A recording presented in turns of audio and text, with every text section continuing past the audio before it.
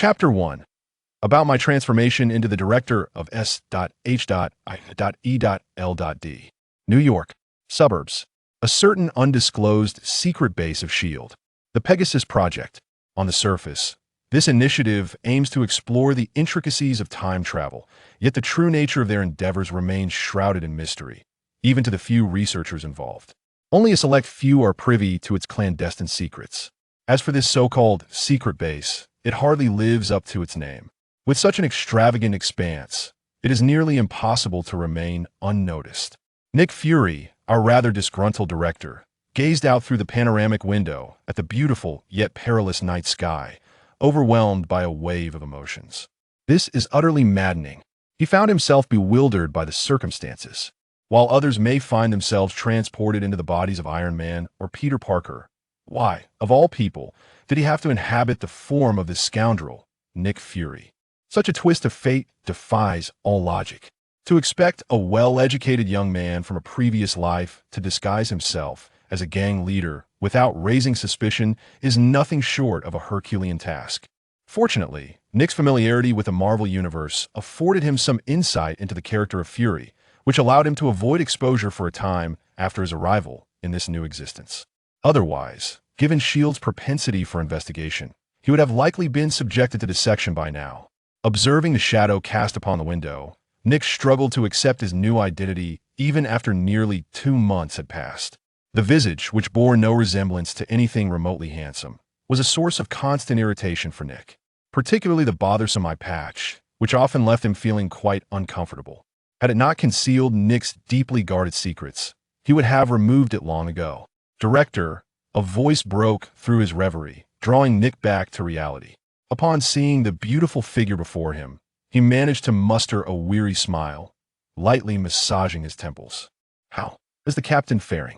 Hill inquired, handing him the psychological evaluation report, her expression grave. "Not promising. Rogers seems to be struggling. His mental state and even physical capabilities have been deteriorating during this time. It's as if a child entering society, unable to cope with its harsh realities, has chosen to shut himself off from the world. Unable to accept the world 70 years later, is it still the same?" Nick sighed, recognizing this as a psychological affliction that medication alone could not remedy. Yet, one could hardly blame Steve. Even he would find such a reality difficult to accept. "Actually," Rogers inquired, "why the S.H.I.E.L.D. of 70 years hence is under your command." "Good grief, what era are we in?" Nick furrowed his brow, interrupting Hill's explanation. "I understand. When I have a moment, I will pay a visit to our dear captain and discuss the concerns he has raised," Nick concluded. Noticing Hill's reluctance to depart, he inquired further. "What is it, my dear deputy?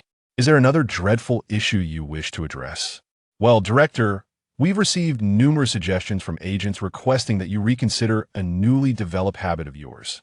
If you continue to touch everyone, some may begin to question your peculiar proclivity." Hill expressed her concern, glancing at the extra hand resting on her shoulder. "Ahem, understood." Nick coughed awkwardly, retracting his hand. Once Hill departed with an odd expression, Nick eagerly opened the system panel. "Why has it failed again?" Nick stared at the system's display indicating a failed extraction, a look of disappointment etched across his face. This system had accompanied him upon his arrival in this new life. Theoretically, it granted him the ability to acquire powers from others. Regardless of who it was, a mere touch would allow him to randomly extract a complete ability from that individual. After 2 months of relentless experimentation, Nick finally grasped the mechanics of this system. It appeared that one could only trigger the extraction ability once per individual, and the results were often unpredictable, sometimes yielding utterly nonsensical abilities.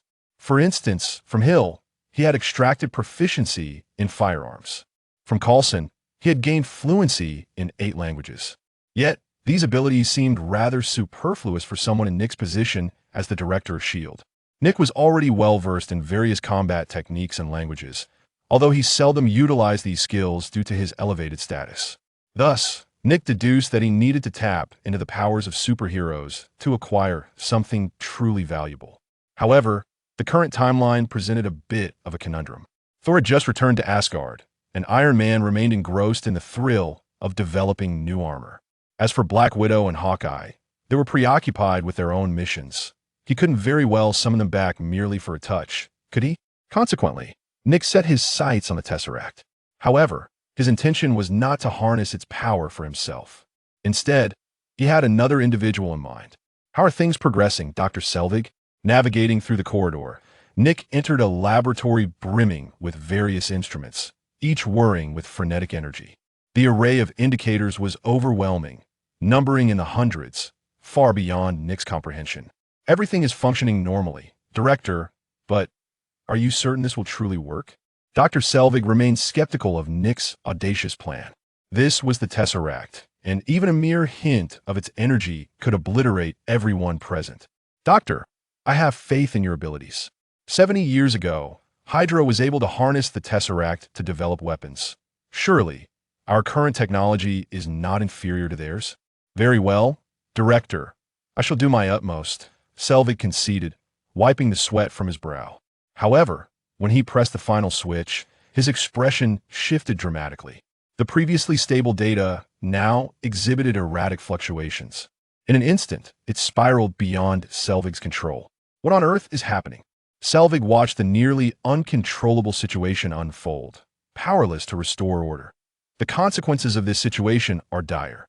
Not only would years of careful planning be rendered pointless, but the entire base also faces the potential risk of annihilation. Director, we must evacuate immediately. The cosmic cube is about to explode, Selvig exclaimed, his expression shifting dramatically as he beheld the surging blue energy emanating from the cosmic cube. There's no time. Something is about to emerge, Nick replied, displaying a remarkable calmness as he regarded the expanding orb of blue energy with a singular eye. As his words resonated, a voice emerged from the luminous sphere.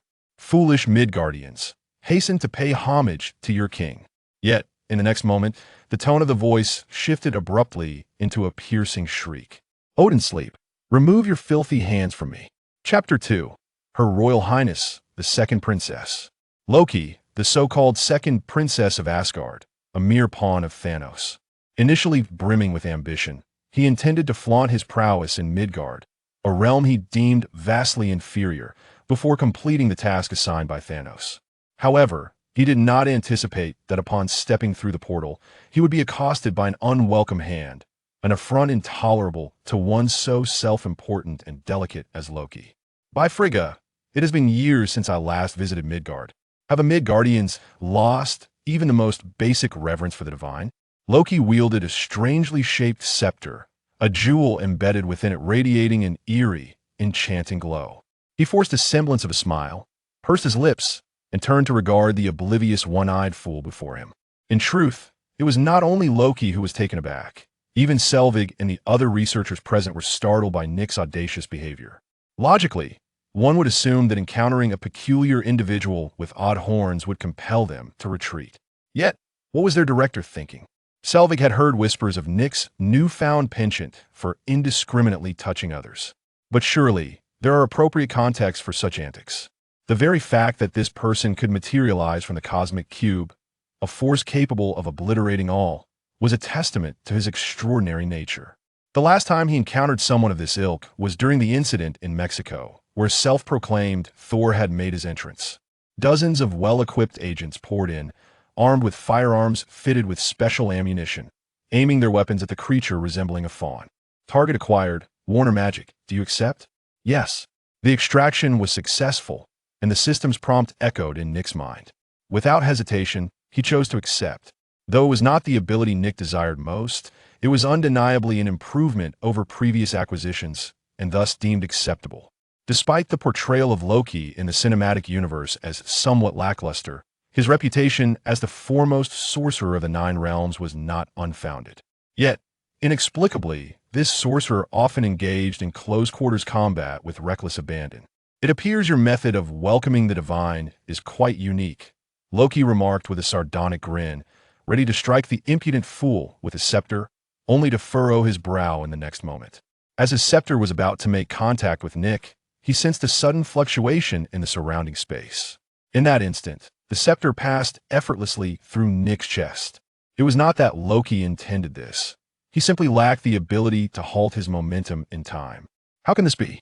When did Midgardians gain the ability to wield Warner magic? Loki was clearly astonished. While such tricks were mere rudiments to the Warner pantheon, their manifestation in an ordinary human was indeed remarkable. Are you the only one permitted to wield it? Nick replied, feigning an air of mystery with a smile. At the moment he accepted Loki's powers, a plethora of information regarding Warner magic flooded his mind. He could, if he wished, effortlessly cast any of its spells. The only drawback was that Nick's current physique was still that of an ordinary human. Without significant enhancement, he would never achieve the effortless mastery of magic displayed by Loki or Doctor Strange. However, Nick's recent display of magic was invisible to Selvig and the others. For in the instant he teleported, Nick had also cast a spell to obscure their vision. To them, it appeared as if the flamboyant director had nimbly evaded Loki's attack and rejoined their ranks. "Director, all personnel have been evacuated," Hill whispered in Nick's ear upon arriving at the scene. "Indeed," Nick nodded, turning his gaze towards the imperious Loki above.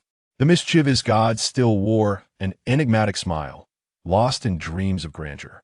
Of course, 2 months prior, Nick had already altered the original plan concerning the cosmic cube. He had relocated the experimental base to this site and temporarily reassigned Barton to mitigate the risk of defection. "Fool, you're quite unique. Just as I arrived in Midgard seeking a guide, I can overlook your earlier indiscretion and invite you to become my subordinate," Loki proclaimed loudly. He was not genuinely forgiving Nick. Rather, he was intrigued by the revelation of Nick's capability to utilize Warner magic. Were it not for Nick's appearance being somewhat at odds with Asgardian aesthetics, Loki might have suspected him to be a lost scion of Asgard. His irreverent remarks, however, incited the ire of all present. They were well aware of Nick's complicated feelings regarding the term fool. Those who dared to address him in such a manner had either ended up dismembered and fed to sharks in the Pacific or crushed and mixed into concrete. "Steady now, gentlemen. Our esteemed Asgardian prince appears to be somewhat oblivious to the situation at hand, which is understandable," Nick replied with a calm smile. "You know me?" Loki's expression shifted. He had not introduced himself, yet Nick had discerned his identity. But soon, he regained his former haughty demeanor, brandishing his scepter menacingly at Nick, only to be interrupted by the snap of Nick's fingers. In that instant, as Nick snapped his fingers, Loki's expression changed dramatically, enveloped in a potent wave of spatial distortion. Nick's lips parted ever so slightly. The world around him underwent a dramatic transformation. He found himself in an entirely unfamiliar realm. Just moments before, he distinctly perceived the term fool emanating from Nick's mouth. Returning his gaze to the base, the assembled individuals were utterly perplexed. Why had Loki vanished from his position with but a snap of Nick's fingers? Perhaps this Asgardian prince was suddenly reminded of some pressing matter and decided to attend to it? Nick shrugged. After elucidating that Loki was Thor's brother, the others reluctantly accepted this reality. After all, Thor had previously offered a similar excuse. It seems all Asgardians are cut from the same cloth. Hill sighed.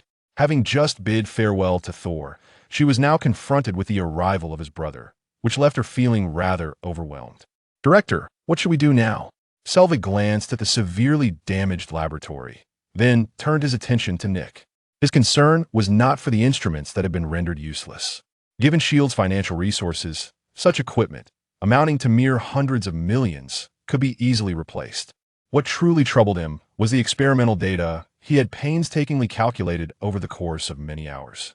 It appeared he would have to start from scratch once more. There's no need for such inconvenience. Wasn't all the previous data preserved? We can simply continue with the final step of the calculations. Of course, if you don't mind the hassle, starting over is also an option, Nick remarked, as if struck by a thought. He then waved his hand, indicating that he had other matters to attend to. He departed from the crowd, making his way toward a large door. Upon opening it, he was greeted by a thin figure clad in monk's robes, his own bald head mirroring Nick's. The man stood with his hands clasped behind his back, as if he had been waiting for Nick for quite some time, a gentle smile gracing his features. "Master Gu, it has been a long time." Chapter 3. An invitation from Ancient One. As Nick stepped into the room, he immediately sensed a profound transformation unfolding around him. The metallic ambience of the laboratory vanished in an instant, replaced by a modest chamber steeped in medieval charm. The flickering flames of the fireplace, along with scattered candles adorning the walls, cast a warm glow throughout the space. Occasionally, sparks would leap from the hearth. Surprising, yet not surprising, Nick. Such was the quintessential method of the Ancient One. Have you opened another portal behind my door? Nick casually accepted a cup of steaming tea from the Ancient One, effortlessly finding a seat and nonchalantly crossing his legs, as if he were the rightful proprietor of the room. No, it's merely a simple spatial teleportation spell. Can't you feel it? The Ancient One smiled lightly, unfazed by Nick's demeanor, and took a seat across from him. I've mentioned countless times that I am utterly ignorant of magic. Nick waved his hand dismissively. This was not his first summons by the Ancient One. The previous occasion was 2 months prior, shortly after his arrival in this realm. As the supreme sorceress and guardian, she had promptly sensed the anomaly and transported him, aiming to decipher the unfolding events. Remarkably, at the very moment of Nick's arrival, the eye of Agamotto around her neck had exhibited an unusual disturbance, an unprecedented occurrence. It was from that moment that the Ancient One began to notice a peculiar deviation in the future visions she had once perceived, an anomaly introduced by Nick himself. You remain exceedingly humble. To master my mirror space magic after only a single observation is no mere indication of extraordinary talent, the Ancient One remarked, her presence exuding an elegant and natural aura that was undeniably comforting. Have you thought it over? She inquired. A mere nod from you now, and the title of the next Supreme Sorcerer shall be bestowed upon you. Is there any mention of my assuming the role of Supreme Sorcerer in the future you envision? Nick retorted. In truth, he had little interest in the title of Supreme Sorcerer. He found greater contentment in his role as the director of S.H.I.E.L.D. Despite the occasional brush with peril, it was far preferable to becoming a monstrous entity akin to Strange in later times. Above all, Nick was acutely aware of his own lack of aptitude for magical practice. Thus, I find myself utterly bewildered. After all, the previous owner of this body, Nick Fury, was indeed inept when it came to the arcane arts. This is an unalterable truth. As for the notion that Ancient One spoke of, that one could grasp it with just a single glance, it was merely Nick's audacious act of shaking hands with her, from which he extracted the complete mirror magic. Ancient One paused for a moment before continuing. You see, I can glimpse many possible futures, each bearing different outcomes. Some are favorable, others not so much, including futures where you inherit my position and supplant Strange. And what would such a future entail? Nick inquired. Many scenarios unfold. One where you and Dormammu divide the earth. Another where you surpass Strange in prowess. Yet, in most instances, you eventually tire of the title of Sorcerer Supreme and relinquish it back to Strange. Since you know I will ultimately return this position to Strange, why are you so insistent on teaching me? Nick retorted. Futures can be altered, and I have faith in you. You will excel beyond Strange. Well, in truth, compared to that loquacious, self-important fellow who disrespects magic, you are indeed more suited for this role. At least you won't bring harm to as many of the afflicted sorcerers. Ah, so you were concerned for your subordinates. Nick feigned enlightenment, still resting with his legs crossed. Is this sudden invitation merely to inquire whether I am willing to inherit your position? Nick frowned, speaking again. In that case, I must apologize. My answer remains unchanged. Rather than diligently observing every corner of Earth, I prefer to remain the director of S.H.I.E.L.D. At least as director, I can occasionally embezzle a considerable sum and indulge in the company of many lovely ladies. Wait, Nick, are you not planning to release that unfortunate soul? Ancient One rose, blocking Nick's path. Are you referring to Loki? Indeed, Ancient One nodded. You have allowed him to free fall in your mirror space for nearly half an hour. Such punishment is sufficient. That is far from adequate. I have never held any fondness for that mindless Asgardian, Nick replied, yet he snapped his fingers. Suddenly, a dark void appeared above them, accompanied by a scream from within, as a figure plummeted, making a rather forceful acquaintance with the ground. Damn Midgardians! How dare you subject a great deity to free fall in a reflective space for a full half hour? Loki raged, attempting to rise, but was struck on the head by the Mind Stone, which had arrived just moments after him. A cry of anguish escaped his lips as the unfortunate scepter rolled to Nick's feet. Just as Nick intended to retrieve the scepter, a dagger was pressed against his throat. The once comical Loki, who had been sprawled on the floor, had mysteriously appeared behind Nick, teeth clenched as he gripped the dagger, standing ominously behind him. You will pay for this, he spat, yet before he could finish his threat, he vanished from sight once more. This time, however, it was not Loki's trickery at play. Rather, Nick could no longer tolerate Loki's arrogance and had unceremoniously banished him back to the mirror dimension. Observing Nick, who required no preparatory incantations, a smirk crept across the lips of the Ancient One. You claim to lack aptitude for magic, yet even I cannot so effortlessly summon the mirror dimension. Nick chose not to respond to the Ancient One's remark, instead shifting the conversation. He is a nuisance. If you don't mind, I shall leave Loki in your care. After all, your methods of education are rather limited, and this esteemed prince of Asgard would provide an ample subject for your lessons. Of course, another reason I summoned you was to request him. Chapter 4. The Mind Scepter. Nick was somewhat taken aback by the Ancient One's initiative in requesting Loki. However, he refrained from voicing his curiosity. The Ancient One had always operated shrouded in mystery, and even if he were to inquire, she might not provide an answer. Thus, Nick opted to let it be. In this manner, the Ancient One had conveniently resolved a troublesome situation for herself. Keeping Loki confined within his mirror realm was hardly a sustainable arrangement. Who could predict what mischief Loki might concoct while inside? The mere thought of Loki's impending existence provoked a smirk of schadenfreude from Nick as he cast a pitying glance at Loki. As a traveler between worlds, Nick was acutely aware of Loki's motives for venturing to Earth. His purpose was plainly to pave the way for Thanos, utilizing the Tesseract to create a portal for the Chitauri army to invade. In a typical narrative arc, this would align with the plot of the first Avengers film. Had it not been for the disruption of events caused by his own intervention, Loki would likely have already amassed a formidable following to assist him in crafting his instruments of chaos. Alas, before he could even make his move, Nick had thwarted him. Yet, this alteration in plans meant that the enemies Loki would soon face were likely to change. After all, Thanos had bestowed the Mind Scepter upon Loki. Should Loki fail to fulfill his assigned task, Thanos' nature would surely compel him to dispatch his minions to reclaim the scepter. Consequently, the trajectory of events henceforth became uncertain. Slowly, Nick lifted his gaze, and within the depths of his murky single eye lay the essence of his true self. The sorcerer, will war arrive as scheduled? Ancient One did not respond to Nick, her face still adorned with her signature smile. Very well, I understand. Nick sighed. This was the flaw of Ancient One, her lack of sincerity towards others. However, at that moment, Loki, who had been observing from the ground, spoke up. Wait. You haven't finished your words. Loki paused, noticing Nick slowly raise his hand. The last time he made this gesture, he had plummeted through a bizarre world for a full half hour. Thus, Loki prudently recoiled slightly.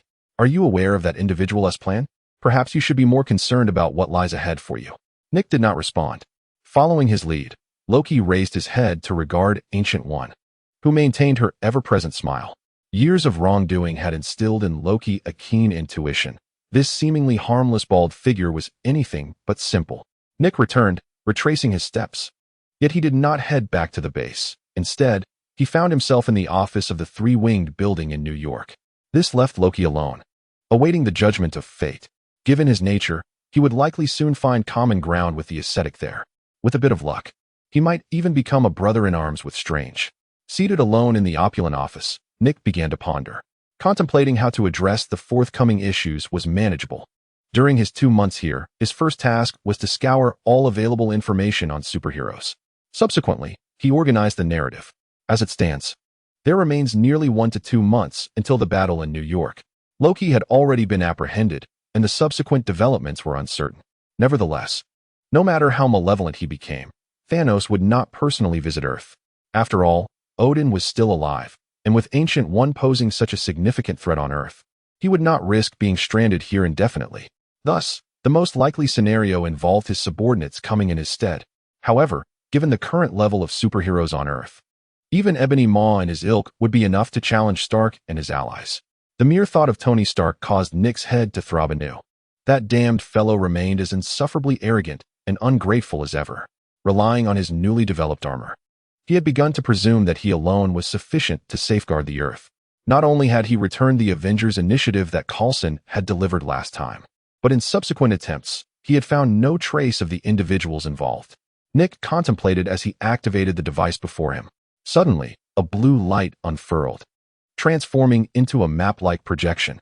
However, this map was marked by several luminous points, the majority of which were concentrated in New York, with one solitary point situated in Brazil. Curiously, one point remained entirely unlit. This was not due to a malfunction of the device. Rather, it indicated that the individual known for wielding a hammer was currently absent from Earth. It seemed imperative to gather this motley crew without delay. Otherwise, when Thanos commanded his forces to strike, they would be utterly defenseless. Nick sighed. He had contemplated the notion of assimilating everyone's abilities into himself, thereby achieving the effect of a singular entity embodying an entire army. However, this idea was swiftly dismissed. While the concept was appealing, the practical execution proved to be somewhat unrealistic. Although abilities could be replicated, certain facets were beyond Nick's grasp, a source of considerable frustration for him. Ultimately, he realized he would inevitably require Tony's assistance. Even if Tony were to evolve into the genuine Iron Man in the future, at present, he remained a complete jerk. At that moment, Hill's voice echoed through the communicator. Nick acknowledged her, and soon after, the door before him opened following Hill's input of the access code. Upon witnessing Nick's presence, Hill was momentarily taken aback. In her memory, Nick had not emerged from the other laboratory since entering. Could it be that he had fashioned a secret elevator leading directly to the Triskelion? Although this notion seemed far-fetched, given Nick's character, it was not entirely implausible. So, you really did create a secret passage to your office? Hill inquired, her curiosity getting the better of her as she sought to glean information from him. Rein in your imagination. Setting aside how I managed to conceal this from all those watchful eyes. Tunneling a passage beneath the most fortified laboratory over a distance of several hundred kilometers, what kind of engineering feat do you think could accomplish such a task? Nick raised an eyebrow, handing the Mind Stone to his ever-inquisitive subordinate. Hill accepted the stone, scrutinizing the intricate patterns etched upon its surface. This was brought by that Asgardian. But it seems he may not return for some time, so we'll have to safeguard it for a while. Chapter 5. The meeting in Hydra regarding Nick's insinuation of custodianship. Hill was well aware of the underlying implications. Once anything falls under the jurisdiction of S.H.I.E.L.D., even if it were a national treasure, no outsider could hope to extract it from their grasp. This is the cardinal rule of S.H.I.E.L.D. Do not be deceived. This artifact does not belong to Earth. Nick interrupted Hill's scrutiny of the Mind Stone. This matter is not to be trifled with, for it is embedded with one of the 6 Infinity Stones, a prized possession of Thanos. Save for Loki, only Thanos could wield it with such proficiency. Is it Asgardian? Hill retorted, having gleaned Loki's identity from Nick. They found themselves perplexed by the motives of the Asgardian prince in his assault on Earth. Moreover, Loki's intrusion had significantly altered their perception of Asgardians. In comparison, Thor appeared far more endearing. Nonetheless, Nick shook his head. He had no intention of divulging the matter of the Infinity Stones. Place it 3,000 meters underground, Nick mused, considering that location to be the most secure. He continued, urging Dr. Selvig to alleviate his psychological burdens and expedite the research on the Tesseract. A single failure does not signify much. After all, the Tesseract could not possibly bring forth peculiar individuals each time. Understood, Hill nodded, subsequently handing over the preliminary documents she had prepared for Nick. What is this? Nick inquired as he accepted the materials. Upon glancing at the first page, his brow furrowed, and he forcefully slammed the stack upon the table. What do they mean by this? As the director of S.H.I.E.L.D., do I not possess even the slightest authority? He appeared somewhat irate, for those insufferable individuals had meticulously documented every instance of his alleged abuse of power over the years, itemizing them one by one. There were even several charges of embezzlement against him. Fortunately, the records of misappropriated funds were limited to a few instances. Based on Nick's current assessment, that shameless predecessor of his had embezzled billions for his own pursuits. It remained a mystery how he managed to execute such schemes without detection. Over the years, he had narrowly escaped capture on only a few occasions. Nick found himself disinterested in continuing his examination of the documents. The intention of those individuals was abundantly clear. They sought to rein in Nick, reminding him that his position as director did not grant him the liberty to act with impunity. There are indeed watchful eyes above. As you know, those in higher positions have long held a grudge against you, particularly regarding your unilateral decision to modify the experimental base for the Tesseract. They unanimously attribute the failure of the recent experiment to your presumptuous actions. However, the reality has proven that my decision was indeed the correct one. Nick was profoundly dissatisfied. Not only did it prevent unnecessary casualties, but it also saved several $100 million. They are only willing to acknowledge what they can see. Hill sighed, fully understanding Nick's sentiments. The position of director is not as effortless as outsiders might perceive. Yet, with her qualifications, she felt unworthy to speak on Nick's behalf in front of those individuals. So, are they planning to hold a public denunciation session for me? To take turns lecturing me? Indeed. Hill nodded. The senators are already awaiting your presence, and they seem to harbor significant biases against your proposed Avengers initiative. Very well, I understand. I shall go at once. Adjusting his nose, Nick rose from his seat, straightened his iconic black trench coat, and strode purposefully toward the conference room. This was a space designated for special meetings. Inside, there was no grandeur, only a row of screens. On those screens, 5 indistinct figures occupied individual displays. However, Nick could easily deduce their identities. Aside from the former director, Alexander Pierce, there were several high-ranking S.H.I.E.L.D. senators. In terms of seniority, some were on par with him, while others surpassed him. It was precisely due to this seniority that they felt emboldened to critique Nick's actions. Had it been anyone else, they would have likely been fed to the sharks by now. Regardless, a simple adjustment to the death report would suffice. He was well versed in that process. So, have you summoned me here to denounce me once more? Nick placed his hands behind his back, unfazed by their status. With all due respect, gentlemen, I can manage my own affairs. The senators, well aware of Nick's temperament, chose not to respond to his remarks and instead stated, "This has crossed the line, Commander. You are dealing with forces beyond your control. I had warned you when you proposed to revive the Tesseract Research Initiative that some matters are far more complex than they appear." Nick merely smiled faintly, retorting, "Have you ever been to war, Senator? Have you witnessed real combat? Do you not think that you are being overly restrictive? Asgard has declared war upon us. Should we not prepare something that aligns with reality?" Pierce interjected. "It is not the domain of Asgard, but Loki," Nick corrected. "Yet, he cannot act alone.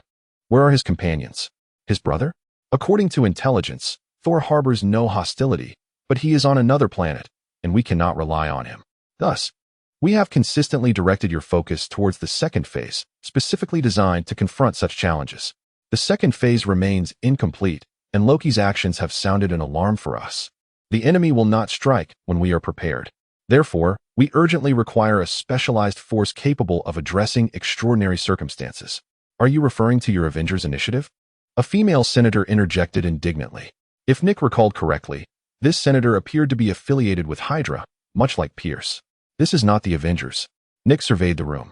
Most attendees were indeed members of Hydra, yet at this moment, they could masquerade better than anyone.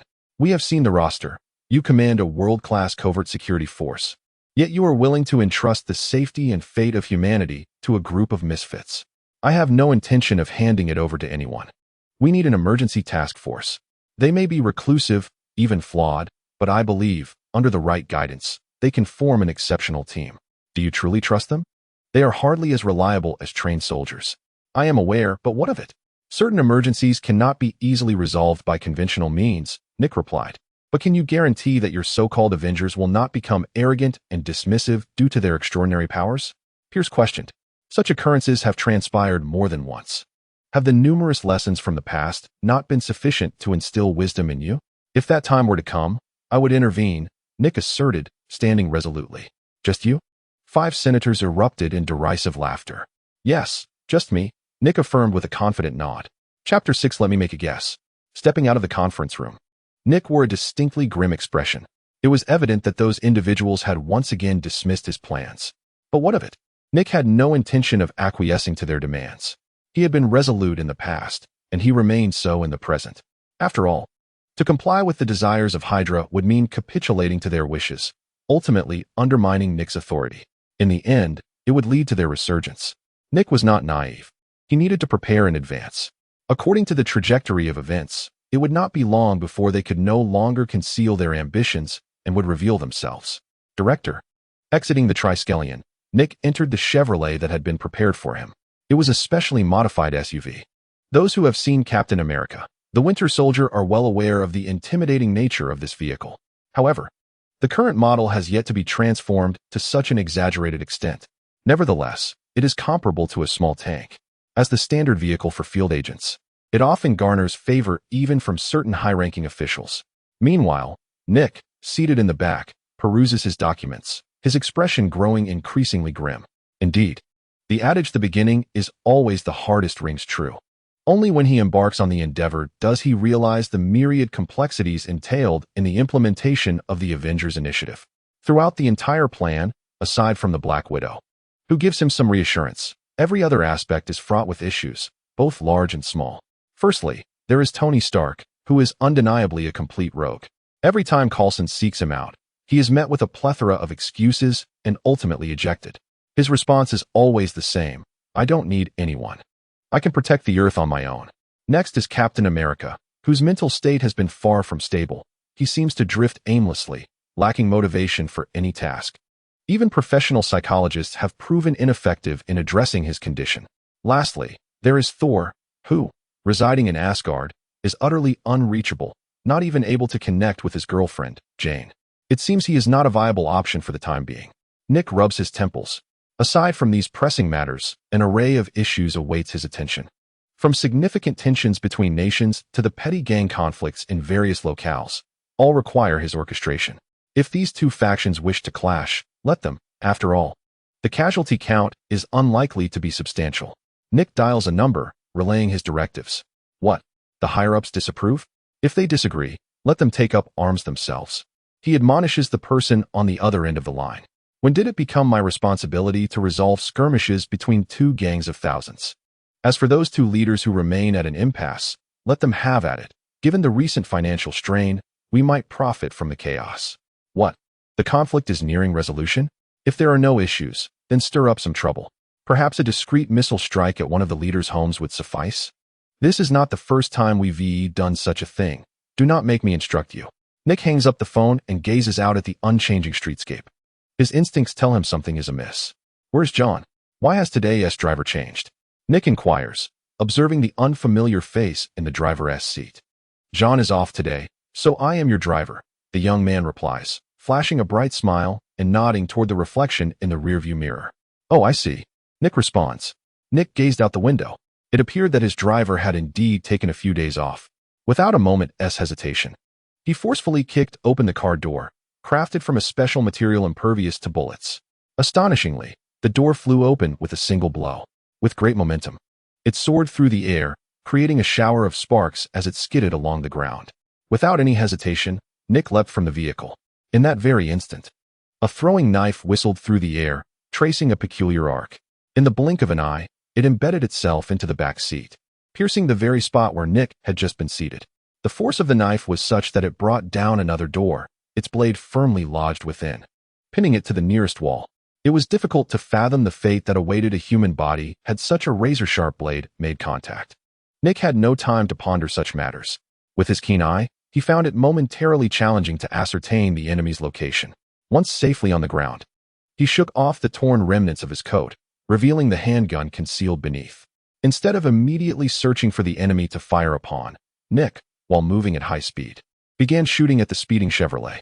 Despite his previous life lacking any shooting experience, this new body was endowed with an innate marksmanship talent, allowing Nick to excel in this regard. After all, in his youth, he had been a prodigy with an extraordinary gift for shooting. Even though age had dulled his aim somewhat, the system's enhancement of his shooting ability more than compensated for it, even surpassing his former prowess. Bang, bang, bang. As the Chevrolet approached the intersection, Nick took his shot. 3 quick shots erupted, flames flickering from the muzzle. With the flash of sparks, 3 bullets were propelled forward, precisely aimed at the area previously obscured by the car door, targeting the driver's seat. Unfortunately, despite the tampering with the door, the seats remained intact. The bullets did not penetrate as Nick had hoped. Instead, they clattered to the ground with a metallic clang. The sole bullet that grazed the driver merely left a shallow cut on his face, failing to hinder his escape speed. All of this transpired in an instant, and Nick felt no regret. The true threat still lurked nearby.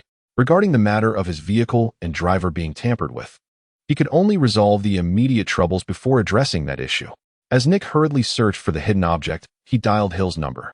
Hill, I need. Before Nick could finish his sentence, a flying knife pierced the communicator in his hand, embedding itself into the ground. Damn it! The masked figure appeared somewhat displeased, slowly turning in the alley to confront the bald man emerging from the shadows. Unlike Nick, this bald man had a conspicuous target painted on his head. My old friend, you recently, Before the target could complete his opening line, disbelief washed over his face as he gazed at Nick, who had inexplicably traversed the 4 to 5 meters between them, standing right before him. The target appeared flustered, reaching for the knife concealed within his clothing. Yet it was too late. Let me guess, it's not just about the target, is it? Nick tightened his grip around the target's neck, lifting him effortlessly. Chapter 7. The application of magic. Given Nick's disposition, it was impossible for him to be unaware of the true mastermind behind the scenes. It was none other than one of those present at the meeting he had just attended. They had harbored resentment towards him for quite some time. However, for the past 2 months, Nick had adhered to the routine, with only occasional bouts of defiance, all to lower the vigilance of Hydra and secure himself more preparation time. Yet, he had not anticipated their swift action. Even during his ride, Nick had sensed something amiss. For instance, the weight of the car door when he opened it, and the driver's slightly unnatural demeanor while driving. These were minor details, yet they did not escape Nick's keen observation. Although Kingpin had long harbored disdain for him, his ire was not solely directed at Nick, but rather at S.H.I.E.L.D. itself.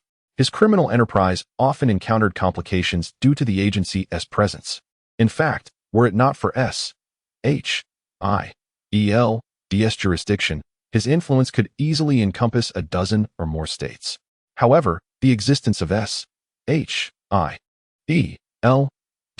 compelled him to protect his stronghold while restraining his ambitions for expansion.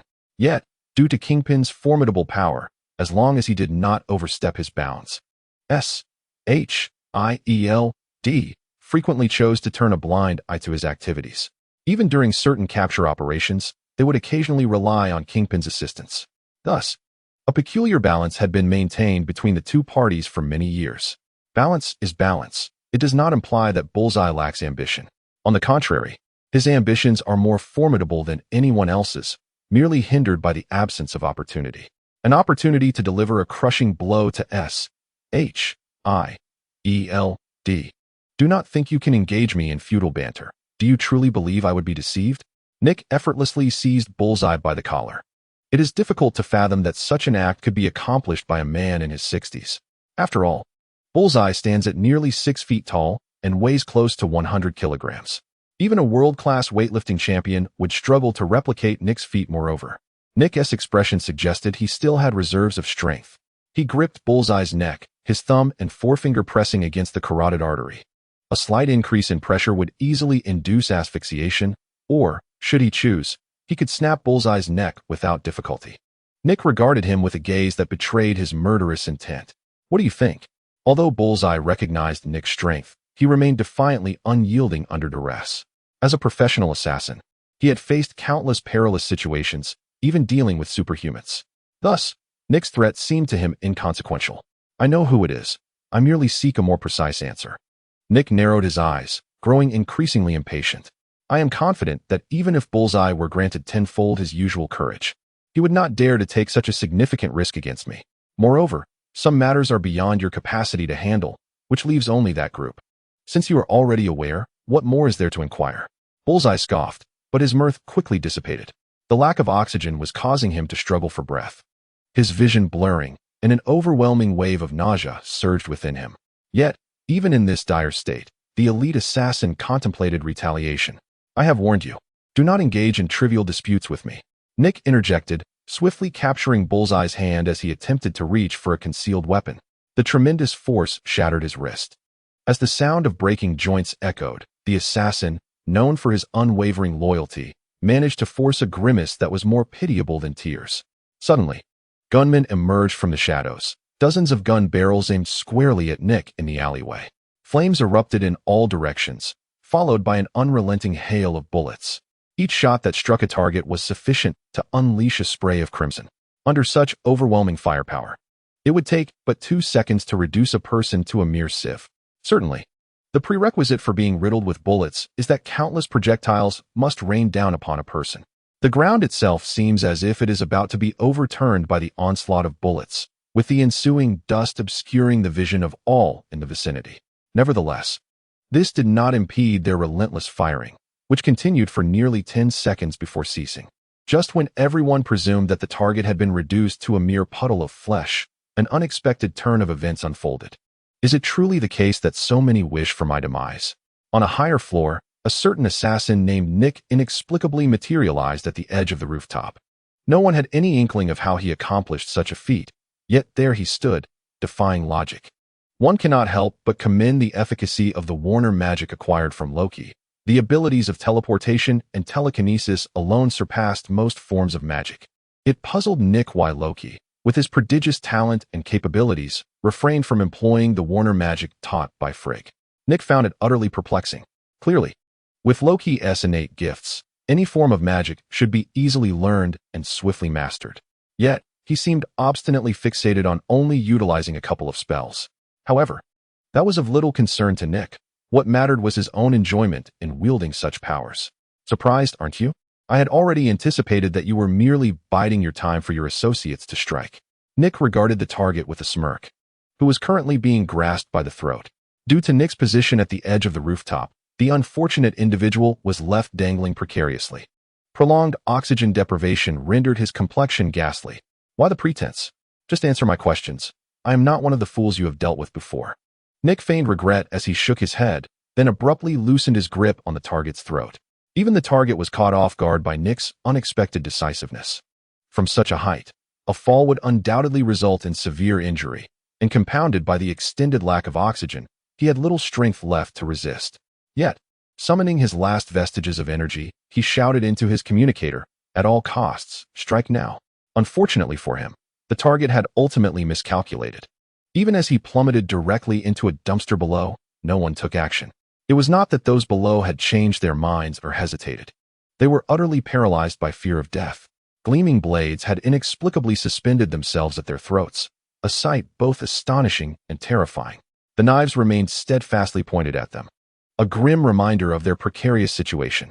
Sunlight streamed through the window, casting a pale hue upon their faces while illuminating the gleaming blades that reflected a blinding light. Chapter 8. The Fox Will Always Reveal Its Tail. Hill and his team arrived at the scene 2 minutes after the incident had concluded.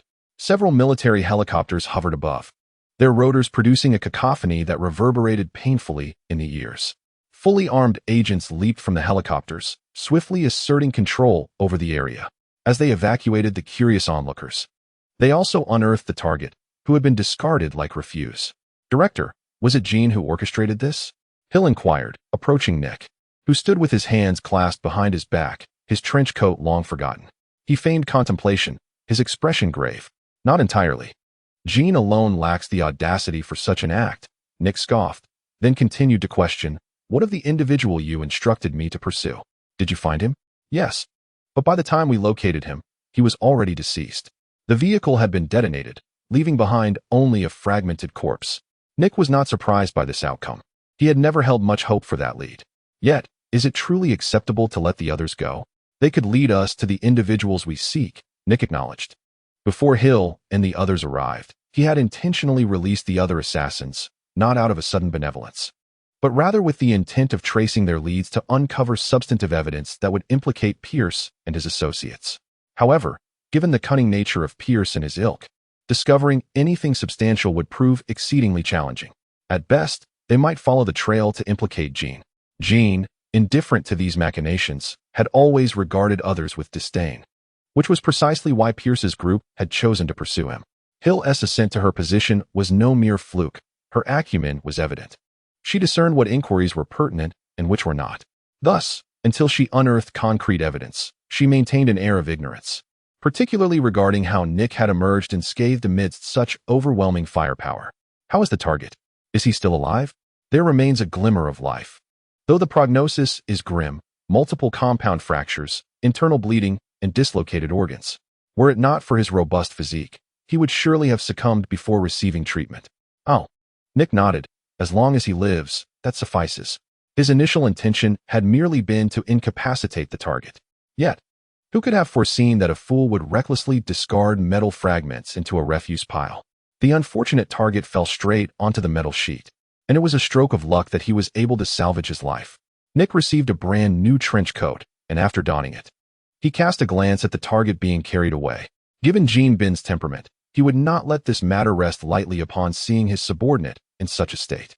In the days to come, He would undoubtedly deploy more personnel to monitor the target's movements and inform me immediately of any developments. Jean Bin has always adhered to the principle of exacting vengeance for any grievances, and this incident would certainly not be left unaddressed.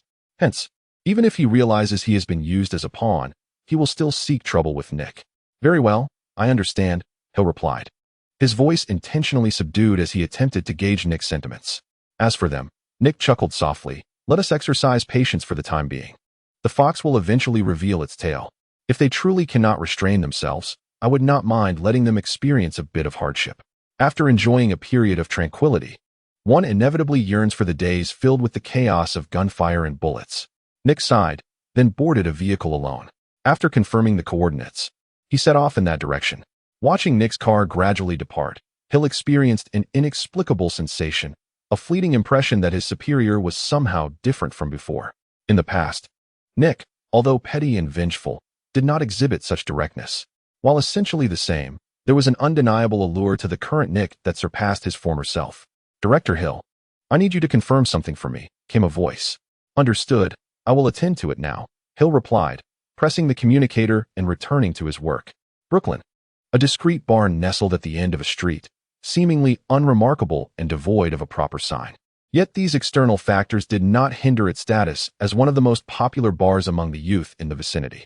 In stark contrast to the dilapidated entrance, the interior resembled a nightclub situated in the city center.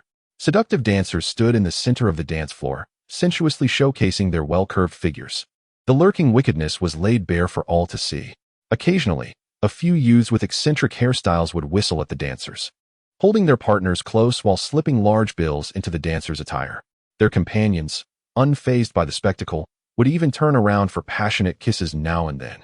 This place was akin to a lawless territory. Some patrons, intoxicated with revelry, would even pull out firearms from their pockets and slam them onto the table. Others would openly produce packets of powdery substances to share among their companions, an act met with indifference by the others present.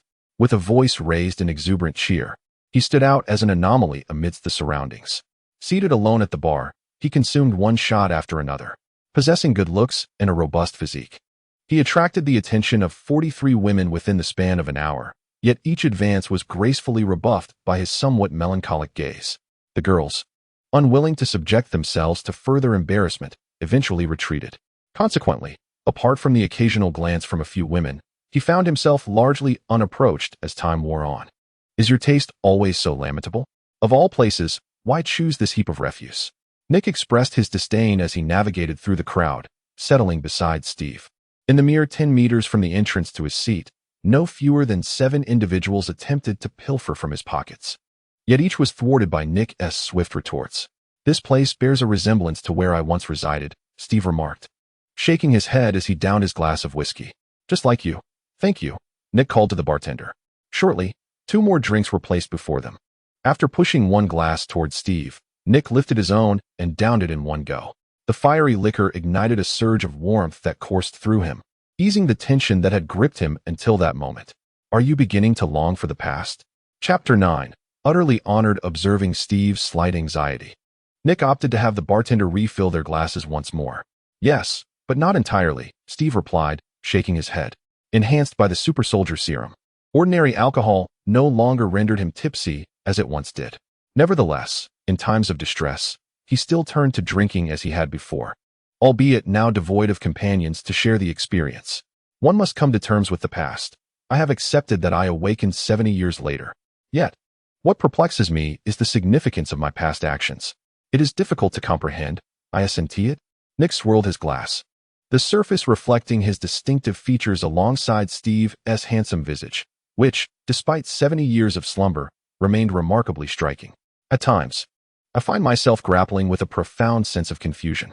Despite my considerable efforts and unwavering dedication, the outcomes remain unchanged. What, then, is the purpose of my endeavors?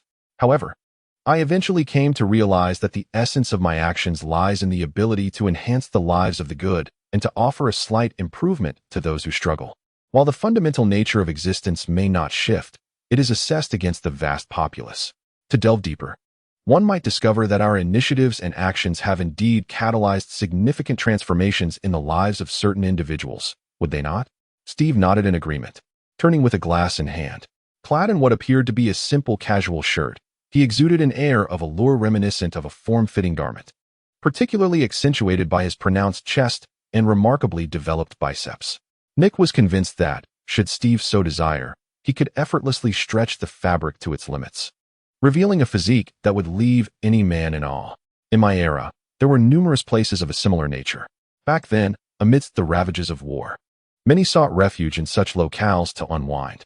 They often opted to host extravagant parties as a means of alleviating their stress, engaging in whatever revelry they pleased. In the throes of passion, men and women alike would unabashedly indulge, some numbed by substances, while others, acutely aware of the impending battlefield, felt a desperate urgency to seize the moment. What surprised me, however, was the persistence of such venues 70 years later.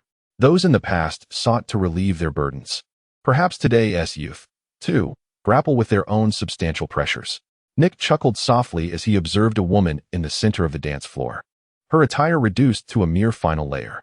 The tantalizing spectacle ignited a fervor among the men below, who yearned to rip away her garments. When their schemes were finally realized, the party would undoubtedly reach its zenith. Indeed, the weight of pressure is palpable. Steve sighed, revealing his indifference towards the surroundings. His unchanging expression conveyed a distinct lack of enthusiasm for the environment. Once, our adversaries were those invaders. Now, while the invaders have long been driven away, the true enemy remains ever present, suffocating those at the bottom of society. During a prior period, I ventured into the slums. Filthy, chaotic, impoverished, no single term could encapsulate the reality there. The dank, moldy drains emitted a nauseating stench, and amidst heaps of refuse, one might stumble upon remnants of human remains. Gunfire, cries for help, and wails echoed. Little has changed since 70 years ago. I truly wonder whether the outcome for which I risked my life was indeed the right one. Observing Steve's despondent demeanor, Nick found himself at a loss for words. He had not experienced the era that Steve had endured. Thus, he felt unqualified to pass judgment on him. Regardless, Steve poured himself another drink and remarked, "So, you have come to see me today to assign me some tasks?" No. I merely heard from the doctor that your condition has not been favorable lately, and I wanted to check on you in person," Nick explained. "You know well enough that the words of those so-called doctors are not particularly trustworthy." Steve waved his hand dismissively. "They sometimes struggle to manage their own emotions. How could they possibly assist me with mine?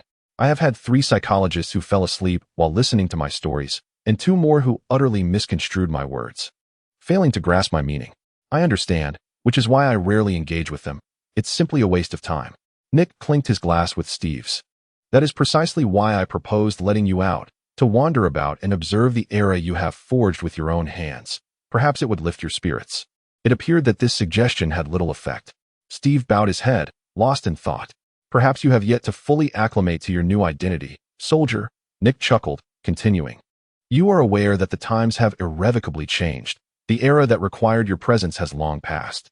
You have served your country and embraced your identity without question. When you chose to charge towards the ice with a bomb, you had already repaid that debt. Therefore, you are now a free man.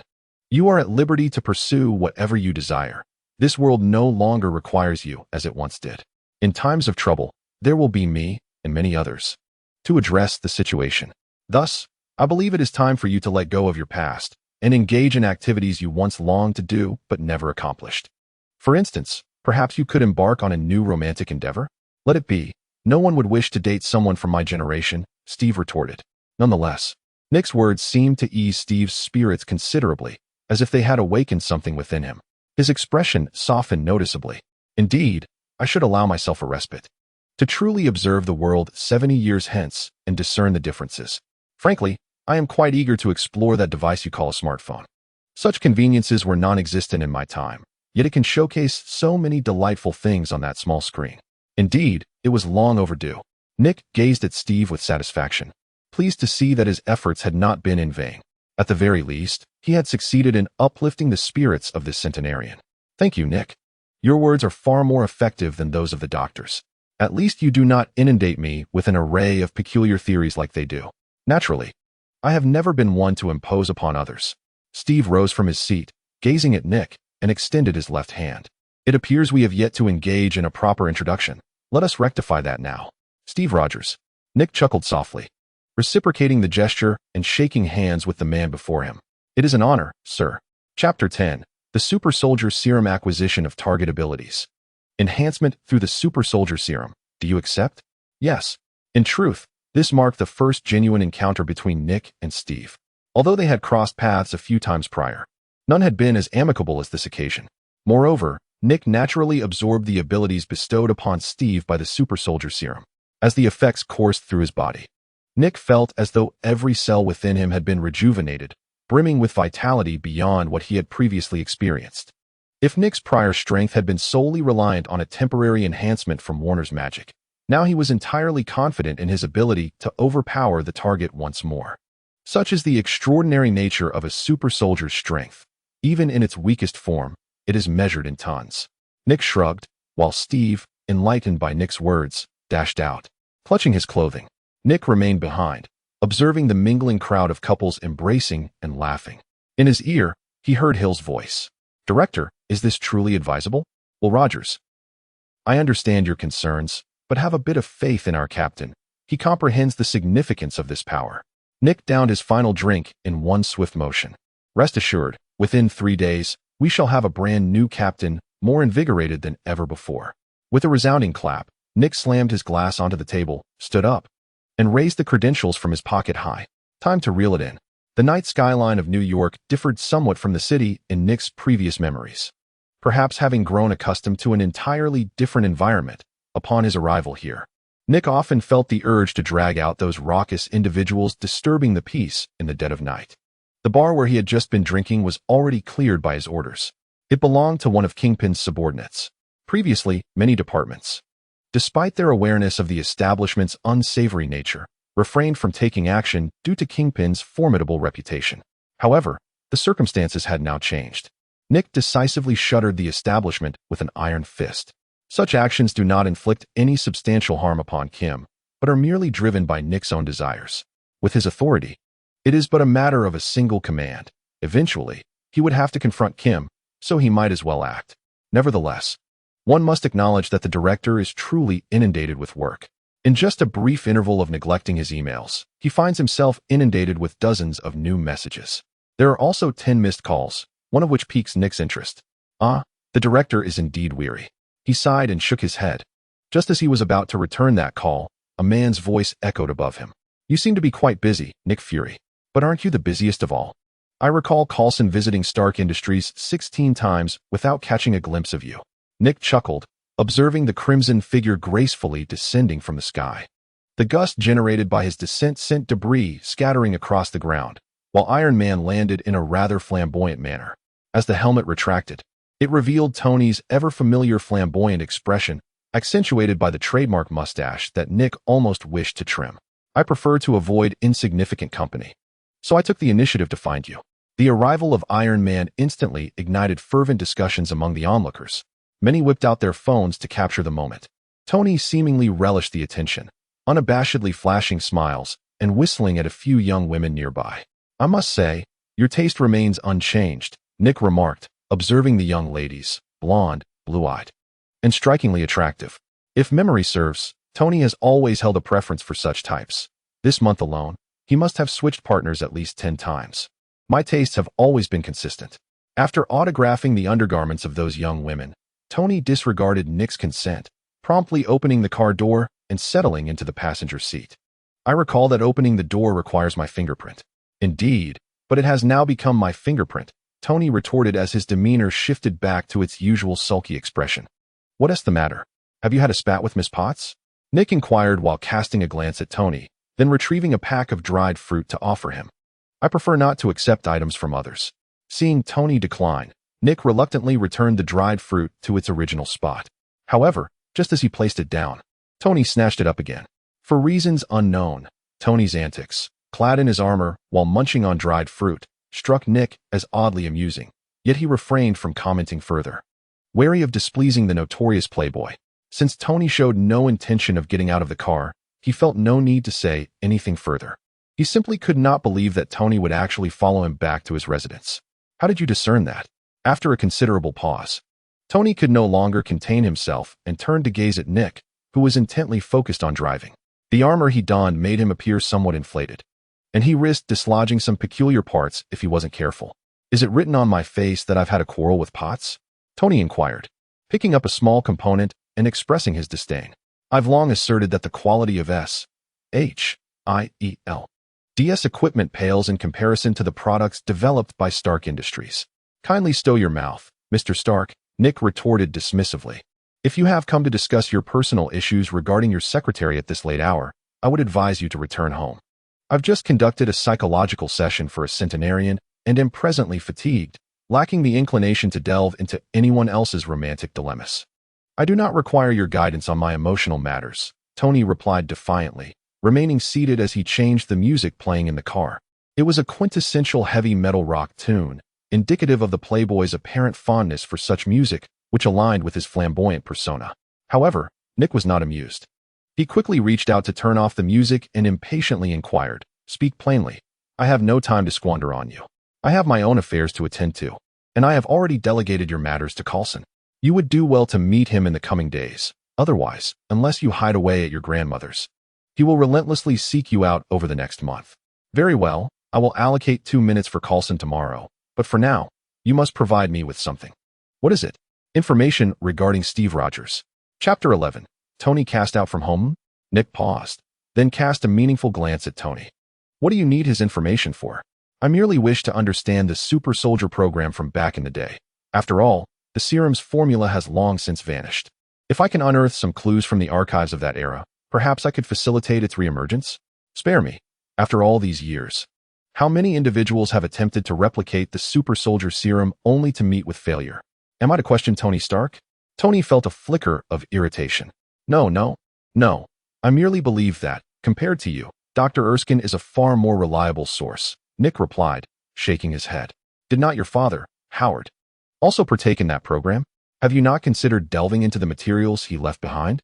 "I have searched, but there are no leads in that regard." After viewing the video left for him by Howard, Tony's perception of his father, with whom he had harbored misunderstandings for many years, underwent a significant transformation. "Alas, it appears we are at an impasse. Dr. Erskine left no trace of the super soldier serum's formula, rendering me powerless to assist.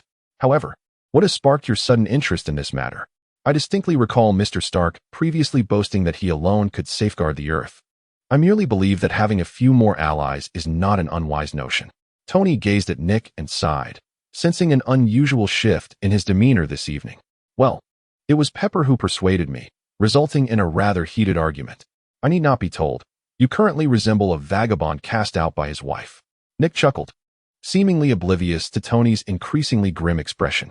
Among so many women, only Potts could elicit such a display of despondency from this notorious playboy. "She possesses many admirable qualities.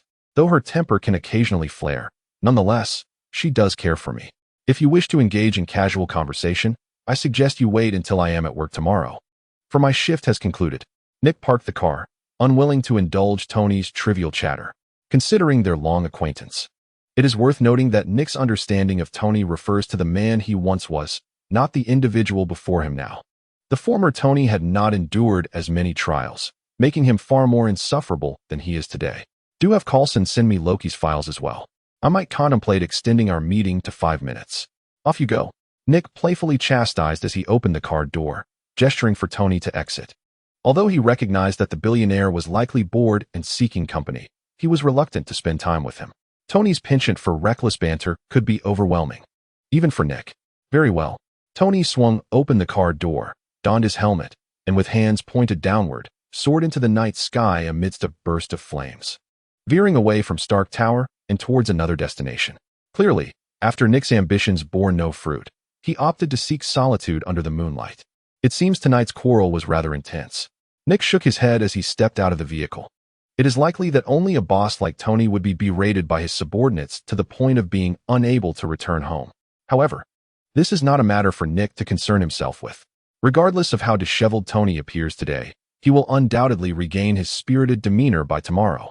After closing the car door, Nick instinctively surveyed his surroundings to ensure he was not being followed before entering a residential area. After nearly half an hour of winding through the streets, he found himself once again at the familiar intersection, then stepped through a well-known entrance. The path was straight, resembling that of an ordinary single apartment. However, when Nick used his fingerprint to unlock the door to the innermost room, everything transformed into something distinctly different. This single apartment, unlike any typical abode, boasted 3 wardrobes. Opening the third wardrobe revealed a row of black trench coats, each impeccably organized in color, size, and even the creases from ironing. Yet, Nick did not remove a single garment. Instead, he extended his hand and, counting 6 coats from left to right, felt for a button-like object hidden within. Upon finding it, he pressed down. With a thunderous rumble, the other 2 wardrobes responded as if triggered by a mechanism, emitting a resonant sound. They resembled a grand door being opened, transforming the wardrobes into a frame as they slid apart, revealing a dark metallic door concealed within.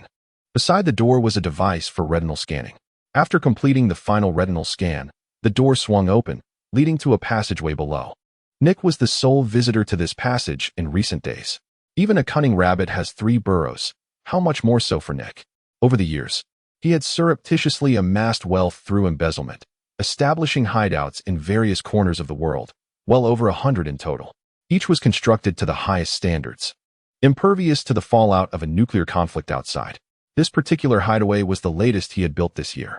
Nick had little inclination to sleep while working, yet found ordinary apartments rather too ostentatious. As for the luxurious accommodations arranged by S.H.I.E.L.D., even with 24-hour protection from elite security, Nick felt decidedly unsafe.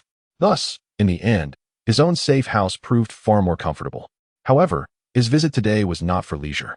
He sought to ascertain the extent of enhancement to his physical abilities following the acquisition of the Super Soldier Serum. While Steve's files contained relevant information, Nick could not be certain that each individual's physique was identical. Therefore, accurate data could only be confirmed through personal experimentation. Half an hour later, Nick gazed at the array of data displayed on the screen. Lifting 760 pounds and pressing 1,100 pounds, Nick stroked his chin, feeling somewhat dissatisfied with these figures. It is worth noting that the little spider possesses a strength that typically reaches an astonishing 20 tons, whereas even a car weighs at least a ton. Thus, while his current strength may appear formidable in comparison to an average individual, it pales in comparison within the vast Marvel universe. Chapter 12. The Rescue of Hawkeye Ultimately. After conducting a series of tests with the equipment, Nick gained a clearer understanding of his physical condition. Although he still bore a slightly aged appearance, his actual physical state was akin to that of a young man. His strength and explosive power had not only seen significant enhancement, but even the vitality of his cells had multiplied several times over. In terms of self-healing capabilities, he could match Steve Rogers himself. Yet, despite these improvements, Nick remained largely unsatisfied. The super soldier's strength, while impressive, was merely a relic of the earlier days of Marvel. As the story progressed to the era of the godly conflicts, such abilities would not hold much weight. Moreover, he lacked the evenly matched prowess that Captain America possessed against any adversary. Therefore, to thrive in this world, he must acquire additional powers. For instance, the strength of the Hulk, as well as the abilities of Captain Marvel and others. Should he manage to consolidate all of these powers within himself, Nick would truly fear nothing. However, he was uncertain whether this golden finger could be applied to beings beyond human form. After all, even the mightiest superheroes on Earth are limited to their home planet. Beyond Earth, numerous unseen foes and entities abound, each possessing unique and terrifying abilities. If he could harness their powers as well, Nick would indeed be unstoppable. His only concern lay in the randomness of the system. If he were to randomly end up in peculiar situations, it would leave him in quite the predicament. Consequently, he was not in a hurry to acquire these abilities. Taking his time felt like a prudent approach. Additionally, he pondered how to explain his enhanced capabilities once exposed. After all, S.H.I.E.L.D. is no ordinary organization. Who knows if those researchers might turn their attention toward him, regardless of his position as director. However, Nick had no intention of concealing his powers. He would only refrain from using them when unnecessary. In all other instances, he would utilize them to their fullest. He would not compromise his safety merely to hide the additional capabilities he had gained. Given the capabilities of S.H.I.E.L.D., it is only a matter of time before they discover the truth. Rather than prolonging the inevitable, it seems more prudent to conserve one's efforts. Nick reclined in his chair, propping his legs on the table as he pondered the vast screen before him. He relished the atmosphere that required nothing of him. a sense of detachment that allowed him to unwind from a day filled with relentless toil. The position of S.H.I.E.L.D. director is far from an easy one. Aside from a handful of days off each year, the remainder is consumed by endless work, either in the office or en route to it. There are always an overwhelming number of tasks awaiting his attention. Were it not for the privilege of his position, which cannot be shared, Nick would gladly delegate these myriad responsibilities to his subordinates. However, such moments of leisure are fleeting. Soon, a call interrupted Nick's reverie, ringing through his communicator. In response to urgent matters, he maintained a state of readiness, available 24 hours a day. Save for the rare occasions, he allowed himself a brief respite by powering down his devices. Yet now, it was evident that an emergency had arisen. Otherwise, Agent Hill would not be calling at this hour. What's the matter, Agent Hill? It's bad, Director. Bullseye has been taken from his hospital room. The New York Presbyterian Hospital is renowned as one of the finest medical establishments in the city, staffed with elite security personnel patrolling around the clock. It is celebrated for its medical expertise and safety. Yet tonight, this hospital, which had not witnessed an incident in over a decade, was destined for turmoil. Merely half an hour prior, a large group of armed individuals stormed the hospital. In a swift and ruthless manner, they eliminated the security personnel and efficiently abducted Bullseye, who was reliant on an oxygen tank in the intensive care unit. The operation was executed with precision, as if rehearsed, leaving no moment wasted. In full view of onlookers, they placed the unconscious Bullseye into their vehicle and departed without a trace. The entire episode unfolded in less than 10 minutes. Several S.H.I.E.L.D.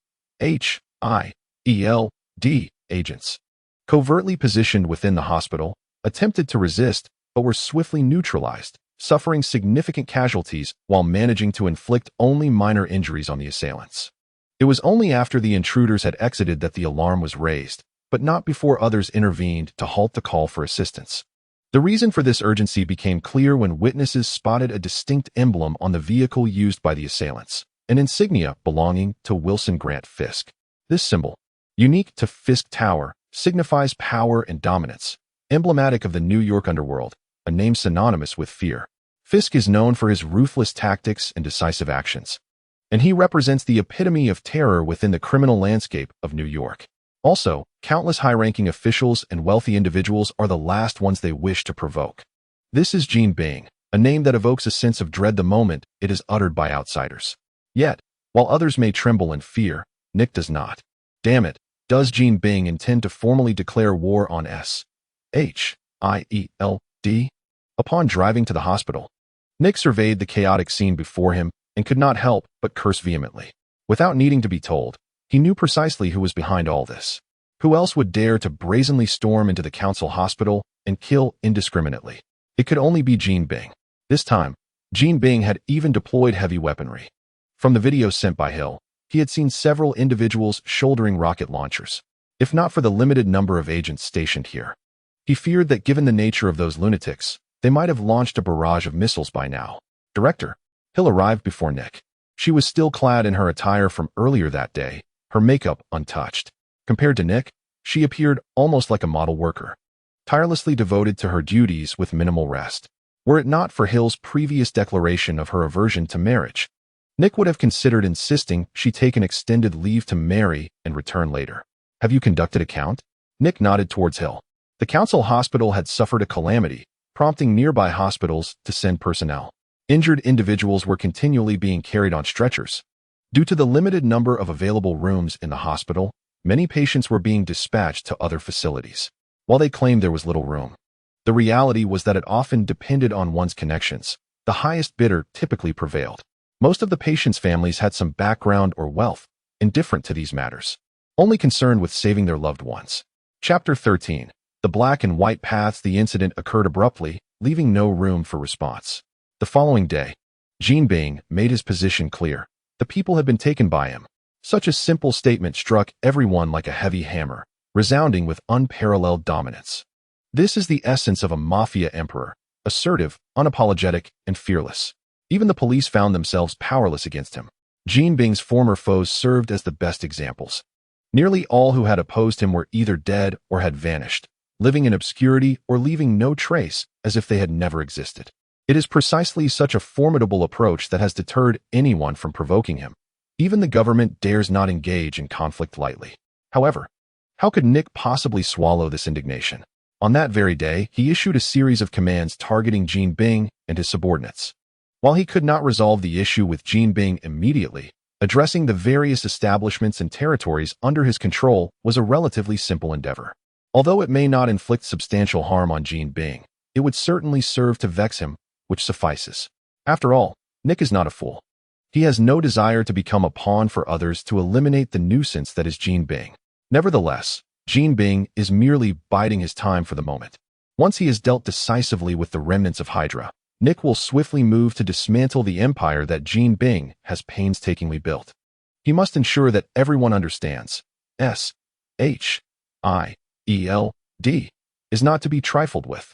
In the days that followed these events, Nick's demeanor became increasingly taut.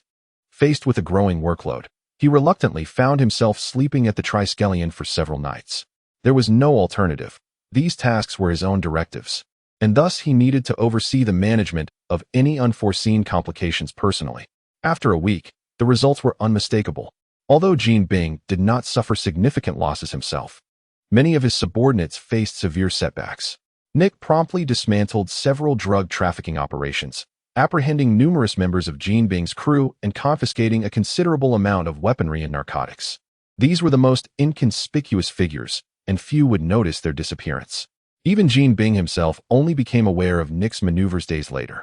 Despite the fact that these were minor players, Nick's actions felt like a resounding slap to Jean Bing's face.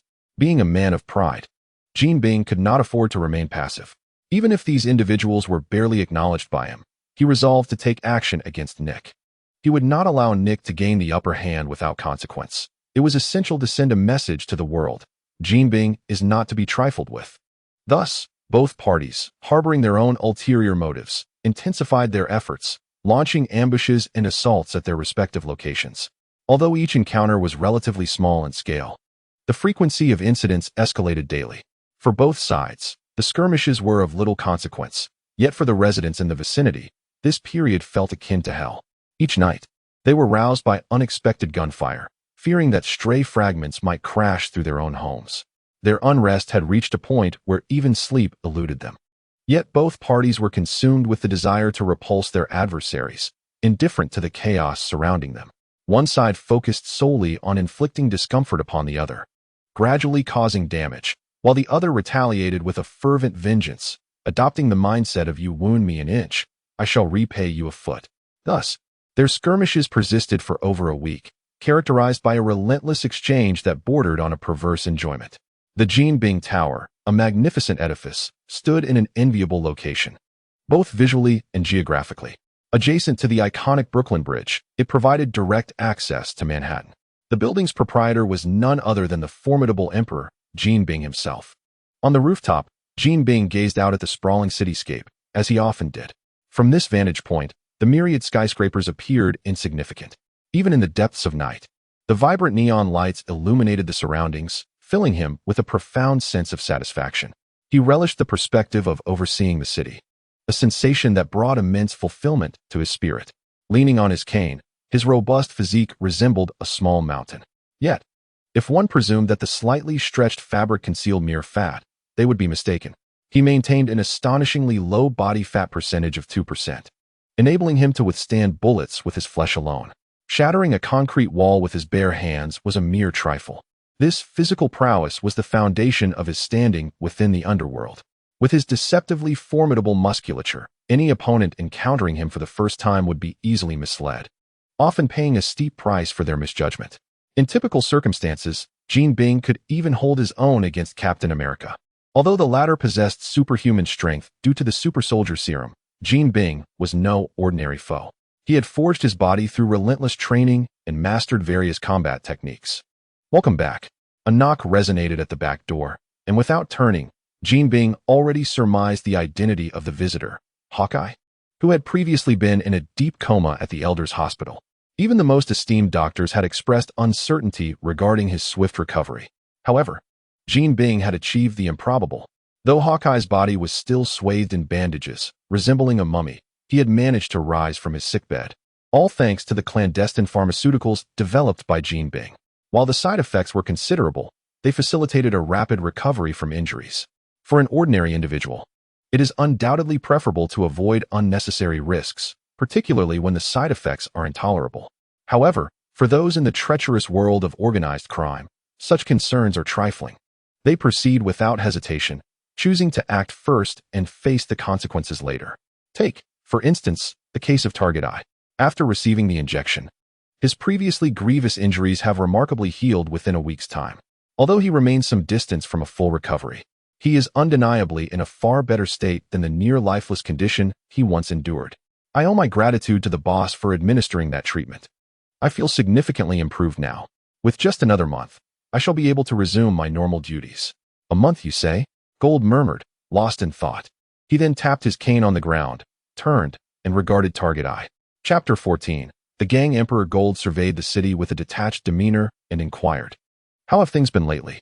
As Gold's most loyal enforcer, Target Eye was well aware of the underlying question, but with his face partially obscured by bandages.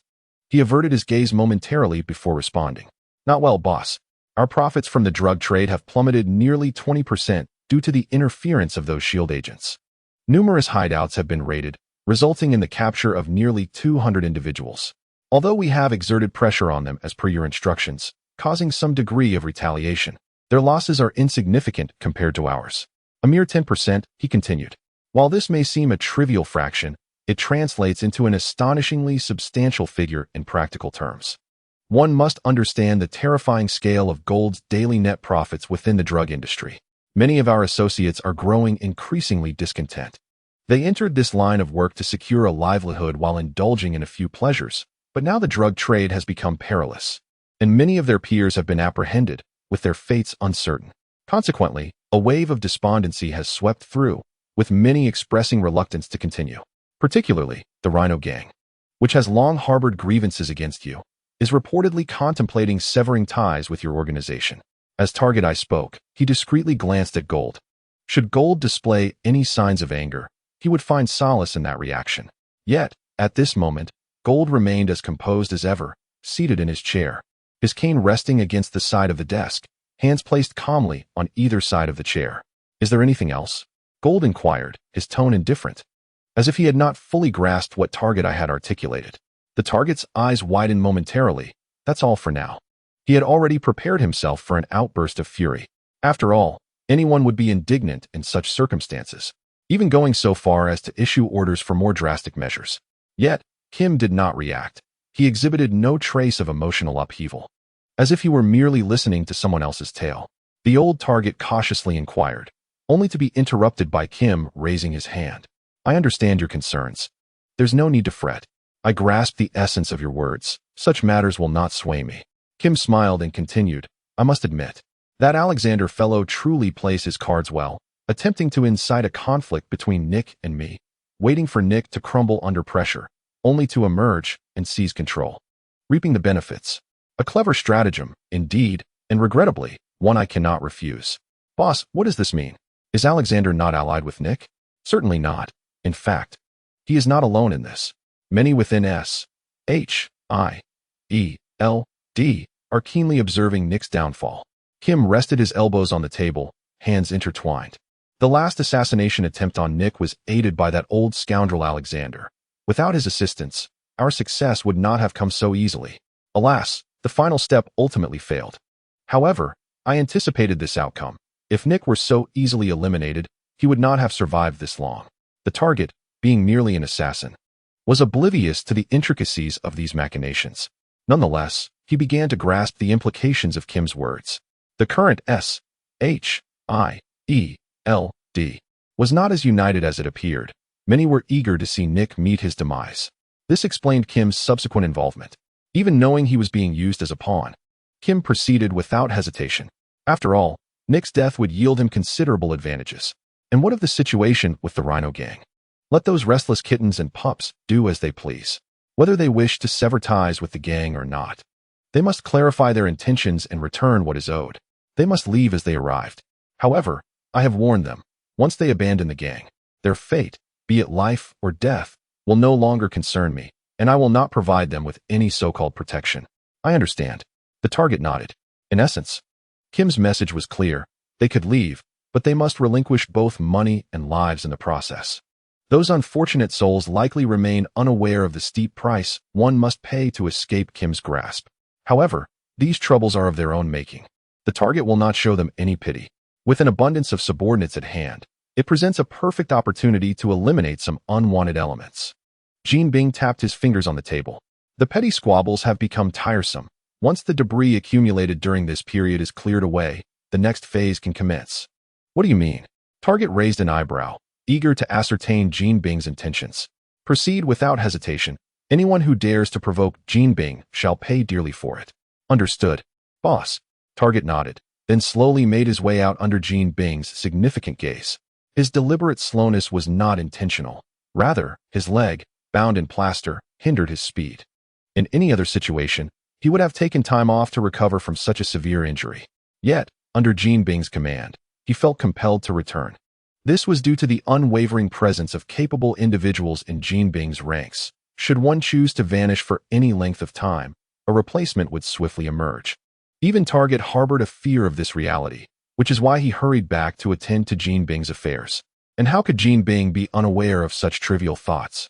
He was keenly aware, and had always been. He was acutely conscious of which subordinates harbored ulterior motives. Yet, what did it matter? Jean Bing was indifferent. As long as he could fulfill the desires of his subordinates, he was content. At the appropriate moment, he would apply both reward and punishment to consolidate their loyalty. Thus, even if discontent lingered in their hearts, they would continue to serve him. That was all Jean Bing sought. To him, the hearts of men have always been inherently unstable. Oaths hold significance only at the moment they are spoken. With time, they lose all meaning. Understanding this truth, Jean Bing refrains from placing his trust in anyone. Even with Target, who had been by his side for so long. He merely felt assured of his capabilities, devoid of any deeper trust. Their willingness to remain loyal was solely based on Jean Bing's ability to fulfill their needs. After all, the Fisk who once existed had vanished the moment he took his father's life. Chapter 15, Necessary Preparations, Senki Building.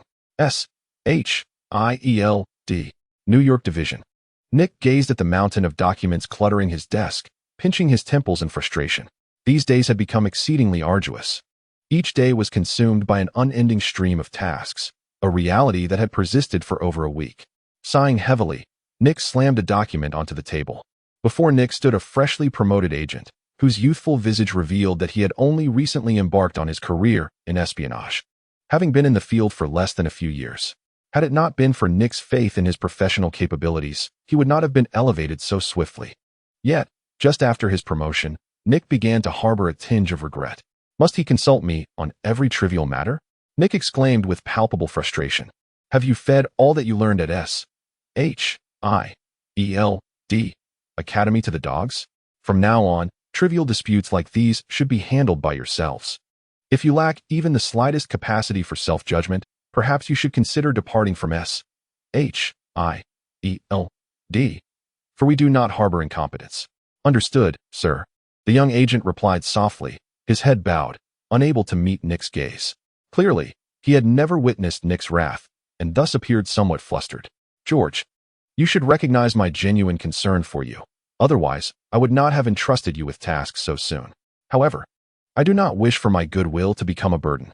Newcomers inevitably become veterans, so do not delude yourself with the notion of being merely a novice. When I first entered this line of work, just 3 months in, my superior handed me a firearm and instructed me to confront a gang on my own. Young man, I know you may wish to contest this. Yes, we are agents, not mere street thugs who resort to violence at the slightest provocation. But have you considered that? At our core, we are not so different from those ruffians. When it is time to think. If reasoning fails, then we resort to more drastic measures. Trust me, there is no quicker solution than violence. Therefore, my young friend, for matters you can resolve on your own, there is no need to repeatedly seek my counsel. Handle them yourself. At worst, if things escalate, we shall clean up the mess. After all, we've had our fair share of that over the years. Nick waved his hand dismissively. Of course, as long as you do not act foolishly, have faith in S.H.I.E.L.D.'s capabilities. Most situations can be handled with relative ease. Listening to Nick's earnest guidance, George felt a sense of clarity wash over him. I understand, sir. I will gather a few comrades and shoot that despicable thug in the legs. He will surely confess. Exactly. It was about time, Nick replied, taking a sip from his teacup, a satisfied smile gracing his face.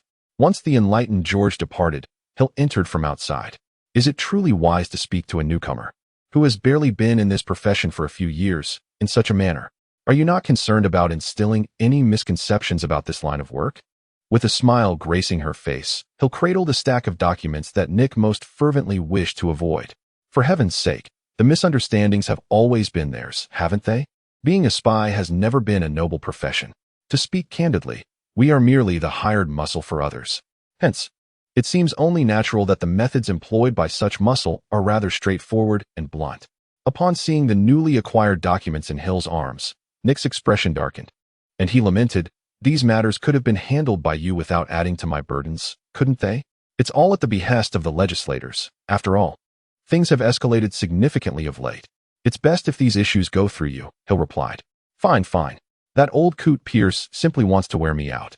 If he can't be subtle, he resorts to the blatant. Nick took the documents and casually opened one, revealing a plethora of information that made his head spin. Yet, what could he do? He was the director, after all. How is the situation with Kim Bing lately? I suspect he must be reaching his breaking point. Not yet.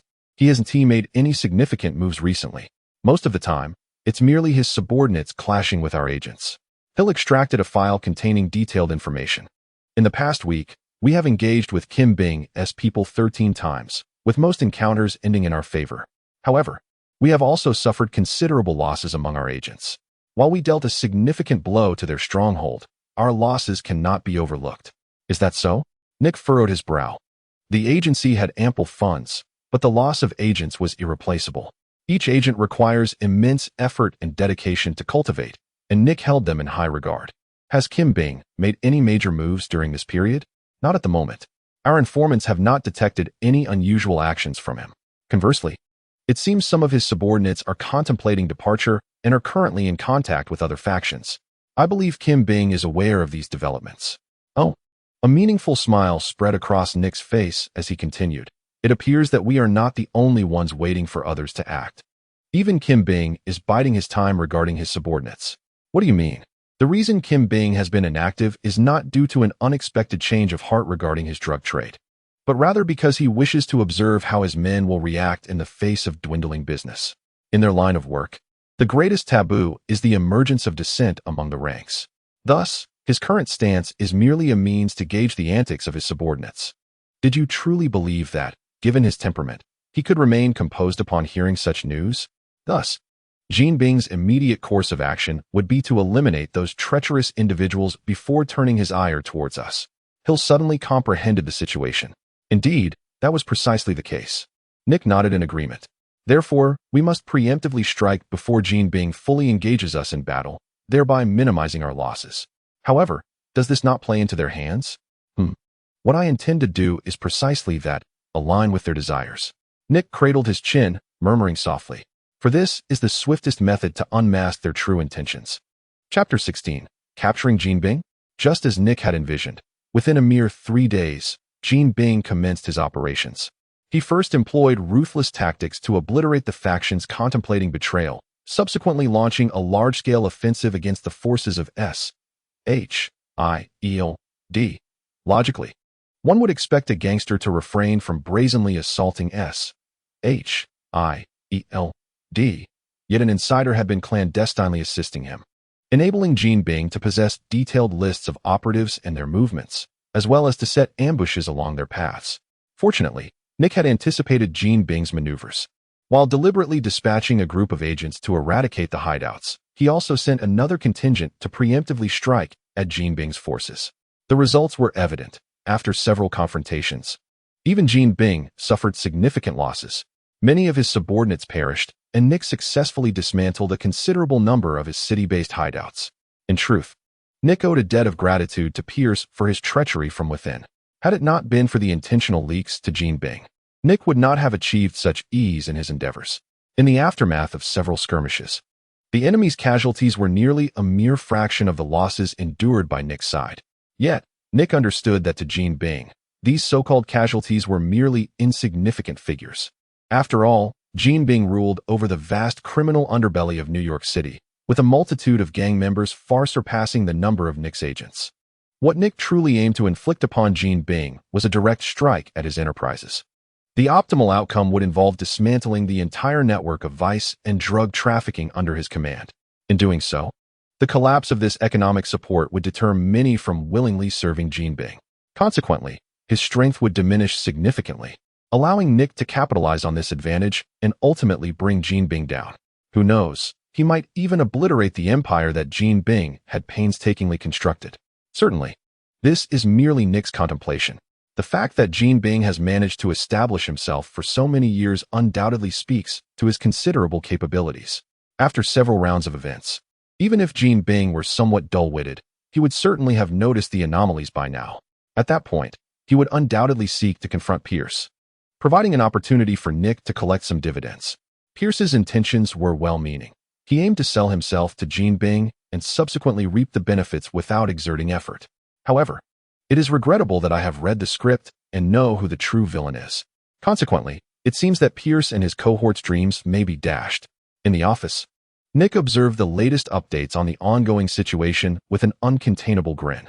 Over the past few days, his subordinates, especially the newcomers, had grown increasingly convinced of Nick's acumen. Conversely, Hill, well aware of Nick's cunning, was not overly surprised.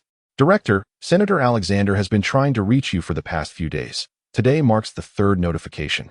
Hill remarked, "That's of no consequence.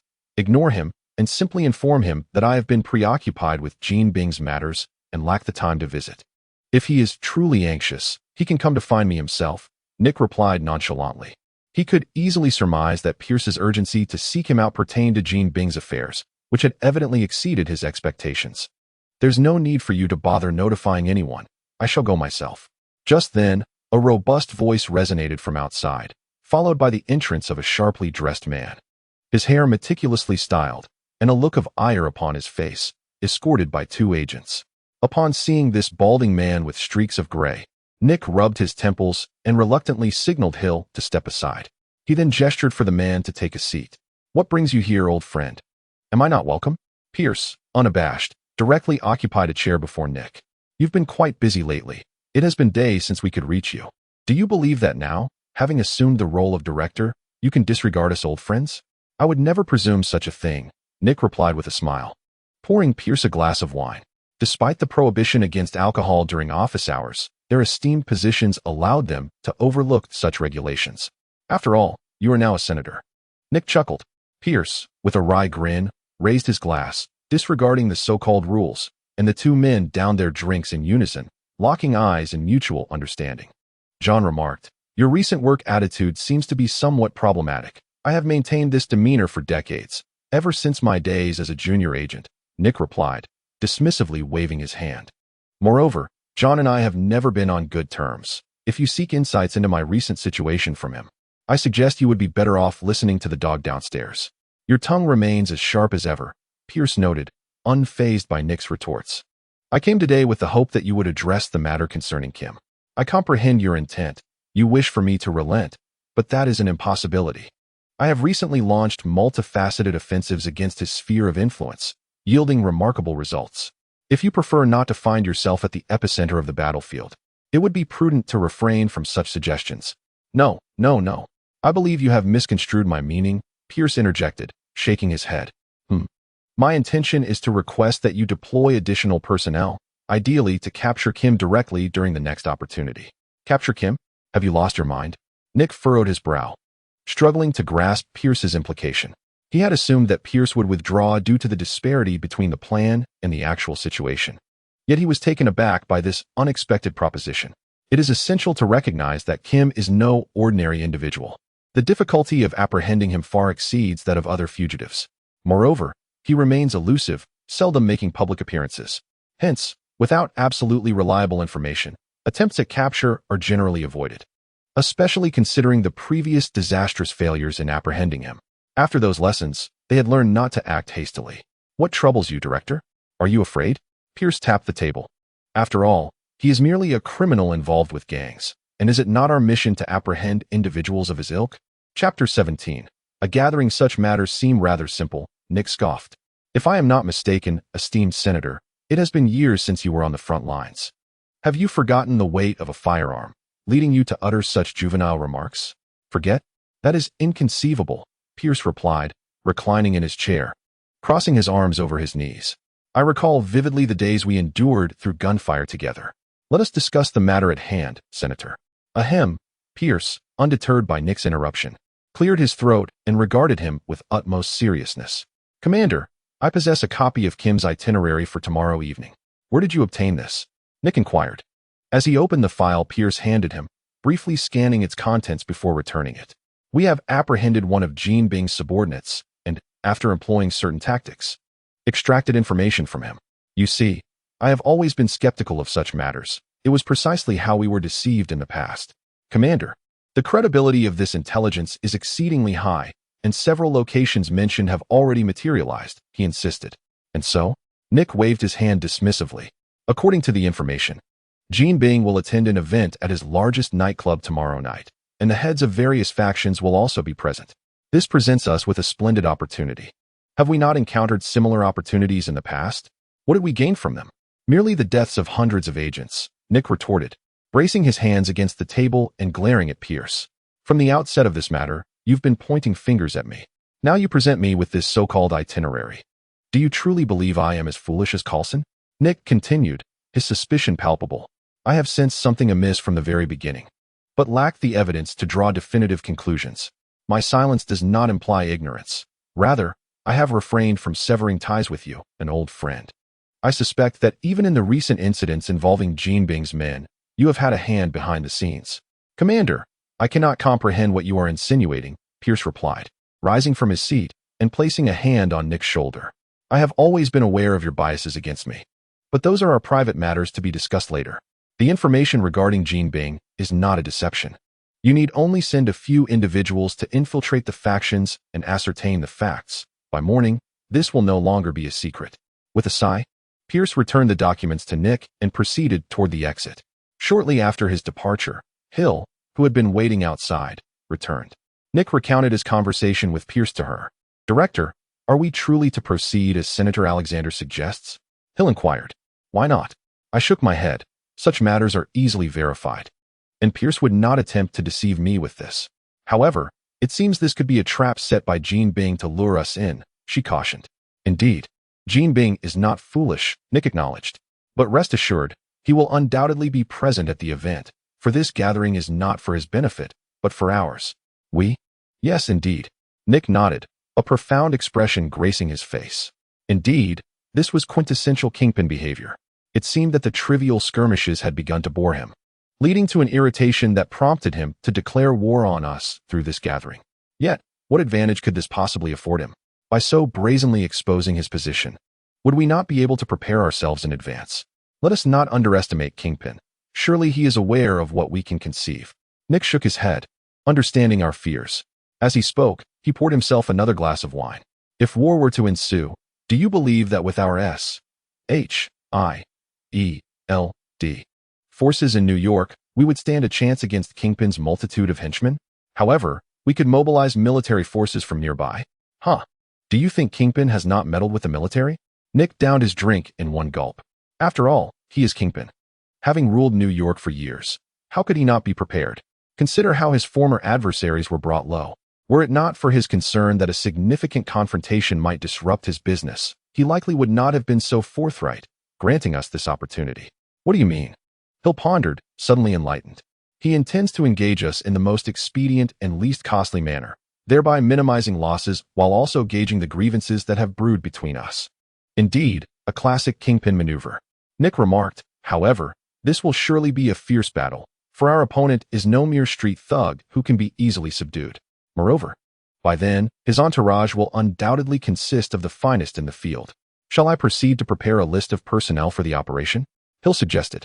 With only 30 hours remaining until the nightclub soiree, she needed to swiftly compile a list of operatives ready to mobilize and gather them with utmost urgency. Very well. You shall prepare the specific personnel list. It seems I must retire early tonight to ready myself for tomorrow's grand affair. You mean you will also attend? Why would I not? Nick inquired. What do you think Pierce's purpose was in coming all this way to discuss this matter with me? Moreover, This situation originated with me. What they truly desire is nothing less than my life. If I were absent tomorrow, the event would lose much of its intrigue. Pierce would seize the opportunity to pin something distasteful about me. I have no desire to witness his loathsome visage. Thus, the most pragmatic course of action is for me to be present as well. But you, rest assured, I am aware of your concerns.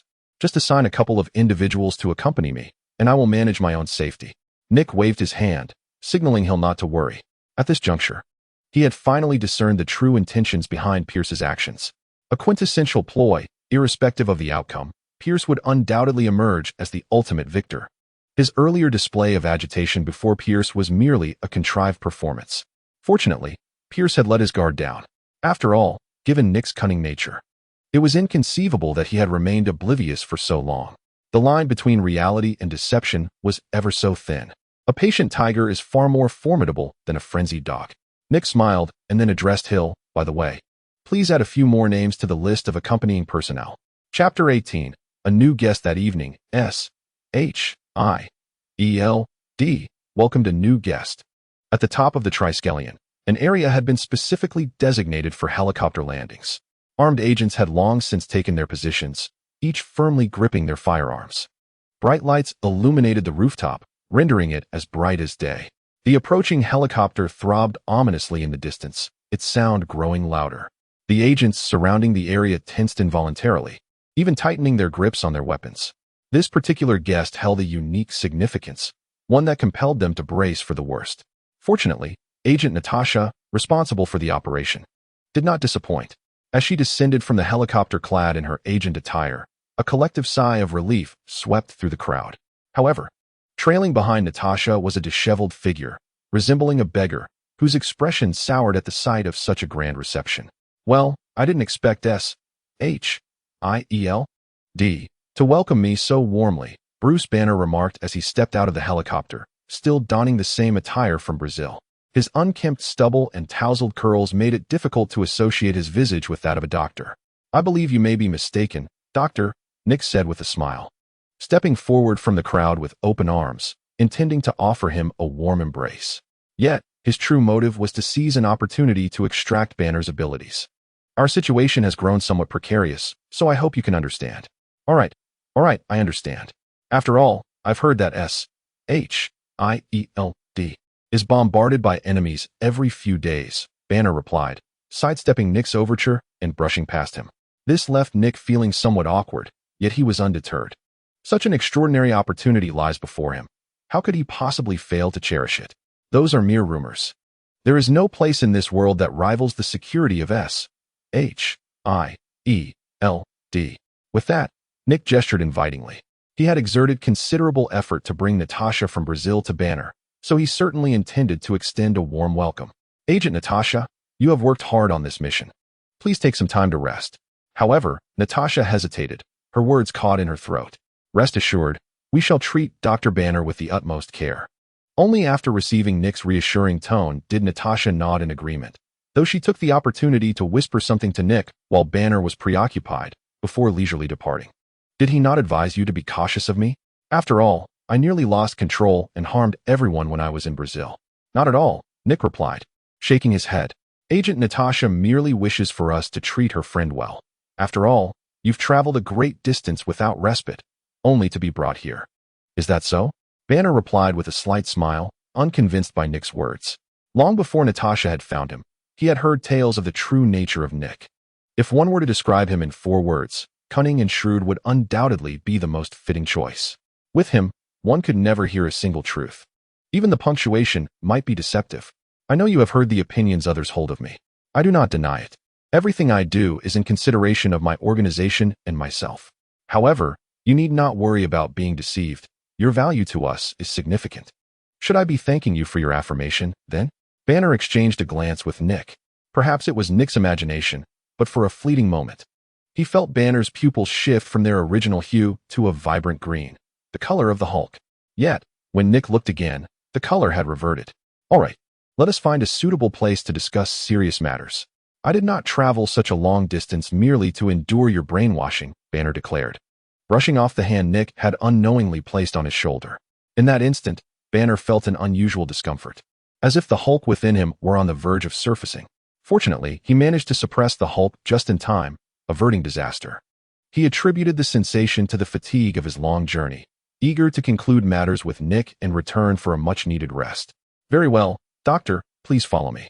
Nick feigned helplessness as he led Banner ahead, yet internally he reveled in the thrill of having successfully extracted Banner's powers. This was the ability to transform into the Hulk, effortlessly seized by Nick. However, due to the unique nature of this transformative power, he could only regard it as a trump card, not to be employed as casually as other abilities.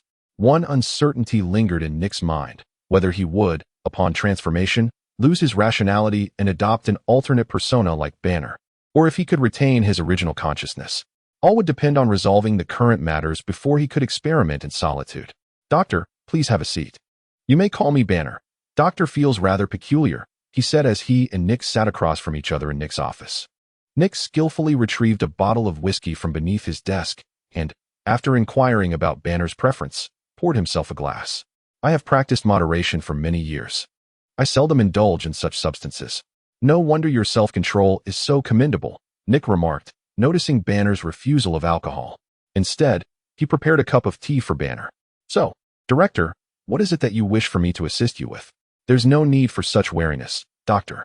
Rest assured, we are not like certain generals," Nick replied with a smile, swiping a finger to reveal a blue holographic projection before Banner. "While the Hulk is formidable, we generally prefer to avoid his presence. Our invitation for you today primarily concerns research on a particular item. The Tesseract? You have it here at S-H-I-E-L-D? Banner inquired, examining the projection that detailed the Tesseract and its various metrics, instantly slipping into his scholarly demeanor. "It has always been here, after all. I've been studying it for quite some time," Nick clarified. "Recently, Dr. Selvig has encountered difficulties in his research, relying solely on his efforts. We fear significant progress will be elusive in the near term. Thus, we seek your expertise. In this field, you are undoubtedly a leading talent." Chapter 19. The Captain and Stark Clash. Banner scrutinized the materials Nick provided. To present a more tangible understanding of the Tesseract, Nick even included data from previous experiments. Naturally, this was merely a fraction of the information. The more critical details would not be disclosed at this moment. Extraterrestrial technology is a domain I have never ventured into. Yet I am quite familiar with the gamma radiation emitted by the Tesseract, Banner said, his brow furrowed as he absorbed the information. It is evident that, despite Banner's extensive experience, he finds the matter of the cosmic cube rather daunting. "It is precisely due to your familiarity with it that we sought you out." Nick deactivated the projection. "In the realm of gamma radiation, you are nothing short of a specialist, even on a global scale. There are few who possess your level of understanding."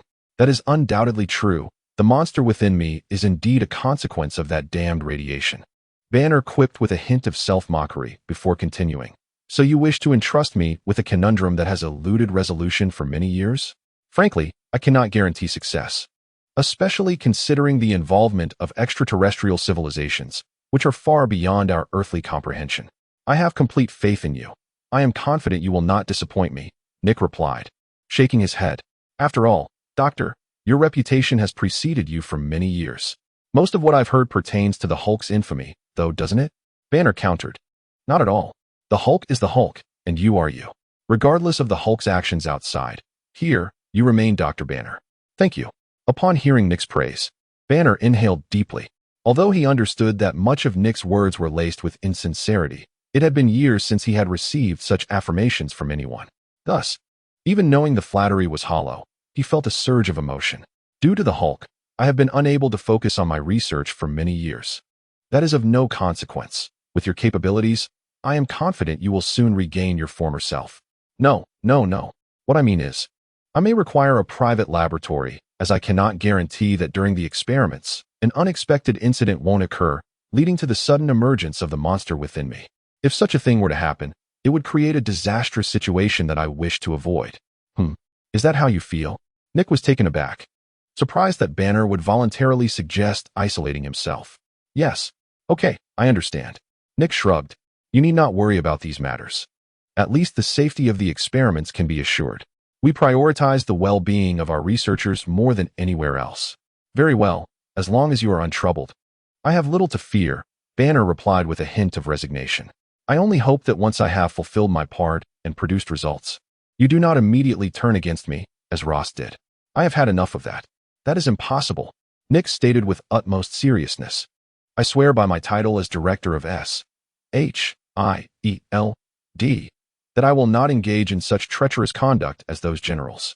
I must say, your intellect is far more valuable than the green creature within you. I would never partake in such folly. For the time being, I shall place my trust in you, as you exhibit a far superior eloquence compared to Ross. We have always approached our partners with sincerity. Nick raised his glass and gave it a gentle shake towards Banner. Yet, before he could finish his drink, he was abruptly interrupted by the sound of hurried footsteps. What is happening? Have we truly reached a point where knocking is no longer customary? Nick regarded the intruding agent with displeasure. I distinctly recall personally instructing you on etiquette on your very first day. That's not it, Director. It's the captain, What has transpired? Nick raised an eyebrow and inquired. You had better provide me with a satisfactory explanation. Otherwise, I may very well send you to spar with Steve tonight. The agent hesitated, seemingly unable to fully grasp Nick's words, and responded urgently. The captain and Mr. Stark, they've gotten into a fight. What the hell? Upon hearing this, Nick sprang from his seat, his expression one of disbelief as he stared at the agent. Repeat that. The captain and Mr. Stark are fighting in the street. Damn it. These troublesome kids are perpetually stirring up chaos. Nick cradled his head in his hands. What prompted their sudden altercation? I'm not sure. The agent shook his head. Agent Coulson is already on his way to break it up, but I worry he might struggle alone, as the commotion they've caused is rather significant. Could it be anything less? Nick's countenance darkened. A centenarian battling an ironclad superhero, if we weren't still keeping the Captain's identity under wraps. Tomorrow's headlines would undoubtedly feature them. Is there something urgent on your end? If it's pressing, perhaps you should handle it now? I can return on my own. Banner hesitated before quietly speaking up. However, he remained entirely oblivious to the identities of the captain and Stark they mentioned. Perhaps it was due to his prolonged detachment from the outside world that left him momentarily bewildered, but from their expressions, he could discern the urgency of the situation. Apologies, but I truly must excuse myself. Nick seized his coat and rushed toward the door. No, it's quite all right. Banner, who had intended to respond, found himself frozen in place as Nick dashed out before he could finish his thought.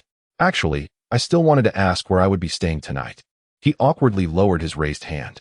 In truth, he often found himself somewhat shy, particularly in the presence of complete strangers. He glanced at the agent who had caused Nick to leave abruptly, contemplating how to alleviate the current awkward situation, and inquired, Does your director often have to rush off to handle such unexpected circumstances? Not particularly. Today was simply an unusual occurrence that necessitated his urgency. The agent replied with a smile. Being professionally trained, he certainly knew how to receive guests.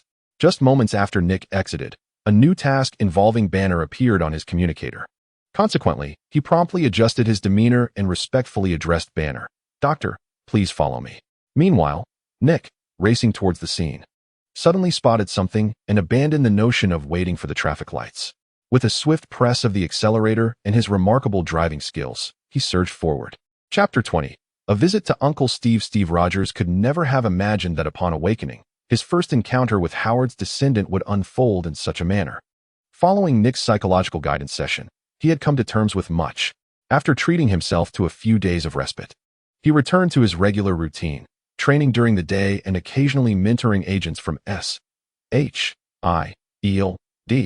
Naturally, those who approached him for advice were predominantly fans of Captain America. This added layer of attention hindered the progress of training, as it was not uncommon for individuals to seek Steve's autograph or request photographs. Being amiable, Steve found it difficult to decline their requests. Fortunately, upon Nick's discovery of this situation, he mandated a prohibition on such activities during work hours, alleviating Steve's workload. Otherwise, facing a throng of fervent fans daily would have proven quite challenging, even for him. After finishing work in the afternoon, he would fervently immerse himself in acquiring knowledge about the present era. To facilitate this endeavor, he had even prepared a small notebook to record all the new and intriguing phenomena he encountered. The reason for his presence on the streets of New York that evening stemmed primarily from his idleness. He found himself perplexed by the meaning of a particular word, yet felt too embarrassed to seek assistance. After toiling alone for over an hour, he reluctantly opted for a night run to clear his mind. Given Steve's physical prowess, Even a leisurely night jog was swifter than many electric scooters. As he ran, he caught the attention of numerous passers-by. Many young women clad in stylish outfits greeted the muscular young man, but Steve remained oblivious to their advances. Initially, he had simply intended to engage in a couple of hours of exercise to unwind. Unexpectedly, Tony Stark, clad in his crimson and gold armor, soared through the cityscape, nearly brushing the surfaces of buildings. This flight served as an outlet for his pent-up frustrations. Indeed, this evening was not solely about Steve. Tony's mood had plummeted dangerously low as well. Enveloped in the development of the Mark armor, he had neglected his professional responsibilities for several days. There was no alternative. The progress of the Mark 7 was at a critical juncture. True to his nature, Tony would not emerge from his seclusion until he had succeeded in the armor's development. However, Pepper Potts was unconcerned with his fixation. Following Obadiah's demise, the burdens of the company had largely fallen upon Tony's shoulders. Yet, he was woefully ill-equipped to handle these matters, with Pepper managing most of the operations. Nevertheless, she would often involve Tony in decision-making, as the company was, after all, his. If he were to withdraw from active management, the enterprise would falter, thus alleviating some of Pepper's burdens. Yet, in recent days, Tony's obsession with the armor's development had led him to disregard the company's affairs entirely, leaving Pepper to bear the weight alone. After several fruitless attempts to engage Tony, Pepper finally confronted him that evening, chastising him for his apparent disinterest in the company. If you care so little for it, perhaps you should cease your involvement altogether. Infuriated by her words, Tony donned his armor and took to the night skies, seeking to vent his emotions amidst the urban landscape. This exhilarating flight, skimming past towering edifices, provided him with a fleeting sense of joy, a thrill he desperately craved. However, to Steve Rogers, this reckless behavior was intolerable. He abhorred such lawlessness that disrupted the order. Given his own foul mood that evening, Steve wasted no time in confronting Tony. With a resounding thud, Tony clasped Steve's waist, propelling him skyward with the enhanced thrusters of the suit. Steve, trapped against Iron Man's back, pummeled him with his fists, each strike resonating like the clang of metal. Were his fists forged from alloy? Despite the relentless assault, Tony refused to relinquish his grip, opting instead to navigate swiftly towards the rooftop of a nearby building. He was aware of Steve's background, having received information from Nick, which assured him of their familiarity. Yet, despite their acquaintance, Tony had never been one to extend a warm welcome to those who dared to publicly criticize him. It dawned on me. The Crimson Armor, you are Howard's son. Tony Stark? Steve, who had been repeatedly knocked back, suddenly recalled something, and the anger etched on his face vanished in an instant, replaced by a palpable excitement, akin to the joy of reuniting with an old friend in a foreign land. Alas, this old acquaintance was merely the son of a friend. Do not mention that fellow's name. Tony's discontented voice resonated from within his metallic helmet. Having soared to the rooftop terrace, he unceremoniously tossed Steve aside. Instead of being angered by the rough treatment, Steve quickly picked himself up from the ground, his eyes gleaming with enthusiasm as he gazed at Tony. He could hardly believe that 70 years had passed, and even Howard's son had grown into such a figure. He seemed oblivious to Tony's dissatisfaction and continued, however, your armor appears somewhat familiar. Did Howard also conduct research on something similar? This is the culmination of my intellect. I implore you not to invoke that name. Tony inhaled deeply. If Steve could glimpse Tony's face through the helmet, he would surely witness the discomfort etched upon it. Although he had long since reconciled his differences with Howard and accepted the unique affection his father had for him, he remained reluctant to mention Howard's name in front of others. Furthermore, as a super genius, he disliked comparisons of his own intellectual achievements with Howard's work. Am I mistaken? Then, Steve stood his ground, stroking his chin. Yet, since you are Howard's son, you ought to address me as uncle, for I was once a very close friend of his. I shall repeat myself. Do not mention his name again. Tony retorted, filled with ire. And as a consequence of your repeated insults, tonight I shall demonstrate the prowess of Iron Man. What? Do you wish to engage in combat with your uncle? At this, Steve assumed a fighting stance. But do be cautious. Your Uncle Steve is not an easy opponent to contend with. Let us see if you can maintain such confidence after our encounter. Tony's words were yet unfinished when his fist flew towards Steve. Chapter 21. I teach only once. By the time Coulson finally arrived at the scene, the two had already engaged in 300 rounds of battle. What was once a perfectly good rooftop had been transformed into a triangular cage. In this version of Iron Man, Due to the inadequacy of the armor's capabilities compared to its future advancements, Tony found himself at a disadvantage against the ever-dominant Steve. Were it not for J.A.R.V.I.S. stepping in to control Tony's suit, he would have likely been overwhelmed by Steve's relentless assault. Despite these circumstances, he remained no match for Steve, especially given that Steve was holding back.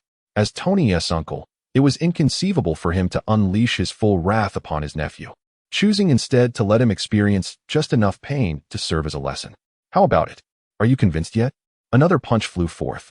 Steve's strikes were swift and powerful, far beyond what an ordinary individual could withstand. If I concede, then I shall no longer bear the name Stark. Tony gritted his teeth.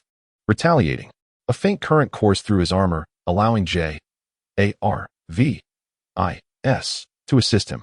After a mere tenth of a second of data calculations and analysis, he successfully predicted the trajectory of Steve's punch.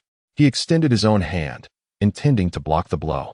However, to Tony's surprise, just as Steve's fist was about to collide with his, it morphed into an open palm, firmly grasping his armor. I recognize that you are not in control at this moment, but as your uncle, I feel compelled to remind you that sometimes the human brain is far more reliable than any machine, as demonstrated here. Steve deftly maneuvered his other hand, securing Tony's arm while simultaneously gripping it with his left. Then, with a sudden, forceful tug, he wrenched a piece of the exoskeleton from the suit. With a triumphant look, Steve regarded Tony, a provocative smile gracing his features. It appears your contraption is not as resilient as I had presumed. However, let us not discuss changing surnames, for Howard has but one son. Meanwhile, Coulson, who had been observing the unfolding spectacle in silence, swallowed hard, astounded by the ferocity of the confrontation. Even more shocking to him was the one-sided nature of the battle. Perhaps it was because his memories of Captain America were limited to comic book portrayals that he had consistently underestimated Steve's prowess. Of course, all can be forgiven if Tony is willing to offer an apology. Apologize? You wish for me to apologize? Tony, nursing his arm, shot an irate glare at Steve. Tony Stark will never apologize. J.A.R.V.I.S. Detonate the arm. Understood, sir. The voice of Jarvis resonated in Tony's ear. Ahead, upon hearing Tony's words, Steve hastily attempted to discard the exoskeleton from his hands. However, it appeared to be somewhat too late. Boom. The moment the exoskeleton was hurled by Steve, it was detonated by Jarvis. It is difficult to fathom what Tony had embedded within this component during its assembly, as it resulted in such a tremendous explosion. A violent gust of air surged forth, and brilliant sparks flared up suddenly before Tony. He was not entirely unscathed. Fortunately, at a critical moment, Jarvis intervened, enabling him to shield most of the damage with his armor. Nevertheless, Tony was still far from well, expelling a few puffs of black smoke. Not to mention Coulson, who stood at the farthest edge. He had not anticipated that Tony would engage in such reckless antics. The mortal body was thrust several meters away before he barely regained his composure. When it comes to the clash between these two titans, he was utterly powerless. Should their tempers flare, and they retaliate, Coulson would find himself bereft of a place to voice his grievances. I forgot to mention, there are still a few unignited mini-missiles in my arm. I suspect I hadn't noticed them during the explosion, which likely contributed to the chaos. Tony gleefully observed the billowing black smoke before him. He harbored no concerns about Steve suffering grave injuries. After all, he was Captain America. If Captain America were to fall so easily, it would indeed be amusing. The life detection device indicated that Steve's vital signs, while slightly diminished, remained stable. Yet, you hint at your disdain for the surname Stark while simultaneously uttering it. Are you not in a love-hate relationship with it? Steve's cough emerged from the thick smoke. Gradually, he stepped forth, his shirt tattered and his lips stained with blood. One cannot deny that the sudden explosion startled Steve as well. Fortunately, his body, enhanced by the super soldier serum, was not so fragile. He sustained only superficial injuries, leaving him somewhat disheveled. Gentlemen, perhaps we should refrain from further combat? If the commotion escalates, we may inadvertently bring this building down, Coulson lamented, appearing on the verge of tears. Judging by their demeanor, it was evident that they were still prepared for a contest. Agent Coulson, this matter does not concern you. Should any issues arise, I shall address them with Nick myself, Steve replied, not even glancing at Coulson. His face marred by the explosion, seething with frustration and harboring a considerable amount of pent-up anger. Rest assured, this building has been the property of Stark Industries for 3 seconds now. Even if I were to demolish it tonight, it would be my prerogative. Tony cast a glance at Coulson. However, if you feel this is insufficient, I could instruct Jarvis to acquire the surrounding buildings, thereby expanding our battlefield even further. Coulson was momentarily taken aback. Is this what it means to be extraordinarily wealthy? Yet, despite this, he still needed to intervene in their quarrel. After all, they would soon be teammates. How could he allow Steve and Tony to engage in such a fierce altercation? Merely speaking would not suffice to halt their confrontation. At that moment, a familiar voice resonated in Coulson's ear. He turned to see his beloved director standing beside him like a beacon of hope. Although he was unsure how Nick had managed to appear so silently, the immediate priority was to pacify the two. I should have known better than to let you calm. Nick descended from the side and shot Coulson a disapproving look. Haven't I already taught you that the most effective way to stop violence is to embody an even greater force of aggression? Director, do you mean? Watch closely. I shall demonstrate only once. Chapter 22. Frustrated Tony Coulson could hardly believe his eyes, yet his mind reminded him that he was utterly powerless. In those brief 5 seconds, Nick seemed to have done nothing, yet he effortlessly regained control of the situation using his most proficient method, tit for tat. This time, however, the targets of his counteraction were not the usual armed terrorists. Director, do you require my assistance? Coulson instinctively swallowed hard, observing Nick subduing both Steve and Tony single-handedly. At that moment, Tony was pinned to the ground, utterly immobilized, regardless of how his propulsion system activated. It was as if he had been rendered powerless. Steve fared even worse. No matter how he insisted he would refrain from violence, Nick was not convinced. With a swift motion, he locked Steve's throat with one arm, rendering him unable to move. It was astonishing. These were two individuals capable of effortlessly lifting a car, yet they were subdued so easily by Nick. Judging by the expression on Nick's face, he appeared to have ample energy remaining.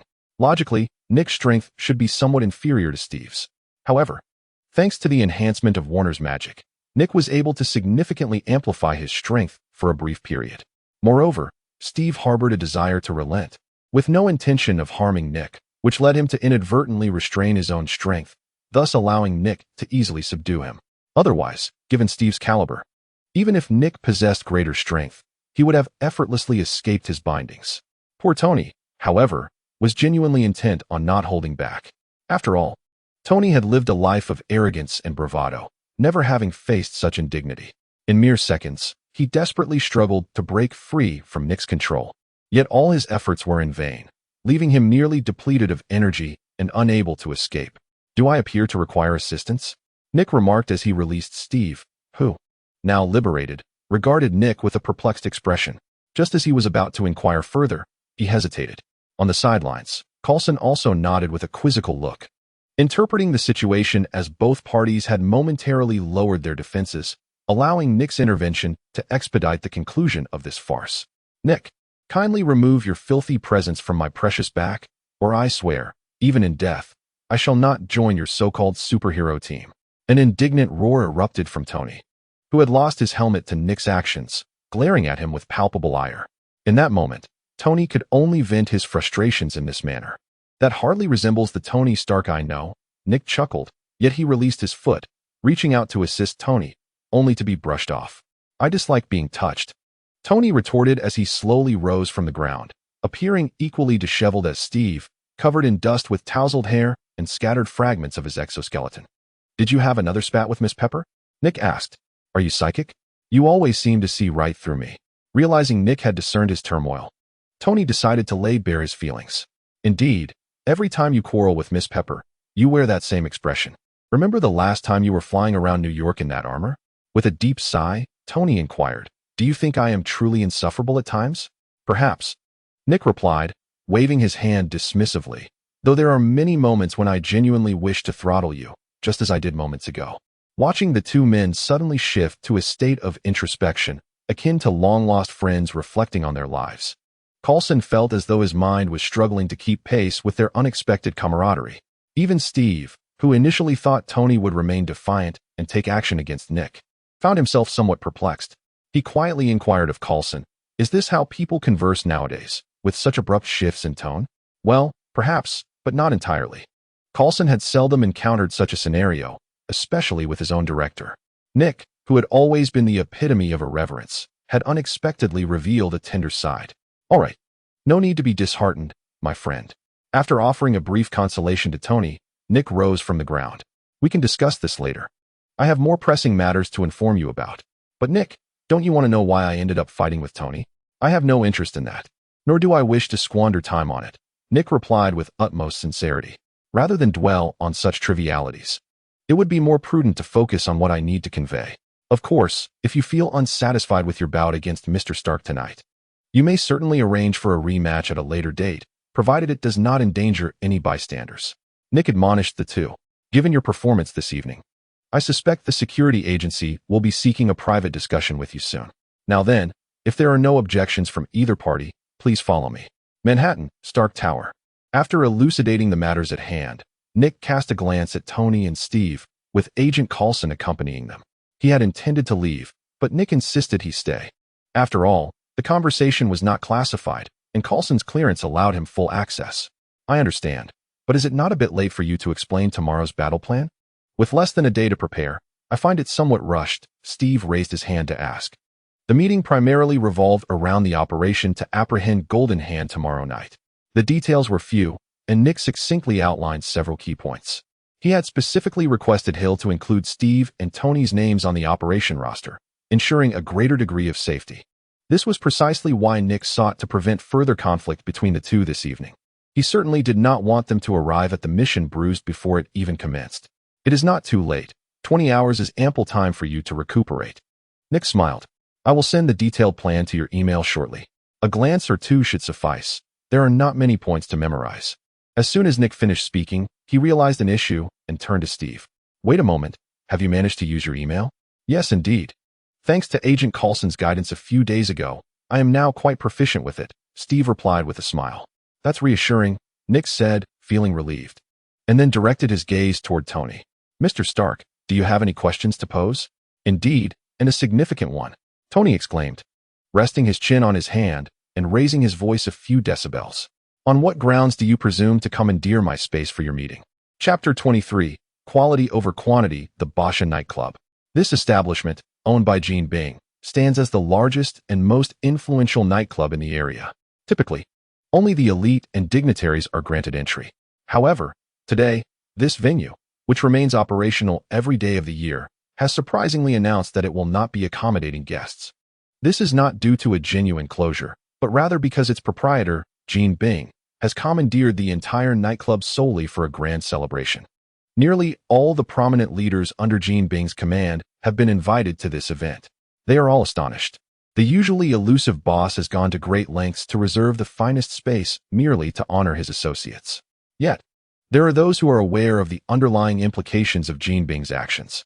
Each of them arrives with their own ulterior motives and are instructed to refrain from bringing excessive subordinates. This regulation has resulted in only a few scattered henchmen within the nightclub. If an enemy were to hurl explosives into the establishment at this moment, they would undoubtedly decimate a multitude of gang leaders, provided they remain undetected by Gene Bing. Under the dazzling lights, what was once the territory of exotic dancers is now occupied by a man of impressive stature. He stands there, surveying all those below him with a condescending gaze. No one dares to show any sign of disrespect toward this man, for his name is Gene Bing, the master of the Basha nightclub. Remarkably, not a single individual is absent from today's gathering, Gene Bing declared, raising his glass and speaking to all present below. Everyone looked up at him, hardly daring to breathe. After all, they were acutely aware of the fate that befell the last individual who missed a gathering. Nevertheless, the boss is the boss. The respect that is due must always be accorded. It remains uncertain who initiated the applause, yet one by one, the remaining leaders followed suit, fervently clapping in the direction of Gene Bing, a gesture signifying their deep reverence for him. This genuine adulation is unparalleled by any other emotion. In the eyes of the majority present, there existed not only fear of Gene Bing, but also an undeniable admiration. After all, while fear is prevalent, they could not help but be in awe of his methods. In the realm of organized crime, one cannot thrive without a ruthless edge. Thus, among those under Gene Bing's command, apart from those who merely sought profit and a comfortable life, the majority were fervent admirers of him. This fervor elucidates why Jean Bing's position remains so unassailable. The underworld has always revered the strong. As long as one possesses enough grit and tenacity, they can attract their own followers, and Jean Bing exemplifies this archetype. Boss, shall we commence the gathering now? We can hardly contain our anticipation. Someone called out from the crowd, their face ablaze with enthusiasm. Indeed, boss, many of our brothers have set aside their obligations to the gang today, just to revel in tonight's festivities. I am eager to engage in a spirited contest with the ladies. Patience, gentlemen. The most important guest of the evening has yet to arrive, Jean Bing replied, shaking his head at the eager crowd. However, as soon as his words fell, everyone looked up in astonishment at the flickering lights above. Just moments ago, the lights had been steady, yet now they flickered erratically as if malfunctioning. Who is responsible for the regular maintenance? Shouldn't they have foreseen this issue? Wait, it doesn't seem to be an electrical problem, a knowledgeable voice timidly interjected. In an instant, the lights extinguished completely, plunging everyone into a state of panic. Yet, in the center of the dance floor, Jean Bing stood, one hand gripping his scepter, a slight smirk playing on his lips. It seems our final guest of the evening has a penchant for arriving early. His voice resonated from the center of the dance floor, momentarily startling everyone present. Before they could ponder further, the lights returned to their former splendor, bathing the nightclub in vibrant hues once more. However, unlike before, several unfamiliar figures now loomed at the entrance of the nightclub. The leader, a bald man wearing an eye patch, flashed a cryptic smile at Jean Bing, while beneath him lay an unconscious doorman. Suddenly, without any prior indication, several individuals were rendered unconscious on the ground. A dozen bodies lay in disarray. I, being someone who despises tardiness, had arrived early. Nick kicked aside the unconscious doorman at his feet and gestured dismissively towards Jean Bing. This act was undoubtedly a provocation directed at Jean Bing. Every individual present was a leader of a gang, and in an instant, the atmosphere shifted.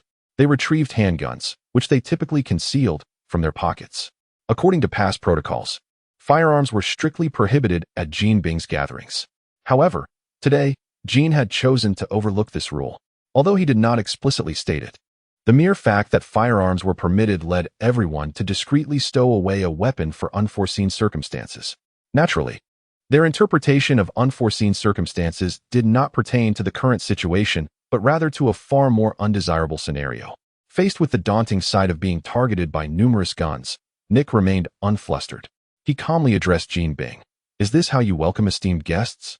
Jean Bing smiled and shook his head, responding, "I apologize. This is merely our way of hospitality, the hospitality of Jean Bing." Indeed, Jean Bing's reputation for hospitality was well known. Nick, unfazed, retorted, "However, if you have the audacity to believe that you can win today's situation with such a meager entourage, you are sorely mistaken." "Oh." Jean Bing regarded Nick with keen interest. Behind Nick, there were only a handful of individuals, less than 10, creating a stark contrast to the forces aligned with Jean Bing. It seemed that in terms of sheer numbers, my side held the advantage, did it not? No, no, no, Nick waved his index finger. It's not about quantity, but quality. The greater the number, the less significance they hold if they are as fragile as paper. Well said, Director. As Nick's words echoed, a male voice rang out from outside. A blue figure descended from the sky, crashing through the window at a precarious angle. The glass, impervious to bullets, shattered effortlessly under the force of this man's entry, scattering shards across the floor.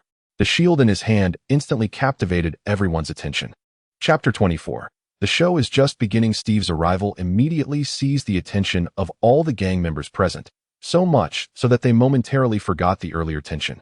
For the figure who had only existed in comic books now stood before them in the flesh. Good heavens, is he Captain America? I've only seen him in comics. Damn it, there's no mistaking it. Even in ashes, I would recognize that shield. But wasn't Captain America already dead? Is this not merely an imposter? Impossible. He is indeed the genuine Captain America, for the curvature of his posterior is strikingly identical to that depicted in the comics. Numerous gang members have expressed that they grew up reading comics about Steve, transforming the previously tense atmosphere into a grand fan gathering. Yet, this does not impede these gangsters from resorting to lethal force, as evidenced by their fervent chatter. Their adoration for Steve is so profound that many have even entertained the grotesque notion of dismembering him, each taking a piece home as a keepsake. Is this the fervor of modern society? encountering a true icon? Steve, of course, overheard the gangster's remarks, yet he could only feign ignorance, standing beside Nick in a state of deep discontent. Initially, he had felt exhilarated by the longevity of his influence, only to be struck by the harsh reality that these individuals who grew up idolizing him seemed to have deviated from the right path, becoming the dregs of society. Do not despair, Steve. Your influence extends far beyond this. Nick consoled Steve, then, under the watchful gaze of Kingpin, clapped his hands and called out towards the window. Mr. Stark, do you not wish to make a grand entrance? No, no. I find your antiquated entrance methods utterly distasteful, a rebellious male voice echoed from outside. As the voice faded, figures began to enter through the shattered glass in an arc, none of them conscious. Each bore injuries to varying degrees, having succumbed to unconsciousness like the guards.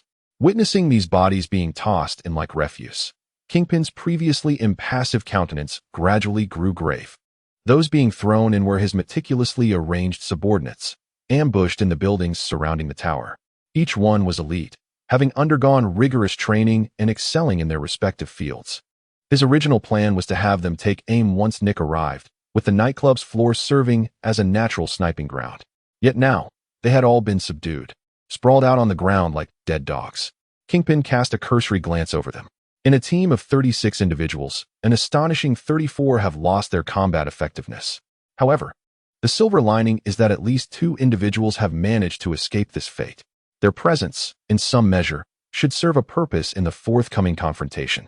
Yet, before Jean could relish this small victory, a male voice resonated once more. Are you searching for those 2? A figure clad in red and gold gradually materialized outside the window, the jet apparatus behind, and beneath him emitting a thunderous roar. In each hand, he grasped one of the very individuals Jean had just expressed gratitude for. Honestly, the places you've designated are remarkably easy to locate, akin to my home's storage space, which is labeled for convenience, yet often eludes my grasp despite my efforts to enlist Pot's assistance, Tony remarked, nonchalantly discarding the last 2 individuals onto the ground before landing beside Nick with a pose he deemed rather dashing, much like Steve's.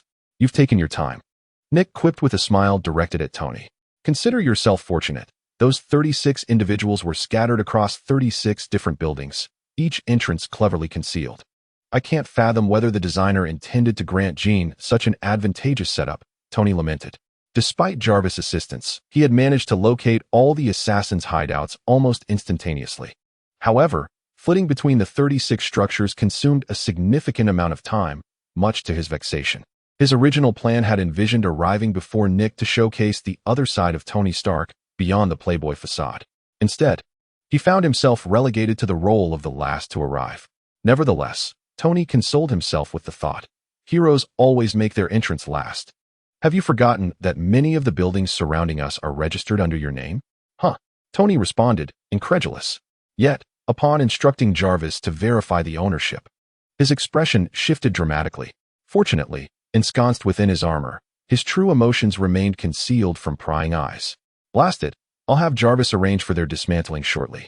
Let us first handle the matter at hand, Nick suggested, then cast a significant glance towards Jean. So, do you still believe that having a multitude of people is advantageous? Or do you genuinely think that your assembly of around 100 individuals, large and small, poses a real threat to us? I steadfastly maintain my perspective. Jean's demeanor returned to normal. And what now? With a snap of his fingers, Nick felt an overwhelming shadow enveloping them. The deafening roar of helicopter rotors filled the air. In an instant, the entire Bash nightclub was encircled by military helicopters. There were more than a dozen helicopters circling outside, each equipped with advanced weaponry. Today, even if Jean wished to escape through the window, it would be nearly impossible. Now, we seem to have the upper hand, don't we? Nick remarked with a grin. Nevertheless, Jean remained unfazed, maintaining his composure as he replied, No, no, no. Do you really think the significance of my choosing this location is merely to compare numbers with you? As he spoke, he gestured downward. The real show is just beginning. Chapter 25. It is time to end this farce as Jean's words echoed. Nick and his companions were astonished to discover the floor beneath them beginning to tremble violently, as if something below was attempting to break through. What is happening, Nick? Steve shouted, struggling to maintain his balance, nearly falling over. After regaining his stance, he directed his inquiry at Nick. You ask me? Who should I ask? Nick, clearly taken aback by Jean's unexpected turn of events, noted that even Jean's subordinates appeared equally bewildered.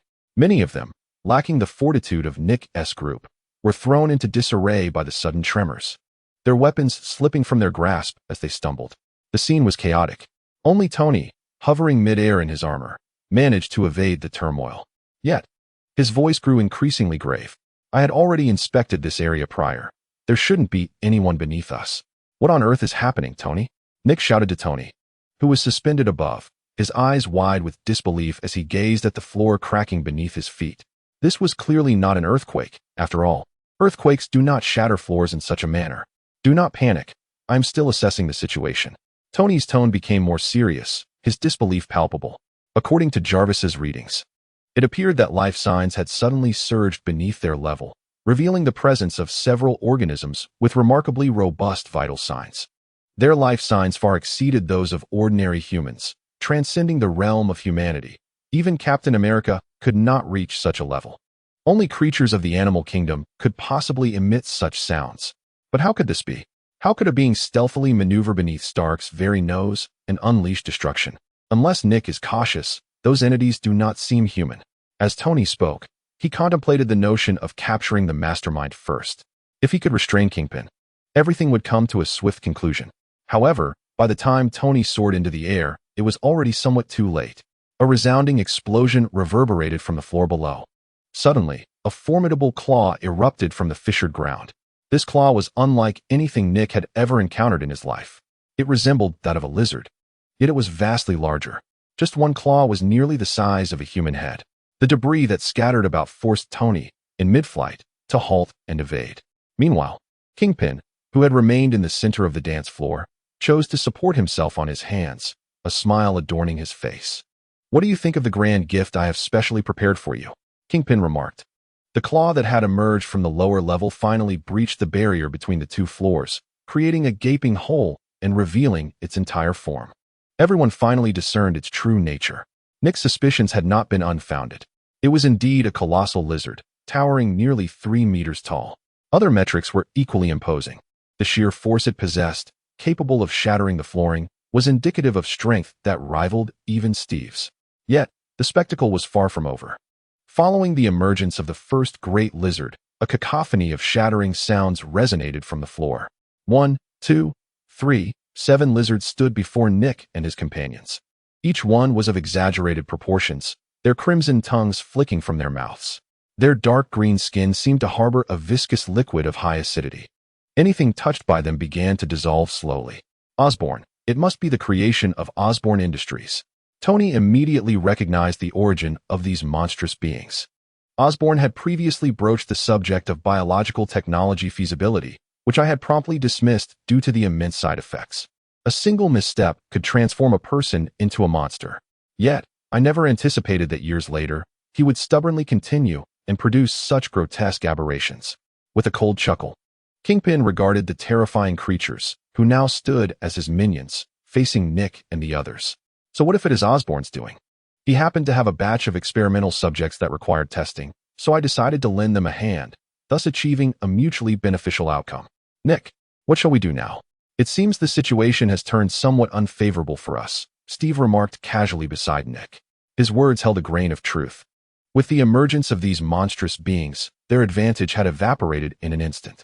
Although numerous helicopters still circled outside, they were merely a ruse employed by Nick to intimidate Kingpin. Anyone could surmise that if those armed helicopters were to open fire, it would result in indiscriminate shooting. The deaths of Kingpin's men might be manageable, but should the casualties include members of S.H.I.E.L.D., the repercussions would be dire. Unfavorable. Nick shook his head with nonchalance. You must remember, Captain, our situation has never been advantageous. Regretting your decision to oppose me, Nick? Had you perished on the streets long ago, none of this would have transpired, Kingpin said as he slowly descended from the platform. His minions, cowering in fear of the lizard-like creatures, had retreated to the back, causing Kingpin considerable dissatisfaction. Yet, he remained indifferent, after all. He had never intended to rely on these inept individuals. From the outset, he had planned to secure victory with the help of these lizard men, fully aware that Nick would not be easily defeated. This was precisely why he had sought assistance from Osborn. The one who should truly regret is you, isn't it? Nick replied, unfazed, as if he were oblivious to the imposing lizard men. Through the gaps between the creatures, he locked eyes with Kingpin. The illustrious Kingpin had fallen so low as to serve others. Had it been me, I would never have stooped to such a level. Oh, are you attempting to provoke me with such words? Kingpin chuckled. It is merely a matter of mutual utility. I found your terms acceptable, hence I acquiesced. As he spoke, he paused and struck the shattered ground with his cane. Now, it is time to bring this farce to an end. To serve as someone else's dog and take such delight in it. I cannot fathom how you have maintained your position for so long. Nick scoffed, dramatically shedding his specially tailored coat to reveal a physique encased in combat attire, showcasing his well-defined muscles. Director, have you been secretly training lately? Indeed. I have been training for some time now. It is time to test the fruits of my labor. Chapter 26. The Green Giant Nick Boom. At Kingpin's command, 7 exaggeratedly large lizard men charged toward Nick and his companions, each executing the same maneuver as they propelled themselves forward, lunging at Nick. The force they unleashed became the final straw that shattered the floor beneath them. Boom, boom, boom. The specially crafted floor succumbed to the weight of the lizard men. All faces turned pale as they gazed down into the sudden void below. The floor, originally marred by cracks, splintered into numerous fragments, causing everyone to lose their balance and plummet uncontrollably. Tony, go deal with Gibbon. The means to control the lizard men must surely lie with him. Nick urged, struggling to stabilize himself while addressing Tony, who was hovering midair in his armor, supported by Mark. I know that without you saying. Tony replied, maneuvering his suit towards Gibbon. The collapse of the floor had not only affected Nick's team. Gibbon and his crew were similarly thrown off balance.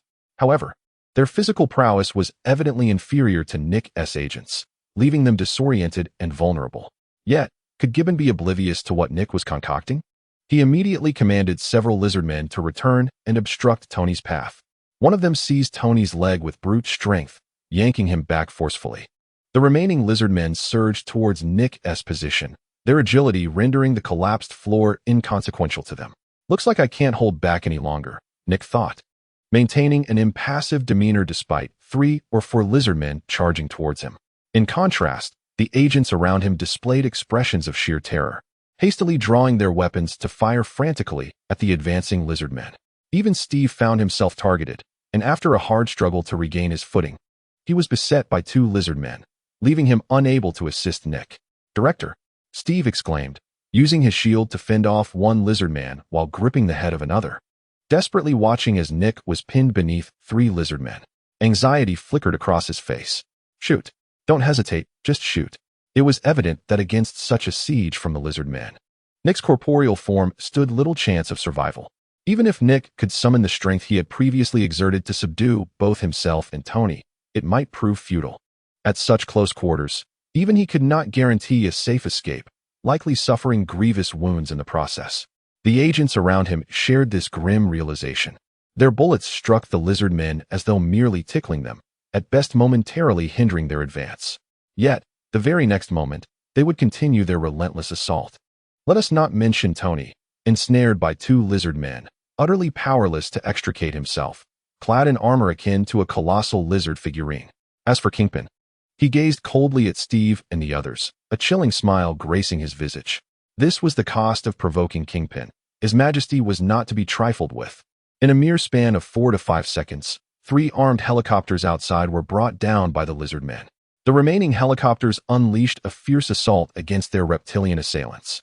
Yet, despite the barrage of bullets, they proved utterly ineffective against the creatures, inflicting little more than a trickle of blood, failing to hinder their relentless advance.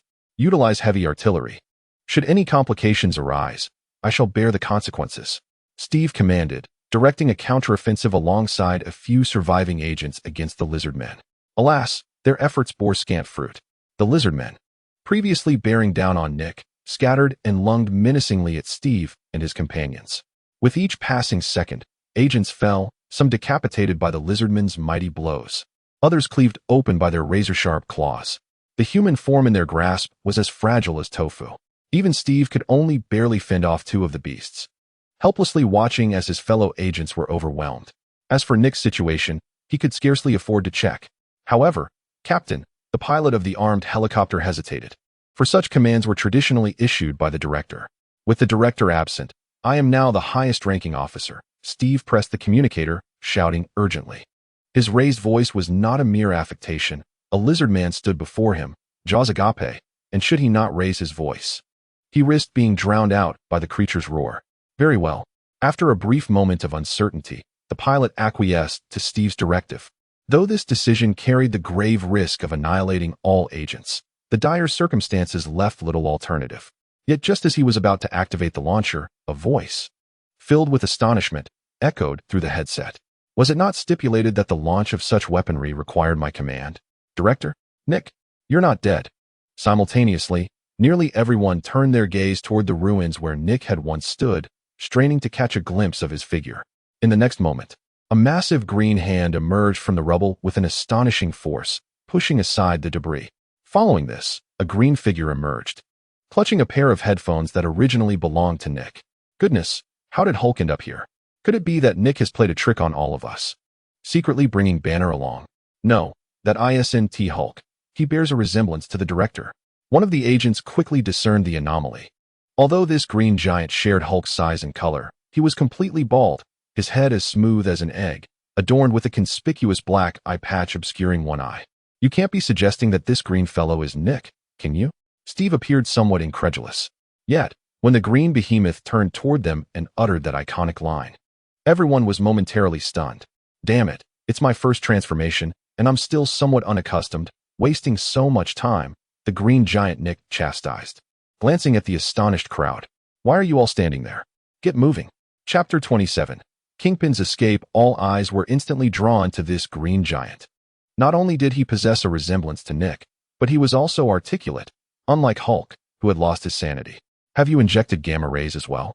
Tony, who had been battered by two reptilian creatures, gazed incredulously at Nick, now transformed into the Hulk, having noticed something amiss earlier. However, he never anticipated that this peculiar situation would manifest in Nick. No, this is difficult to explain. Let us resolve the immediate trouble first, Nick replied calmly. His emerald gaze fixed on the direction of Kingpin. His eyes glinted with ferocity, instilling a sense of dread in those who dared to meet his gaze. The appearance of the green giant sent chills down the spines of the gangsters, who had believed victory was assured. Apart from a few who had sustained injuries, the rest were scheming their escape. Don't be afraid. What is there to fear? Kingpin's voice resonated, asserting that their numbers were limited. How could they possibly stand against them? As he spoke, the others could only swallow hard, trembling as they raised their weapons to fire at Nick and his companions. Indeed, they were individuals who thrived on danger, yet that did not imply they were familiar with such formidable scenes. First, 7 lizards of abnormal size appeared, and now an immensely terrifying green giant had entered the fray. Were it not for their fear of Kingpin's orders, they might have fled long ago. As the agents piloting helicopters engaged in combat with the reptilian adversaries were greeted by the unexpected appearance of the green giant version of Nick, they were filled with immense joy. For them, as long as Nick was alive, that was all that mattered. The reasons behind his transformation were beyond their comprehension. Who knows if it was some clandestine invention developed by SHIELD that had been employed on their own director? Such occurrences had long ceased to astonish them. Consequently, upon witnessing Nick's reemergence, they opted to abandon their ranged fire and resumed their relentless assault. However, the 2 reptilian foes they faced were no trifling adversaries. After the loss of 6 helicopters to their onslaught, they barely managed to bring one down, sending it plummeting from the sky. Bang, bang, bang. The atmosphere was immediately charged with tension once more. The frenzied gunfire from the hundreds present left Steve and his companions with no opportunity for retaliation. Fortunately, the transformed Nick showed no fear of the incoming bullets. He merely raised his arms symbolically to avoid being struck, braving the impact of the projectiles as he began to advance slowly. Yet, before he could take more than a few steps, the 3 reptilians redirected their focus towards him, lunging in unison. Coupled with the ferocious firepower outside, Steve and the others found themselves unable to even peek out, let alone assist Nick. However, Nick, now embodying the green giant, regarded the reptilian threat with indifference. Was it not as it had been before? With a faint smile, he observed the reptilian's gaping maw as it lunged toward him. He extended a hand and firmly seized one of its necks. The seemingly exaggerated form of the reptilian, when compared to Nick, appeared akin to an immature child. With one hand locked tightly around its neck, it found itself unable to escape. "Nick, be careful," Steve, who was taking cover from the bullets, warned him. For behind Nick, two more reptilians were leaping toward him, having already gained a foothold, viciously sinking their teeth into him. Astonishingly, despite their fangs failing to penetrate his skin, which was impervious to bullets, they still managed to inflict some damage, drawing a trickle of blood. Enduring the pain inflicted by the reptilian on his back, Nick extended his other hand and swiftly twisted the head of the reptilian. He controlled a full 360 degrees, extinguishing its life. Subsequently, he reached out again, effortlessly yanking the two reptilians clinging to him toward him as if they were mere toys, dispatching them with the same method. Goodness, could this be too simple and brutal? Damn, the director truly is remarkable. When will I ever attain such prowess? Do not dwell on it. Would you truly wish to transform into such a monstrous form? Certainly. I would embrace it. As I grow larger, so too does that appendage. It offers great opportunities. The surviving agents besides Steve gazed at Nick's formidable silhouette with unabashed admiration, particularly noting the impressive weaponry he bore. After all, Nick is no Banner. He lacks the infinite elasticity of his shorts. Thus, when he transformed, his battle attire was irreparably torn. Now, Nick resembled nothing more than a colossal figure. However, if one were to draw a distinction, it would be that Nick's appendage could easily serve as a whip. "Tony, it seems your situation is rather dire." Nick chuckled as he approached Tony's side. This fellow had been entangled with two lizard creatures from the outset, visibly distressed. The Superior Mark VI had sustained significant damage during its duel with Steve the day prior, leaving Tony to don the Mark V in a state of sorrow today. Consequently, many of his upgraded gadgets were rendered inoperable. This predicament elucidated Tony's current predicament. Many areas of his suit were dented from the lizard's heavy blows, suggesting that Tony himself had sustained considerable injuries within. Yet, what moved Nick was the realization that, given Tony's ingenuity, he would surely devise an escape. However, to prevent the two lizard creatures from returning to trouble Steve and the others, thereby increasing their burden, he had deliberately engaged them, even at the cost of his own discomfort. "Just give me a minute, and I shall dispatch them," Tony stubbornly asserted, despite the circumstances. With ease, Nick eliminated both lizard creatures and lifted the weary Tony from the ground. "I'm fine, buddy. Allow me a moment to recuperate. You can handle the rest of those fellows."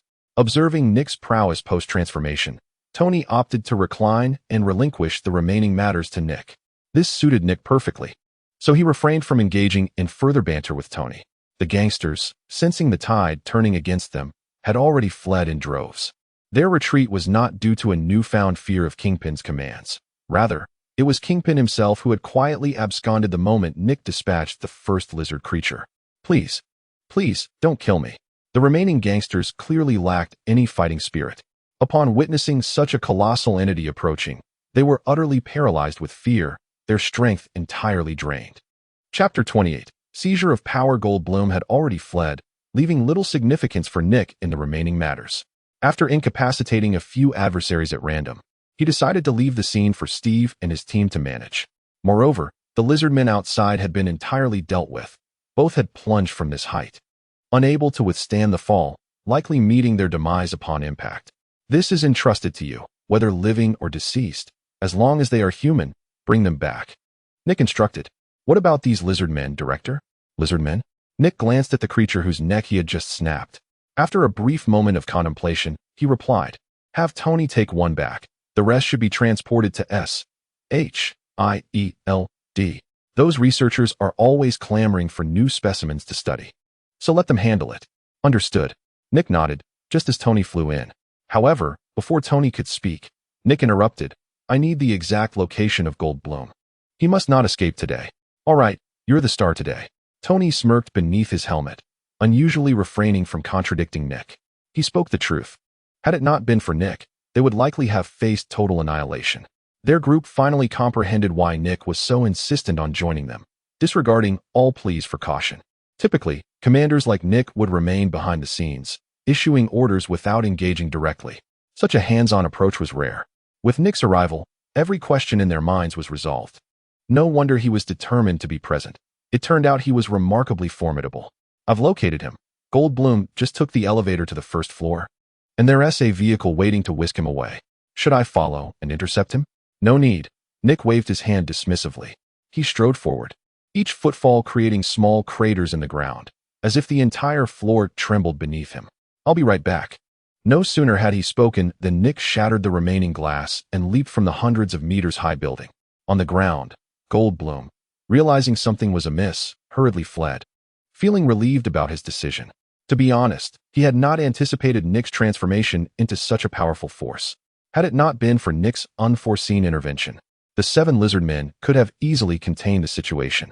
Now, not only had the lizardmen vanished, but a significant portion of his own subordinates had also perished or been gravely injured, likely at the hands of Nick's team. Goldblum was indifferent to the loss of a few lives. Among the deceased, there were a few subordinates he regarded highly, which was indeed a lamentable loss. Subsequently, selecting another capable group of followers would undoubtedly demand considerable effort. Driving? Are you still unwilling to drive, hoping that the beast will catch up and shatter our brains? Jean Bing exclaimed in irritation towards the driver. Yet, the driver remained unfazed, raising his trembling hand to point towards a figure clad in green, descending at an alarming velocity from the upper floors. Boom. Before the driver could utter a word, the figure landed with great force right in front of Jean Bing's vehicle. Upon seeing that somewhat familiar face, Jean Bing found himself momentarily at a loss for words. Don't be in such a rush to leave, old friend. I haven't even had the chance to express my gratitude for your warm hospitality, Nick remarked, attempting to rip off the car's roof. The startled driver, finally regaining his composure, was met with a massive green hand reaching towards the top of his car. Terrified, he screamed and pressed the accelerator to the floor, desperately trying to hurl the green monster away. However, all his efforts proved futile. How rude, Nick muttered under his breath, then abandoned the idea of tearing off the car roof, opting instead to embrace the entire vehicle. The specially modified off-road vehicle was effortlessly lifted by Nick. Despite the driver flooring the gas pedal, the wheels spun furiously, nearly smoking, yet failed to budge the formidable giant. Jean Bing inside the car fixated on Nick, instinctively tightening his grip on his cane. With a resounding thud, Nick hoisted the off-road vehicle high before smashing it down onto the ground. The 4 tires struck the earth with such force that they left deep impressions in the soil. Without a moment's pause, as soon as the vehicle hit the ground, Nick yanked open the car door. This door, impervious even to explosives, was as pliable as a toy in Nick's hands, easily torn away. What Nick did not anticipate, however, was that Jean Bing inside the vehicle had not relinquished any opportunity for resistance. Seizing the moment as Nick pulled the door open, the plump figure nimbly leaped from the car and, after rolling on the ground, began to flee frantically in one direction. While escaping, he also pressed his earpiece, seemingly attempting to communicate. Yet, his expression soon faltered. No matter how loudly he shouted, the person on the other end of the line remained unresponsive, as if they had not heard him at all. Don't waste your breath. Your communication device was rendered useless by Stark. He excels at dismantling such gadgets. Came the cold reminder. Nick spoke as he suddenly vanished from sight. Despite his imposing physique, he moved with remarkable agility. With a powerful thrust of his feet, he leaped directly in front of Jean Bing. Nick unleashed a swift strike, his palm crashing against Jean Bing's body. A resounding slap echoed through the air. And in the next instant, Jean Bing, weighing at least 200 kilograms, soared through the air like a kite severed from its string, rolling several times on the ground, blood staining his body. Oh dear, it seems I may have miscalculated my strength. Nick feigned remorse as he slowly approached the spot where Jean Bing lay. After a few minutes, he gradually acclimated to the new form he had assumed. However, he felt a tinge of regret, as his power was derived from a specific source. He could not harness limitless strength like the Hulk through sheer rage. His abilities were finite and could not be augmented. Fortunately, he retained his intellect post-transformation. A balance of pros and cons, one might say. Ultimately, as long as he did not devolve into a mindless beast, he was satisfied. As Nick ambled along, observing the trail of blood left by Jean Bing, he felt no compassion. Jean Bing wished him dead, and thus, he received his due. Leaning down, Nick, concerned that Jean Bing might not have withstood his earlier blow, decided to check for his breathing. Just as his fingers grazed Jean Bing, the latter, who had kept his eyes tightly shut, suddenly jolted awake. Chapter 29 concluded. Jean Bing had never relinquished his resistance. As the kingpin of the underworld, the emperor of New York's subterranean realm, He believed himself capable of handling any situation and was unwilling to surrender. Did he still intend to fight back? Nick was not surprised by Jean Bing's sudden awakening. He was no fool. He had deliberately tempered his strength, refraining from delivering a fatal blow to avoid killing Jean Bing outright. Moreover, with his muscular physique and exceptional physical condition, it was improbable that he could be easily vanquished. Bang! Nick's large hand pressed down on the spot where Jean Bing had lain, leaving an impression the size of a human head in the ground. Yet, Jean Bing had already vanished from sight. "Humph! You will pay for this," came Jean Bing's voice from the side.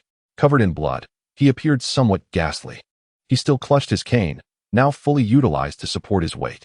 A fracture in his leg made it difficult for him to maintain his balance. Furthermore, to evade Nick's previous attack, he had exerted considerable effort, leaving him physically drained.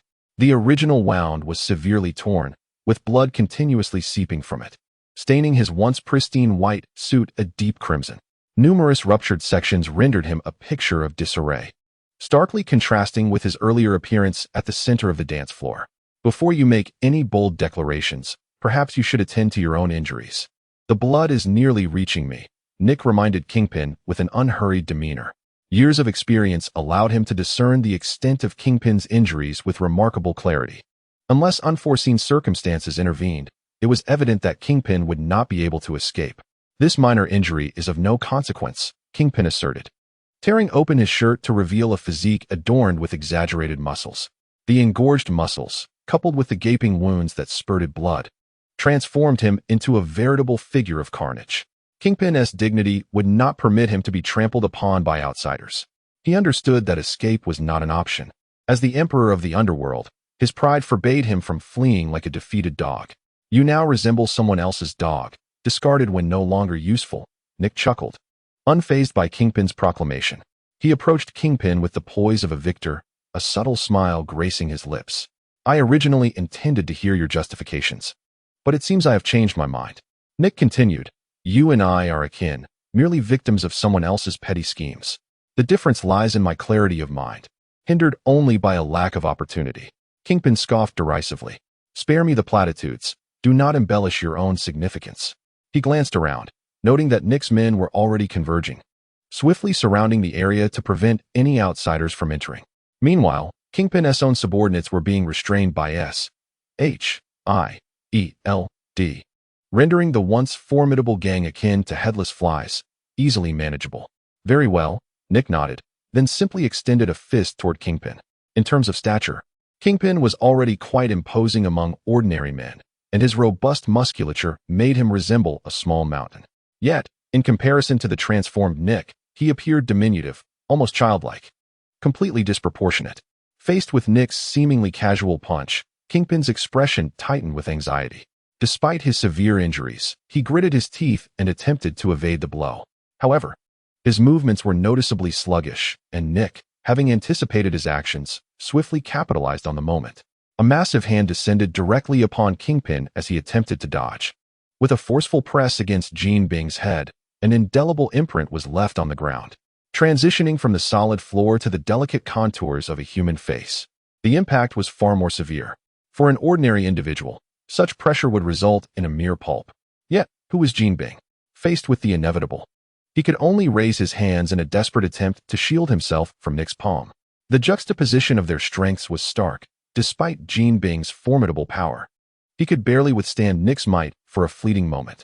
This was indeed surprising, a testament to Jean Bing's prowess, akin to that of Captain America, managing to resist Nick's strength, albeit briefly. Nevertheless, Nick's lips curled into a slight smirk, and he relinquished any restraint, pressing down forcefully upon Jean Bing. The disparity in strength was so pronounced that even Jean Bing began to falter. Nick's hand loomed like a small mountain, an insurmountable force. Jean Bing's palms twisted under the tremendous pressure, culminating in a sharp, resounding crack of bone. As the sound of fracture echoed, it was as if a switch had been flipped within Jean Bing, setting off an incessant alarm. Ultimately, he could no longer withstand Nick's might and sank to his knees. The ground beneath him subtly caved in, centering around his form. Resisting was futile, a mere exercise in futility.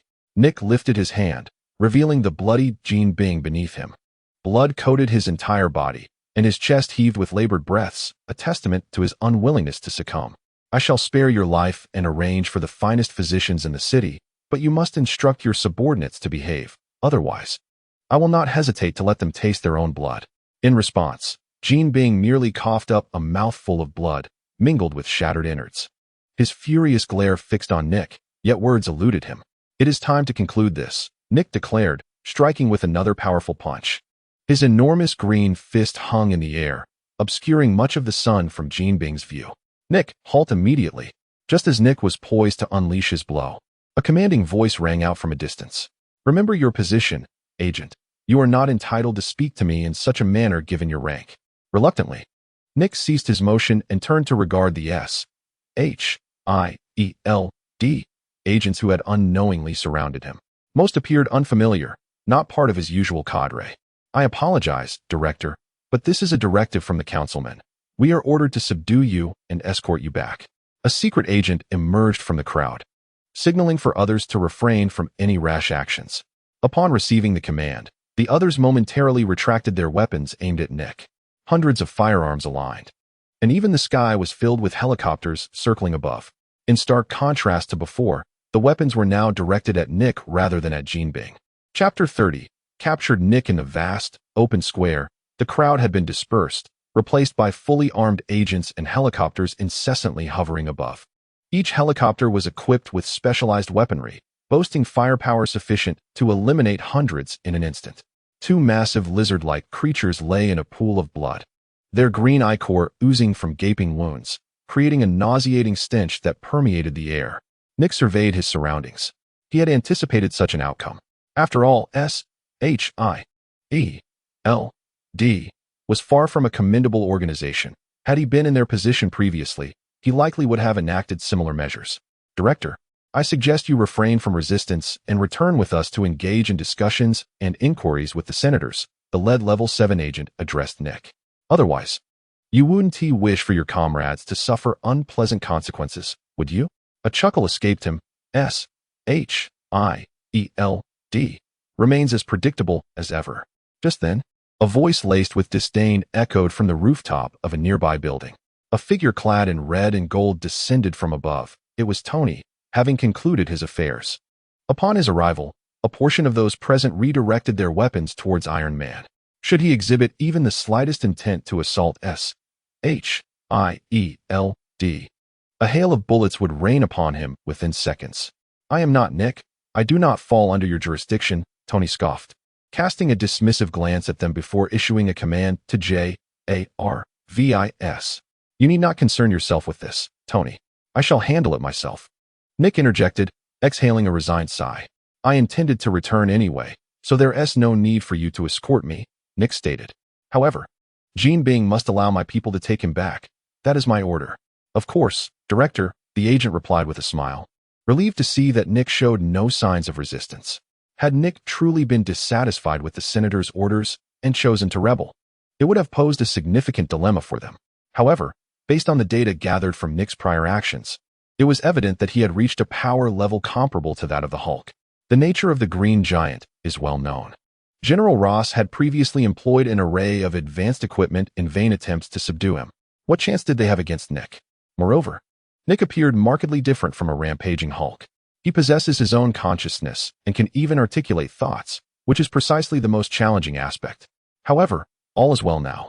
As long as Nick is willing to converse amicably and accompany them, everything will be manageable. You must take him away, but remember, do not engage with these individuals. The group that Nick had brought along has now hastily descended from upstairs. Upon witnessing the fully armed scene outside, they were all taken aback by the gravity of the situation.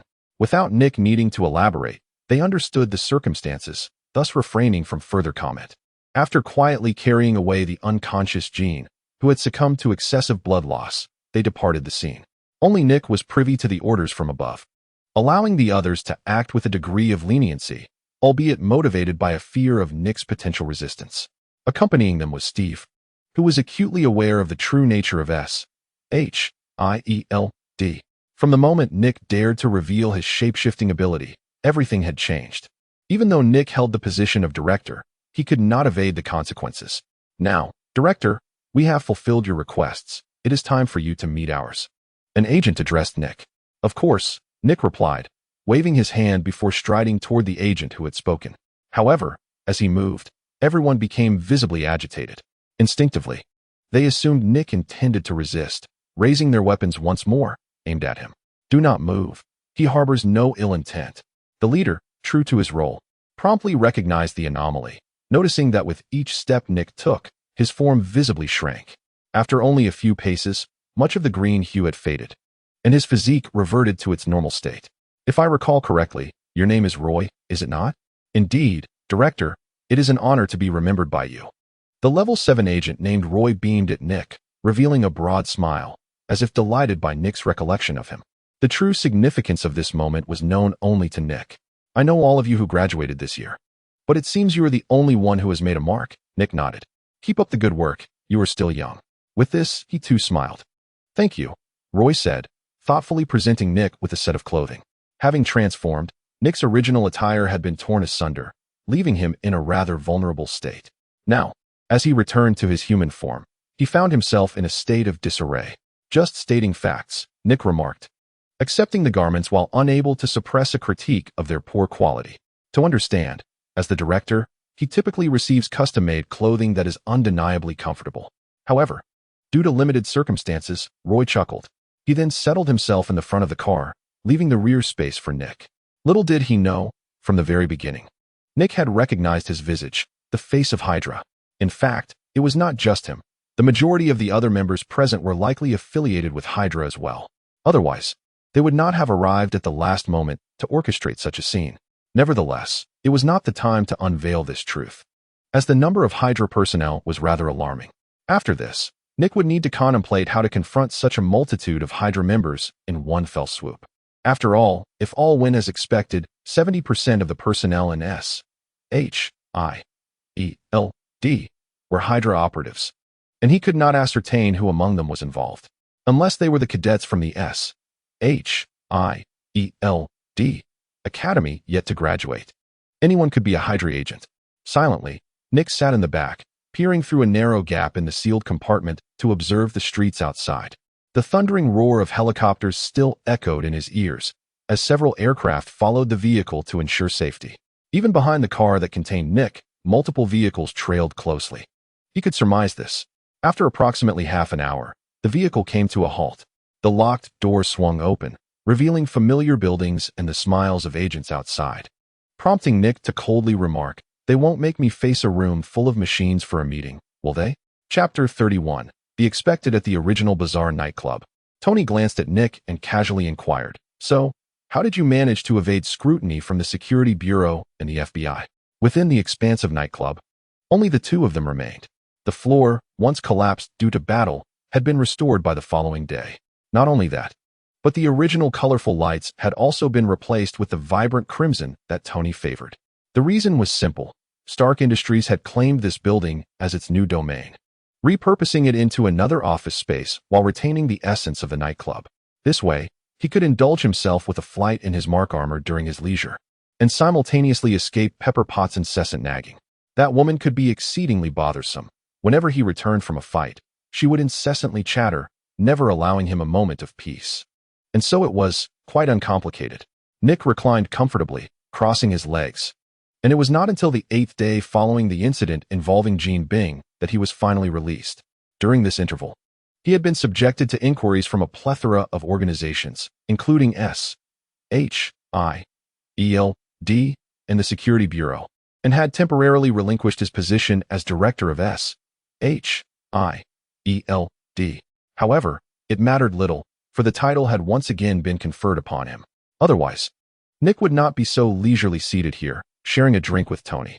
The two elderly gentlemen, akin to vagabonds, sat in the dead of night, engaging in inconsequential chatter.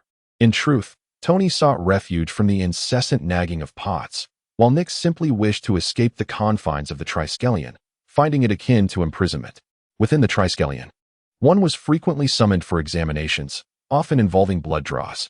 Should he express reluctance, they would devise means to obtain samples of Nick's DNA. Previously, such diligence had not been exhibited. Nevertheless, there was little choice. as Nick had unwittingly revealed abilities reminiscent of Dr. Banner's transformations, retaining an unusual degree of lucidity post-transformation. The last individual with such traits remained confined by S.H.I.E.L.D., entombed thousands of meters underground, enduring a fate worse than death. I allowed them to investigate freely. I even let them access footage of me preparing for bed. After 3 days and nights of scrutiny, having gleaned nothing, they finally capitulated and turned their attention towards me, Nick boasted. They had nearly extracted every drop of my blood, yet yielded no results. Coupled with the myriad crises awaiting resolution within S.H.I.E.L.D., they found themselves bereft of suitable personnel and thus had no choice but to release me. After all, my years of service to S.H.I.E.L.D.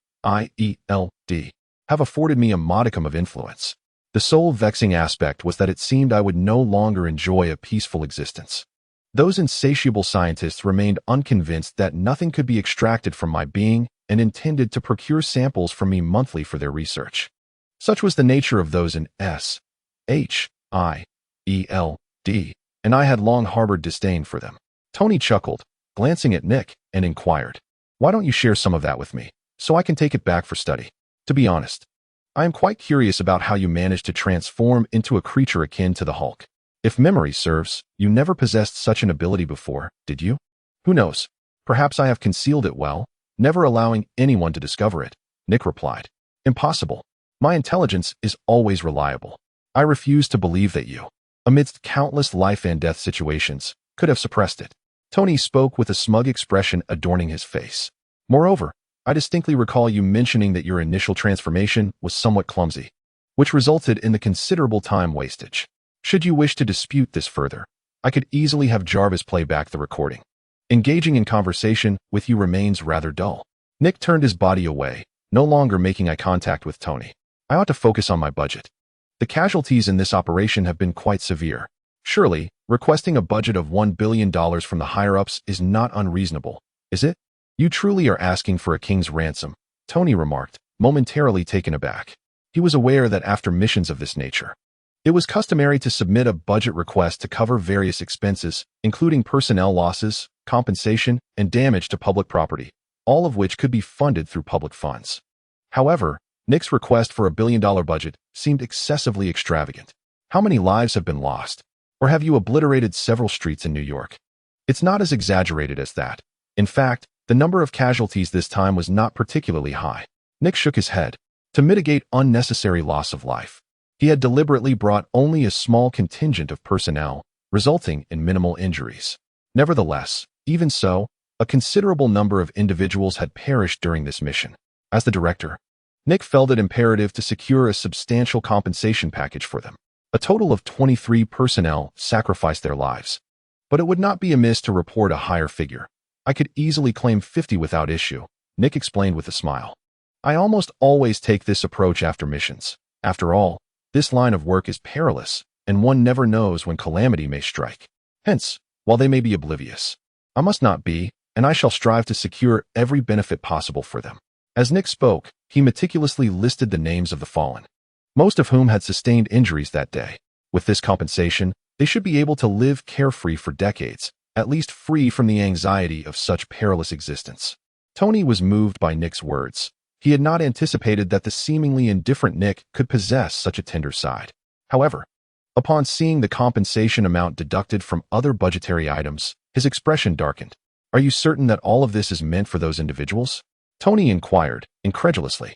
"Did you assault every nightclub in Manhattan to break those 50,000 glass cups and 3,000 chairs? How could that be possible?" Nick regarded Tony with an incredulous gaze.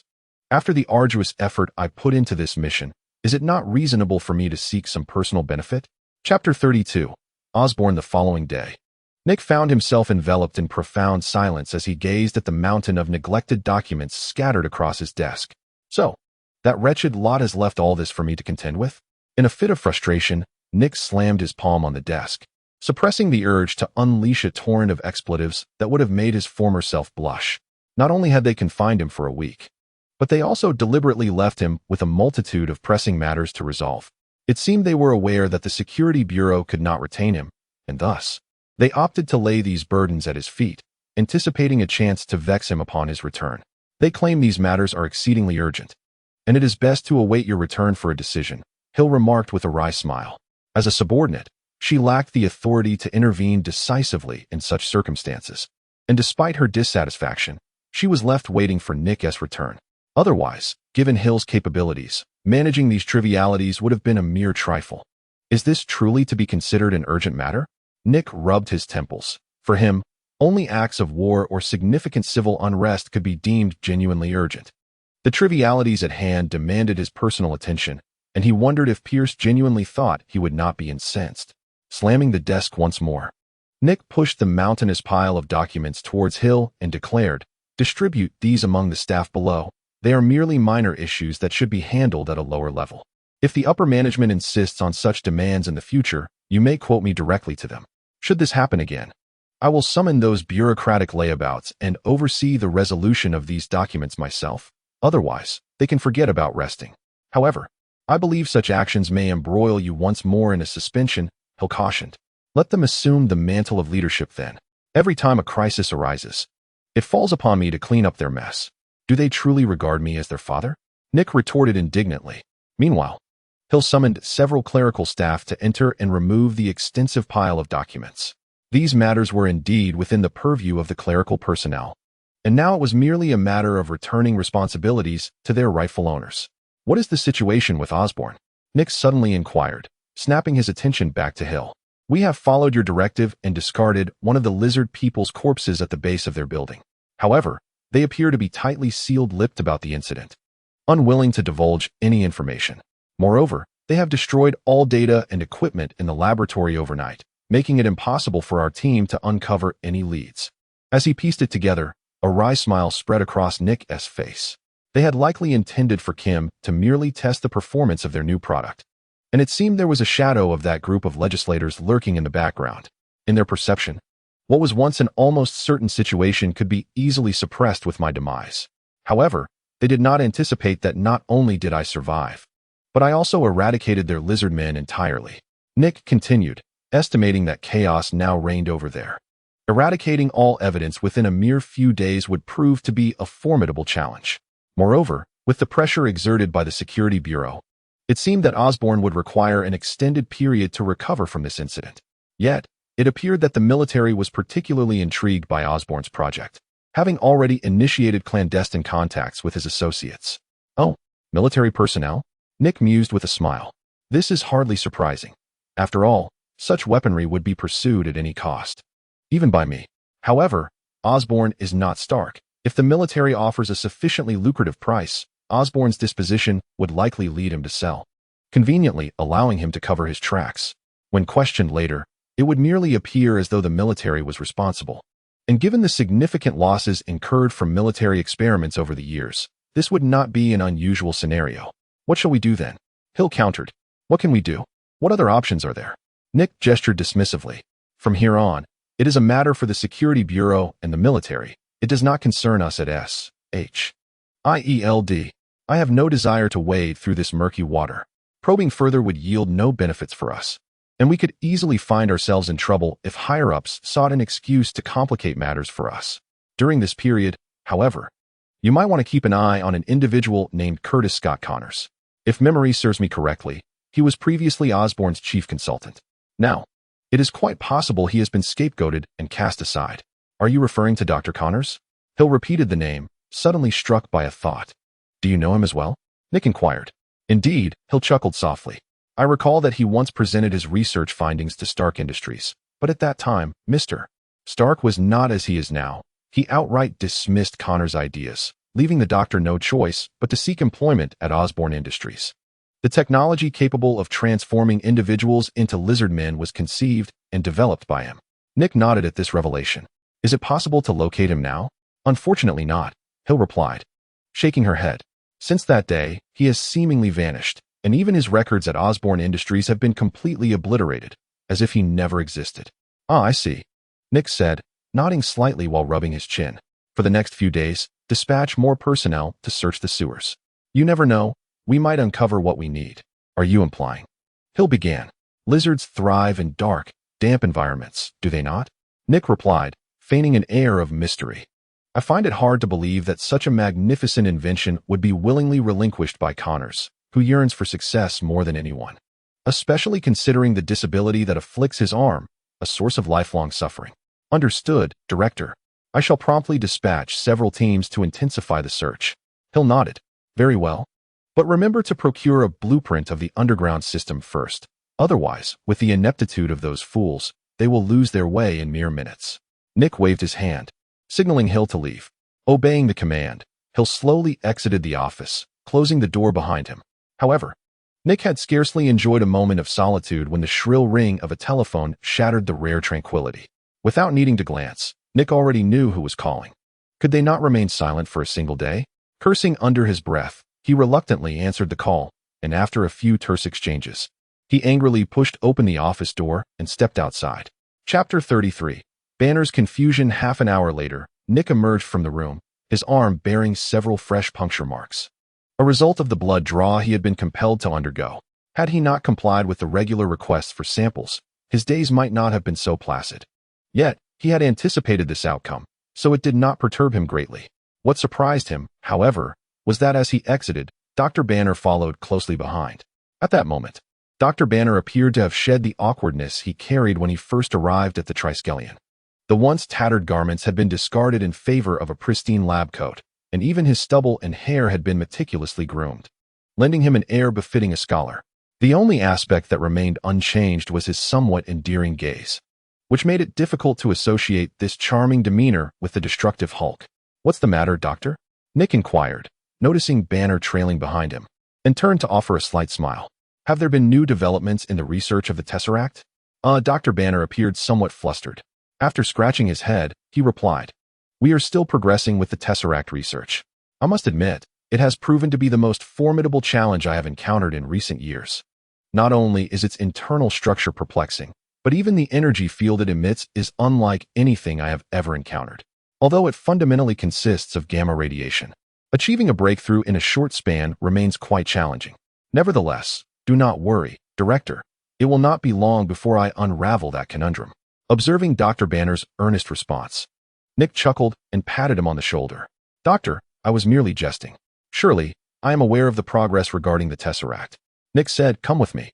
I know what you truly wish to discuss." This. Banner's face flushed with embarrassment as Nick discerned his predicament. Just as he intended to respond, Nick, hands tucked in his pockets, strode towards his office. Banner, with his head bowed, had no choice but to follow. Inside Nick's office, Dr. Banner sat upright in his chair, resembling a bewildered child, starkly contrasting with Nick's relaxed demeanor.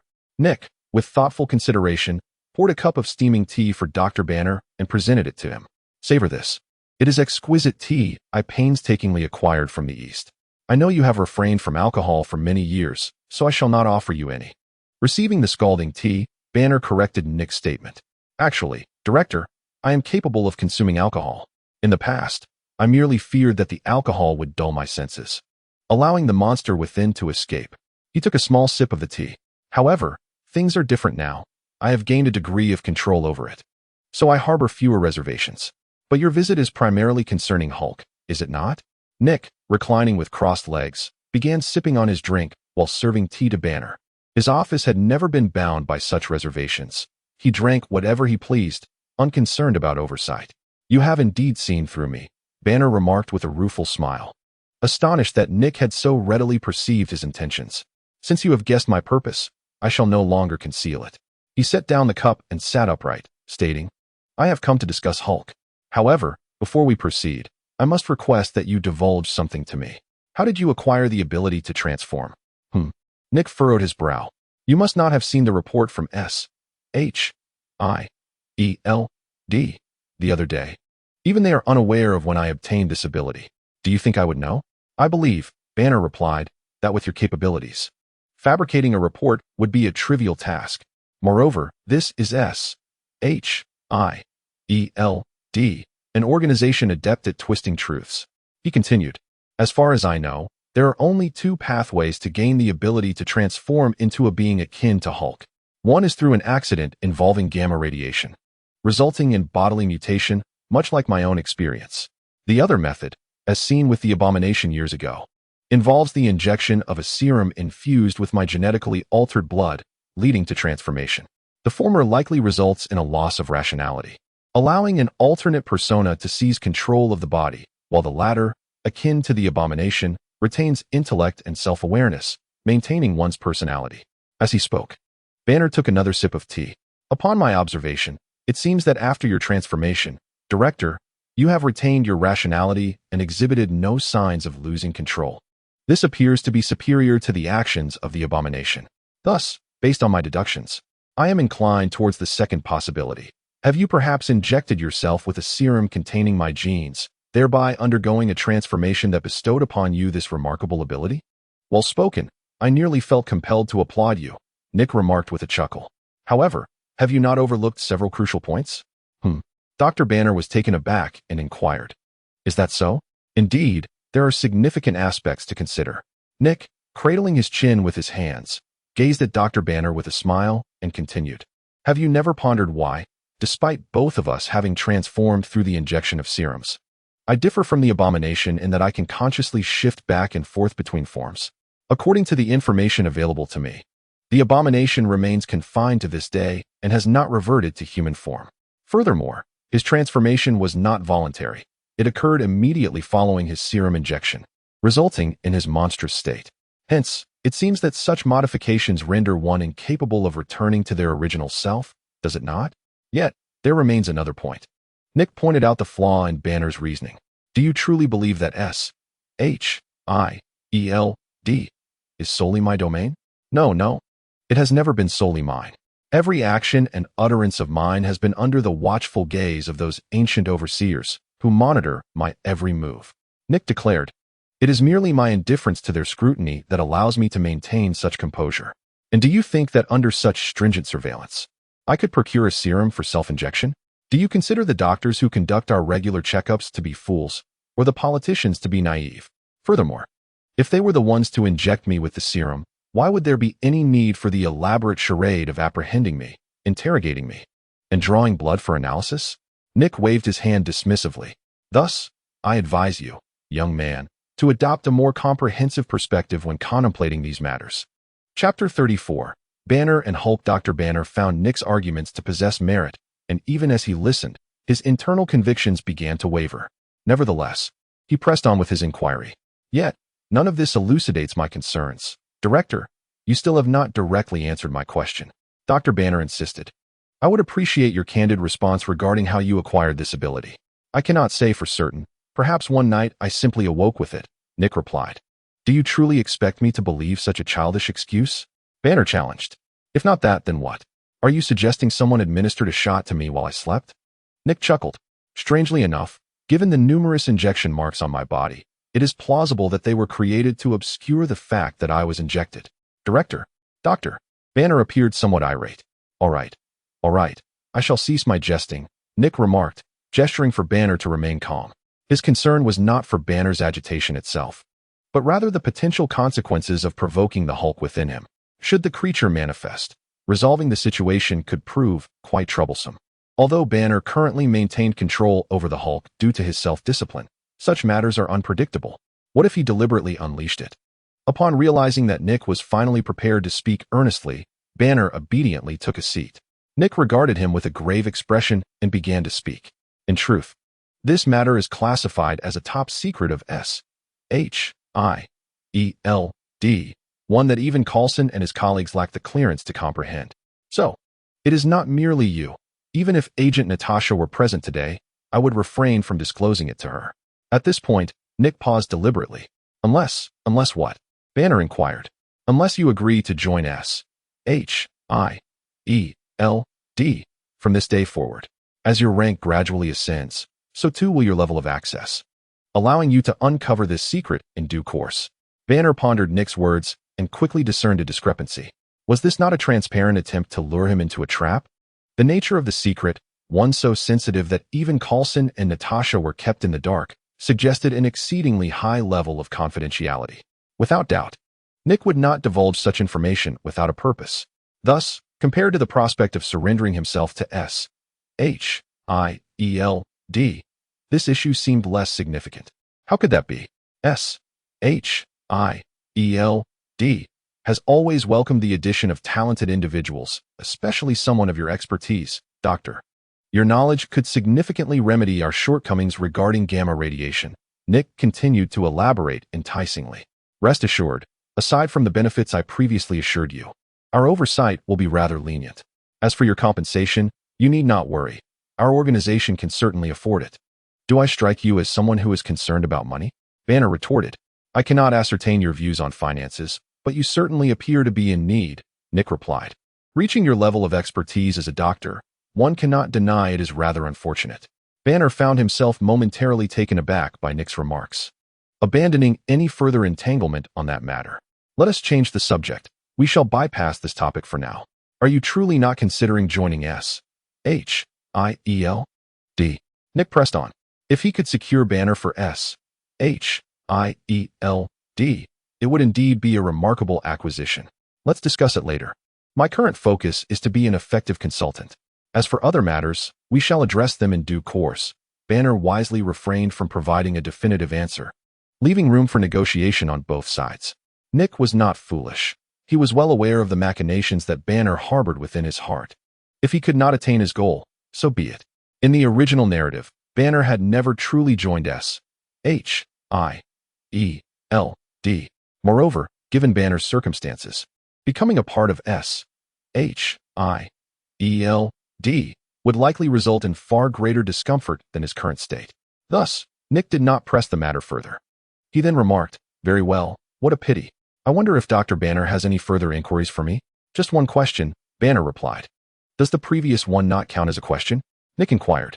"All right, a second question, and the last," Banner continued, feeling an uncanny resemblance in Nick's manner of speaking to that of a certain flamboyant playboy clad in golden and crimson armor, evoking an irresistible urge to slap him.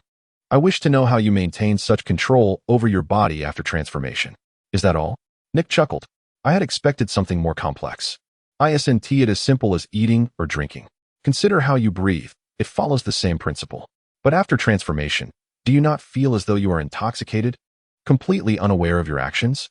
Banner pressed. "Not at all. How could that be?" Nick shrugged. "I am who I am. Even post-transformation, I remain lucid, feeling no significant alteration. Well, there is a change. I certainly feel my strength has amplified immensely, unlike anything I experienced before." "No, that is not what I am asking. I am aware it isn't." Nick smirked. "In truth, this question requires introspection on your part." He approached Banner, placing a reassuring hand on his shoulder. "You must ponder this matter deeply. Why is it that your own body feels beyond your control upon transformation? Is it because the Hulk's persona has overtaken my body?" "Incorrect," Nick corrected him. "After all, the Hulk is a manifestation of your own being. Fundamentally, he is still a part of you.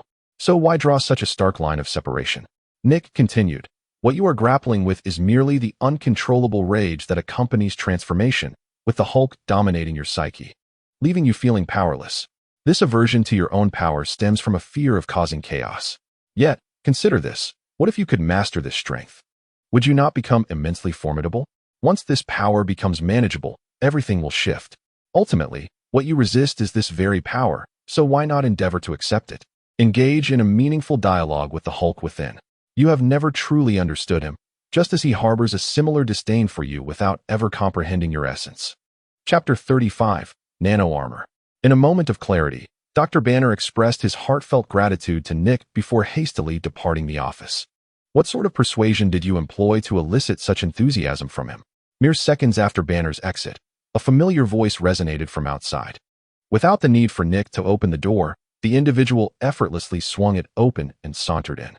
When did SHIELD transform into Stark Tower?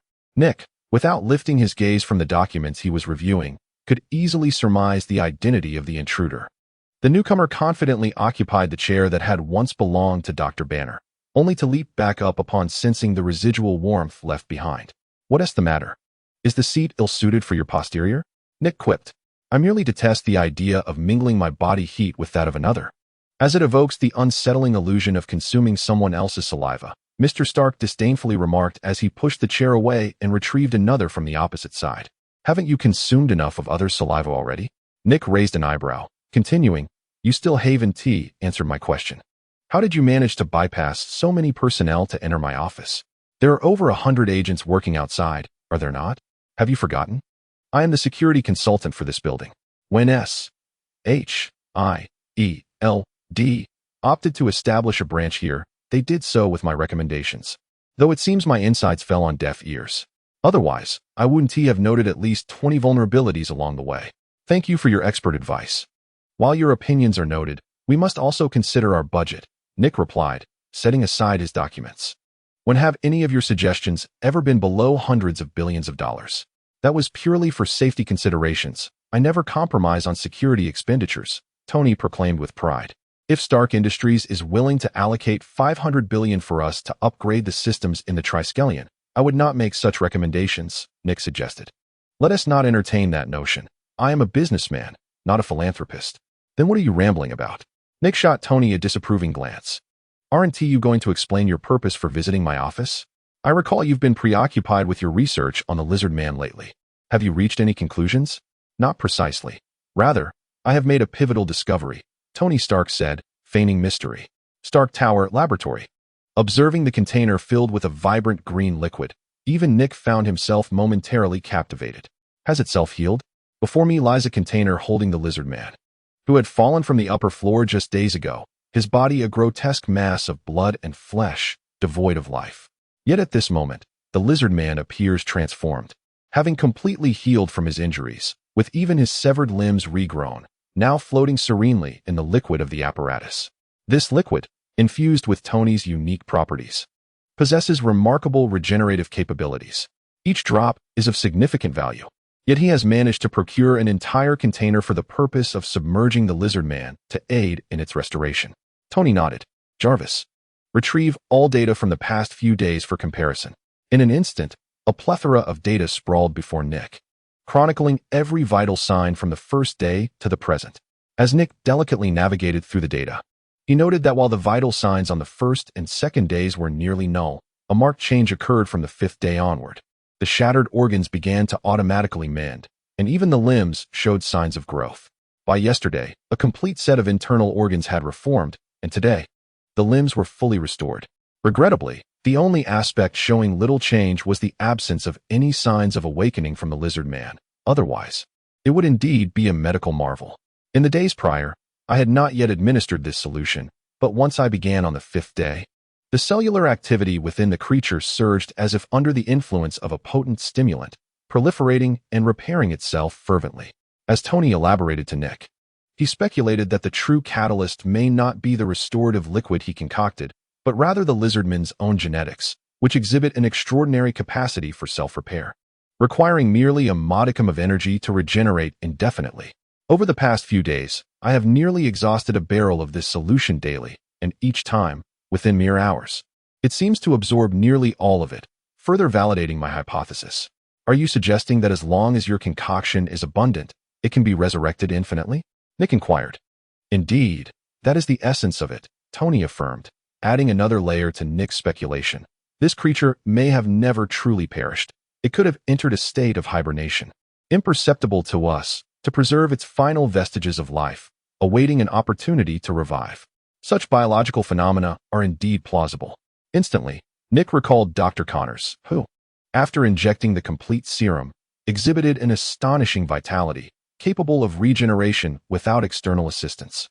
The lizard man before them is clearly a diminished version of Dr. Connors, with abilities that, while less potent, still bear significant resemblance to the original. Had we encountered only Dr. Lizard that day, Nick would have found himself in quite a predicament. However, it did spark an idea within me. If my armor could regenerate like its limbs, wouldn't that allow for continuous replenishment during battle? We would no longer face the inconvenience of minor damages. Yet, armor fundamentally differs from biological tissue. While tissue can regenerate, can one truly expect iron to forge iron anew? Such a notion defies the principles of science. Tony rebutted Nick, then continued, Yet, I could take a different approach. If regeneration is off the table, why can I not supplement in real time? By compressing the molecular structure of the armor to an incredibly diminutive scale, I could instantaneously mobilize these compressed molecules to repair any damaged area. Wouldn't that be akin to regeneration? Nick paused, not out of astonishment at Tony's idea, but rather because By all that is sacred, was this not the very nanotechnology that Tony Stark would eventually develop? Chapter 36. Ideas from the Past Logically. This should have been an innovation conceived by Tony many years later. After all, with current technology, even Tony couldn't envision such advancements. Yet, with Nick's slight awakening, Tony experienced an epiphany. The density of molecules poses a challenge. Compressing them necessitates addressing the arrangement and storage space. It would be utterly foolish to bring a basket of such materials into battle. Why not switch to nanotechnology? Tony pondered aloud. Although nanostructures are larger than molecules, achieving molecular cutting, storage, and arrangement seems an impossibility, even 2 decades hence. Such a feat is simply extravagant, unless one were a deity, and as an atheist, I find it implausible that anyone could accomplish such a task. The more Tony spoke, the more exhilarated he became. If we transition to nanotechnology, I believe Stark could indeed achieve it.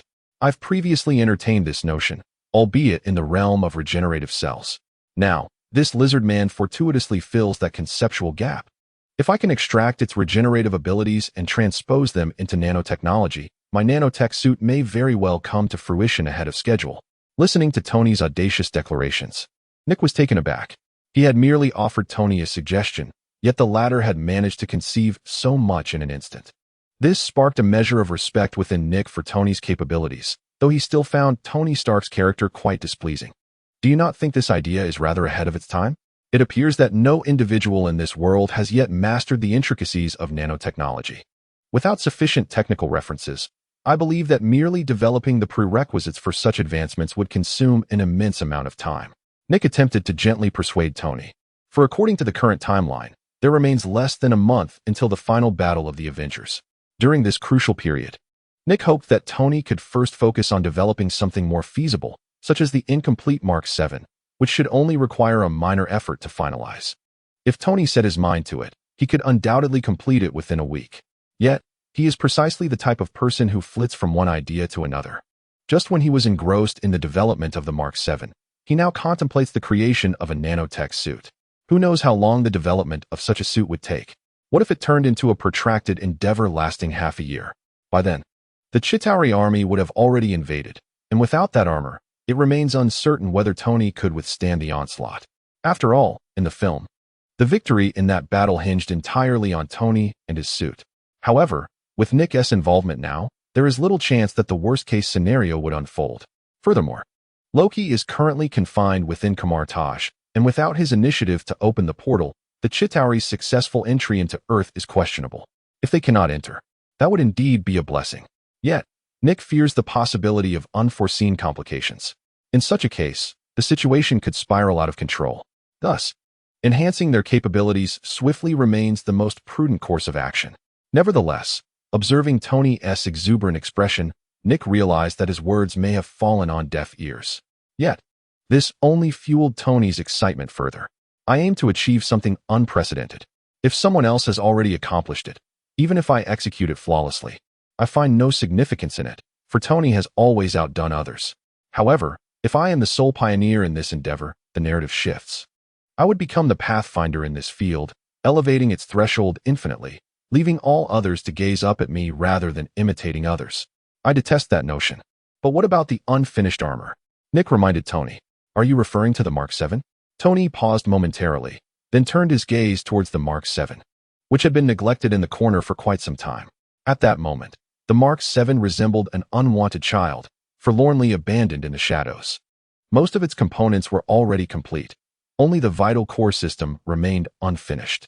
Tony only needed to invest a few more efforts to complete the components within the central system and input the necessary commands, after which the Mark 7 would be ready for operation. However, it was unfortunate that the Mark 7 was no longer Tony's cherished possession. His mind was now entirely consumed by the nanosuit he had recently proposed. Tony believed that the invention of this suit could elevate his status to unprecedented heights, which was why he was so exhilarated. The child was already in the final stages. He could finish it at any moment if he so desired. So there was no rush. Instead, he pondered how to handle the matter of the nanosuit. Completely disregarding the Mark 7 in the corner, Tony promptly summoned J.A.R.V.I.S. and began to outline all his previous proposals and ideas regarding nanotechnology. upon witnessing the wall suddenly filled with a myriad of ideas. Even Nick was taken aback. He had not anticipated that Tony had conceived so many concepts years ago.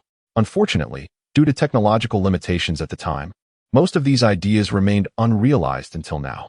This one do, Tony muttered as he swiftly flipped through his past notions, meticulously organizing and categorizing each one. He retained those that were feasible, discarding the impractical ones as mere refuse. This is viable. This one work. This is a bit cliched. What was I thinking back then? How could I come up with such subpar ideas? Oh wait, how did Happy end up here? Tony's efficiency was remarkable. He could recall nearly everything he had previously conceived with just a glance, allowing him to process swiftly. Yet, Nick felt a twinge of regret for those ideas Tony deemed trash. They were groundbreaking concepts. Each discarded notion would likely be fervently sought after by others, considering their creator bore the Stark name. Yet, their creator, Tony Stark, remained utterly indifferent. If they're gone, they're gone. I can always think of something else later. He shrugged. After about 5 minutes of this process, Tony finally reached a conclusion, retaining roughly 1/3 of the ideas for future use. As for the others, they vanished from his sight forever. In his words, trash does not deserve to exist in this world. Chapter 37. Dr. Lizard at last, after another half hour. Tony paused his work. His face, brimming with excitement, indicated that this endeavor was undoubtedly promising. During this half hour, Nick had once again come to appreciate Tony Stark's remarkable prowess. He was capable of transforming a brand new idea from conception to execution within a mere 30 minutes, while also delineating numerous possibilities. This realization left Nick profoundly astounded. He began to ponder whether he should directly extract Tony's abilities at this very moment. If all goes as anticipated, Nick should be able to extract all the technologies Tony currently possesses, yet he would not be able to acquire the unique creativity that belongs solely to Tony. This is quite understandable, as the extraction pertains only to the abilities presently held by the extractor, not those that may be developed in the future. Thus, Nick had been in no rush to extract Tony, feeling that doing so at this juncture would be somewhat disadvantageous. After all, Iron Man was still in the nascent stages of his evolution, and his capabilities were not yet fully matured. Waiting a few more years until his technologies and skills have reached their zenith would be the optimal time for Nick to reap the rewards. Though such a thought may seem slightly sinister, it is nonetheless a reality. At present, Nick appeared to have little need for Iron Man's suit. Even if he were to extract it, crafting a new one would not serve much purpose. After all, with the abilities he currently possesses, he can render himself unmatched in a brief period. The power of the Hulk's transformation, the super soldier serum, and the arcane magic wielded by Loki, any one of these abilities is formidable enough to be considered a pinnacle of early combat power. Thus, Nick chose to be patient, allowing Tony to develop further. Suddenly, noticing Tony pausing his work to open something sent by Jarvis, Nick hesitated. However, as soon as Tony played the video, Nick's expression shifted. "The person you asked me to locate has been found," Tony remarked, gazing at the large, indistinct figure in the video. He froze the frame at the moment the silhouette became visible, then gently manipulated it, enlarging it several times and enhancing the quality. Before them appeared a lizard creature, slightly larger than what Nick and the others had encountered previously. Moreover, unlike the former lizard, this one was clad in what appeared to be human attire. Upon closer inspection, the white garment resembled a laboratory coat. However, it now adorned this monstrous being, creating a rather eerie spectacle. What was even more astonishing was that this creature had a bag tied around its waist, seemingly meant for carrying something. Beep, beep, beep. At that moment, Nick's communicator began to chime. Upon answering the call, he heard Hill's voice on the other end. "Chief, we have tracked down Dr. Connors. It's all right. I am already aware. Just send me the information you currently possess." Understood. As the call ended, Hill promptly sent over the address and photograph of Dr. Connors that had just been uncovered. However, it is somewhat regrettable for Nick that the discoveries made by his team are nearly identical to those unearthed by Tony. Yet, when comparing the two, it almost confirms the current whereabouts of Dr. Connors. In truth, I had previously speculated whether Dr. Connors was involved in the last incident, especially since the technology in question was conceived by him. When he initially presented this project to me, I dismissed it, never anticipating that within just a few years, he would actually achieve success and transform himself into this grotesque form. How do you know that this reptilian figure is Dr. Connors? Nick was taken aback. He had never disclosed to anyone the fact that Dr. Connors had transformed him into a lizard. How then did Tony come to know? It hardly requires contemplation. Tony looked at Nick with an expression of incredulity. The loss of Connor's arm has always been a source of anguish for him, prompting his relentless pursuit to restore his body.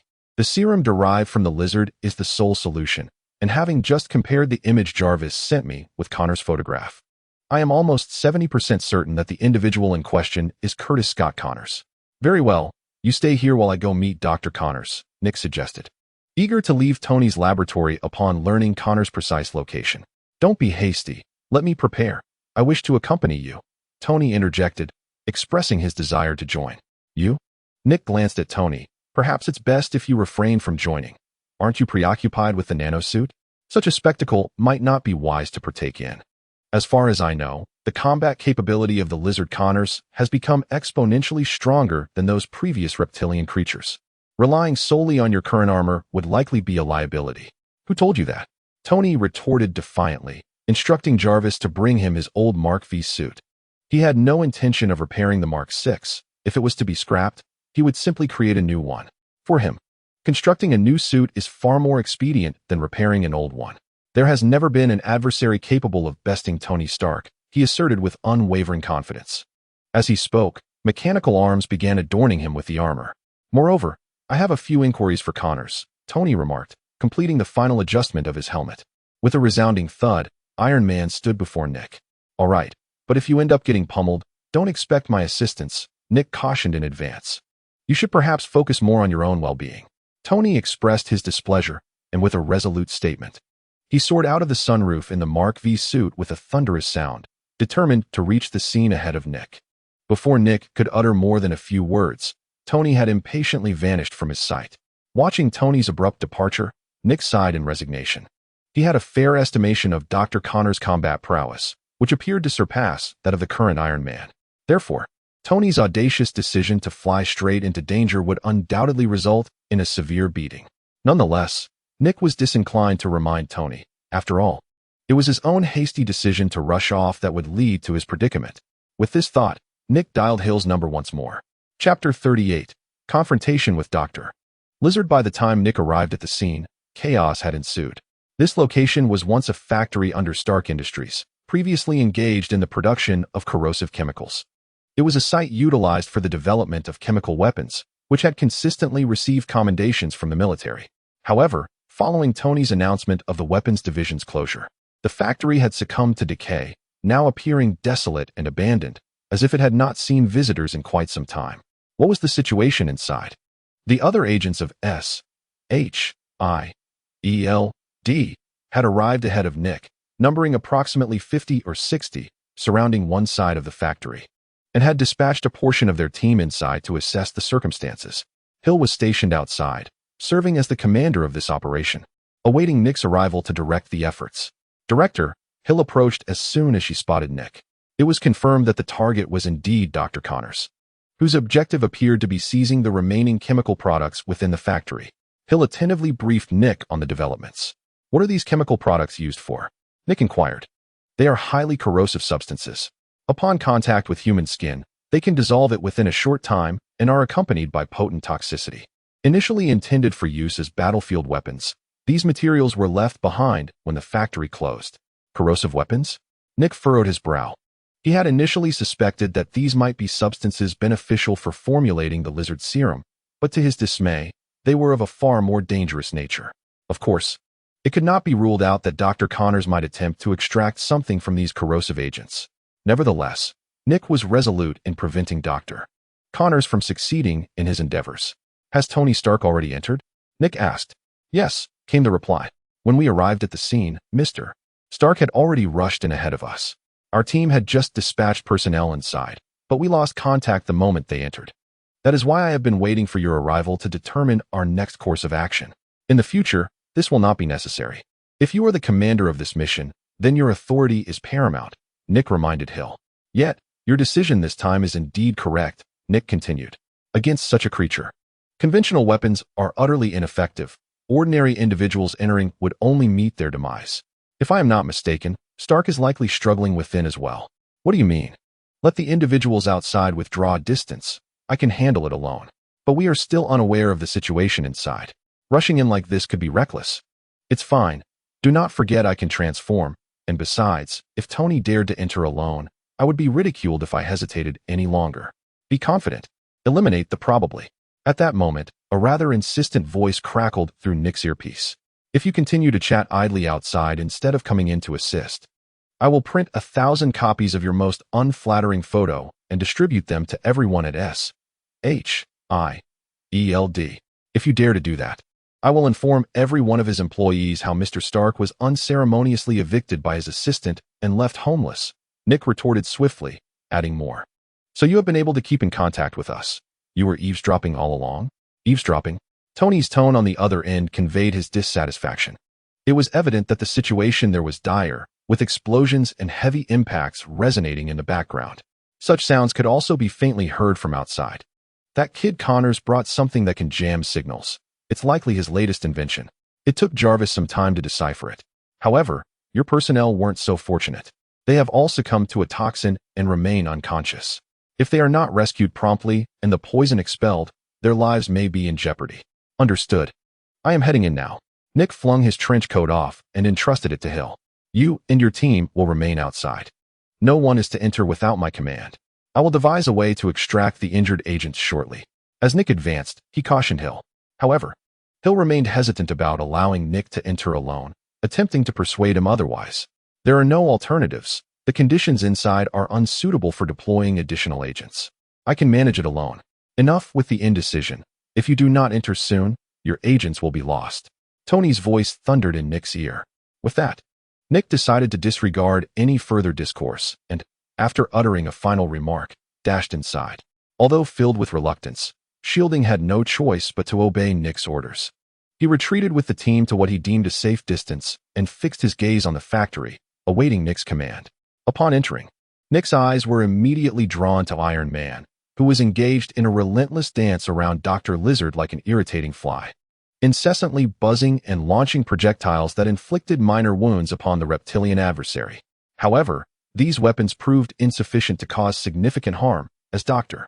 Lizard's formidable regenerative abilities swiftly mended any damage sustained. Concerned about the unconscious agents, Tony refrained from deploying more devastating weaponry, opting instead for a tactical approach of evasion.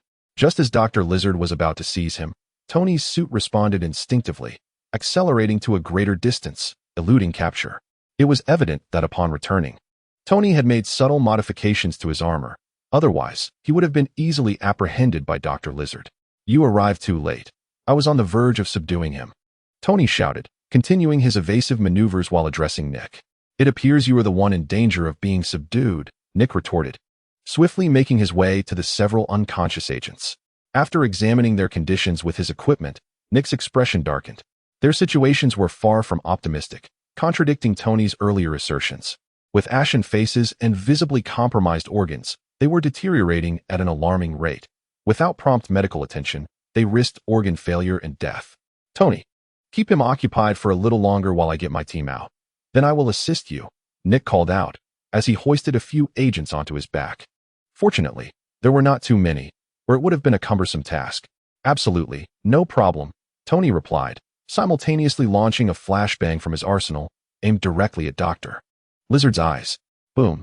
In the next moment, a blinding light erupted, illuminating the vast, abandoned factory with an intensity that even affected Nick, standing at the far edge. What are you doing? Are you trying to blind me as well?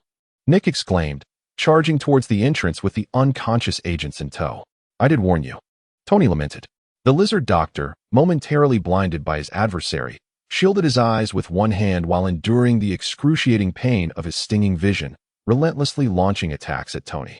In truth, he had already acquired what he sought. However, the persistent Tony proved to be an insufferable nuisance, refusing to let him escape. Thus, he was compelled to engage in a strategic dance with Tony, all the while cautiously safeguarding the precious contents of his bag. Those liquids were essential materials for his latest experiments, and their presence was vital for the continuation of his work. Naturally, Tony was keenly aware of this predicament, emboldening him to audaciously harass the lizard doctor, fully cognizant of the latter's need to divert attention to protect his invaluable possessions. How about that flashbang from your grandpa, Tony?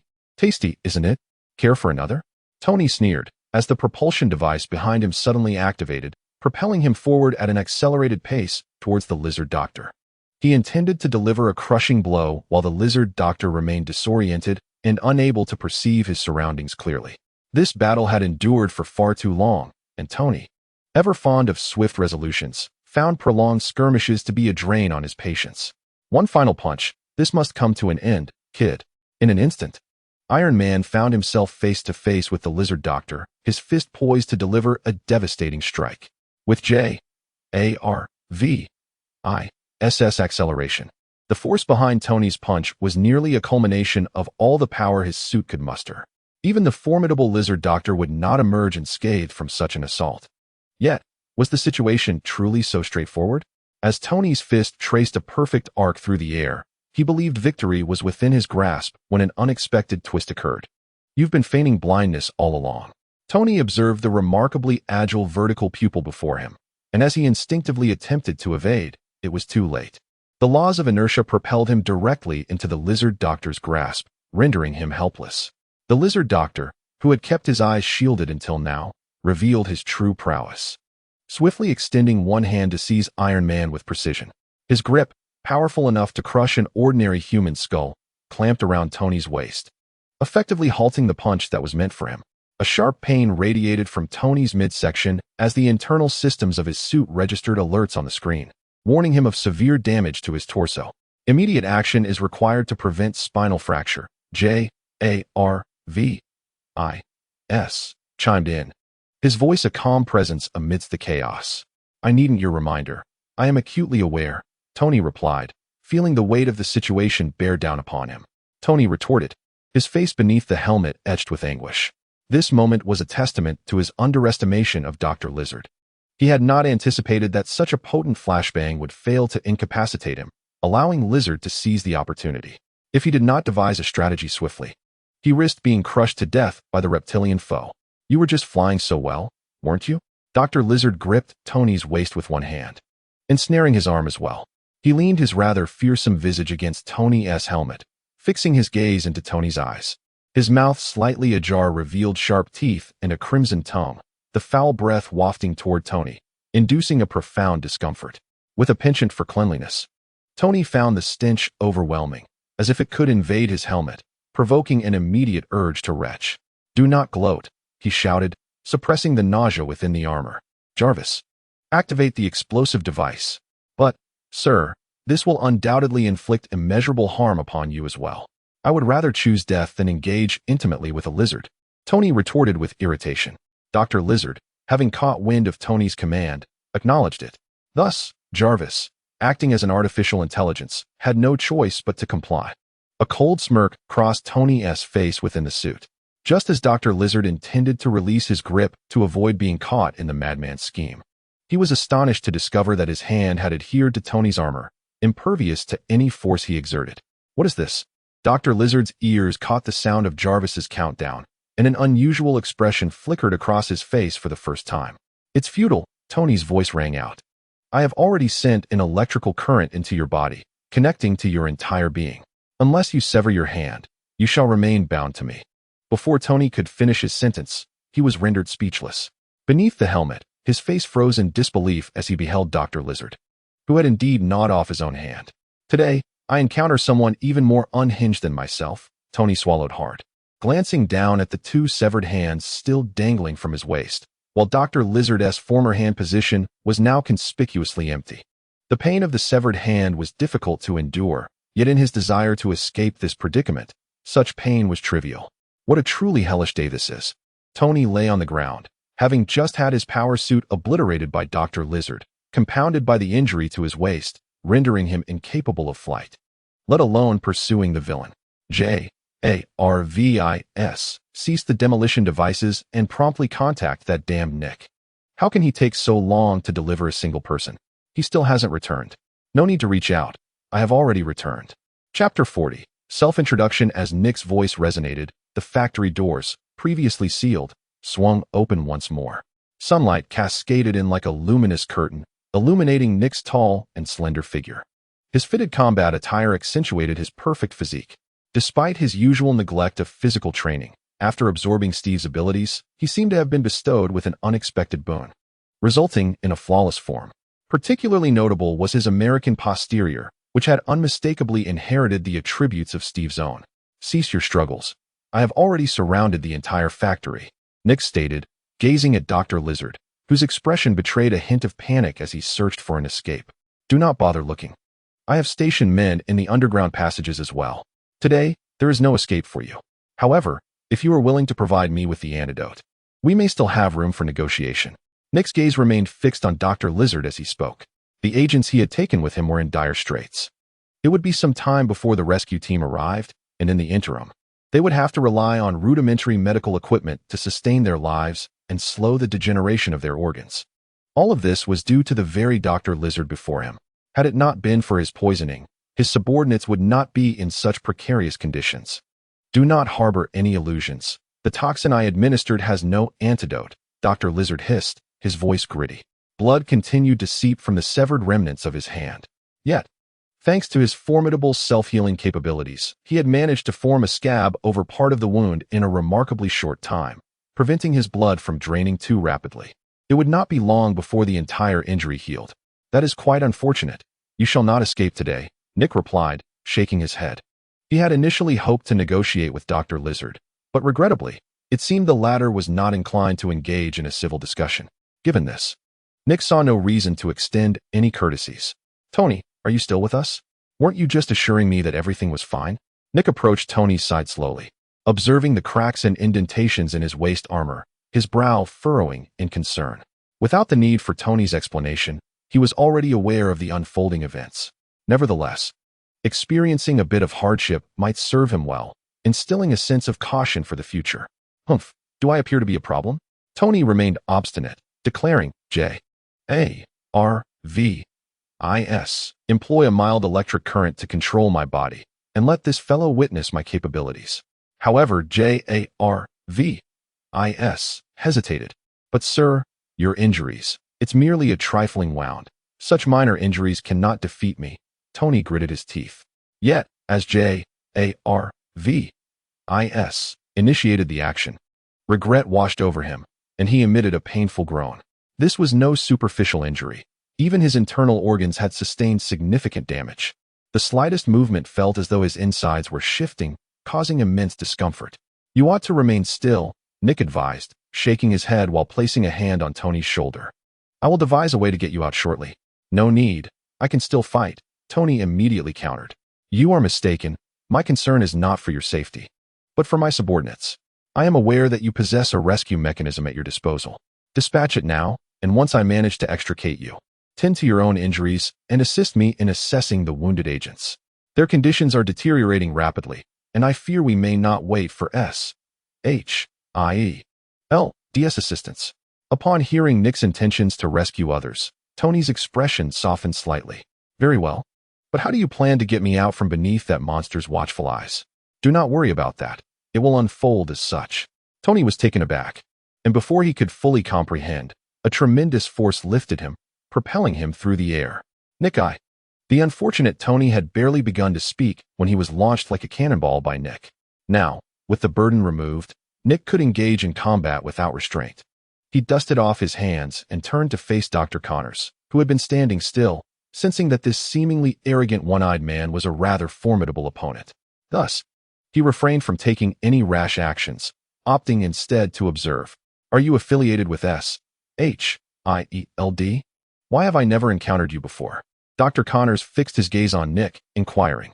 "There are countless individuals you have yet to meet, especially considering that, in your previous capacity, you seemingly lack the privilege to encounter me. Are you their leader?" "Quite astute of you to discern that," Nick replied with a smile, brushing off the dust from his attire. "Sir, there's no need for introductions. Your identity is of little concern to me, as long as I am aware of yours." "What does this mean?" Dr. Lizard's pupils narrowed. "Curtis Scott Connors, your esteemed name has long been an object of my admiration." Nick feigned a tone of regret. "It is rather unfortunate, however, that our first formal encounter should transpire in such a manner, and in this setting." Before Nick could finish his sentence, a powerful gust swept past, causing a frown to crease his brow as an overwhelming stench assailed him, as if it sought to corrode his very being. How did you ascertain my identity? Dr. Lizard exclaimed, simultaneously swinging his fist toward Nick's face with explosive force. What had once been an empty palm now appeared strangely elongated, though it seemed not fully formed, giving the fist a somewhat diminutive appearance. Even so, the strength behind that blow was sufficient to reduce an ordinary man to a mere heap of flesh. Yet, what transpired next was entirely unexpected for Dr. Lizard. His fist passed straight through Nick's body, as though there were no one standing before him, akin to striking cotton. There was no sensation whatsoever. How could this be? Dr. Lizard immediately sensed something was amiss and withdrew his fist. At this moment, Nick gradually vanished from sight. Dr. Lizard turned and surveyed his surroundings. Indeed, he located the real Nick in another location. Is this magic? Or mere sleight of hand? Dr. Lizard's pupils constricted as he flicked his tongue. A trivial trick. Perceive it as you will. Nick waved his hand dismissively, a smile still gracing his face. However, I have changed my mind. Before we engage in combat, I believe it prudent to introduce myself. Otherwise, it would be rather unfortunate for you to remain unaware of who is about to strike you. Greetings, I am Nick Fury. You may refer to me as Director, just as they do. Chapter 41, You Shall Not Take It Away. With a faint smile upon his lips, Nick regarded Dr. Lizard with a calm demeanor, as if observing a mere little lizard, entirely unconcerned. His expression remained serene, hands clasped behind his back, his tall stature nearing 6 feet 3 inches, accentuating his impressive physique, with subtly defined muscles hinting at the strength contained within. Of course, in comparison to Dr. Lizard's physique, he appeared somewhat lacking. You are the first to dare speak to me in such a manner since I acquired this power, Dr. Lizard hissed. Exhaling a cloud of murky air, his vertical pupils quivering slightly. He had little desire to engage in prolonged discourse with Nick and sought to resolve matters swiftly. There is no way to deny it. Nick's actions are undeniably suspicious. Regardless of how well he may train, he remains merely a physical being, incapable of matching my prowess. Thus, in the eyes of Dr. Lizard, the latter's behavior is merely a ploy to buy time, seeking a chance for rescue. How could Dr. Lizard possibly grant Nick such an opportunity? Without hesitation, he sprang into action, his broad feet striking the ground with formidable force, causing the very surface beneath him to yield slightly. With such explosive power, he leapt to a height of 5 or 6 meters, tracing an arc in the air, raising both fists as he aimed toward Nick's position. Wishing for a swift conclusion, are we? A slight smirk appeared at the corner of Nick's mouth. With the use of Warner's magic, he could effortlessly evade such an attack, and if he so desired, Dr. Lizard would not land a single blow today. Boom. Dr. Lizard's fist came crashing down, but as before, he felt nothing beneath it but the emptiness of the ground. Slowly retracting his fist from the small crater, he turned to survey his surroundings. Is it only escape you know? Is this how all S.H.I.E.L.D. agents behave? Dr. Lizard remarked, surveying the area. The factory, long devoid of human presence, was cloaked in dust. With his recent movements, Dr. Lizard had stirred up clouds of dust, enveloping himself and obscuring his view of the surroundings. How can this be? At that moment, Nick's voice echoed from an unknown location. I had intended to engage you for a while, to test your strength and speed. However, since you seem disinterested, I shall refrain from pressing my face against your cold shoulder. Nick's voice, ghostly and ethereal, circled around Dr. Lizard. Initially, Dr. Lizard contemplated launching an attack in the direction of Nick's voice, but now he was compelled to abandon that thought. Bang! Before Dr. Lizard could deduce Nick's whereabouts, a heavy object hurtled through the air nearby, crashing through a thick cloud of dust and heading straight for him. It was a factory tool, towering at 4 to 5 meters and weighing nearly 2 tons. Yet, in this surreal moment, it was hurtling toward Dr. Lizard, prompting him to take it seriously. Good heavens! Is this his doing? As Dr. Lizard braced himself against the incoming container, the immense force it bore compelled him to stagger back several steps before regaining his composure. However, before Dr. Lizard could set down the massive container, 2 more containers hurtled toward him from distinct directions. Astonishingly, despite being stored in entirely separate locations, they were simultaneously hurled by Nick. Bang! Bang! Dr. Lizard swiftly tossed aside the container he had just grasped, extending his hands to catch one container in each. Nevertheless, this maneuver left him somewhat shaken. The trivial antics had grown tiresome. Nick's actions incited in Dr. Lizard a sense of being toyed with, prompting him to angrily fling the container away. The resultant gust from the thrown container swept away the surrounding dust, revealing Nick standing aloft. "Oh, you actually caught it." Nick chuckled, and under Dr. Lizard's gaze, he lifted yet another container. This one was evidently much larger than the previous ones, its weight far surpassing theirs. Yet, in Nick's hands, it appeared effortlessly light. With Dr. Lizard watching, he hurled it toward him. Simultaneously, Nick moved with the intention of using this container to obscure Dr. Lizard's line of sight, seizing the opportunity to strike unexpectedly. However, before Nick could approach Dr. Lizard, he abruptly vanished mid-air, utilizing magic to return to the ground. This was not a result of a sudden change of heart, but rather an indication that something was amiss. The container, just moments away from contacting Dr. Lizard, inexplicably began to dissolve. It melted from the center outward at such a rapid pace that it disappeared from the air before even touching Dr. Lizard. Standing still, Dr. Lizard's expression was far from pleasant. He held an empty container, and the residual liquid within indicated that he had just poured out its contents. "Did you use that thing?" Nick asked, somewhat astonished, as Dr. Lizard had come from afar specifically for that vial of solution. Yet now, the opponent had bizarrely employed it as a weapon. "Indeed," Dr. Lizard nodded.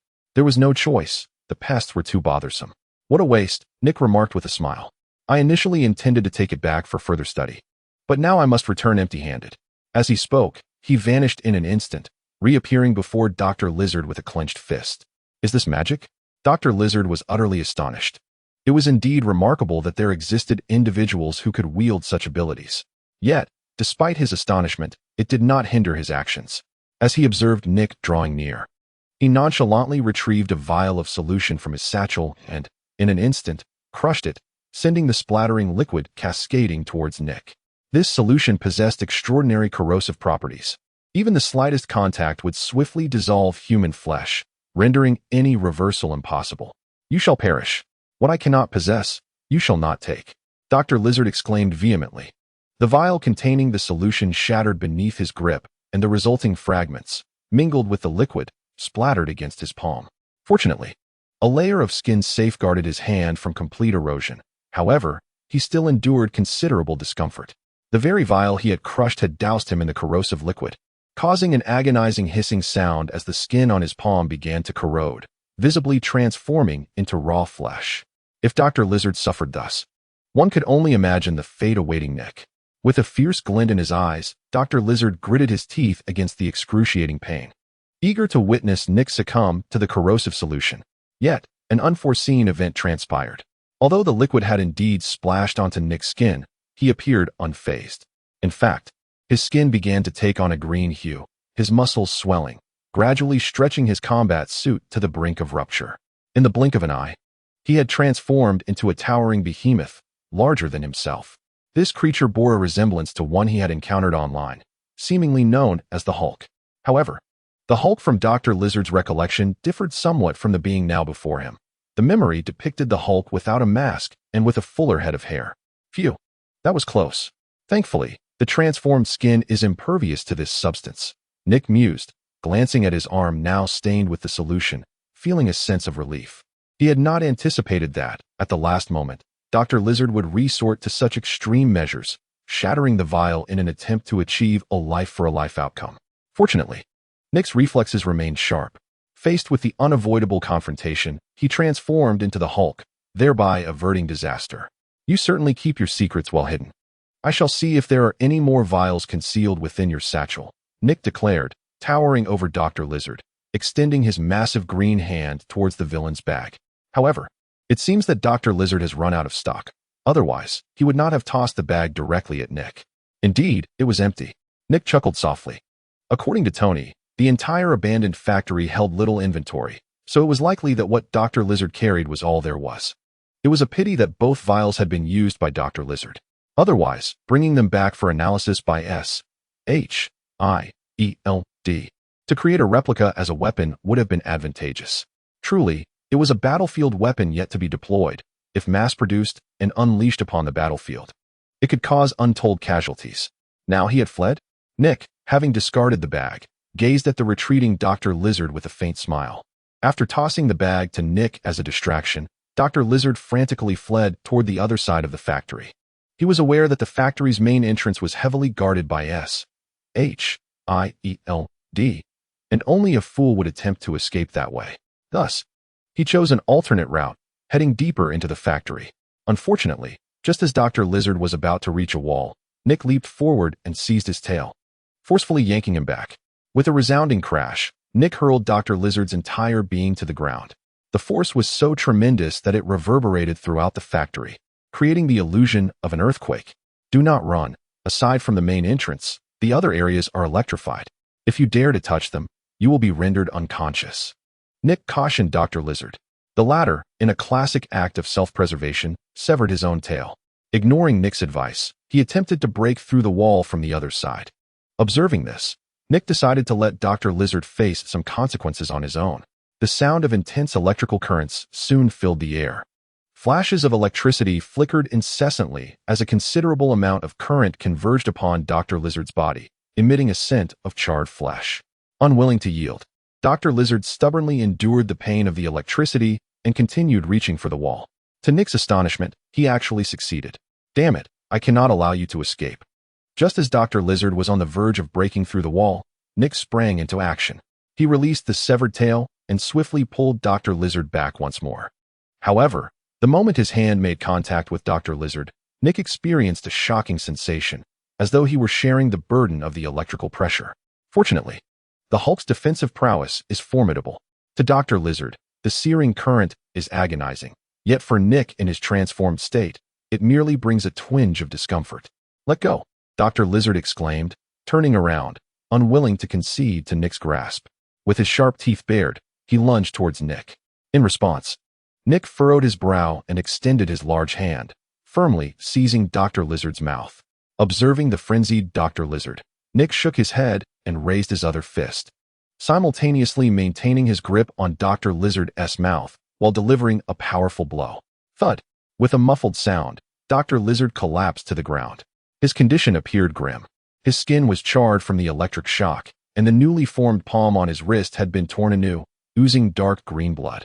The severed tail of Dr. Lizard twitched at Nick's feet, as if seeking its owner.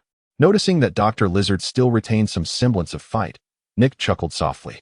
He slowly bent down and addressed him. Wouldn't it have been better to do this sooner, Dr. Connors?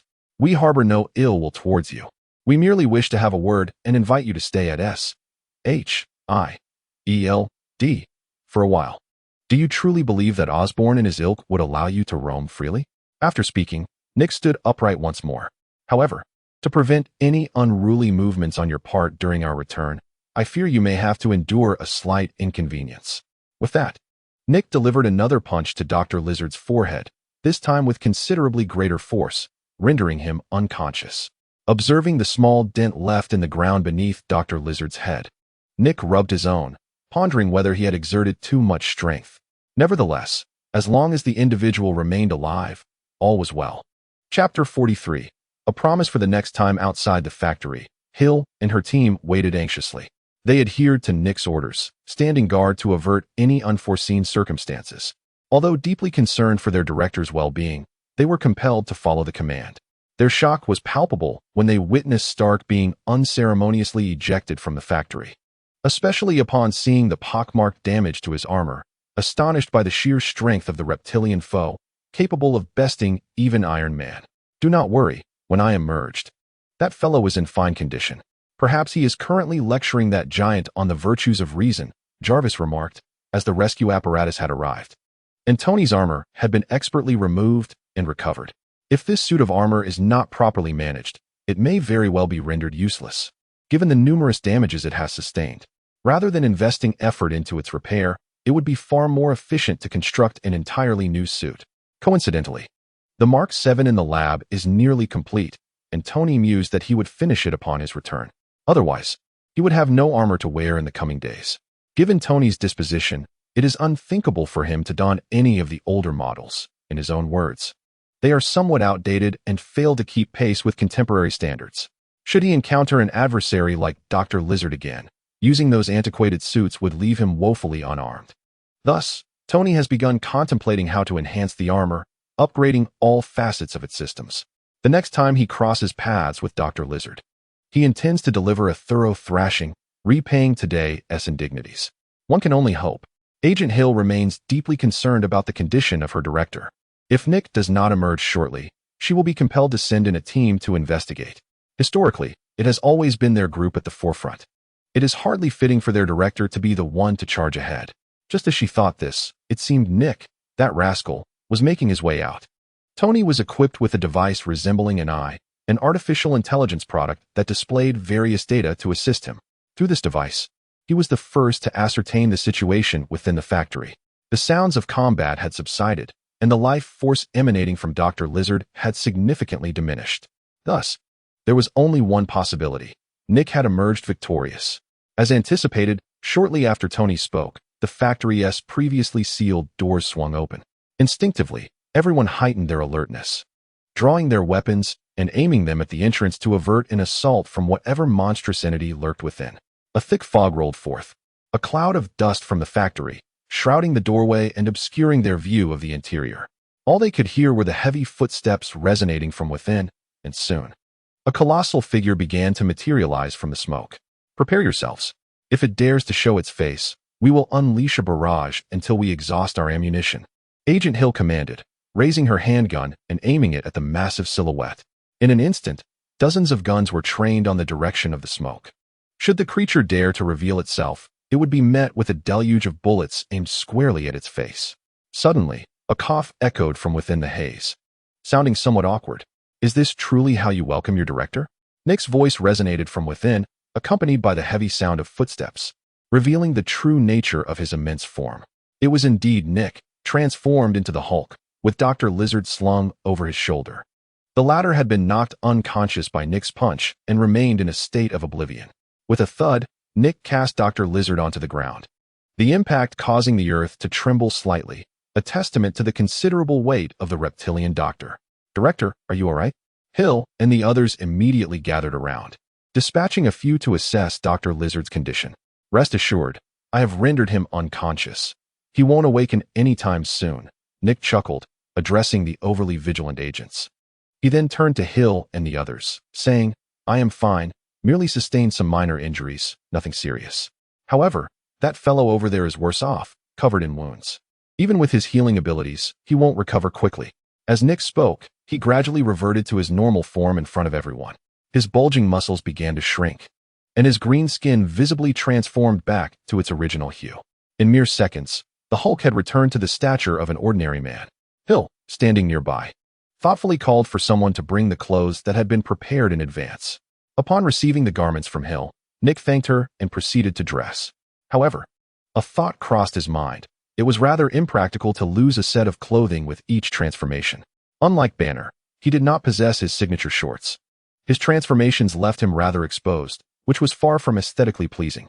Contemplating this issue, Nick turned to Hill and said, Please instruct someone to work overnight on creating a few sets of combat attire.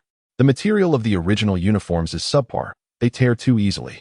Make sure they select better fabric and have them delivered tomorrow. Understood. Hill promptly grasped Nick's intention without further inquiry and efficiently contacted the laboratory to relay the order. Oh, by the way, what about the agents I sent out earlier? How are they faring? Nick inquired. You need not worry, Hill replied after disconnecting the communicator. Thanks to your swift action in rescuing them, and Mr. Stark's earlier deployment of the rescue system to eliminate the toxins from their bodies, they have been spared from life-threatening danger. They should now be in the operating room for further treatment, and their prognosis is stable. That's a relief, Nick exhaled, feeling a weight lift from his chest. He then approached Tony, squatting down with a mischievous grin. So what's the verdict? Will you continue to play the hero? Had I not arrived in the nick of time today, you would have undoubtedly been torn to shreds by that brute. It was merely my negligence that allowed such a situation to arise. Rest assured, I shall not commit the same folly twice. Should I encounter a similar predicament in the future, I assure you, I will not spare him. Tony remained defiantly obstinate. Chapter 44. Colonel Rhodes Tony Stark was nearly carried back, his body rendered feeble, save for his unyielding tongue. He sustained numerous soft tissue contusions and even several broken bones. Were it not for the armor shielding him from the majority of Dr. Lizard's force, this man, whose vitality had been sapped by indulgence, would likely have been crushed as a mere toy. As for Dr. Lizard, he reverted to his human form during the transit back, observing the frail, one-armed middle-aged man in the transport vehicle. Nick could not help but reflect on how remarkable it was to compare this genteel individual with the monstrous reptilian figure he had previously encountered. Assuming all proceeds without incident. Upon returning to S.H.I.E.L.D., he would likely be detained for a few days until it was confirmed that he posed no threat, after which discussions regarding his future would ensue. As for the security agency, Nick was resolute in his decision not to hand over Dr. Connors. Setting aside the matter of the lizard's identity, S.H.I.E.L.D. could certainly benefit from a biological genius like Connors for research purposes. Provided that Dr. Connors harbored no ulterior motives, Nick would not object to utilizing his expertise for the agency's endeavors. Of course, this was contingent upon the old fellow's intentions remaining above board. Before proceeding, Nick deemed it prudent to arrange for a psychologist to engage with Dr. Connors. As for Connors' abilities, Nick had no intention of extracting them. The prospect seemed rather superfluous. It would merely entail the infusion of biological research findings into his own mind. Even if bestowed upon him, such knowledge would lack practical application. Should others discover that he had acquired such skills, it would be exceedingly difficult to explain. Superpowers could be attributed to a spider bite with some semblance of plausibility, but the sudden mastery of academic expertise would raise suspicions. If he were to be captured by Hydra, it would be a repeat of the previous ordeal, leaving Nick in a most lamentable position. Moreover, he possessed no interest whatsoever in the ability to transform into a lizard. In every conceivable way, it paled in comparison to his own strength as the Hulk. And even the super soldier serum proved more advantageous. Yet, considering Hydra, they had seemingly vanished of late. Just a fortnight prior, they had enjoyed pestering him, yet recently, Pierce and his cohorts had not reappeared in his vicinity. Had it not been for the knowledge of Pierce's resilience, Nick might have been led to ponder whether Pierce had unexpectedly met with some misfortune. Yet, the more uncertainty loomed, the more vigilant Nick needed to be. If Pierce continued to behave as he had before, like a jester, subtly ensnaring Nick in his schemes, then Nick could find solace. However, if he persisted in his current manner of vanishing at the slightest disagreement, Nick would have ample cause for concern. The adage an open threat is easier to evade than a hidden danger resonated clearly within Nick's mind. It appeared that he must keep a watchful eye on the movements of Pierce and his entourage during this period. Of course, the intention must remain discreet. Merely monitoring their whereabouts sufficed. "Director?" In the office, Hill gently called out to Nick, who was lost in thought. "Yes, what is it?" Nick replied, startled as he looked up at Hill, having been so engrossed in his musings that he had overlooked her presence. "The time you arranged with the military is approaching. Do you not intend to prepare in advance?" Hill inquired. "Let them wait. These individuals never show up when there is a genuine issue at hand. Once matters resolve, they appear like a timely rain. Do they think I am oblivious to their intentions?" Nick scoffed. Just yesterday, after capturing Dr. Connors, he received calls from the military and others within mere hours. Their motives were unequivocal. They sought to have S.H.I.E.L.D. transfer Dr. Connors into their custody. Nick was no pushover. He would not simply acquiesce. He outright refused the others, but the military presented a different challenge.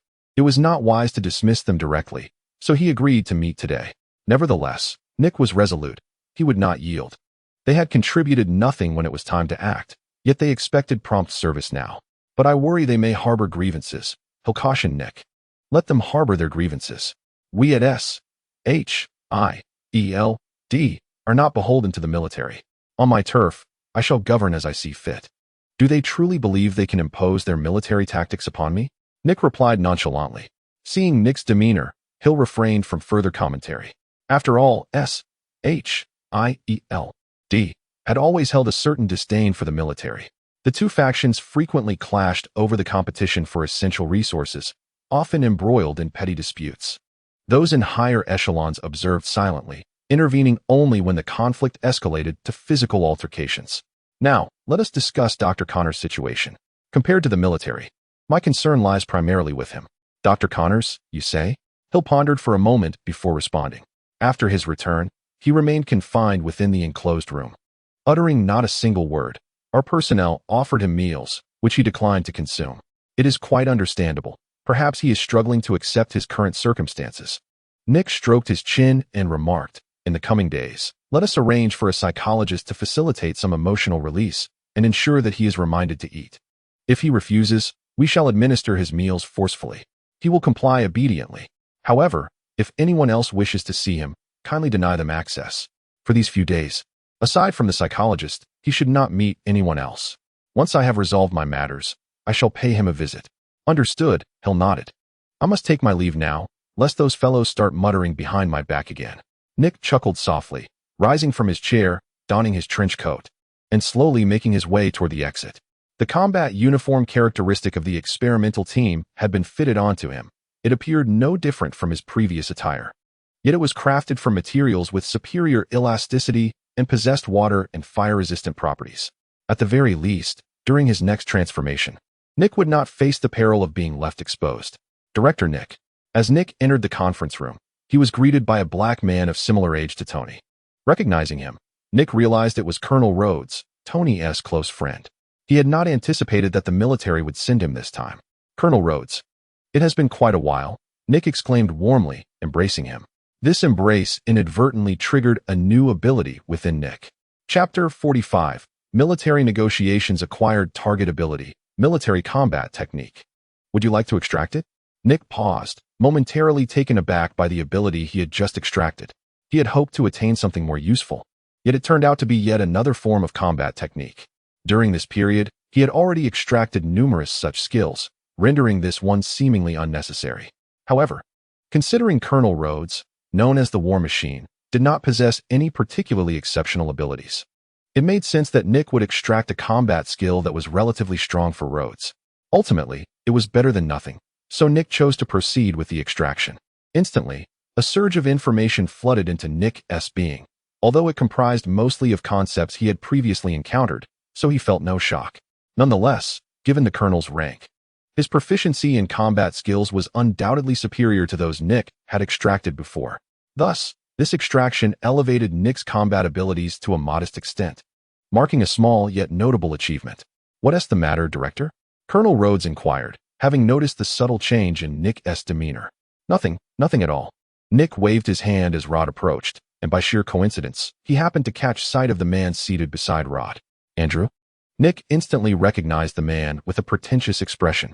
This individual served as the military's current spokesperson, a role that, in many respects, paralleled Nick's own standing. However, any discerning observer would understand that Andrew was merely a puppet, thrust into the spotlight by those operating behind the scenes within the military. While he might appear to bask in some semblance of glory, should any crisis arise, he would undoubtedly be the first to suffer the consequences.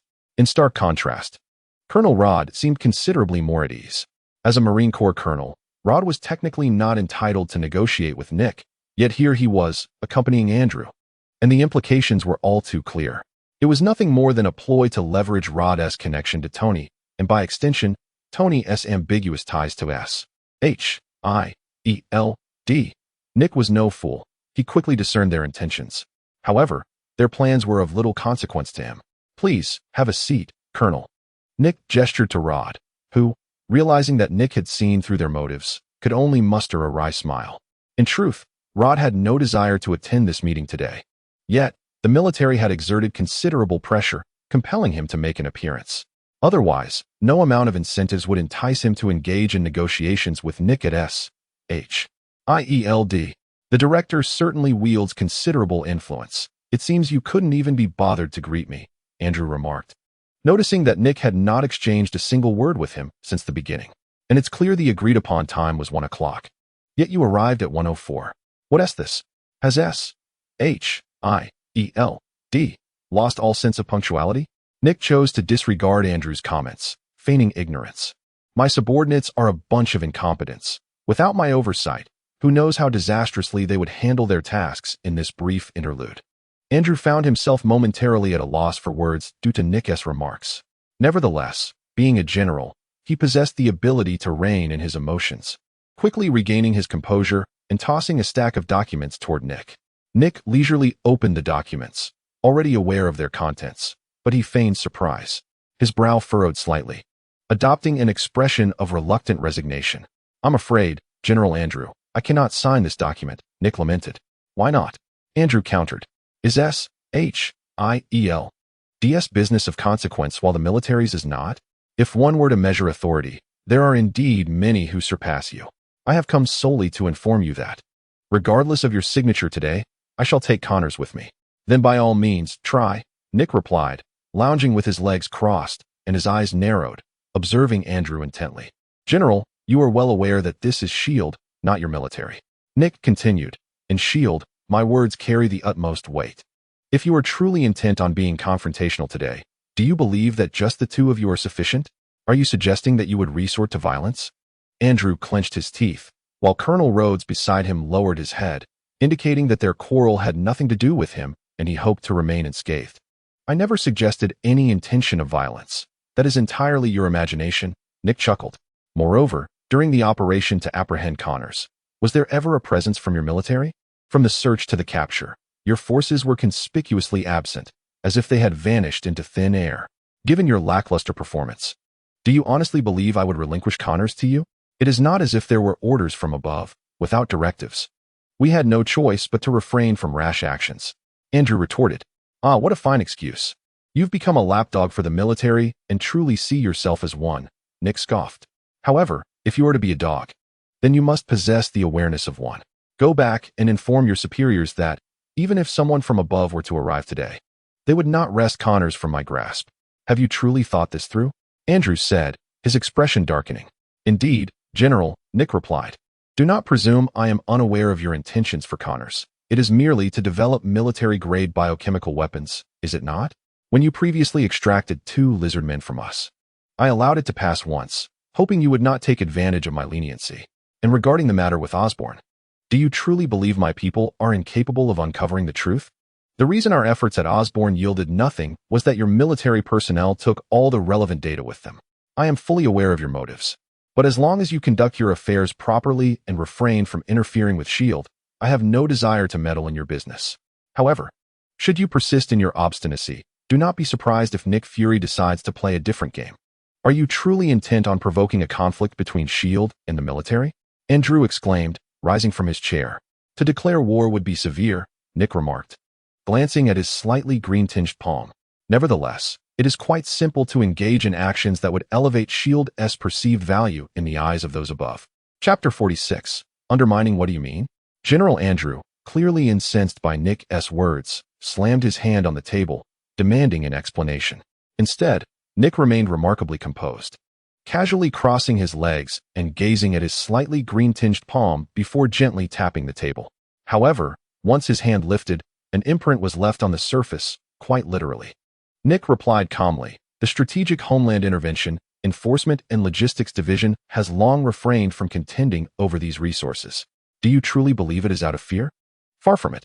I seldom pursue these conditions actively, not out of intimidation, but because I have always regarded you as no different from a troop of jesters. Thus I have little inclination to engage with you extensively. However, it appears you have overstepped your bounds, assuming that we at S.H.I.E.L.D. are so easily trifled with. So fond of being pushed around.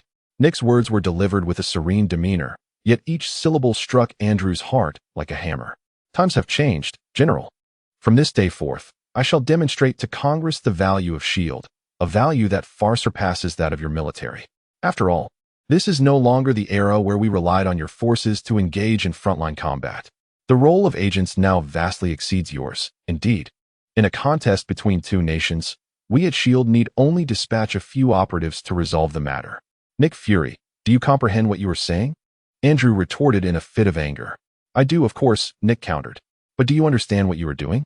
Previously, when you sought Stark Industries technology, did you not engage in similar acts of coercion?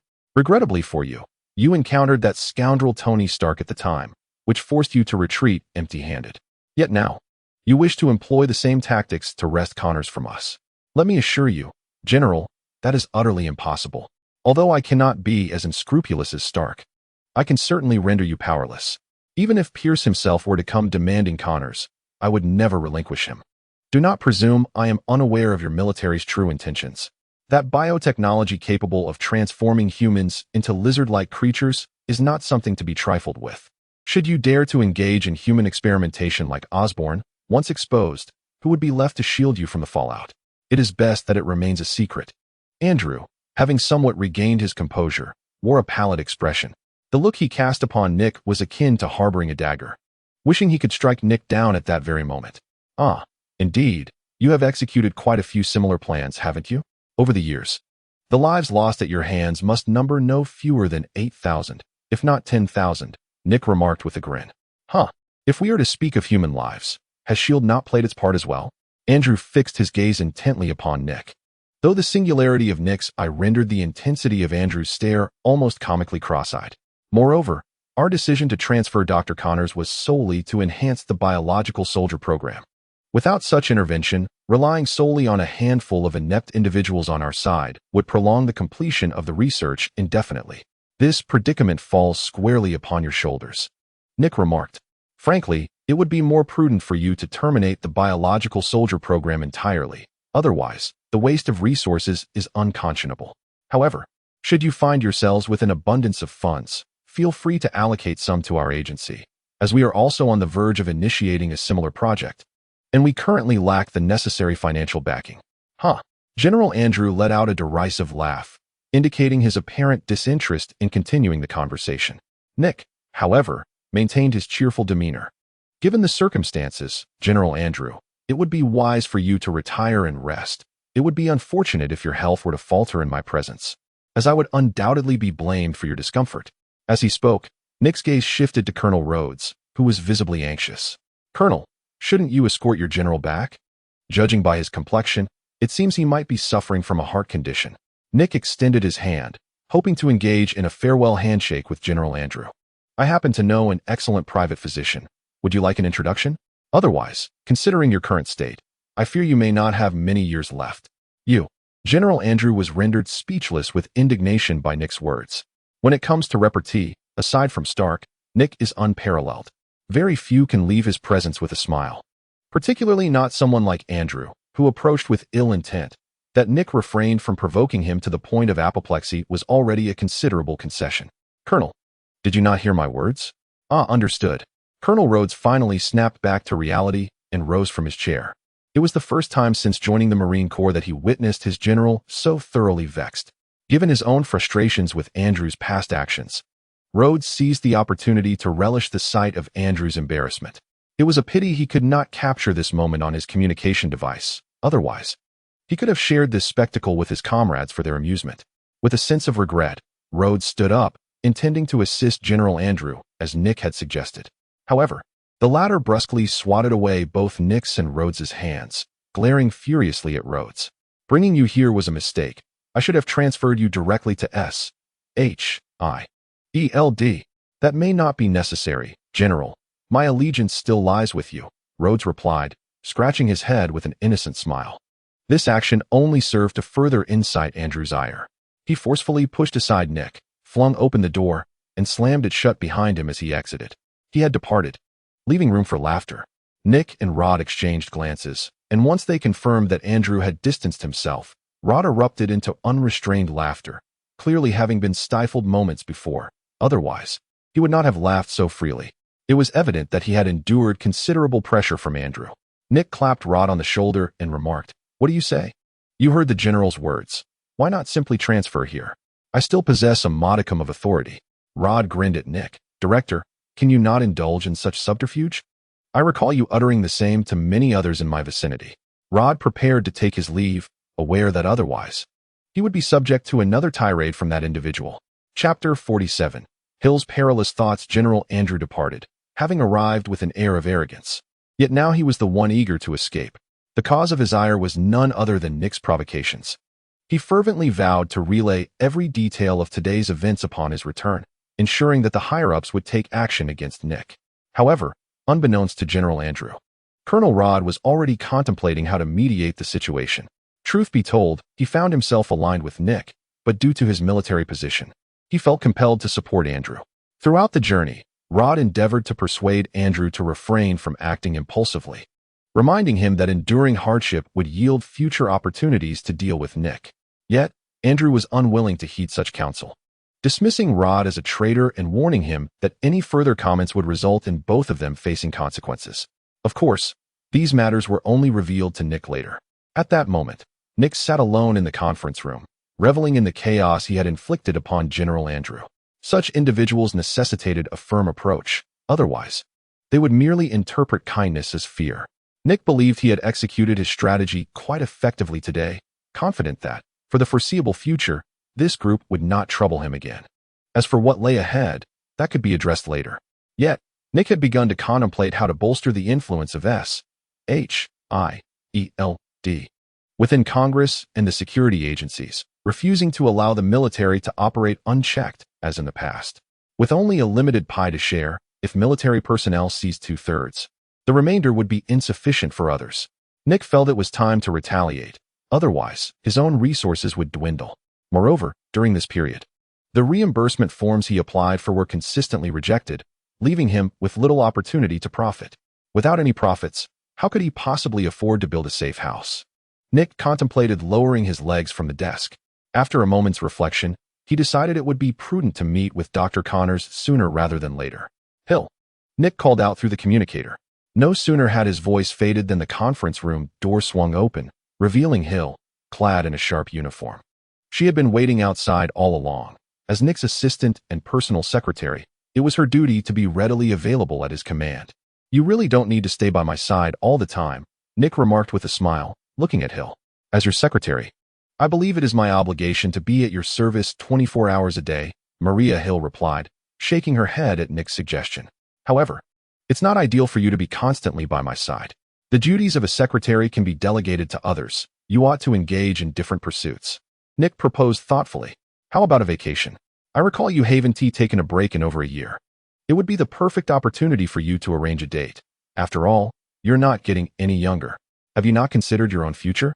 Nick observed Hill, adding, "If you remain glued to my side, it may lead others to believe you have an affection for this old man. With all due respect, Director, I personally find your charm far superior to that of any of my previous dates. They would invariably fixate on my chest during our outings, often resorting to crude remarks to provoke me, and would seek to take me to bed as soon as the date concluded. But isn't that the nature of dating?" Nick countered, "I know your intentions are not pure, and I understand your feigned modesty. It's merely a mutual benefit." Nick shook his head. "Your perspective is rather dismal. No wonder Coulson mentioned you've had so few boyfriends. By the way, where is Coulson? I haven't seen him for several days."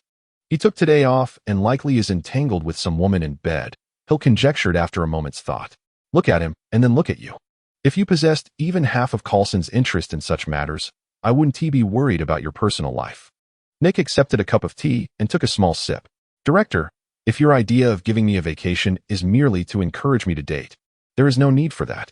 I would much prefer engaging in a profound and friendly exchange with you. At least that would spare me any physical discomfort." Nick sputtered, the tea he had just swallowed spraying forth.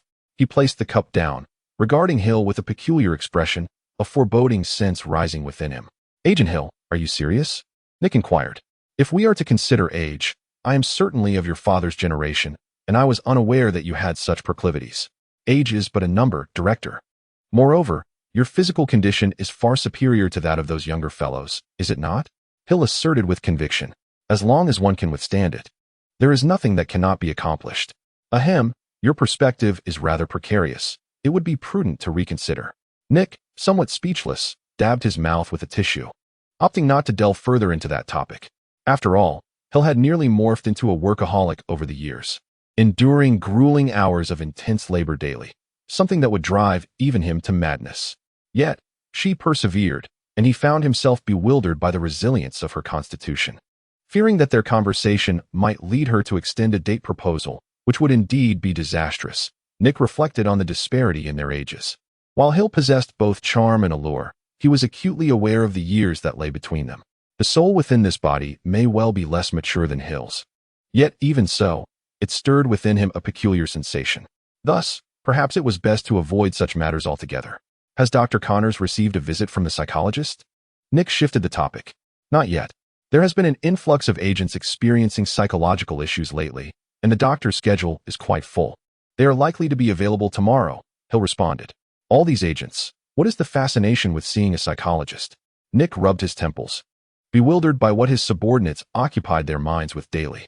"All right, I understand," he waved dismissively. "Please expedite the process. Ensure that Dr. Connor's psychological evaluation is conducted by tomorrow and provide me with a written report. I need to thoroughly review his mental state." "Understood, Director," Hill replied, then paused. Regarding the military, I just observed General Andrews storming out in a fit of anger. Is this truly wise? There is nothing to worry about. Certainly not. Nick chuckled. Andrews is merely a representative of the military. His actual influence is minimal, so there's no cause for concern. Moreover, I have already devised countermeasures. Chapter 48. Come work at S.H.I.E.L.D. Within the transparent enclosure sat Dr. Connors, whom Nick had brought back just yesterday. At this moment, the ferocity he had exhibited when transformed into the lizard was nowhere to be found. He appeared utterly drained, seated on the edge of the bed, silently gazing at the glass. His complexion was ashen, devoid of any color, and the disheveled stubble and hair rendered him a striking resemblance to the doctor. Banner, who had first arrived at S.H.I.E.L.D., originally intended for the containment of the uncontrollable Banner, this room was now repurposed to house Dr. Connors. How long had he been in this state? As Nick gazed at Connors through the glass, he inquired about Connors' condition from the agent beside him. From his perspective, it appeared as though Connors were making eye contact with him. One was outside, while the other remained within. However, the reality was that the glass had long been replaced with a two-way mirror. They could observe the interior while those inside were oblivious to the outside world. It had been a full 2 days and nights, hadn't it? The agent responsible for monitoring Connors pondered for a moment and remarked, "Since we confined him yesterday, he has not uttered a single word, remaining in a solitary position by the bedside. No matter how we beckon him to eat, he pays us no heed, as if he were deaf to our calls." Nick speculated, it is likely not a matter of deafness, but rather an overwhelming difficulty in confronting reality. He glanced at the report in his hand, a compilation prepared by the psychologist following their communication with Connors that morning. However, due to Connors' peculiar circumstances, the psychologist could only converse from the outside, speaking to Connors through a barrier. It was baffling to Nick that such a brilliant mind conceived the notion of having the psychologist communicate through a wall. Did they not understand that the essence of psychological counseling lies in face-to-face interaction? He cursed under his breath at the absurdity of the report he was reviewing. What was this nonsense about dissociative identity disorder and depression? Were these truly the symptoms that the S.H.I.E.L.D. psychologist could diagnose? In this day and age, who hasn't he experienced a touch of melancholy? Couldn't they produce something of tangible value? Nick rubbed his temples, already contemplating whether to reduce the psychologist's salary. "Director, we are concerned about potential danger, which is why we have not allowed the doctor inside," the guarding agent replied, avoiding Nick's gaze out of fear. Enough. I have long known that this lot is unreliable. Inform the doctor upon our return. If he continues with such reckless behavior, I shall reduce his salary by 30%. Understood, Director. The nearby agent nodded slightly, as Nick thrust the incredulous report towards him. "Open the door. I wish to see Dr. Connors. However, sir, his danger level is rather high, and I fear? What is there to fear?" Nick countered, placing his hands behind his back while glaring at the two agents. "No matter how dangerous he may be, I personally captured him. Is it truly conceivable that he could harm me?" He continued, "And look at him in that feeble state. He likely couldn't best even you. Do you truly expect him to launch a surprise attack on me? Very well." With Nick's insistence, the agent sighed in resignation and, after inputting a code, opened the heavy door. With a creak, the door slowly swung open, and Connors, who had been seated at the bedside, noticed the commotion, turning his vacant eyes towards the entrance. "Once again, we meet, Dr. Connors." As Nick stepped through the door, he promptly closed it behind him, a smile gracing his face as he approached Connors. "What's this? Are you not pleased to see me?" Noting Connors' lack of response, Nick continued unabashedly until he stood directly before him. "Should I address you as director, like the others?" Only then did Dr. Connors lift his gaze to meet Nick's. Perhaps it was the lingering effects of the lizard serum, but Nick couldn't shake the feeling that Connors' pupils retained a slightly reptilian quality. That would be unnecessary. After all, we are not in a superior-subordinate relationship yet. However, if you wish to refer to me in that manner, it would not be a problem. As Nick spoke, he busied himself moving a chair from the side. Though this was a place designed for confinement, it was equipped with basic amenities. Nick had even thoughtfully arranged a desk and chair for Connors. Atop the desk lay several unopened meals, indicating that Dr. Connors had not even bothered to touch them. "What's the matter? Is the S.H.I.E.L.D. fair not to your liking, doctor?" Nick chuckled as he retrieved one of the meals, opening it to reveal a rather decent spread which he offered to Connors. Yet, Connors remained silent, seemingly oblivious to the offering. Well, it seems you are not quite hungry enough. If you were, you wouldn't be so picky. As Nick returned the meal to the desk, he couldn't resist snatching a fry to taste, only to spit it out immediately. Are these chefs using gutter oil? This fry tastes like a dead rat. Nick muttered curses at the chefs as he slapped the meal down on the table. It's no wonder someone isn't eating. I'll have the chef prepare something better for you tonight. I cannot allow my guests to consume such atrocious fare. You needn't go to such lengths, Doctor. Connors interjected suddenly. I understand your intentions. You wish to extract the serum formula from me for your own gain. However, you needn't entertain such thoughts. I have destroyed all backups of the formula, and the only remaining copy resides in my mind. No one but me can access it. Nick ignored Connor's remarks.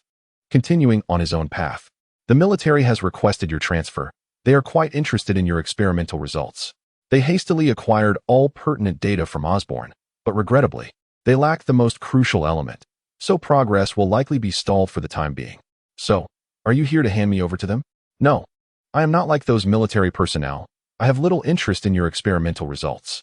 Nick turned his head to observe Connors, who had gone 2 days without sustenance. His cheeks somewhat sunken. I certainly do not wish for our SHIELD to be perceived as a perilous terrorist organization. Such a reputation would tarnish our standing in the eyes of the public. So what is it that you intend to do? Engage in a display of reciprocal sentiment, prompting me to weep for you? I see, Doctor, you have a way with idioms from the East. Rising to his feet, Nick continued. The sole purpose of my visit is to extend an olive branch on behalf of SHIELD. I invite you to join us. What Osborn can provide, we can as well, and what he cannot, we certainly can.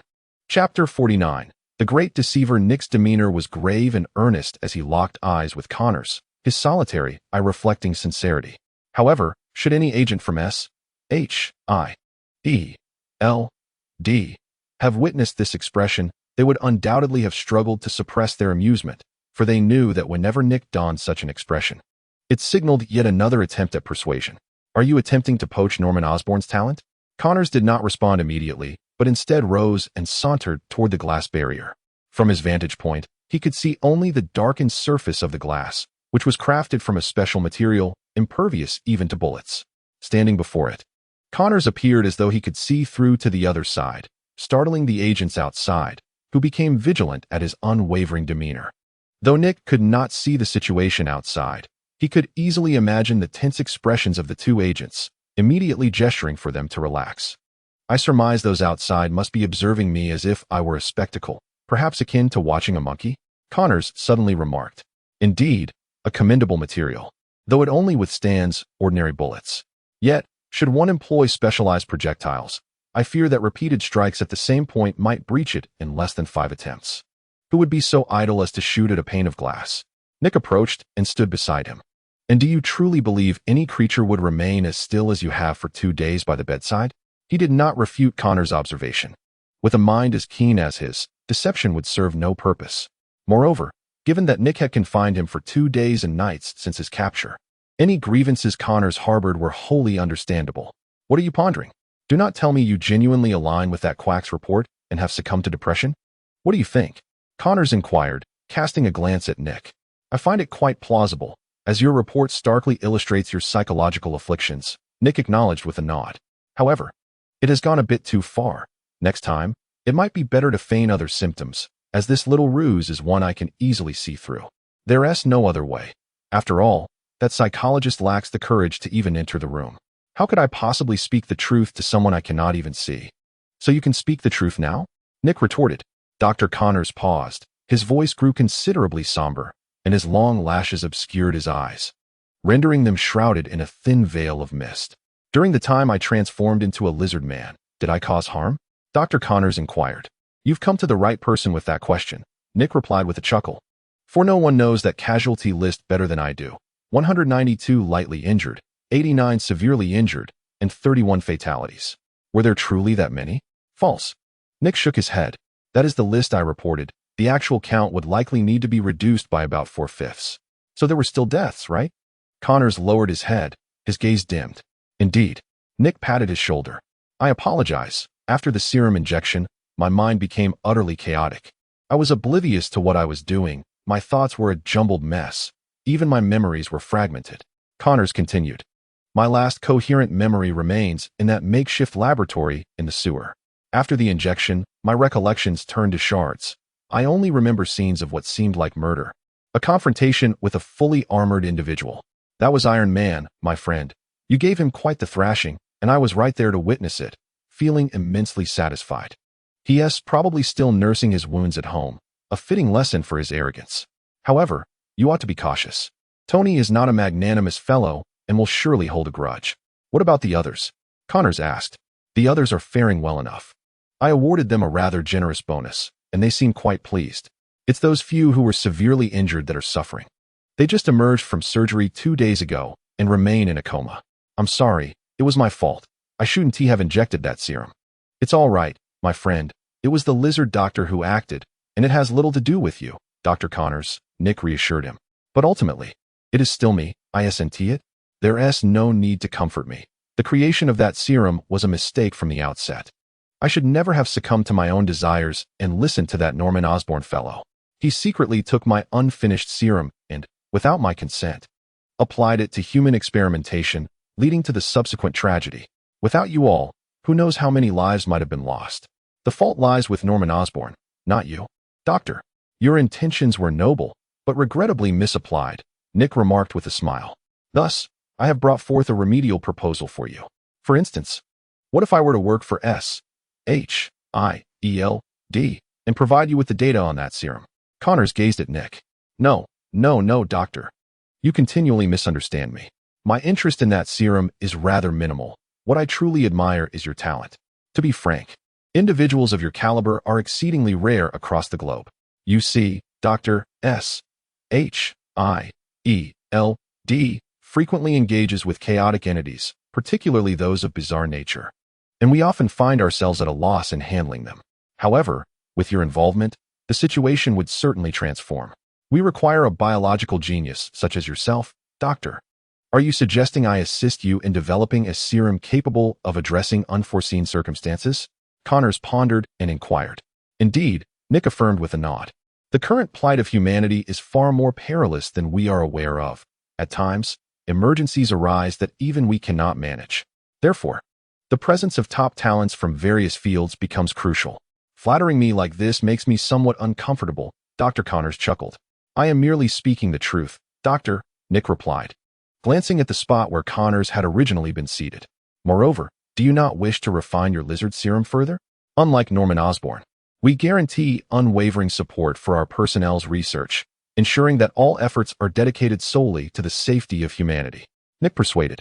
Chapter 50. Hawkeye Barton. Ultimately, Dr. Connors acquiesced to Nick's invitation. The reason was quite simple. The doctor yearned to continue his unfinished research. After all, this endeavor represented years of his dedication, and Connors was unwilling to abandon it due to minor setbacks. Additionally, Nick had clearly assured him that if Connors was unwilling to share the lizard serum, he could retain it entirely for himself without submitting it to SHIELD. Furthermore, SHIELD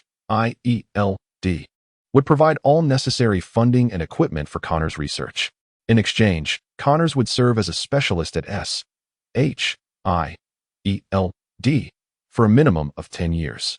During this period, SHIELD would compensate Connors at the highest standards, akin to what he would receive from external enterprises. Though it appeared that Nick was at a disadvantage, in reality, he stood to gain immensely. Connors, after all, was a pinnacle of expertise in the Marvel Universe, possessing both intellect and capability at the highest echelons. Just the sheer practicality of his skills made it seem inconsequential for Nick to offer additional conditions. Ultimately, in the domain of serum technology, SHIELD remained significantly overshadowed by Oscorp, a fact that had long been a weakness for the agency. Although SHIELD boasts an array of biological prodigies from around the globe, they pale in comparison to Dr. Connors. When questioned about the commencement of his work, Dr. Connors expressed contentment with his current accommodations, wishing to linger there for a few more days. Nick, despite his bewilderment at this sentiment, accepted it with a sense of resignation. Ultimately, as long as he could reunite with Connors in the laboratory in a few days, he would leave the rest to fate. It seems that geniuses often possess idiosyncrasies that elude the understanding of others. Take Stark, for instance. He has an affinity for retreating into his domain, engaging in nonsensical dialogues with an array of silent machines, all while exhibiting grandiose gestures. Naturally, such scenes remain hidden from the public eye. Nick only witnessed this peculiar behavior during a rare visit to Stark's residence, after which he found himself blacklisted from visiting for a full 2 months. Having resolved matters concerning Connors, Nick felt a significant weight lift from his shoulders and recalled that he had not visited Dr. Banner since inviting him to S.H.I.E.L.D. Therefore, he decided that there was no time like the present to check on their well-being. It was not that Nick had deliberately neglected them. Rather, the recent weeks had been overwhelmingly busy. For the past fortnight, his schedule had been packed, leaving no opportunity to visit Dr. Banner.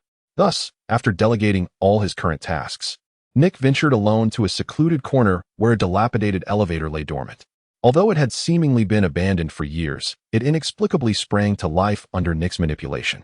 Despite lacking a power source, the elevator operated mysteriously, descending with Nick until it reached a dimly lit area. Upon the elevator's halt, Nick did not linger but swiftly exited once he confirmed the absence of anyone or surveillance devices.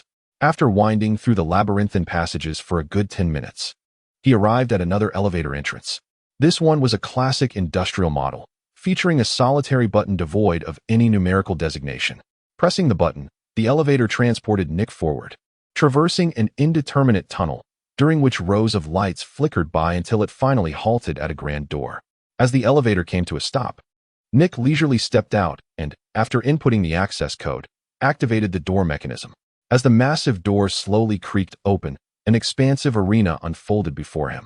At that moment, he found himself atop a viewing platform nearly 100 meters high, overlooking a bustling crowd below, surrounded by innumerable electronic screens and an array of bizarre contraptions, many of which even Nick struggled to identify.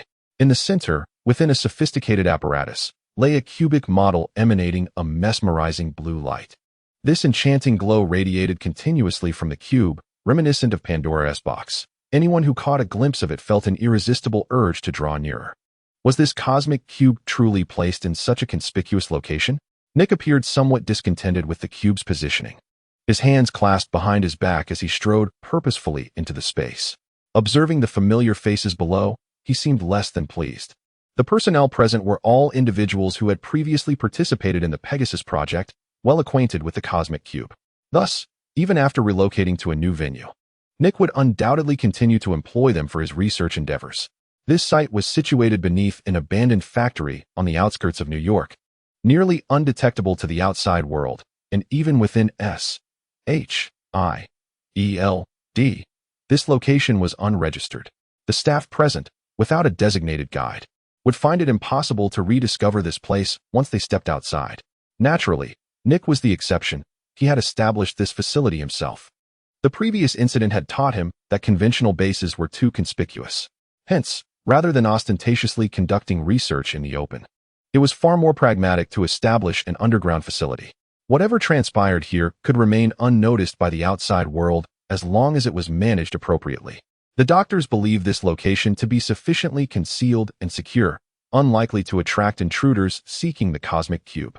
Therefore, after completing their experimental tests and data collection, they often neglected to secure the cube, allowing it to remain exposed for continuous observation of its data fluctuations around the clock.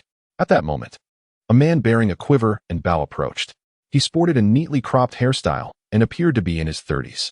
Though not particularly tall, he exuded an aura of danger, as if he could swiftly draw his bow and shoot you down, no matter how far or fast you ran. Agent Barton, I trust you are well. Nick smiled upon seeing his confidant, Hawkeye Barton, who was responsible for this area. Only someone as trustworthy as Barton could manage it with Nick's peace of mind, much like his unwavering confidence in Natasha's assignments. It's been a while, Director, Barton replied, returning Nick's smile. However, perhaps due to the rarity of his smiles, it appeared somewhat unsettling.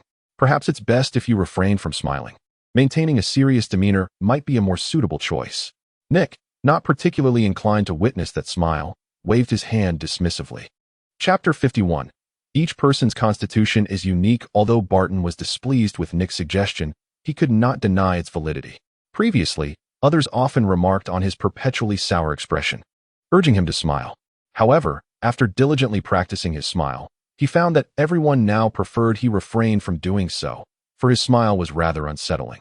"Do not be disheartened, my friend," Nick consoled Barton, giving his shoulder a reassuring pat. "Acquired target ability, sharpshooter. Do you accept?"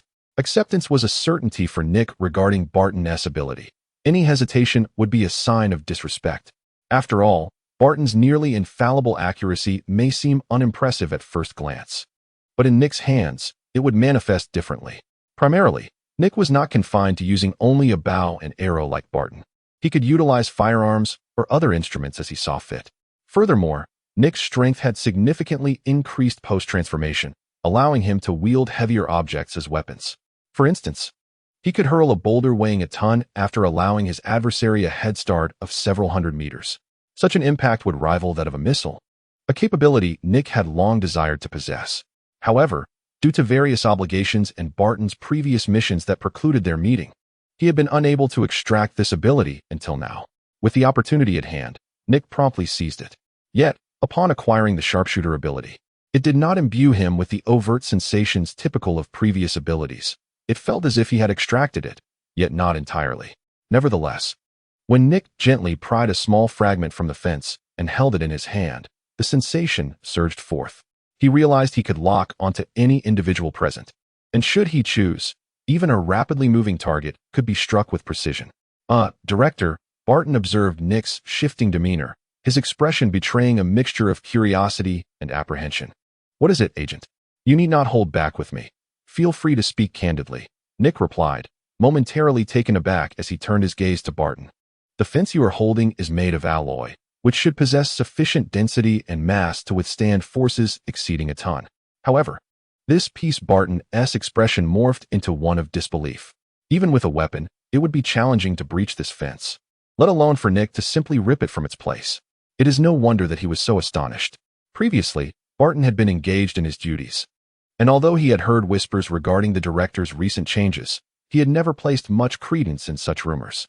He had merely noted that Nick had suddenly acquired the ability to transform into the Hulk, though he was not particularly curious about the origins of this newfound power. However, now, the fact that his superior could not only transform into the Hulk, but also possessed such immense strength left Barton questioning the very fabric of his reality. "Do not be surprised, Agent Barton. This is merely a trivial matter. Change is a universal constant, wouldn't you agree? After all, each individual possesses a unique constitution." Barton instinctively swallowed hard. Regardless of Nick's transformation, he remained his director. Perhaps the peculiarities of his superior's metamorphosis were not entirely unwelcome. After all, Nick had been quite extraordinary even before this transformation. Previously, his eccentricities were primarily psychological. Now, however, they had manifested physically. What surprises might our two doctors present this time? "Director, you could inquire about the progress of the experiments with me. I come here every day," Barton reminded Nick. No, I would prefer to witness it with my own eyes." Nick waved his hand dismissively, indicating that there was no need for Barton's input. Thus, Barton ventured ahead while Nick followed closely behind, as they slowly descended from the towering observation deck. The staircase spiraled in a convoluted manner, making navigation rather cumbersome. It was said that prior to its conversion into a research facility, this space had served as an underground boxing arena capable of accommodating 1,000 spectators. One could hardly fathom the rationale of those gangsters who constructed such an expansive venue for clandestine matches. The upper tier was designated for dignitaries. Though to call them dignitaries might be an overstatement, they were primarily gang leaders, each commanding their own territory, typically in the realm of 1,000 members, viewing any smaller factions as mere street thugs. However, due to certain circumstances, the venue fell into disrepair over time. Eventually, Nick acquired the property and demolished the disordered seating for the so-called dignitaries, retaining only the staircases, which he had meticulously connected. As for why Nick refrained from installing an elevator, he had indeed contemplated it, but was met with rejection from Dr. Selvig, whose reasoning had slipped Nick's memory. For the sake of experimental convenience, upon hearing it was for a trial, Nick willingly accepted. Now, to closely observe the progress of the experiment, He found himself trudging up an interminable flight of stairs alongside Barton. Fortunately, Nick's physical condition was commendable. Weary of the ascent, he effortlessly leaped over the stairs, descending from nearly 40 meters above. This display startled Barton, who hastily followed suit. However, at such a height, even Hawkeye found it somewhat taxing. In desperation, he struggled to maintain his balance midair, occasionally grasping at the railings to mitigate the impact of his descent. The cost of this maneuver, however, was that his arms began to ache. As an ordinary man trained for combat, he lacked the mechanical arm of the Winter Soldier or the superhuman stamina of Captain America. By the time he landed safely, he was drenched in sweat and his arms throbbed slightly. In contrast, Nick had landed long before, appearing unfazed, and waited for Barton to jump down, teasing, "Your efficiency is lacking, Agent." With a smile, Nick then led Barton toward the laboratory of Dr. Selvig and his team. Chapter 52. The Radicals. I wish you could have voiced such sentiments a decade ago, Director. Hawkeye Barton's arms still throbbed as he faced Nick's playful provocation, choosing to remain silent. After all, Nick's physical prowess was extraordinary. Descending from such heights was no easy feat, even for a well-trained agent. That he managed to land safely was commendable, yet he could hardly be compared to a marvel like Nick. The two continued their ascent, with Nick occasionally greeting the researchers passing by, who responded warmly to their director's friendly salutation. Flanking the path were the world's most sophisticated instruments, each costing a fortune in the 8-figure range, and mere wealth would guarantee acquisition. In pursuit of researching the Tesseract, Nick had spared no expense, investing billions in the initial phase of the project alone, even after incurring losses from previous failures. Had Loki not suddenly harnessed the Tesseract's power and triggered an energy collapse that rendered earlier data obsolete, Dr. Selvig might have already uncovered the desired results for Nick. Yet, as with all things, advantages and disadvantages coexisted. In previous correspondence, Selvig mentioned the recent discovery of another peak energy data within the Tesseract that may be utilized. This undoubtedly constitutes monumental news for Nick, indicating the availability of an additional energy node for reference, potentially useful in weapon creation. However, it remains uncertain how Dr. Selvig and his team have progressed after several days. Doctor, do you think we could possibly increase this parameter node by an additional 2%? The energy here seems to fall short of its peak potential. Yet, if we were to raise it further, it could lead to energy overflow. With our current technology, we are still far from accurately observing the true data of these energy nodes. The rough template we possess suffices for our needs, and any further adjustments may invite a cascade of peril. However, a slight increase could empower the weapon's effectiveness by a full magnitude. My familiarity with gamma rays assures me. Trust me, Dr. Selvig, that a minor adjustment would pose no issue. But I cannot gamble with the lives of those in the lab. If mishandled, it could trigger energy fluctuations within the Tesseract, resulting in an explosion potent enough to reduce everyone present to ashes. Yet, experimentation inherently carries risks, does it not? Dr. Banner gazed at the Tesseract with palpable excitement, his eyes reflecting the azure glow, rendering them nearly indistinguishable from the radiant blue. Just imagine the exhilaration if we could forge a weapon capable of leveling a mountain with a single shot. Clearly, Dr. Banner is a fervent experimenter, wholly dismissive of the so-called dangers in pursuit of optimal results. In stark contrast, Dr. Selvig embodies a conservative approach. Otherwise, he would not meticulously verify each experimental datum repeatedly, a process that has consumed excessive time, despite the consistent accuracy of his results. His caution is not misplaced. Such rigor is essential in experimentation. Conversely, Dr. Banner, a prodigious scholar in his own right, adopts a far more radical stance, preferring to allocate time for creation rather than calculation. This divergence explains the remarkable acceleration in experimental progress since his involvement, a shift largely influenced by Banner's approach. Dr. Selvig has begun to acknowledge the validity of Banner's methods, tempering his previously antiquated style. Yet today, they find themselves at an impasse regarding this particular matter. Dr. Banner is inclined to risk life and limb to elevate the Tesseract's energy output, striving to maximize the weapon's potential. However, Dr. Selvig was rather reluctant. He epitomized the voice of experimental conservatism and had always shunned such radical endeavors. Even though his perspective had shifted somewhat due to Banner's actions, deep down, he remained steadfastly conservative. Consequently, their arguments escalated, with neither party willing to yield. The experiment required at least one additional collaborator, but the support staff available lacked the requisite qualifications, merely capable of minor assistance. Thus, until Dr. Selvig granted his consent, Dr. Banner's subsequent experiments could not proceed. As for persuading Dr. Selvig to endorse Banner's audacious methods, that was clearly an impossible feat given Dr. Selvig's disposition. It was utterly unthinkable for him to acquiesce to Banner's approach. After grasping the essence of their dispute, Nick nodded. As the chief architect and overseer of this initiative, his opinions were to be considered by all. I understand, Doctor, but this time, I believe we should side with Dr. Banner, Nick ultimately declared. However, the director's actions risked unleashing uncontrollable energy from the Tesseract, posing incalculable dangers. But isn't experimentation inherently fraught with peril, Dr. Selvig? Nick explained, I comprehend your concerns, Doctor. Yet our time is limited. We cannot afford to wait. If there exists an opportunity to wield a more formidable weapon, why should we not strive for it? Yet Dr. Selvig hesitated, bound to heed Nick's words, though his conservative nature resisted such a course of action. Sensing Dr. Selvig's reluctance, Nick smiled and remarked, Doctor, do you truly believe that our current armaments can pose any threat to those so-called extraterrestrial civilizations? You witnessed Thor's arrival on Earth. Our weapons proved utterly ineffective against those beings. Agent Coulson emptied 3 magazines and left no mark on those monstrosities. Thus, Doctor, sometimes a touch of radicalism may not be detrimental. If danger is imminent, let it be. We shall ensure proper evacuation. After all, neither of us can guarantee that the next divine visitor will be as benevolent toward humanity as Thor. Chapter 53. Nick's address. Nick's words were not without merit.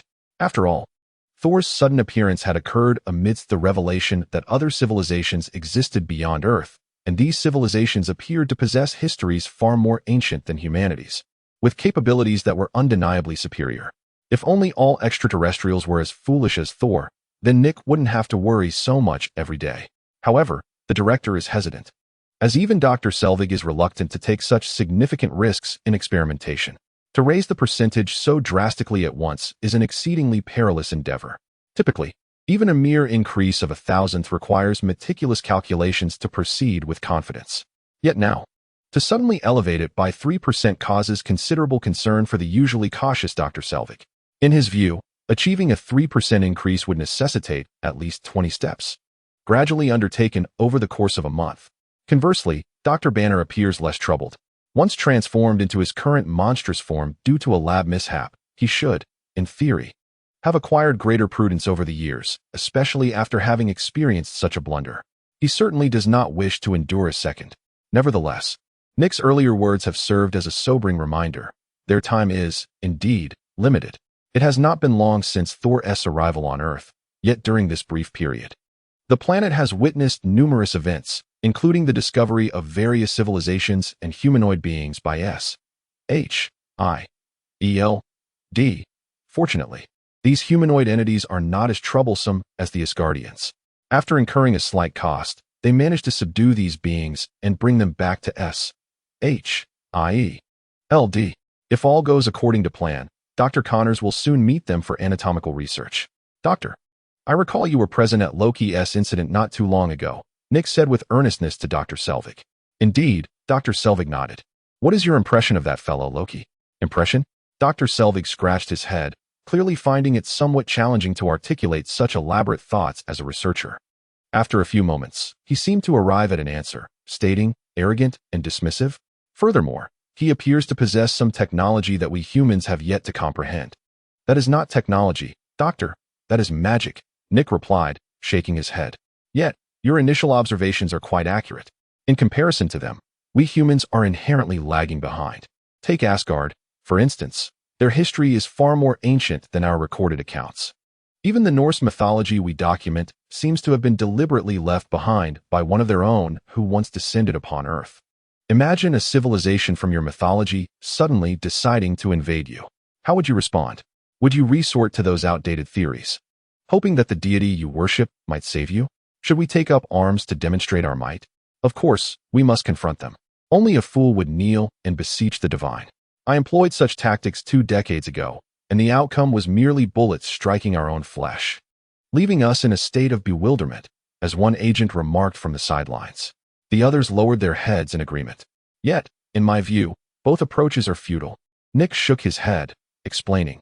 The former would lead to our utter disarray, prompting our adversaries to revel in their derision, perceiving humanity as utterly inept. The latter would merely reinforce their belief in our foolishness, as we futilely assail them with ineffective weaponry. Many years ago, I witnessed those extraterrestrial fiends, who slaughtered our comrades without a second thought. Our proud bullets and artillery inflicted not a scratch upon them. It was then that I resolved to intensively develop the weaponry division of SHIELD. But do we not possess nuclear weapons? Once detonated, I cannot fathom how even the divine could endure such force. Yet, who can truly ascertain that? Nick said bitterly. At what cost would that come? In terms of lives and land, the price is far too steep.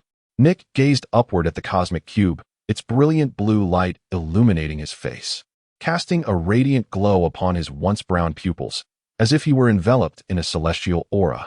Thus, I hope you can develop weaponry capable of inflicting harm upon them. Nick pointed at the cosmic cube, stating, its origins are extraordinary. Even I cannot fully comprehend it.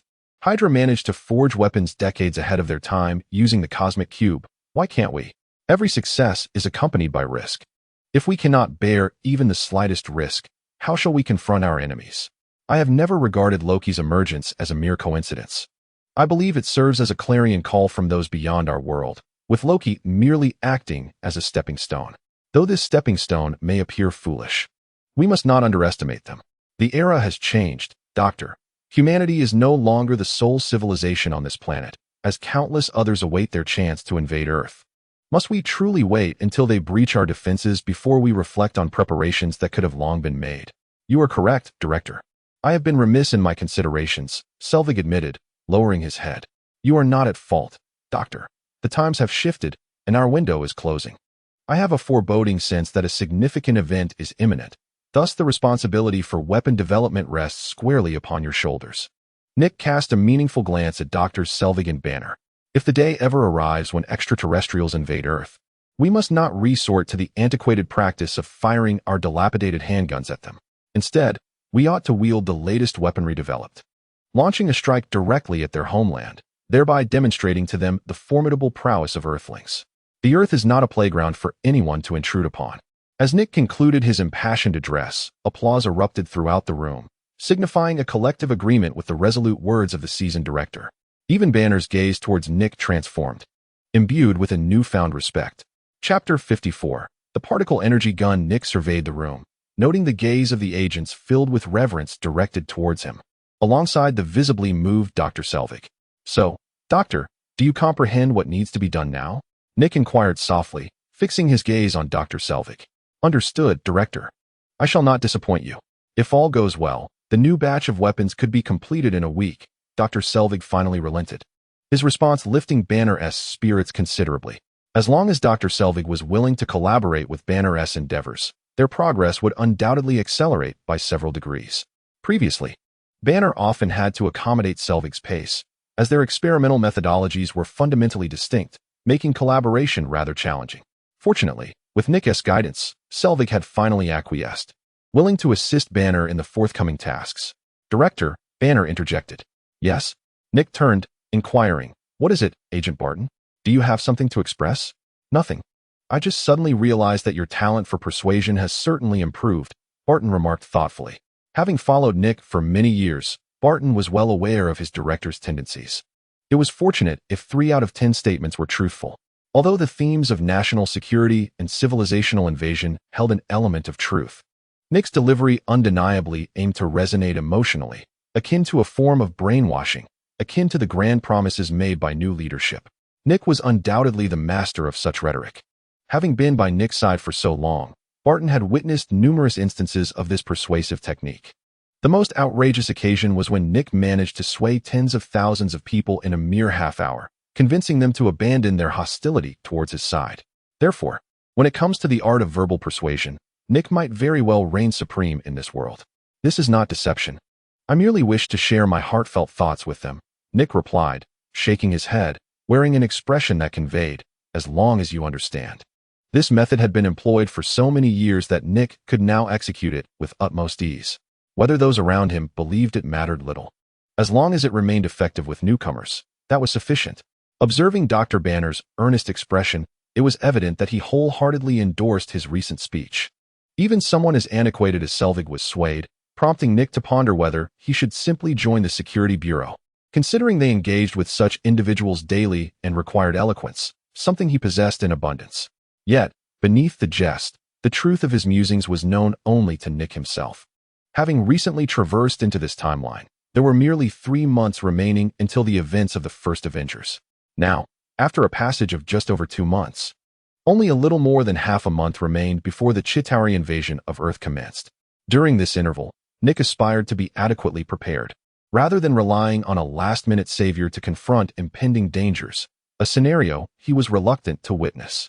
Now that Nick could orchestrate events, it was imperative to prepare in advance. Weapons would be developed, and the team would be strengthened, all to genuinely brace for the impending conflict of the first Avengers, demonstrating to those extraterrestrial invaders that Earth is not a realm to be easily conquered.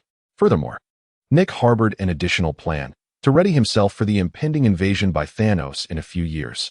Should that fateful snap occur, he feared he would undoubtedly be among those turned to ashes.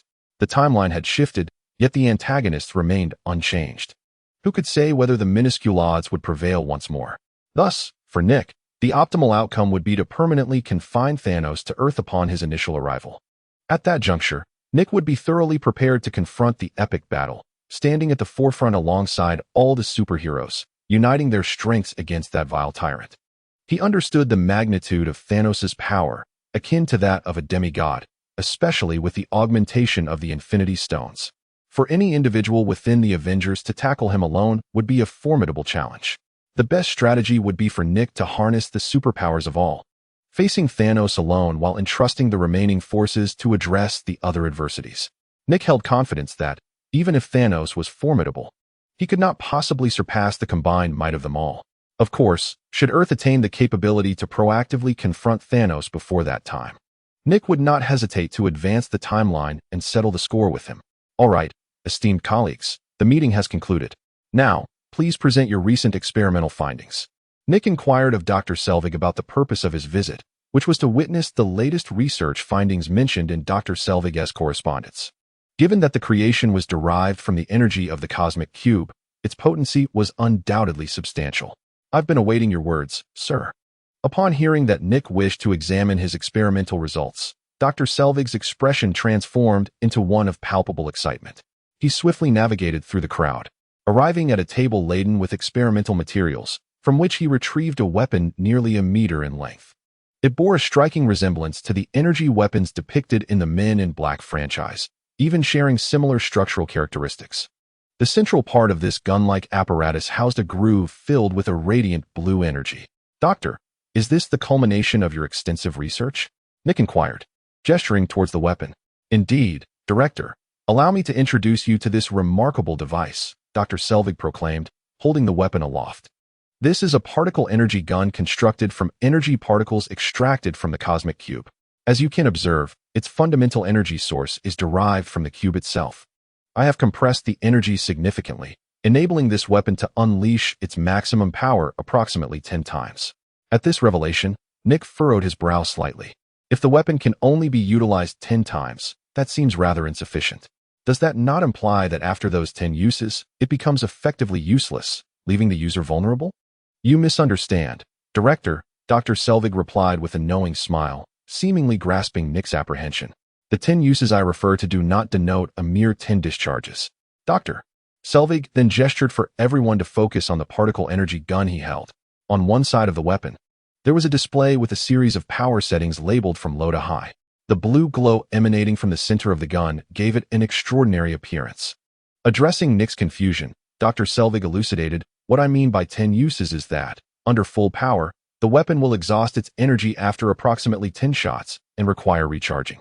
However, under normal operational conditions, while I cannot guarantee an exact number, it should be capable of firing 200 to 300 rounds without issue. In the context of warfare, as long as the user exercises restraint, it should suffice. Moreover, the weapon's power output can be adjusted during use, allowing for control over the energy emitted. For instance, Dr. Selvig demonstrated, altering the power from its minimum setting to the maximum. As he adjusted the power to its maximum, Nick distinctly observed the energy storage area in the middle of the gun surge with a brilliant blue light, which intensified dramatically, to the point where a faint blue glow seemed on the verge of erupting from the muzzle. "Doctor, please be cautious. This could be life-threatening." Seeing the situation unfold, Dr. Banner immediately halted Dr. Selvig's subsequent actions.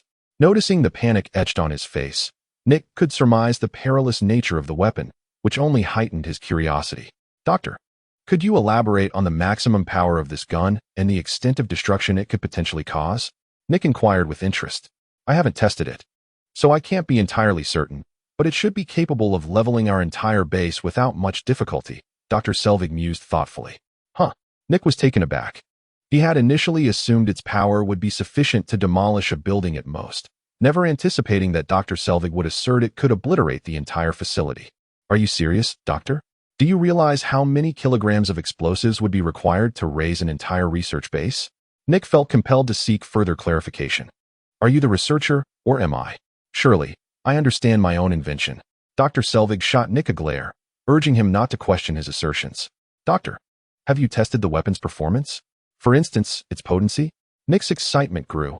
If the weapon's power was indeed as Dr. Selvig described, he felt emboldened against the likes of Thanos. Surely, even that colossal creature could be vanquished with a few shots from this device. Currently, the weapon is still in development, and its energy remains unstable. Hence, we have been postponing practical tests.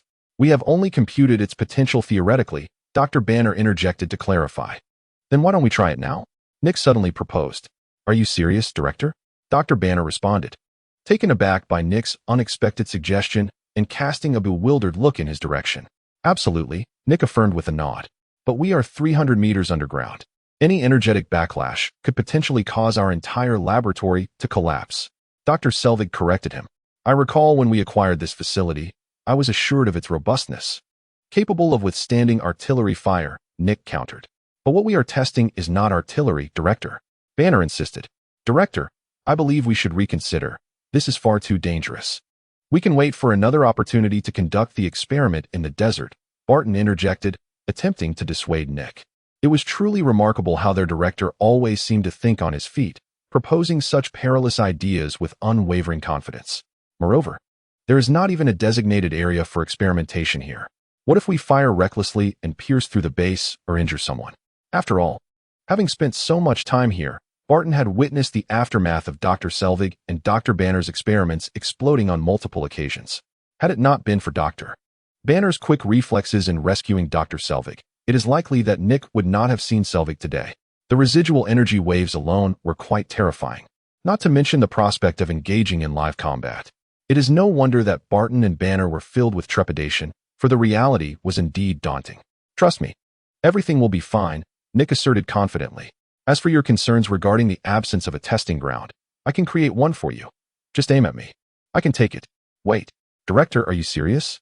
Everyone regarded Nick with incredulous expressions, having witnessed many who sought death, yet none had encountered someone so eager for it. They were well aware of the weapon's destructive potential. Even at its lowest power, it could annihilate a dozen individuals in an instant, let alone a singular Nick. Otherwise, what do you expect? Furthermore, I am not referring to my current state, but rather, Nick continued, shedding his outer garments to reveal the tactical suit concealed beneath. As his words echoed, his figure began to expand within the gaze of the onlookers, ultimately reaching nearly 3 meters in height. Among those present, Banner was undoubtedly the most familiar with this colossal transformation. Observing Nick's ability to maintain his intellect post-transformation, Banner's countenance revealed a tinge of envy. In his previous transformations, Banner would often lose control to the Hulk, resulting in rampant destruction. In contrast, Nick's transformation exhibited no signs of chaos, which only deepened Banner's admiration. "Just a moment ago it was unfeasible, but now it should be possible," Nick declared, thumping his chest. "Doctor, take your weapon and fire at me. Let me witness the fruits of your labor from all this time." "Very well, but Director, it would be wise for you to exercise caution. As this is my first time testing the weapon's potency, and even I find it challenging to control," Dr. Selvig replied, shaking his head. Ultimately, succumbing to Nick's insistence, he agreed to comply with his request, passing the weapon to Barton. It was not due to his inability to operate the firearm. Rather, He acknowledged that it too possessed a degree of recoil, which his physique might not withstand. Thus, it was prudent to entrust it to Barton. After adjusting the weapon's power settings, Barton aimed the barrel at Nick's chest and announced, "Here I come, Director." Chapter 56. Potential for Improvement. Barton, wielding the particle energy gun, meticulously adjusted its energy levels. The once brilliant blue light at the muzzle dimmed considerably, indicating that Barton did not intend to unleash its maximum power. As he harbored concerns about the overwhelming force it could unleash, even Nick, in his transformed state, might struggle to withstand it. "Director, I shall calibrate the energy to what I deem a suitable level. I hope you can endure it," Barton kindly cautioned Nick. "Rest assured, I am quite aware of my limits," Nick replied confidently, fully cognizant of the immense physical prowess that the Hulk embodies. Even if Barton were to elevate the energy output to its zenith, it was unlikely to pose a fatal threat, especially after the energy had been tempered. With that, the Hulk, garbed in his combat attire, patted his chest, signaling Barton to proceed. The onlookers held their breath, captivated by the formidable energy of the Tesseract, which rendered the weapon's capabilities extraordinary. Until now, they had not had the chance to truly gauge the weapon's authentic might. While computer simulations provided estimations, witnessing the reality was far more compelling. The other researchers, having momentarily set aside their tasks, gathered around, eager to witness the spectacle. They had no pressing assignments at the moment, and a brief respite would bear no consequence. Moreover, most had participated in the development of the particle energy gun and were keen to observe its power firsthand. "Very well, here I go, Director." Barton inhaled deeply. Prior to this day, he had been briefed by Dr. Banner and Dr. Selvig on the operation of the gun, so although it was his first genuine firing, he felt a sense of familiarity. Following a series of precise maneuvers, Barton pressed the button. Even Nick felt a surge of tension as he observed Barton activate the switch. An indescribable energy coalesced at the gun's muzzle. Countless blue lights surged along the weapon's body, erupting from the central blue energy sphere and gathering at the tip, forming a spherical shape. In less than 2 seconds, the blue energy sphere was unleashed, hurtling towards Nick's chest.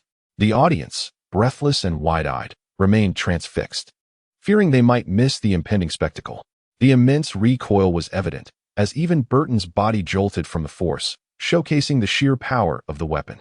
It is important to note that Barton is a highly trained operative, possessing physical capabilities far superior to those of an average individual. Even he finds himself momentarily stiffened by the recoil of a firearm. One can only imagine how others might fare. Thus, it was only natural for Dr.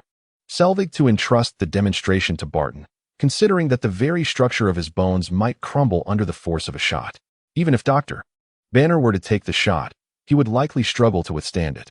The onlookers widened their eyes as the blue energy orb hurtled through the air in a direct line toward Nick. With a whoosh, the energy orb arrived in the blink of an eye. Nick inhaled deeply, fully aware that the orb was about to strike. Yet he resolved to withstand the impact with his own body, rather than employing any other means. With a resounding thud, 2 green henchmen seized the energy orb, preventing it from advancing further. The moment it was grasped by Nick, the orb detonated, offering him no chance to react whatsoever.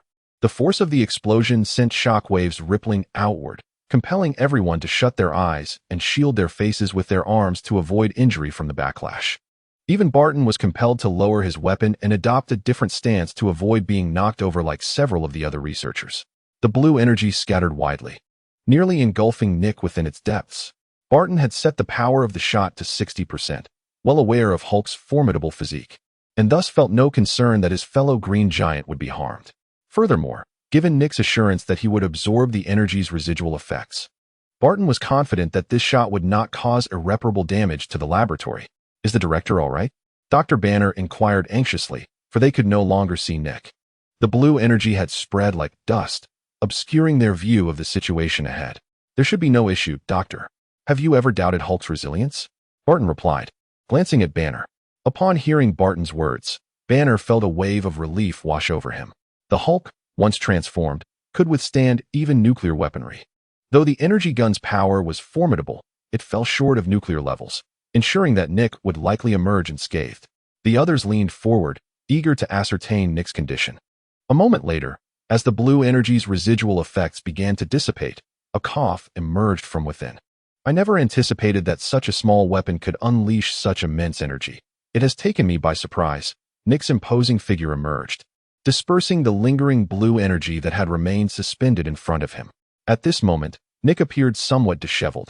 His combat suit was tattered, with one side torn and the other missing a piece, rendering him akin to someone clad in rags. Fortunately, he bore no substantial wounds. Not even a trace of blood was visible, indicating that the gun's power had not been sufficient to truly harm him. Witnessing this scene, Dr. Selvig felt a tinge of disappointment. Could it be, as Banner suggested, that the gun's power falls short? Dr. Selvig mused. Doctor, your weapon is quite formidable. It's merely that I possess a high tolerance for pain, so do not blame yourself, Nick reassured Dr. Selvig as he gradually diminished in size. Before long, he returned to a normal human appearance, and correspondingly, his combat suit transformed back to a fitted form. After receiving the clothes handed to him by Barton, Nick quickly donned them and addressed Dr. Selvig. I believe there are several aspects of your gun that could be further refined, in addition to its power. Chapter 57. Stark is a scoundrel. After sharing his suggestions for improving the particle energy gun with Dr. Selvig, Nick departed from the experimental base. He could not linger there for long, as numerous matters awaited his attention. Thus, after briefly presenting a few ideas, he hurriedly took his leave. However, as he was exiting, Dr. Selvig seemed somewhat reluctant to see him go. It was not that he was attached to Nick's presence, but rather that he found Nick's insights to be immensely valuable. He had not anticipated that the normally cunning director could offer such a wealth of ideas in this regard, leaving both Dr. Selvig and Dr. Banner pleasantly surprised. If they were to amend their plans based on Nick's recommendations, both Selvig and Banner felt confident that they could elevate the weapon's existing power to new heights. Nick, of course, welcomed this prospect wholeheartedly. The greater the weapon's potency, the higher their odds of triumphing against the Chitauri army. Ideally, they would be able to vanquish the Chitauri with minimal loss of personnel. However, such an outcome was clearly unlikely, for the Chitauri were not to be underestimated. To confront them easily would prove to be a formidable challenge. As Nick briskly navigated the corridor, he moved swiftly, anxious that Dr. Selvig and the others might unexpectedly appear, attempting to pull him back to continue supplying them with electrons for their particle energy enhancement. In truth, his understanding of this matter was almost non-existent. He had merely accumulated fragmented knowledge from the concepts of weaponry he had observed on television in his previous life. It was unexpected that such knowledge would prove to be of considerable reference value.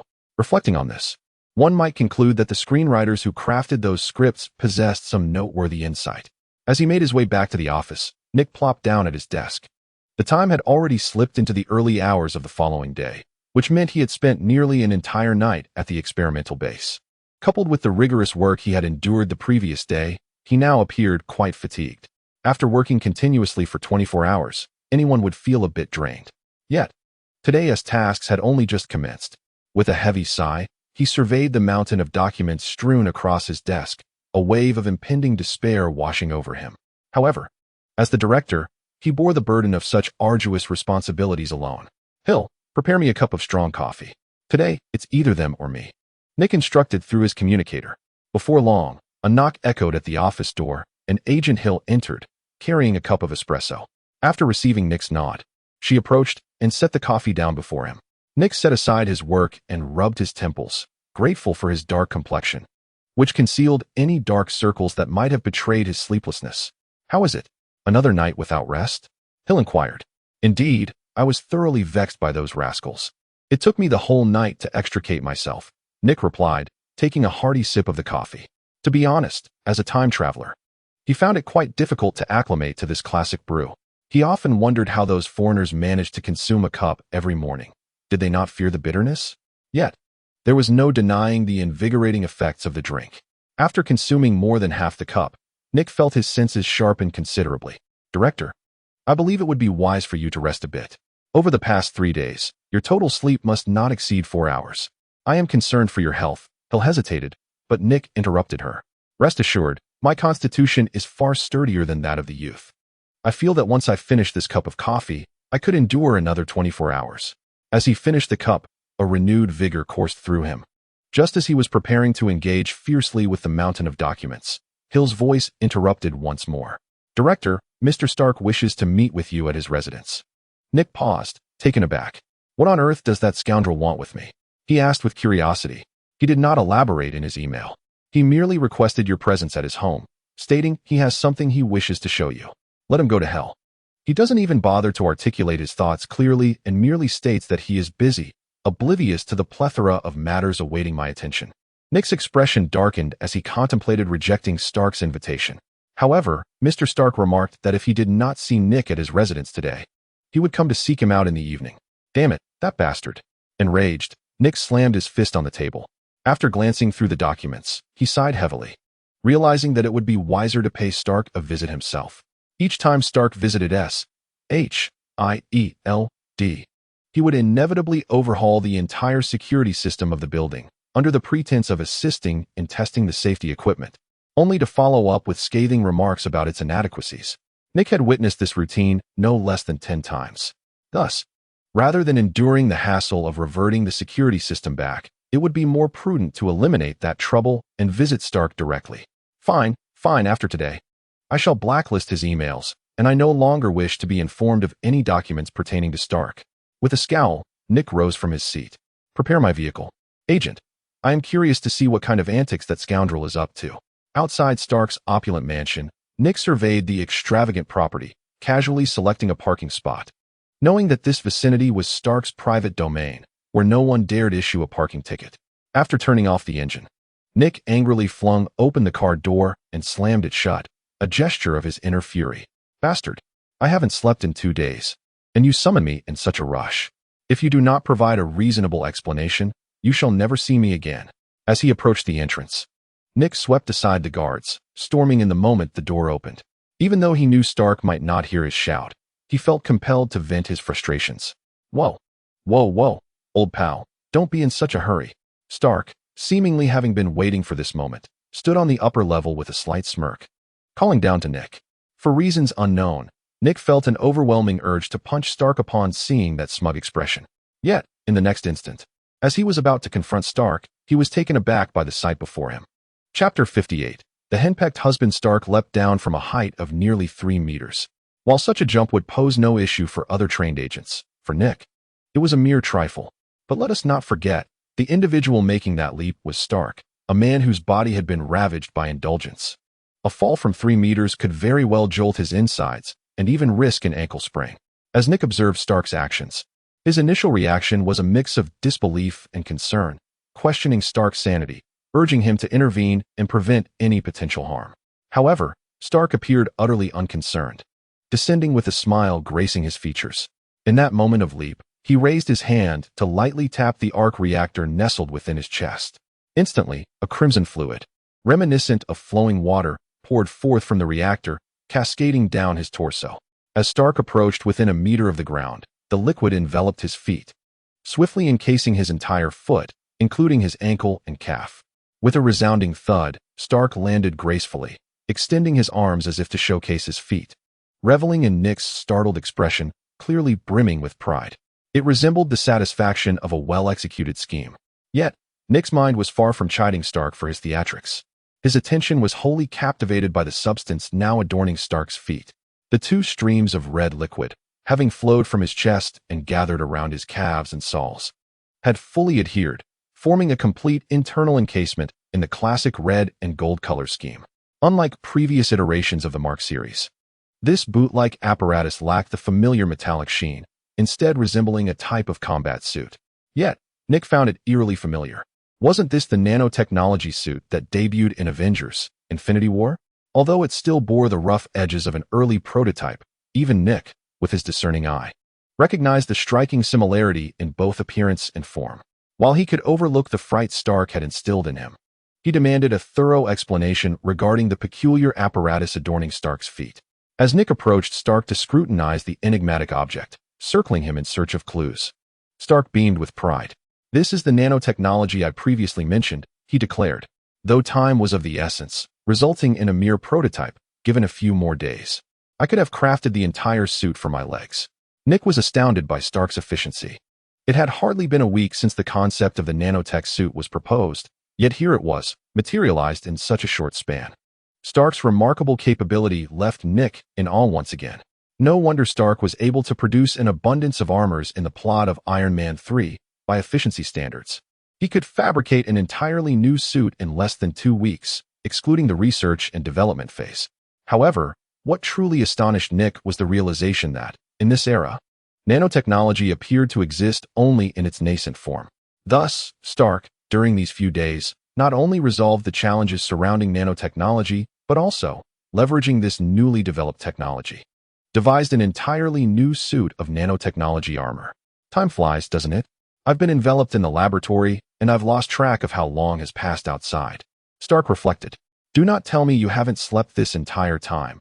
Nick responded, incredulity etched upon his face. Yet the dark circles under Stark's eyes only reinforced his assumptions. In comparison to Stark's relentless work ethic, Nick felt as though he was merely coasting through retirement. If he had endured such a prolonged stretch of sleeplessness, he would have crumbled long ago. Only a madman like Stark could endure such a feat. I don't know. I simply haven't slept, Stark waved dismissively. But I specifically summoned you not only to showcase my research success, but also to solicit your suggestions for improving my nanotech suit. After all, this concept was originally your brainchild. Although you may not engage in scholarly pursuits regularly, I believe you could still inspire me with your insights. Why do I feel as if you're insulting me? I possess several respectable degrees. Nick retorted, correcting Stark. He, Nick Fury, was certainly not a mere dilettante. Although he may not rival Stark or Banner in their extraordinary intellect, he held an impressive array of degrees, which, while not from the most prestigious institutions, were nonetheless esteemed worldwide. In his days as a field agent, Nick had invested considerable effort in his education. Come now. Those theses from your alma mater could have easily been passed by me in elementary school, Stark jabbed, seizing the opportunity to tease Nick, who was often self-deprecating. If you continue to communicate with me in such a manner, I might just return to my office, where a mountain of work awaits my attention, Nick warned. Leave the work to your secretary. We must focus solely on what truly matters, Stark asserted, leading Nick toward his laboratory. If Miss Potts hears you say that, she will undoubtedly be displeased, Nick kindly cautioned. Not a chance. It's just the two of us here. How could Pepper possibly be monitoring me? Stark scoffed. But, sir, you have been in a live connection with Ms. Potts since earlier, Jarvis interjected at that moment. Following Jarvis's announcement, Pepper's voice echoed soon after. Tony Stark, I expect an explanation from you. Otherwise, prepare for my resignation letter. Pepper displayed a hint of anger, having been preoccupied with Stark's affairs these past few days, only to discover that he had been boasting to others in her absence. Jarvis, disconnect the call immediately, Stark commanded, his expression darkening.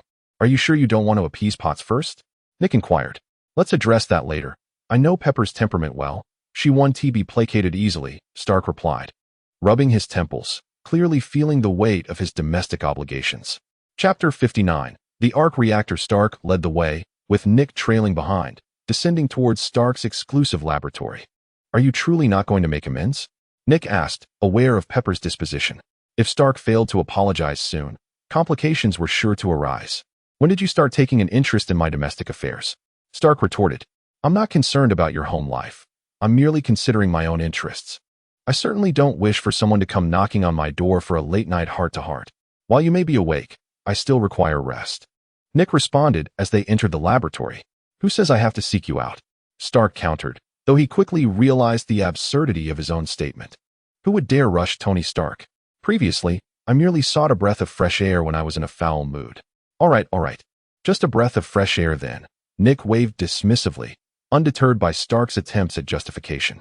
He had already resolved that if Stark dared to provoke him tonight, he would not be allowed entry. He would be shown the door. However, to be candid, Stark seemed to have an epiphany, pausing momentarily. What now? Spit it out. I simply feel that the current you possesses slightly more conversational allure than the former Nick Fury, Stark remarked nonchalantly. What do you mean? Was the previous version of me not captivating enough? Nick approached Stark, contemplating the most effective way to reprimand him. Not exactly. I wouldn't have engaged in such frivolous banter with that insufferable director of S.H.I.E.L.D., Stark mused. Oh, I appreciate that. I not only found you detestable in the past, but even now I consider Tony Stark to be a most irredeemable scoundrel. Thank you for your hyperbole. I graciously accept it, Stark said, maintaining his characteristic irreverence, and promptly removed the arc reactor from his chest. This action startled Nick. What on earth was Stark up to now? It is important to note that Stark has yet to undergo the surgery to remove the shrapnel embedded within him. His survival hinges entirely on the energy provided by the arc reactor nestled in his chest. Should he stray even slightly from its vicinity, his condition deteriorates rapidly, within moments. He becomes pallid, blood circulation falters, and death looms ominously, just as it does now. In a mere few seconds, Stark's visage turns ghastly pale. Beads of sweat glisten on his forehead, rendering him exceedingly frail. What are you waiting for? Hurry and insert another arc reactor into my chest. Fortunately, Stark has only just begun to regain some semblance of strength, utilizing the last remnants of his energy to bellow at Nick. Upon hearing Stark's voice, laced with fury, Nick finally comprehends the urgency of the situation. Nearby lies another arc reactor, albeit an older model, resting beside the one Stark has just had removed. Without hesitation, Nick seizes the reactor and squats beside Stark, gazing at the substantial gash in his chest, momentarily rendered speechless. This marks Nick's inaugural experience in replacing such a device. It is only natural that he feels a tinge of anxiety and lacks experience. Meanwhile, Stark appears increasingly impatient. Don't rush, old friend. Who told you to hasten my demise without allowing me preparation time? Allow me a moment to examine how to install this contraption, Nick replies, taking his time to scrutinize the arc reactor in his grasp. Though it appears diminutive, the energy it conceals is far from negligible. Remarkably, this tiny device is capable of powering his entire Stark Tower for an extended period. It is truly astonishing how Stark managed to fabricate such an object from mere scrap metal. Lying on the ground, Stark wears a despondent expression, his eyes resembling those of a lifeless fish as he fixates intently on Nick. With gritted teeth, he exerts all his strength to gesture towards the two connectors in his chest designed for the arc reactor. Why didn't you mention this sooner? It's such a simple task. Nick feigns realization regarding the connectors and theatrically connects the arc reactor. The moment the reactor is secured, Stark revives instantaneously, able to draw a deep breath, and the pallor on his face begins to dissipate, slowly returning to a healthier hue. He casts a resentful glance at Nick, his teeth gritted in irritation. Nick Fury, don't think for a moment that I am unaware of your intentions. Now nearly fully restored, Stark rises from the ground, his demeanor suggesting he is ready to don his armor and confront Nick head-on. Consider this your recompense for what just transpired, Nick responds nonchalantly, unfazed by Stark's apparent readiness to engage in conflict. At present, Stark is still far from being a worthy adversary, unless he manages to successfully develop his nano-armor, which would afford him the opportunity to confront me. Realizing that Nick remained unfazed, Stark relinquished his ambitions. He understood that he was not yet a match for Nick. Thus, he silently vowed that once he had achieved greatness, he would surely seek to reclaim the respect that had been lost. You Haven T yet explained the sudden removal of the reactor. What is the act you're putting on? Do you have a penchant for self-destruction? Are you eager to taste death? Nick asked earnestly. I'm not that foolish, Stark retorted. The latest iteration of my nano-armor must be stored within the arc reactor at my chest for convenience. Previously, I switched out the reactor for experimental purposes. Now that I intend to continue my research, it must be removed. This revelation piqued Nick's curiosity. So, if I hadn't been here just now, and you wished to replace the reactor, would you have been left lying on the ground awaiting your demise? I'm not as foolish as you presume.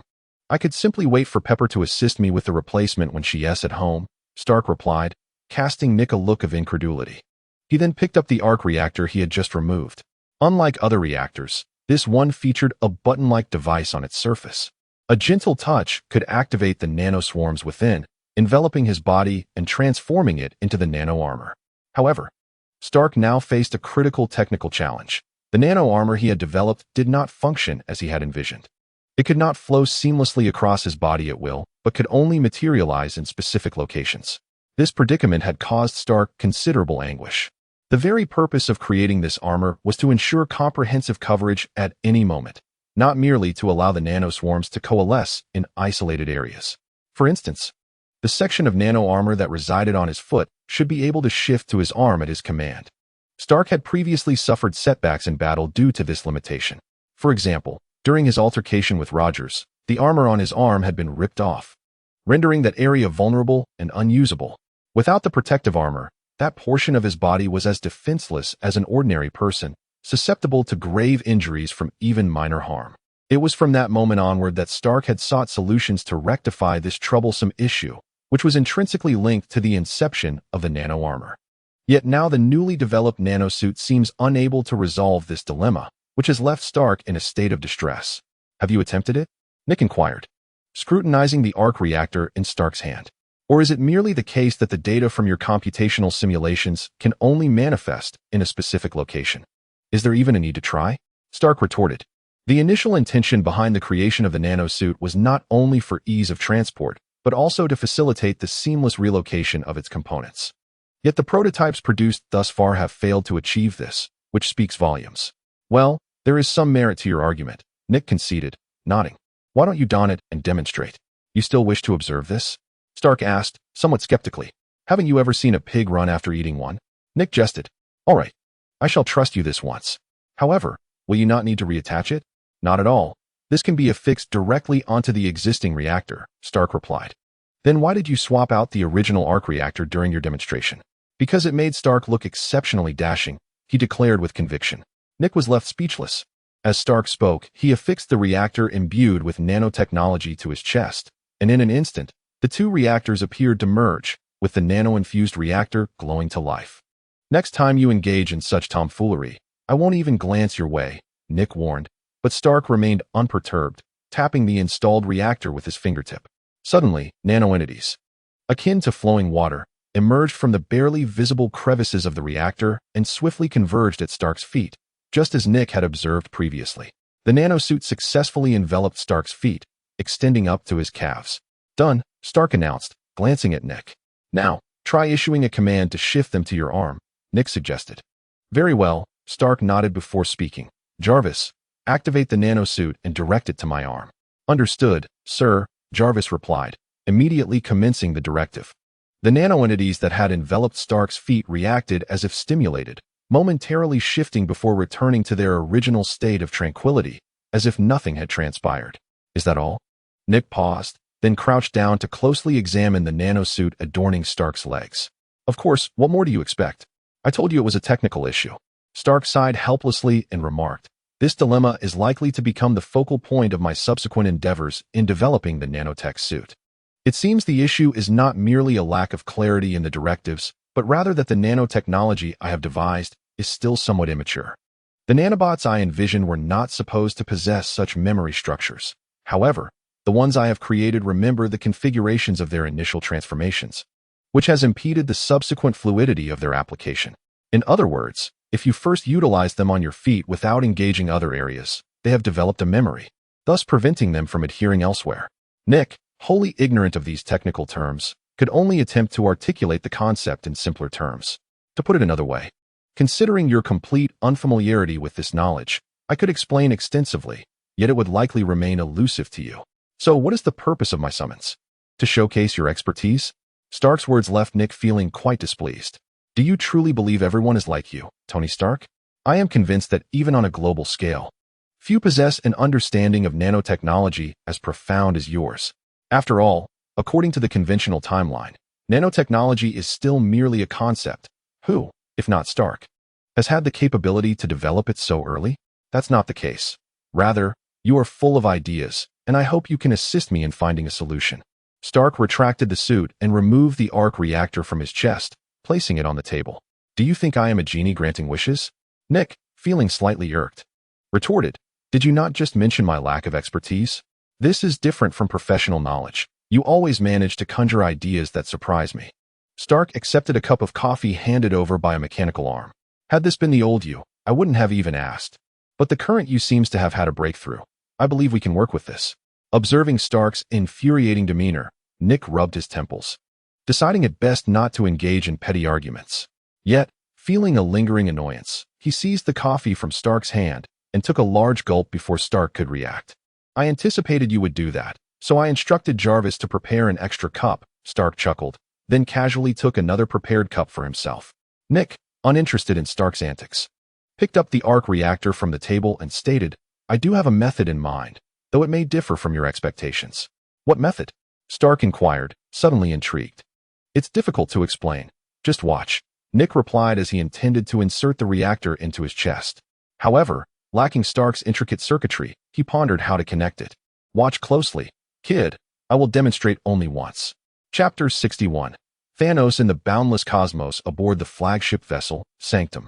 Countless ferocious beasts were imprisoned within the circular craft of Noda, forming the pride of Thanos' formidable army. At the heart of the ship's command chamber, the sovereign sat upon his throne, his countenance bearing the weight of grave concern, exuding an oppressive aura that rendered those kneeling before him too fearful to meet his gaze. Thanos, the embodiment of dread, harbored a flicker of fury in his eyes. It had been some time since Loki had taken possession of the Mind Stone, and by all accounts, the spatial passage to Midgard should have been opened long ago. Yet to this day, Loki's expedition to Midgard had rendered him as elusive as a wisp of smoke. This state of affairs was a source of considerable displeasure for the ruler. Midgard harbored another guardian who posed a significant challenge.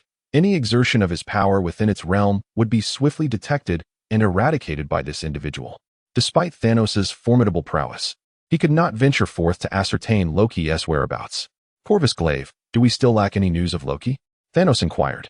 The mere sound of his voice embodied the full weight of his regal authority, tinged with exhaustion and the echoes of countless lives lost. He had existed for an eternity, long enough that even he struggled to recall the number of souls that had perished by his hand. Nonetheless, he remained steadfast in his belief that their sacrifices were not in vain, but rather contributed to the equilibrium of the universe. Corvus Glaive knelt, striving to withstand the oppressive pressure emanating from Thanos, forcing his trembling features into a mask of calm. He raised his gaze, his eyes devoid of color, locking onto Thanos's. Great Majesty, there remains no word. Loki has vanished from Midgard as though he never existed. Might he have betrayed us? A resounding thud echoed through the chamber at the mere mention of betrayal.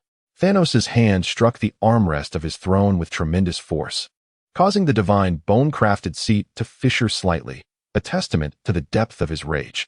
No one dares betray Thanos, nor can anyone succeed in such folly, the monarch proclaimed, his voice resonating with an authority that demanded obedience.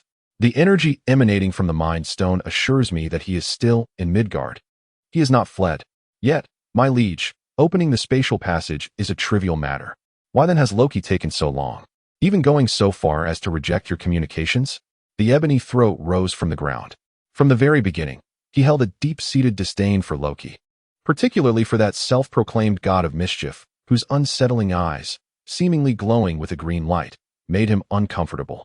Ebony Throat considered himself to be Thanos' most loyal subordinate. He could not permit that scheming-looking fellow to become Thanos' trusted aide, or worse, to share an equal standing with him. Absolutely not. Thus, at this moment, Ebony Throat sought to slander Loki, hoping to convince Thanos of Loki's treachery.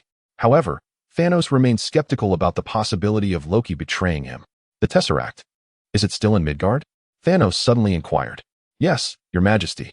The Mind Stone and the Tesseract are still in Midgard, and the energy of the Mind Stone is currently locked onto Loki, yet it remains uncertain whether Loki is scheming something that has delayed his actions, Ebony Throat explained. Oh, is that so? Thanos mused from his throne. Since both the Mind Stone and the Tesseract were still in Midgard, the question of Loki's betrayal seemed less significant to him. Thanos believed that in the face of absolute power, any scheme was merely child's play, a farce to be laughed at. And he possessed that absolute power. Try again to contact Loki. If you are still unable to reach that Asgardian prince, then he shall no longer be of use to us, Thanos declared. Yes, Your Majesty. Ebony Throat acknowledged, sensing Thanos' implication, and immediately knelt on one knee. You and Black Dwarf shall proceed to Midgard to retrieve the Mind Stone and the Tesseract, and ascertain whether Loki has betrayed us. It shall be my honor to serve you, Your Majesty, Ebony Throat replied, one hand pressed against his chest, bowing humbly. Of course, if it is confirmed that Loki has indeed betrayed us, you must bring him back to me. I shall ensure he pays a commensurate price for his treachery and ignorance. Thanos stated flatly, though only those familiar with him could discern the fury concealed within his words. No one dared to betray Thanos, nor could anyone succeed in doing so. Thanos reiterated his previous declaration, emphasizing that those who contemplated betrayal or had already done so must brace themselves for the wrath of their king. Observing Thanos' demeanor, Ebony Throat could not suppress a shiver, while Black Dwarf remained kneeling in silence, devoid of any unnecessary movements. Sometimes, Ebony Throat envied Black Dwarf for his straightforwardness, for he did not grapple with the emotional turmoil that plagued him. Yet, It was precisely this trait that sometimes led Ebony Throat to disdain Black Dwarf, holding him in contempt. If Loki has not betrayed us, the Ebony Throat tentatively inquired. At this juncture, the question of betrayal seems to lose its significance. His silence over the past few days has already incited my ire. To me, he is as good as a worthless being. Thanos gazed at the Ebony Throat. Regardless, bring him before me. As for the matter of the spatial portal, if you believe you possess the capability to realize it, then by all means, give it a try. The Chitauri forces have been stationed there, awaiting the activation of the portal. Should you indeed succeed in completing this unfinished endeavor, the right to wield the Mind Stone shall be entrusted to you. Really, my lord. Upon hearing that Thanos intended to bestow the Mind Stone upon him, the Ebony Throat was instantly filled with elation, genuinely grateful to Loki for presenting him with this opportunity. The power of the Mind Stone was well known to him. Under normal circumstances, someone of his stature would have no hope of accessing such an artifact. But now, the opportunity lay before him. My lord, I shall not disappoint your expectations. The Ebony Throat bowed once more. Chapter 62. Wasn't it you who asked me to do this? In New York, at Stark Manor. No sooner had the words left his lips than Nick affixed the arc reactor to his chest, which lit up at the moment of contact, as if his chest had a corresponding connector, linking the arc reactor seamlessly. How did you do that? Stark, who had intended to jest with Nick, found himself rendered speechless upon witnessing this spectacle. Nick's chest bore no gaping hole like his own, yet he had managed to attach it effortlessly. Watching Nick succeed in this connection, even Stark experienced a profound sense of astonishment for the first time. Don't rush, there's more that will astonish you. Nick observed Stark's astonished expression and spoke casually. He then mimicked Stark's earlier actions, lightly tapping his chest. In the next moment, a flow of nanobots emerged, weaving through every crevice and ascending along Nick's body until they reached his feet, just as they had with Stark moments earlier. Wait, can you tell me how you managed to bypass my fingerprint security? I distinctly remember designing this reactor using my fingerprint and passcode. Watching Nick effortlessly access his arc reactor filled Stark with an indescribable sense of defeat. He had believed his system was impenetrable, yet Nick wielded it with the same ease as if it were his own creation. Sir, it appears that Mr. Nick has not decrypted your fingerprint, came J.A.R.V.I.S.'s voice through Stark's earpiece. How did he accomplish that? I have no way of knowing. Jarvis paused momentarily before falling silent. Stop looking. I don't intend to employ your usual tactics. I simply wish to test whether my method can resolve this conundrum. Nick cast a gentle smile at Stark. He certainly would not resort to Stark's typical approach, nor was he even aware that Stark had set up a fingerprint lock on the arc reactor. As Nick had mentioned, he wanted to see if he could apply his own techniques to solve the problem. If these nanobots possessed memory, why not simply erase or block it? This was the strategy Nick contemplated. Fortunately, he had a solution. By infusing the nanotech suit with specific magic, he could utilize several kinds of Warner magic extracted from Loki. Thus, Nick immediately began to mentally outline the procedure before executing it. But that won't work. The nanotech suit can only adhere to your feet, Stark remarked. I told you not to rush. Now, isn't it working? Nick shot Stark a glance, and with a mere thought, the nanotech suit that had been clinging to his feet obediently began to flow towards his arms. Within moments, the nanobots had entirely vacated his feet, enveloping his arms and hands instead. It was a first attempt, somewhat clumsy, but with a few more tries, he should improve. Nick observed the newly formed arm armor and provided his honest assessment. He was not trying to show off in front of Stark. He was merely stating the truth. This was his first time wielding these Warner magics, so a lack of proficiency was to be expected. However, it must be said that the Warner magic Loki had bestowed upon him was indeed a treasure. It was a pity that Loki seldom utilized it himself. Had he learned more, he could have greatly benefited. As these nanobots transformed for the first time from leg armor to arm armor, they lacked a definitive outline, relying solely on Nick's imagination. Hence, the contours he envisioned differed somewhat from what he had seen in films. After all, observing is one thing. Constructing the details oneself presents a challenge. Meanwhile, Stark wore an expression of disbelief. The problem he had racked his brain over for days had been effortlessly resolved by Nick without so much as a flicker of effort. In Stark's perspective, Nick merely picked up the arc reactor, activated the nano suit, donned it, and transformed his legs into arms, all with effortless simplicity. There was no need for that look of astonishment. It was, after all, quite straightforward. Nick relished observing Stark's expression, which starkly contrasted with his usual haughty demeanor. providing Nick with a sense of satisfaction. Could you elucidate how you accomplished that? Stark, having regained his composure after Nick's remarks, found Nick's methods perplexing to the point of bewilderment, unable to grasp even a fragment of it. Thus, his astonishment was quite justified. Well, it's like this. And then that. And then this, Nick pondered aloud. But how exactly? Stark, confronted with the truth, began to show signs of impatience. Have you heard of magic? Nick, feeling no need for concealment in this regard, spoke candidly. Shall we discuss your method further? Stark retorted, seemingly unimpressed. Compared to the notion of magic, he evidently placed greater trust in Nick's initial explanation. After all, he was Tony Stark, a man of science. No matter how earnestly Nick spoke, the idea of magic was too far-fetched for him to accept. Nick had anticipated Stark's skepticism, and resigned to the reality that mere words would not sway Stark's convictions, he decided to demonstrate. He extended his hand towards a decorative vase nearby and gently grasped it. Are you attempting to showcase your magic? Stark scoffed. You better put on a good show, otherwise I want to be convinced. Yet, in the next moment, Stark felt a jolt. The vase that Nick had targeted, upon being gripped by Nick's hand, shattered as if struck by an unseen force, splintering into countless fragments that scattered across the floor. Now do you believe? Nick remarked with a hint of exasperation. That is plausible, but if you can crush a vase from a distance, surely you could make it levitate instead. Why resort to shattering it? Stark observed the vase, worth millions, and turned his gaze to Nick. Didn't you ask me to astonish you? Nick waved his hand dismissively. Chapter 63. The Art of Magic. Stark found himself momentarily speechless in response to Nick's remarks. Upon reflection, it did seem to be his own request.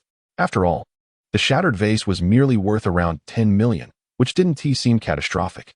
Stark then instructed his mechanical arm to clear away the debris, before redirecting his attention back to Nick. This is the magic you have recently acquired. It is evident that Stark, a staunch advocate of science, remains somewhat skeptical about the existence of true magic in this world. One might understand his perspective. Nick is reluctant to delve too deeply into discussions of this nature with Stark. He knows the man well enough to anticipate that Stark might demand he transcribe the so-called magical formulas, only to take them back for analysis in hopes of deciphering magic through modern technology. The essence of magic is devoid of any principles, merely a chaotic amalgamation of phenomena. And Nick has no desire to expend significant effort explaining this to Stark. By the way, when did you become a wizard? Stark suddenly inquires. Could you perhaps use a different term? The word wizard conjures images of medieval charlatans, as if I might soon be bound to a stake and roasted. Yet, if magic indeed exists, does that not imply that those medieval sorcerers were not merely pretenders? Stark seems to ponder this question, his mind racing with thoughts that often elude others. But aren't we currently focused on the nanosuit? Perhaps we should set aside the antics of those medieval fools for now. From what I understand, they were nothing more than charlatans, deceiving the daughters of affluent families.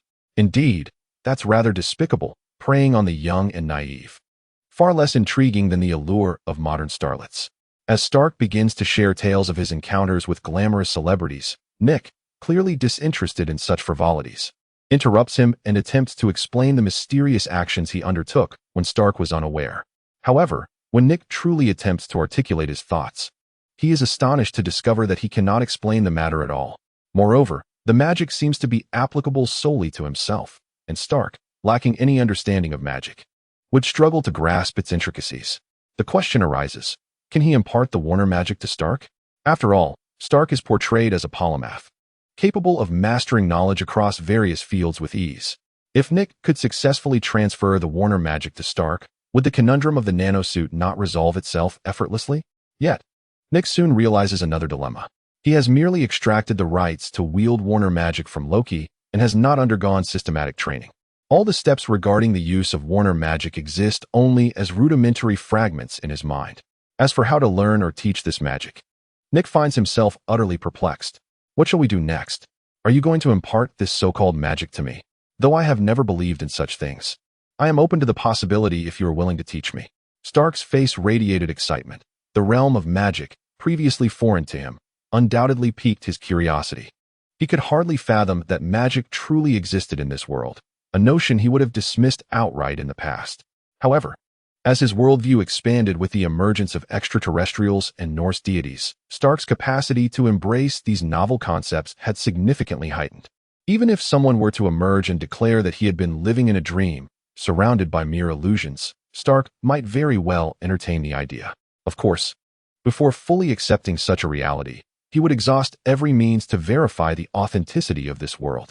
Forget about the magic. I can wield it. But I do not teach others.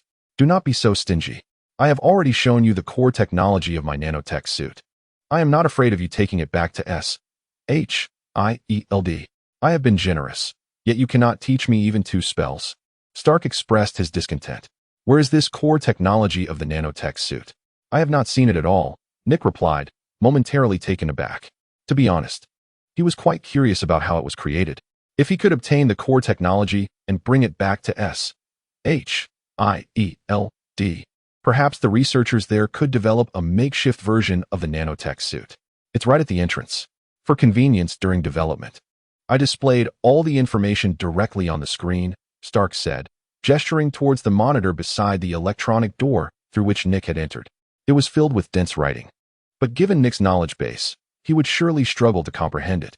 When he first entered, he had glanced at the screen. Assuming the content was merely Stark's idle sketches during the creation of the nanotech suit, never realizing that it contained the core technology itself. One cannot help but admire Stark's audacity. To so readily disclose such crucial information is indeed remarkable. Though Nick feigned ignorance, he discreetly captured an image of the screen and transmitted it back. Thanks to Stark's reminder, he narrowly avoided missing out on such significant data. Do not hide it. I saw you take a picture of that screen, Stark observed, seemingly unfazed by Nick's actions. Very well, Nick conceded, now abandoning his pretense. After all, he had done all he could for Shield, and whether the researchers could produce anything of merit was entirely up to their own capabilities. Listen, my friend, it's not that I hold your Shield team in disdain.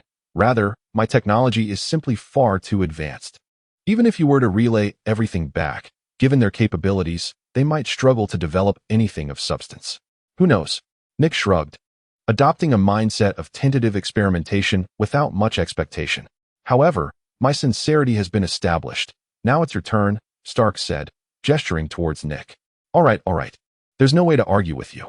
Yet, I cannot guarantee that I can teach you, for even I am somewhat uncertain about the principles of magic, Nick replied. That's fine. Upon hearing Nick's agreement, Stark's interest was piqued, and he immediately rolled up his sleeves, declaring, there is nothing that Tony Stark cannot learn. Chapter 64. Loki's life as a mage in the Himalayas. At Kamar-Taj, Loki, weary from a day of meditative practice, opened the door to the courtyard. Within, many fellow practitioners were engaged in their disciplines, evidently relishing this method of training, continuing their arduous exercises even as time pressed on. Most among them were individuals with disabilities, some with one eye blinded, others with maimed arms, and even a few confined to wheelchairs. Their hands adorned with levitating rings that incessantly spun, despite their efforts yielding no apparent results. Of course, this was merely Loki's perspective. He had always scoffed at diligence, believing that those lacking innate talent could not alter their fated limitations through sheer effort. Magic was no exception. While others might toil for 6 months without success, Loki could master the same spell in merely half a day, within less than a month of his arrival. His progress had already surpassed that of over 80% of the students, including those who had resided in Kamar-Taj for several years. Consequently, Loki's prodigious talent had stirred considerable excitement within Kamar-Taj. Many envied his abilities, yet none harbored jealousy. Numerous individuals speculated whether this young apprentice, unexpectedly brought back by the Supreme Sorcerer, might be groomed as the next Supreme Sorcerer. After all, while the current Ancient One appeared little different from decades past, only those familiar with her knew how many years she had truly lived, and no one could predict her remaining lifespan. Yet, those esteemed individuals were well aware of the need to cultivate successors in advance. Regarding these so-called rumors, Loki maintained a dismissive attitude. He certainly did not believe that the bald mage, who had forcibly retained him here, harbored any benevolent intentions. At best, he would merely impart a few spells that Loki had yet to learn, and even those were exceedingly mundane. Most of the spells bore striking resemblance to those within the Warner magic, which he had effortlessly mastered even as a child. Moreover, after his conversation with the Ancient One, he had been formally left at Kamar-Taj, where it seemed the Ancient One possessed some means of surveillance. Whenever Loki contemplated escaping unnoticed, the Ancient One would materialize behind him without warning. Even during that one instance when Loki had employed spatial magic to flee to a distant location, he found that upon relaxing his vigilance and turning around, he would be greeted by the serene smile of the bald mage. Loki had indeed resisted, exerting all his efforts, but each attempt culminated in his failure. He could not even approach the Ancient One before being subdued. If he continued to cause a ruckus afterward, he might find himself confined to a realm akin to a mirror dimension. Loki had developed a certain dread of that place, especially after Nick had subjected him to a harrowing half-hour of free fall within that mirror space, which had plunged him into a state of despair. Thus, after several failed attempts at escape, Loki resolved to abandon his efforts.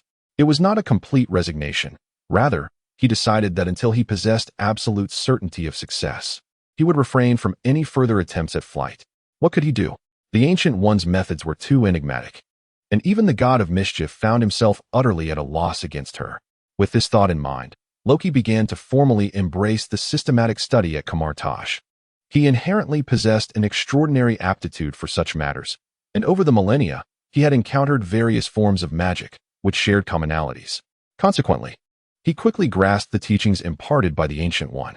Furthermore, after mastering these skills, an indescribable feeling surged within him. Despite being forcibly retained by the Ancient One, Loki's treatment was nearly indistinguishable from that of others. He could even venture down the mountain whenever he wished, the only stipulation being that he could not attempt to flee. The moment such a thought crossed his mind, the Ancient One would promptly return him. As he walked through the halls, Loki noticed several senior students who had arrived a few years before him greeting him. Though he harbored no particular fondness for humanity, there was a saying, one must bow their head beneath the eaves. Thus, despite his inner reluctance, Loki managed to muster a smile, one that he reserved for everyone when returning their greetings. However, as he observed those who could greet him with such ease, a wave of nostalgia washed over him, reminding him of his former, unrestrained life. At least at that moment, people did not wear smiles on their faces, but rather bore expressions laden with profound fear. Upon returning to his chamber, Loki's first action was to remove the peculiar ring from his finger. Although he had scrutinized this bizarre ornament, he had gleaned little from his inquiries. His sole understanding was that this item served as a tool to unlock portals to other realms. However, Loki had to concede that the portals activated by the ring proved to be far more efficient and precise than any spells he could conjure himself. As long as he could envision the location in his mind and imagine its specific form during the incantation, he could directly open a portal to that destination. Unlike the magic he had previously employed, which, despite its short range, was often unstable and would frequently transport him to inexplicable places. Setting aside the ring, Loki chose to recline upon his bed. As a deity, he required minimal sleep, yet apart from resting, he found little else to occupy his time. The thought of toiling away like his fellow practitioners in the pursuit of magical mastery was utterly unacceptable to him. In Loki's perspective on time, rest was essential, and practice could be attended to during designated hours. If he were to be forced into overtime, he would prefer death over such indignity. Moreover, such behavior would render him akin to the other inept individuals. Only a fool would feel the need to practice excessively. A genius like him could master spells that had eluded others with just a modicum of effort. He still needed to unravel what that bald-headed individual was truly contemplating, for he could not shake the feeling that her intentions were far from benign. Given Loki's inherently suspicious nature, he could hardly believe that the Ancient One would not only refrain from confining him, but would also generously impart her magical knowledge. There must be ulterior motives at play, though their nature eluded him for the time being. Chapter 65. The signal from Thanos regarding the Ancient One's true intentions. Loki found himself genuinely perplexed. Despite being the god of mischief, who prided himself on his ability to discern the thoughts of others, he remained utterly in the dark. He had contemplated every conceivable worst-case scenario, yet the unfolding narrative seemed to deviate from those expectations. After all, no one would treat an invader in such a manner. In fact, based on conclusions drawn from numerous tests conducted during his time here, as long as he harbored no thoughts of escape, no matter how far he strayed from Kamartaj, he would not be pursued. His fellow practitioners, however, had not enjoyed the same leniency. Conversely, they did not share his fervent desire to flee from the mountain. Unlike Loki, who had been drawn to the Ancient One's sanctuary, the others had actively sought her refuge. Among them, each person bears some degree of affliction, yearning to liberate themselves from the torment of their minds through cultivation. Thus, the notion of fleeing never crossed their thoughts, even though the regulations explicitly forbade it, mandating that no one could descend the mountain without the consent of the Ancient One, lest they face severe penalties. This rule seemed but a hollow formality in Loki's case. No one truly monitored him. Even if his fellow disciples witnessed him descending the mountain, they would utter not a word. Initially, they might have found it peculiar that Loki could act so differently from them, but over time, they seemed to have adopted a collective blindness to his actions.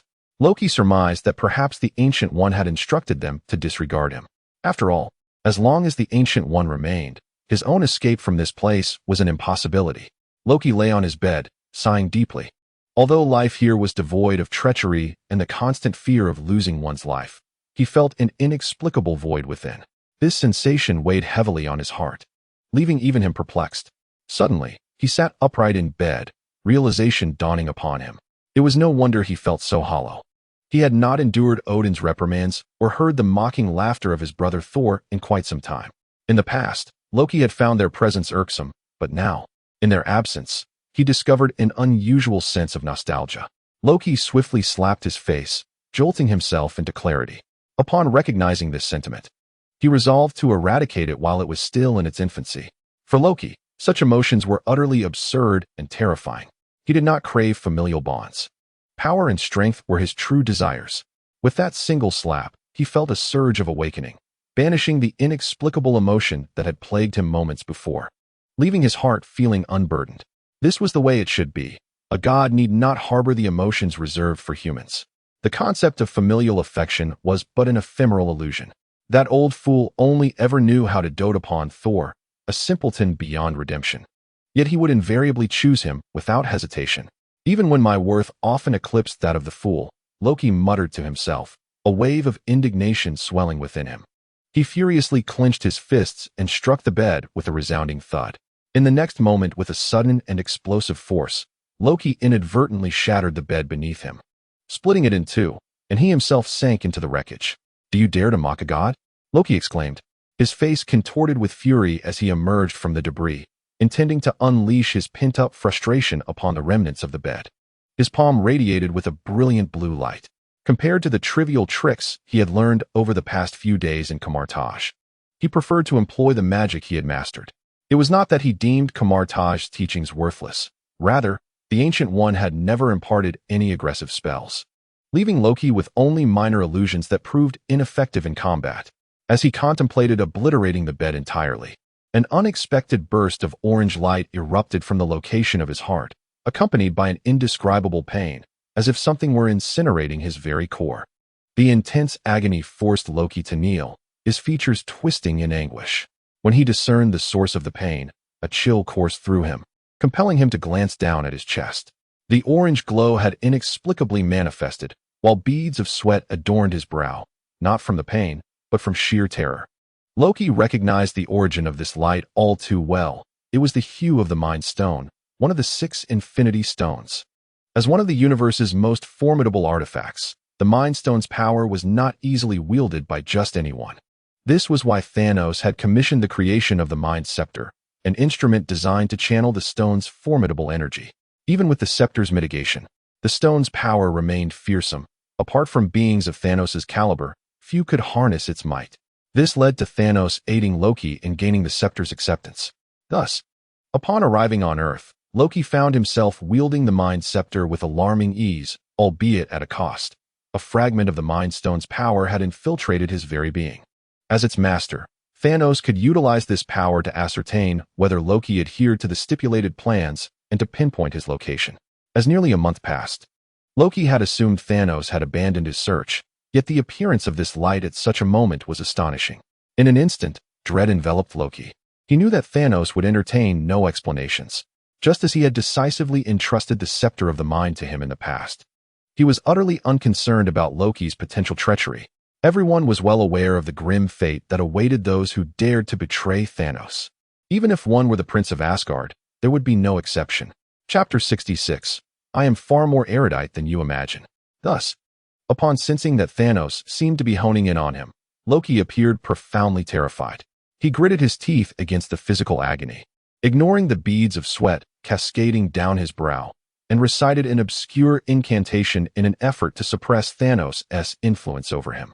A surge of green light erupted in Loki's pupils, and certain runes sprang to life in his palm, attempting to harness this power to stifle the orange glow emanating from his chest.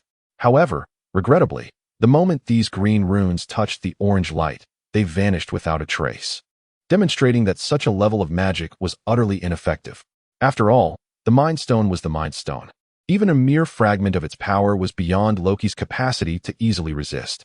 Yet, aside from these methods, what other means could Loki employ to contain the energy surging from his chest? He racked his brain, revisiting every suppressive spell he had learned over millennia, ultimately abandoning all caution and unleashing them in a single, desperate onslaught. The price of such recklessness was a rapid depletion of his stamina, transforming him into a pitiful figure, drenched as if he had just emerged from a body of water, compounded by the searing pain in his chest, which was becoming increasingly unbearable. Veins bulged on his forehead as he struggled to catch his breath, inwardly cursing Thanos' cruelty.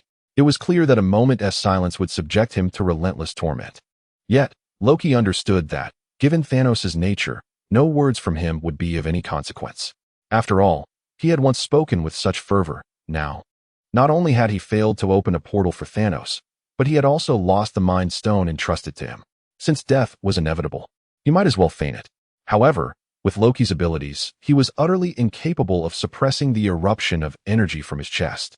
As time passed, the orange light expanded its reach, no longer confined to Loki's chest, but beginning to envelop his entire being, with the pain he endured multiplying exponentially. Overcome by agony, Loki inadvertently let out a cry, quickly stifling his mouth. He did not wish for anyone to know of his current plight, for once exposed, the semblance of peace he enjoyed would surely vanish. Although this place is Midgard, and most of its inhabitants are lamentably ignorant and unremarkable, what if the Ancient One were to discover this? Loki finds himself unable to fully discern the Ancient One. There is an unsettling feeling that this inscrutable woman possesses considerable knowledge. Thus, in order to safeguard himself, Loki endures this torment in silence, not daring to utter a single sound. Minutes pass, and the orange light envelopes his entire being. The pain, once confined to his chest, now radiates throughout his body, leaving Loki with an unbearable sense of suffering. Yet, even in this agony, he remains mute, refraining from responding to Thanos' messages. Ignoring it may be the essence of this painful period, but acknowledging it would surely result in being captured by Thanos' agents, leading to endless torment. Therefore, he opts for the former, believing that enduring the pain is the better choice. However, endurance has its limits, and even someone as resilient as Loki finds himself on the brink of collapse. Have you forgotten everything I've taught you? At that moment, a calm and familiar voice reached Loki's ears. In a haze, he glimpsed a well-known figure smiling gently at him. Upon seeing her, Loki felt a flicker of clarity and struggled to rise from the ground, looking rather comical as he was entirely engulfed in orange light. Ancient One, what brings you here? Loki managed to speak, each word a monumental challenge. You are aware of everything? He inquired. Yes, the Ancient One replied simply with a nod. The power of the Mind Stone, Thanos certainly is generous, even entrusting such an artifact to you. The Ancient One spoke softly, raising her hand to conjure a magical array in her palm, which she then directed towards Loki, saying, Do you remember the first lesson I imparted to you? Now is the time to employ it. With a resounding impact, the magical array collided with Loki, instantly dispersing the orange light that tormented him. As the torment of the Mind Stone vanished, Loki felt an immense relief wash over him. He recalled the Ancient One's words and attempted to utilize the magic she had first taught him. Although it was merely basic white magic, at that moment, it proved invaluable, not only alleviating his physical suffering, but also invigorating his waning consciousness. How could this be? Loki exclaimed in astonishment. The white magic he had once scorned was proving to be remarkably effective. Had he known its efficacy earlier, he might have spared himself such excruciating pain. This is what you refer to as something useless. In truth, many things appear ordinary in daily life, yet when the moment of necessity arises, they often reveal an unexpectedly significant role. Gui smiled as she spoke, her gaze falling upon the shattered bed slats behind Loki. Noticing her attention, Loki awkwardly attempted to shield the remnants of the bed. I apologize, I accidentally broke the slats. It's merely a bed. We have plenty more at Kamartaj. You can simply take another one later, Gui replied, shaking her head. Such trivial matters never concerned her. She found a chair and sat down, seemingly having no intention of leaving anytime soon. Loki, understanding Gui's thoughts, took a seat before her and asked, "Did you know everything from the very beginning?" A look of wariness crossed Loki's face as he inquired. When Nick had brought him to Kamartaj, he hadn't heard the conversation between Nick and Gui. What he had gleaned was inconsequential. He had always presumed that Gui was unaware of the presence of Thanos behind him in the Mind Stone. However, today's events suggested that Gui was far from the simplistic figure she appeared to be. Coupled with the white magic she had taught him, it seemed deliberate rather than incidental. Indeed, I am far more knowledgeable than you can imagine. Gui waved her hand dismissively, taking a small sip of tea. Chapter 67. No talent. Upon Gui's declaration, Loki's expression shifted dramatically. He had believed he had concealed himself well. Yet it was startling to realize that the woman before him had known everything from the outset. Suddenly, Loki retreated as if facing a formidable adversary, his demeanor turning hostile. Should anything go awry, he would not hesitate to act, although the thought of escaping through magic never crossed his mind, as he knew he would not get far before Gui would apprehend him again. Moreover, Loki was acutely aware that he stood no chance against Gui. Nevertheless, he had concocted an entire plan in his mind, ready to be executed. Just like now, annihilate. Just as Loki was about to make his move, he was astonished to find his body immobilized as if bound by an unseen force, unable to move anything but his head. "What have you done to me?" Loki gazed at Gui in terror. Meanwhile, Gui maintained her characteristic faint smile, remaining seated without so much as a finger moving. It was evident that she was the one orchestrating this. Yet, at this juncture, Loki found himself powerless to resist. He was bound to the chair by an invisible force. No matter how hard he struggled, he could not break free. He could faintly sense the magical energy enveloping him, and he was almost certain it was the work of the Ancient One. However, her skills were so sophisticated that even he could discern nothing. "I believe it would be wiser for you to cease your struggles.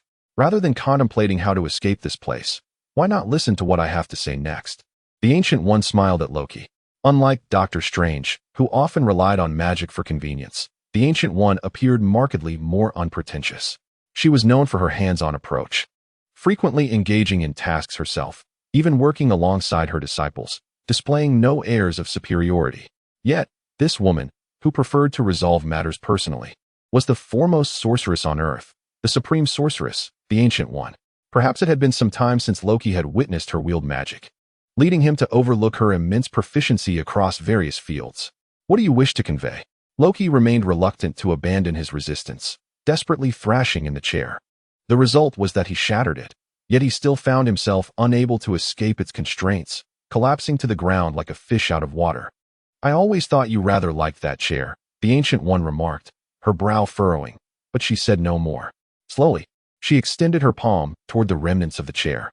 Instantly, a green magical circle materialized in her hand, and as she rotated her palm counterclockwise, the shattered chair began to restore itself in an eerie, reverse manner. As the Ancient One withdrew her hand, the chair reverted to its original form, and Loki found himself seated once more. However, this time, his expression shifted from astonishment to one of palpable fear. It was impossible for him not to sense the level of magic she had just employed. What force could restore an object in reverse, if not the power of time? "How do you possess the power of time?" Loki inquired with trepidation. "There are many things you do not yet know, but some matters are best left unasked. You could take a cue from Nick. He never inquires about such things, even though he might know everything," the Ancient One replied. "Are you referring to the bald, blind man you brought me?" Loki asked. "I hope you do not address him by that title in his presence. It may not please him." The Ancient One nodded slightly. "What relevance does that have to him? Or are you about to tell me something regarding him?" "Yes, but not entirely." Ancient One began. "Loki, your magical prowess is exceptional. No wonder you are the Prince of Asgard.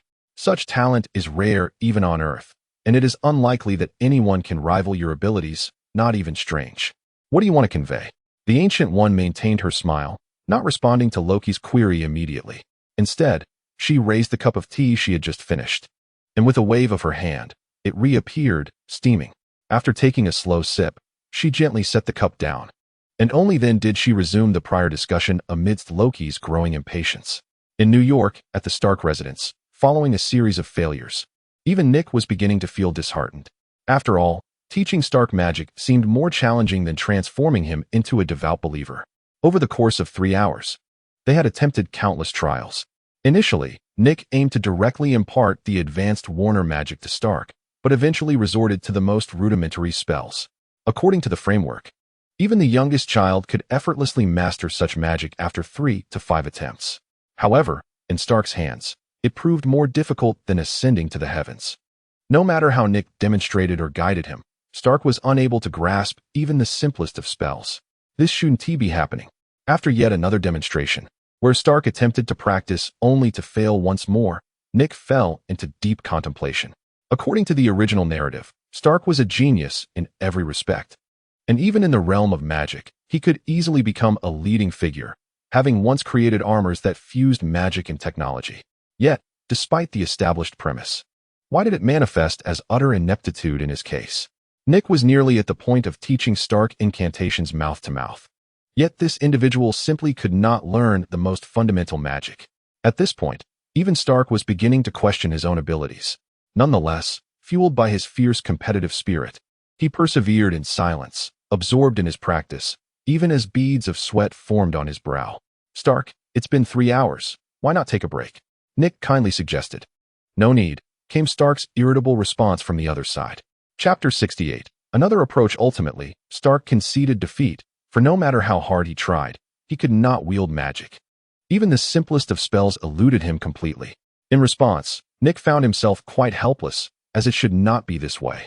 In the comics, Stark could independently explore magic, utilizing its power within his armor. Yet, why was the current Stark incapable of doing so? Was it that comics were ultimately just fiction, divergent from reality? Nick pondered over this conundrum, but could not arrive at any conclusion. Thus, he, like Stark, had no choice but to concede. They had both toiled for an entire day, and despite the previous days of sleepless nights and intense labor, neither Stark nor Nick had felt such exhaustion until this day of magical training, which nearly brought them to their knees. This shouldn't be the case. After all, such simple magic should be learnable by any child encountered along the way. As Nick reclined in his chair, he continued to contemplate the issue, while Stark, having exhausted himself throughout the day, finally spoke up. "Could it be that you simply do not know how to teach this? Perhaps the magic itself is not the problem. Let us consider a different perspective. The issue may have always been you, or perhaps you have been stringing me along, never genuinely intending to impart this magic to me." Stark, struck by a sudden realization, rose from his reclined position, casting a questioning glance at Nick, who was similarly slumped in his chair, clearly lacking the energy to engage in an argument. "It shouldn't be. I have taught correctly, and you have been able to learn. Even the steps to cast this magic, I meticulously laid out, fearing to overlook any detail." Nick recalled every aspect of the process he had undertaken to teach Stark, even to the point of visualizing the background of each scene. However, after reflecting on it thoroughly for no less than 10 times, he found not a single flaw. Could it be that Stark was indeed correct, and the fault lay with him? Nick touched his nose, but he was certain he had earnestly instructed Stark. He could even swear by any means that he had consistently endeavored to teach him well. Yet, no matter how he tried, Stark seemed unable to absorb the lessons. It wasn't so much an inability to learn. Rather, if one were to divide a spell into 2 components, form and intent, Stark had at least mastered the form to perfection. Yet his grasp of intent was woefully lacking, akin to being several points short. This left Nick quite distressed. "Perhaps it is simply that you lack the inherent talent for this," Nick sighed, rising from his chair. "What then? If I cannot master this magic, does that mean I will be unable to use the nanotech suit?" Stark inquired. "What else can be done? Perhaps you should simply focus on completing this," Nick suggested, gesturing towards the arc reactor on the table. "Regardless, you will eventually need to fully replenish the nanobots within. Considering the current technological advancements, achieving this milestone is already commendable. Thus, it is unnecessary to strive for perfection. Mediocrity shall suffice, as if you have created a convenient suit of armor. After all, it is undoubtedly more practical than your previous suitcase model, is it not?" Nick attempted to persuade Stark. However, Stark wore a dissatisfied expression, shaking his head and stating, "In Tony Stark's dictionary, there is no notion of satisfactory. If I am to do something, I must do it to the best of my ability, Stark declared with unwavering certainty. And how do you intend to achieve that, Mr. Stark? Nick asked, exasperation evident in his voice. I am uncertain. It may require further development time. Perfecting nanotechnology is a substantial undertaking. If I were to rely solely on myself, it would take at least a few months. Considering I am merely beginning to navigate this field, you are aware that reaching this point is already quite impressive, Nick said as he stepped forward, contemplatively gazing at the arc reactor. Do not tell me you have another plan. I have already contemplated my subsequent work arrangements. Stark noted the look in Nick's eyes. Whenever he displayed such an expression, it either indicated a mischievous scheme or an innovative idea. This was a recurring pattern, and Stark recognized it immediately. Indeed, I possess one final method, though I am uncertain of its viability, Nick said, his expression turning grave. Is it still reliant on magic? Stark inquired tentatively. Precisely. It involves magic, Nick affirmed with a nod. In the boundless cosmos, aboard the flagship Sanctuary 2, Thanos sat contemplatively on the eternal throne, examining his palm. Below him knelt one of his most esteemed subordinates, General Corvus Glaive.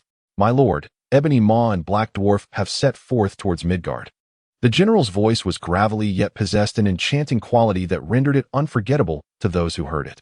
The passage of time had etched many marks upon him, yet not in the form of aging, rather a multitude of scars accumulated from years of relentless conflict.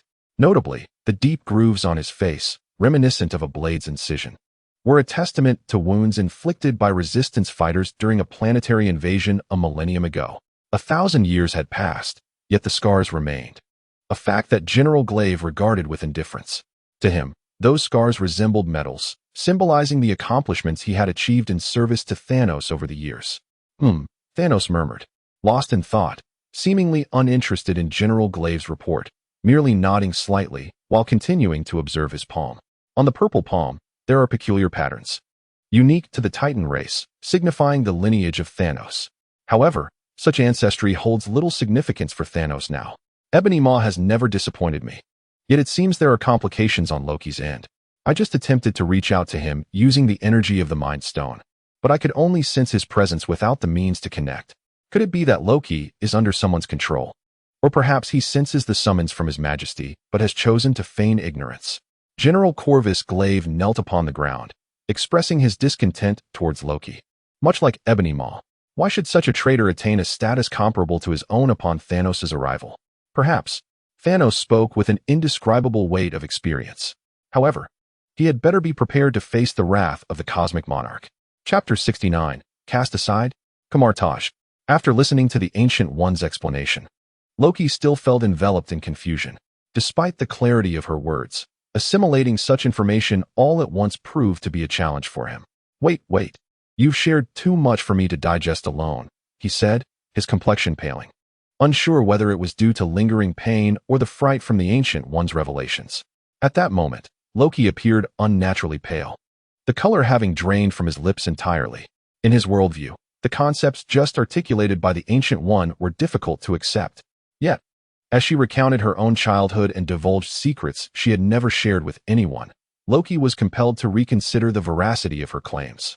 Why must you tell me these things? Loki appeared somewhat haggard. If what the Ancient One said was true, then the impending years promised an almost certain demise. Why forewarn him of such a fate? Was it an attempt to prepare him for the inevitable, or to enable him to foresee the future and avert death? However, Loki had never considered the possibility of altering the future, just as he had never known what would transpire ahead. Yet now, the Ancient One had laid everything bare before him. If her words held truth, did that not imply he might evade his fatal destiny? Yet, what would happen afterward remained a mystery to him. Thus, he gazed anxiously at the Ancient One, seeking her confirmation. The most favorable outcome would be for the Ancient One to acknowledge that everything is a deception of her own making. However, she possesses no reason to deceive herself. And furthermore, given her methods and the words she just uttered, Loki has indeed come to believe a significant portion of it. The fate that awaits him, culminating at the hands of Thanos aboard that dilapidated vessel, remains a matter Loki feels warrants further investigation. He suspects that, considering Thanos' temperament, it is unlikely he would wait many years to confront him. It is more probable that in a matter of days, he might send Ebony Maw and others to Midgard to settle the score. Damn it, Loki cursed internally. It is but one of countless potential futures. And forewarning me changes nothing, for in my understanding, this particular future is unlikely to transpire. The Ancient One continued to gaze at Loki with an enigmatic smile, responding calmly. Loki appeared momentarily taken aback by her words. So everything you just shared about the so-called future was a ruse? He slammed his palm against the table in frustration, though this time, despite his considerable strength, he did not shatter it. For the Ancient One had preemptively employed magic to protect the table. Otherwise, its fate would have mirrored that of the bed, reduced to splinters. I did not deceive you. According to the original narrative, you indeed will meet such an end, the Ancient One replied, shaking her head as she observed Loki, who had not broken the table but had hurt his hand instead. What then does my future truly entail? Loki inquired, nursing his palm. Yet the Ancient One merely shook her head, stating, I do not know either. The future encompasses countless possibilities. Even with the power of time in my grasp, I cannot ascertain which possibility will ultimately manifest. Then how can you speak with such conviction about that future? Is it not also a falsehood? Loki retorted, that is a discarded future. When a new future supplants it, it signifies that the original conclusion was indeed such, but a particular factor intervened, altering the predetermined outcome. Factor? What factor? Don't tell me it's that blasted egg who brought me here. Loki gazed at the Ancient One in disbelief. Yet this time, she chose not to respond. I can reveal only this much. The rest you must uncover for yourself, the Ancient One smiled. Initially, I believed that adhering to a predetermined conclusion would be rather tedious. However, it now seems that the allure of an unknown future, with all its attendant suspense, is far more intriguing. What on earth are you talking about? Loki appeared somewhat irked, finding the sensation of being tantalized by half-finished sentences quite displeasing. This reminded him distressingly of his insufferable father, Odin. That scoundrel always enjoys adopting an air of mystery, frequently uttering a plethora of nonsensical remarks, only to halt mid-sentence. He claims that the remaining meaning must be uncovered through personal exploration, yet every time a matter concludes, I find myself no closer to understanding the essence of Odin's words. Consequently, whenever Odin resumes his enigmatic demeanor, I dismiss it as mere folly. After all, expressing it is futile, and jotting it down would be a waste of time. Ironically, that foolish brother, who comprehends not a single word, consistently wears a serious expression, as if he were genuinely recording Odin's discourse. Though he is bound to forget the moment he turns away, he remains undeterred, often needing reminders of his own lapses. It is of no consequence. I have said all I needed to say. The remaining matters cannot be divulged to you. Ancient One shook her head, not out of a desire to tantalize Loki, but because some truths are better left undiscovered. Today, she chose to share certain insights with Loki, already wagering on their implications. The events of today would inevitably alter many facets of the future. However, in Ancient One's foresight, these changes appeared beneficial, which is why she went to such lengths to convey this information to Loki. Throughout her communication, she deliberately overlooked many details, ensuring that the future would not spiral into chaos. Well, you all seem to revel in this charade of mystique. Loki expressed his dissatisfaction, rising and disregarding Ancient One's stature, stating, my apologies, sorceress, but it is quite late. I must rest. Please, leave me be. Rest? What do you mean by rest? Ancient One interjected abruptly. Do you intend to linger here indefinitely? Loki's expression hardened, ready to respond, but Ancient One interrupted once more. Starting today, you must vacate Kamartaj. I can no longer harbor you.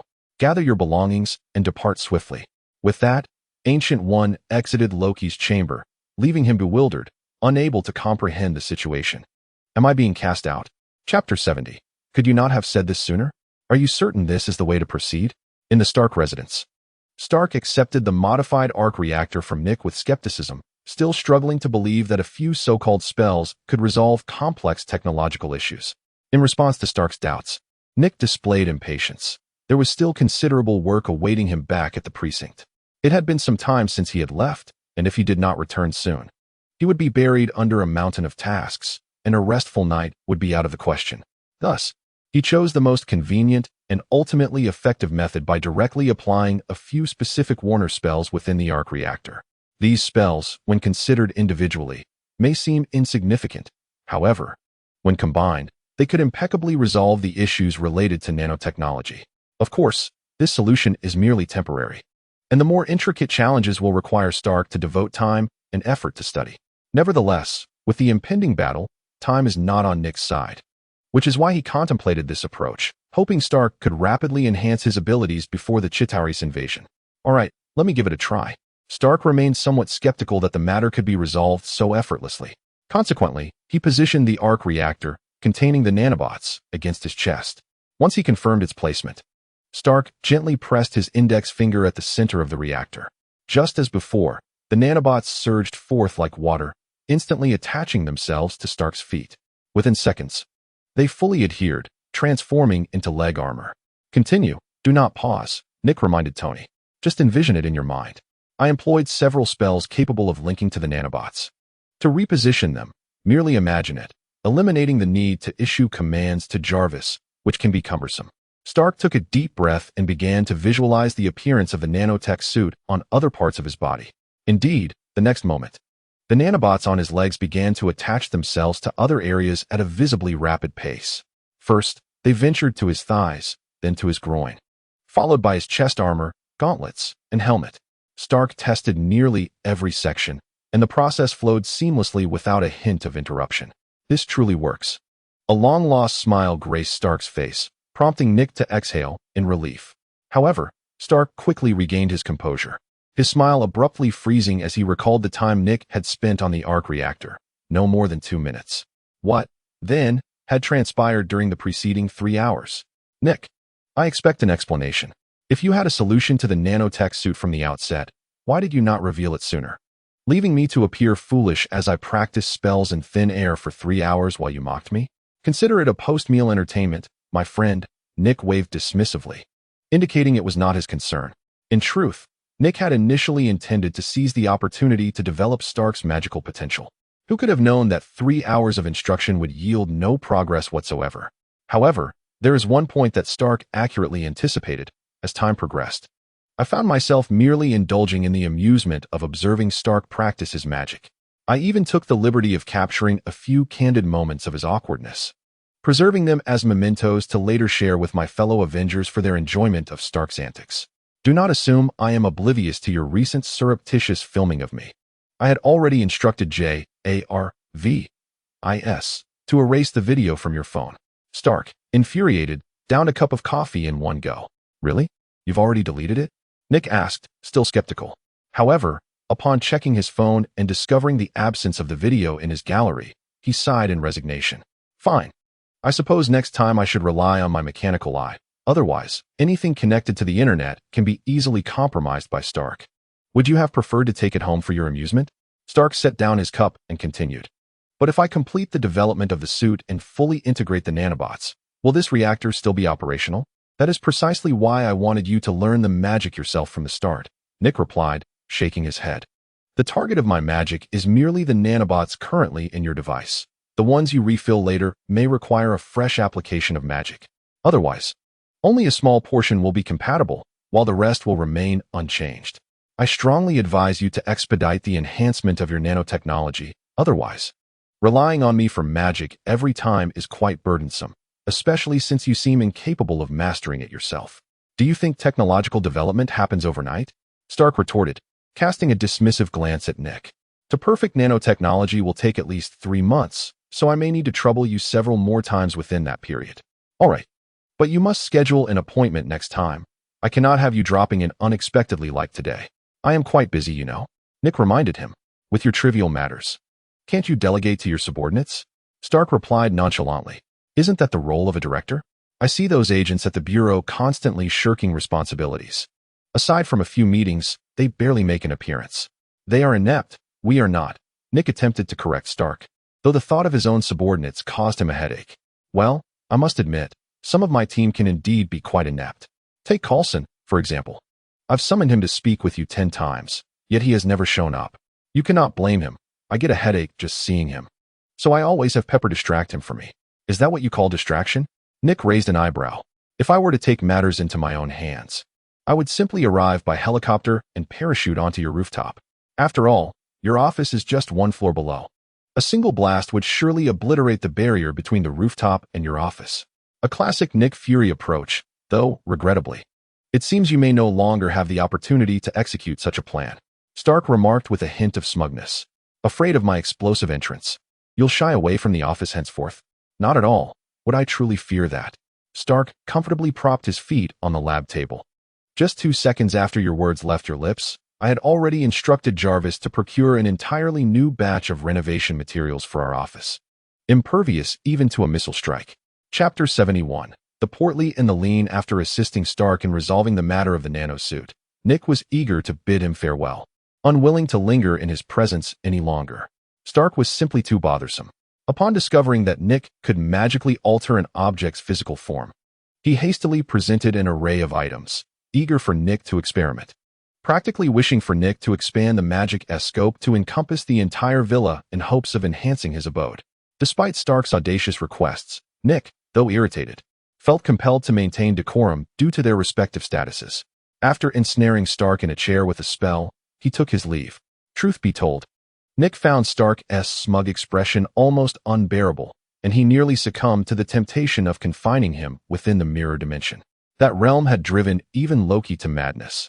How much more so would it affect Stark? Oh wait, given Stark's eccentric intellect, perhaps imprisoning him might serve as a blessing.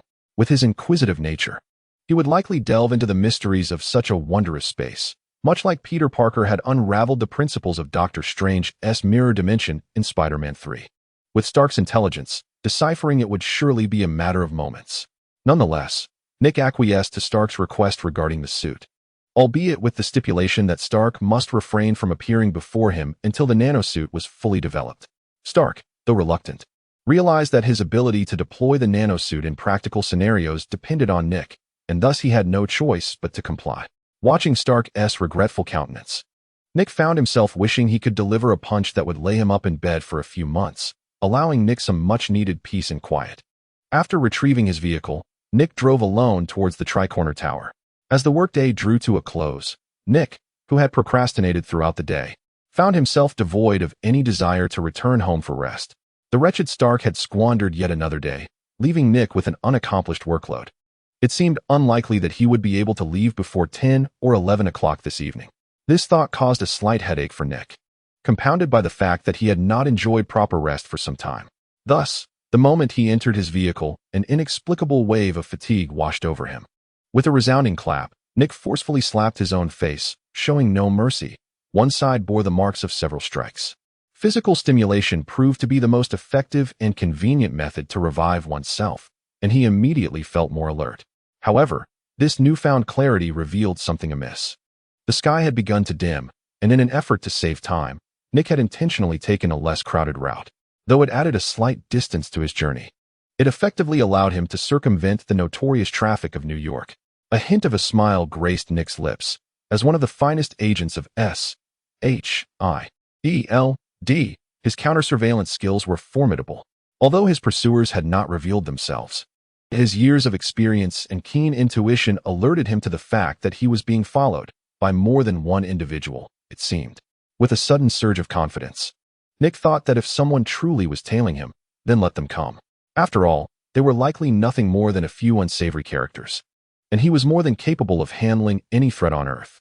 Furthermore, even if he found himself outmatched, he could ensure his own safety and retreat unscathed. As he sped towards the outskirts, Nick maintained a relentless pace, exceeding speed limits with abandon. However, to his astonishment, those trailing him managed to keep up. He could not ascertain their exact positions, only feeling their presence lingering just behind him. Strangely, there was no one in sight, nor any vehicles in pursuit. It was inconceivable that they could be tracking him from thousands of meters above. Such a notion was utterly absurd. If they were indeed that far away, his prowess would not be sufficient to sense any imminent danger. Hill, activate the satellite and identify who is following me, Nick said, dialing Hill's number while continuing to drive. Since the last incident, he had established a direct communication channel with a select few agents, ensuring that he could reach out to them immediately in case of trouble, all to prevent a recurrence of previous events. Understood, Director. Please share your current location. We are ready to dispatch assistance at a moment's notice. The voice of Hill immediately resonated through the headset, accompanied by the rhythmic sound of keystrokes, indicating that she was efficiently coordinating satellite operations. Nick promptly reported his location, and as he finished speaking, Hill's voice returned. Director, could you provide an estimate of the enemy's numbers? She inquired. Perhaps two. Nick hesitated, believing this to be a prudent response. However, did you not just say you couldn't see the enemy? Hill countered, seeking to ascertain the enemy's strength through Nick's intuition. If their numbers were substantial, she deemed it necessary to deploy special weaponry. I couldn't see them before, but now they stand before me, hence I can see them. Nick replied, pressing the headset. Contact the captain. The situation has changed, and do not send in any ordinary agents. Before Hill could pose further questions, Nick removed the headset, slowly opened the car door, and with a smile, he gazed at the two figures before him, one large and one small. He spread his arms and cheerfully remarked, "What wind has brought you two here?" The disparity in size between the two figures was akin to that of an infant and a mountain. One was as robust as a small hill, prompting Nick to feel that he appeared even larger than the Hulk.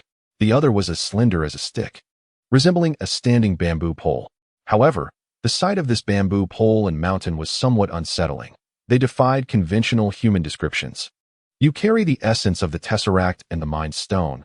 The slender figure inhaled deeply, placing his hands behind him, his gaze seemingly capable of ensnaring one's soul as he looked at Nick, speaking in a detached manner. Chapter 72. Black Dwarf Undoubtedly. The pair, one stout and the other lean, were none other than Black Dwarf and Ebony Maw, two of Thanos' formidable lieutenants. It was no wonder Nick could recognize them at a glance. Their appearances were so distinctive that they transcended ordinary descriptors. However, Nick was perplexed as to why they had arrived on Earth so prematurely, as it was expected that Thanos would not send them until approximately 7 or 8 years later in search of the Infinity Stones. Additionally, he recalled Ebony Maw's earlier remark regarding his essence.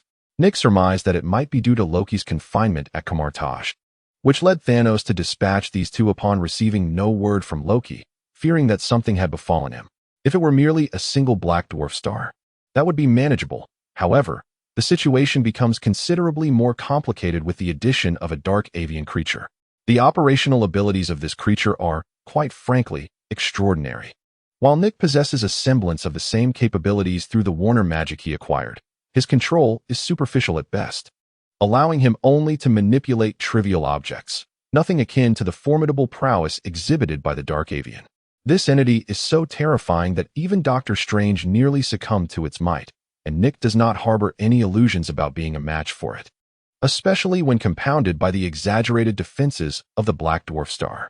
The rays of the setting sun cascaded down upon the giant axe of the black dwarf star, bestowing a sheen upon its previously obsidian surface. Yet this sheen was not a mere reflection of light. Rather, it emanated a chilling aura, evoking a sense of imminent danger. "Your purpose for coming to Earth, I presume, is to ascertain the whereabouts of Loki?" Nick inquired cautiously.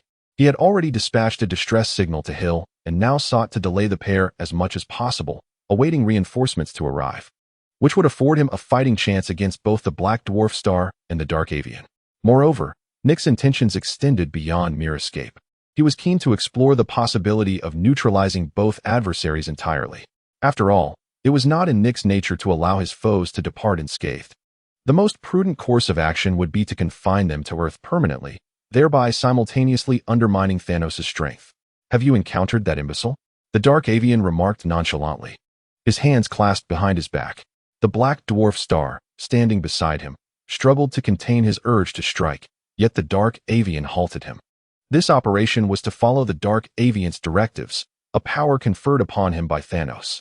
Thus, despite his reluctance, the Black Dwarf Star was compelled to comply, suppressing his restless spirit and refraining from immediately lunging at Nick. "Certainly, I have seen him.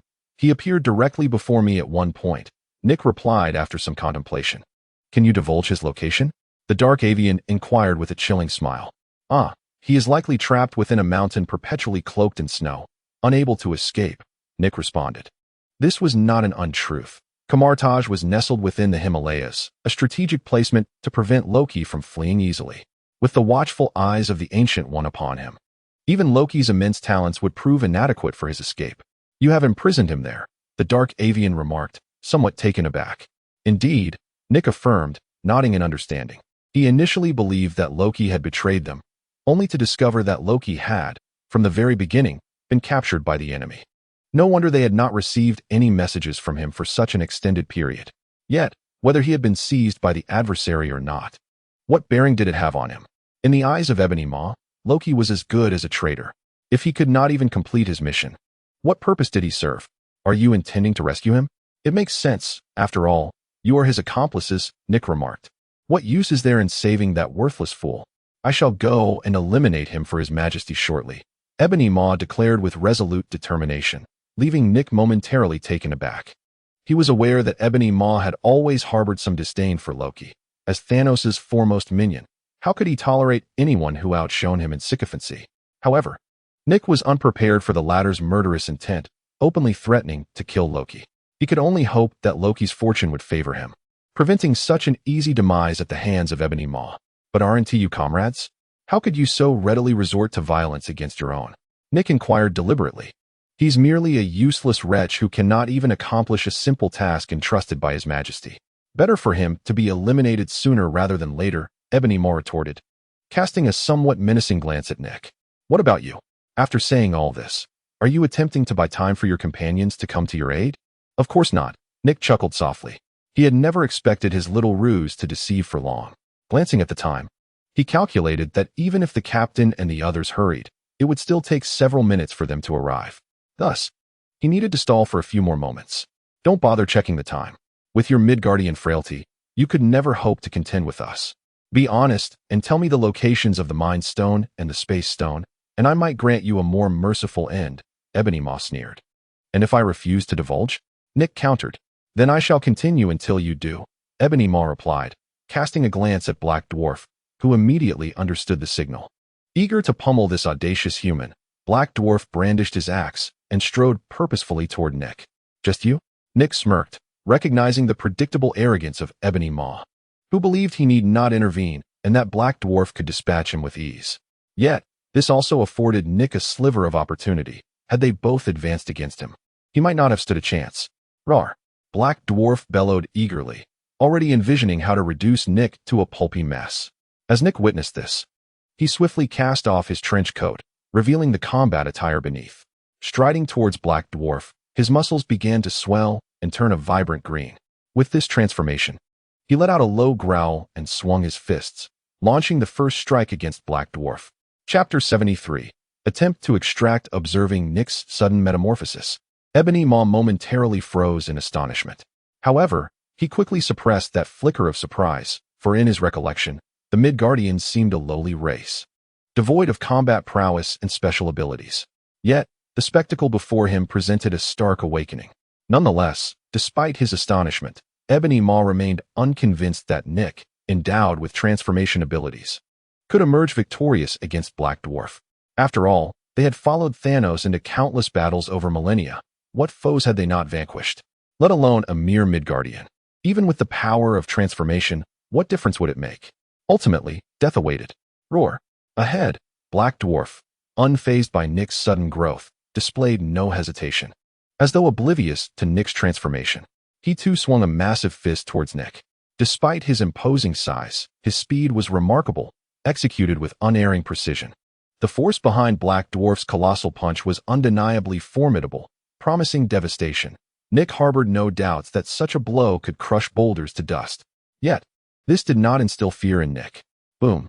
The moment their fists collided, a resounding thud echoed through the air. A tempest of energy surged outward from the point of impact, sweeping up dust from the ground. In this remote area, the few remaining trees swayed perilously, as if on the verge of being uprooted by the ferocious wind.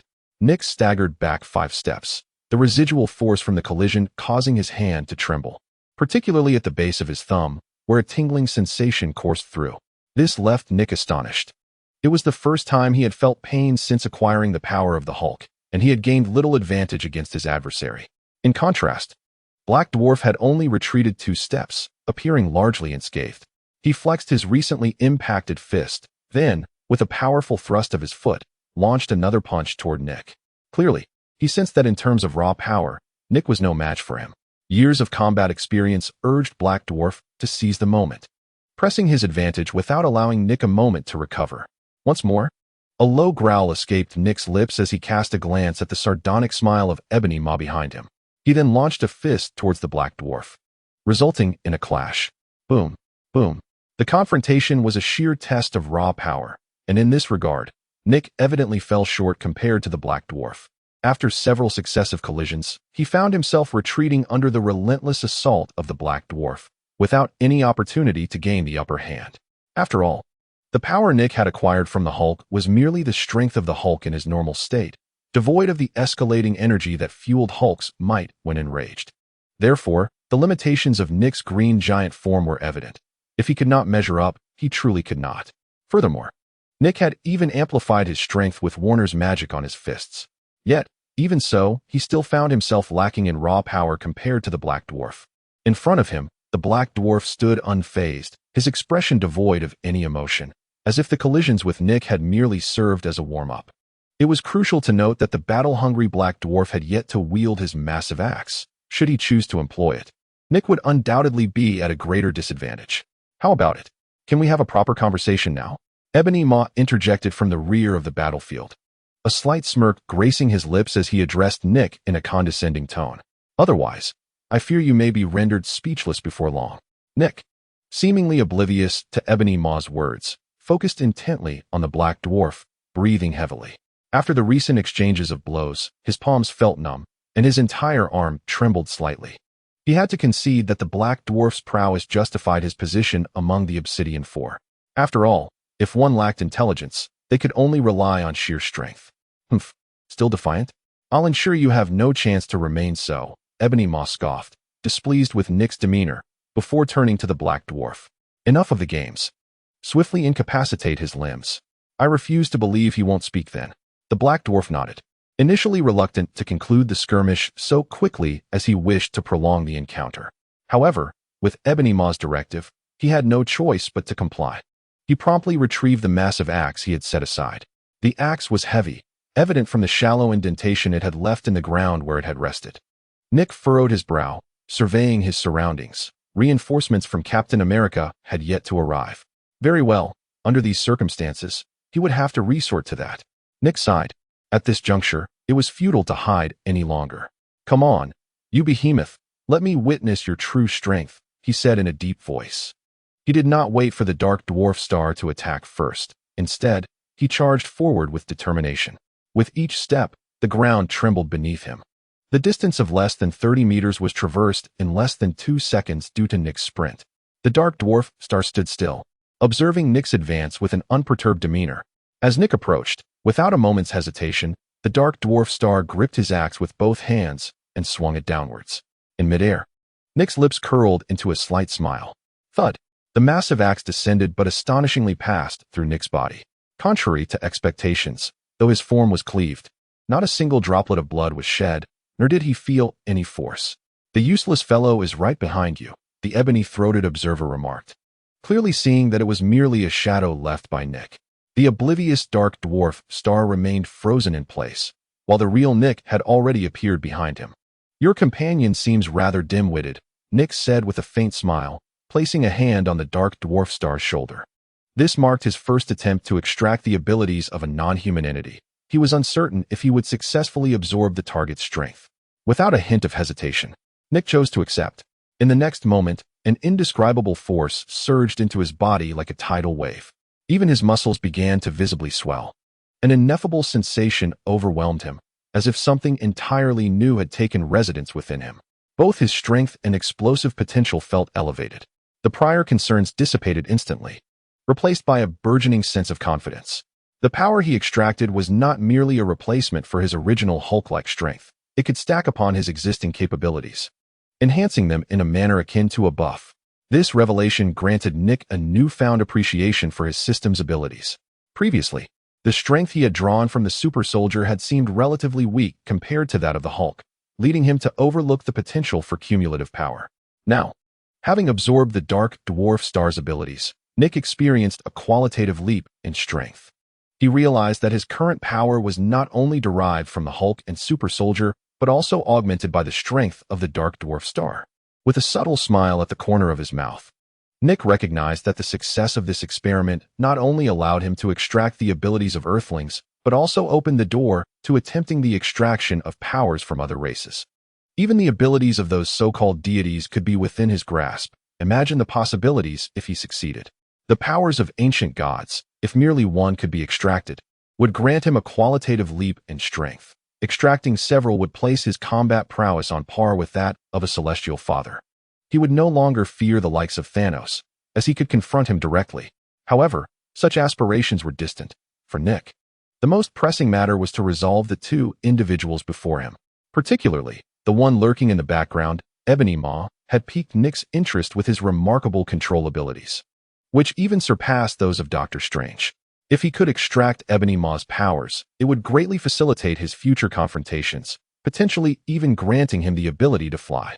Yet, to access Ebony Maw's abilities, he first needed to deal with Black Dwarf. "You seem to have changed," Ebony Maw remarked, his keen senses detecting Nick's sudden transformation. He shouted at Black Dwarf, "What are you waiting for? Dispatch him quickly." Roaring in response to the perceived slight, Black Dwarf swung his massive axe, pivoting to strike Nick. "Watch your back, you fool," Ebony Maw warned, realizing that Nick would not resort to the same trick twice. However, Nick merely smiled faintly. This time, he had no intention of evading in the same manner. Previously, he had chosen to dodge because Black Dwarf's power was overwhelmingly strong, and he had hoped to seize an unexpected opportunity to extract some abilities. But now, having acquired Black Dwarf's comparable strength, he felt no trepidation. As the giant axe descended, Nick extended his hand and grasped the axe's shaft, halting its downward trajectory entirely. Black Dwarf, taken aback by Nick's sudden surge in power, found it hard to believe. Just moments ago, Nick's strength was inferior to his own, yet now, he effortlessly halted Black Dwarf's axe. With all his might, Black Dwarf attempted to force the axe downward. Yet, with a strength slightly surpassing that of Black Dwarf, Nick would not allow such an easy victory. Seizing the opportunity, he sidestepped, loosening his grip on the axe, allowing Black Dwarf to strike downwards, while he deftly evaded and drew back his fist, delivering a powerful blow to Black Dwarf's abdomen. With a thunderous impact, Nick's fist unleashed a powerful shockwave, propelling the massive form of Black Dwarf backward. The sheer force sent him skidding over 10 meters. Yet, this was merely the prelude. Nick, gathering strength in his legs, leaped into the air, leaving two distinct impressions of his feet upon the ground. Ascending to an altitude of over 50 meters, he seized the moment while Black Dwarf remained momentarily stunned. Raising his fist, Nick secretly invoked Warner's magic, enhancing the potency of his blow significantly. He felt confident that even Thanos would not withstand such a strike, let alone Black Dwarf. It must be acknowledged that Black Dwarf's power was remarkably beneficial, nearly doubling Nick's own strength, which explained how effortlessly he had sent Black Dwarf flying. Now, Nick aimed to harness the pinnacle of his strength to eliminate Black Dwarf once and for all. As Nick descended, his energy fully charged, he prepared to unleash a decisive strike upon Black Dwarf. On the ground, Black Dwarf, just recovering from the earlier impact, found himself utterly helpless as Nick's fists descended. The minuscule distance and fleeting time afforded him no opportunity to evade. In a moment of instinct, he raised his arms to shield his head. Yet, contrary to his expectations, 2 seconds elapsed without Nick's fists making contact. A low groan escaped Black Dwarf's lips as he observed Nick's form inexplicably suspended in midair, ensnared by an unseen force. Nick's expression twisted in frustration. He had been so close, only to fall victim to Ebony Maw's intervention. From a distance, Ebony Maw, who had been watching the unfolding drama, finally shifted from his initial position, extending a hand from behind with fingers slightly curled, aimed directly at Nick. The force emanating from him was palpable. He had utilized his formidable mental prowess to restrain Nick, rendering him immobile. Though Nick could still turn his head, he glanced at Ebony Maw with a sardonic smirk. "What's the matter, sir? Are you unsatisfied with merely observing and wish to join the fray?" Ebony Maw retorted. "Of course, there is an entry fee." With a flick of his wrist, Nick was suddenly propelled away by an invisible force, caught off guard by the strength of the attack. Due to the formidable power of the Ebony Maw, what might be deemed as ordinary strength is rendered inadequate to describe it accurately. The concept of telekinesis relies solely on one's thoughts to govern any situation. Even within the Marvel Universe, this ability stands as an extraordinary anomaly. Furthermore, with Nick's attention entirely focused on Black Dwarf, he was caught off guard. His body propelled away under the influence of Ebony Maw's mental control. He skidded along the ground for over 100 meters before coming to a halt, creating a path in his wake that forced Nick to swallow mouthfuls of dirt. Slowly rising from the ground, Nick spat out the soil, the gritty taste overwhelming him, even inducing a wave of nausea. The wretched dirt was tainted with peculiar odors, and he desperately tried to refrain from contemplating the most unpleasant possibilities. Otherwise, he might indeed retch. Isn't this registration fee rather miserly? After clearing his mouth of the muck, Nick managed a grin, his white teeth speckled with remnants of earth, lending him an unexpectedly comical appearance. Still not satisfied, are you? Ebony Maw, with one hand behind his back, extended the other to gently assist Black Dwarf to his feet. Black Dwarf appeared somewhat disgruntled, clearly displeased with the earlier defeat at Nick's hands, his expression growing increasingly grim. He picked up the axe that had fallen nearby and glanced at Ebony Maw, seemingly seeking his counsel. Fool, do you expect me to help you reclaim your losses? Ebony Maw shot a glare at Black Dwarf. You handle this yourself, but this time, he won't be as fortunate as before. His words reached Nick's ears, causing him to narrow his eyes instinctively. Indeed, Ebony Maw seemed restless, contemplating a joint assault, although facing both of them would pose a challenge. Everything would change once Captain America and his allies arrived. Roaring in response to Ebony Maw, Black Dwarf unleashed a bellow, venting his earlier frustrations before charging at Nick with his massive axe. Each step he took left shallow imprints in the ground, a testament to the immense power concealed within his colossal frame. Had he not yet suffered enough? Nick scoffed quietly. After absorbing Black Dwarf's strength, he had begun to worry about whether he could match him. After all, in terms of sheer power, he currently surpassed Black Dwarf by a considerable margin. A resounding thud echoed as the colossal axe sliced through the air with such swiftness and might that it seemed capable of cleaving the very atmosphere. The force it bore was so formidable that even the mighty Hulk would find himself at a disadvantage if caught off guard. However, having undergone a transformation, Nick no longer feared such threats. With remarkable agility, he extended his hand and grasped the wrist of the Black Dwarf, his green palm firmly clamping down. The immense strength he wielded rendered the axe in the Black Dwarf's grasp immovable, halting its descent completely. The Black Dwarf, filled with resentment, grasped the axe with both hands, exerting all his strength in an attempt to drive it downward. Yet, despite his efforts, it proved futile. Before absolute power, Nick would not allow the Black Dwarf to prevail. It seemed that the same trick would not work a second time. Truly, he lacked foresight. With a sigh, Nick intended to follow the same strategy as before, seizing the moment when the Black Dwarf was immobilized to deliver a punch.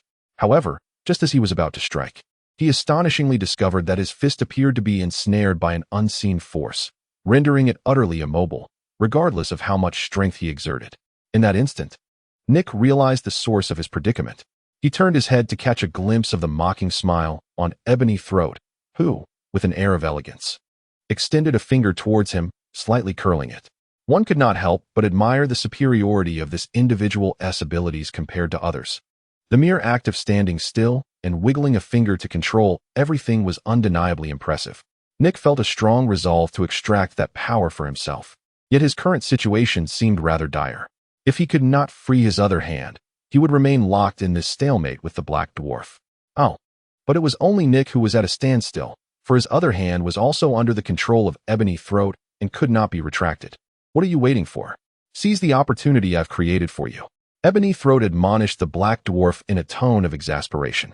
The hulking figure, realizing the situation too late, let out a roar and delivered a fierce kick to Nick's abdomen. While Nick was ensnared, the Black Dwarf was not. The kick, fueled by the Black Dwarf's fury, sent Nick flying through the air, crashing heavily to the ground. A thunderous sound erupted as Nick slammed into the earth, creating a large crater upon impact. The pain emanating from Nick's abdomen caused him to furrow his brow as he clutched his midsection and struggled to rise from the ground. One must concede that the kick from the Black Dwarf star was indeed quite painful. Fortunately, it did not result in any substantial injury. After all, the power he had extracted was not merely that of the Black Dwarf star. He had also assimilated its remarkable defensive capabilities. Yet, the discomfort was still palpable. Black Dwarf star, continue your assault. I shall assist you in restraining him, murmured the figure known as Ebony Throat, extending his hand toward Nick, rendering him immobile. Upon hearing this command, the Black Dwarf star resumed his attack, but this time wielding an axe aimed directly at Nick. In that moment, Nick found himself frozen, unable to intercept the Black Dwarf star's onslaught as he had previously. As the Black Dwarf star approached menacingly, Nick could only sigh in resignation. feeling utterly powerless in the face of the impending outcome. Just as he was on the verge of surrendering, a laugh echoed in his ears. "I never expected to see you in such a predicament, Director."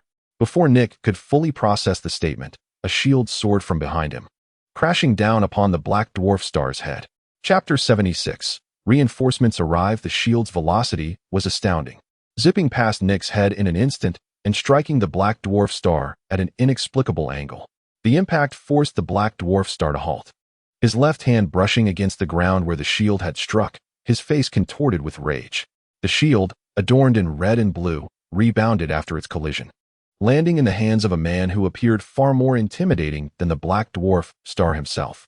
"Look who finally arrived," Rogers said with a smile directed at Nick, positioning the shield in his grasp. His fitted battle attire accentuated his perfectly sculpted physique, though regrettably, they were in a desolate wilderness devoid of any onlookers to appreciate the sight. "They are not from Earth. Exercise caution," Nick warned, glancing at Rogers. However, due to the ongoing control exerted by Ebony Throat, he remained as immobile as a statue. Rogers, puzzled, inquired, "Director, are you posing for the camera? I know your muscles look impressive in transformation, but there's no need to maintain such a posture indefinitely. I wish I could move." Nick retorted with a glare before continuing, "That individual possesses the ability to control everything around him. First, disrupt him to help me break free. But is it just you who has come? What of Stark? He has arrived." Rogers displayed a meaningful smile, then gestured upwards, prompting Nick's gaze to follow the direction of his finger. Not far away, a man accompanied by a soundtrack was soaring towards them, simultaneously opening the missile bay on his back and launching several miniature missiles aimed at Ebony Maw. "Stark, deal with that slender fellow first." "I am well aware." No need for reminders. Stark's voice resonated through the air, as he even turned off his earpiece, communicating through the amplification system of his armor. The 5 missiles detached from the bay and hurtled towards Ebony Maw from 4 different angles. "Humph." Ebony Maw observed Stark's antics without making any evasive maneuvers. Instead, he revealed another hand from behind and gently grasped to either side. In an instant, the 5 missiles, which were about to reach him, appeared to freeze mid-air, unable to advance a single inch closer. With a subtle exertion of his fingers, the missiles detonated in the air. A shockwave surged forth yet could never approach him, halted by an invisible energy barrier less than a meter away. "Is this fellow also a sorcerer?" Stark, clad in Mark 7, descended beside Nick.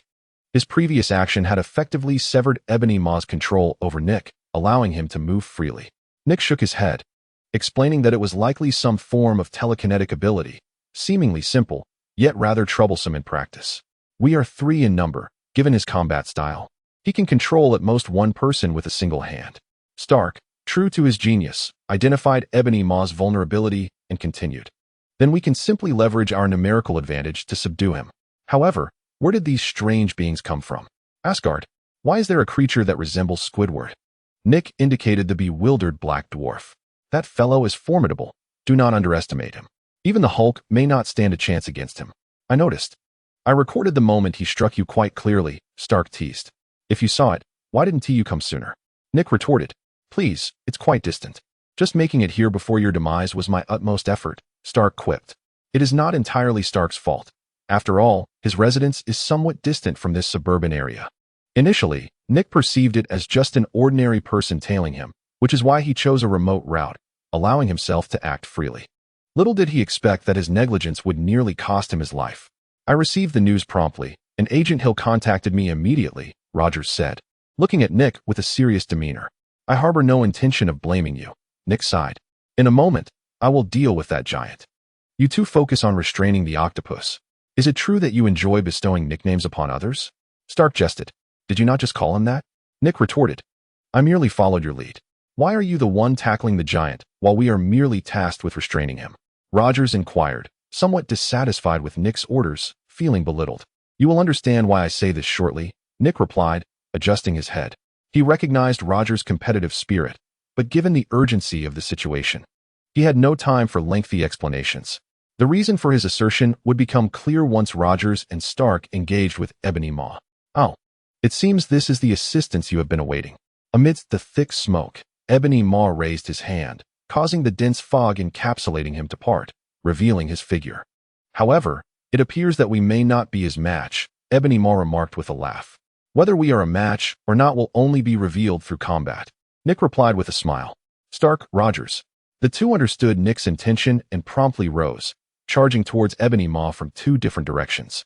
Ahead, the Black Dwarf, obeying Ebony Maw's command, let out a furious roar, attempting to intercept Rogers and Stark. However, before he could take more than a few steps, a powerful punch met his face. Boom. The Black Dwarf's massive form was sent flying by the force of the blow. The green figure let out a cold snort, and upon witnessing the Black Dwarf being struck down, he propelled himself forward, pursuing the foe. Once I have taken care of you, I will deal with your octopus, Nick declared as he delivered another punch. This time, however, the Black Dwarf had anticipated the attack and raised his axe to block. The fist met the axe with a resounding clang. Although the axe absorbed a portion of the blow's power, the Black Dwarf was still forced to retreat several steps before regaining his balance. Chapter 77. Life and Death Crisis. After stumbling back several steps, the Black Dwarf finally halted, the ache in his arms igniting his fury. It had been years since he had experienced such humiliation at the hands of others, and even more so, it was at the hands of a Midgardian. This left him feeling quite displeased. However, despite his irritation, Nick's objective was to intensify that discomfort. Seizing the moment when his opponent had just regained his balance, Nick lunged forward once more, his fist striking like meteors against the Dark Dwarf star. A slightly ferocious expression adorned his face, with veins protruding, rendering Nick somewhat fearsome in appearance. Particularly striking was his bald head, which shone under the light, reflecting it brilliantly. Thud, thud, thud. His fists landed several more blows upon the Dark Dwarf star, causing its massive form to sway, struggling to maintain stability under Nick's relentless assault. Nevertheless, the Dark Dwarf star was no ordinary foe. Years of combat experience had honed his resilience. Even in the face of Nick's ferocious onslaught, he seized the opportunity, suddenly straightening his previously swaying body. With a powerful push against the ground, he anchored his feet firmly, utilizing his formidable strength to stabilize himself, thus swinging his colossal axe toward Nick. At that very moment, Nick's fist also launched forward, crashing against the axe's blade with a resounding impact. The axe emitted a metallic reverberation, and encouraged by the previous strike, the Dark Dwarf star intended to follow up aggressively. Using the axe to obscure Nick's vision, he subtly extended his other hand, transforming it into a fist aimed directly at Nick. Taken by surprise, Nick was struck squarely in the chest. Despite his robust defenses, he was still forced back several steps by the Dark Dwarf star's sudden assault. One hand pressed against his chest while the other clenched into a fist. Nick realized that the Dark Dwarf star had fought alongside Thanos for many years, facing numerous adversaries, including those more powerful than himself. Nick had grown complacent, believing that his advantage in strength would easily lead to victory over the Dark Dwarf star, which resulted in his unexpected setback. However, lessons learned from misfortune are invaluable. Although he had intended to conserve energy to assist Rogers and Stark against Ebony Maw, it was now apparent that he must exert his full strength to swiftly dispatch the Dark Dwarf star. Turning his gaze toward Rogers and Stark, who were entangled with Ebony Maw not far away, Nick sighed. Transforming into the Hulk and employing Warner's magic would cost him several times more energy than in his normal state, which explained his reluctance to utilize it thus far. Yet, the current situation demanded otherwise. Time to finish this quickly, big guy, Nick muttered to himself as the aura of Warner's magic began to manifest around his fists, amplifying his strength by nearly 20% on top of his existing power. With a powerful thrust of his foot, Nick instantaneously vanished from his position like a cannonball, moving with such velocity that he seemed to have simply disappeared. When he reappeared, it was above the line of sight of the Black Dwarf star.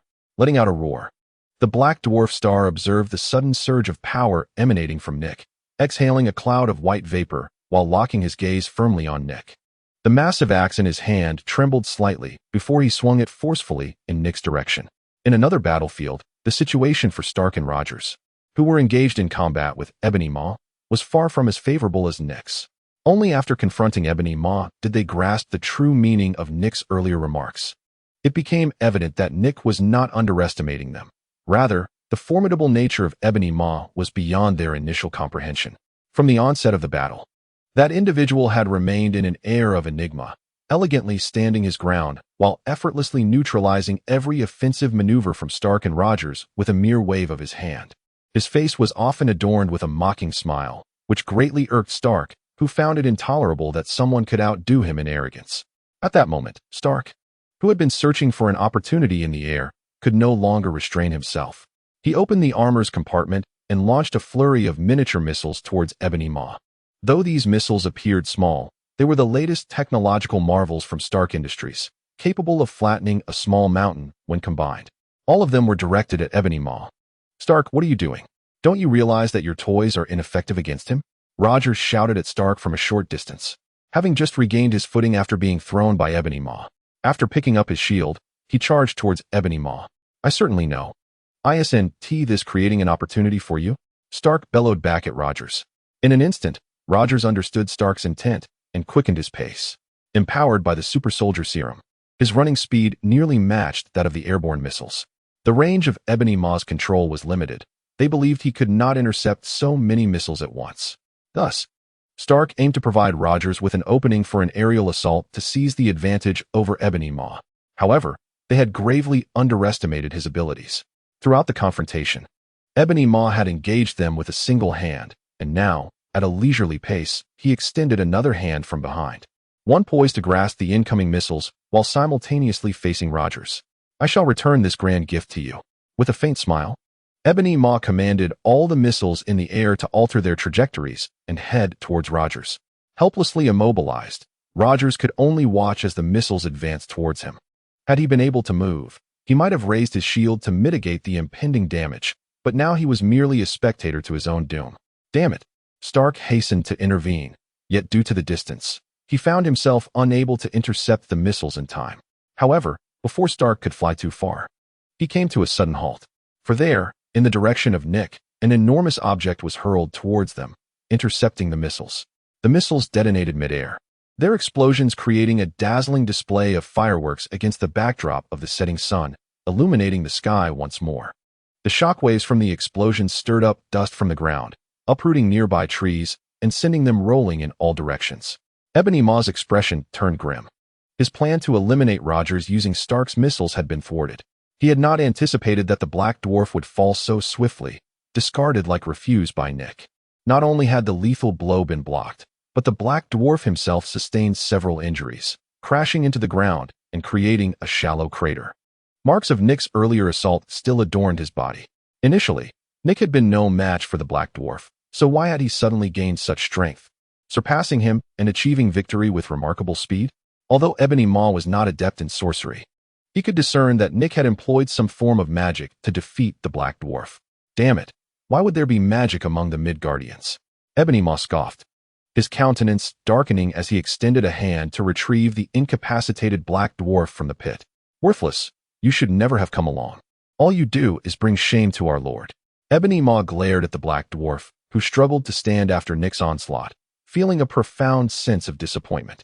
Had he known of this ineptitude, he would have refused to bring the Black Dwarf when he agreed to accompany Thanos. Surely, the likes of General Corvus Glaive would have been far more reliable, bound by the forceful telepathic control of the Dark Star, who could not collapse under the pressure. A mournful wail escaped his lips, and then silence enveloped him as he succumbed to unconsciousness. It appeared that the recent battle with Nick had drained him excessively, leaving him battered and scarred. Otherwise, such a state would be inconceivable. This realization compelled the Wood Owl to regard Nick with newfound respect. It was indeed surprising that within Midgard, there existed someone capable of inflicting such significant damage upon the Dark Star, rendering him unconscious in the process. Nevertheless, he dismissed the Dark Star as a mere waste. With the latter now incapacitated, the Wood Owl felt no obligation to linger and, with a mere flick of his mental prowess, levitated the Dark Star's hefty form and cast him aside like refuse. The immense body of the Dark Star, in the presence of the Wood Owl, exhibited no weight, as he was effortlessly hurled several dozen meters away, crashing heavily to the ground and uprooting several trees in his wake. Witnessing the Wood Owl's merciless treatment of his ally, both Rogers and Stark furrowed their brows in concern. They approached Nick, who had evidently endured substantial exhaustion during the recent encounter with the Dark Star. He had engaged in battle primarily utilizing Warner's magic, employing teleportation spells no less than 10 times, and relying on the amplification of Warner's powers to unleash a flurry of punches, which enabled him to subdue the Dark Star so swiftly. However, This exertion had taken a considerable toll on him, and he was visibly panting, the signs of fatigue apparent. "Director, are you all right? Can you continue the fight?" Both Rogers and Stark inquired simultaneously, not out of disdain, but rather due to Nick's visibly weakened state. "I'm fine. I can continue." Nick waved his hand dismissively, summoning the strength to straighten his weary form and directing his gaze toward the wood owl. "Let us resolve this quickly. You too. Create a distraction to divert his attention and provide me with an opportunity to approach him." "Understood." Both men acquiesced to Nick's strategy. Despite his fatigue, Nick remained the most formidable combatant among them. Moreover, having personally experienced the wood owl's capabilities, they nodded in agreement, shifting their focus toward their adversary. The wood owl continued to sport that infuriatingly smug expression, prompting the trio to yearn to rush forth and deliver a few slaps. "Behold, that is how we feel when we observe you. Now, you should be able to relate," Nick remarked with a smile, gesturing toward the wood owl. "TCH. My usual expression is not nearly as repugnant," Stark retorted as he moved closer to the wood owl, countering Nick's comment. "I wholeheartedly endorse the director's perspective. On numerous occasions, I have felt an overwhelming urge to deliver a sharp reprimand." Rogers sprinted towards Ebony Maw, simultaneously expressing his support for Nick's opinion. Nick shrugged, revealing an expression that Stark could interpret for himself. "You mortals will never comprehend the musings of a genius." Stark scoffed, and rather than resorting to missile attacks as before, he approached Ebony Maw, opting for close combat. Naturally, Ebony Maw was not merely standing idle, awaiting an onslaught. He raised his palm, and the ground instantaneously fractured, yielding over 20 clumps of earth that, under his precise control, transformed into sharp earthen spikes. Though fashioned from soil, these spikes were exceedingly sharp, capable of piercing a person effortlessly. More than 20 spikes surged towards Stark simultaneously, compelling him to maneuver his armor deftly to evade them. One spike, however, was unavoidable and penetrated his leg armor. Fortunately, the circuitry within the suit possessed a unique protective mechanism. As the spike pierced, it was intercepted by the circuitry, thus averting the risk of further injury to his thigh. Meanwhile, Rogers arrived as well. He wielded his shield with the intention of striking fiercely at Ebony Maw. Yet, such trivial tactics could not escape the notice of Ebony Maw. With his other free hand raised, he did not even glance at Rogers before immobilizing him. Just as he intended to fling Rogers away, Stark charged in. "Do you realize how infuriating your nonchalant demeanor is to me?" Harnessing the power of his propulsion system, Stark leapt the 5-meter gap between himself and Ebony Maw, activating the elbow thrusters to propel his arm towards Ebony Maw's head. "Enough. I have had quite enough." Ebony Maw seethed, pressing down with both hands, causing his entire body to ascend, resulting in an exceedingly intimate collision between the two who were unable to retract their actions in time. Just as Ebony Maw intended to dispose of both adversaries in one fell swoop, a cold snort emanated from behind him. "Have you forgotten about me?" Nick, having appeared behind Ebony Maw unbeknownst to him, let out a disdainful grunt and swung his prepared fist, delivering a powerful blow to Ebony Maw's back.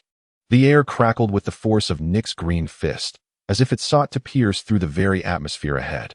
Infused with the pent-up fury he had harbored for so long, he had awaited this moment, allowing Stark and Rogers to divert Ebony Maw's attention so he could employ his teleportation magic and strike a decisive blow from an unseen vantage point. It was only now that he realized the gravity of the situation, and it was rather late. Nick let out a cold snort.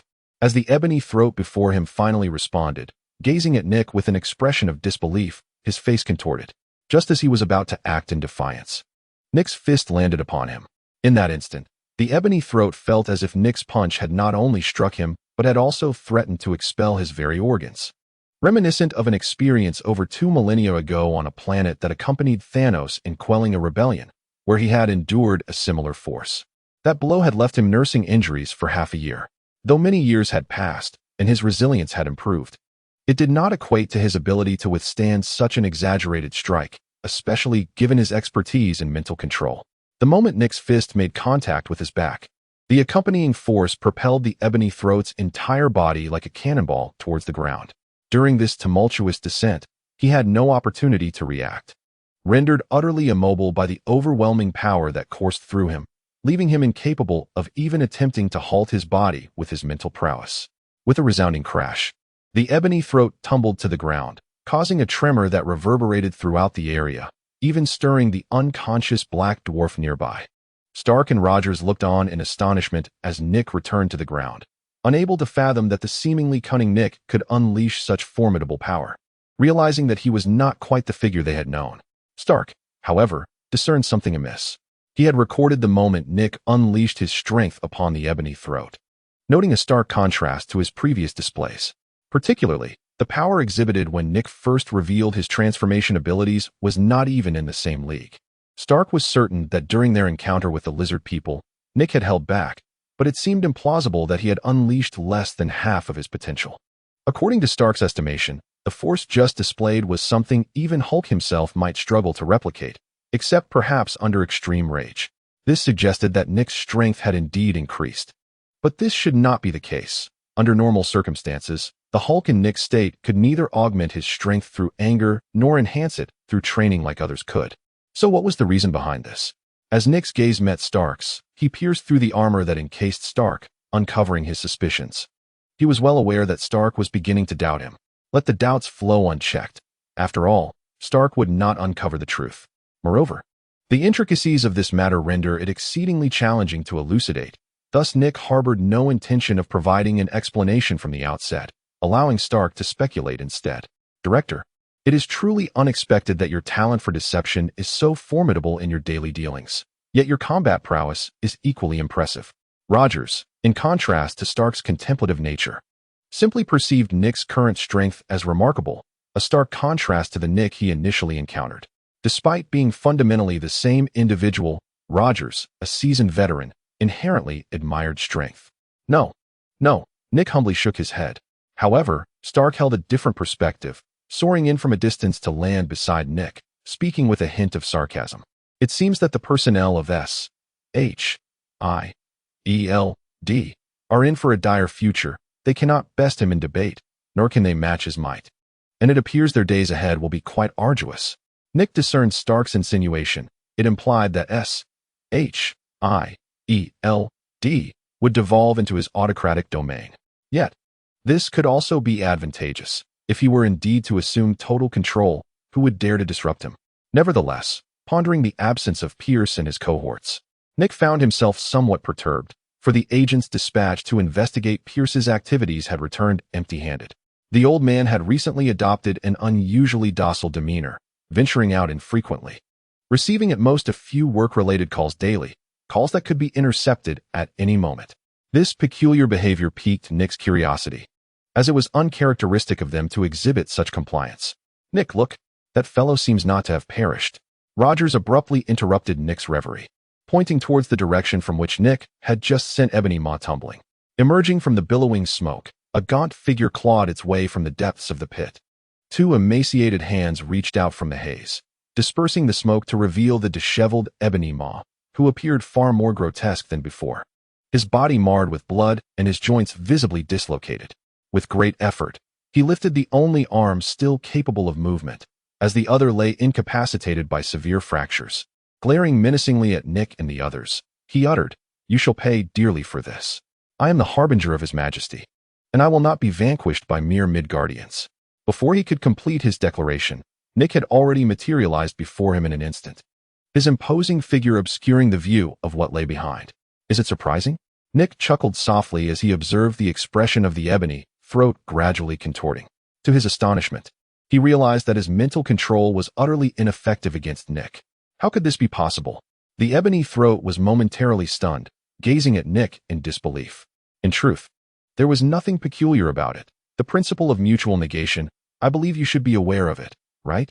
The corners of Nick's lips curled slightly as he extended another hand, gripping the ebony throat's neck and slowly lifting him from the ground. A tremendous force engulfed the entire throat, rendering the ebony throat incapable of uttering a single word. However, Nick's thoughts swiftly shifted away from the ebony throat. He was astounded to discover that, besides the five of them, there was indeed a sixth presence. Who is it? Step forward. Nick called out to the empty space. Chapter 80. The Celestial Palace. Asgard, the Celestial Palace. The radiance of the Rainbow Bridge flickered incessantly. It was Heimdall, welcoming back the warriors from the other side, who had quelled the turmoil of war. Meanwhile, our Prince Thor leaned against one side, one hand gripping his hammer and the other clutching a wine jug. Heimdall, beside him, wore an expression of restrained fury, desperately suppressing the impulse to send the prince flying with a sword sheath. Will you ever be finished? Finally, Heimdall could no longer contain his frustration after completing the last summoning. This fellow had been loitering around with a wine bottle for several days, claiming that he would not leave until the Rainbow Bridge was opened to send him back to Earth. Heimdall had no recourse against this behavior. Odin had issued an absolute decree, forbidding Thor from leaving Asgard even by a step. Should he disobey and secretly send Thor away, he too would face Odin's wrath. As for Thor, he would likely find himself hurled by the hammer once more. After all, this fellow was the type who quickly forgot pain once the wounds had healed. Heimdall grumbled as Thor called out his name, taking large gulps of wine. Having been in a continuous state of inebriation for days, he was perpetually slightly tipsy. It was common for him to slur words and occasionally utter obscenities. What do you want? Heimdall responded impatiently, wishing he could kick this drunken fool away. With Thor around, he could hardly fulfill his duty of keeping watch. Why hasn't Loki returned yet? I miss him. Thor repeated the question he had been asking for days. Heimdall, with a face full of disdain, pushed away the drunken fool who almost leaned on him. Good heavens! Did this man wipe his greasy hands on my beloved armor after just handling a pig's leg? Heimdall was nearly driven to madness. By Odin, how could this vagabond of a drunkard be our prince of Asgard, the future helmsman of our realm? Are we to be doomed? Who knows where he has been frolicking? Ever since he was reprimanded by Odin, he has not returned. Heimdall, that damned second prince, somehow evaded even my tracking abilities. He adjusted his head in frustration. These two brothers were utterly unambitious. The second one is a drunkard, and as for the third, he is nothing but a trickster, resorting to deceit even in combat, always targeting the weakest. It is a disgrace to Odin. Yet, the crucial point is that I am utterly powerless to change it. Alas, very well. Thor appeared quite sorrowful, and then took a deep swig of his drink. My old friend, let us set Loki aside for the moment. Could you possibly assist me in opening the Bifrost? I wish to visit Midgard briefly and shall return immediately.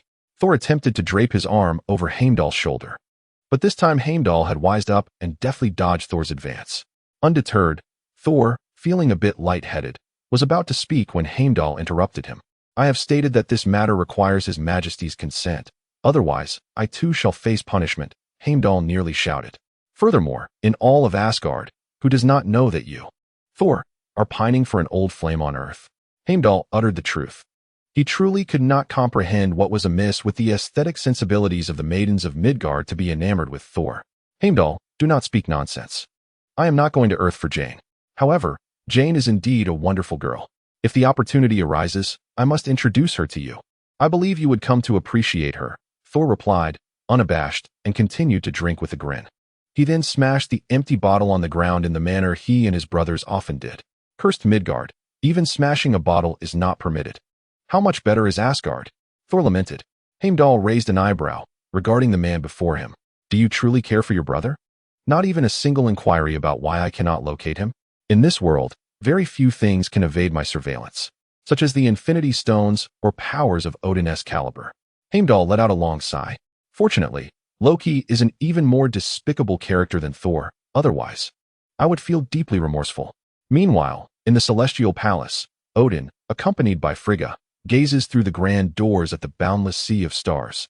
At their level of existence, they can see to the farthest reaches of the universe with but a thought. Frigga, under Odin's magical influence, shares this vision with him. He still seems to be set in his ways. It appears that the journey to Midgard has not brought about significant changes in him. Odin speaks, his voice imbued with the weight of the ages. I believe he has changed quite a bit, Frigga responds with a smile, for as a mother, she can discern the precious qualities in her child. At the very least, he has begun to show an interest in women, moving beyond mere violence. Though Frigga is not young, the passage of time has not marred her beauty. Rather, it has endowed her with a distinct charm. In other words, Odin need not endure it. I truly hope he can bring that girl to us next time. A girl who likes Thor must surely possess a heart capable of embracing all, Frigga remarks.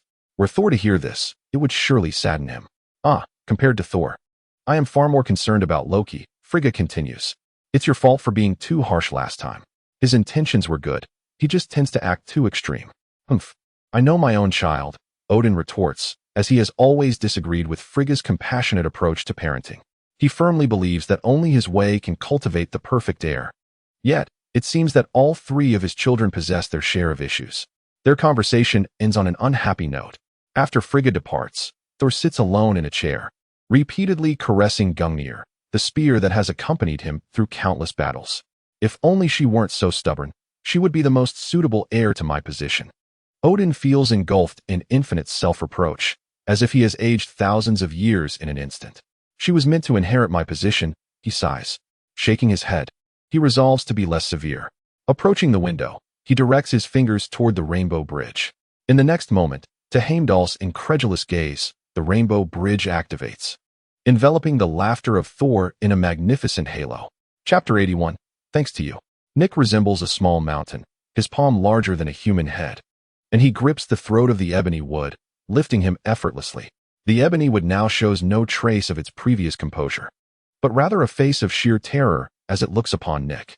He was astonished to discover that his ability to exert mental control, which had never failed him over the course of countless years, had inexplicably ceased to function against Nick. This was an unfathomable occurrence. Yet now, reality cruelly revealed to him that his mental prowess had indeed faltered after coming into contact with Nick. Nick cast a glance at the object of his control, the ebony-throated figure. In truth, it was during the moment he had struck the ebony-throated one that Nick had seized the opportunity to extract his mental control ability. To avoid arousing suspicion from Stark and Rogers regarding his sudden acquisition of such power, he had opted for a straightforward and forceful method to subdue him, shielding his actions from their view. As for the claim of his ability failing, that was not entirely accurate.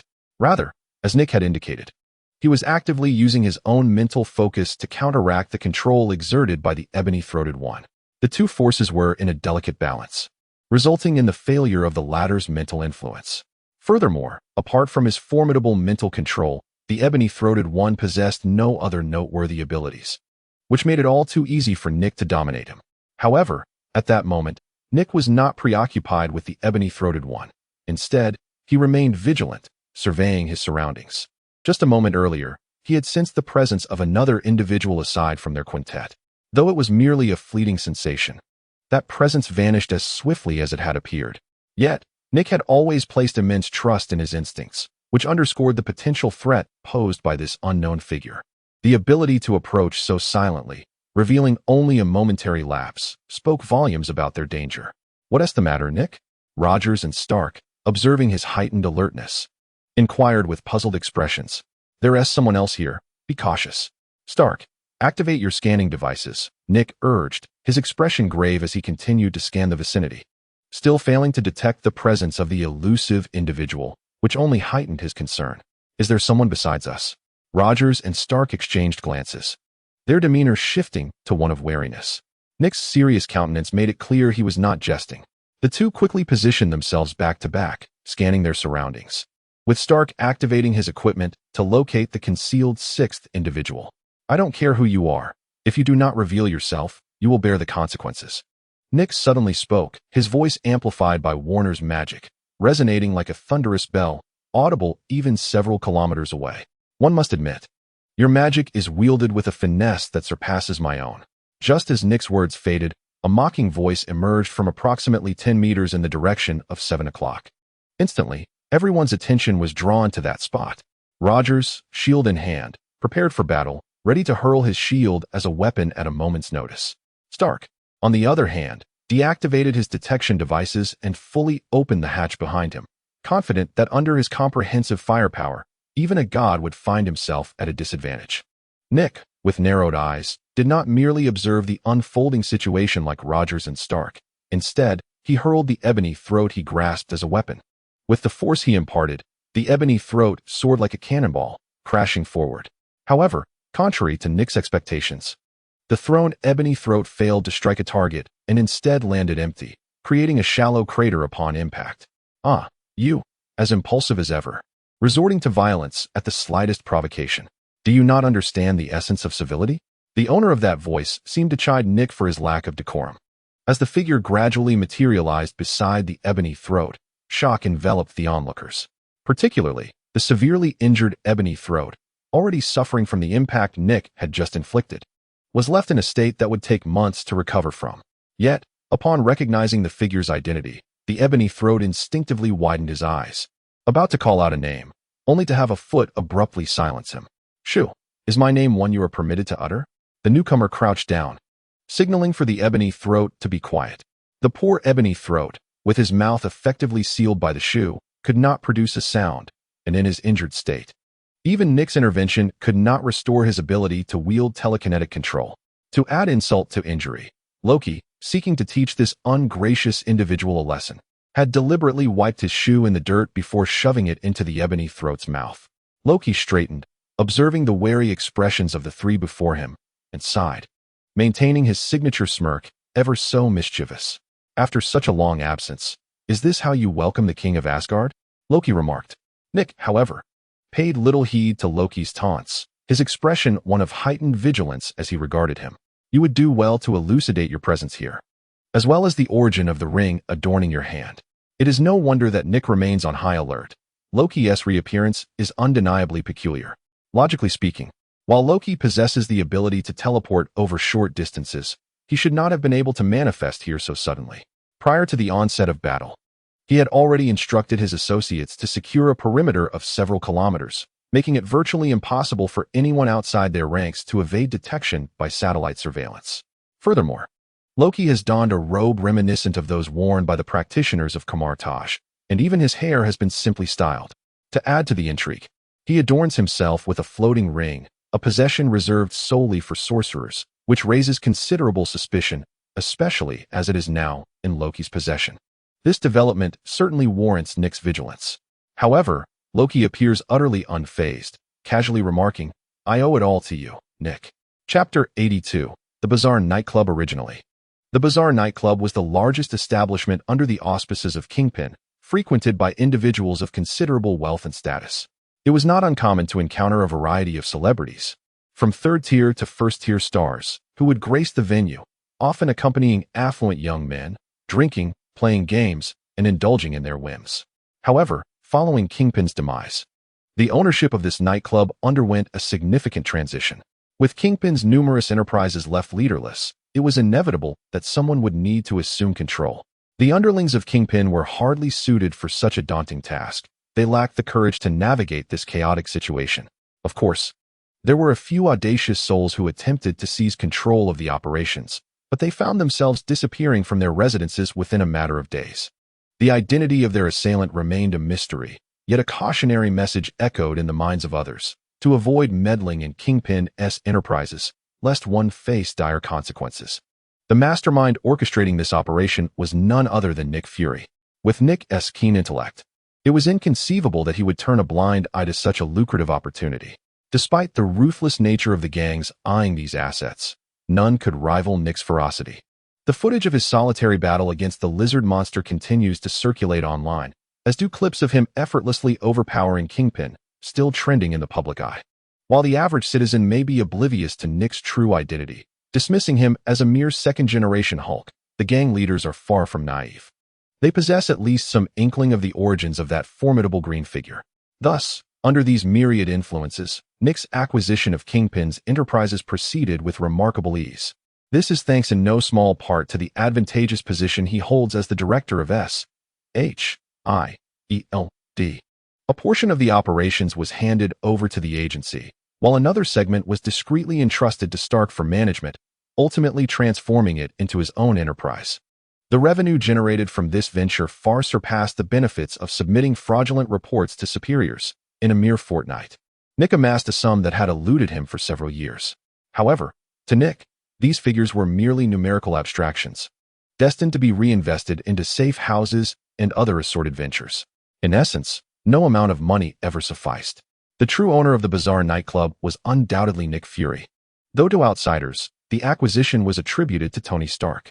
Given Stark's flamboyant persona, it was entirely plausible for him to invest in entertainment establishments, earning him the reputation of a playboy among the public.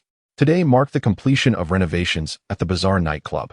Stark retained the original name of the venue, intending to instill fear in the local underworld. The mere sight of the name would remind them of their fate, thus encouraging a semblance of order. This strategy proved somewhat effective, as New York's law enforcement had seen notable improvement in recent times. While the crime rate remained high, It was a stark contrast to previous conditions, where one could easily describe the situation as peaceful. The clientele of the bizarre nightclub had also transformed. No longer were they drug lords or mafia dons, but rather executives and affluent individuals, with past events serving as a cautionary tale. Which gang would dare to frequent such a place? This evening, the ambience was notably more vibrant than usual. Most patrons arrived due to Stark's influence. Upon learning that Tony Stark was the new owner, many felt compelled to bring their families, eager to bask in his luminescence. Stark merely smiled at this attention. Nevertheless, he remained focused on the evening's agenda. After exchanging pleasantries with a few acquaintances, he retreated to a designated area near the floor-to-ceiling windows. As one of the highest nightclubs in New York, a simple glance downward offered a breathtaking view of the city's nocturnal splendor. Yet, Nick clearly had no inclination to admire the scenery. After downing a strong drink, he crossed his legs and glanced at Loki, who was scrutinizing the bottles of liquor. Since acquiring Roger's abilities, Nick had developed a near immunity to alcohol. His inclination to drink when faced with challenges was merely a vestige of past habits. In earlier days, whenever he encountered troubling matters, he could rely on a drink to numb his senses. However, that was no longer an option for him. The failure of alcohol only served to amplify Nick's frustrations, further exacerbated by several days of sleeplessness that rendered him somewhat irritable. Observing Loki, who had been fixated on the bottle for a full 3 minutes, Nick's patience began to wane.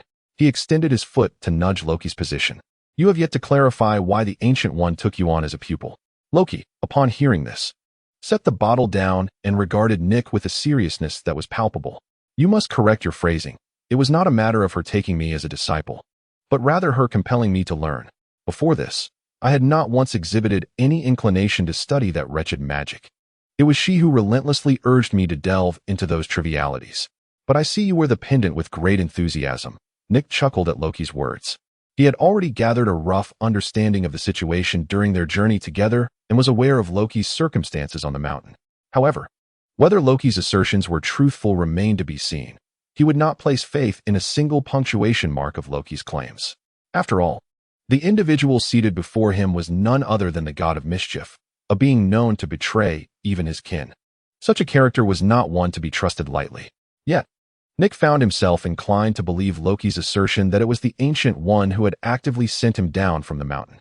While he considered it somewhat incredulous, he understood that Loki's meager skills were insufficient to escape the Ancient One's grasp. Unless she had permitted his departure, it was inconceivable for Loki to have fled. "What are you talking about? I cannot comprehend," Loki responded, removing the pendant from his hand and placing it into his pocket. His former monk's robe had been replaced with a suit. Though hastily acquired, the suit fit him remarkably well. Perhaps he had magically altered its dimensions. Regardless, it appeared quite presentable, and one could easily imagine it inciting a flurry of admiration from the ladies on the dance floor. At that moment, Nick's communicator also lit up. Signaling for Loki to remain silent, he answered the call. "Understood," Nick concluded, hanging up the phone. It was Hill who had called. Black Dwarf and Ebony Maw had been successfully apprehended by SHIELD. Nick had no intention of executing them. Rather, he sought to extract some intelligence from their lips. However, due to their unique identities, the method of their confinement was also exceptionally specialized. After all, the threat posed by Black Dwarf and Ebony Maw far exceeded that of any adversaries he had confronted previously, even surpassing the notorious abomination who had wreaked havoc in New York. The Black Dwarf star is manageable, as confining him in a prison 4,000 meters underground would suffice. No matter how formidable his destructive capabilities may be, he would remain trapped. Conversely, it is the seemingly delicate ebony throat that presents a challenge for Nick. His telekinetic control is insidiously unsettling. To ensure that the ebony throat remains docile within the confines of the prison, Nick has deliberately fractured all of his limbs and affixed each finger with nails crafted from specialized materials. Consequently, the conditions necessary for telekinesis to manifest are rendered unattainable, reducing the ebony throat to little more than a robust extraterrestrial unable to move or exert his powers. However, for safety reasons, Nick is obliged to check on his condition weekly to avert any unforeseen incidents. Furthermore, their detention facility has been assigned a considerable number of personnel for round-the-clock surveillance. There is no alternative. Special individuals warrant special treatment, and the threat level posed by the two is exceedingly high. As for why they are not simply eliminated, it is due to the fervent insistence of the scientists. Having acquired 2 extraterrestrial specimens is a rare opportunity, and their excitement is palpable. Nick's phone has been inundated with calls, leaving him with no choice but to refrain from executing them, occasionally extracting samples for research purposes to explore potential developments. Initially, Nick was resistant to this notion. However, when both Dr. Selvig and Dr. Banner proposed the idea of keeping them alive, Nick acquiesced. After all, their development projects are of paramount importance, and if both Selvig and Banner advocate for preserving their lives, Nick is compelled to comply. Their weaponry research is critical to humanity's ability to withstand invasions from other races. As for whether to extract information about Thanos from the Ebony Throat and Black Dwarf Star, Nick pondered this but ultimately dismissed the idea. He likely possesses more knowledge about Thanos than anyone else, save for Thanos himself, due to his previous obsession with Marvel-related content.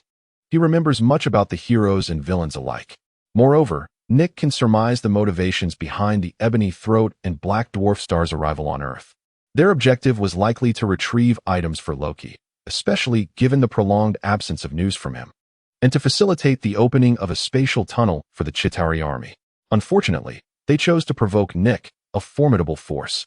Now, not only have they jeopardized their own situation, but they have inadvertently enhanced Nick's abilities, leading him to feel confident that, even without transforming into the Hulk, his strength in his ordinary form could rival that of the Hulk himself.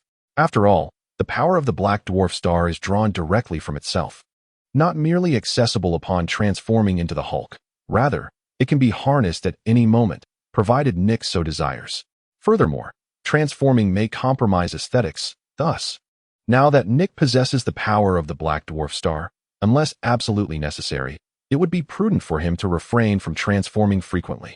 However, the presence of Loki before him appears to pose a significant dilemma. Nick firmly believes the portion concerning the Ancient One. After all, no matter how formidable Loki may be, he could not possibly engage in any trickery under the watchful gaze of the Sorcerer Supreme, a being even Thanos regards with trepidation. What mischief could Loki possibly orchestrate beneath her scrutiny? Yet, it is peculiar that the one who initially sought him out was the Ancient One, and now it is she who has released him. What could she be contemplating? Loki, Nick suddenly interjected, gazing at the contemplative figure before him, whose thoughts remained inscrutable.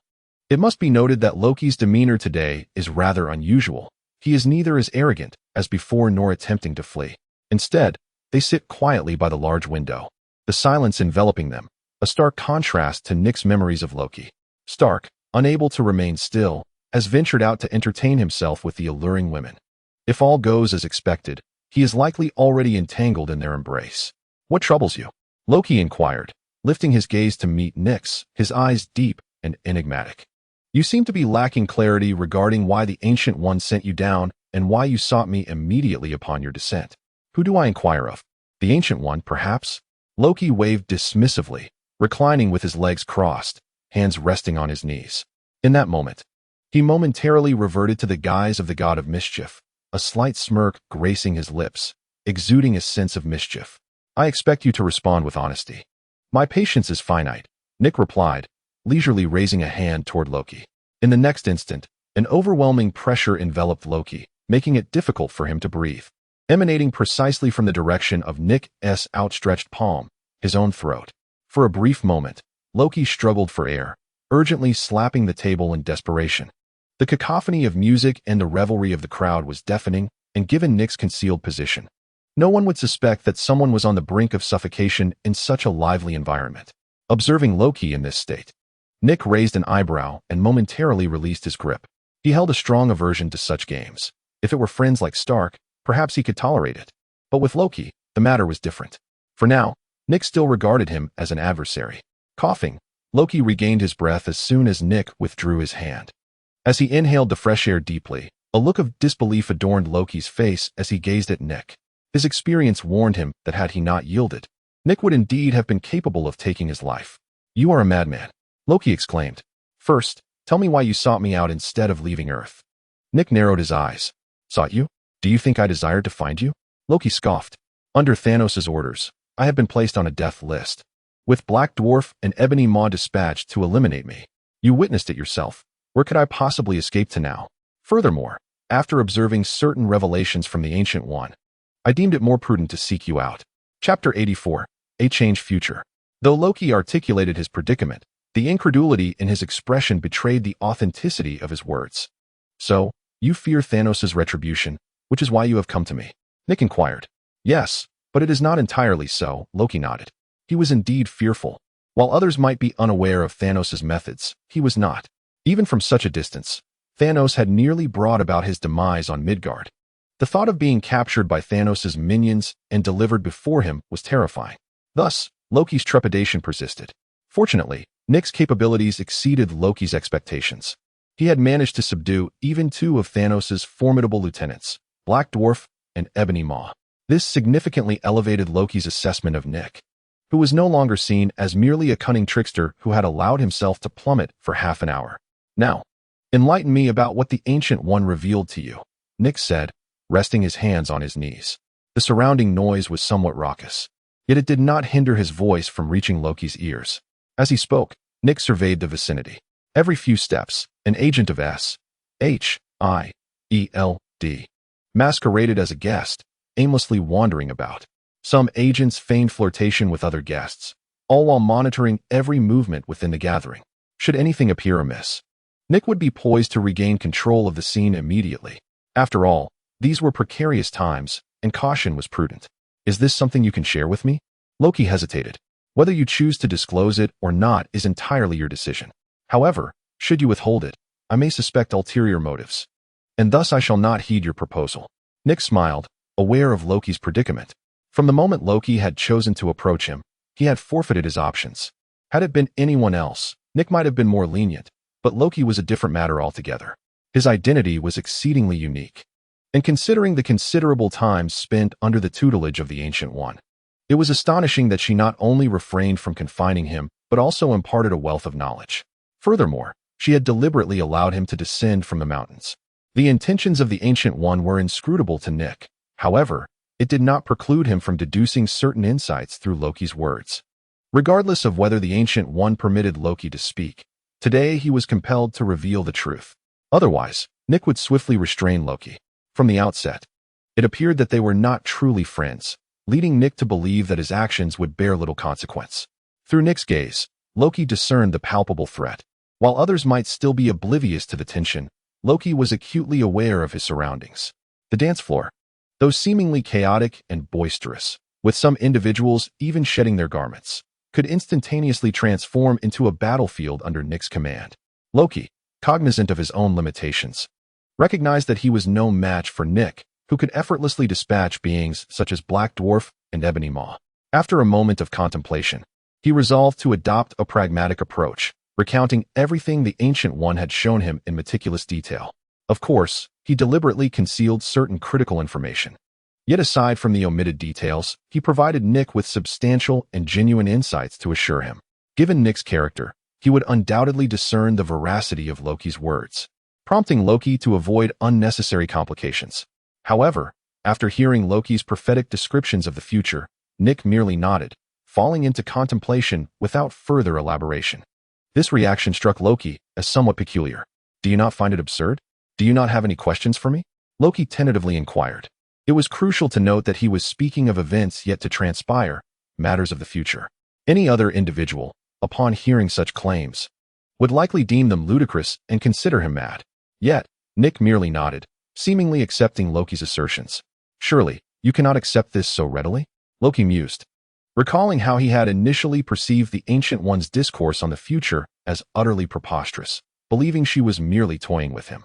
It was only after she recounted even his childhood blunders, secrets unknown to those closest to him, including Thor and Odin, that Loki had begun to entertain a modicum of belief in her words. However, at this moment, Nick simply believed his own words, leaving Loki at a loss for how to respond. Normally, Nick would berate himself and then offer a counterargument. In fact, Loki had already contemplated how to rebut him. I understand your meaning. Nick suddenly looked up, locking eyes with Loki. Are you wondering why I haven't questioned the credibility of your words? Nick inquired. Loki nodded in affirmation. What is there to doubt? I am well aware of the abilities of the Ancient One. I find it entirely unsurprising that she could accomplish such feats. Nick replied with a smile. In truth, Nick was not devoid of skepticism. Rather, he was cognizant of the original trajectory of the future, which closely aligned with Loki's assertions. According to the original narrative, the future indeed unfolded in such a manner, leaving Nick little room for doubt. However, it appears you have omitted certain details, Nick interjected swiftly. I am not foolish. I know there are matters you have not fully disclosed. No, how could that be? I have relayed everything the Ancient One communicated to me. In complete detail, Loki hastily clarified. Do not attempt to evade the issue.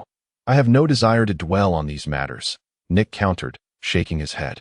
Even if Loki chose not to articulate them, Nick was already aware of the omissions, namely, the malevolent actions Loki would undertake in the future, of which he was more informed than Loki himself. Nevertheless, Nick chose not to press the issue, for if all went according to plan, Loki would have no opportunity to carry out those deeds. Take, for instance, the act of unleashing a spatial wormhole atop Stark Tower.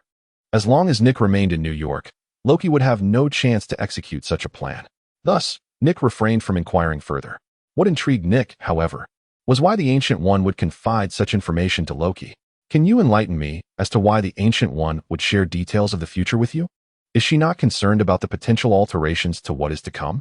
Nick asked with curiosity. Loki sighed, acknowledging that he had posed a similar question to the Ancient One at the time. He had no intention of withholding the truth, responding. This was merely the originally proposed future, and now it seems that due to certain factors, the future has already shifted. Chapter 85. Preempting the war. Loki's gaze flickered uncertainly, as if he were unsure whether he should divulge all of this to Nick. Logically, these matters pertain to the future, even if it had changed. One could not guarantee that everything he envisioned would not come to pass. Some elements would likely still overlap. Nick was likewise lost in contemplation. With his hands resting on his knees, he nodded slightly. In Loki's line of sight, Nick's expression appeared veiled, akin to a thin shroud obscuring clarity. To Loki, Nick emanated an unmistakable aura of danger. Yet, having made this choice, one can only proceed down this dark path. After all, according to the original narrative, one's fate still leads to demise at the hands of Thanos. Although there existed an opportunity for survival, the outcome lay starkly before him, and Loki had no desire to meet his end. The enmity between himself and Thanos had escalated to a point of no return. He was now entwined in a conflict that demanded resolution. Rather than waiting for a future moment to be slain by Thanos, it was more prudent to make a decisive choice now, confronting the imminent threat before him. While the vision of the future presented by the Ancient One depicted Nick Fury as inconsequential, this did not imply he was a mere nobody. Indeed, many events that were destined to unfold had been altered due to Nick Fury's intervention. Recalling the Ancient One's earlier words, Loki realized that the future had already begun to shift, influenced by a singular factor or pivotal moment that prompted different decisions. His instincts suggested that this individual before him was a crucial element in the transformation of the future, though the reasons behind such profound changes remained elusive. Time was of the essence for Loki. He could not afford to ponder extensively. If even the likes of Black Dwarf and Ebony Maw could fall to Nick's prowess, then Loki had ample reason to trust in Nick's capabilities. Reflecting for a moment, Nick finally spoke. Surely, he understood the reasons behind the significant deviations from the original plot. The Ancient One had already informed him that from the day he traversed into Nick Fury's form, the future had begun to alter, becoming increasingly unstable, with infinite possibilities emerging. However, the Ancient One was unaware of the specific changes occurring within Nick, which prompted her inquiries. While others might be oblivious, Loki was acutely aware of the original storyline's trajectory. Therefore, in striving to steer events toward a more favorable outcome, he was bound to make choices that diverged from the source material. The Ancient One could certainly speculate. Yet the limitations of her imagination meant that even if she glimpsed various possibilities, she might not fully believe them. Thus, her current mindset seemed to be one of resignation. If she could not perceive everything, it might be wiser to refrain from peering into the future and allow events to unfold naturally. The reason for divulging all this to Loki was to motivate him to descend and assist Nick. After all, having already altered so much, the Ancient One was open to further changes. Alternatively, it was possible that Loki seeking her out was an inevitable occurrence. A single action by the Ancient One could steer the future into a realm she could control. Rather intriguing, indeed. Nick did not dismiss this possibility. After all, the Ancient One had witnessed countless events over her centuries of existence. Who knows what she truly thinks about this matter? Even Nick cannot ascertain that. Speculation remains mere speculation. As long as Gooey remains unaware, it is of no consequence what Nick contemplates. What is so interesting? Loki inquired, puzzled by the expression of sudden clarity on Nick's face. Nothing, Nick replied, shaking his head. According to the original trajectory of the future, it seems you were supposed to utilize the Tesseract to open a spatial wormhole, thereby allowing the Chitauri army to invade Earth. Faced with Nick's probing, Loki felt a twinge of guilt. Indeed, prior to his arrival on Earth, that had been his intention, a promise made to Thanos. Yet, despite his intentions, who could have foreseen that this initial step would be interfered with by Nick? That was the original plan, but hasn't it already been disrupted by you? Loki countered, observing that Nick did not appear to be seeking retribution, so he felt no particular need to hold back. Furthermore, in the original narrative, there were no appearances of Black Dwarf and Ebony Maw. Now that the future is so obscured, even Gooey cannot foresee it. I have come to seek your counsel, hoping you can make a choice. A choice? What choice? Nick asked. To shelter you? To spare you from being killed by Thanos in the future? Certainly not, Loki retorted. What I mean is, since we are aware of the original trajectory of the future, why not leverage it to our advantage? But you just said that the future has already changed, rendering these predictions unreliable, Nick frowned. Yet, this is merely a deviation for the time being. Who can say what lies ahead? Loki suddenly smiled, albeit in a rather peculiar manner. Director, if I am not mistaken, you must have known that Thanos would come to Midgard to seize the Infinity Stones long before, Loki remarked, as if a thought had suddenly dawned upon him. And what of it? I have my own means of gathering intelligence, allowing me to anticipate Thanos' movements. Thus, over the years, I have dispatched individuals to prepare in advance, ensuring that when the war truly arrives, I will not allow Thanos to succeed as easily as you suggest. But have you considered that by then? Thanos will be far stronger than he is now? Loki reminded him, for by that time, the Mad Titan would already possess several Infinity Stones. Yet do not forget, the current Thanos possesses none. Loki's words suddenly illuminated Nick's thoughts.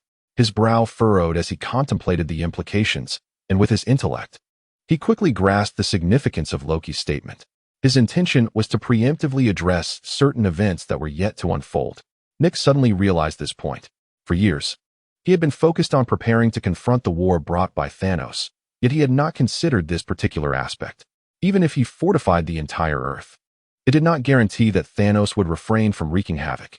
Should Thanos, akin to the original narrative, arrive on Earth wielding several Infinity Stones, then no amount of preparation could fully mitigate the impending peril. Indeed, foreseeing is crucial, Loki remarked, observing Nick's contemplative demeanor with an enigmatic smile. Chapter 86. The plan. Upon hearing this, Nick paused momentarily, taken aback by Loki's audacity to entertain such thoughts. It was well known that in the storyline of Avengers, Infinity War, Thanos succeeded in gathering all the Infinity Stones, ultimately snapping his fingers and obliterating half of all life in the universe. This was precisely why Nick felt trepidation. A failure in their endeavors could spell disaster not just for him, but for half of existence itself. However, upon further reflection, Nick considered that Thanos had yet to forge the Infinity Gauntlet. This implied that even if he acquired the Infinity Stones, he would be incapable of harnessing their powers to launch an assault on Earth. Though Thanos possessed formidable strength and could forcibly wield the power of a single stone, such a feat was contingent upon his possession of the stones themselves. Presently, the Soul Mind Stone was still on Earth, within Nick's grasp. Thus, Thanos was devoid of even a single stone. Faced with a Thanos lacking an Infinity Stone, Nick felt that Earth still had a fighting chance. Nevertheless, there remained numerous considerations to address before proceeding. So what is your plan? Nick inquired, his eyes narrowing, a glimmer of fierce intent flickering within them as he fixed his gaze upon Loki.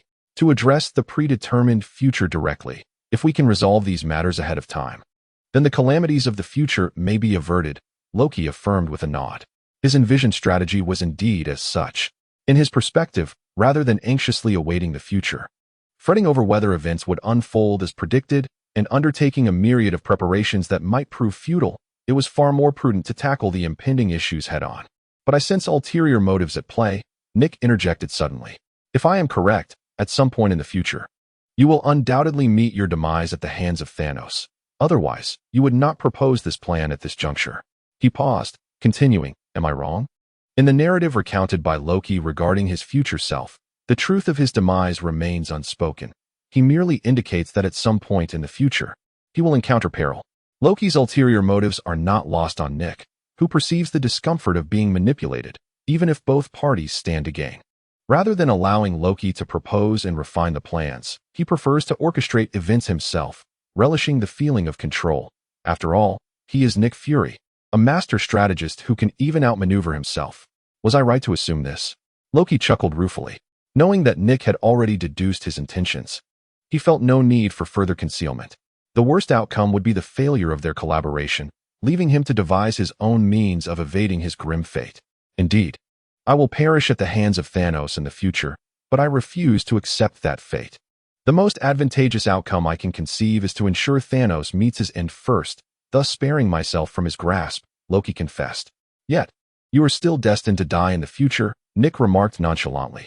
Given your penchant for trouble, it would be a challenge to avoid such an end. It merely shifts to another perpetrator, he added, a hint of amusement in his tone.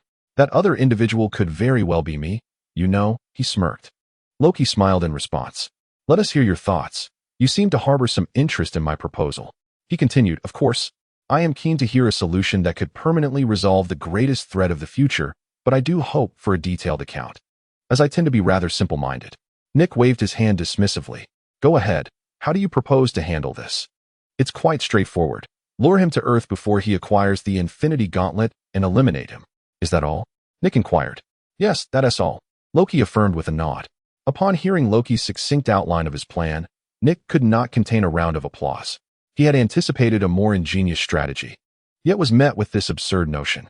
Did Loki truly believe that simply killing Thanos was sufficient? The problem lay in the fact that Thanos resided in a distant galaxy, beyond even Loki's comprehension, deep within the cosmos. How could they entice Thanos to Earth to execute him? Nick's impatience seemed palpable, prompting Loki to hastily clarify. We can refine the specifics of the implementation later. There's no need to rush. Actually, I have a rather clever idea that could draw Thanos to Earth while also addressing the soldiers that accompany him, Nick interjected. Oh, Loki paused, surprised that Nick had devised a countermeasure so quickly. Do share. It's quite simple, Nick replied, mimicking Loki's earlier tone. He pointed at Loki. You. Loki gazed at Nick, who was pointing at his own hand, momentarily taken aback. Indeed, it is you. Nick remarked. You came to Earth at the behest of that rogue Thanos, did you not? Yet now, your plans have faltered, resulting in significant losses, and you have even misplaced the Mind Stone. Fortunately, you managed to locate the Tesseract, although you failed to open a portal to summon the Chitauri army. However, this cannot solely be blamed on you. The humans of Earth are exceedingly treacherous and vile, and you found yourself unable to contend with them, ultimately retreating with the Tesseract in hand. As for your absence during that period, you were imprisoned by us, enduring inhumane torment daily. Upon your escape, your first act was to pilfer the Tesseract to present to Thanos. But what about Black Dwarf and Ebony Maw? They witnessed my association with you, Loki inquired. Naturally, they must be eliminated, Nick explained with a smirk. At least in your narrative, they are both dead at my hands. Among the three, only you have survived, and you can take a token from Ebony Maw's remains, claiming you could not carry him back, only a piece of him. From that point forth, matters will simplify considerably. You shall persuade Thanos to assault Earth, luring him here, while I will take care of the rest.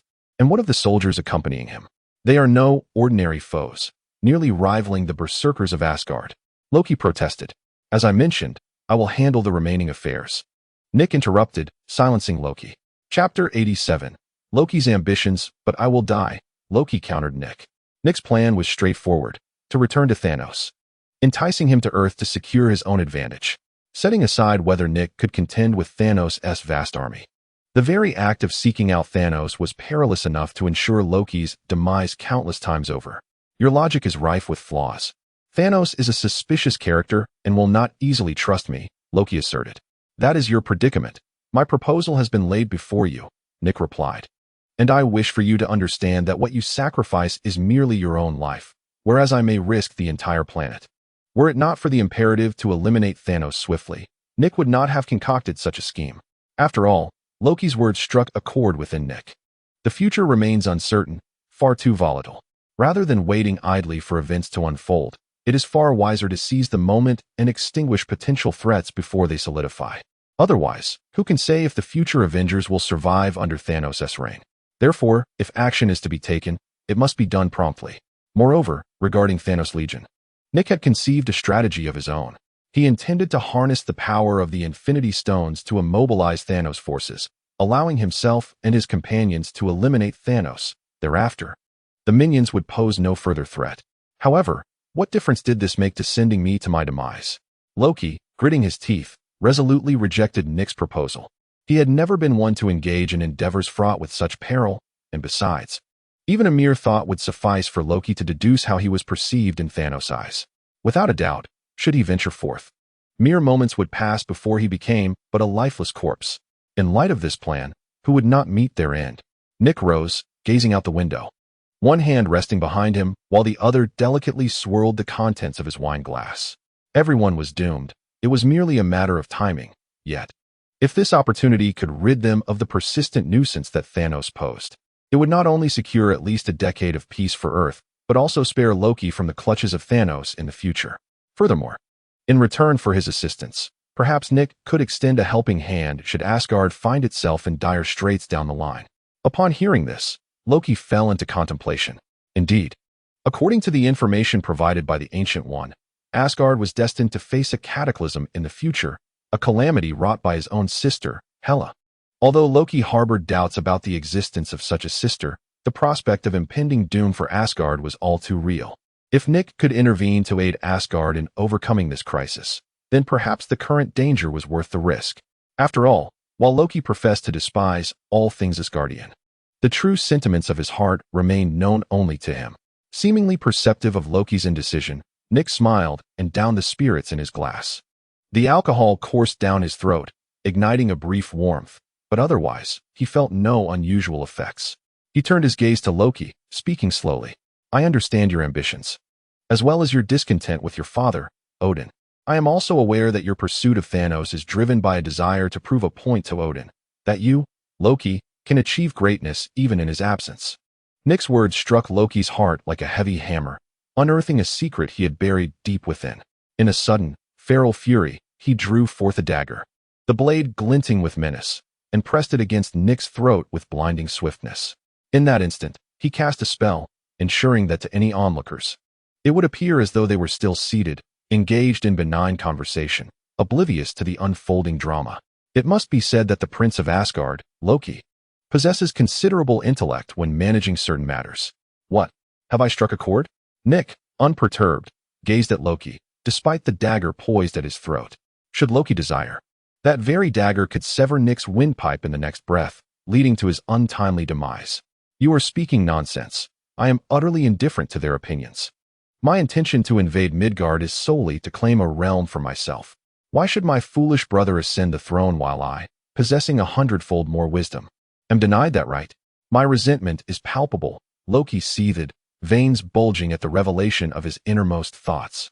He was filled with a desire for paternal recognition and responsibility. Yet, throughout his life, Odin's gaze had only rested upon Thor, neglecting him entirely. Even the throne was destined for Thor's inheritance.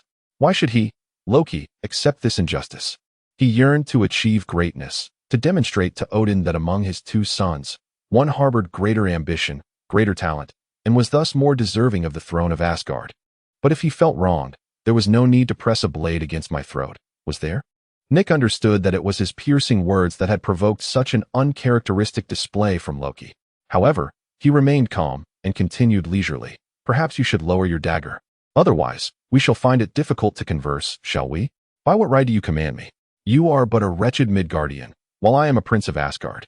Taking your life would be a trivial endeavor, Loki retorted. Oh, then do give it a try, Nick replied nonchalantly. Loki found himself momentarily stunned, for he was astonished to discover that his body had become immobile. He held the dagger against Nick's throat, and with the slightest exertion, he could easily sever it. Yet, inexplicably, he found himself unable to carry out the act. Damn it, what have you done to me? Loki struggled to regain control over his body, but it was in vain. He felt as though he were frozen in midair, capable of exertion yet utterly motionless. Just a little trick to prevent you from losing control. Nick chuckled. Now, shall we resume our earlier conversation? With that, Nick pressed Loki back into his seat and disarmed him of the dagger. However, before he could settle into his seat, he abruptly turned to look at the sky, now darkened with ominous clouds, from which a brilliant, multicolored beam of light burst forth, piercing through the clouds. Chapter 88, Thor. That sudden light appeared as if it sought to rend the heavens asunder. The radiant hues of the rainbow shimmered brilliantly, illuminating the night, as the darkness enveloped the surroundings. This spectacular display captured the attention of everyone nearby. Almost simultaneously, the gazes of the onlookers converged upon the phenomenon. Even the esteemed guests of the bizarre nightclub momentarily set aside their drinks and companions, drawn to the floor-to-ceiling windows, their faces reflecting astonishment at this extraordinary sight. Tony Stark relinquished his hold on the alluring woman beside him, his brow furrowing as he approached Nick. "What is happening, Nick? Is this your special program for the evening?" Stark, unfazed by the prospect of any unforeseen occurrences, felt reassured by the sheer number of people in New York. Even if another wave of extraterrestrials were to descend, he could swiftly don his armor and confront them. This time, he was determined to teach those insolent beings a lesson. "It's nothing to worry about. You should continue your flirtation," Nick replied, shaking his head. He had witnessed a similar beam in Mexico, though at that time, the body's owner was Nick Fury himself, not the current Nick.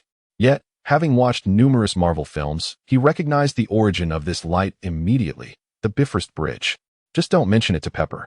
I told her I was in a meeting with you tonight," Stark said, patting Nick on the shoulder with a knowing glance, before being pulled back by several women. If Nick hadn't seen it, he would have noticed the peculiar item around Stark's neck, likely a piece of attire from one of the ladies. Nick, keen to avoid unnecessary trouble, chose not to intervene. After all, it was customary for men to support one another. He merely hoped that the marks on Stark's chest and neck would fade by morning. Otherwise, he might find himself cast out once again. However, the appearance of the Bifrost Bridge did cast a shadow over Nick's demeanor. As thunder rumbled and lightning flickered, the radiance of the bridge gradually faded from view.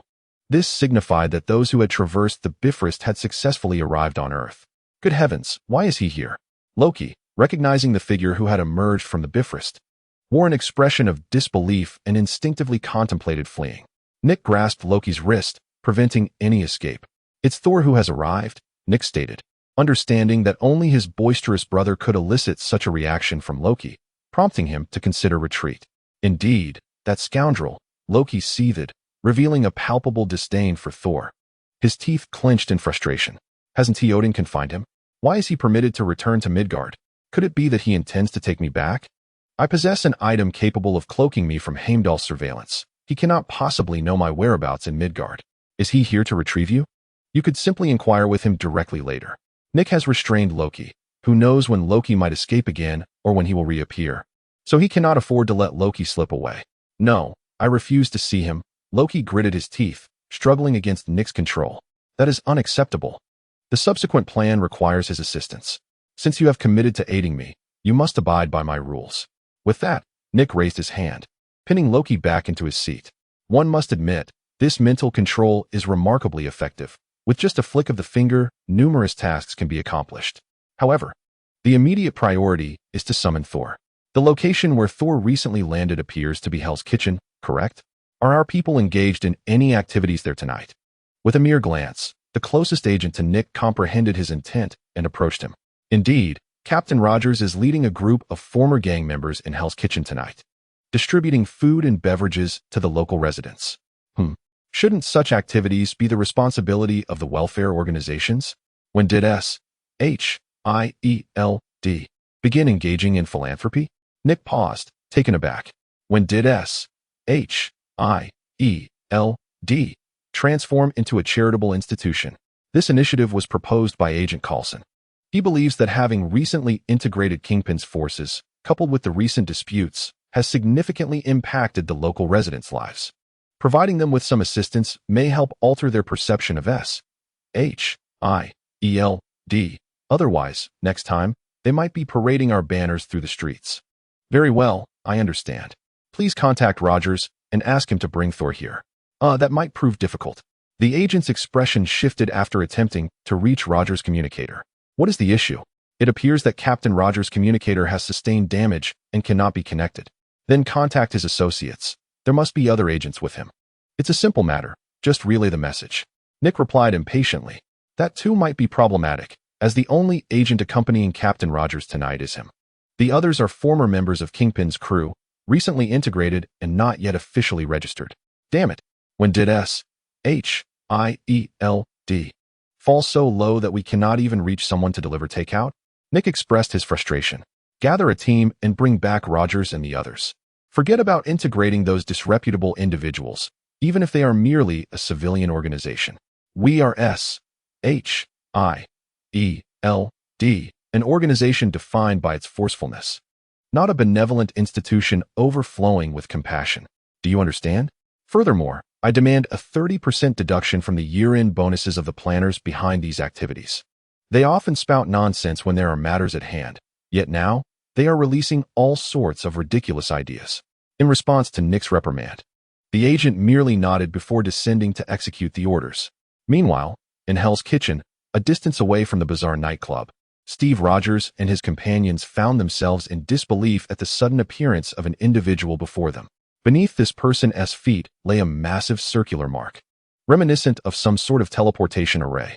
Observing the figure wielding a hammer, Rogers wore a grave expression. He lowered his gaze to the damaged communicator and exhaled deeply. Chapter 89. The Wrath of Thor. Steve had initially been dispatched to Hell's Kitchen for a straightforward mission, to distribute food and beverages to the local residents. Recently, the lives of the local populace had been severely impacted due to the issues involving S-H-I-E-L-D and Kingpin, resulting in the loss of many innocent lives amid the turmoil. Thus, Steve's task served a dual purpose: to alleviate the community's misconceptions about S-H-I-E-L-D, and to shift the blame onto Kingpin. With Kingpin's downfall, they could fabricate and slander at will. Their true aim tonight was to redirect the blame onto him while portraying S-H-I-E-L-D as an invincible institution. The choice of Steve for this task stemmed from his favorable public image compared to other agents, particularly due to his iconic attire that evoked nostalgia among many. Though they perceived this blonde, handsome lad merely as a cosplayer, it was undeniable that Steve's allure was exceptional, coupled with his muscular physique.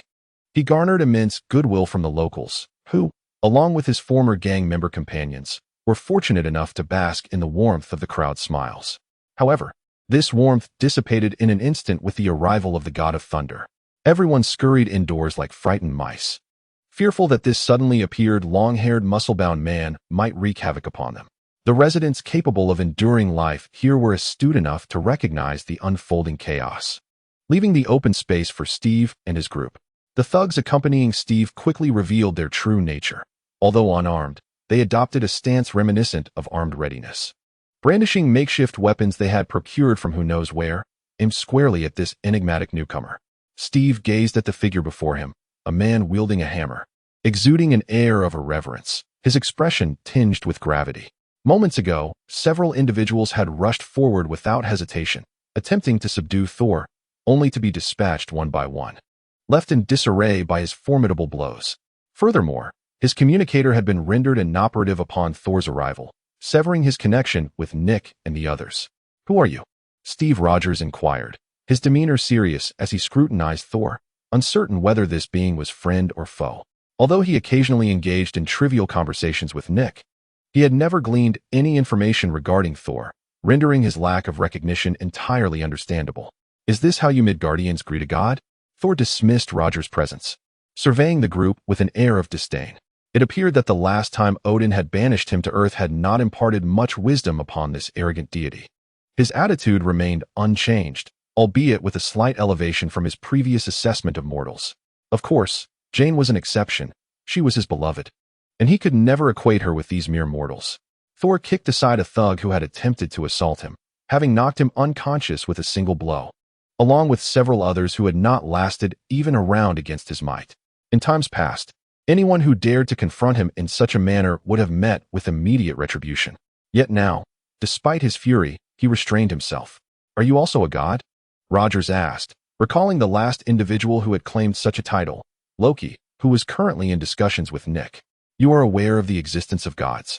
Thor replied, somewhat astonished, realizing that this man was not entirely devoid of merit, having knowledge of divine beings.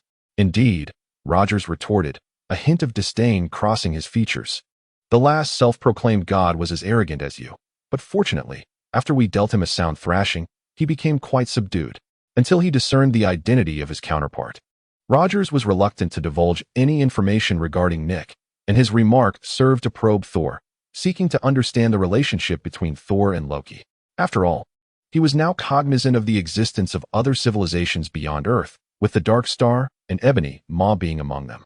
To avert unnecessary complications, Rogers deemed it prudent to test the waters, even though the individual before him appeared far less astute than Ebony Maw.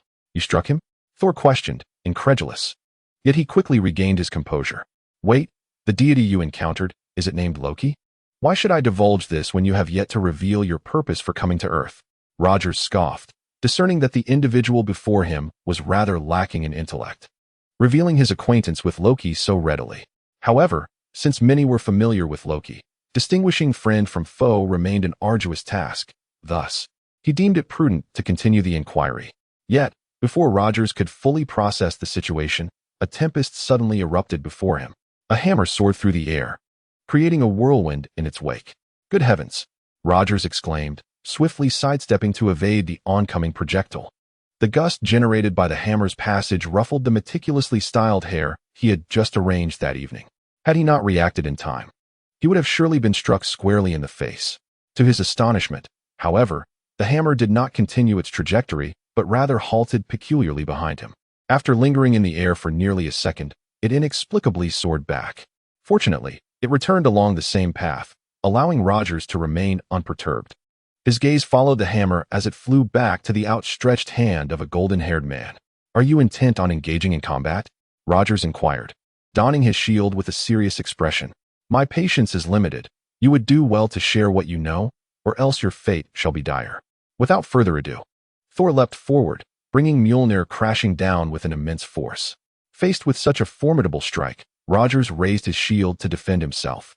However, the might behind Mjolnir was beyond his capacity to easily withstand, forcing him to kneel under its weight. Yet, the experience garnered from years of battle would not allow him to surrender so easily. He retaliated with a swift kick aimed at Thor's lower body, compelling the Asgardian to retreat a few steps. Thor, struck by the kick, regarded the uniformed man before him with surprise.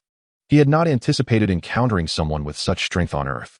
Initially, he had assumed Rogers to be of the same ilk as others. Clearly, he had misjudged the situation. With a hint of astonishment, Thor looked at Rogers, but soon regained his composure. Impressive strength, it nearly rivals that of a lowly berserker. Who would have thought such a person existed in Midgard? "Are you looking down on me?" Rogers paid little heed to Thor's incessant chatter.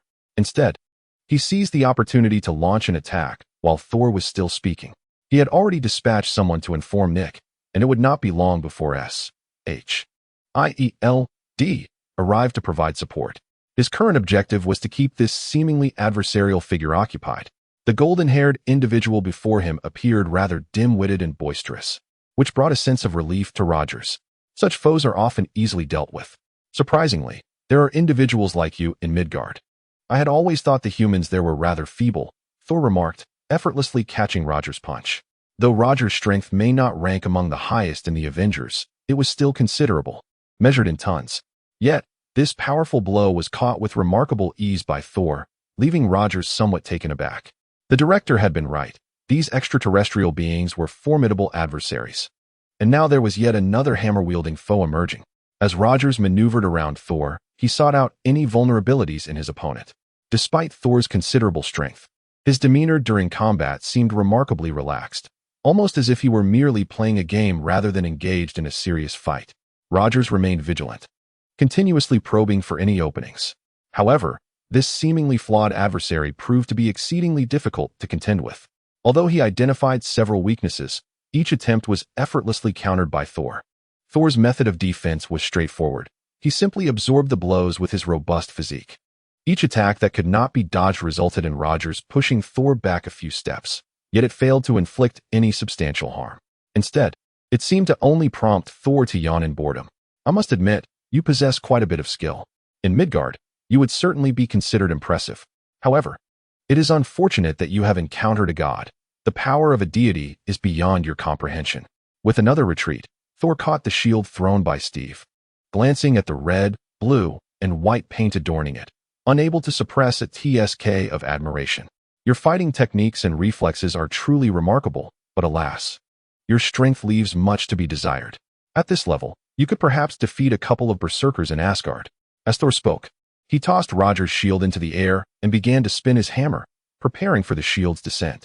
With a thunderous strike, the hammer in his hand transformed into a formidable weapon, crashing down upon the shield with immense force. The sheer power behind it sent the shield hurtling through the air, racing towards Rogers with an ominous swiftness. A tempest seemed to stir in its wake, sweeping everything in its path. Faced with such a fierce assault from Thor, Rogers wore a grave expression, his hands instinctively reaching out to grasp the shield. Yet, he found himself unable to fully halt its advance. His arms trembled violently under the weight of the force it bore. Before the energy dissipated, Rogers was dragged backward, sliding across the ground for over 10 meters before finally coming to a halt. Gazing at his quaking arms, Rogers was taken aback. Was this the might of a god? Such a seemingly simple strike had left his limbs nearly numb. Furthermore, the edge of the shield had carved a wound into the flesh of his palm, blood trickling down slowly. However, Steve's mind was too occupied to dwell on the injury. He gripped the shield anew, his gaze sharp and resolute, fixated on Thor. In contrast, Thor wore a broad smile, surprised that such a blow had been met with resilience from Rogers. This only served to elevate his perception of him, albeit slightly. I must admit, I am surprised. If you are willing to disclose Loki's whereabouts, I might consider sparing you. Otherwise, should I truly engage, your defeat will be swift. He proclaimed with an air of pride, having never regarded Rogers as a serious contender. The sole reason he entertained the notion of sparring was that Rogers was the first human of notable strength he had encountered on Earth. Although his prowess might not have been remarkable in Asgard, it was indeed impressive in this realm. Defeat me first, and then we shall see, Rogers retorted, preparing himself for battle once more. The insistence from his opponent to reveal Loki's location suggested a possible connection to the dark forces at play. He glanced towards the direction of the bizarre nightclub, steadying his trembling arms with a deep breath. His spirit ignited as he faced Thor. Give it your all. Let me witness the power of a god. Very well, Thor nodded, unperturbed by Rogers' response, and his admiration for him grew yet again. Were it not for his urgent quest for Loki, Thor might have even entertained the idea of sharing a drink with Rogers. Prepare yourself, he declared, raising Mjolnir high. The hammer seemed to resonate with Thor's intent, beginning to tremble and emit a subtle hum. The sky was shrouded in ominous clouds, as if a thunderous dragon roared within. With lightning flashing incessantly, it was the mighty Thor summoning his divine power, intending to demonstrate to Rogers the vast chasm that lay between mortals and the divine. With a resounding call, Thor commanded the tempest, and in an instant, the lightning transformed into a brilliant bolt that struck Mjolnir. Under Thor's guidance, it surged forth towards Rogers. As Rogers beheld the oncoming lightning, he instinctively raised his shield, bracing for impact. However, mere moments later, he found himself perplexed, for he felt no force emanating from the front. Just then, he noticed an enigmatic figure clad in a dark cloak had appeared before him, seemingly out of nowhere. This figure, facing the oncoming lightning, merely extended a hand to effortlessly deflect it. Chapter 91. Brotherly control. The heavens rumbled, flashes of lightning illuminating the dense clouds above. Just a minute prior, starlight had twinkled in the sky, yet within that brief span, it had transformed into a fearsome spectacle. The clouds roiled with relentless thunder and lightning, casting a radiant glow across the area. Rogers stared in astonishment at the unexpected figure before him. "Nick, when did you arrive?" he inquired, observing how the lethal lightning appeared to be nothing more than a toy in Nick's grasp. Calm and composed, Nick stood before Rogers, one hand resting behind his back while the other pointed toward the oncoming lightning. No matter how it flickered, the lightning could not advance within a meter of Nick, as though an invisible barrier protected him from its wrath. Others could not fathom Nick's prowess, merely acknowledging the remarkable strength of their leader. In truth, it was a simple exercise of mental control. As long as he maintained a distance between the lightning and himself, he could manage it. However, since the lightning was conjured by Thor, Nick could only restrain it through his will, unable to wield it as a weapon in return. Having just arrived, Nick casually remarked to Rogers, "I told you relying on those ruffians was unwise. If you had waited for him to arrive and notify me, you would have likely been knocked down by that fellow." As he spoke, He extended his other hand, summoning the ruffian who had initially fled to report to Nick. The man seemed stunned by the preceding events. Though he had previously been a mere errand boy for a gang leader, he had witnessed his fair share of gunfights. However, no matter how astonishing the scenes he had previously encountered were, they paled in comparison to the spectacle he beheld tonight. Discharging electricity with bare hands. Was that truly within the realm of human capability? Yet, the awe inspired by the individual wielding such power was eclipsed by the figure before him, cloaked and shielding himself against the tempest of lightning. Realization dawned upon me. This operation had been poorly planned on my part, as I had neglected to bring any backup equipment. Rogers lowered his head slightly, willingly acknowledging his mistake. This is not your fault. Do not dwell on it too much. As long as there are no significant casualties, that is what truly matters, Nick stated with indifference. And what of that individual? His strength is formidable, and his abilities are exceedingly peculiar. He can command lightning, Rogers remarked. If I am not mistaken, the source of his power must be the hammer he wields. Mjolnir, a divine artifact. It's not unusual for it to possess some capabilities, Nick replied. Director, do you know that individual? Rogers asked, momentarily taken aback by Nick's knowledge of Thor's hammer. It was evident that Nick was well versed in these matters. I was already acquainted with him. His temperament is rather volatile. I should have mentioned him to you earlier. Nick gestured for the others to withdraw. Had I known, I would have briefed Rogers about Thor, which could have prevented the earlier misunderstanding. Nick Fury, I never anticipated you possessed such skills, Thor remarked, discerning the method Nick employed to deflect his lightning. Is this a new form of magic you have acquired? It seems quite effective. That individual in the tight suit is also one of your subordinates? Thor inquired. Nick nodded. He possesses commendable skills. I have quite the liking for him. Thor chuckled. So, I inadvertently struck one of your people, did I? Indeed, Nick replied. Tonight's events were merely a misunderstanding. I should have foreseen it, Thor continued. After all, it is only your people who consistently appear wherever I descend. As he spoke, he began to spin his hammer, showing no intention of lingering. Are you departing?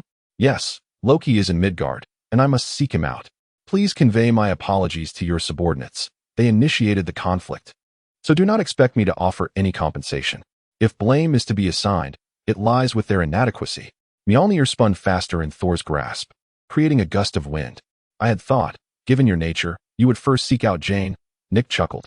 Thor was indeed a devoted brother, and he had long anticipated that Thor would not perceive his actions as erroneous. Though Thor had recently experienced the events in Mexico, his character had shifted somewhat, yet he was not entirely matured. It would still require several years for him to evolve into the responsible and accountable god of thunder he was destined to become. At present, Thor still possesses a hint of childlike spirit. Once I locate Loki, I shall seek her out. She must be yearning for me. Indeed, she is quite eager for your presence. Nick refrained from disclosing that Jane has been incessantly berating Thor, believing it best for Thor to endure this alone. After all, when the two eventually meet, Thor is bound to face Jane's scathing words and perhaps even a few blows. With a swift motion, Thor accelerated his hammer to a significant degree, lifting it above his head to leverage its inertia, allowing himself a brief flight. However, at that moment, Nick seized the opportunity to speak. What a pity, Loki is with me. Venturing elsewhere would be futile. Upon hearing news of Loki, Thor instantly descended back to the ground, recalling that he had indeed heard a similar mention of Loki from Rogers earlier. Why didn't you mention this sooner? Thor exclaimed, frustration evident in his tone. Nick, fully aware that Thor was seeking Loki, had chosen to withhold this information until Thor was about to depart. But you didn't ask me either. Nick replied with a grin. You're taking revenge for my earlier actions against you. Thor had always suspected Nick's less than virtuous nature and harbored a poor impression of him. You guessed correctly, Nick admitted without reservation, acknowledging his ulterior motives. Loki is still with me. If you wish to accompany me now, you shall have the chance to meet him. Then what are we waiting for? Let us go at once. Thor exclaimed, excitement coursing through him at the prospect of reuniting with Loki. His primary purpose for visiting Earth was to find Loki, with a secondary intention of seeing Jane. Just then, a voice laced with mockery echoed in their ears. My dear brother, there is no need for you to make this journey. Thor, being the devoted brother he is, immediately recognized Loki's voice. However, by the time he regained his composure, a dagger was already poised at his throat. Chapter 92. Love and rivalry. As the words lingered in the air, a hazy, ethereal figure gradually solidified before them. Loki. who should have been at the bizarre nightclub, had inexplicably appeared on the streets of Hell's Kitchen, a dagger gleaming coldly in the light, pressed against Thor's neck. Everyone stood momentarily stunned, unable to fathom how the situation had escalated thus. According to Thor's earlier remarks, were they not meant to be brothers? What sort of brother would place a knife at another's throat upon their first encounter? Only Nick, with narrowed eyes, seemed unfazed by the turn of events. Tilting his head to address the group, everyone stepped back, allowing the two brothers to reminisce in peace. However, Director Rogers cast a worried glance at Thor, who had not anticipated that Loki's sudden appearance would bring such a delightful surprise. He felt an urge to intervene, but Nick held him back. There was no need to disturb them. Let them share their memories. Nick positioned himself in front of Rogers, while the others hastily scrambled behind him, wary of getting too close to Thor, fearing that any displeasure from him might summon another bolt of lightning. They were not like Nick. A mere spark could spell grave injury for them. Well, since Nick had spoken, Rogers reluctantly abandoned his thoughts. His opinions on these extraterrestrials became increasingly muddled. Was it possible that beings from beyond Earth preferred such unconventional greetings? Before Rogers could ponder further, Loki made his move. The dagger he held against Thor's neck was no jest. He genuinely intended to surprise his brother. "My dear brother, you remain ever so enthusiastic," Thor chuckled, feeling the icy touch against his skin without a trace of alarm. Instead, he laughed heartily at the sight of his longed-for Loki. "You shall appreciate this welcoming gift, brother," Loki replied, mirroring Thor's amusement. Without a moment's hesitation, he pressed the dagger sharply against Thor's neck. This dagger, an embodiment of his divine power, was far sharper than most weapons. An ordinary person would surely perish from a mere scratch, and even a god would find his skin cut and blood flowing freely. Yet Thor stood resolutely, unperturbed by Loki's actions, raising Mjolnir high. Boom! Before anyone could comprehend the situation, a sudden flash of lightning blinded them, leaving them only with a vague sense of a bolt striking down, precisely where Thor and Loki stood. Bang! The thunderous lightning struck the ground, scattering a myriad of sparkling electric lights, creating a vast blackened patch where it had hit. Yet, at the center of the storm, Thor remained unharmed, maintaining his previous stance. The only change was that Loki had vanished. Along with him, the dagger that had once rested against Thor's neck also disappeared. "Director, how could it be? Loki hasn't he fled, has he?" Rogers exclaimed, astonished by the scene unfolding before him. This was his first encounter with Loki and his companions, leaving him rather uninformed about the circumstances. To him, Loki's disappearance seemed indicative of a retreat. "Do not worry. He will not escape," Nick assured, shaking his head. After extracting Loki's methods, he became thoroughly acquainted with all of Loki's tricks. Just moments ago, Loki had merely utilized his magic to flee to safety in the instant the lightning struck. After all, his physique was not akin to Thor's, and he harbored a certain trepidation towards the lightning summoned by Mjolnir. Should he be touched by it, his fate would scarcely differ from that of an ordinary person. Indeed, within seconds of Nick's words, Loki's figure re-emerged within the sight of the crowd, approximately 10 meters from Thor. Positioned there, he adeptly avoided the recent lightning strike. "Is this endless trickery all you possess, brother? Do you not have any other techniques?" Thor was all too familiar with Loki's repertoire. After all, the two had shared millennia of rivalry, during which Loki had not infrequently bested Thor in combat. With such an extensive history, Thor knew Loki's every ruse. The same could be said for Loki, who had meticulously memorized Thor's every move. This was the unspoken bond of understanding between the two brothers. It was precisely because both were aware that they could not so easily vanquish each other that Loki dared to unleash such lethal intent upon Thor. "If I can slay you, isn't that a splendid tactic?" Loki chuckled. Subsequently, his form became ethereal once more, the dagger he wielded vanishing, replaced by two orbs of deep brown flames. These were embers from the depths of hell, and being touched by them would not be pleasant. Loki benevolently warned Thor, then thrust his hands forward, merging the two flames into a fireball the size of a human head, hurling it toward Thor. "Let me see if your fire rivals my lightning," Thor bellowed, as once again, lightning swirled in the sky. With a resounding crash, a bolt struck down, landing merely half a meter from the fireball. The collision of the lightning and the fireball unleashed an immense force. However, unbeknownst to Thor, the very spot where Loki had stood was gradually fading from view. In the blink of an eye, he vanished from his original position. It was evident to the astute that Loki intended to employ the same tactic, seeking to ambush Thor while he defended against the flames. Just as Rogers prepared to caution Thor about Loki's impending assault from behind, Nick pulled him back, suggesting they allow the brothers to continue their playful duel without concern. True to form, in the very next instant, Loki appeared behind Thor, the vanished dagger reappearing in his grasp. Observing Thor, who was still reveling in his successful defense against the fireball, Loki lunged forward with the dagger, exclaiming, "My foolish brother, you remain ever so unsuspecting. I see. It is you who is unprepared, is it not?" How strange it is that Loki's movements came to an abrupt halt, his dagger suspended in midair. He gazed in disbelief at the hand gripping his neck. It belonged to Thor. "Do you never tire of this trick?" The fireball before Thor had been entirely obliterated, and he stood slightly sideways, regarding Loki with a gaze of pity. With one hand constricting Loki's throat, he possessed the strength to easily snap it, extinguishing Loki's life. Chapter 93. The drunkard. The collision of fire and lightning erupted in a dazzling display, illuminating the entire neighborhood. Yet ultimately, the prowess of the fireball could not rival the might of the lightning, which dissipated the flames, transforming them into a burst of fireworks that faded into the air. From the very beginning, Loki had not placed his hopes on the fireball. Rather, he intended to distract Thor amidst its destruction, seizing the opportunity to launch a stealthy strike. However, Thor, having anticipated Loki's intentions, swiftly seized him by the neck. With the slightest exertion, he could easily snap Loki's neck, ensuring his demise. "Brother, how many years has it been? Do you find amusement in the same old trick?" Thor regarded Loki with disdain. Had it been 3 millennia ago, he might have fallen for Loki's ruse, but now, he could scarcely recall how many times he had been deceived by the very same ploy. How could he possibly allow Loki to prevail once more? "But brother, after all this time, do you truly wish to end my life?" Loki, lifted from the ground by Thor, blinked and spoke with a more measured tone. "I merely wish to teach you a lesson. You are my brother. How could I truly harm you?" Thor replied, loosening his grip. "Father misses you dearly and hopes I can find you and bring you home." "What nonsense! That old scoundrel could not possibly care for me. To him, my death in the outside world is the best outcome, as it spares him any trouble."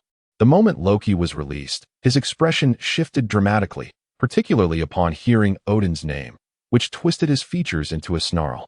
The dagger that had fallen to the ground reappeared in his hand, and with decisive intent, he lunged for Thor's abdomen before his brother could react. The determination in his expression revealed he would show no mercy. Thor might exhibit leniency, but Loki would not. He had a fondness for his oblivious brother, yet he also harbored a desire for his demise. "You remain as you always were, Thor, so easily deceived by your foes." The blade's tip was mere millimeters from Thor's abdomen, nearly piercing through his armor and into flesh, when Loki's movements unexpectedly ceased. To prepare for what lies ahead, it is evident that he cannot penetrate any further. Loki swiftly comprehended the unfolding situation. While his hand remained immobile, sheathing the dagger would render his movement unimpeded. "Damn you, Nick!" Loki bellowed at Nick. Discarding the dagger to the ground as if it were mere refuse, his figure gradually vanishing from the gaze of the onlookers. "What transpired?" Thor queried, still perplexed. He had sensed that Loki was on the verge of plunging the dagger into him, yet at the last moment, some enigmatic force had intervened. Nothing of consequence. The farce of brotherly reunion must come to an end. Nick approached, intending to extend a handshake to Thor as a gesture of civility. But Thor exhibited no inclination to acknowledge Nick's presence. He called out into the emptiness, "Loki, you scoundrel! Will you hide for eternity? I have come to bring you back to Asgard. Cease your shouting. If all goes as expected, he should have returned to the bizarre nightclub by now." Nick remarked with a chuckle, "If you find yourself at a loose end, why not join me for a spell? I have an assortment of drinks this evening." "Drinks?" Thor's eyes sparkled at the mention. Although he had indulged in celestial brews daily while in Asgard, he always felt they lacked the distinct flavor of Earth's libations. Thus, he had longed for earthly spirits during his time in Asgard. Upon receiving Nick's invitation, Thor readily acquiesced. "But let it be known, I agree to your invitation solely because you mentioned Loki would be there, not for the sake of the drinks." He glared at Nick with mock severity. "Of course, sir," Nick replied with a gesture inviting him to proceed. At the bizarre nightclub, amidst the raucous dance floor, Stark was surrounded by 4 or 5 alluring dancers. It must be said, the sensation of being enveloped by such enchanting company was undeniably delightful, as evidenced by the perpetual grin that stretched across his face. During the time Nick was out searching for Thor, Stark had been wholly absorbed in revelry, unconcerned with the developments on Nick's end. In fact, he may not have even been aware of Nick's absence, his attention singularly fixated on the women around him. Perhaps it was due to a recent buildup of pent-up energy. But Stark was particularly exuberant that night, having declared that he would cover the expenses for the evening. This announcement sent the crowd into a frenzy of excitement. With the addition of Thor to the festivities, the atmosphere surged with renewed enthusiasm. Many are captivated by Thor's striking appearance. Nick has not revealed Thor's identity, leading everyone to mistakenly assume he is merely Stark's hired escort. Several bold women approached Thor shortly after he took his seat, daring to caress his physique, which was more perfect than that of a Greek statue. To their surprise, Thor not only tolerated their advances, but soon became engrossed in the revelry. He downed drinks almost by the bottle, one arm draped around a lady, quickly embodying Stark's exuberance. "Is your brother always like this?" In a corner, Nick indeed found Loki, who was observing Thor surrounded by women with an expression that teetered between jealousy and something else. His mind was clouded with thoughts of alcohol and women. Unable to fathom Odin's absurdity in designating such a person as heir to the throne when he believed himself to be infinitely superior. In frustration, Loki drained his glass of spirits and slammed it onto the table. Though Thor claimed he had come to find Loki, since entering the nightclub, he had not once inquired about Loki's whereabouts, nor had he cast even a glance in his direction. The sole moment their eyes nearly met was when Thor's gaze followed a particular voluptuous woman. Everyone has their moments of confusion, right? Nick waved his hand dismissively. Tonight, let loose and enjoy. Such opportunities are rare. Look at Thor. He is blended in seamlessly. I am not like that scoundrel. I shall never allow alcohol to dull my senses, Loki retorted fiercely. Chapter 94. The Hammer's endorsed gulp, gulp, gulp. Do you remember when you previously claimed you wouldn't drink? Nick looked at Loki, who was clearly tipsy from the alcohol. Just moments ago, he had asserted his abstinence, yet now he had consumed an entire case of fine spirits. Had it been an ordinary person, they would have needed medical attention by now. However, the Asgardians seemed to possess an innate talent for drinking. Even Loki, who typically drank little, merely felt a slight buzz after such indulgence. Meanwhile, Thor appeared intent on depleting Stark's supply within mere hours, having already bested a dozen robust men in a drinking contest. Cheers. Thor raised his bottle high. If Nick recalled correctly, that bottle was worth a small fortune. Yet in Thor's hands, it seemed akin to a cheap beer, emptied every couple of seconds. The man attempting to match him in drinking had barely managed to consume a third of his drink. It is evident that the man has seemingly reached his limit. Halfway through a bottle, he could no longer force it down. Instantly, a chorus of boos erupted from the crowd. The importance of his pride was palpable. Upon hearing the cacophony of derision, even at his breaking point, he was determined to continue drinking. The inevitable outcome ensued. After just a couple of swigs, he expelled the contents violently. His body slumped as he collapsed to the ground, a torrent of undigested matter spilling from his mouth, while he succumbed to unconsciousness. The waitstaff, who had been poised and ready, swiftly appeared, assisting in escorting the man out and cleaning the soiled area. This marked the 10th individual to succumb to intoxication at the hands of Thor. Following his removal, the crowd erupted in applause, celebrating the god of wine. This evening, Thor undeniably became the centerpiece of the gathering. Despite his late arrival, his remarkable drinking prowess won the admiration of the onlookers. Still the same old show-off, Loki mused. Disdain etched across his face as he observed Thor surrounded by admirers. Though his words suggested otherwise, the jealousy in his eyes was not lost on Nick. Why don't you join him in a contest? Surely your Asgardian constitution can hold its own, Nick suggested. No, Loki replied decisively. That would only make me appear as foolish as he. Very well, Nick chuckled, relishing this rare opportunity to unwind without the burden of work. He savored this moment. Comfortably seated in the nightclub, observing the revelry of the men and women around him. Yet, his attention remained unwavering, meticulously watching the interactions of Loki and Thor. This was a habit cultivated over many years. Even in leisure, he found himself keenly attuned to the behaviors of others. However, Thor, in the midst of his antics, uttered something that provoked uproarious laughter from the crowd. He raised his hands, emerging from between two women, and boisterously proclaimed, "This hammer of mine is unlike any other. Only the most virtuous can lift it. If you doubt me, feel free to try." With that, he placed Mjolnir in the center of the dance floor, the most conspicuous spot in the room, where nearly everyone could see the hammer lying there. Truly remarkable, Nick chuckled, shaking his head at Thor's brazen display. From the very beginning, he harbored no intention of concealing his divine identity. On the contrary, he took great pride in it. When questioned, he boldly proclaimed himself as a deity hailing from Asgard. Naturally, despite his assertions, others were unlikely to believe him, dismissing his claims as mere drunken bravado. Nevertheless, a considerable number of individuals were still inclined to refer to this muscular, handsome figure as the god of thunder, oblivious to the jest behind their words. Thor took their laughter at face value.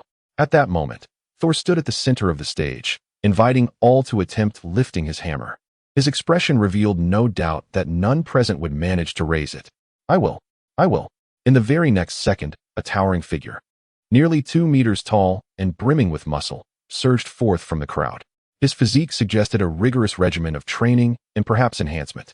He smiled and waved at the onlookers, offering Thor an international gesture of bravado. Thor, indifferent to the gesture, continued to embrace his companion, entwining his tongue with one of the lovely ladies while observing the man on stage. The man, visibly irritated by Thor's nonchalance, resolved to lift the hammer from the ground and strike Thor's face with it. What nonsense! Only the worthy can lift this hammer? I refuse to believe it. Taking a deep breath, he crouched down and grasped the handle of Mjolnir with both hands. Yet, no further progress ensued. Despite his immense effort, the hammer refused to budge even a single inch, as if it were anchored to the ground. It appears the hammer has not chosen you, Thor chuckled, embracing his companion while casting a glance at the man whose countenance had turned sour. Ultimately, the man was forced to leave the stage in defeat. Witnessing this, others eagerly stepped forward to try their luck, most of them skeptical of Thor's claims and eager to uncover the truth. However, none succeeded in lifting the hammer, only to elicit Thor's hearty laughter.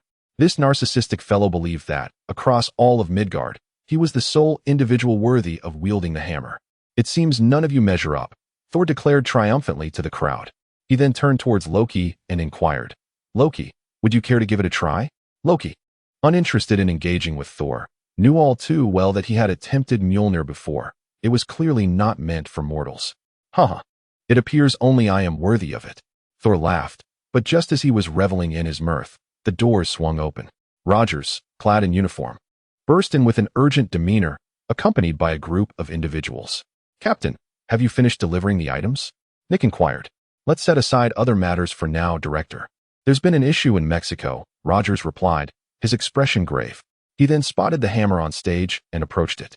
Of course, he recognized this hammer. It belonged to the individual he had previously sparred with. Evidently, he had not noticed Thor nearby. Turning to Nick, he asked, Where's Thor? Why is his hammer left here? He effortlessly picked up the hammer from the ground, oblivious to Thor's expression, which was as unpleasant as if he had just tasted something vile. In a thunderous roar, lightning surged through Roger's body. Chapter 95. Meteorite. The onlookers were left astounded. Just moments ago, it was declared that no one could lift the hammer. Yet in the blink of an eye, an unfamiliar stranger had raised it. As Rogers grasped the hammer, Mjolnir, which had appeared ordinary moments before, seemed to awaken. Lightning erupted from within, coiling around Rogers. The hammer emitted a faint rumble, as if rejoicing in its newfound master. Nick, what is happening? Rogers, the central figure in this bewildering event, was at a loss. Holding the hammer, he observed the crackling electricity enveloping him, his expression shifting as those around him instinctively retreated. An extraordinary sensation surged within him, akin to being bestowed with boundless power. He felt he could command the lightning at will, just as Thor did. Yet, Rogers remained prudent and sought Nick's insight. I have no idea why this is happening. Perhaps you should consult the hammer's owner. Nick Fury promptly deflected responsibility onto Thor. After pausing to consider Nick's words, Rogers followed his gaze and spotted Thor, whose face was etched with despair. At that moment, Thor resembled a man who had lost his dearest love, staring incredulously at Rogers kneeling on the stage, seemingly murmuring something. Nick could infer from Thor's lip movements that he was uttering curses, likely in disbelief that his precious hammer could be so easily lifted by an outsider. Hello, Thor. Good to see you again. Next time, try not to misplace your hammer, Rogers remarked, perceiving Thor's distress. With understanding, he gently placed the hammer beside Thor, refraining from further inquiries. The instant he relinquished the hammer, the lightning dissipated. The power of thunder emanates solely from Mjolnir, Thus, when Rogers relinquished the hammer, that formidable force naturally dissipated. Yet, within the depths of Rogers' heart, there lingered an unusual sensation. He slowly raised his hand, eager to validate his hypothesis. With a slight opening of his palm directed toward Mjolnir, the hammer responded as if sensing its master's call, vibrating gently before soaring toward Rogers' embrace. "My hammer is mine," Thor erupted, seizing Mjolnir with fervor. His profound affection for the hammer rendered him unwilling to allow it to be claimed by a mere savage. Even if that individual had garnered the hammer's approval, Thor gripped the hammer with both hands, his expression fraught with vigilance as he regarded Rogers, fearful that he might once again snatch away his beloved weapon. To be frank, he began to regret his earlier bravado. Had he known, he would not have orchestrated such theatrics, lest his cherished hammer be sullied by an outsider. "Ahem, Director," Rogers cast a pleading glance toward Nick. "It's nothing. You could interpret it as having accidentally wronged him," Nick replied. "But I haven't done anything," Rogers protested. "It's merely a metaphor. Do not dwell on it. Allow him a moment to collect himself." Nick gestured for Rogers to come closer. Seated before Nick, Loki finally burst into laughter, reveling in Thor's embarrassment. Had he been aware of the existence of smartphones, he would have undoubtedly captured Thor's current state to enjoy for days on end. "Have matters in Hell's Kitchen been resolved?" Nick inquired. Rogers nodded. "Indeed, but Director, I did not come to discuss Hell's Kitchen. It pertains to something discovered in Mexico."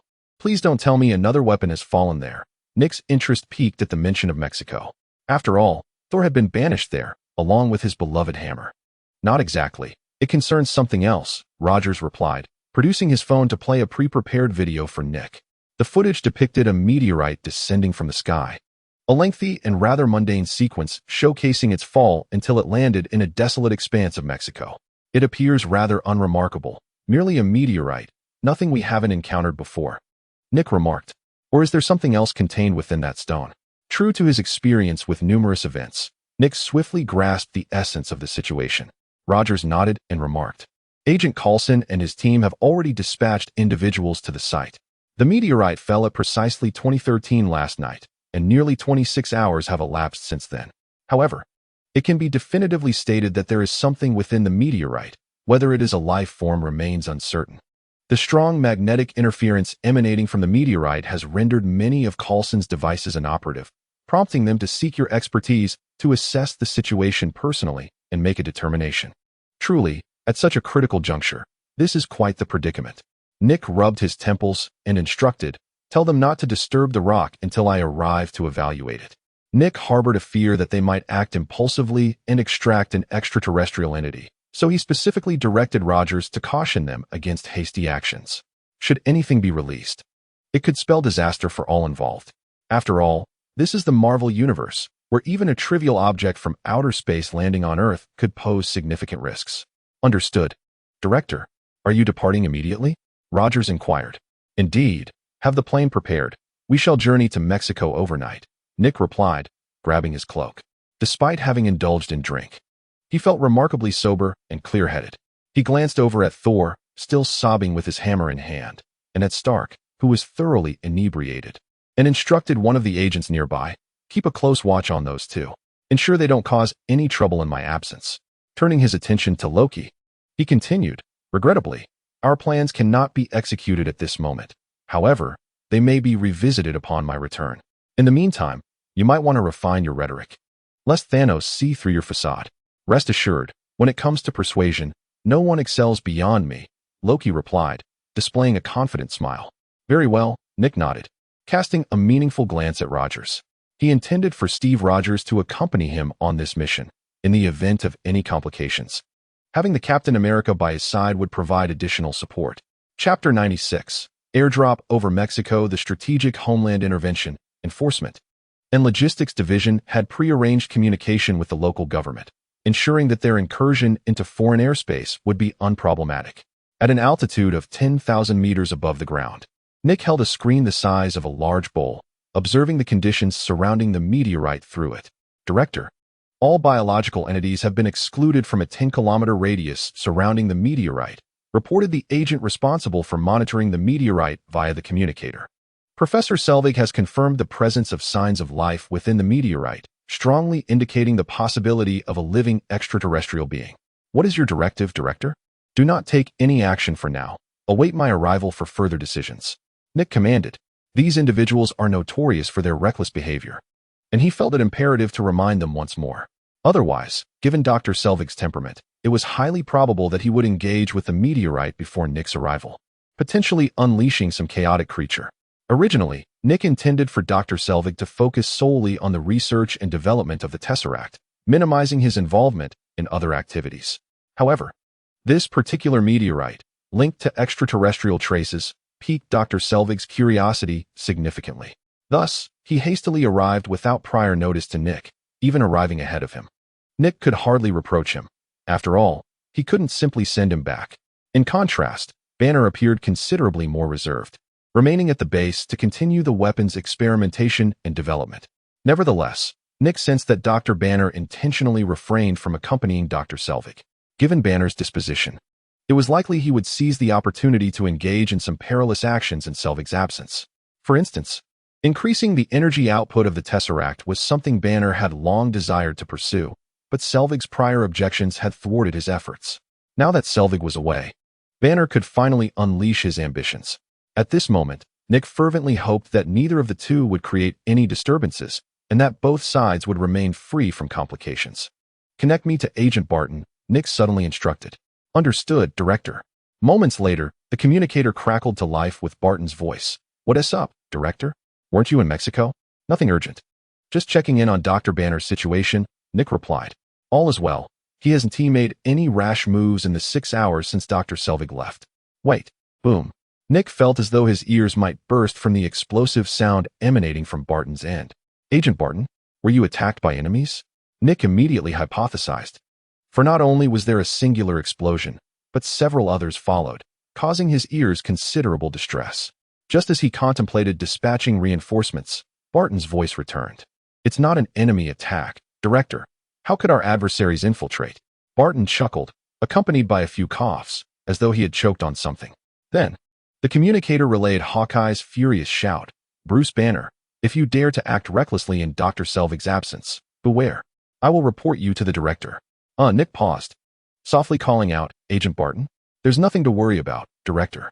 It appears that Dr. Banner's recent experiment has encountered a minor mishap and resulted in an explosion, Barton spoke. But before he could finish, Nick was startled by another explosion. I apologize, Director, but I may need to terminate this communication as it seems there's another fire at Dr. Banner's location. I trust you wouldn't wish to witness him transforming into a colossal green creature rampaging through the laboratory? Understood. You may proceed, Nick replied, his expression darkening as he voluntarily disconnected the communicator. He rubbed his temples and let out a heavy sigh. It was imperative to resolve matters swiftly and return Dr. Selvig. Without his presence for just 2 days, Dr. Banner could potentially obliterate the entire research facility.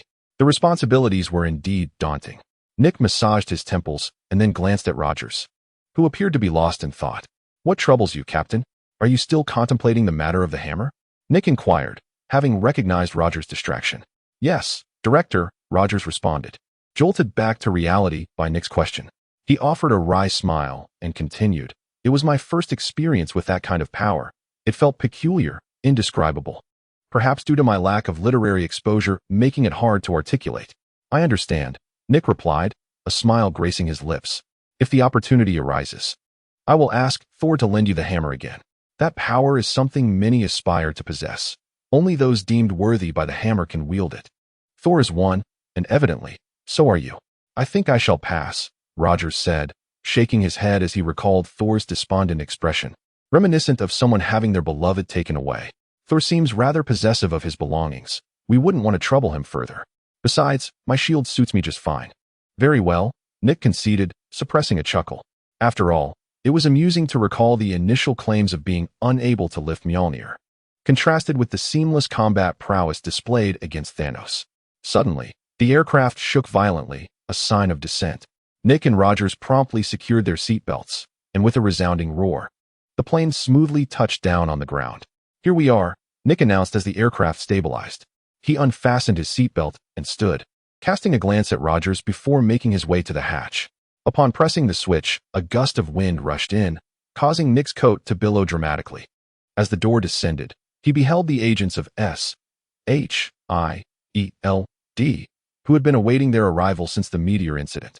Had it not been for their swift arrival, they might not have been the first to seize control of the meteorite. Director, you have finally arrived. The foremost doctor. Selvig expressed his delight upon seeing Nick. We can reminisce later. Let us first inspect the meteorite. Nick's primary concern was to address the issue of the meteorite. Chapter 97. Simply knock. As Nick followed Dr. Selvig and his team, he observed the personnel stationed along the way, diligently preventing any external intrusion. Although few dared to pilfer from SHIELD, the necessary precautions still had to be taken. Rogers trailed behind Nick, bearing his shield, resembling Nick's personal bodyguard. Why is the signal so weak here? Nick inquired, examining the faint signal on his communicator, directing his question to Dr. Selvig. It is not our doing, Dr. Selvig clarified, recognizing Nick's assumption. We have not deployed any signal jammers. The meteorite's magnetic field is disrupting the signals in this vicinity. The closer one approaches the meteorite, the stronger the interference becomes. When near the meteorite, there is virtually no signal at all. Even our instruments are rendered inoperative, which explains why we have struggled to ascertain what lies within the meteorite for so long. Dr. Selvig offered a wry smile. Even the communications we managed to establish with you required sending someone to a distance to install a new signal receiver. What could emit such potent signal interference? Nick found himself increasingly intrigued by the meteorite. He had encountered similar phenomena before, yet those meteorites only disrupted signals in their immediate vicinity. The complete isolation of electronic instruments from signals at a distance, as seen today, was unprecedented. No wonder Dr. Selvig and his team had made little progress. Much of their time had been consumed in adjusting their equipment. Were there many witnesses when the meteorite fell? Nick inquired of the initial group of agents who arrived here. Director, we have conducted an investigation. The nearest town is approximately 30 kilometers away. The local residents reported seeing something resembling a meteor streaking across the sky last night. But no anomalies were noted. That is reassuring. Nick felt a sense of relief upon hearing the agent's report. His implication was straightforward. If no one else had discovered the meteorite, they could claim it as their own without concern for external explanations. After all, the more individuals who become aware of certain matters, the more challenging they become to manage. In his youth, Nick always endeavored to simplify complexities. How much further? Nick inquired, trailing behind Dr. Selvig. They had been walking for nearly 3 minutes without sighting the meteorite. We are almost there, Director.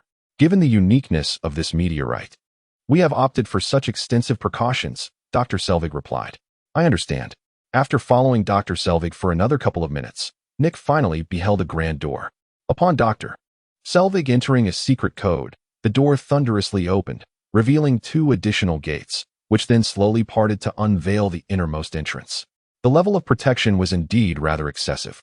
Nick glanced back at the agents trailing behind him. They instantly comprehended his intent and respectfully withdrew to their original posts, ensuring that no disturbances would occur while he examined the meteorite.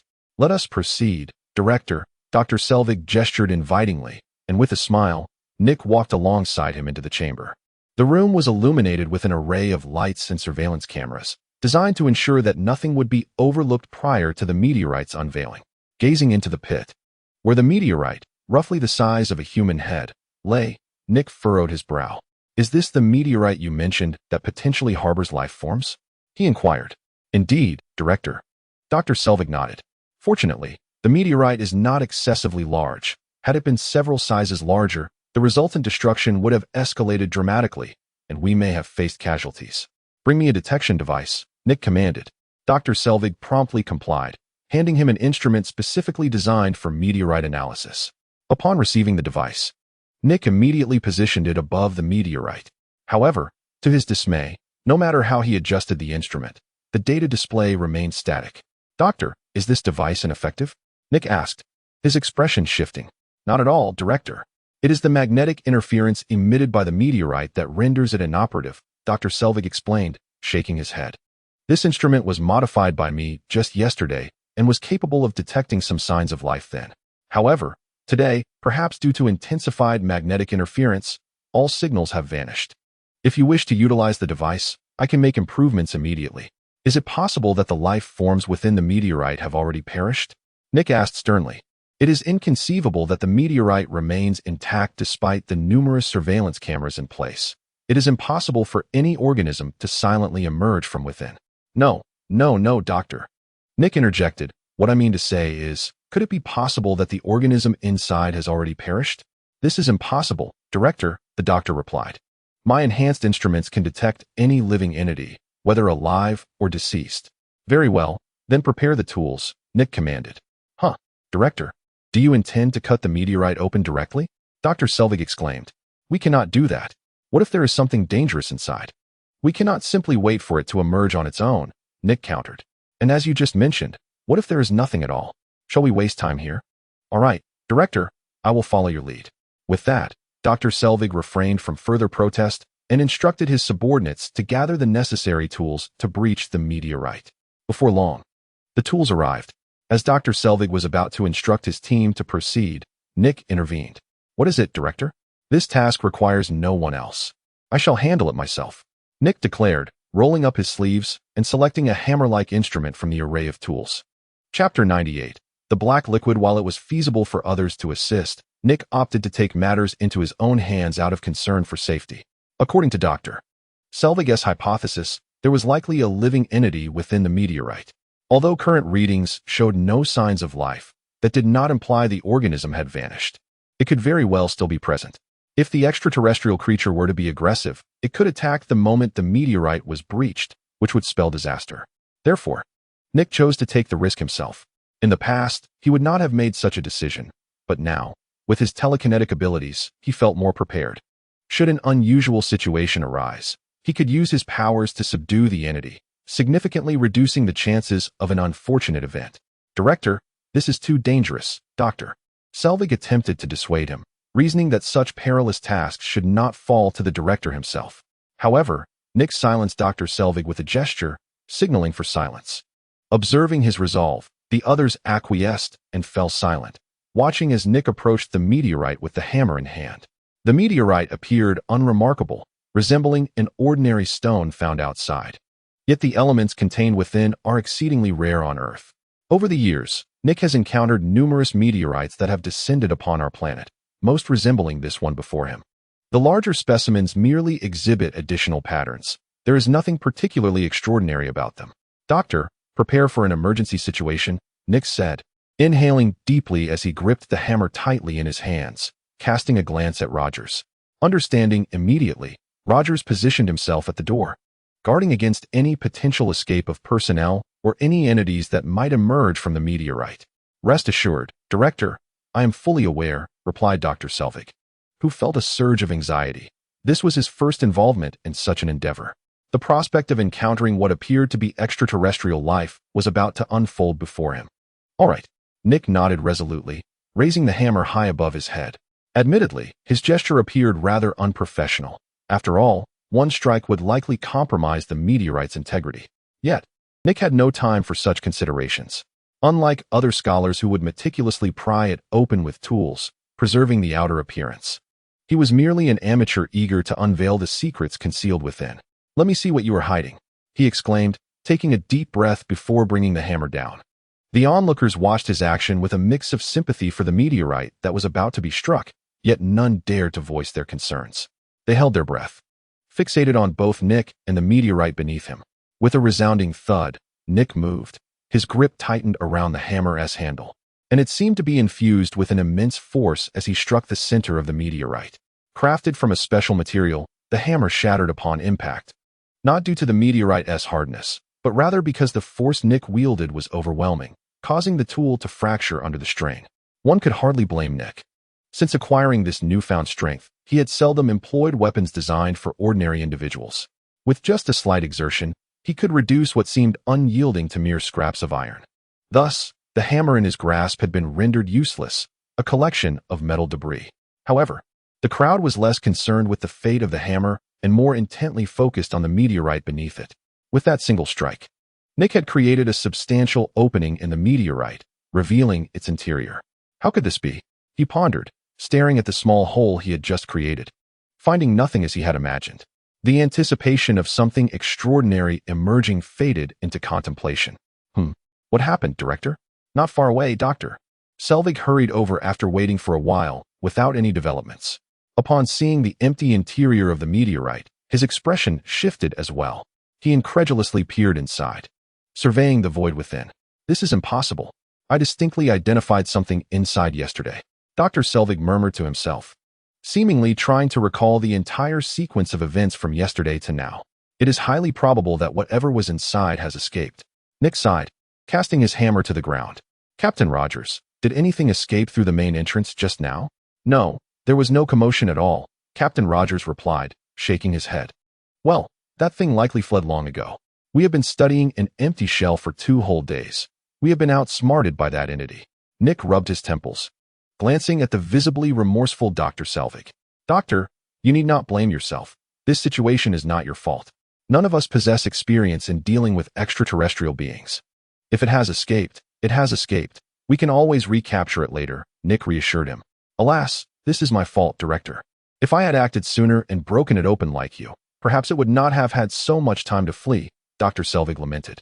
Now is not the time for self-reproach, Doctor. First, let us retrieve all the surveillance footage from the base over the past 2 days, and also obtain the satellite records for this area. That creature was still here yesterday. Given that it has only been a day, it cannot have gone too far. Our priority is to ascertain what kind of being that was and locate it, Nick asserted. Yes, Director, I will arrange for that immediately. At this point, it is of little use to dwell on it. After a moment of silence, Dr. Selvig complied with Nick's instructions. Meanwhile, Rogers approached Nick's side. Director, what do you think that creature was? I do not know, but the danger level should be minimal. Otherwise, there would have been injuries by now, Nick replied, shaking his head as he gazed at the meteorite, which was half broken. A meteorite of this size surely cannot contain anything of substantial volume. However, in the next moment, Nick's expression hardened. Rogers, noticing the change in Nick's demeanor, inquired, Director, what is it? Nick did not respond, instead walking over to the edge of the meteorite, his face filled with disbelief as he gazed at a remaining droplet of black liquid within. Chapter 99. A bold hypothesis surged into Nick's mind. He directed his fist toward the meteorite before him and struck it with a powerful blow. This time, he relied not on any tools but shattered the meteorite into fragments with his bare hands. Though small, the meteorite weighed nearly 100 kilograms for an ordinary person. Even with tools, it would be a formidable task to break it apart. However, in Nick's hands, it was as malleable as a toy, easily splintered into several pieces. Director, have you discovered something? Rogers, observing the change in Nick's demeanor, quickly approached him. Upon seeing Nick crouch down, he mirrored his actions, following Nick's gaze to the piece of meteorite in his grasp. In the center of that fragment, there were several droplets resembling ink, leaving behind a curious residue. Of course, it was certainly not ink. It merely bore a similar hue. No, just some conjectures, Nick replied, scrutinizing the shard in his hand. The other fragments bore no traces of the black liquid, only the piece he held. This realization dispelled some of his earlier thoughts. It seemed that whatever it was had truly escaped unnoticed. Have there been any results from the surveillance at Dr. Selvig's location? Nick inquired. Although only a few minutes had passed since their arrival, SHIELD was known for its high operational efficiency. Sometimes, results could emerge in a matter of seconds. I'll go ask, Rogers said, rising to his feet and opening the door to seek out someone for information, leaving Nick alone to ponder the meteorite fragment in his hand. For reasons unknown, the droplet that resembled ink evoked a sense of familiarity within him. Venom. The comics had mentioned that when Venom first arrived on Earth, it was accompanied by a similar meteorite, a detail echoed in several film narratives. Nick, still in the realm of suspicion, realized that if that substance were indeed venom, it would pose a significant threat. Venom existed within a host through a parasitic connection. If that entity had latched onto someone, extracting it would be a daunting challenge. Moreover, as long as venom remained dormant, it would be impossible for him to locate it. Calculating the time, Venom had been on Earth for nearly a day, during which no one knew when it had managed to escape. Thus, it was highly plausible that it had already taken refuge within the body of the first individual to encounter the meteorite. If that were the case, Venom might well be residing within the very person who had first touched the meteorite. Director, Dr. Selvig's team is still investigating, but thus far, there have been no significant findings. Given the brevity of time, the absence of results is to be expected. At this moment, Rogers has returned and reported this news to Nick. Nick nodded in agreement. It was indeed reasonable. If his suspicions were correct, then Dr. Selvig would find nothing, even after scrutinizing all surveillance footage. After placing the meteorite fragment, which bore traces, into his pocket, Nick spoke. Is Dr. Selvig currently in the monitoring room? I have a few matters I wish to confirm with him. Yes, I will take you there immediately, Rogers replied, nodding, and led Nick towards the monitoring room. Throughout the journey, Nick contemplated the matter of venom. Although nothing had been confirmed yet, any potential lead could not be overlooked. After all, if it truly was venom, the implications would be dire. It represented a significant threat that needed to be addressed promptly to avert future calamities. Upon entering the monitoring room, Nick observed Dr. Selvig and several agents diligently reviewing the surveillance footage. Despite covering only a single day, the multitude of camera angles necessitated considerable time for thorough investigation. Director, we are still analyzing the footage, so please refrain from summoning anyone. Dr. Selvig instinctively assumed Nick was impatient and hastily explained. It's all right. I understand that results will not materialize immediately. There's no rush, Nick replied, shaking his head. I came to inquire about something else. What is it? Dr. Selvig asked. Who was the first individual to encounter the meteorite? The first person to come across the meteorite? Why do you ask, Director? Dr. Selvig, though puzzled, responded to Nick's query, aware of SHIELDS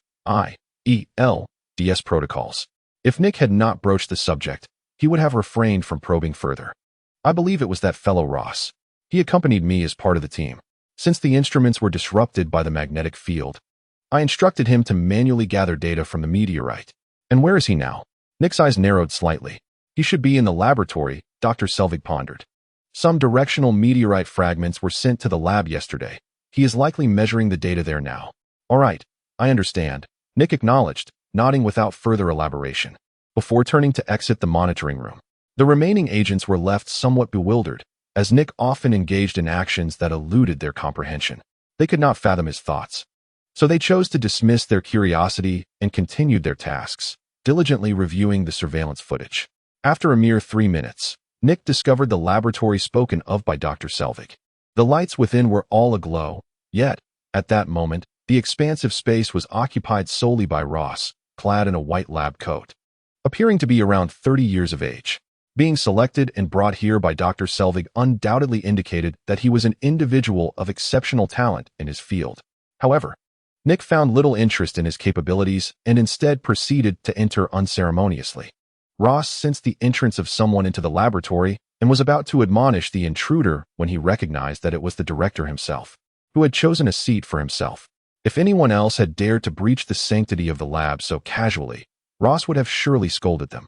Yet, with the director, he lacked the courage to do so. What's the matter, Director? Weren't you investigating at the meteorite site? What brings you to our laboratory? Ross inquired, setting aside his work, a smile illuminating his face as he regarded Nick. As Ross ambled towards him, Nick's expression remained unchanged, seated with legs crossed, casually fiddling with the various vials and containers scattered across the table. Had Dr. Selvig witnessed this scene, he would undoubtedly have chastised Nick for his indiscretion. These items were essential for Dr. Selvig's experiments, and Nick's reckless entry without preparation had already breached the laboratory's regulations. Moreover, his meddling with the apparatus could very well jeopardize the outcomes of future experiments. Nonetheless, Nick paid little heed to these matters, his peripheral vision trained on Ross. What's the matter, Director? If there's something you require my assistance with, I am at your service. Ross, having encountered Nick a few times as Dr. Selvig's assistant, was aware of the director's character, though not intimately familiar. It was unusual for him to visit without cause, especially since he had recently heard that Nick was at the meteorite site, so his sudden appearance here surely indicated something amiss. Don't move, just stand there, Nick commanded as Ross approached, extending a finger toward him. The nonchalant tone momentarily surprised Ross, leaving him puzzled about the meaning behind Nick's words. Director, what do you mean? Ross inquired, somewhat perplexed. Just the literal meaning. I said don't move, Nick replied, crossing his legs, and indeed, Ross remained still upon hearing those words. His expression, however, grew somewhat frozen, as he remained uncertain about Nick's reasoning for this directive. I heard from Dr. Selvig that you were the first to come into contact with the meteorite. It was in this manner, Director, that due to a malfunction of the instrument, the doctor instructed us to proceed with hands-on measurements. However, I cannot recall if I was indeed the first to encounter the object. as there were several others present alongside me.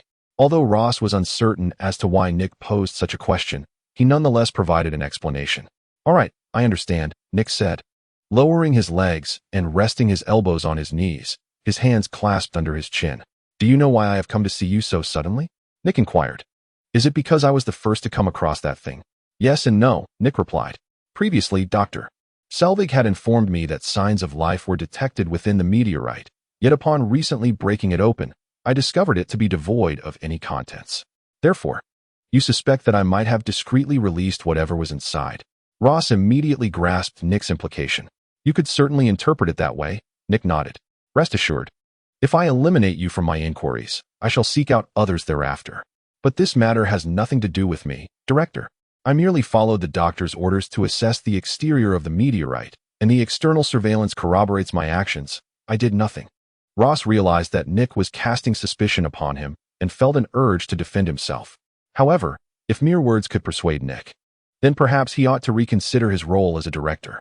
"I do not dismiss the possibility of such an interpretation, but I remain indifferent," Nick shook his head, signaling Ross not to elaborate. "I have never been swayed by such matters. I trust only my own judgment. From here on, you need only adhere to my instructions." "What would you have me do?" Ross inquired. "Simply stand still. I shall attempt my method." With that, Nick retrieved a fragment of the meteorite from his pocket, which still bore a few drops of a dark liquid. Upon seeing the meteorite fragment, Ross's expression grew notably grave, especially upon noticing the small dark area on it. "Is this a fragment of the meteorite? What do you intend to do with it, Director?" Ross asked curiously. "I instructed you to observe, not to inquire," Nick replied without further elaboration, placing the fragment in his palm. With a firm grip, he crushed the meteorite fragment into pieces. As he opened his hand, he blew gently, sending the pulverized meteorite into the air, yet a single drop of the black substance remained in his palm.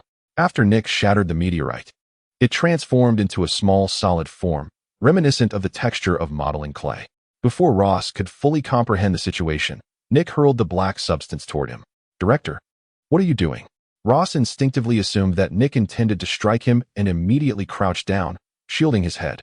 However, by the time he realized what was happening, it was too late. A drop of that dark substance had already made contact with his chest, sinking into him in a bizarre manner. In an instant, it vanished within Ross's body. Indeed, that substance was a remnant of venom, which would return to its origin upon contacting the host.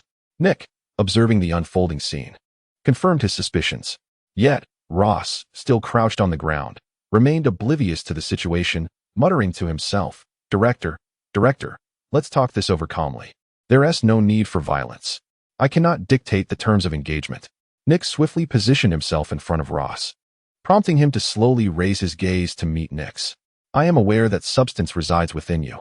I offer you a chance to release it. If you do so, I shall overlook this incident," Nick stated coolly, his expression indifferent. "What are you talking about, Director?" Ross, who had already been seen through by Nick, appeared utterly bewildered. Observing his demeanor, Nick could not discern whether Ross was genuinely ignorant or merely pretending. He seized Ross's head and hoisted him off the ground with an alarming strength. "Director, if you continue like this, I will call for help." Ross, clearly intimidated by Nick's immense force, turned pale and cast his eyes outward, hoping for someone to pass by and cry for assistance. "If you truly can summon aid, I would not mind if you did so. However, before that, you must endure a punch from me." As soon as the words left his mouth, Nick aimed a punch directly at Ross's chest. Crack! The sound of shattering bones echoed from Ross's chest as a mouthful of crimson blood was expelled from him. Nick sidestepped to avoid being splattered by the blood. Observing the dent in Ross's chest from his strike, Nick remained expressionless. This was the result of him holding back. Otherwise, with his current strength, a single punch could have pierced Ross's chest entirely. Did I guess incorrectly? That shouldn't be the case. Nick stroked his chin, but in the next moment, his expression shifted slightly. To his astonishment, Ross's previously concave chest began to restore itself in a most peculiar manner. Chapter 101. Venom Inside the Laboratory. The overhead lights flickered ominously. The floor was strewn with shattered experimental apparatus. Nick gazed at Ross, whose chest was slowly and bizarrely returning to form, and his demeanor grew serious, especially upon witnessing a viscous black liquid continuously oozing from Ross's body. His brow furrowed in concern. He released his grip on Ross, retreating his entire body step by step. It appears that the parasitic venom within Ross has begun to aid in the restoration of his body. After all, this venom possesses a peculiar quality. As long as the host draws breath, it can almost certainly assist in healing, especially when it concerns mere wounds. In a matter of mere seconds, Ross's body was revitalized.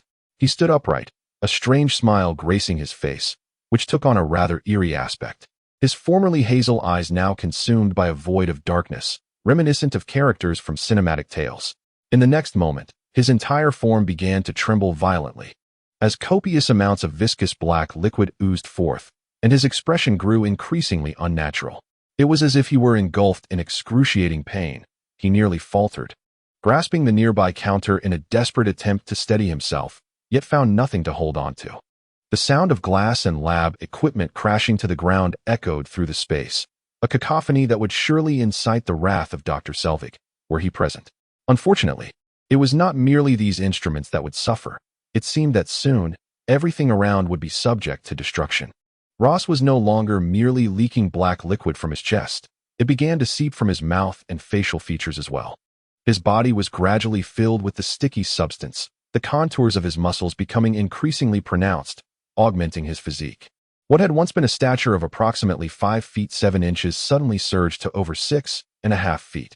Even his head was enveloped by this viscous liquid, revealing only a single eye, which, rather than displaying fear as before, now glimmered with a sinister allure. "Kill him, and we shall depart," the creature before them spoke, its voice still echoing Ross's, albeit with a chilling resonance. As these words left its lips, the last vestige of Ross's eye was consumed by the thick substance.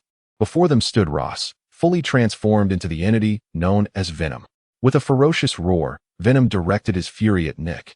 As though venting the pent-up frustration from the earlier confrontation with Ross, an exaggerated tongue extended from his mouth, exuding a nauseating breath. "Your head appears quite delectable," Venom hissed, eyeing Nick with an insatiable hunger, as if he were a mere morsel on a platter. Unfazed, Nick maintained a stoic demeanor and replied, "So, you infiltrated Ross from the very beginning, and through a web of deceit, incited him?" It was a classic tactic of a parasitic entity, and Nick was resolute in his belief that the venom, once embedded within Ross, had stirred his emotions. Unlike other parasites, venom was notorious for emitting bizarre sounds from within, a telltale sign that would lead any individual to suspect the presence of something grotesque within their own being. Thus, Nick decisively dismissed the possibility that Ross was unaware of the situation, leaving only one alternative. Venom must have used some sweet words to persuade Ross, causing him to remain silent.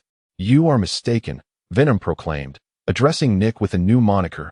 "This human willingly requested that I lend him my power, claiming he too aspired to be a superhero. However, the price is that once we escape, I may feast upon any human I desire." Oh. Nick was evidently taken aback by the revelation that Ross harbored dreams of being a superhero, albeit a dream that had yet to take flight. As it had already been articulated, "Well, I believe I understand now. It is time to deal with you." Nick rotated his wrists and ankles, resembling someone merely stretching their limbs. This peculiar display left the imposing Venom somewhat bewildered, as this human exhibited an unusual lack of fear towards him. In Venom's mind, a voice echoed, urging him, "Do not concern yourself with who he is or how formidable he may be. In my presence, he shall merely serve as my meal." Yet, Venom's arrogant disposition rendered him heedless to the warning. He began to lumber toward Nick with his massive form. "You shall be my first feast upon awakening," Venom declared fervently. With a powerful push, he leaped several meters into the air, mouth agape, lunging at Nick. His elongated tongue protruded grotesquely, resembling a thick red rope, ready to ensnare a victim's neck.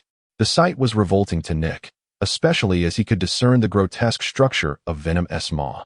"How repulsive! Keep your distance." Nick thought it unnecessary to transform in the face of such an adversary. As Venom's gaping mouth approached, Nick decisively delivered a left hook to Venom's face. The impact was resounding, the force of his punch distorting Venom's visage upon contact. What sorcery grants this human such strength? Venom pondered internally, only to be sent sprawling by Nick's blow. Venom's vast body crashed through several experimental platforms and barreled into a makeshift wall before coming to a halt amidst the debris. Beneath the rubble, Venom lay buried. Nick glanced at his fist that had just struck Venom, feeling as though he had struck a mass of mud. He then picked up his communicator. Immediately evacuate all personnel, sound the emergency alarm, and then inform Dr. Selvig. There is no need for further monitoring. I have located the pest. With that, Nick terminated the communication. In that instant, the alarm at the temporary base blared, and, barring any unforeseen circumstances, all staff would be relocated to safety within 3 minutes. What a hassle. Were it not for you, I wouldn't be working overtime. Nick sighed as he stowed away the communicator. Not far from him, amidst the ruins, Venom's form erupted with a thunderous crash. Although the recent blow had been painful, it had not inflicted any significant damage. Chapter 102, another overtime shift. However, on one side of Venom's visage, a distinct fist imprint was evident, one that Nick had just left. Yet, as Venom regained his footing, the mark began to fade gradually. A fierce expression emerged on his face, and in his gaze directed at Nick, a flicker of surprise shone through. But in the next moment, that astonishment dissipated, replaced by an insatiable desire to consume Nick whole. Clearly, he had not anticipated that this human possessed such formidable strength, powerful enough to launch him away with a single punch. Venom's emergence instantly incited chaos among the personnel outside. They had just received the alarm and were fleeing in various directions. However, some were caught off guard, having barely made it a few steps before encountering a dark monstrosity. Help! Several staff members, upon sighting Venom, were rendered paralyzed with fear. Most were civilian personnel accustomed to the laboratory environment, and many were newcomers. They had never witnessed such a scene and were left crumpled on the ground, bewildered, their faces etched with terror as they met the creature's gaze, fearing for their lives. I'll feast on you first. Venom bared his jagged maw, his crimson tongue lolling out. With more accessible prey at hand, he decided not to hastily deal with Nick, but to first claim a few heads to satiate his hunger. He swiftly altered his course, advancing toward the terrified staff who were unable to escape. Bang, bang, bang. In the distance, agents maintaining orders spotted the emerging Venom and recognized that he was heading towards their colleagues. It was clear that this shadowy beast was the source of tonight's alarm. These agents, possessing unwavering composure, immediately drew their weapons and opened fire on Venom. Dozens of bullets struck his body, yet it felt as though they were merely impacting a sponge. The bullet embedded itself without inflicting any damage upon Venom. Instead, Venom merely raised his hand, and in the next moment, those bullets lodged within his form were shaken free one by one. What sort of creature is this? Realizing the bullets were ineffective, the agents contemplated switching to more potent weaponry. However, before they could retrieve their arms, a shield suddenly soared through the air, hurtling swiftly toward Venom's head. Take the others and leave.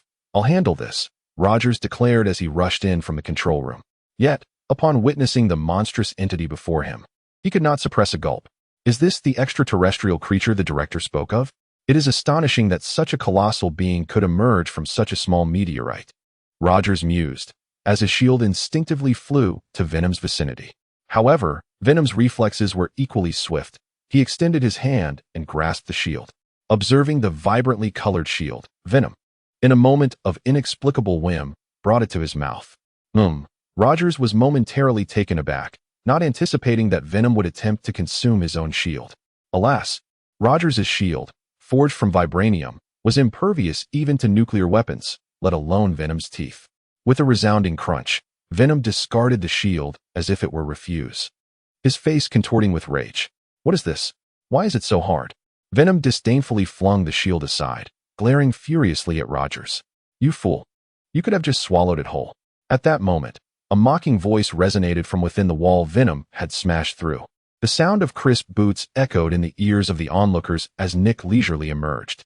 As he walked, he raised his hand, using telekinesis to manipulate the vibranium shield, roughly shoving it into Venom's mouth. Venom stared incredulously at Nick, who did not even have to touch the shield to force it into his maw. No, I want to eat this. Venom protested angrily, resembling a petulant child. Yet, no matter how he shouted or reached out to retrieve the shield, it was futile. The shield forcefully penetrated through his obstructing arm and was shoved into him, causing the viscous black substance enveloping him to dissipate gradually. Soon, the body of Ross, encased within, was revealed, and the shield fell to the ground. In a bid to avoid consuming such an unpalatable item, Venom retreated back into Ross's body. What is happening with Ross? Why is Ross here? In the distance, Dr. Selvig, who was fleeing, immediately recognized the figure lying on the ground, dazed and unconscious. He rushed over in disbelief, only to find Ross incapacitated, alongside the bullets that had just been discarded by Venom. "What is going on?" Dr. Selvig inquired of Nick. It was evident that the creature was a parasite. Before Nick could finish his sentence, he was abruptly interrupted, as he attempted to restrain the agent who was about to turn Ross over, urging him not to make contact. However, it was too late. The agent had already reached Ross. In an instant, a multitude of black, viscous liquids surged from Ross's mouth and nose, swiftly entering the body of the agent who had touched him. With a roar, Venom had found a new host, regaining its formidable form as it rose from the ground, glaring furiously at those around it. "Damn it! Are these fools incapable of listening?" Nick glared at the bewildered agents, frustrated that their haste had allowed Venom to seize the opportunity and change hosts. "What are you waiting for?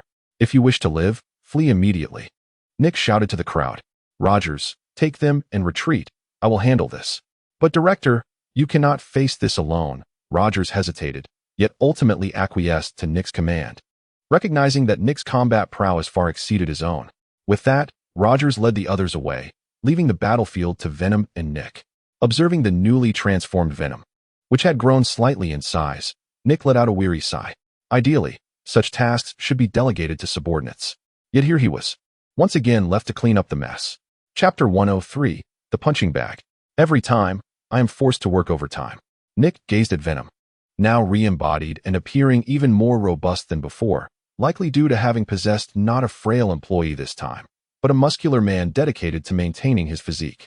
"This time, I shall consume you," Venom declared, its eyes filled with disdain. The exaggerated whites of its eyes gave Nick a sense of naive arrogance. Were these creatures truly so overconfident?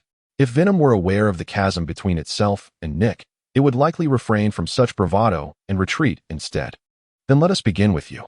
Venom was in no hurry to confront Nick, for at his feet lay Ross, the previous host he had possessed.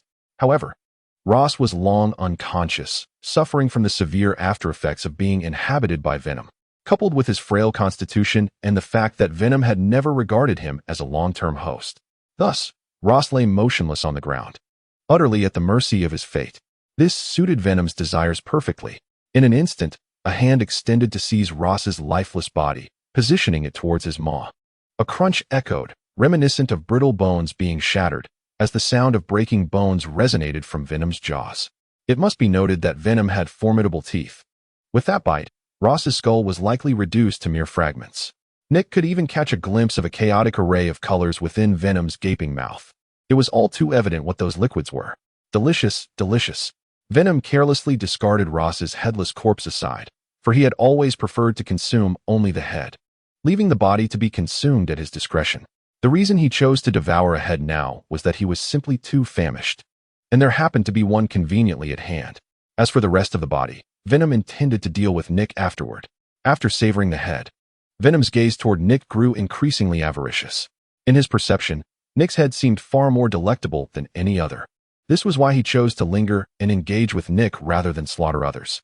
The allure of Nick's bald head was worth dozens of others outside. "Seems my head is quite popular," Nick remarked, stroking his bald crown, which was as bare as could be and even reflected the light. "If you intend to make a move, do so swiftly. Let me gauge your strength." Nick regarded Venom with a calm expression, undeterred by the fact that the latter had just consumed a head moments before. Throughout his years as an agent, he had encountered countless gruesome scenes. Moreover, Ross had brought this upon himself. Having chosen to ally with Venom, he had to be prepared for the possibility of being bitten back. After all, who was Venom? Only a select few could ever hope to contain him. "You are quite arrogant, human. I shall gladly accept your head," Venom proclaimed, opening his maw once more, transforming into a fearsome beast as he lunged towards Nick. However, this time Venom had learned from experience. Having witnessed Nick's strength, he refrained from recklessly closing the distance. Instead, he manipulated the murky liquid in his arms, transforming them into the shape of a long blade. Although this long blade is composed of his own body, it does not hinder his remarkable resilience. Its obsidian hue is unnerving, capable of slicing through any object. "Have you grown wiser?" Nick gazed at the approaching Venom in midair, particularly fixating on the long blade extending from its arm. Should it make contact, his body would undoubtedly suffer harm. However, It is a pity that despite adopting a new method of attack, Venom remains far from being a worthy adversary, for it is unlikely to even graze Nick's form. Get away. Nick locked eyes with Venom, who descended with ferocity, its maw agape, unleashing a crimson tongue, resembling a creature from the silver screen. Yet, regrettably, such intimidation failed to unsettle Nick. With a gentle lift of his hand, an invisible force surged forth, striking Venom's visage. The impact was so immense that it deformed half of Venom's face. Unlike the previous encounter, however, Nick's palm did not actually make contact. It was a mere gesture from afar. The crisp sound of a slap resonated in the air. Venom was sent spiraling through the sky, tumbling like a marionette with severed strings, before crashing into a myriad of objects, finally coming to a halt amidst the debris. It lay buried in the wreckage. One must admit, the power of mental control is indeed invaluable, adept at circumventing numerous troubles and unnecessary contact. Nick surveyed his palm, which had just executed the mental command. Although he had delivered a slap to Venom, he felt nothing, merely sensing that he had struck something. It appears that I can utilize this ability more frequently. In comparison to other combat methods, this approach, which requires minimal movement, suits me far better. A satisfied smile graced Nick's lips. Yet, from the ruins before him, Venom's form erupted once more. Its deformed face gradually mended under its own capability. However, this time, the restored Venom exhibited a noticeable decline in arrogance. Damn human, once more. Venom, undeterred, charged towards Nick again, transforming its hands into two distinct weapons, one a blade, the other a hammer. Nevertheless, the outcome mirrored the previous encounter. With impeccable timing, Nick delivered yet another slap before Venom could reach him. The crisp sound reverberated once more, and predictably, Venom was sent flying again. This cannot be. I shall return. Venom, filled with indignation, lunged forth once again, its mouth agape in a frightful manner. With a swift motion, Nick sent Venom flying once more, the creature resembling a petulant child, perpetually rising only to be cast aside again. Each time, Nick exerted a bit more force, ensuring that Venom was hurled further away. His expression remained unchanged, merely repeating the simple gesture of his hand, and with each strike, another unfortunate soul plummeted downwards. Eventually, Nick grew weary of taunting Venom, opting instead to simply send him flying without further ado. Chapter 104. The Wolf Among the Sheep. Cursed, cursed, cursed. In the midst of the ruins, Venom's furious exclamations echoed relentlessly. The surrounding structures had nearly all succumbed to the destruction wrought by Nick's hand. However, this was inconsequential. The temporary base's purpose had been to study the extraterrestrial meteorite that had fallen, and with the true nature of the meteorite now revealed, the significance of the base diminished. With his hands clasped behind his back, Nick wore an expression of utter ease.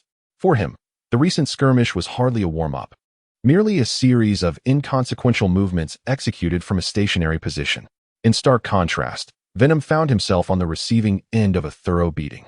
Trembling, he crawled out from the debris once more, devoid of the arrogance he had previously displayed, his face now a portrait of disbelief.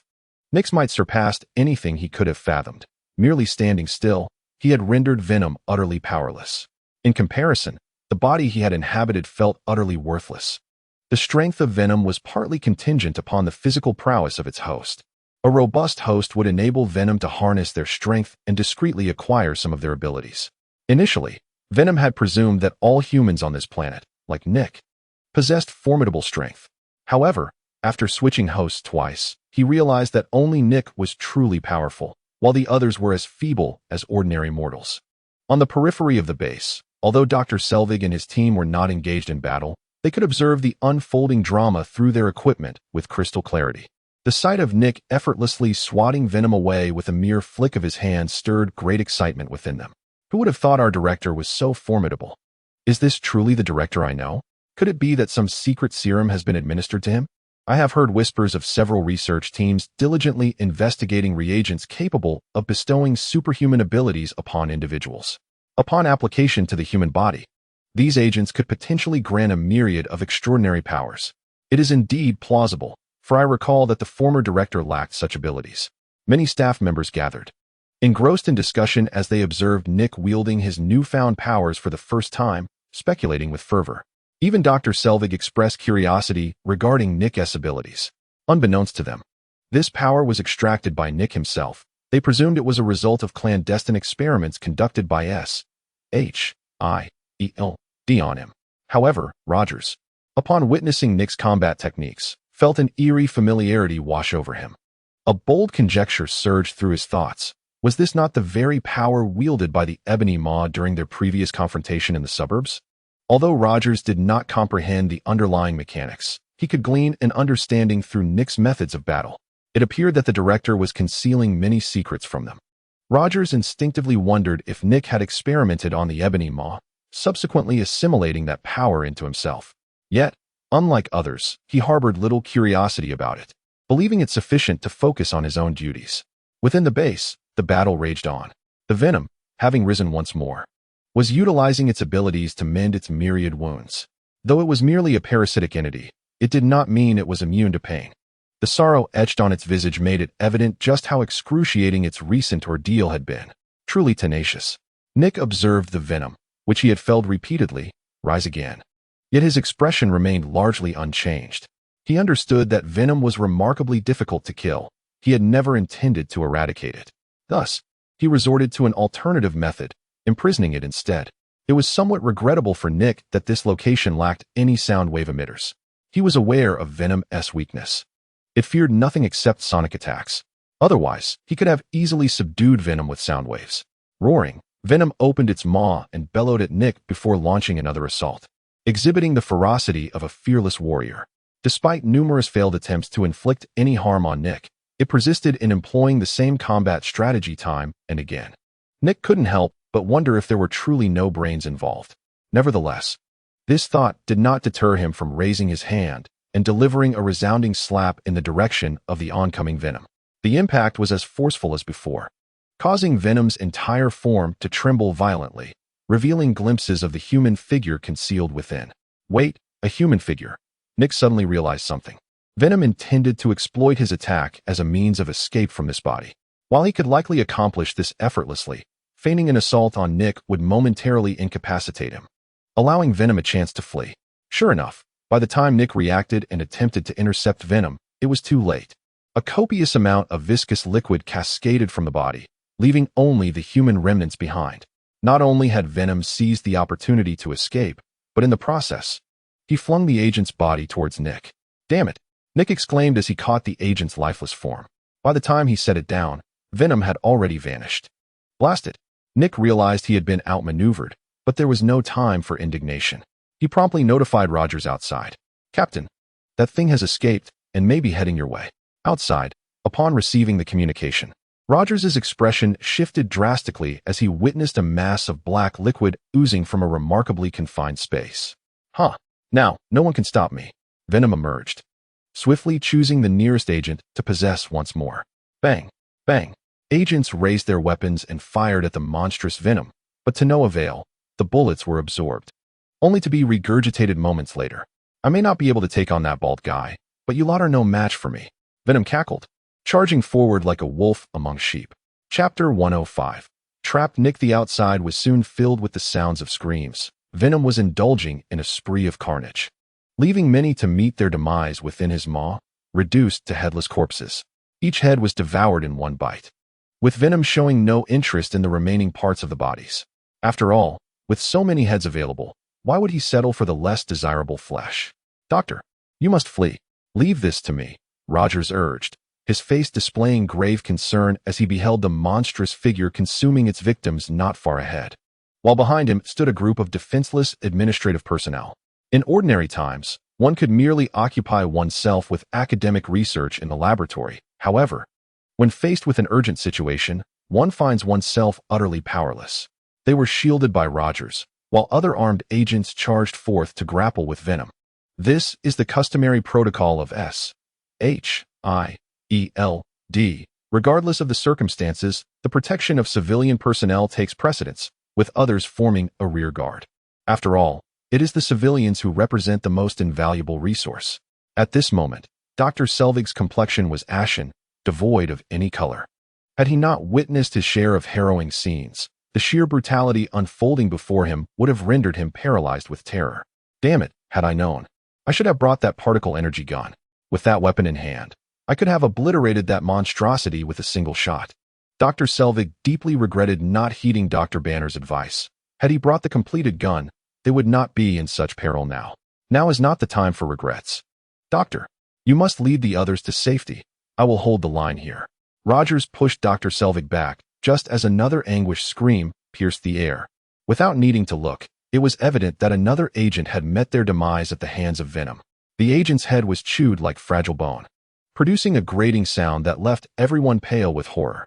Delicious, so very delicious, Venom exclaimed, exhilarated like a child, reveling in the carnage as if it were an all-you-can-eat buffet, grabbing whatever he desired and discarding the remnants without a care. That fellow seems to be coming out soon. I must eat quickly. Venom's hearing was remarkably acute. He could perceive sounds inaudible to ordinary ears. Even from a distance, he could detect the noise of Nick smashing through the door. Where is the director? How much longer will he be trapped inside? Rogers had successfully evacuated the civilians. Moving with remarkable speed, in less than half a minute, he had ushered everyone to safety, leaving the battleground behind. I don't know. It seems the director is ensnared in a metal chamber designed for this monster. Unless someone opens it from the outside, it is nearly impossible to break through. An agent who had just contacted Nick shouted. In the next instant, Venom's hand shot out, and despite firing several rounds, it proved useless. He was swiftly consumed. His body severed with a sickening crunch, leaving behind a lifeless corpse. Damn it! Watching those around him perish one by one brought tears to Rogers' eyes. Everyone retreat. I will handle this. You must regroup with Dr. Selvig. The sheer might of Venom was overwhelming, rendering ordinary individuals as mere playthings in his grasp, devoid of any means to resist. Furthermore, Rogers' objective had been accomplished. Through their entanglement, Dr. Selvig and his companions had managed to escape to safety. There was no need for further futile sacrifices. It sufficed to leave Rogers behind to contain Venom. The other agents promptly grasped Rogers' intent and began to withdraw, though some unfortunate souls were snatched by Venom before they could retreat. Damn it, am I invisible? As he witnessed yet another comrade being ensnared by Venom, on the verge of being devoured, Rogers, incensed, hurled his shield towards the creature. The shield swiftly arced through the air, striking Venom's grip on the unfortunate agent with precision. Stung by the impact, Venom instinctively released his hold, allowing the agent to fall to the ground. Rogers, undeterred, surged forward, delivering a knee strike to Venom's chin. The force of the blow caused Venom's head to tilt back, momentarily destabilizing him. Clearly, Venom had been solely focused on his meal and was taken aback by Rogers' sudden assault. The shield returned to Rogers' grasp as the monstrous adversary staggered back several paces before steadying himself. Very well, Venom hissed, tasting the blood lingering from his recent feast. Since you are so eager for death, I shall oblige. With that proclamation, he transformed into a beast, charging at Rogers. Inside the base, Nick Fury pondered the abruptly descending metallic doors. He had been in pursuit of Venom, but found himself ensnared by these unexpectedly lowered barriers, surrounded by walls of metal. With the floor equally fortified, the situation was dire.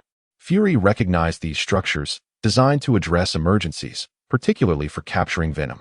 However, he had not anticipated that Venom, having possessed Ross, would uncover the secret of these doors and activate them mid-flight, leaving Fury trapped with no recourse. These gates, forged from specialized materials, could only be opened from the outside by human strength. No amount of effort from within would avail him. After all, they were reinforced with some vibranium. Was there truly no way out? Fury mused, stroking his chin as he surveyed the walls. They bore the indents of his recent assaults, yet despite his attempts, they remained impervious, as if invulnerable. If only he had permitted them to skimp on materials, vibranium should not have been employed. Nick suddenly took a step back, realizing that if it were not for the vibranium constructs, he would have already broken free. He decided it was time to think of an alternative approach. It had been nearly 2 minutes since Venom had made his escape. During this time, the casualties had been significant. Fortunately, Rogers was still outside holding his ground. Given his capabilities, it was likely he could stall Venom for a while longer. The pressing question now was how to exit this predicament. As Nick pondered, he glanced upwards and suddenly recognized a crucial detail. The base's height was 6 meters, while the metallic cage stood only 3 meters tall. Chapter 106. Captured outside the base, the battle between Rogers and Venom raged on. Utilizing his size and strength, Venom was practically overpowering Rogers. Despite Rogers' formidable prowess, he could only muster a few tons of force, which paled in comparison to Venom's might, akin to that of Spider-Man. Thankfully, due to his agile movements and years of combat experience, Rogers managed to hold his ground against Venom for the time being. Little bug, the fun ends here. Venom's tongue lashed out like a thick rope, and a massive hand, larger than a human head, swung toward Rogers. For reasons unknown, Venom had developed a penchant for slapping his opponents. Perhaps it was due to the blows he had endured from Nick inside. He was eager to experience the thrill of striking someone with a slap. With a resounding smack, the hand descended upon Rogers, the force behind it potent enough to incapacitate an adult. Fortunately, Rogers was quick-witted. He stepped on his shield, causing it to spring up, and managed to catch it in time to shield himself, absorbing much of the impact. Nevertheless, he was still sent flying by Venom's blow, soaring like a kite severed from its string. After being thrown several meters, he crashed heavily onto the ground. Coughing up blood, Rogers realized that had he not reacted swiftly, the outcome could have been disastrous. Even with the vibranium shield absorbing most of the damage, he had still sustained injuries, leaving him pale and somewhat disheveled. His meticulously styled hair now lay in disarray, and his uniform bore several tears inflicted by Venom. With his spirit somewhat diminished, he slowly rose from the ground, once more assuming a combat stance. I can endure this for an entire day. Faced with the stark disparity in their strengths, Rogers chose to continue fighting. There was no other option. Nick remained trapped inside, and Dr. Selvig and the others had yet to escape the multiverse. For now, he was the only one capable of holding Venom at bay. Let me see how long you can endure. Venom, with a fierce display of fangs, charged once more at Rogers, transforming one of his arms from a fist into a spiked hammer. Clang! The heavy hammer struck down with tremendous force, crashing directly onto Rogers' shield. The metallic clang resonated, accompanied by sparks flying. Rogers knelt on one knee, desperately bracing against the shield to prevent Venom's hammer from descending. At the last moment, Rogers summoned all his strength, surprisingly rising to his feet, steadfastly enduring Venom's powerful blow before decisively withdrawing. Boom! In the instant the shield slipped from his grasp, Rogers pivoted to the side, allowing Venom's heavy hammer to smash onto the shield, which then fell to the ground. Seizing the opportunity while Venom was momentarily taken aback, Rogers launched an attack from behind. However, to his astonishment, even without sighting him, Venom seemed to anticipate his rear assault. The once smooth liquid at Venom's back suddenly boiled, transforming into numerous tentacles that reached out toward Rogers. This is bad. Gripped by 3 or 4 tentacles, Rogers' expression changed drastically. He had not expected Venom to possess such a tactic. The tentacles, formed from the liquid, seized him tightly, preventing any chance of escape. Trapped, Rogers could do nothing but stand still. Meanwhile, the back of Venom morphed into a menacing visage, a terrified face gazing at Rogers, with the former tentacles now resembling Venom's own hands. Now, you have nowhere to flee, do you? Venom grinned, his mouth stretching almost to his ears, presenting a truly terrifying sight. Rogers, with a grave expression, stared at Venom, his eyes reflecting that fearsome visage. You must be waiting for that bald fellow, right? Too bad. If all goes as expected, he's in for some trouble. Venom chuckled, revealing he had conveniently confined Nick within the base. Although that bald man has some abilities, he certainly wouldn't be getting out anytime soon. Save your breath. Just let me consume you, and then I shall seek out your companions. Venom opened his gaping maw, slowly descending towards Rogers. As he faced imminent consumption, Rogers found himself powerless, completely ensnared by Venom. He could do nothing but watch helplessly as he was about to be devoured. Yet, at that moment, a familiar voice echoed from within the base. Did I just hear someone calling for me? Nick's voice resounded from inside the facility. Boom. In the next instant, a massive shadow burst forth from the base. Rogers focused his gaze, and to his astonishment, it was a flying square box. However, the box appeared rather large, measuring at least 3 to 4 meters in size. Director Rogers was instantly elated. Nick's voice emanated from within the box. It was unclear what method Nick employed, but he had managed to manipulate the entire cage to burst forth from the base. Captain, step aside. Nick, confined within the square cage, used magic to perceive Venom's position outside the cage and caught sight of Rogers, who had narrowly escaped Venom's grasp. His expression shifted slightly as he directed the cage to crash towards Venom. Upon receiving the command, Rogers sprang into action, propelling himself towards the nearby vibranium shield. With an astonishing angle, he kicked the shield from the ground, and then, with a swift flick of his toe, hurled it toward Venom. Instinctively, Venom relinquished his hold on Rogers, allowing him the opportunity to evade, while leaving the bewildered Venom to witness the steel cage plummeting toward him. This all transpired swiftly, within a mere 2 seconds of reaction time. Fortunately, Rogers was quick enough. Otherwise, he would have met the same fate as Venom, crushed beneath the weight. The director retrieved his shield and set out to locate Nick. "I'm fine. Please open this contraption from the outside," Nick called from within the cage. This was his spur-of-the-moment solution. The cage's structure was constructed based on the base, and since he could not exit, he decided to control the entire cage to burst forth. With his mental control adequately expansive, Nick was able to accomplish this with ease. Rogers promptly unlocked the cage's large door for Nick from the outside.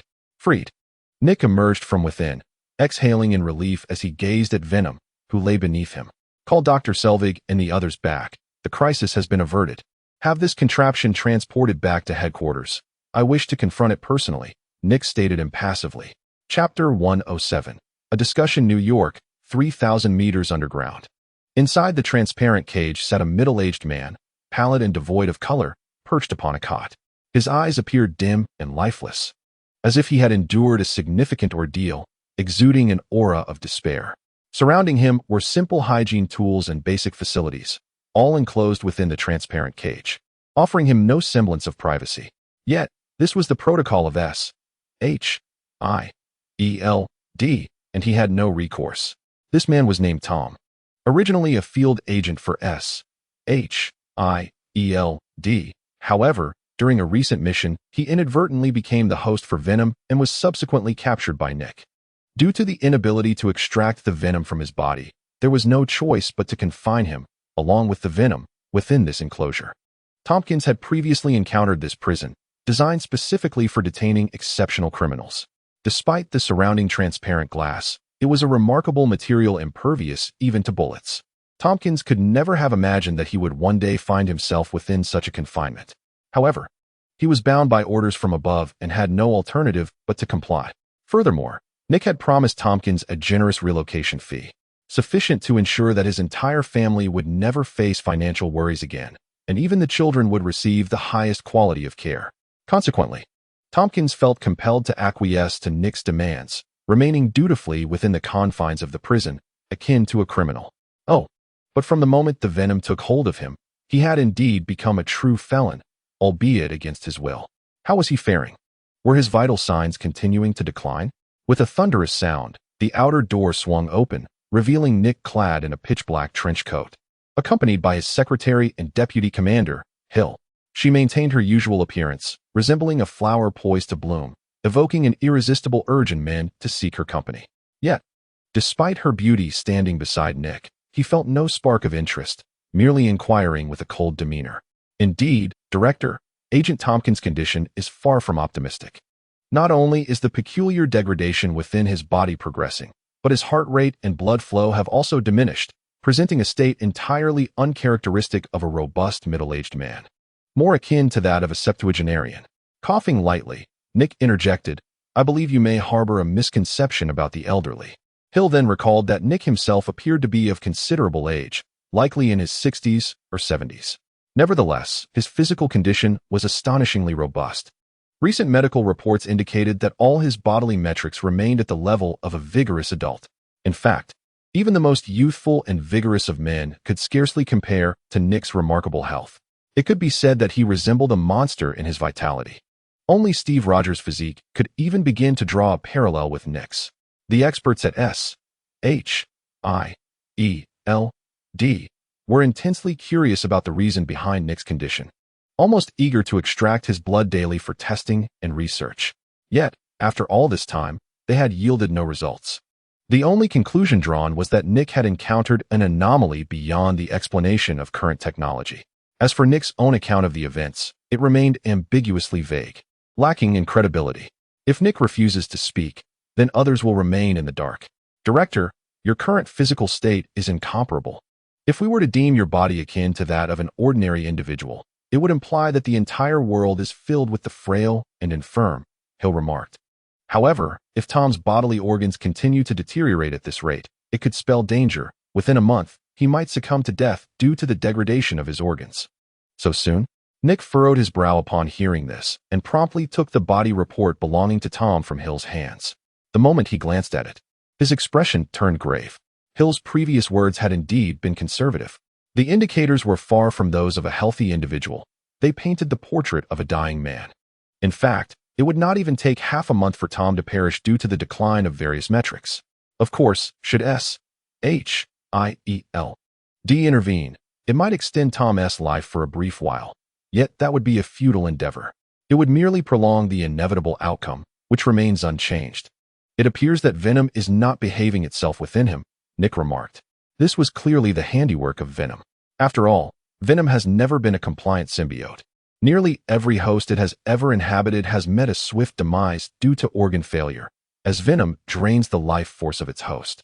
The reason venom in the films appears to dutifully assist its host is due to a particular agreement reached between them, which prevents venom from consuming the host's organs. Nick had contemplated a similar approach, promising venom not to harm the host, or to coax it out with the assurance that he would not inflict harm. However, venom proved to be far less obedient than he had imagined, completely uncontrollable. It even consumed one of the individuals who entered to deliver food, resulting in a cautious atmosphere around meal deliveries now. It seems that venom feasts upon the host's life force. However, its regenerative abilities warrant further investigation. The injuries we previously inflicted on Tom have been swiftly mended. This is astonishing. The speed of recovery surpasses that of Captain Rogers. If we could extract its genetic material for research, it might one day mitigate casualties among our agents. It is indeed a commendable prospect. Nick nodded, not contesting Hill's plan, as he harbored a similar ambition, namely, to extract Venom's genes. Yet, he remained uncertain as to whether such a creature could be successfully extracted or if it required a host to do so. This uncertainty is precisely why Nick has refrained from terminating Tom and simply expelling venom. Ah, look who has arrived. It is that detestable little egg. Seated upon his bed, Tom's countenance transformed upon the sight of Nick, morphing into the sinister contours of venom as he directed mocking jeers towards him. Unfazed, Nick commanded the release of the cage. Stepping forth without hesitation, "Shall we converse? But first, you must relinquish your head." As soon as Venom perceived Nick's entrance, he was engulfed by the entity, lunging ferociously at Nick with a gaping maw, intent on devouring him. "I have no inclination to engage in games with you. I suggest you behave." Observing the advancing venom, Nick furrowed his brow, channeling his mental prowess to counter the assault with a swift motion of his hand. A pained shriek erupted from Venom as he was hurled backwards, colliding violently with the wall, causing the entire glass enclosure to tremble. Venom, now sprawled on the ground, bore a grotesque expression, his entire form seething with rage as his viscous essence oozed forth. His eyes burned with fury, clearly unwilling to concede. Rising once more, he lunged at Nick, muttering newly acquired profanities that sounded rather comical. Nick, however, remained utterly unfazed. "If you refuse to submit, I shall compel you to do so." Without the need for direct contact, Nick extended his hand, summoning an unseen force to grasp Venom. In an instant, the bizarre transpired. Venom, once rushing towards Nick, found himself suspended midair as if ensnared by an invisible hand, utterly immobilized and incapable of launching an attack. "Damn it, what have you done to me?" Venom's visage twisted in a blend of humiliation and rage, fully aware that Nick was behind this predicament. After all, who else could it be? "I have done nothing. Merely wishing for your compliance. I detest interruptions during my conversations," Nick replied coolly, his hand still directed towards Venom, ensuring his complete control. Chapter 108. Let me touch you. Suspended in midair, Venom's body remained rigid, ensnared by an unseen force, unable to escape despite his frantic struggles. Damn it! Damn it! Damn it! Even in bondage, Venom continued to hurl invective at Nick, his expression one of defiance. In response, Nick simply employed his own methods. Bang! The pressure exerted by Venom grew increasingly formidable, to the extent that it brutally crushed one of his arms. However, it was only Venom's own arm that was crushed, not the arm of Thompson, who was ensconced within the tendrils of Venom. As the inky cocoon dissipated, a pallid, bloodless human arm emerged. Venom's visage contorted into a grotesque expression, overwhelmed by the excruciating pain from the explosion of his arm. Yet, even in such torment, Venom was reluctant to utter a cry of agony. He refused to display any sign of weakness before the bald human, for that would only serve to fulfill his desires. My patience is finite, and I have little interest in prolonging this entanglement with you, Nick interjected at that moment. If you agree to a few conditions, I can spare your life. Bah, do you really think you can kill me? Venom retorted with disdain. Do you believe I won't simply eliminate this host I've latched onto to demonstrate my power? Venom feigned composure as he threatened Nick. In his mind, Nick's hesitance to kill the host stemmed from a reluctance to commit senseless murder, which had led to their prolonged standoff. He had employed this very tactic 2 days prior, yielding excellent results. Everyone had been too fearful of harming Thompson to act against him. As for poor Thompson, he had long since harbored thoughts of ending his own life, trapped and threatened in such a manner. Unfortunately, after being parasitized by Venom, Thompson had lost even the right to take his own life, no matter how grievous his injuries. As long as Thompson drew breath, Venom could swiftly restore him. Only if Thompson could manage to take his own life before Venom could react would he stand a chance. Yet, such a scenario was evidently improbable. This granted Venom a semblance of confidence, a misguided belief that he could confront Nick. Who said I cared about this person's fate? Nick remarked with a feigned smile. No wonder Venom had been so audacious. He believed that Nick's refusal to kill the host was the reason for their impasse. Isn't it so? Venom paused, momentarily taken aback, before regaining his menacing demeanor. Do not threaten me, or I shall end this unfortunate fellow right now, Venom bellowed. Yet, the response he received was Nick's incredulous expression, as if he were gazing at a fool. Venom quickly realized something was amiss, for his hand was already poised at Thompson's throat, the flesh there having been severed, revealing Thompson's neck. With a mere thought, Venom could extinguish the life of his host. However, the reality was that in the face of such a threat, Nick did not so much as blink, regarding Venom with a cold, unwavering gaze. His gaze seemed to convey a message. Go ahead, strike if you dare. To the simple-minded Venom, Nick's expression was perceived as mere posturing, though in reality, he was trembling with trepidation. Damn it, does he truly believe I lack the courage to act? Enraged, Venom brandished his blade, aiming for Tom's neck. Within Venom, the parasitized Tom retained a fragment of awareness. Although he could not command his own body, he was acutely aware of the events transpiring around him. As he observed the blade hurtling towards him, Tom finally exhaled in relief, yearning more than ever for someone to end his life. However, when the blade actually grazed Tom's neck, Venom abruptly halted. Crimson blood cascaded down Tom's neck. Had Venom pressed deeper, Tom would have surely met his demise. Yet, Venom refrained, gradually lowering the blade, while simultaneously mending the wound on Tom's neck. Good heavens, are you not even afraid of his death? Venom found it hard to fathom. You think? Nick's gaze was akin to that of one looking at a simpleton, while Venom's true intellect, as assessed by Nick, was likely not very high. It was not as if he lacked the means to extract Tom, but doing so would inevitably inflict harm upon Tom's body, leaving irrevocable scars. In light of this, it seemed preferable to allow him to remain peacefully parasitized by Venom. After all, the agreement was already signed, and Tom was willing to barter his life for an amount sufficient to support his family for a lifetime. All right, you win. Upon witnessing this, Venom's demeanor instantly deflated, adopting a despondent appearance. Remember, I am not without the means to punish you. It merely depends on my willingness to do so. A smile finally graced Nick's face. Little did you know, I still have ways to deal with you. Releasing his grip on Venom, Nick allowed him to descend. This time, Venom, landing on the ground, was too lethargic to resist. Faced with Nick, he truly found himself devoid of options, unable to fight back and unable to threaten. What could he do but await his fate? Since you are unperturbed by my potential to kill him, you must possess a method to force me out of the host's body, correct? While Venom slithered back into Tom's form, he spoke. Only Venom's head remained perched atop Tom's, rendering him particularly bizarre. Of course, the world is well aware of your fear of sound waves. Nick chuckled. Guess how many ways I can generate sound waves to extract you in this organization that assembles the world's cutting-edge technology? Goodness, you know about this matter too. Venom's expression immediately shifted dramatically. Upon hearing Nick articulate his greatest fears, Venom lost all confidence in opposing him. Very well, I can concede to your request. But you must ensure that I am provided with a new vessel afterward, one that does not jeopardize my safety, Venom stated. Not a problem. Such a trivial matter is easily managed. As long as you refrain from causing chaos outside, I might even grant you some degree of freedom. Really? Venom was taken aback by Nick's unexpectedly accommodating demeanor. Indeed, Nick affirmed with a nod. However, Venom quickly became vigilant, realizing that Nick had yet to disclose his own terms. And what are your conditions? If you can agree to this, surely your demands must be considerable? Not at all. It's merely a minor request. Nick paused momentarily, shifting his stance before continuing, just let me touch you once. Chapter 109. The Power of Venom. Nick regarded Venom with utmost seriousness. Tom, under Venom's control, was momentarily stunned before his expression abruptly changed. While he was indeed a symbiote, it did not imply that he was fond of Nick. Was it possible that Nick was not interested in him as he was, but rather in Tom's body, which he now commanded?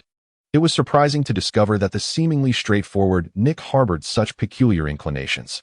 Venom's expression morphed into one of intrigue as he scrutinized Nick with an odd gaze. As if to say, I never would have imagined that Nick was this sort of person. However, if it were merely Tom's body, it might not be an issue. After all, Venom reasoned that as long as he himself was not touched, it was inconsequential. Do not look at me with such eyes. Nick quickly realized he had been misunderstood by Venom. It was hardly Venom's fault. Anyone would likely have a negative interpretation of Nick's request, given the nature of his wording. But did you not utter those words? Venom, controlling Tom, responded, if you wish to touch, then go ahead. It matters not to me. But you must fulfill my earlier request afterward, or you shall regret it. Who said I intended to touch Tom? Nick frowned, too weary to explain himself to a symbiote that seemed to grasp so little. And do not fret. When have I ever suggested that you undertake just that one task? Your demands may be extensive, but I certainly have other matters for you to attend to. What else is there? Wait until I finish examining you before we continue. Nick stood before Venom, cautioning him, but I advise against any tricks, such as attempting to slip out of Thompson's body while I am distracted and then invade mine. I am aware of your ability to effortlessly switch hosts, yet such tactics will prove futile against me. Unless I permit it, no one can seize control of my body. Nick issued this warning with utmost seriousness, fully aware of his capabilities. Very well. Venom, though displeased with Nick's demeanor, had no choice but to comply for the sake of his own escape. If you wish to proceed, do so swiftly. There is no need for dawdling, Venom remarked, extending his arm, which belonged to Thompson. At that moment, Thompson was entirely under Venom's control, and even in human form. He struggled to reclaim authority over his own body, resorting only to communicating through his gaze. Who said I wanted to touch you in that manner? Nick shook his head. One arm should be covered with your symbiote, while the other remains as it is, the hostess' own. Why must it be this way? Is it not all merely touching? Are you comparing the sensations of the two arms? Venom was perplexed by Nick's insistence on this method. Do as I instruct without unnecessary chatter, Nick responded, displaying a hint of impatience. Just as he raised his hand to impart a lesson to Venom, the latter swiftly encased his other arm in symbiote, transforming it while leaving one arm in its original humanoid form. Observing the juxtaposition of the two arms, Nick furrowed his brow and slowly extended his hand. Meanwhile, in the monitoring room, a group of doctors and agents watched the screen, observing the changes in Venom's arm and Nick's gradually extending hand, their faces adorned with puzzled expressions. Do you think the director's condition has flared up again? After a period of not apprehending anyone, now he is attempting to engage with an extraterrestrial being? I believe it's time to find a more reliable psychologist for the director. The last one who provided a report was utterly incompetent, claiming the director was perfectly fine, while it seems he is on the brink of a breakdown. Do you think Nick Fury has developed some peculiar obsession? I recall he used to frequently utter "Motherf," which became his catchphrase, though he has said it less often lately. Now this new habit has resurfaced. You fail to understand. The director's work pressure is immense, with countless matters to manage daily, leading to the emergence of psychological issues, which is quite understandable. In psychology, isn't this termed as stress relief? A group of scholars listened intently to the agent's words, nodding in agreement. They had initially come merely to observe the symbiote, hoping to discern the characteristics of these parasitic extraterrestrial beings. However, they were unexpectedly confronted with the scene unfolding before them. In the footage, Nick's hand had made contact, and judging by the expression on his face, he appeared somewhat dissatisfied. Could it be that human skin no longer sufficed for the director? In the video, Nick touched an arm belonging to a human, emitting a sound of uncertainty. The onlookers instinctively believed that Nick had lost interest in the skin of ordinary individuals. Subsequently, Nick reached out toward another arm ensconced in the symbiote's embrace. Let us not watch any longer. If Nick Fury discovers us spying on him, he might very well come out and eliminate us. Given his temperament, that's entirely plausible. Perhaps we should cease our observation? What is there to fear? Even if we are discovered, we can simply assert that we are engaged in academic research. Surely, even as the director, he cannot interfere with our scholarly pursuits. But doctor, do you remember that our purpose for coming here was solely for academic research? Someone reminded the doctor. The doctor emitted an awkward cough. Yet he maintained his composure and continued watching. Seeing that the elder showed no intention of leaving, the others felt emboldened and decided to remain as well, continuing to witness this captivating interplay between humanity and extraterrestrial beings. Within the confines of the enclosure, after touching Thompson's arm, Nick was astonished to discover that he could only extract certain elements intrinsic to Thompson himself. This finding validated Nick's hypothesis. A parasitized host could not allow the extraction of the symbiote's capabilities. Nevertheless, there was no need for haste. After all, another arm remained. Unbeknownst to Nick, countless eyes were watching him from outside, under the impression that he was about to engage in something intriguing with the symbiote. His focus remained solely on Venom.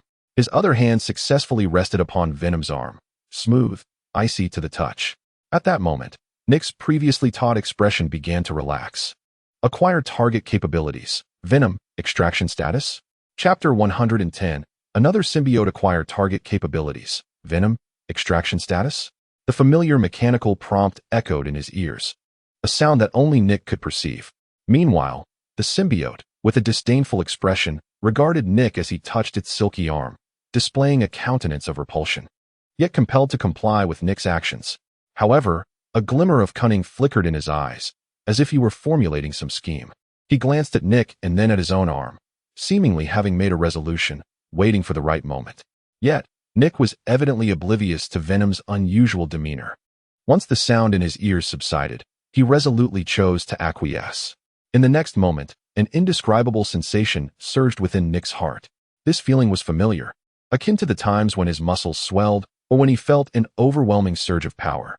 However, this time, he distinctly sensed that within him. Alongside the options he had confirmed, something new had emerged. Nick was unable to introspect like the protagonists in other novels.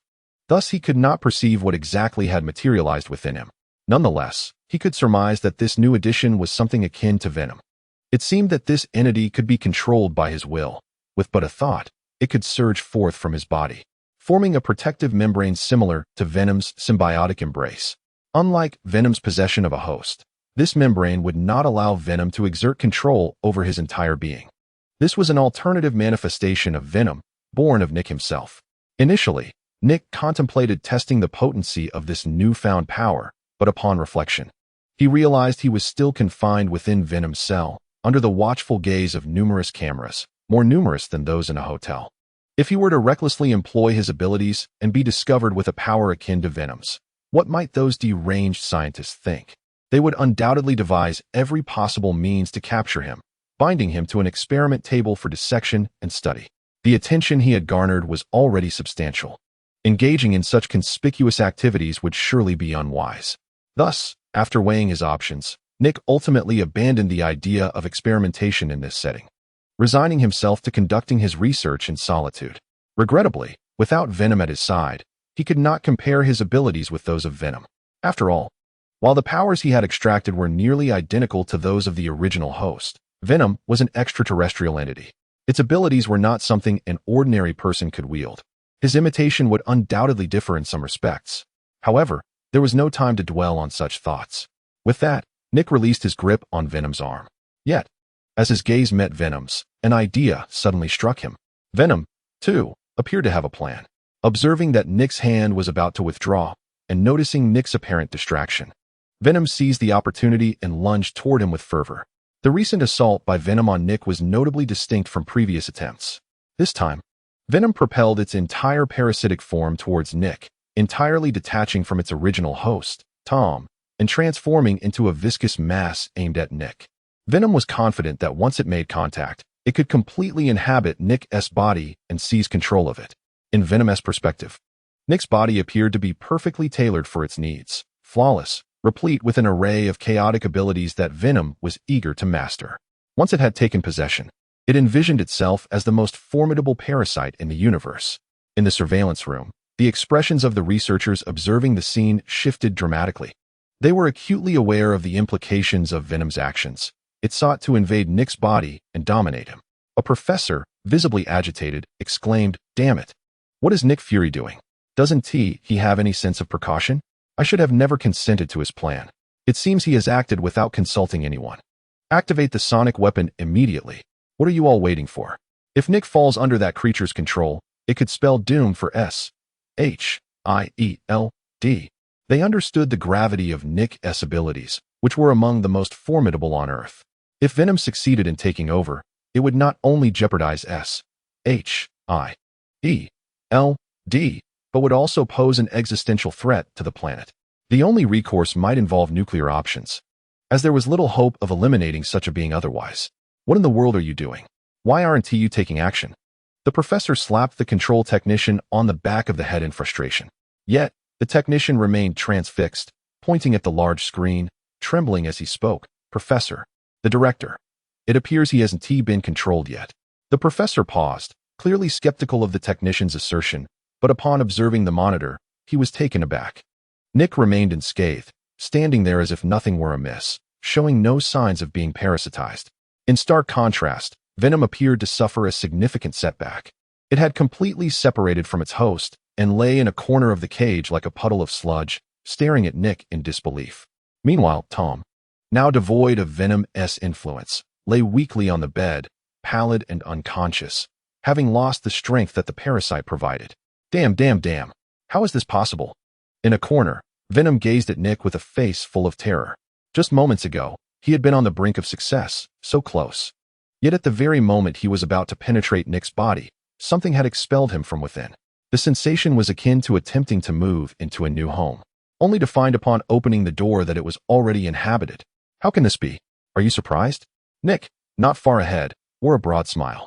It appeared that his experiment had indeed succeeded. Given the presence of another parasitic entity within his body, Venom was unable to easily invade.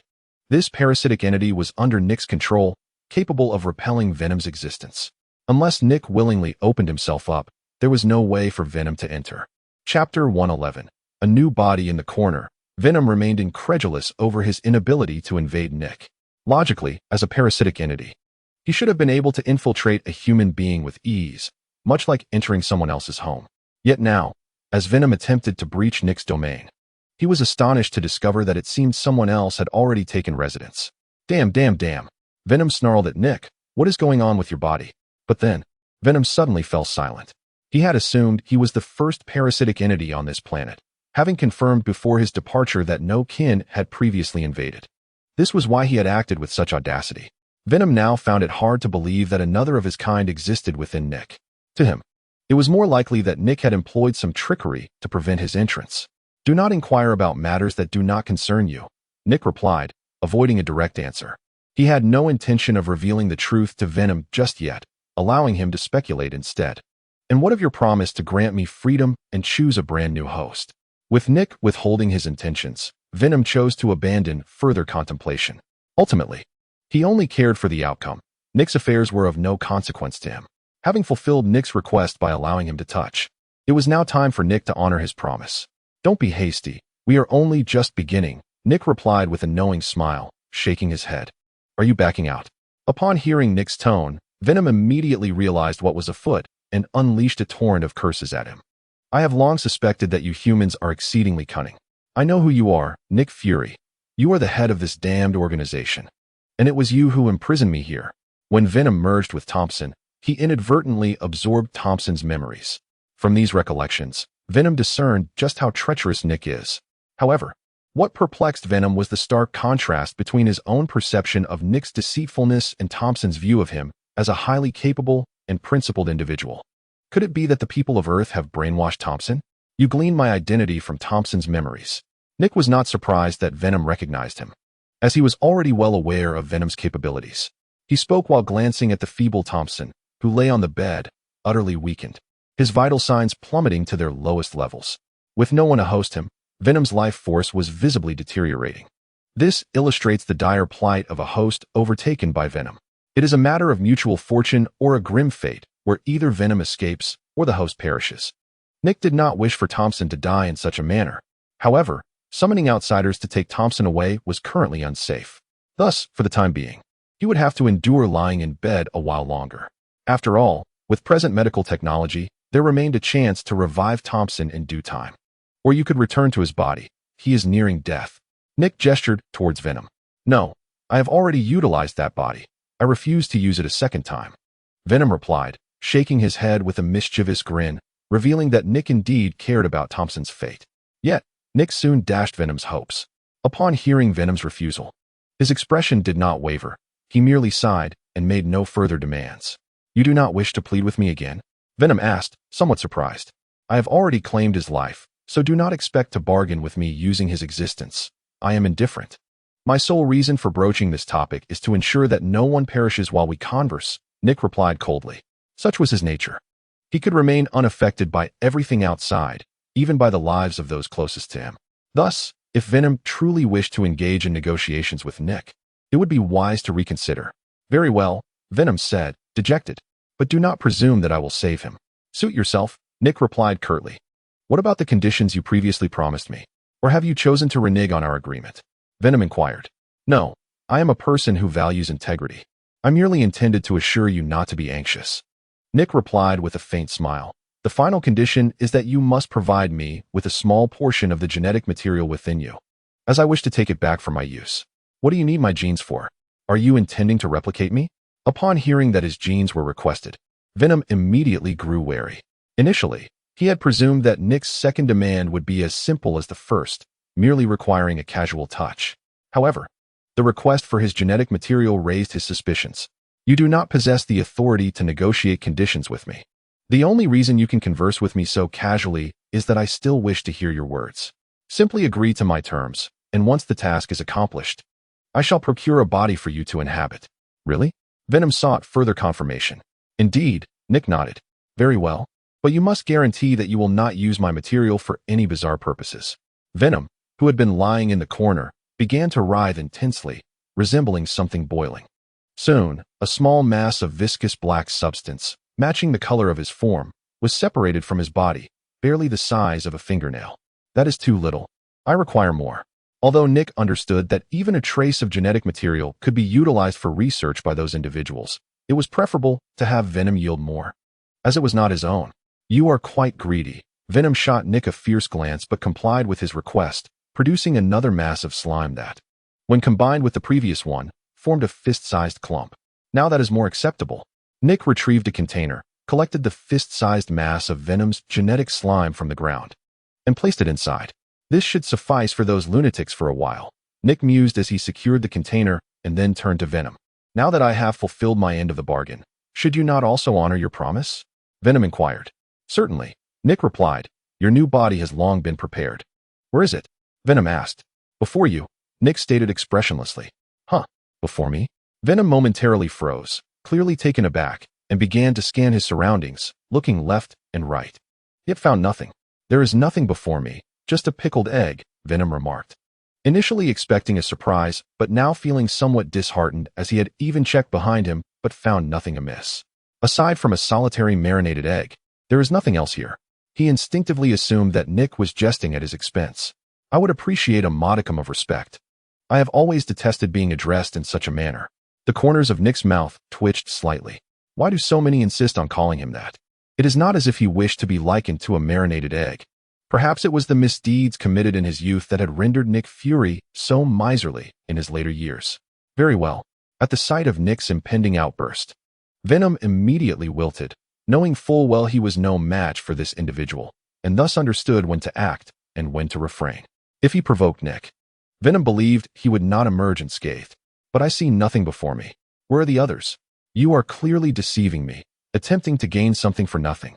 Venom raised an eyebrow, attempting to mimic Nick's gesture, but alas, due to his lack of eyebrows, the attempt appeared rather comical. In contrast, Nick maintained his expression, though his eyes revealed a distinct hint of disdain. Could being parasitized by such a host truly not affect his intellect? Nick pondered, then clarified. The entity standing before you is none other than myself. You. Venom was still somewhat bewildered, mulling over Nick's words. Yet, he appeared skeptical. Even after grasping that the parasitic entity Nick referred to was indeed himself, he instinctively thought Nick was joking. For others, such a situation would be one to flee from. Yet here was Nick, voluntarily offering his body for parasitism. What was his true intention? It was no wonder Venom's mind raced with confusion. Nick's actions and words were exceedingly peculiar. Venom genuinely never anticipated that Nick would allow him to directly inhabit him. Is what you say true? Will you truly permit me to parasitize you? Venom queried once more, still struggling to believe it. Of course would I deceive you? Nick replied with a slight smile and a nod. Could you provide me with a reason for allowing me to inhabit you? I find it hard to comprehend. Oh, rather, I do not trust your words. Venom contemplated for a moment before asking. The reason is quite simple. Rather than allowing you to wreak havoc on others, it is better to have you directly cause trouble for me. This way, not only can we minimize casualties, but I can also harness your power. Nick chuckled. After all, is it not true that a host who has been inhabited by you transforms into a monstrous figure? Others may find the appearance of that creature terrifying, yet to me, it represents a form of power. As long as I can harness that power, it becomes mine. Nick expressed this sentiment. Of course, his words were largely disingenuous. When has he ever cared about the Venom harming others' lives? Even when one of his subordinates lay critically ill, he could easily avert his gaze. Logically, he could have chosen any random individual for the symbiote to inhabit, thieves or criminals lurking outside, or even patients teetering on the brink of death. There were countless individuals who could serve as hosts without harming the innocent. Yet, Nick did not select them. He chose himself. The reason was simple. He craved the power of the symbiote. This desire was not merely a rhetorical flourish. It was a sincere wish to transform the symbiote into an extension of his own strength. Although he had already acquired a semblance of the symbiote's abilities through the system's extraction capability, he still felt that a replica could never truly compare to the original. Moreover, Nick harbored a seemingly mad plan to attempt to merge the symbiote with the copy residing within him. This notion may appear utterly absurd and implausible, yet Nick was determined to try. After all, in a certain sense, both entities were one and the same. Should he succeed in merging the symbiote with the parasitic entity within him, Nick believed the outcome would not simply be a straightforward augmentation of power. However, the prerequisite for achieving this was to allow the symbiote to inhabit his body. Hence, he fabricated such a lie. From Nick's perspective, such words were warranted. Yet, those familiar with him would surely think their chief was merely spouting nonsense, attempting to deceive. To those acquainted with Nick, he was a man who only considered his own safety, prioritizing himself above all else. Meanwhile, the symbiote remained oblivious to Nick's true nature. After analyzing the memories of Tom and Ross, the symbiote's impression of Nick was still rather ambiguous. Thus, when Nick uttered those words, the symbiote did not doubt him. It merely sought to confirm the authenticity of his statement. So, you truly would allow me to inhabit you? You willingly choose to become my host. Are you not afraid that your fate will mirror that of others, with your body under my control? The symbiote inquired, astonished. Fearful, yet it ultimately depends on your abilities. Trust me, my self-discipline is formidable, so much so that even should you wish to seize control of my body, it would require my consent. Nick chuckled. However, his words were evidently disregarded by Venom, who did not believe that a mere earthling could possess such robust self-control. Regardless of how strong one's self-discipline might be, it ultimately yields to control. Although he remained skeptical of Nick, he was undeniably tempted. This was primarily due to Nick's physique, which was exceptionally suited for his parasitic nature. Venom found great satisfaction in Nick's vital signs and inherent capabilities. Chapter 113. Return to your place. Thus, Venom chose to accept Nick's terms, fully aware that it could very well be a deception, and allowed Nick to become his host. This decision stemmed from the notion that if Venom could indeed acquire this body, it would not only benefit him post-parasitism, but also grant him immense advantages when he ultimately transitioned to another body. If he could master Nick's abilities, he would likely become an unmatched force among parasitic entities. Yet, soon Venom pondered another matter. Pausing, he inquired, have we overlooked something? I previously attempted to parasitize you, but at that time, it seemed something within you repelled me. You must understand, two parasites cannot coexist within the same host. Oh, you mean that? Nick responded, cautious to avoid any mention of the entity residing within him, as revealing such details could lead to complications with certain individuals. Rest assured, that was merely a minor tactic of mine. As long as I am willing, my body can still be your vessel, Nick clarified. Venom remained somewhat unconvinced. Truly, Nick affirmed with a nod. Very well, Venom replied, now feeling reassured. Now, open your body and allow me to enter. This time, do not expel me. Rest assured, I am willingly inviting you in this time, Nick assured, extending his arms to present his body in an inviting manner, facilitating Venom's entry. Meanwhile, the clone of Venom within him was kept under control, ensuring it would not disrupt the primary Venom's entrance into his body. However, Nick did not explicitly inform Venom about the identical entity residing within him, leaving him curious about Venom's reaction once he entered his body. Yet, such concerns were secondary. The priority was to successfully entice Venom inside. After all, it was his own body. Even the utmost confidence of Venom proves futile. As long as the cluster of replicates resides within, Venom shall never attain dominion over his own corporeal form. One's body shall forever remain one's own. It is Venom's insatiable greed, despite being acutely aware of the trap, that compels him to indulge. Meanwhile, within the surveillance room, astonishment enveloped all present as they witnessed Nick extend his arms, inviting Venom into his own being, eager to become the parasite's host. While similar incidents had transpired before, it was under circumstances unbeknownst to Nick, who had narrowly evaded a successful assault by Venom through some mysterious means. However, this time, Nick himself had acquiesced to the invasion, granting Venom access to his body. What madness is this? What on earth does Nick intend? Does he truly wish to surrender control of his own body to Venom? Perhaps the director is orchestrating something? He never undertakes ventures without assurance. Yet, this is an extraterrestrial parasite. No one can predict what may transpire post-parasitism. The prior victims had lost even the ability to command their own forms. Nick Fury, that rogue, is playing with fire. What shall we do now, Doctor? Should we intervene and halt the director? Of course, we must. Quickly, hand me the microphone. I must unleash my fury upon that scoundrel. In response, an agent swiftly passed the microphone directly to the doctor. The doctor, appearing to be in his 60s or 70s, leaped onto his chair and vociferously berated Nick through the surveillance feed. Nick Fury, what on earth are you scheming? Are you intent on endangering everyone? Cease your actions immediately.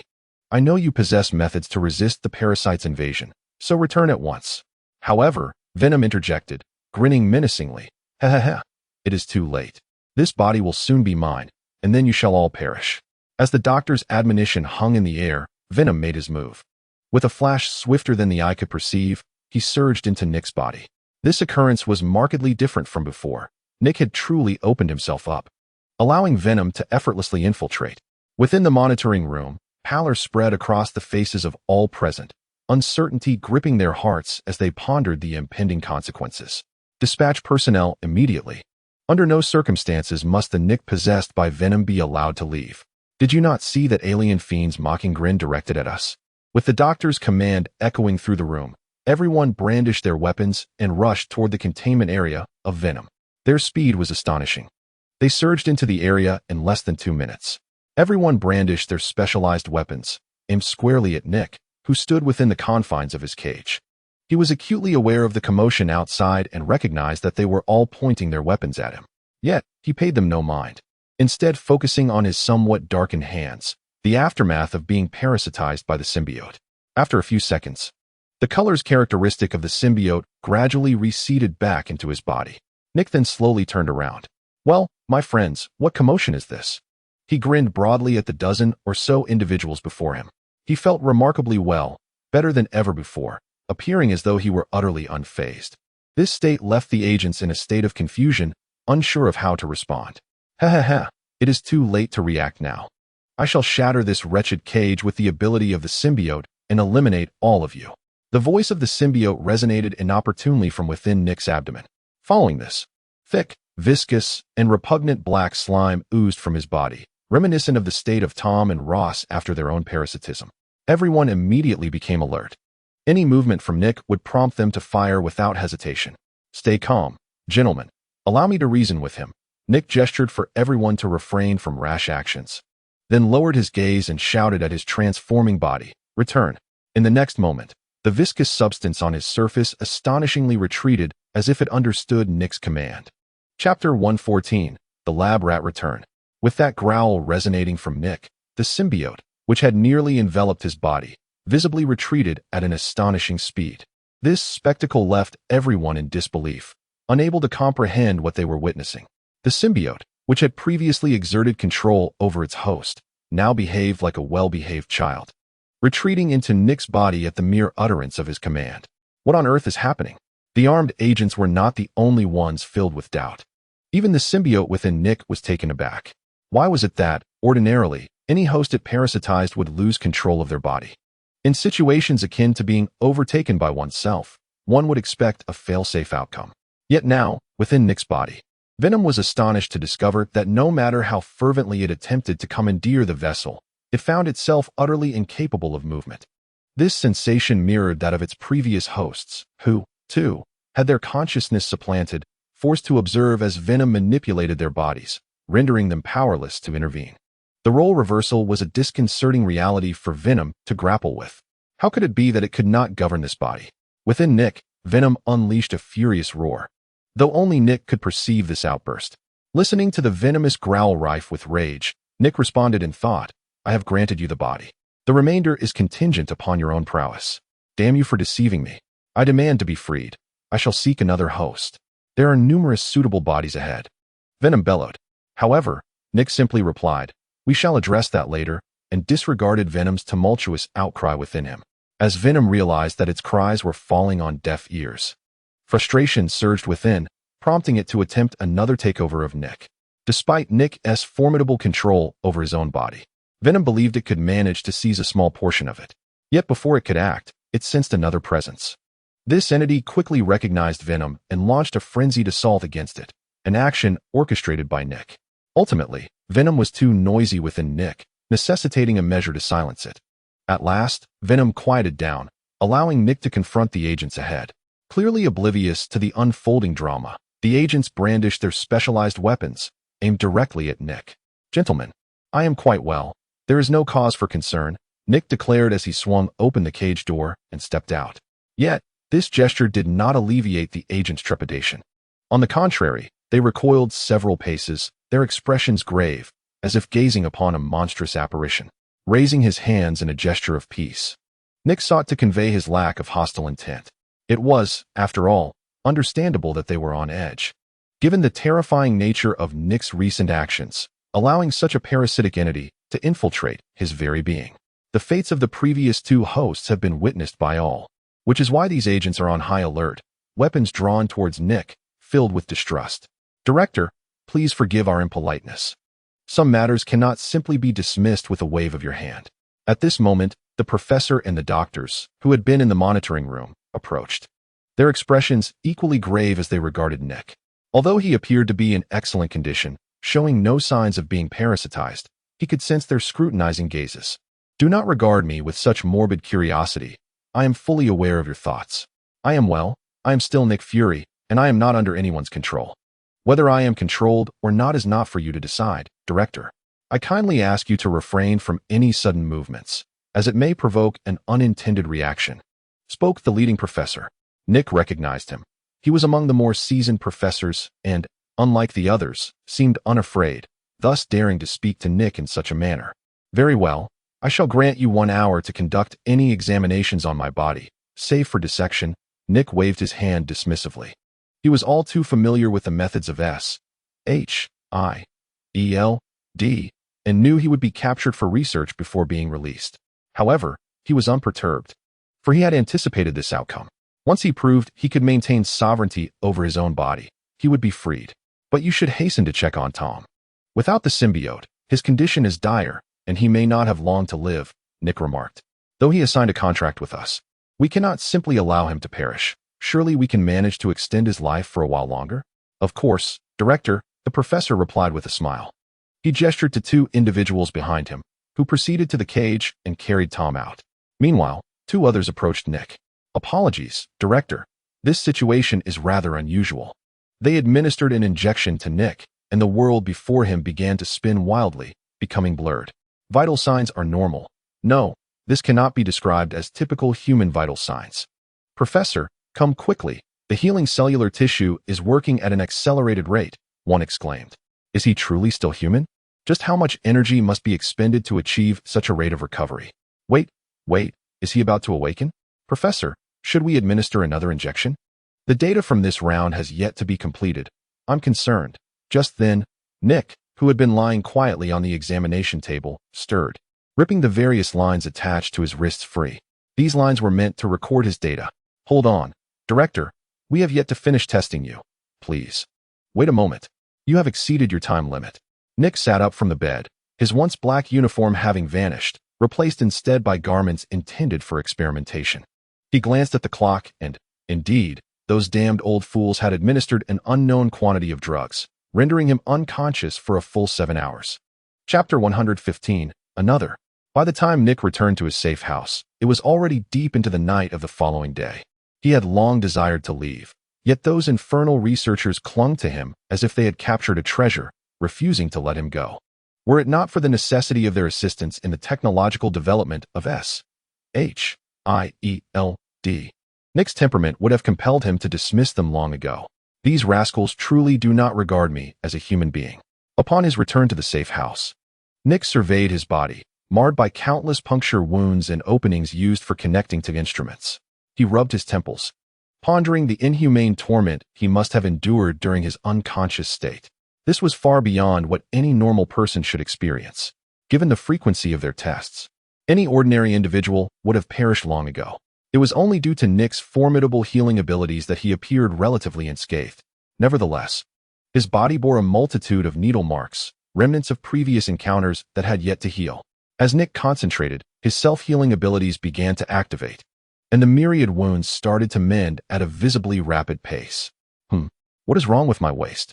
However, during the healing process, Nick was astonished to discover a peculiar sensation of growth in the area where his kidney resided. He hurried to stand before a mirror, twisting to examine his waist. Damn, those bastards haven't actually removed one of my kidneys, have they? His expression shifted, contemplating the audacity of those individuals who might have dared to exploit his unconsciousness to remove one of his organs. He would not hesitate to confront them and ensure they suffered the same fate. Fortunately, after thorough confirmation, Nick assured himself that his kidneys remained intact, unharmed by their meddling. He gently touched the area of his waist and exhaled in relief. However, unbeknownst to him, the researchers observing Nick's condition, despite their faces etched with fatigue as they surveyed the disarray in the laboratory, wore expressions of strange satisfaction as they gazed upon the multitude of vials and containers on their table. If Nick were present, he would undoubtedly be astonished to discover that within those myriad bottles and jars resided substances extracted from his very own being. There were strands of hair, tissues, and even blood, culminating in a complete kidney. Initially, they merely intended to undertake a bold experiment to ascertain whether Nick's regenerative abilities could extend to the restoration of such an organ. Remarkably, they succeeded. Following the surgical procedure, Nick's kidney astonishingly regenerated in an uncanny manner, emerging anew and surpassing the original in quality. Had they not feared that the removal of Nick's heart might precipitate the collapse of all his bodily functions instantaneously, they might have proceeded to tamper with his heart as well. Returning to the safe house, Nick remained oblivious to the fact that, unbeknownst to him, his kidney had been replaced by a group of malicious individuals. However, there was an odd sensation that lingered. Standing before the mirror, he resolved not to dwell on these anomalies.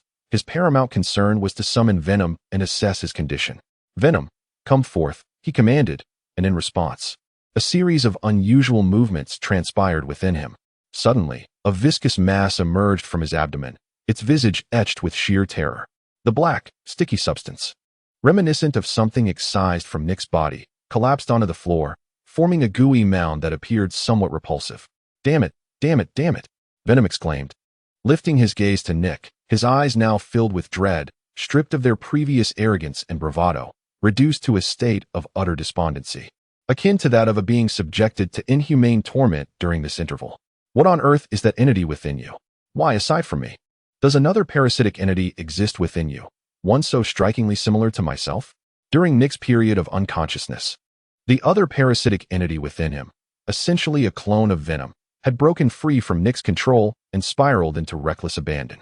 Its reception of Venom's presence was anything but welcoming, as it launched a frenzied assault on him. Though merely a replica, its combat prowess was not inferior to that of the original Venom. Lacking a modicum of intelligence, it fought with a ferocity that knew no fear of death. In stark contrast, the genuinely fearful Venom appeared considerably diminished. Faced with the relentless onslaught of the clone, Venom found himself wholly outmatched. Thus, it came to pass that during Nick's unconsciousness, he endured nearly 7 hours of torment at the hands of the clone. It is no wonder, then, that Venom now appeared so beleaguered. Anyone pursued for 7 consecutive hours would scarcely emerge unscathed. After hearing about Venom's plight, Nick simply nodded. He felt little concern for Venom's experiences. As long as Venom remained alive, that sufficed. However, he gleaned from Venom's narrative that should he lose consciousness and fail to control the symbiote, it could potentially revolt within him. This was a scenario Nick wished to avoid. Although the symbiote had not broken free during the past 7 hours, he could not guarantee it would not do so in the future. If it indeed managed to escape, chaos would undoubtedly ensue. It appeared that he could no longer acquiesce to the demands of certain individuals, lest he unleash a calamity. As Nick pondered this, he turned his gaze to Venom. He could not help but notice how disheveled Venom appeared now, a far cry from the imposing figure he once was. You guessed correctly. I indeed harbor another symbiote within me, which could also be considered your clone, possessing abilities almost identical to yours. As Nick spoke, he extended an arm, summoning the symbiote from within him, which adhered to his arm, rendering it remarkably robust. Unlike Venom's black hue, Nick's symbiote was gray. Though it bore a general resemblance to Venom, the color was unmistakably distinct. Venom looked at the symbiote on Nick's arm with disbelief, sensing that this entity originated from within him. Chapter 116. Consumed by it, Nick's arm, once flesh-toned, transformed dramatically as it became enveloped in a mass of gray slime, significantly broadening in size. The muscular contours were strikingly pronounced, rendering it far larger than an ordinary arm, an exaggerated sight indeed. However, what was even more astonishing was that this arm bore a face, one that bore an uncanny resemblance to Venom's own visage, albeit in gray instead of black. How could you possess this within you? Venom pondered, deep in thought. Logically, he believed he was the sole symbiote on Earth. What, then, was this entity on Nick's arm? An instinctual feeling told Venom that this thing was somehow intricately linked to him, as if it were a fragment of his own essence. It felt as if this gray mass had separated from him. Yet, Venom could not recall ever being subjected to dissection. The most he had done was share a small portion of his own biological matter with Nick, but he distinctly remembered seeing Nick hand that material over to his subordinates. Logically speaking, Nick should have had no opportunity, entirely no time, to replicate the symbiote. So how did this entity, which appears to be an exact replica of himself, come into existence? Venom was utterly perplexed. It is, my child. Venom could only reluctantly arrive at this conclusion. Nick glanced at the bewildered Venom and then at the replication on his arm, which seemed to harbor considerable animosity towards Venom. This phenomenon appeared to stem from the nature of their species. The hostility among symbiotes is profound. From a certain perspective, the replica on Nick's arm should refer to Venom as its grandfather. Had Nick not commanded the replica to remain still, it would likely have already seized control of Nick's arm and launched an attack on Venom. It could be considered so, though I am not entirely certain. Nick paused for a moment before providing this answer. Do not inquire further. There are aspects I cannot elucidate, and it is best for you not to indulge your curiosity too much, as it may not bode well for either of us. Yet you have still ensnared me, Venom asserted with certainty. Nick chuckled and, observing Venom's disgruntled expression, inquired, Where have I deceived you? Pray tell. You promised to provide me with a brand new symbiote and to release me. Did I not agree to these 2 conditions? Did I not open my body for you to enter? And once you entered, were you not liberated from that dreadful place? Is that not a form of freedom? Nick asserted with conviction. In light of Nick's words, Venom found himself momentarily at a loss for words. It seemed that Nick's reasoning held merit. However, Venom still felt he had been duped. While it appeared correct on the surface, something was amiss. No, Venom finally comprehended. You indeed tricked me, knowing I could do nothing against you, which is why you allowed me to parasitize. This is not me controlling you, but rather you controlling me. Nick raised an eyebrow. Venom's statement was not without merit. Were it not for his unwavering confidence in not being dominated by Venom, he would not have so readily permitted Venom to enter. After all, Nick has never been one to place himself in peril. He would never engage in endeavors lacking assurance. So what of it? Do you wish to renege and flee now? Nick laughed. Who is it that, upon hearing my consent, eagerly dove in? It was indeed I. But the fault still lies with you in this matter. Given the current intellect of symbiotes, it remains quite challenging to outwit Nick. Thus, I have reconsidered my decision. I shall sever ties with you and seek a new host. Other hosts will not be as unscrupulous as you, solely intent on deceiving my feelings." Venom grunted, ready to depart with a mere flick of his metaphorical tail. It is perplexing. At this moment, Venom resembles a child whose intellect remains underdeveloped, akin to one still in kindergarten. It is no wonder, for Venom's character is inherently gullible. Initially, Venom was as naive as a blank slate, entirely ignorant. It was only through the gradual process of parasitism that he began to develop his own thoughts and became more astute. One could assert that a worthy host has the capacity to significantly transform Venom. Not every incarnation of Venom is akin to that depicted in the earlier Spider-Man series. It is said that in that version, the original host was not Spider-Man, but rather a different malevolent entity, which ultimately led to the emergence of the darker Spider-Man after Venom's parasitism. Do you truly believe you still possess the right to reconsider? Nick, observing Venom's desire to flee, offered a faint smile. He extended his arm, which had been augmented by a symbiote, and with an almost elastic motion, he swiftly captured Venom before he could escape too far, tossing him back to the ground. "Promises must be upheld.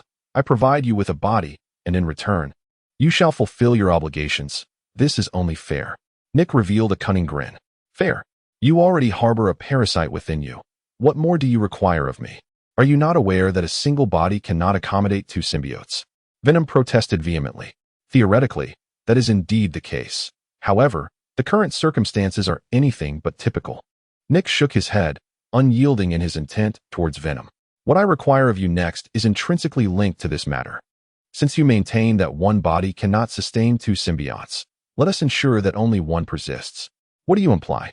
Venom's elongated, wide eyes narrowed, struggling to comprehend Nick's words. "The implication is straightforward. Consume the entity attached to my arm." Nick stated plainly. "What? Are you jesting? What do you take me for?" Venom stammered, momentarily taken aback, before realizing the gravity of the request. "I am no match for it. It would devour me with ease. That is of no concern to me. I only seek results." Nick seized Venom, enveloping him with the symbiote on his arm, and then gradually reintroduced both Venom and the symbiote back into his own body. "I grant you a single day. After that time, I expect to see you have consumed the symbiote. Otherwise," Nick paused abruptly. "The consequences of failure, it is evident, would be dire. Should Venom falter, it would mean that the duplicate has consumed him." Chapter 117, A New Situation. However, Nick appears to be rather indifferent to this outcome. For regardless of the result, it presents a favorable scenario for him. If Venom fails and is devoured by the duplicate, the latter would inherit all of Venom's attributes, significantly enhancing its combat capabilities. Conversely, should Venom succeed, he too would wholly absorb the attributes of the duplicate, rendering him even more formidable.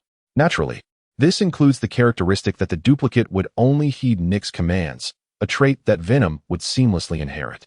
This is merely Nick's conjecture, yet it bears a high probability of being accurate. Nonetheless, even if Venom does not acquire the trait of the duplicate being obedient solely to him, it would not pose a significant issue. Ultimately, Nick could simply consider it a failed experiment and resort to a sonic weapon to maintain control over Venom. He would never retain a weapon beyond his command. This represents his dual contingency plan. Regardless of the outcome, he can manipulate the situation, thus he remains entirely composed. At that moment, Nick sensed a fierce struggle within his being, as Venom and the duplicate clashed violently, each unwilling to yield to the other. This was a confrontation between life and death. The defeat of either side would signify impending demise. Although the duplicate lacked intelligence, it possessed an instinct for survival. Unwilling to be consumed by Venom, coupled with the attributes inherent in the symbiotic bloodline, it was compelled to strike Venom with lethal intent. Likewise, Venom shared the same resolve, unwilling to perish, and in order to survive, one must see the other fall. Even now, Nick could faintly hear the venomous insults emanating from within, as Venom, amidst his skirmish with the duplicate, hurled invective at him. Yet, this was inconsequential. Nick had long since developed immunity to such taunts. He merely needed to feign ignorance. Ultimately, he remained unperturbed by these exchanges. With matters in Mexico resolved, it was time to contemplate the situation concerning Loki. This was a pact established between Nick and Loki. Nick would devise a strategy to lure Thanos to Earth, and then, while Thanos was still devoid of the Infinity Stones, eliminate him preemptively. Although the entire process sounds straightforward, executing it would prove exceedingly challenging, for Thanos is a being of considerable power, second only to Odin himself. The might of Odin is beyond dispute. Undoubtedly, it is a formidable existence. Although Thanos suffered defeats under his command, he managed to survive. Not only that, but he has also been clandestinely evolving over millennia. Now, as Odin gradually ages, it is said that the Asgardians grow stronger with age. Yet, the current Odin, with his frail body, can no longer withstand the immense energy residing within him. Consequently, he is compelled to enter a state of slumber to quell the vast reservoir of power within. This limitation renders Odin unable to act freely. Any exertion could potentially cause an overflow of energy, inflicting irreparable damage upon himself. Thanos has keenly observed this vulnerability, which has allowed him to rampantly invade the universe over the years, thereby augmenting his own strength. In the past, Odin would not have remained idle. He would have intervened to thwart Thanos' attempts to disrupt the cosmic balance. However, he has grown too old, to the extent that even aware of Thanos' actions, he chooses to remain passive. Should a few more years pass, with Odin's passing and the dissolution of the Ancient One, Thanos' power will reach its zenith. At that juncture, preparing to confront Thanos will likely become exponentially more challenging. Even though Nick has already been laying the groundwork on Earth, what good will it do? No one can predict whether Earth's developments over the next decade will match the prowess of Thanos' forces. After all, Thanos commands an army of millions, far beyond the capacity of Earth's inhabitants to resist. Even if Nick manages to rally all available forces and secures a victory, the cost will be visibly steep, a scenario he wishes to avoid. Nick aims to minimize casualties, designating a specific region as the battlefield rather than subjecting the entire globe to this calamity. Losses are acceptable, but they must not be excessive. Thus, Nick intends to have Loki lure Thanos to Earth prematurely, in order to crush his plans while he is still unprepared. However, the initial phase has been delayed due to prior events and has yet to be realized. Nick resolves to take a moment to rest. For such matters do not require immediate action. A day or two's delay is inconsequential. He is merely uncertain whether, upon awakening, the toxins and duplicates within him will reach a resolution. Nick's slumber extends until the following afternoon. Having just returned from Mexico and endured nearly half a day of being detained by unscrupulous scientists in their laboratory, he has decisively seized a day of leave. In recent days, the tasks at hand could be delegated to others, granting Nick a rare day of leisure. However, it was with a sense of disappointment that he noted the utter stillness of the two symbiotes within him. Although he could still perceive the presence of the duplicates and the venom, he could not summon them forth. It felt as though they had both succumbed to a deep slumber. How could this be? Was the one night's battle insufficient to determine a victor? Nick felt a twinge of bewilderment. Or had they reached some form of accord, coexisting peacefully? Observing the situation, which seemed to deviate from his expectations, Nick furrowed his brow. Their current state was decidedly delicate, both ensnared in a state of slumber, existing in a mutual non-interference. Nick was uncertain as to when they might awaken. All he could do was to observe patiently. Nonetheless, he needed to prepare for any unforeseen circumstances that might arise. Shifting his focus away from his internal condition, he made a phone call to inquire about the whereabouts of Loki and Thor. When informed that they were still at the bizarre nightclub, Nick's expression darkened. Calculating the time, it had already been 2 days. Those two rascals remained inside, perhaps intent on consuming every drop of liquor available. Nick was not particularly concerned, as the expense of their revelry over the past 2 days would surely trouble Stark. Yet, he had not anticipated that Loki, who had been vocally reluctant to drink, would be indulging alongside Thor until now. Chapter 118. Spider Today marked a momentous occasion for Peter Parker. Ever since he had accidentally been bitten by a mutated spider, he had acquired extraordinary powers akin to those of a spider. For a high school student, this was an event far more exhilarating than winning $5 million. Utilizing his brilliant intellect and self-taught knowledge of chemistry, Peter successfully crafted a device capable of shooting webs just days later. Now, he could swing between buildings like a spider, something he had never dared to dream of before. As a youth traversing the tumultuous waters of adolescence, Peter had often fantasized about the possibility of one day acquiring superpowers, becoming a superhero to safeguard peace.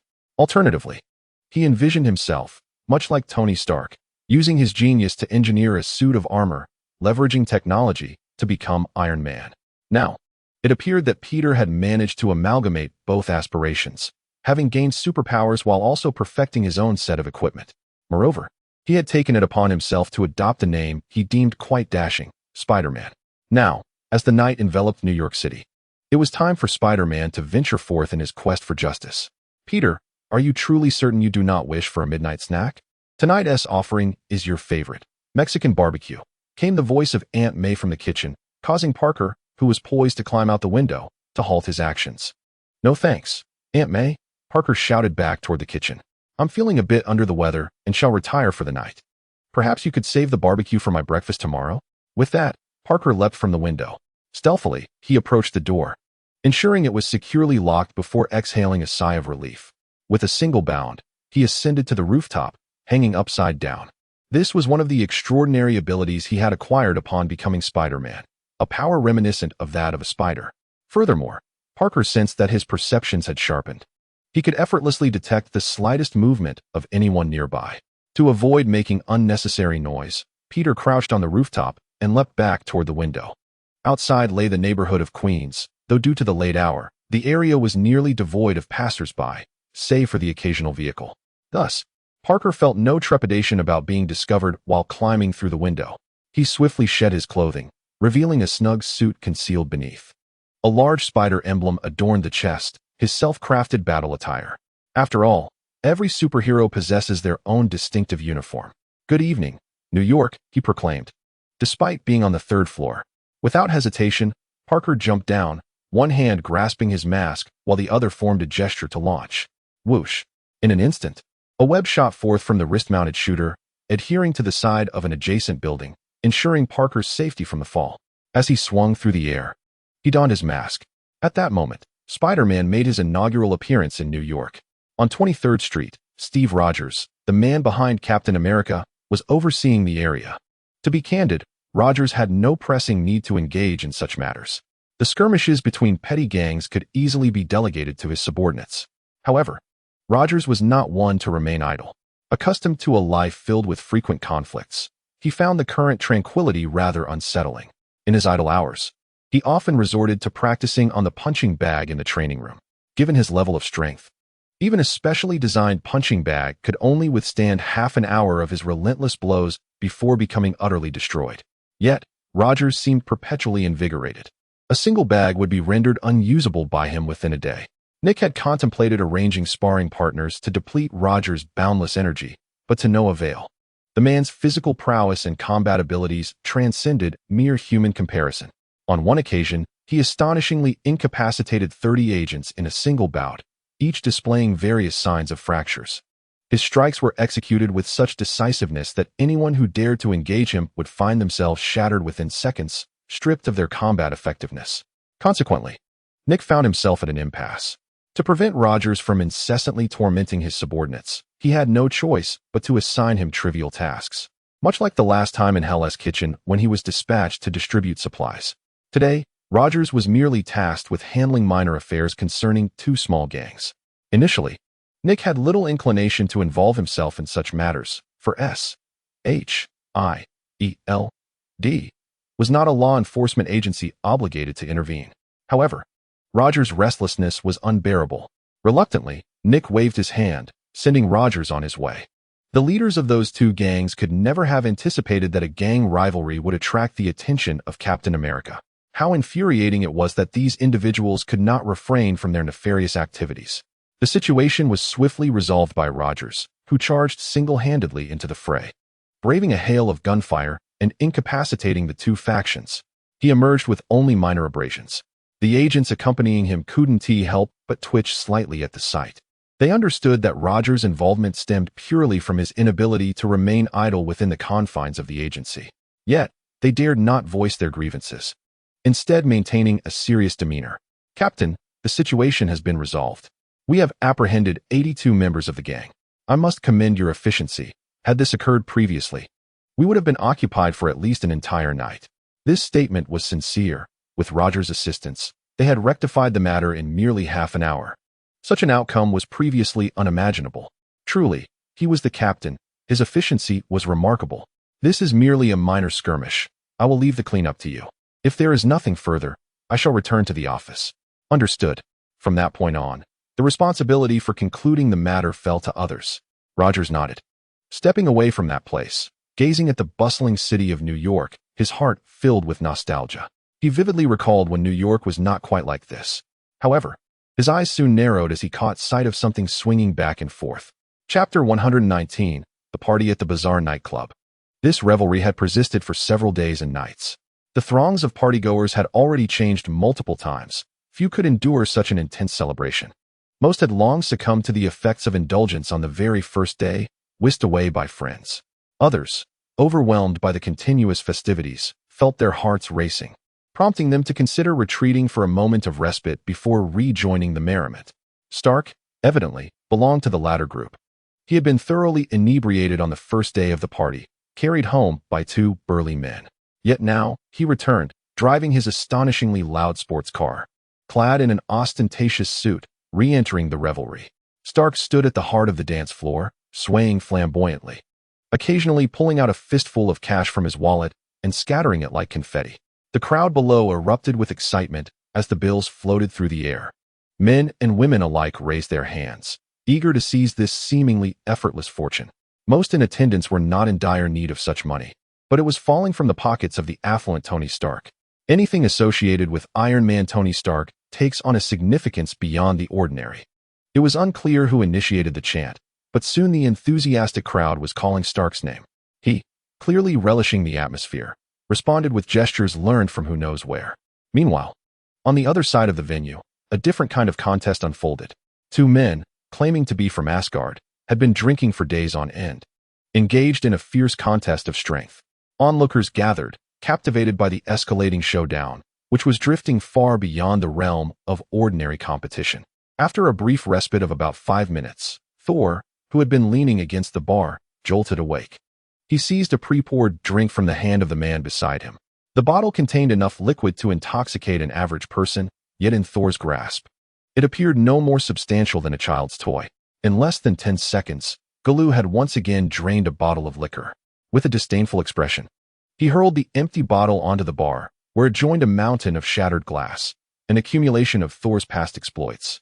Yet, only those who witnessed the entirety of this contest could appreciate that when it first commenced, this man named Thor had consumed an identical bottle in a mere 3 seconds. After several days had passed, however, it was inconceivable for Thor to maintain such a feat, regardless of his condition.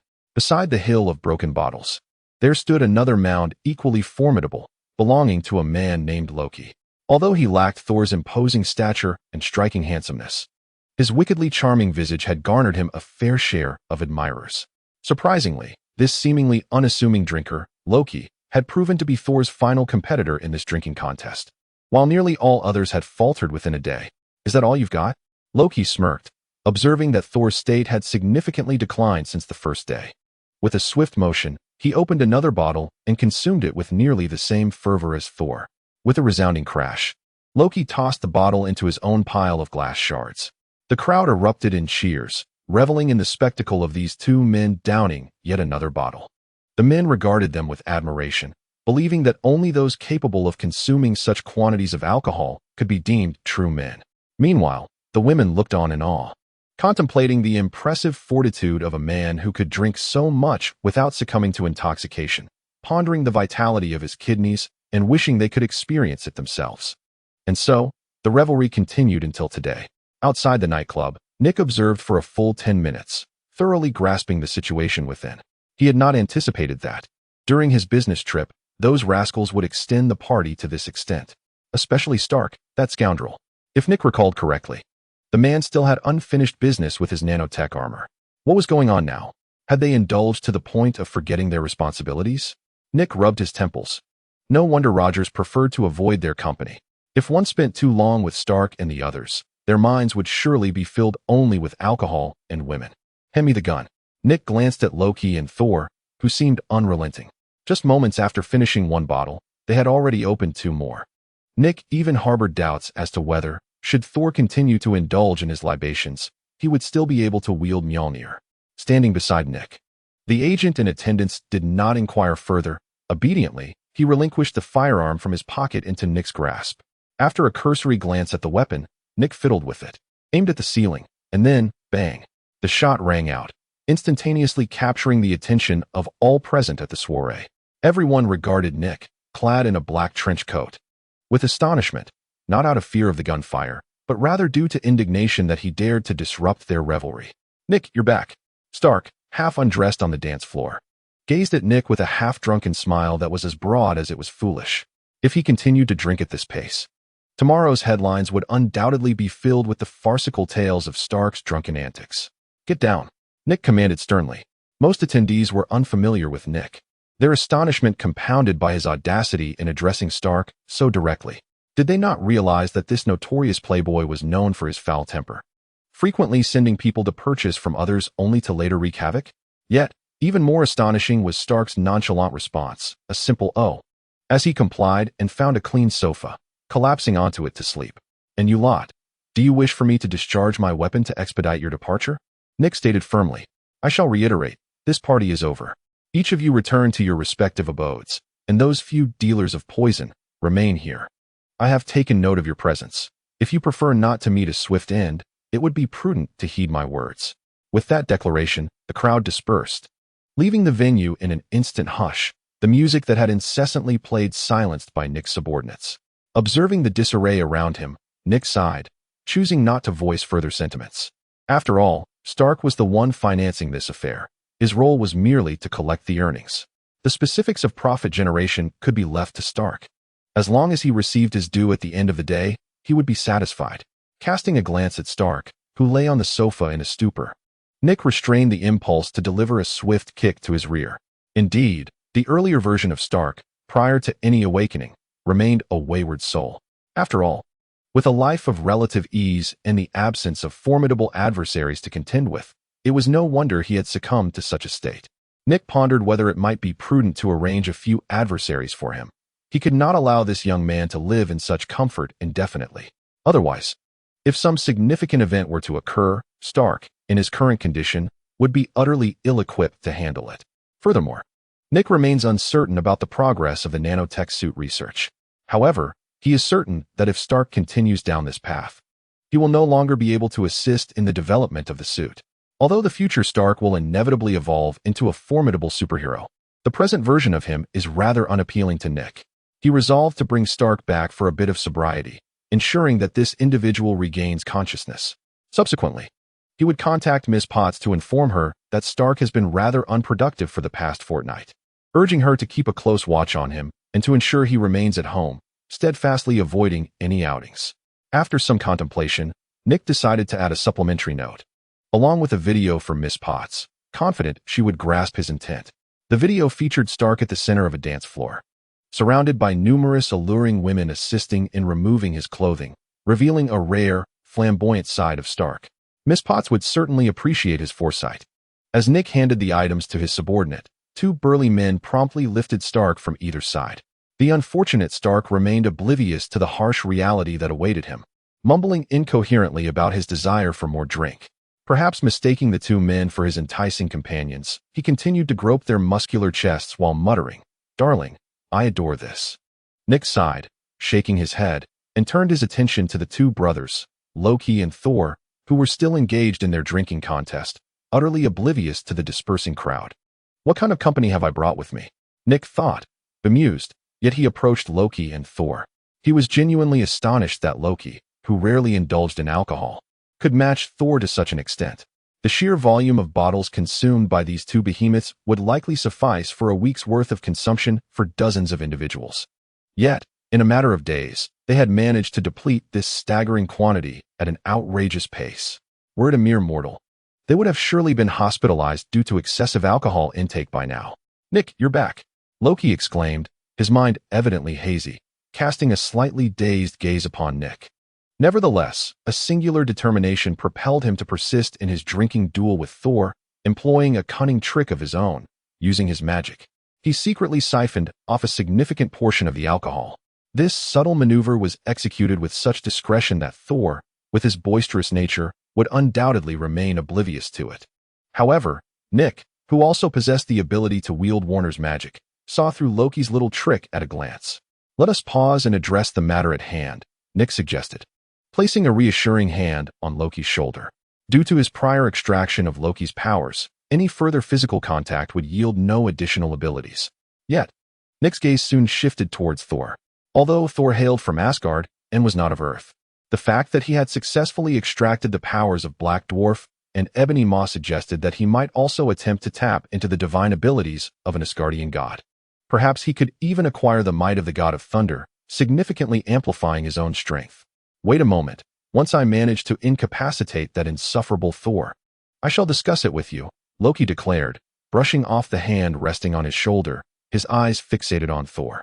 Clearly, he had developed an unhealthy obsession with competing against Thor, otherwise, he would not exhibit such behavior. In earlier times, Nick might have lost his temper and used his powers to subdue Loki, but he refrained from doing so this time. Instead, he approached Thor under the guise of persuasion, hoping to initiate physical contact to extract his abilities. "Do not touch me, you fool. Let me finish my drink with him," Loki interjected just as Nick was about to make contact.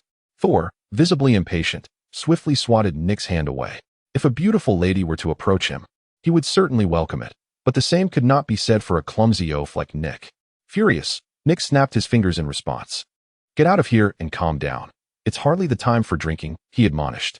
In the next instant, an unfathomable black hole materialized beneath Thor's feet, causing him, along with his chair, to plummet without a moment's notice. "What the hell?" Loki exclaimed, startled by Thor's sudden disappearance. He was well aware of the method Nick had employed to make Thor vanish. It was the very same technique Nick had utilized to send him into free fall for nearly 30 minutes. Realizing Nick had taken action, Loki quickly composed himself, donning a strained smile that was more akin to a grimace, and turned his attention to Nick. "Shall we continue drinking?" Nick inquired, raising an eyebrow. "No more, no more." Loki hastily shook his head. "If there is something to discuss, please proceed." "Very well then." Nick nodded and found a chair to sit down. However, just as he settled in, the communicator in his pocket began to emit a sound. The voice on the other end was incomprehensible, but it left Nick momentarily stunned, clearly indicating that something unexpected had transpired. "What is going on? Another incident?" Loki inquired. "It's nothing, just a rather intriguing occurrence that took me by surprise," Nick murmured, shaking his head. "Is it about Peter Parker?" Chapter 121. The show begins 23rd Street. Not long ago, a violent gang clash had erupted here, leaving the scene in utter disarray. Ambulances and police cars had arrived, swiftly transporting the injured to the hospital. The gang members could never have anticipated that one day they would be dismantled by a solitary figure. The entire skirmish lasted merely half an hour, culminating in a swift conclusion. The architect of this chaos was currently in another district, gazing upwards at the slender figure flitting between towering buildings. Rogers possessed keen eyesight, even from the ground. He could clearly discern the individual clad in a tight-fitting costume, adorned in red and blue, which hinted at a certain flair. He glanced down at his own shield, which bore a similar color scheme, feeling quite satisfied with the aesthetic. Yet, aesthetics aside, Rogers could not overlook the audacity of this individual who dared to disregard the rules. Swinging through New York like a spider under the cover of night. Was he truly so dismissive of the law enforcement agencies? This was a directive from Nick, who, given the recent unusual circumstances, had prohibited any disorderly conduct. Just moments ago, Rogers had received orders from Nick to apprehend this web-slinger for disturbing the peace. Although Rogers was uncertain why Nick wanted him to confront this newcomer, he understood that when Nick issued a command, it was imperative to comply. After all, anyone who roamed the night in peculiar attire, darting between buildings, was surely not up to any good. Action was warranted. Meanwhile, at the Barza nightclub, Nick, having just ended his call with Rogers, wore a barely perceptible smile. Earlier, he had dispatched someone to gather information on Peter Parker. However, the details he received were rather meager. Peter Parker was merely a fresh high school student with decent grades and perhaps some charisma among his peers. Based on the timeline, Nick had initially anticipated that Spider-Man would not make his debut for some time, yet he was surprised to find him appearing now. However, it seems rather agreeable. If Peter Parker has indeed become Spider-Man, then perhaps he could be integrated into my future plans. After all, while Spider-Man's combat prowess may initially be modest, he will undoubtedly evolve into a formidable superhero alongside his growth. There is, however, one matter that Nick has long wished to address, delivering a well-deserved thrashing to this incessantly chatty individual. This aspiration has lingered since before Nick's journey into this realm. And now he sees the perfect opportunity to realize it through Rogers. Nick glanced at Loki, who was obediently seated beside him. Thor's sudden disappearance had genuinely startled Loki, prompting him to adopt the role of the dutiful child in Nick's presence to avoid following in Thor's footsteps. For Loki, this was an unprecedented challenge. Yet, given Nick's overwhelming combat capability, Loki understood that even with all his might, he would likely falter against a single blow from Nick. Thus, he remained seated, patiently awaiting the conclusion of Nick's phone call. "Are we to discuss Thanos?" Loki inquired. Unexpectedly, Nick did not respond, but instead dialed another number. "Hello. Please connect me to the surveillance near 23rd Street. No, let us use satellite positioning directly. I require the clearest footage." Nick spoke into the communicator. "Yes, precisely. Focus on Captain Rogers. I want the most detailed live feed from his location." "Very well, just send it to my phone." After concluding the call, merely 3 seconds passed before a video option appeared on Nick's device. He expanded the screen to roughly the size of 2 palms, and, with a gentle touch, the scene from Rogers' perspective became vividly clear before him. Loki, intrigued, leaned in closer.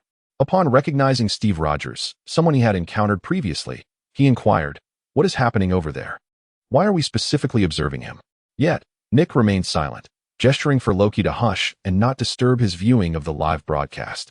Comprehending the unspoken request, Loki fell silent, sitting quietly beside Nick, allowing him to focus on the video. Returning to the scene on 23rd Street, the young Spider-Man remained blissfully unaware of the impending events. He swung between the buildings, relishing the sensation of weightlessness, assured by his abilities that he would not plummet. He had never experienced New York from such a vantage point before. Perched atop a towering edifice exceeding 200 meters, Parker gazed down upon the minuscule landscape below. Everything appeared insignificantly small, akin to observing ants scurrying about. The sensation was distinctly unique. The air above was remarkably crisp. Parker pulled back his half-mask and inhaled deeply, relishing the refreshing atmosphere. However, before he could fully savor the purity of the air, he noticed what seemed to be a robbery unfolding 3 blocks away. With a resolute determination to combat injustice, Parker could not permit such an occurrence. He promptly removed his mask, obscured his visage, and leaped off the ledge. Having acclimated to such heights, he found them trivial. After descending nearly 100 meters, he adeptly shot out a web towards another building. Yet, not long into his swing, an unusual sensation from his spider sense alerted him to impending danger. Upon turning his head, he beheld a shield hurtling towards him at breakneck speed, poised to collide with his person. In its nascent stage, Parker's spider sense had not yet developed fully, merely serving to warn him of imminent peril. Coupled with his still nascent mastery of his abilities, he found himself unable to react in time upon spotting the shield. The shield struck his chest with a muffled thud. Although merely a shield, the impact felt akin to being struck by a car. His hands failed to grasp the web, and he was propelled away by the force of the blow. Fortunately, a balcony lay less than 10 meters below. Otherwise, a fall from such a height could have resulted in severe injury, even for someone like Parker. Chapter 122. Your ramblings are excessive with a resounding crash. Peter Parker never anticipated that his inaugural day as Spider-Man would be marred by treachery, especially from such a lofty vantage point. He landed unceremoniously on the balcony, sustaining a painful fall. While a 10-meter drop could incapacitate an ordinary person, for Parker, endowed with superhuman abilities, it merely resulted in a throbbing backside. Sitting on the ground, he rubbed his rear, his features contorted in discomfort beneath the mask. It was utterly absurd. Why would anyone play frisbee at such an elevated height? Such heedlessness could lead to dire consequences should someone be struck. Yet, upon reflection, it seemed improbable that anyone would engage in such folly at such heights. After all, who would be so bored as to frolic at such an altitude? But that doesn't quite add up, does it? Who among us would be capable of tossing a frisbee from such a dizzying height? Clearly, someone has ambushed me. The sluggish little spider sat on the ground, chattering away to itself like an incessant talker, meticulously recalling the appearance of that frisbee. It bore a striking red hue, tinged with blue, and adorned with splashes of white. Wait a moment, why does that shield seem so familiar? As if I have encountered it before? Parker smacked his forehead in realization. Isn't that the color of the flag? But who precisely struck me down? I must confront them and settle the score. Fuming, Parker slapped the ground before rising to his feet. However, before he could turn to leave, a figure emerged atop the building across from him. Are you searching for the weapon that sent you tumbling? Steve Rogers, bewildered as to how he had reclaimed the shield, stood there with the very shield that had knocked Parker down in his grasp. Rogers waved the shield at Parker with a smile that radiated warmth. Yet, Parker did not perceive Rogers' smile as particularly sunny. He could only think of this individual who had caused him to fall unceremoniously, leaving him with a sore backside. "Sir, you seem somewhat familiar," Parker remarked, gazing up at Rogers on the adjacent building, feeling a sense of recognition, particularly due to the striking uniform he wore, the standard red and blue, complemented by a star emblazoned on his chest. "Wait, you are Captain America. I still read your comics." Parker's excitement was akin to that of a child encountering their idol. In an instant, he dismissed the recent ambush from his mind. Had it not been for his mask, Rogers would have certainly seen the elation etched on his face. "Oh my gosh, you are even more handsome in person than in the comics. And that shield of yours, is it truly indestructible? And how on earth did you develop such impressive muscles? They look like they could burst from your uniform." Parker lamented to himself like an overzealous child. "Oh dear, this foolish head of mine. I can't believe I forgot to bring paper and a pen. I've missed the chance to get the captain's autograph. Ned will surely laugh at me for the rest of my days." Parker continued to ramble, filled with childlike enthusiasm. "The last person who claimed to be my fan had spent 20 years in the mob." Rogers raised an eyebrow. While it was delightful to meet a fan, this one was rather verbose and was beginning to wear on his patience. "No, I'm not part of the mob, sir. Rather, I should call you Captain." Parker eagerly inquired, "May I take a photo with you, Captain? If my friends find out that I've taken a picture with you, they will be utterly envious." "I'm afraid a group photo won't be possible, as I have other matters to attend to," Rogers replied, shaking his head. "Oh, is that so? What a pity," Parker said, visibly disappointed as he put his phone away after having it ready for a photo. "You go ahead and handle your business, Captain. I can wait here until you're done." "You might not have the opportunity," Rogers remarked, slightly furrowing his brow as he observed Parker, who had turned around to organize his backpack before tossing his shield. It was perplexing how this young man could so easily forget that he had just been attacked, exposing his back and making it easy for Rogers to strike. Even though Rogers found it hard to comprehend, he proceeded with the task assigned to him by Nick, to give this Spider-Man a thrashing and then bring him back. "By the way, sir, please refrain from playing with the shield at such heights." Parker suddenly felt a chill run down his back, cutting off his sentence midway. Remarkably, his spider sense had alerted him just in time. "Here it comes again." Parker flipped over, clutching his backpack, successfully evading the shield's assault. It dawned on him, rather belatedly, that the previous attack had not been an accident. Thud, thud, thud. The shield soared past Parker, crashing against the balcony's edge. After a series of collisions, it returned to Rogers' hand in an astonishing manner. "Does your shield always defy the laws of physics?" Parker inquired, curiosity piqued. "Isn't your existence equally absurd?" Rogers caught the shield and replied, "I don't recall any other being in this world who can produce silk like a spider. It seems someone is quite interested in you and insisted I give you a thorough beating before taking you away tonight." "Why must it be a beating? Why can't we just leave?" Parker asked, intrigued rather than angered by Rogers' intent to attack him. In fact, he felt an exhilarating thrill at the prospect of engaging with Rogers, even for just a few moments. This peculiar thought process might seem odd in others, yet for Peter Parker, it all suddenly made sense. Initially, Rogers was baffled by the request, but now he understood. He assumed a combat stance and leapt across a gap of 4 to 5 meters between buildings, landing on the same platform as Parker. "You talk far too much, to the point that I'm almost tempted to give you a beating myself," Rogers said, adopting a fighting stance. "I hope you'll cooperate. It would be nice to wrap this up and enjoy a drink with someone later." "Fighting is not right, sir. I certainly do not relish the thought of being struck. If you wish to introduce me to the person you speak of, that is permissible, but you must first defeat me." Parker, not one to back down, responded boldly. Chapter 123, Spider Sense on the rooftop of a towering edifice. The evening breeze howled incessantly, a constant whisper in their ears. Rogers resembled a poised tiger, his eyes glinting with a dangerous glimmer as he fixated intently on Parker, who stood not far ahead. This was Nick's order, to give this seemingly youthful lad a sound thrashing. At that moment, Rogers deemed it prudent to teach the lad clad in spider attire a lesson. Parker, lacking combat experience, stood frozen in place, unlike Rogers, who was prepared for action at any moment. Though bewildered as to why Rogers had suddenly chosen to confront him, Parker felt a surge of curiosity. He resolved that, come what may, he would seize the opportunity to capture a selfie with Rogers. After all, He was a character who existed solely in the realm of comics. Even though Parker could not comprehend why Steve Rogers stood before him in the flesh, many occurrences defy logical explanation, much like his sudden acquisition of spider abilities.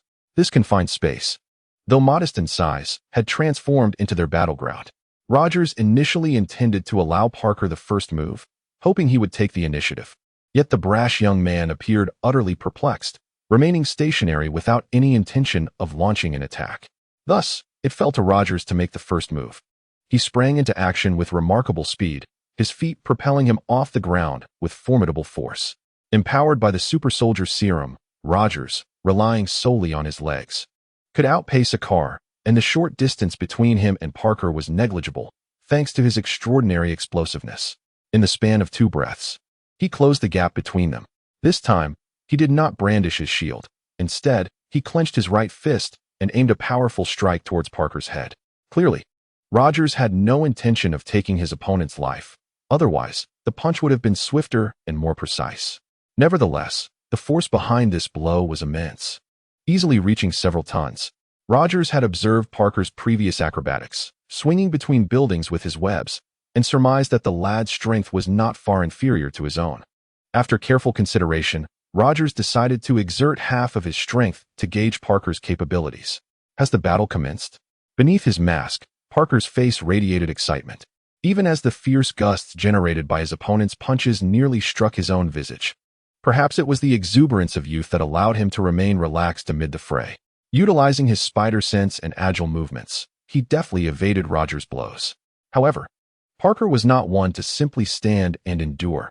Since his adversary had initiated the skirmish, it was only fitting that he respond in kind. "Captain, I'm going to strike now, so do be cautious," Parker declared, his fist poised to deliver a blow to Rogers' chest. With a resounding thud, he unleashed his punch.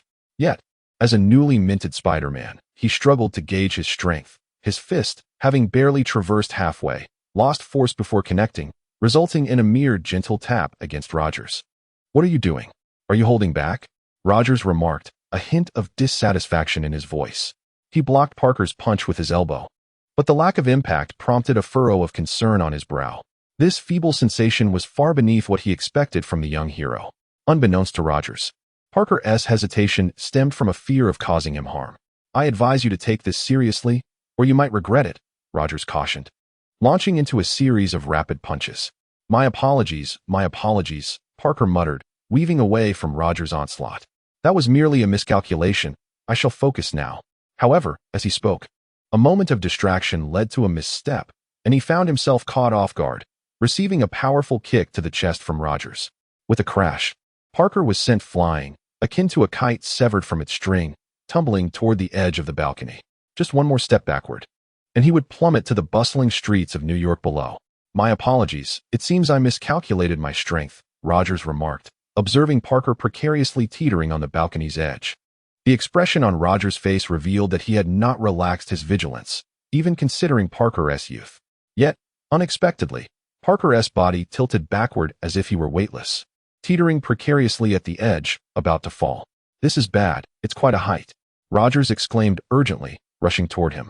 "The height of this place is truly daunting. Even if he were to leap from here, the consequences would be far from pleasant, let alone for anyone else." In haste, he rushed over to assess Parker's condition. However, as he stood at the edge of the balcony, peering out, his expression turned grave. For in his line of sight, Parker was nowhere to be found. The street below bustled with vehicles and pedestrians, devoid of any indication that Parker had fallen. No, there was not even the sound of a fall, which solidified his decision not to descend. Rogers quickly regained his composure, but it was too late. A voice suddenly echoed behind him.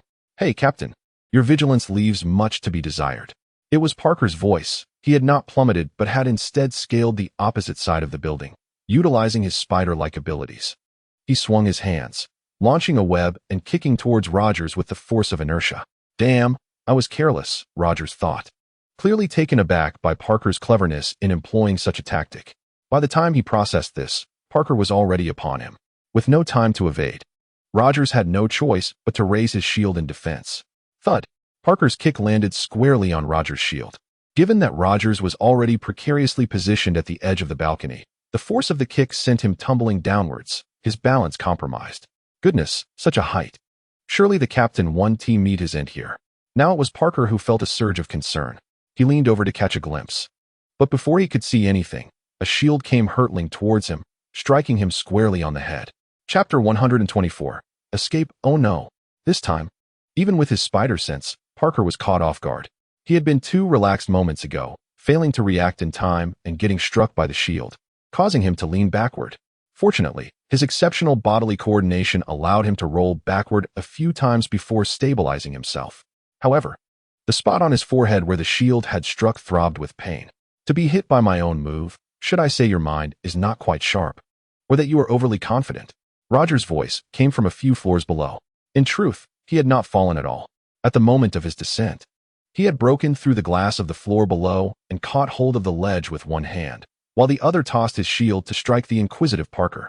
Rogers then leapt up from below. The few meters were no challenge for him. Yet, just as he was about to retrieve his shield, Parker intercepted him. With a swift motion, a web shot forth from Parker's wrist-mounted web shooter, adhering directly to Rogers' shield. Huh. It seems your shield won't be returning to you now, Parker chuckled. And with the web clinging to the shield, he swung it around. The shield, ensnared by the web, was hurled forcefully towards Rogers. Captain, I assure you, I shall not hold back any longer, Parker declared, his actions unwavering as the shield was poised to strike Steve. Just as I intended, Rogers replied with a smile. He leapt into the air, executing a graceful 720-degree spin, evading Parker's attack, while simultaneously extending his arm to seize the shield tethered to the web. This is not a toy you can wield effectively. It belongs to me, he stated, grasping the shield in an attempt to reclaim it. However, due to the web still being affixed, Parker was equally able to pull the shield back. Neither was willing to relent, and thus ensued a fierce tug-of-war for the shield. Surprisingly, your webbing is quite resilient, Rogers remarked, confident in his own strength. Yet, to his astonishment, the web did not snap despite the tugging from both sides. He had assumed a child's invention would lack potency, but it was now withstanding several tons of force. This notion, however, was misguided. The web, capable of supporting Parker's weight while suspended in midair, undoubtedly possessed significant tensile strength, proving difficult to sever. Beneath his mask, Parker wore a triumphant grin, relishing the praise from Captain Rogers. This web shooter took me 3 days to develop, able to endure several tons of pressure. But Captain, your strength is formidable. I find myself unable to pull it back, Parker exclaimed in surprise. Since acquiring his spider-like abilities, he had tested his own strength, capable of effortlessly demolishing walls and stones, even lifting a small car with ease. Yet, he did not anticipate that his pride in his strength would falter against Rogers. This was not entirely Parker's fault. He had only recently gained his Spider-Man abilities, and the full potential of his body remained untapped, still in its nascent stages requiring time to mature. In contrast, Rogers had always been at the pinnacle of human capability, his physical prowess no longer subject to enhancement through training, merely maintaining his peak condition. As Spider-Man matured, his strength could be exaggerated to several tons, effortlessly pulling trains with his bare hands. However, at this moment, Parker's power was still somewhat lacking. Otherwise, even a simple tug-of-war with Rogers would not be so taxing. Captain, you should be cautious. Observing the stalemate with Rogers, Parker's mind sparked with an idea. He released his grip, yet his hand remained clutched around a web line, intending to leverage Rogers' strength to propel himself forward. Suddenly, Rogers sensed that his opponent had seemingly ceased their exertion. After such an extended deadlock, Parker's sudden release caught Rogers off guard, leading him to lose his balance and stumble backward. Meanwhile, propelled by inertia, Parker was swiftly hurtling toward Rogers, aiming directly at him. Captain, this kick will surely hurt. At this juncture, Parker decided to hold nothing back, using the force from Rogers to launch a kick straight at him. Yet who was Rogers? Having battled countless times before, his combat experience was unparalleled. He would not fall for the same trick twice. Thus, Rogers allowed inertia to carry him down, cunningly tossing his shield backward. Parker soared over the prone Rogers, who had initially felt a sense of triumph from his quick thinking. Now, he desperately sought to halt his momentum. As Rogers' shield was flung away, Parker found himself in dire straits, truly plummeting from the building. Everyone, keep your eyes on that individual in the red and blue suit. Do not let him escape. Report his location at all times. Understood. Rogers ended the communication and tucked the device back into his pocket. The figure clad in the tight suit possessed some remarkable capabilities. It remained unclear how he had acquired such powers, making him significantly more formidable than an average person.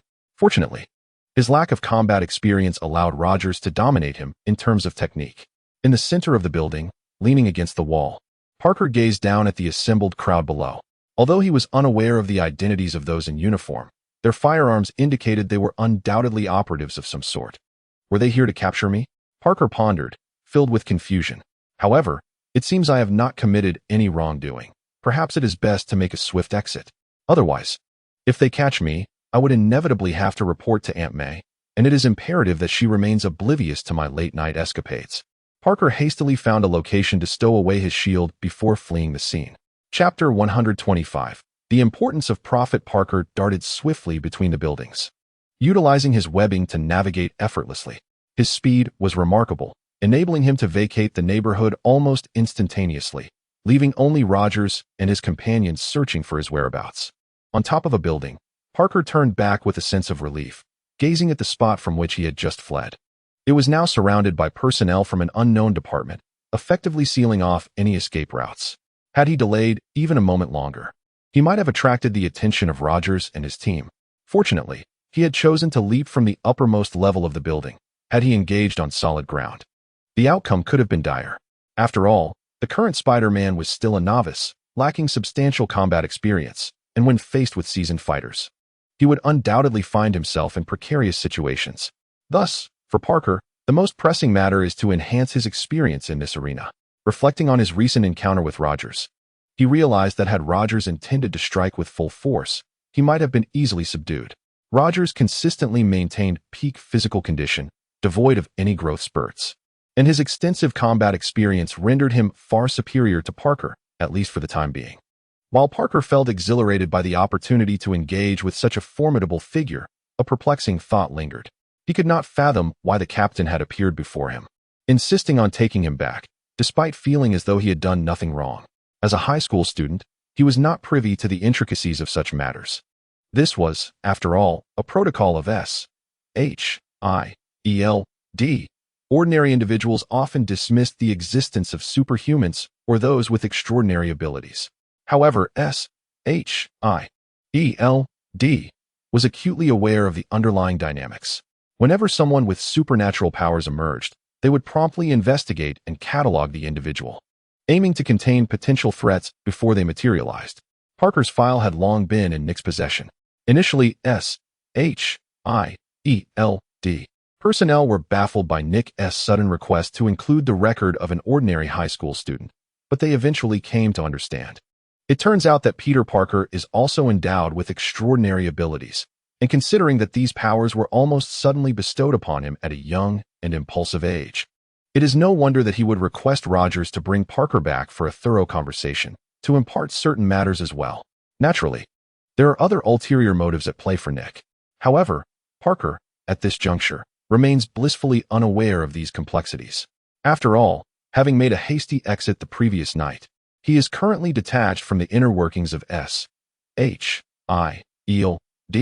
Wandering through the city for a while, Parker, once assured of his safety, chose to pause at a scenic vantage point. He gazed down upon the luminous nightscape of New York City. This moment represented one of the rare occasions he could behold the city in such grandeur. The last time he had experienced this was during a visit to Oscorp Tower, accompanied by his crush, Gwen. Initially, Parker had aspired to join Oscorp Biotech as a future goal. However, unforeseen revelations about Oscorp surfaced recently, alleging their involvement in bioweapons experimentation on human subjects, leading to numerous casualties. Parker had initially dismissed such notions, but upon witnessing a lizard-like creature wreaking havoc on the streets, he reluctantly accepted this grim reality. Since that moment, Oscorp ceased to be his ambition and was replaced by Stark Industries. Who could resist the charm of that dashing playboy? Even if Parker himself is male, Tony Stark's actions are undeniably captivating, especially from a high schooler's perspective, relying on his brilliant intellect to escape a desert alone, then publicly revealing his identity as Iron Man before an audience. Parker often pondered whether he would have the audacity to do the same if he were Stark. Yet, he humbly recognizes that he likely lacks such courage. With a sigh, Parker found himself drifting back to the identity of Peter Parker, the struggling student. rather than fully embracing his Spider-Man persona. At this point in his journey, he has yet to encounter the tragic loss of Uncle Ben and does not grasp the profound truth that with great power comes great responsibility. His sole desire now is to win Gwen's affection, a task that proves to be quite daunting. He is bewildered to discover that even the simplest prerequisite for asking her out, money, remains beyond his reach. Parker had thought he would not be burdened by financial concerns at such a young age, yet he was taken aback by how swiftly this day had arrived. It seems that recently, Hell's Kitchen has been hosting some underground boxing matches, with a prize of as much as $10,000. Parker originally hesitated to venture into Hell's Kitchen, having heard from Uncle Ben that the area was chaotic, rife with various tumultuous events occurring daily. Even though the situation had begun to improve following Kingpin's demise, the stigma surrounding the place remained, which was why Uncle Ben had always discouraged Parker from going there. However, now, motivated by the allure of that substantial prize, Parker felt compelled to defy Uncle Ben's wishes for the first time. Uncle Ben's car had been experiencing frequent issues lately, and this money could be used to purchase him a new vehicle, along with some savings to spend on a date with Gwen. After enduring a minute of inner conflict, Parker ultimately found a rationale to convince himself. He decided to first explore Hell's Kitchen that evening, gathering information about the situation before diving headlong into it. He resolved to act, swiftly setting off towards Hell's Kitchen. As for his confidence in securing the $10,000 prize, he believed wholeheartedly that he would not falter. After all, he could easily hold his own against Captain America, Steve Rogers. Surely, he would not misstep against a few thugs. With this mindset, Parker hastened towards Hell's Kitchen. Along the way, he observed various petty crimes on the streets of New York, mostly ordinary acts of violence and robbery. Although Parker had initially set out with the intention of playing the hero and vanquishing evil, he now had other pressing matters to attend to and chose to set aside those thoughts for the time being. Chapter 126. The plan in motion at the Barza nightclub. Nick gazed out the window after discussing the plan with Loki. The specifics of the strategy were rather straightforward. Loki was to approach Thanos and, using his persuasive skills, lure him into coming over. The rest would be left to Nick to manage. While the plan appeared simple, its execution would require meticulous attention to detail. For instance, why would Thanos heed Loki's words? Particularly when faced with the looming threat of Odin. Thanos still harbored a healthy fear of Odin. When they clashed millennia ago, Thanos had stood little chance. Now, thousands of years later, Thanos was prepared to embark on his quest to collect the Infinity Stones, yet the formidable presence of Odin in the Nine Realms complicated matters significantly. For Thanos, the threat posed by Odin was indeed formidable. Even though Odin has aged significantly and can no longer maintain his former prowess, his lingering influence remains palpable. For Thanos, as long as Odin draws breath, he must remain in a state of cautious observation. Have you decided what to do? Nick inquired leisurely, holding a glass filled with vodka from Russia, pouring himself half a cup. The fine spirits in the nightclub had been nearly exhausted by the Loki brothers, and this bottle of vodka was one of the few remaining that was still of decent quality. Although Nick was not a drinker, he saw no harm in indulging himself for a moment. Not yet. For Thanos, Odin's threat is far too great. Even if I were to confront him, he would not act lightly. I still require assistance from others, and perhaps a bit of time to prepare, Loki replied. In fact, I have a plan, Nick interjected. What plan? We could fabricate a rumor regarding Odin's demise. Once Odin is believed to be dead, the greatest threat in the Nine Realms will vanish, allowing Thanos to invade without hesitation. Are you suggesting that I should kill Odin? Loki exclaimed, his eyes widening in disbelief. While he harbored a deep-seated animosity towards Odin, wishing for the old man's end, that did not equate to a desire for his actual demise. Loki's feelings towards his father were indeed complex, intertwining various emotions. Well, Nick hesitated. Let's not even discuss who could kill Odin. The very question of whether we can even enter Asgard is daunting. Its defenses are formidable. The moment you set foot in Asgard, countless eyes will scrutinize your every move, let alone attempting to assassinate Odin. Loki reiterated his concerns, keen on concealing his reluctance for Odin's death from Nick. But I never suggested that we need Odin to be truly dead, Nick replied with a smile, casting a glance at Loki before turning away. He downed his drink in one gulp and placed the glass gently on the table, clasping his hands behind his back. We merely need to circulate a false rumor. It is not essential for Thanos to believe it. He merely needs to perceive that Odin is on the brink of death. Nick articulated his strategy. If I am not mistaken, Odin is indeed nearing his end. We simply need to embellish this kernel of truth. The execution is not overly complicated. It resembles the work of media on Earth, which thrives on amplifying reality to convince the masses of their altered narratives. Thanos is inherently suspicious. He may not accept the rumors we spread. However, he will employ his own methods to ascertain the truth, and upon confirming that Odin is indeed faltering, he will take action. Why are you so certain that Odin is nearing his end? Loki squinted, tilting his head to observe Nick's profile. A glint of danger flickered within his elongated eyes. Loki was acutely aware of Odin's physical condition, which had deteriorated significantly over the years. In human terms, one might describe him as gravely ill, teetering on the brink of death. However, this ailment was not a conventional illness, but rather a dire reflection of his overall declining health. Yet, Loki believed that with that old scoundrel's cunning, as long as he refrained from engaging in any grand endeavors, he could likely extend his life for several more centuries. Unbeknownst to him, Loki's optimism was somewhat misplaced. According to Nick's estimation, Odin would perish within a decade at most, a grim prediction attributed to the unique physiology of the Asgardians. Typically, Asgardians gain strength with age, yet their physical resilience inevitably wanes.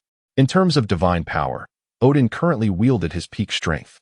Regrettably, his body could no longer withstand such prowess, compelling him to refrain from exerting himself, often opting for slumber to temper his formidable abilities.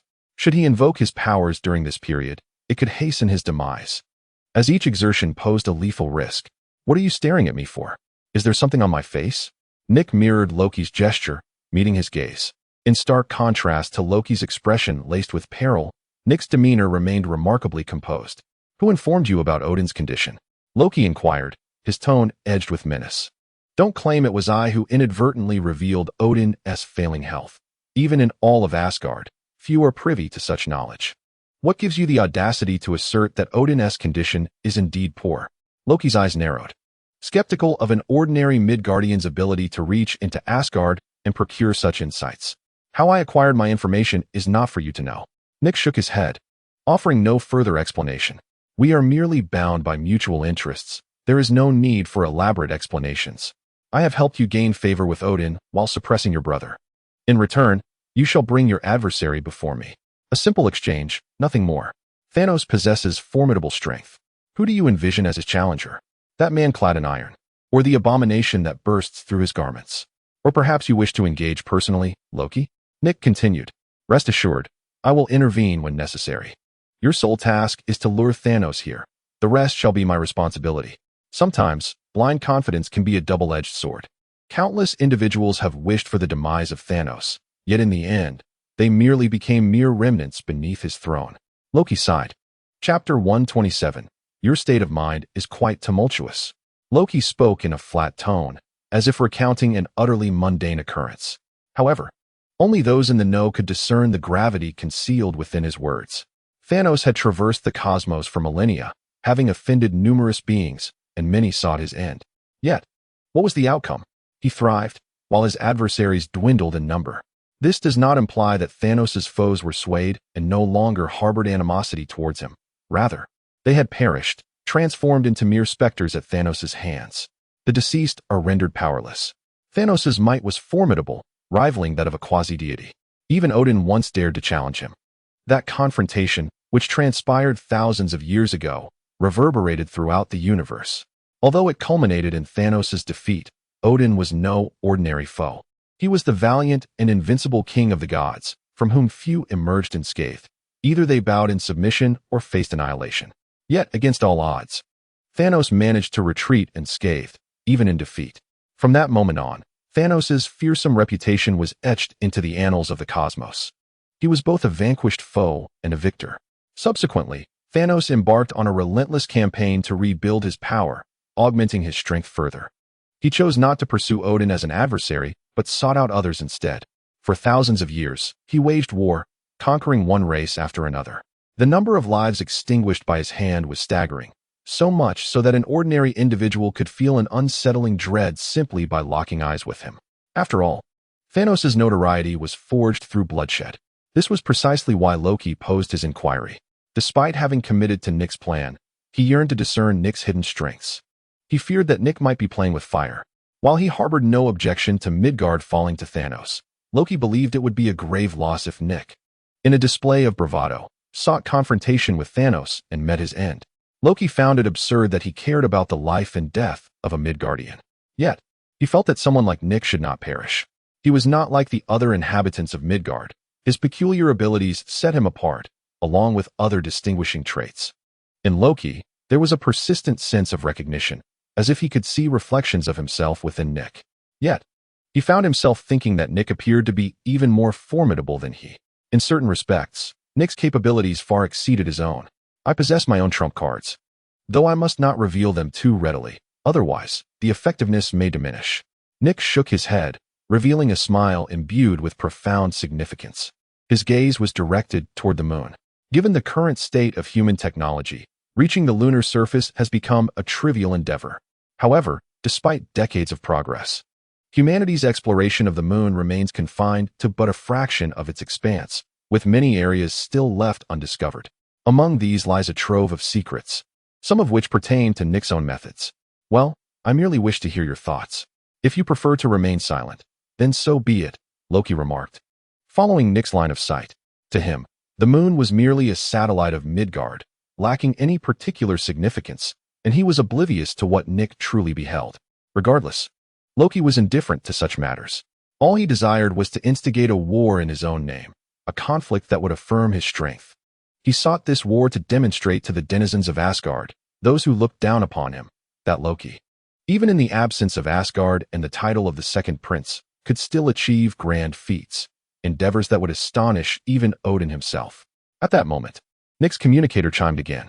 He glanced at the contact's name before answering the call. Captain, if I am not mistaken, it seems you have encountered a setback, correct? Nick remarked with a smile while holding the communicator. You figured it out, Nick, came the somewhat dejected voice of Rogers from the other end.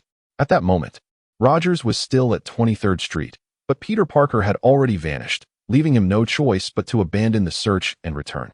A mere boy managed to outmaneuver the renowned Captain America. Should I be impressed by that Spider-Kid's prowess? Or is it a sign that the Captain is no longer at his peak? Nick mused. Nick, this is on me.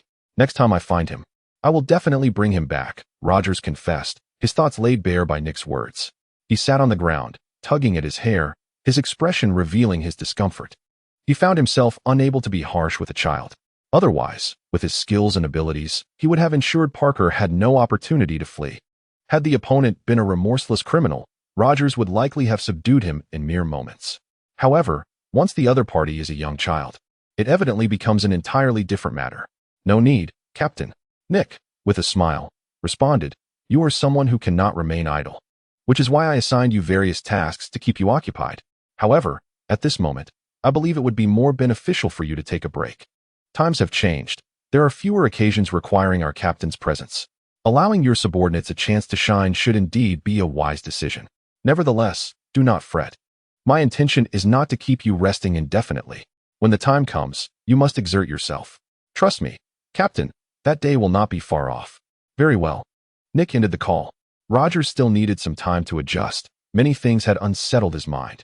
This was not favorable for a captain. He required a little more time. Otherwise, facing the impending battle would prove challenging. So, when shall we commence our plan?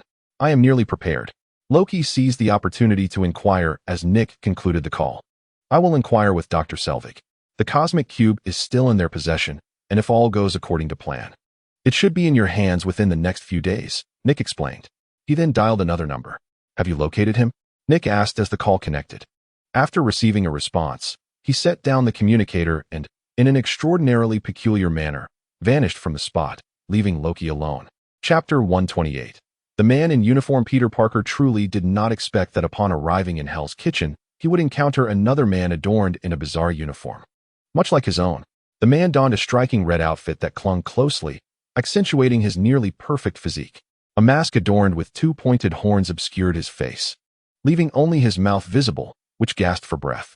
He appeared to be in considerable distress, attempting to emit groans, but for some unknown reason kept his lips tightly sealed. Lying there in the alley, had Parker not been cautious about drawing attention and hurried through that very alley, he might have overlooked this man entirely. Sir, do you require assistance? Parker inquired, standing at the alley's entrance, his hands braced against his knees, leaning down towards the man on the ground. However, The man seemed to have lost consciousness, his head slightly tilted against the wall, yet he had not collapsed. Parker glanced outside, then back at the man. Ultimately, it was decided that it would be prudent to postpone a visit to the underground boxing arena. After all, no amount of money can surpass the value of a human life. The man before me exhibited an alarming state, seemingly unresponsive, raising concerns that he might already be deceased. Parker leaped down from above, and as he descended, he became acutely aware of a gaping wound in the man's abdomen, an apparent puncture inflicted by a sharp instrument. Despite the man's desperate attempts to staunch the bleeding with his hands, blood continued to flow profusely, creating a gruesome sight. This grievous injury rendered him exceedingly weak, and it was conceivable that he had succumbed to shock from excessive blood loss. I must call the authorities. This man is gravely injured, and an ambulance needs to be summoned immediately. Beneath his mask, Parker's features tensed. He instinctively reached out to assess the man's injuries, but hesitated, withdrawing his hand. There was no need for further examination. The severity of the man's wounds was unmistakable. The air was thick with the metallic tang of blood, a sufficient indication of the dire situation. Blood pooled around the man, an alarming quantity that would have claimed the life of anyone else. Yet, this man clung to life through sheer tenacity, managing to stave off death from blood loss. An ambulance would undoubtedly arrive too late. I must transport him directly to the hospital. Otherwise, no matter how resolute his spirit, he would perish shortly. Parker resolutely resolved that it was best to ensure the man's safe passage to the hospital. Although uncertain of the man's identity and questioning the wisdom of a person dressed so peculiarly wandering about at such a late hour, Parker realized that his own attire was equally odd. Thus, he extended his hand, intending to lift the man and rush him to the hospital before it was too late. Fortunately, the man had already lost consciousness, which spared Parker considerable difficulty.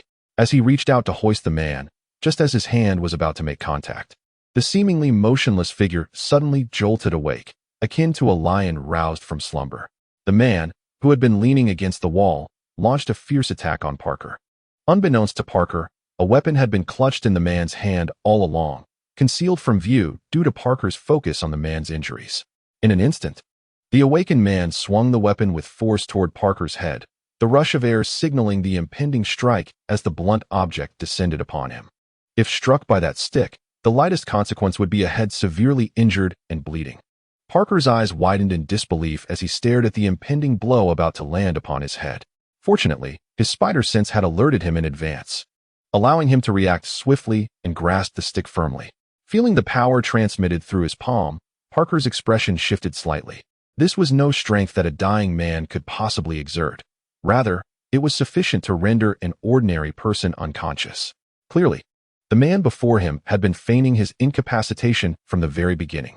Parker felt a surge of anger at his own momentary lapse in vigilance, which had allowed this man to attempt a surprise attack. He had initially considered extending a hand of kindness to save him, but now he found it astonishing that such a malicious heart could harbor intentions to bring about his demise. With a swift sidestep, Parker evaded the man's long staff. Leaping several meters away, his fury directed towards the man. "How can you repay kindness with malice? I had intended to save you, and now I see that you deserve to fend for yourself." Parker's voice was laced with indignation. Had the man not been injured, he would have eagerly delivered a punch in retaliation.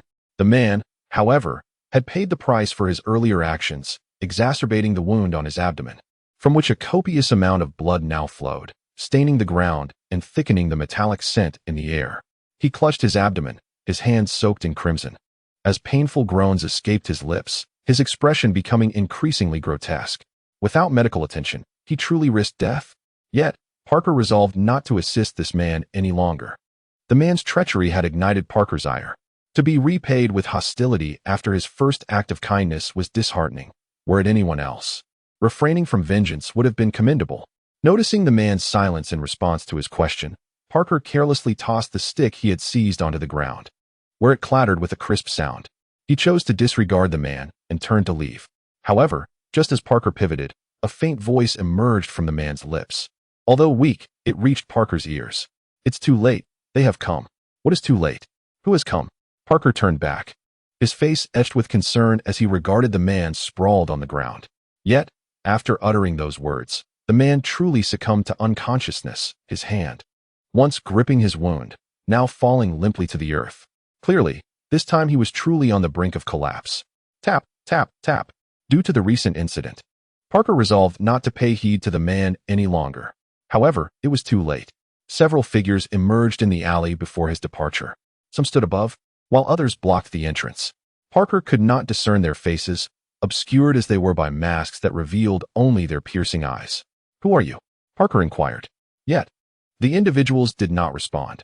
Instead, they greeted him with a flurry of throwing darts. Chapter 129, The Arrival Whoosh. Whoosh, whoosh. 3 darts flew from the hands of 3 assailants, hurtling towards Parker from different angles, leaving him no opportunity to speak as they launched a direct assault. "Damn it! Who are you?" The speed of the darts was such that an ordinary person would likely have been struck. However, since acquiring his newfound abilities, Parker's physical attributes had been significantly enhanced. He twisted his body in an astonishing manner, allowing the 3 darts to whiz past him unscathed. Thud! The remnants of the darts embedded themselves into the wall, a testament to the force behind them. After evading the projectiles, Parker finally recognized his assailants. They were garbed like ninjas from the movies, their eyes glinting with a menacing light, unmistakably harboring ill intent. At that moment, Parker recalled the words of the man who had collapsed on the ground just before he was about to leave. "They have come." Is it these individuals he referred to? Parker's mind raced as the ninjas descended from all directions, ultimately blocking his path of escape. A few others guarded the rooftops, preventing Parker from fleeing that way. Parker's expression turned grave. These individuals were not to be trifled with. "Who are you? I bear you no grudge. Why must you attack me?" he called out, still a child at heart with an unrefined mentality. Yet, the ninjas remained silent, tilting their heads slightly, locking eyes with Parker. Any movement from him would prompt them to strike once more. "Are you here for the man who collapsed?" Parker pressed on, glancing at their eyes and solidifying his suspicions. Parker hurriedly clarified, "You have misunderstood. I have no connection with that man. I merely happened to pass by and saw him. He is now in your hands. Consider me non-existent. I shall take my leave." As he spoke, he intended to depart. However, before he could take more than a couple of steps, the motionless ninjas ahead stirred once more. They swiftly obstructed Parker's path, their bloodshot eyes exuding an ominous aura. It appeared they had no intention of allowing him to leave. "I reiterate, I have no affiliation with that man. If you seek vengeance, feel free. I shall simply walk away." Parker emphasized once again, though he seemed reluctant to abandon the situation entirely, for that was a living soul at stake. Observing the ninja's stance, it was clear they intended to end the man's life.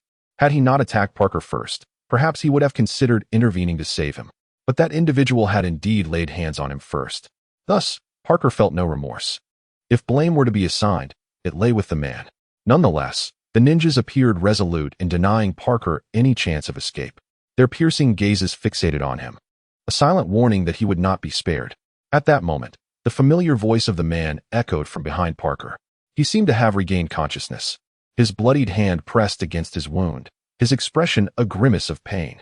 "Anyone who has witnessed their actions will be silenced," he declared. "Why?" Parker inquired. But the ninjas had resolved to end the standoff and surged forward, launching an assault from all directions, some wielding weapons with deadly intent. Their coordination was impeccable, reminiscent of seasoned warriors. Watching their onslaught, Parker instinctively swallowed hard. With a swift motion, strands of webbing shot forth from his wrist. He did not intend to engage in prolonged combat. Instead, he aimed to use the web to escape the alley. However, a lethal shadow sliced through the air, severing Parker's webbing and sending him tumbling to the ground. Damn it! The ninjas who had initially missed their target were now relentless in their pursuit. With adversaries stationed above him, Parker found himself unable to utilize his webbing as an escape route. With a forceful thrust, Parker swung his fist, striking one of the advancing ninjas. Yet, the sheer number of opponents, coupled with Parker's limited combat experience, placed him at a distinct disadvantage in the ensuing skirmish. Witnessing the impending assault from those individuals, Parker furrowed his brow beneath his mask. He lamented that he should have refrained from wading into such murky waters from the outset. Had he done so, he would not be ensnared in this perilous situation. Perhaps, had events unfolded according to his expectations, he would now be standing in an underground boxing ring, earning money through his prowess. "Are you regretting it?" A sudden voice echoed from an unknown source. What transpired next left Parker in a state of astonishment. The ninjas advancing towards him stood frozen, as if halted by an unseen force. However, their eyes betrayed a sense of unwillingness, suggesting they were compelled to remain stationary. Parker's eyes widened in disbelief at the unexpected turn of events. "What is happening?" he murmured. Suddenly, a figure clad in a long black trench coat appeared before him. He could not recall ever encountering this individual in his memory, among those he knew. None had a shaved head. "Who are you?" Parker inquired softly, his tone laced with caution towards this mysterious apparition. The complexities of the evening compelled him to tread carefully. "First, answer my question. Do you regret having engaged with that man?" Nick spoke coolly, his solitary eye fixated intently on the immobilized ninjas ahead. They were ensnared by his mental prowess, unable to move unless he chose to release them. "Perhaps," Parker hesitated, "if he and T attacked me earlier, I might not have contemplated abandoning him." "I understand," Nick replied, refraining from further inquiries. "Leave this to me. You should check on the condition of the man on the ground." Instantly, Parker grasped Nick's intent, though he was uncertain why Nick had suddenly appeared to rescue him. The confidence exuded by his ally prompted him to nod in agreement without further questioning and hurried towards the man on the ground. This was Parker's first encounter with such formidable power. A single individual could effortlessly subdue numerous adversaries merely by extending a hand. Standing there, with a simple gesture, he managed to incapacitate over a dozen foes, all while appearing remarkably at ease, as if exerting little effort at all. However, now that Nick had subdued the enemy, Parker felt less compelled to exercise caution. He turned around and heeded Nick's instructions, tending to the condition of the man on the ground. He appeared to still have a faint breath, similar to his earlier state. Yet, it was enough to astonish Parker, had he been an ordinary person. Losing such a copious amount of blood would have led to shock and death long ago. Yet this individual, against all odds, managed to cling to life for the moment. However, such a state could not endure for long, and without timely medical intervention, he was likely to perish here. Parker had barely turned his head when he witnessed a shocking sight. The ninjas, who had been controlled by Nick, stood frozen in place, one by one meeting their demise as Nick twisted their necks, ending their lives. Snap! Snap! With every crisp sound of breaking bone, another ninja succumbed to Nick's lethal grip. They remained as if paralyzed, motionless, with only their eyes able to flutter slightly. Terrifying. It was utterly terrifying. Parker had initially believed that Nick's ability could at most immobilize individuals, limiting their movement, but he was astonished to discover that such limitations appeared non-existent. Those ninjas, at Nick's mercy, were like toys, entirely devoid of the capacity to resist. They were simply dispatched by his hands. Snap! Snap! Parker could no longer bear to witness this. At his young age, he had never encountered such a scene. The most gruesome images he had ever seen were in horror films. Yet now, a far more shocking spectacle unfolded before him. Although those ninjas were indeed vile for attempting to take his life, witnessing their demise still left Parker grappling with acceptance. Could human life truly be so fragile? Parker pondered. With his current strength, a mere flick could easily extinguish the life of an ordinary person. Thus, he often refrained from exerting force, fearful of causing destruction, let alone inflicting harm upon another. Snap! Another one fell, as he applied pressure to the man's wounds. Parker recoiled slightly, still unable to fully accept the reality before him. He believed that, despite their malevolence, it would be better to leave such matters to the appropriate authorities. There was no need for direct execution. Otherwise, when the authorities arrived on the scene, they would find themselves in an awkward position. Sir, would you mind not killing them all?" Parker endeavored to persuade Nick to spare the last ninja's life, believing it prudent to leave at least one witness, which would provide evidence to elucidate the circumstances and prevent them from falling into a dire predicament. However, with a decisive snap, the sound of a neck breaking echoed through the air, clearly indicating that Nick had no intention of leaving a survivor. Were it another individual, he might have shown some mercy. Yet, when it came to the hand organization, Nick felt that execution was the only viable option. There was no necessity for leniency towards such a faction, especially since the likelihood of extracting any valuable information from them was virtually non-existent.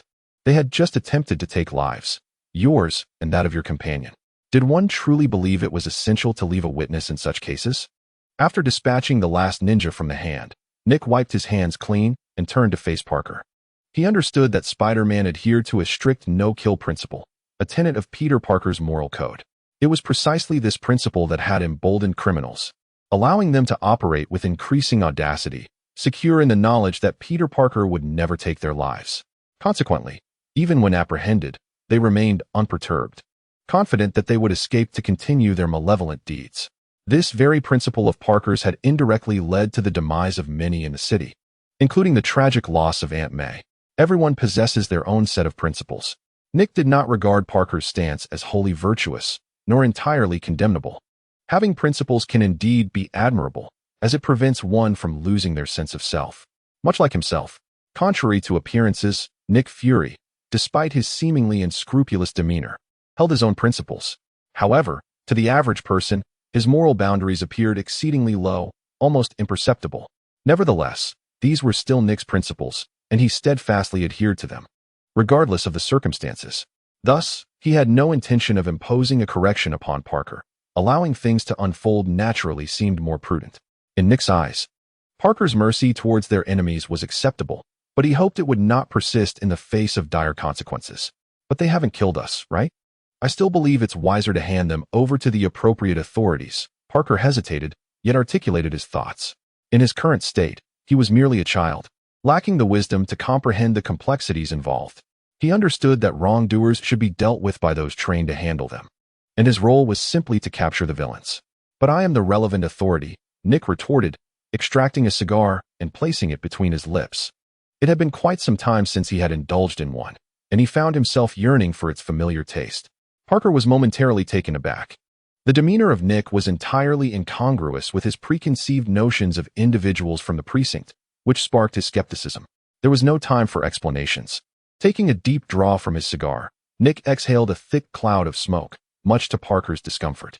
If you find my actions questionable, perhaps you ought to investigate the man you believe I cannot finish off. Discover what he truly is, Nick asserted as he approached the fallen figure, crouching beside him. The man sprawled on the ground was none other than Matt Murdock, known as Daredevil. By day, he was a lawyer, yet more often than not, he bore the mantle of a local superhero in Hell's Kitchen. Given his current state, it seemed he had encountered conflict with the Hand, compounded by certain peculiar circumstances. Otherwise, he would not be so grievously injured. With Nick observing, Parker took a moment to follow Nick's gaze toward the lifeless bodies of the ninjas. However, there was nothing there. Where once bodies lay scattered, now there was only emptiness. How could this be? There exists much in this world that you remain unaware of. I shall explain in due course, but for now, I need your assistance. This man is gravely wounded, and I require a location to render him aid, Nick implored. Chapter 131. Even heroes feel pain in Hell's Kitchen, New York. Nick brought Daredevil and Parker to a small street clinic. Most residents of Hell's Kitchen lack the financial means to afford treatment at conventional hospitals, which catered primarily to the affluent. For the impoverished, a single visit could deplete their entire savings. Thus, they favored the unlicensed clinics. Despite their higher mortality rates and the occasional ineptitude of doctors who could turn a simple cold into a dire illness. Yet, the affordability of these clinics was their saving grace. For them, the choice was stark: face the risk of illness and death in the streets or gamble on the small clinics, hoping for an exceptional performance from a less-than-stellar physician. Tonight, Nick had randomly selected a small clinic to visit. However, rather than a courteous visit, it was more akin to a forceful entry. As he broke through the clinic's door and unceremoniously yanked the sleeping doctor from his bed. Save him, or you shall be the one to perish. Nick, producing a firearm from seemingly nowhere, pressed it against the doctor's temple. Without allowing the physician a moment to utter a word, he forcefully propelled him towards the bedside. The doctor fell silent as he beheld the nearly lifeless figure of Daredevil. Even through the lens of his limited medical expertise, it was glaringly evident that the man lying on the bed was gravely injured, teetering on the brink of death. By the scant experience he possessed in saving lives, he surmised that had this man arrived 3 minutes later, he might very well have succumbed on the way. However, to expect him to revive such a critically wounded individual was tantamount to imploring the divine to restore a soul from the beyond. Even with minor ailments, he encountered a death rate exceeding 10%. How could he possibly contend with a person on the verge of expiration? Are you serious? The doctor, still clad in his pajamas, instinctively swallowed hard, casting a sideways glance at Nick. Had it not been for the gun still pressed against his head, he might have swiftly retrieved the shotgun concealed beneath the bed and unleashed a volley upon this intruder who dared to invade his home in the dead of night. That weapon was a prized possession. A single shot could create a gaping hole in the chest of even the most robust of men.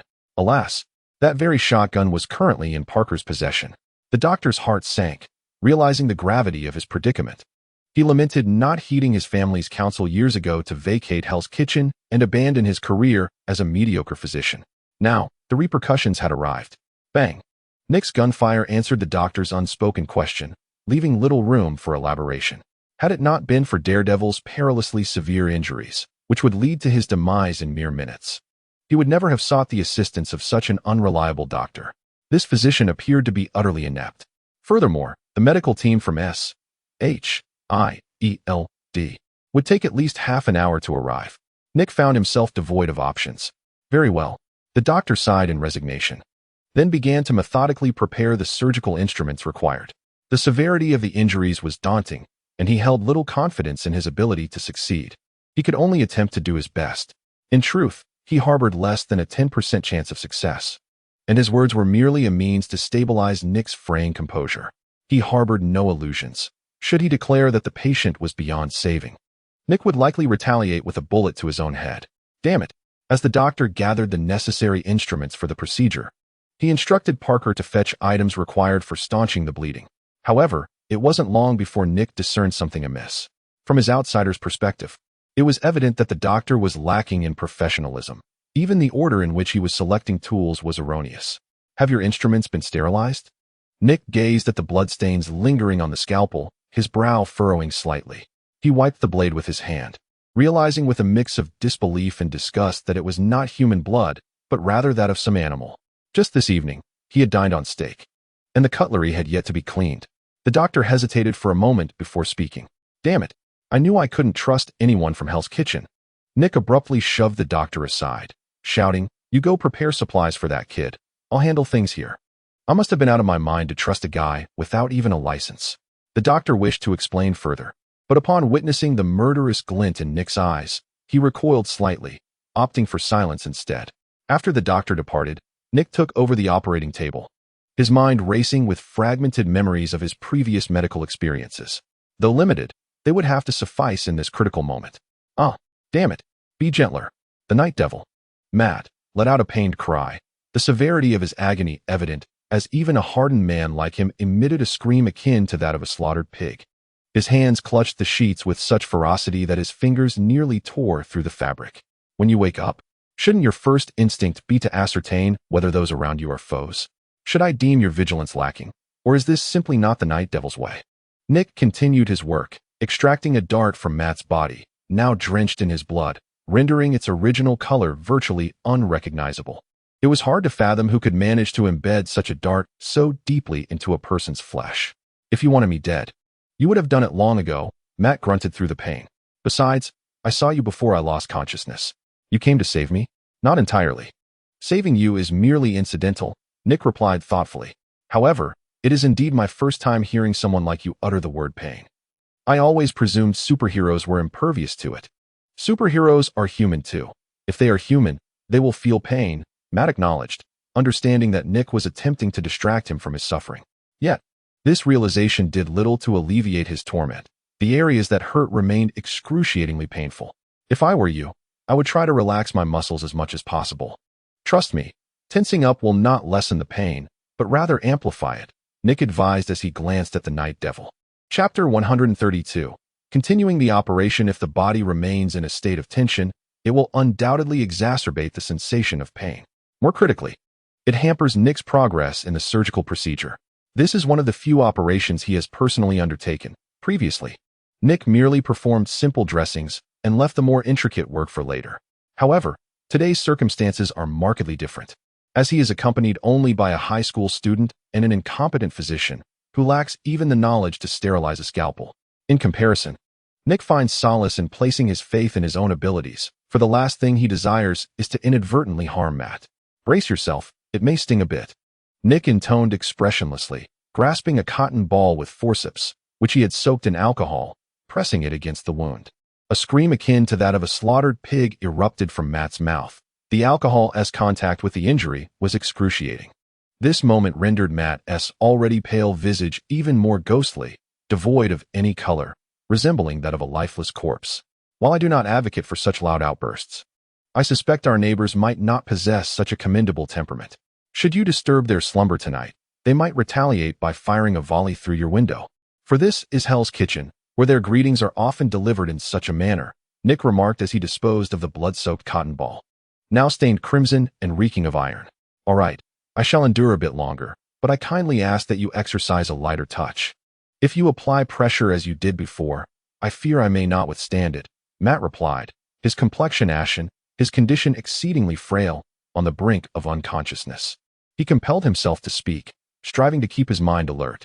He understood that Nick's sudden application of force was intended to prevent him from succumbing to darkness. For in his present state, drifting into unconsciousness could prove fatal. I'm afraid that may not suffice. Nick hesitated, placing the forceps on a nearby tray. There are still several bullets lodged within you that need extraction. I will have to make an incision to facilitate their removal, he stated. While Nick possessed the ability to psychically extract the bullets, a slight miscalculation could result in leaving Matt with a far more grievous wound. Under ordinary circumstances, Nick would not have hesitated. However, at this moment, Matt found himself on the brink of fainting, leading him to reconsider his approach. Rather than relying on the cumbersome ability to control his own pain through sheer will, he deemed it far more prudent to resort to a surgical procedure to extract the bullet from his body with steadiness and precision. Could you not administer any anesthetics? Matt bellowed, summoning every ounce of strength he could muster. Yet, despite his fervent shout, the sound emerged as a mere whisper, barely audible unless one strained to listen. I assumed individuals like you were averse to using anesthetics, Nick pondered, recalling that he had never witnessed superheroes employing such measures while tending to their wounds. They seemed to forego anesthetics altogether during surgeries. Take, for instance, Batman from the adjacent DC universe, who often found himself in dire straits.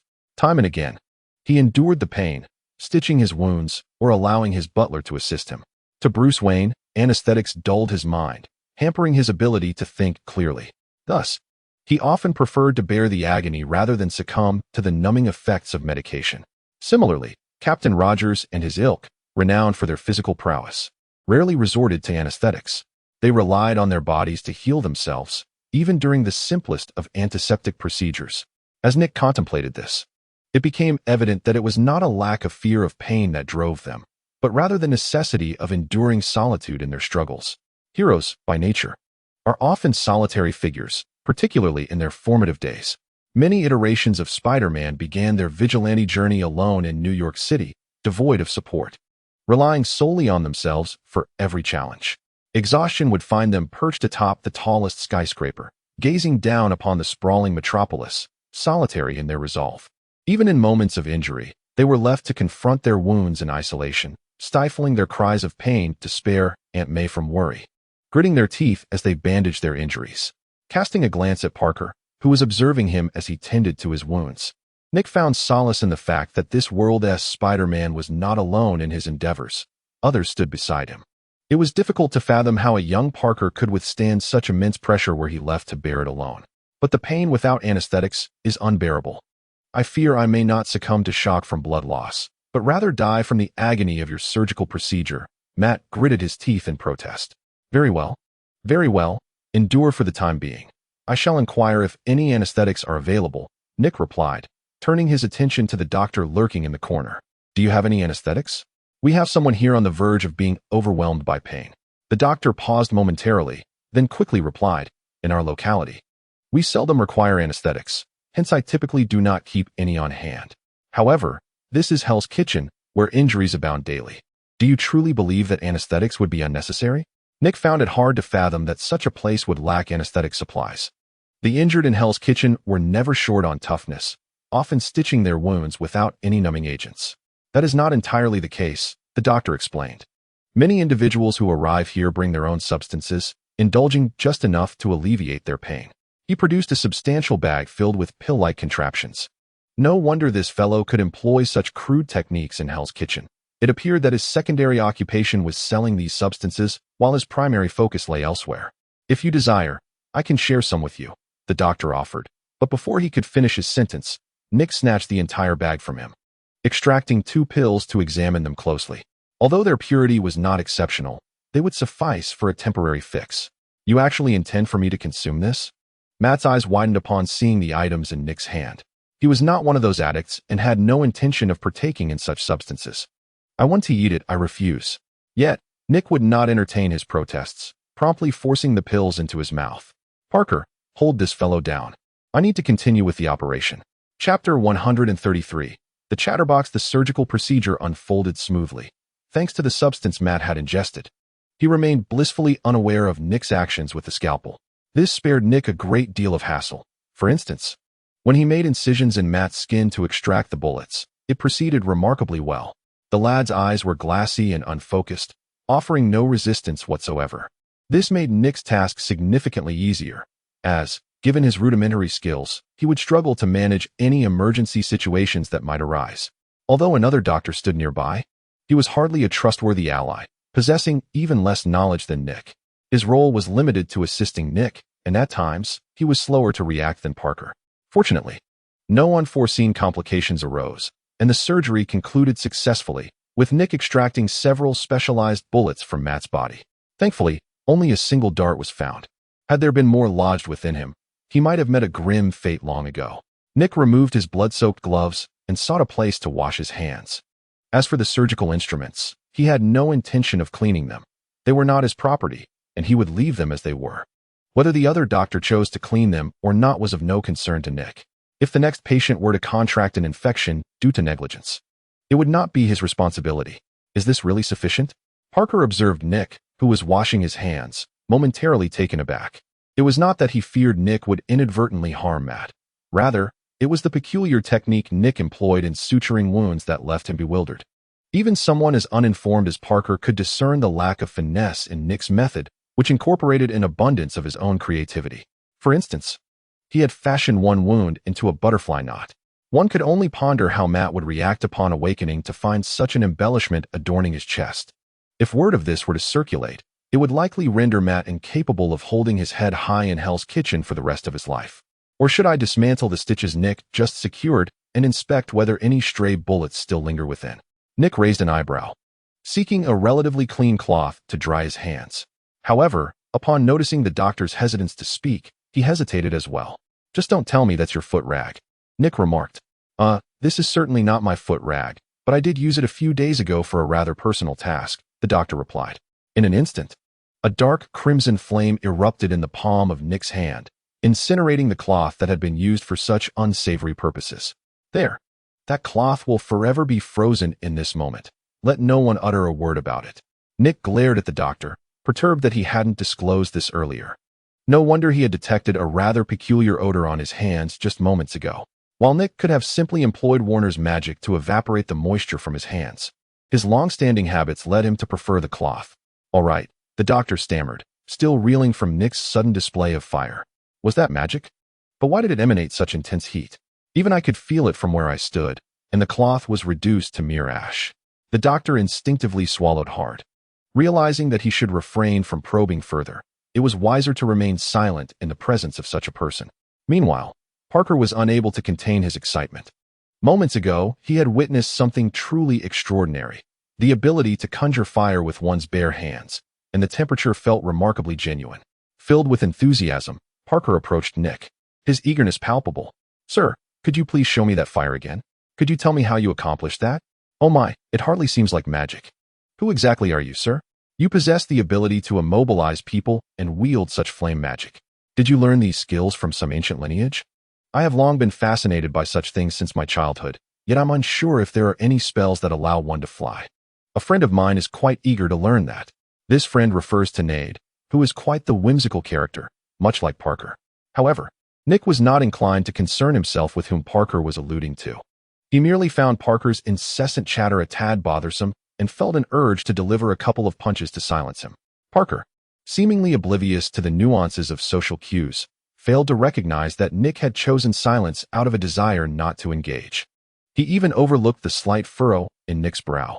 My suggestion is that you remain quiet for the time being, as I prefer tranquility. If you can manage that, kindly take a seat over there and await the awakening of the individual on the operating table. Ultimately, Nick could no longer contain himself in the face of Parker's incessant prattling. Upon hearing Nick's words, Parker finally grasped his intent and, after a brief exclamation, obediently sealed his lips. The doctor nearby wore a smirk of schadenfreude. He was perceptive enough to recognize Nick's volatile temperament, knowing well that once provoked, there would be little room for negotiation. Yet Parker, being merely a child, remained oblivious to these subtleties. Before long, Parker found himself unable to restrain his curiosity again. Though he appeared hesitant, fearing Nick's reprimand. "Just speak your mind. As long as it's not nonsense, I won't scold you," Nick remarked, casting a sidelong glance at him and sighing. "Really?" Parker's face lit up with anticipation, as if seeking Nick's approval. Upon receiving a nod from Nick, he finally broke into a smile. "Then, sir, could you reveal your identity? From the outset, you have withheld your name from me. Moreover, considering we are strangers, what compels you to rescue me and that gentleman lying on the table?" True to form, Parker's curiosity was insatiable, and he continued unabated. Noticing Parker's keen interest in his identity, Nick contemplated for a moment, then, without hesitation, retrieved a business card from his pocket and handed it to Parker. Chapter 134, The Money-Obsessed Parker. S-H-I-E-L-D. Parker gazed at the business card that Nick had handed him, which bore only the simple inscriptions of S-H-I-E-L-D and Nick Fury. Nothing more, lacking even the essential details typically found on such cards. Yet, it was unmistakably Nick's card. This was due to Nick's extraordinarily unique position. The nature of his identity was such that no department could disclose any information about him, except to select high-ranking officials who were deemed worthy of accessing his details. Even Nick's residence remained classified, let alone other personal information. For the average individual, any attempt to uncover details about Nick would trigger an investigation, as his identity was exceptionally remarkable, to the point where most people might find it hard to believe someone like him existed. However, an instinct told Parker that this one-eyed man before him was far from ordinary, and the implications of his affiliations were vast. "Mr. Fury, what kind of organization is S-H-I-E-L-D? Parker inquired, driven by an insatiable curiosity, despite his awareness that this organization was likely beyond the ordinary. Nick pondered for a moment before responding. "It operates similarly to the FBI, though frequently, our authority surpasses theirs. We have the prerogative to prioritize certain exceptional cases." "Oh," Parker continued, "so that means you're quite impressive." As a high school student, Parker struggled to conjure more sophisticated descriptors. "Well, it's not all that special, really. Just the compensation is a bit more generous," Nick replied, offering this insight. Were it not for his intention to recruit Parker, he likely wouldn't have expended such effort in explaining himself to an outsider.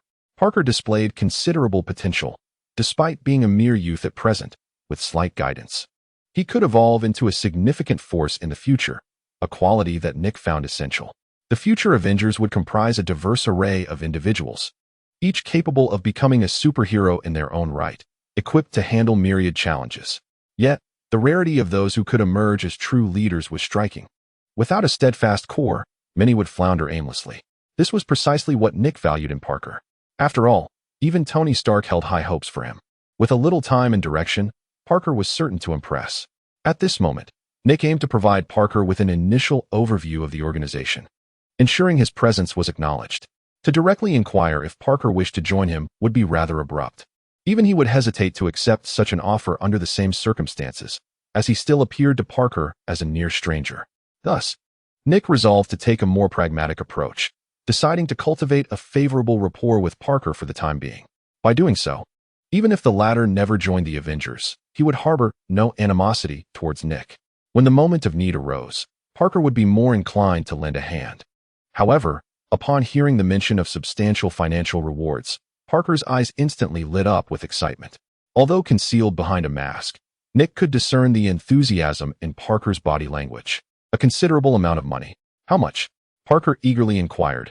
"Oh, sir, I mean, Mr. Fury, what is the salary like on your side?" "It varies," Nick replied. "For an ordinary individual, the annual income hovers around several $100,000. Yet, some of my colleagues earn a base salary in the 7 to 8-figure range. One of them appears to be a billionaire." Nick shrugged, choosing not to elaborate further but instead providing Parker with specific figures. For the lower-tier agents of S-H-I-E-L-D, after taxes and deductions, their annual take-home pay amounted to approximately $200,000 to $300,000. Those in higher echelons, such as elite agents like Natasha, could not be quantified simply in numerical terms. SHIELD's expenditures on missions likely reached 7 to 8 figures annually. As for their salaries, as long as they made a reasonable request, SHIELD would directly deposit the funds into their accounts. To SHIELD, money was ultimately just a figure, whereas these elite agents were beyond mere numbers. Fortunately, agents like Barton and Natasha never demanded exorbitant sums from SHIELD, opting instead for a relatively reasonable figure. Compared to others, their demands were indeed significantly higher, yet when contrasted with Nick's expectations, they paled in comparison. After all, not everyone possessed Nick Fury's audacity, willing to engage in corruption and fabrication for personal gain. It was said that at least 10% of SHIELD's annual revenue found its way into Nick's pockets. However, he was not extravagant, utilizing the funds primarily for constructing safe houses, which accounted for the consistently healthy balance in his accounts, evading suspicion. As for Nick's assertion that billionaires were on SHIELD's payroll, one might suspect a degree of exaggeration. Nevertheless, it was undeniable that Tony Stark, in a sense, was intertwined with SHIELD. At times, funds would also be transferred from SHIELD to him. Thus, from a different perspective, it could be argued that SHIELD was indeed compensating the world's wealthiest individuals, a notion Nick readily embraced. In an attempt to gauge Parker's reaction, Nick observed that Parker's recent body language indicated there was potential. Is it truly the case that even the salary of the wealthiest individual is issued by SHIELD? Just how affluent must you be? Parker's excitement surged, particularly upon hearing specific figures, which he expressed through animated gestures. Wait, are you referring to Tony Stark, the billionaire? Parker suddenly realized, astonished. If that name were singular, it could only refer to him. Nick nodded in affirmation and continued, as for money, it is merely a number. If you wish to join us, it is certainly feasible. We happen to be in need of additional personnel. Sensing an opportunity, Nick pressed on. Of course. Parker readily agreed. But if I come over, will I be compensated at the standard rate? Absolutely, Nick replied, raising a single finger. 100,000. Parker's eyes widened in astonishment. It is worth noting that even Uncle Ben's annual income barely amounted to a few tens of thousands, most of which went towards rent and similar expenses. The actual savings accrued throughout the year were minimal. Having never encountered such sums, Parker's exhilaration was palpable upon seeing Nick's raised finger. If he were to earn 100,000 in a year, he would surpass Uncle Ben, becoming the highest earner in his household. However, Nick shook his finger, indicating that Parker had miscalculated. 1,000. Parker scratched his head, acknowledging that his poverty had constrained his imagination. Upon seeing Nick's head shake, he instinctively assumed he had overshot the figure. Indeed, he was merely an ordinary high school student, lacking any significant skills, likely unable to secure even a part-time job. Even if the other party genuinely needed talent and considered hiring him, why would he be compensated as if he were one of the majority? Parker assumed this was the case. All right. I must admit, I am a newcomer. If you were to offer me 100,000, I would feel quite embarrassed to accept, Parker remarked, scratching his head. A sum of 10,000 is not insignificant. It surpasses the earnings of many of my classmates' part-time jobs. Should I possess such a sum, I could indulge in numerous purchases for myself, perhaps even attend a minimalist gathering, and allow my uncle to acquire a car he has long desired but hesitated to purchase. Parker was momentarily captivated by the prospect of receiving this amount. However, for a high school student who had seldom encountered substantial wealth, 10,000 remained a considerable sum. It was comparable to the prize money of an underground boxing match in Hell's Kitchen, where even the champion's reward was merely that much. If he were to join the opposing side, he would at least evade the peril of boxing, which could lead to severe injury. Yet, Parker soon found himself pondering another matter. He inquired, "Excuse me, sir, is your so-called shield legitimate?" This question had unexpectedly surfaced in his mind. If the organization were a dubious violent group, it would be akin to walking directly into a den of wolves. Parker sought to earn money, but he certainly did not wish to work for a violent institution, especially one engaged in unscrupulous activities. He instantly recalled the images he had seen on television. where such organizations operated with impunity on the streets. Indeed, Hell's Kitchen appeared to harbor its share of similar factions.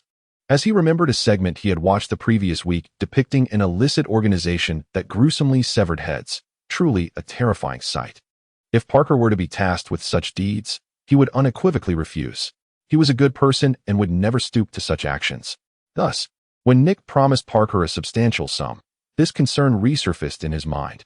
There is no such thing as a free lunch. If it exists, it is likely a trap. Yet, if the compensation offered were generous, it might still be worth considering. Parker concluded that it was prudent to inquire further. Rest assured, we are entirely legitimate. Nick assured him with a smile, understanding Parker's apprehensions. You need not worry. Our organization possesses all the necessary legal documentation, and our existence serves a vital purpose. Once you join us, you will witness the truth of my words. That is reassuring. As long as it is not an illegal organization, I am relieved, Parker exhaled, a smile breaking across his face. So, am I to accompany you once you have attended to this gentleman on the operating table? That can wait. I will have someone contact you afterward, Nick replied. But aren't you even going to ask who I am or where I live? Parker questioned. That is unnecessary. If we cannot ascertain such basic information, then our shield likely has no reason to exist, Nick responded. Nick smiled as he spoke, refraining from providing further details. As there was no necessity to do so, it sufficed for Parker to understand that SHIELD was a legitimate organization. After all, the agency's methods often mirrored those of criminals. Should this come to light, it would not bode well. Nick had no doubt that if Parker were to learn of SHIELD's operational tactics, he would reconsider his potential involvement. Thus, it was prudent to maintain an air of deception for the time being. Very well, sir. But let me clarify. $10,000 must be deposited into my account when the time comes. Parker was currently preoccupied with thoughts of money. As long as the funds were secured, everything else could be negotiated. Of course, we at SHIELD never delay our agents' salaries. Nick assured him with a smile. He refrained from disclosing to Parker that his own salary was a staggering $1 million, paid in full upon commencement of employment. Nick worried that if Parker learned of such a figure, he would be overwhelmed with excitement, so it was best to retain an air of mystery. Moreover, to SHIELD, $1 million was but a trifling sum, and it would pose no issue to allocate it to Parker. What surprised Nick was how easily Parker could be swayed. Merely $10,000 seemed sufficient. After all, he was still just a child. Had it been Nick in his place, even an offer of $100 million would likely fail to entice him, as his perspective on money had become quite detached. His daily account transactions already reached staggering figures. That's good, Parker smiled. At that moment, on the operating table, Matt finally regained consciousness, emitting a faint cough. Nick led Parker to the table. The primary surgery had been completed, and Matt was out of immediate danger. If there were any lingering concerns, a couple more examinations would suffice. How long have I been unconscious? Matt on the operating table felt as if his entire body were disassembled. Nick had miscalibrated the dosage. And since it was Matt's first experience with such substances, he had succumbed completely. Waking now felt akin to emerging from a dream, devoid of sensation, save for a cold object scraping against his skin. Not long, just 2 or 3 hours, Nick replied, glancing at the clock. Now that you are awake, could you enlighten me as to how you sustained such severe injuries? Given your skills, it seems unlikely you would have been hurt to this extent, Nick inquired. Chapter 136. Departing is not so simple. Nick gazed at the figure of Daredevil, also known as Matt, lying on the operating table, and spoke with a measured tone. Due to the rudimentary facilities of this small clinic, there were no clean hospital beds available for Matt to reposition himself. Consequently, he had no choice but to remain on this bloodstained bed throughout his ordeal. Both slumber and surgery took place on the same mattress. However, the risk of wound infection was negligible, which allowed Nick to remain indifferent. He observed Matt with a calm demeanor. Nick was well aware of Daredevil's prowess. Under the tutelage of esteemed mentors, Daredevil had reached the pinnacle of human capability. Furthermore, an unexpected incident had bestowed upon him a radar-like sense, enhancing his acuity far beyond that of an ordinary person. The average individual could hardly inflict harm upon him, even if they were skilled ninjas. Even in overwhelming numbers, they could only drive Daredevil away, incapable of inflicting such severe injuries. This marked Nick's first encounter with Matt suffering such grave wounds. Had he not arrived just in time, Daredevil might have already become a cold corpse, along with the unfortunate Peter Parker who happened to be in the vicinity. Reflecting on this, should Matt not express some gratitude towards Parker? After all, if he had not ventured out to find Parker, he would not have fortuitously stumbled upon the gravely injured Daredevil. Was he reluctant to speak? Observing the hesitation on Matt's face, Nick discerned that the matter was more complex than it appeared. Only a handful of issues could provoke such uncertainty in Matt, and Nick had a hunch about what they might be. My apologies. It was merely an unfortunate accident on my part, Matt replied, shaking his head as he sifted through his thoughts to articulate a seemingly flawless explanation. These ninjas appeared out of nowhere in Hell's Kitchen. I lacked experience in confronting them, and was initially careless. I was taken aback by their sheer numbers, which led to my significant misfortune. All right, you are entitled to your narrative, Nick conceded, not pressing further. With his experience, he could easily see through Matt's deception. To uncover the truth, he could simply return to S-H-I-E-L-D and request the satellite surveillance from that time. Thus he refrained from probing deeper. Nevertheless, he felt that some matters warranted mention. I understand you have unresolved feelings for your ex-girlfriend, but that chapter has closed. If the time comes when you find it difficult to act, you may seek my assistance. I have many capable individuals willing to handle such matters. At Nick's words, Matt momentarily froze, a glimmer of coldness flashing in his eyes, quickly overshadowed by another emotion. He surmised that Nick was likely privy to some truths. He is not the naive Peter Parker. He possesses a certain awareness of the clandestine organizations that lurk within New York, although he has not directly interacted with them. He is keenly aware of the formidable intelligence networks that exist. Therefore, when Nick appeared to know a bit about him, he felt no surprise. Furthermore, given his current state, if Nick were indeed a malevolent individual, he would have acted long ago. The opportunities were plentiful, and they could have easily led to his demise. Yet now, Nick's willingness to engage in conversation with him serves as ample evidence of his benign stance. Thus, he refrained from inquiring further. Don't be surprised. I know far more than you might presume, Nick remarked with a smile, gently patting Matt's shoulder. This seemingly casual gesture did not go unnoticed by Matt, who interpreted it as a sign of goodwill. However, the force behind Nick's pat was rather excessive, causing Matt's shoulder wound to tear open once more. Visible blood seeped from the injury, saturating the bandage in crimson. Matt let out a soft grunt, feeling the pain from the torn wound, his brow furrowing in discomfort. He cast a reproachful glance at Nick. I'm an injured man. Can you not be a bit gentler with me? My apologies, my apologies. I'm just accustomed to it, Nick replied with a chuckle, showing no signs of remorse. That previous gesture was not merely a greeting. Nick wasn't foolish enough to grow close enough to someone he had just met to engage in such familiarity. His intention behind the casual pat was to establish a connection, enabling him to extract the other's abilities. Extracting the complete legal knowledge, successful extraction, do you accept? Yes. Nick did not hesitate. He had never held high hopes for Matt's powers. While formidable locally, they would likely fall short in a broader context. This power was a bittersweet prospect, too valuable to discard, yet not quite appealing. However, the outcome was somewhat unexpected. To his astonishment, the long-stable system faltered once again, extracting a comprehensive legal compendium. What use would that be to him? Nick cursed the system's lack of discernment inwardly. Given his position, he had never needed to concern himself with legal matters. After all, most of the time, one tends not to pay heed to such matters. The identity of the director of S-H-I-E-L-D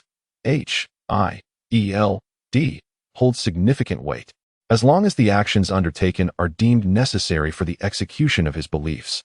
Any situation that does not escalate beyond the point of irretrievable disaster can be managed without concern for the consequences. With a plethora of superfluous legal knowledge swirling in his mind, Nick finds himself resigned to this reality. He is uncertain whether this knowledge will ever prove useful. Initially, Nick had entertained the notion that extracting the abilities of Daredevil might be advantageous, and perhaps even acquiring Peter Parker's spider sense as a bonus. However, given the current circumstances, he has decided against it. The system has begun to exhibit instability, and the prospect of inadvertently acquiring bizarre abilities from Parker is less than appealing. Mr. Fury, are you feeling unwell? Parker, noticing Nick's slightly furrowed brow, inquired about his well-being. In truth, Nick's mood was rather sour, primarily due to concerns surrounding Matt. It's nothing, just some thoughts on my mind. I have matters to attend to, so I'll be on my way, Nick replied, preparing to depart. However, Matt called out to him. Wait, if you wish to leave now, it may not be that simple. Chapter 137. Hand and meeting. Upon hearing this, Nick halted his stride and turned to face Matt. His expression impassive. He had just rescued Matt, yet he was taken aback by the rapid ingratitude displayed by this individual, who seemed poised to threaten him before he had even made his exit. Parker sensed the tension in the air and was about to interject, but Nick interrupted him. You, the masked individual who refuses to reveal his true identity, kindly elucidate the meaning behind your previous remarks. I have a rather short temper and do not appreciate being threatened. Nick spoke with a stoic demeanor. Should Matt truly intend to confront him, Nick would not hesitate to teach him a lesson once more. No, sir. Though Matt could not see, he could distinctly sense the shift in Nick's emotions. Realizing that his words had been misconstrued, he hastily clarified, That's not what I meant. I'm afraid you might not be able to leave. Why do you say that? Nick retorted. However, before Matt could respond, Nick instinctively grasped the answer. Swish, swish, swish. Several darts flew through the window just as Nick finished speaking. They moved with such speed that he could only perceive fleeting shadows of the projectiles. It was, after all, the dead of night. The mischievous children, who usually engage in pranks, could no longer withstand the night and succumb to slumber. Thus, in this scenario, it could only be an enemy attack. Mr. Fury exercised caution. With his spider sense, Parker reacted a step ahead, swiftly attempting to intercept the barrage of darts aimed at Nick before Matt could make a move. With such a multitude of darts flying in, anyone would surely perish. Do not worry about me. I can withstand this level of assault without harm. Although Nick lacked the spider sense and was a fraction slower than Parker, his reflexes remained notably quicker than the average person. Just as the darts were about to strike him, he extended his hand in anticipation. In an instant, an invisible barrier seemed to materialize before him, halting all the darts in their tracks. They lingered before Nick, unable to advance or fall. Now you understand why I halted you? Matt, confined to the operating table, managed a wry smile. Due to his injuries, he could only lie there immobile. He had intended to intervene on Nick's behalf, yet his physical condition forbade it. Even the slightest movement would exacerbate his wounds. Earlier, he had feared for Nick's safety. After all, facing such a multitude of sharp projectiles unprepared would be daunting for anyone, including himself, and a moment's inattention could lead to injury. However, he was astonished to witness Nick's remarkable prowess. Merely raising his hand had been sufficient to deflect all the darts.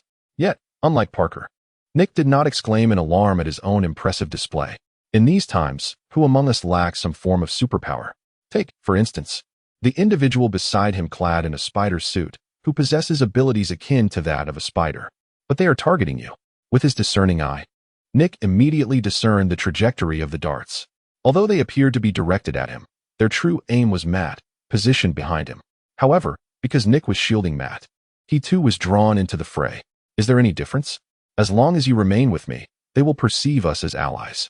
Do you believe that if you were to step outside now, they would not attack you directly? Matt sighed, acknowledging the vendetta they held. After all, Nick had previously eliminated many of their comrades, and he would likely face their vengeance in the future. Let them come. We shall see whether I uproot them or they succeed in slaying me. Nick scoffed, waving his hand. The darts that had previously hovered before him now swiftly reversed course, returning to their origin. Mr. Waffle, how do you manage to be so strikingly handsome? Just observing Nick's every gesture is enough to leave one in awe. Parker gazed at him with unabashed admiration. Who are those people outside, and why do they wish to harm us? The doctor in the corner remained oblivious to their dire predicament. The sudden arrival of a flying dart startled him. The glass at the entrance shattered completely, leaving no piece unscathed. Yet, this was not the moment to mourn the losses, as the cost of replacing the glass was trivial. What truly endangered him was the revelation from Nick and the others that there were those intent on taking his life. Moreover, he had unwittingly been marked as an accomplice to Nick's group, leaving him with no means of escape. Do not concern yourself with anyone. Simply remain hidden in your corner, and leave the rest to me, Nick stated calmly. He sensed that the darts he had previously thrown had indeed claimed a few lives. Yet he was uncertain of the number of adversaries outside. From the current circumstances, it seemed that the shinobi were aware of his presence within, and out of caution towards his prowess, they dared not breach the entrance recklessly. Does that not put us in peril? Parker began to feel a twinge of anxiety. He had encountered those ninjas before, each one formidable, and now that they had tracked them to this location, it was likely that a fierce battle awaited them. If they wish to kill me, I have no qualms about leaving them here, Nick replied with a slight smirk. He felt no fear towards these foes, given his current strength. However, I was drawn into this mess because of you, so you owe me a favor. No, 2 favors. When I require your assistance in the future, you shall not refuse. Agreed, Matt acknowledged, aware that the other party was under no obligation to assist him, especially not on 2 occasions. As long as it does not cross my boundaries, it is acceptable. Of course, trivial matters do not count. Nick nodded, before beckoning Parker. Come with me to confront the hand ninjas. They are not easily encountered at will. Parker hesitated momentarily, but seeing Nick's confident demeanor, he acquiesced. All right, but if I get injured, you must consider it a workplace injury. Minor details, Nick replied with a nod, then stepped towards the door, with Parker closely following. As they exited, they were met with the sight of dozens of hand ninjas waiting for them, each clad in masks that concealed all but their eyes. Nick smiled faintly. It appeared that tonight would indeed be eventful. Chapter 138. Mr. Fury's remarkable prowess in the shadowy streets of Hell's Kitchen. An unexpected gathering of guests has arrived this evening. They are ninjas of the hand, each adorned in nearly identical uniforms emblazoned with the symbol of their organization. The only visible features are their eyes, which glimmer ominously with a faint red light, signifying the peril they embody. This is a perilous assassin syndicate. Any adversary they encounter faces a grim fate. Those who have crossed paths with them inevitably meet their demise.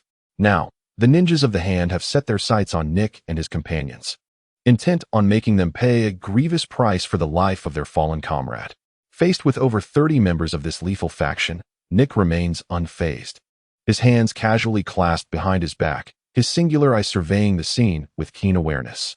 Mr. Fury, what shall we do now? They seem to outnumber us, Parker stammered, betraying a hint of anxiety. He was still a child, unaccustomed to such menacing confrontations. Moreover, each ninja before them was a formidable opponent. In the streets, mere mortals would stand no chance against their prowess. Numbers do not signify much, Nick replied with a calm smile. With his current abilities, unless faced with exceptionally formidable foes, he felt no threat from the likes of these adversaries. Even if the leaders of the hand were to confront him today, Nick was confident he could prevail. Let alone these lesser minions. Let us engage. They harbor a modicum of trepidation towards me, Nick instructed. If you are willing to assist, feel free to dispatch a few of the ninjas. I shall handle the rest. Understood, Mr. Fury. Parker nodded, aware of his own limitations.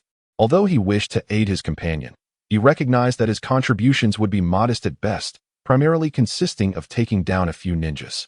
With Nick's encouragement, he refrained from overexerting himself. Immediately, he unleashed his webbing, selecting 2 ninjas as his adversaries, while the remainder of the ninjas simultaneously launched their assault, converging upon Nick. They were astute. Rather than engaging Nick in close combat, they retrieved concealed projectiles from their garments. These were specially designed shurikens, coated with substances that could incapacitate a human. Although less potent than firearms, they often proved more effective in various situations.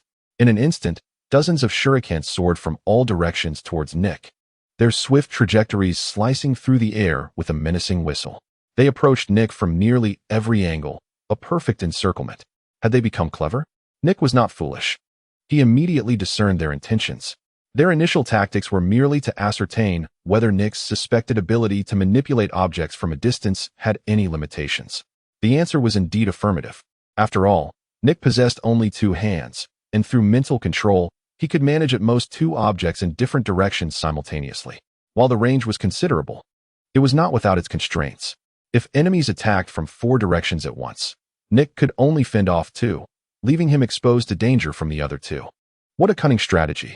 As the darts hurtled toward him, Nick swiftly took action. Who said he relied solely on mental control? Often, he favored this technique because it was convenient and, of course, undeniably impressive. This frequent reliance led the ninjas to misjudge him, believing he had but a single tactic in his arsenal. With a flurry of darts piercing through him, astonishingly, they encountered no resistance and seamlessly traversed his form. Each dart penetrated without hindrance, cascading to the ground, leaving Nick seemingly riddled with countless wounds. It appeared they had grown too complacent. Just as the ninjas focused their attention on the motionless figure of Nick, a voice echoed from behind them. It was Nick's voice. How could he? who stood still moments before, now suddenly appear behind them. Engaging in combat while divided in attention was certainly unwise. With a smile, Nick raised his hand and brutally twisted the neck of one ninja. With a crack, the sound of breaking bones resonated, and the ninja's body crumpled to the ground, devoid of any chance to react, succumbing instantly in Nick's grasp. In an instant, all the ninjas regained their composure. The figure they had thought was Nick was merely an afterimage, not the man himself. As the afterimage began to dissipate, it revealed the true Nick hidden behind them. Yet, by the time they realized this, it was regrettably too late. Even as they sprang into action, hurling numerous darts, their comrades had already suffered the loss of two in that fleeting moment, including the initial one, that amounted to three. Employing the same tactic once more, Nick allowed the darts to pass through his very being. By the time the ninjas refocused their gaze, Nick had already materialized approximately 10 meters away from them. TSK. With such sluggish reflexes, you dare to attempt my demise? Nick grinned, never having regarded these ninjas as formidable adversaries. To him, they were merely insignificant fish in the sea. In stark contrast, Parker was locked in a fierce struggle with two ninjas, battling fiercely and stubbornly. Although Parker possessed an advantage in strength and speed over these ninjas, when it came to combat techniques, the ninjas certainly held the upper hand.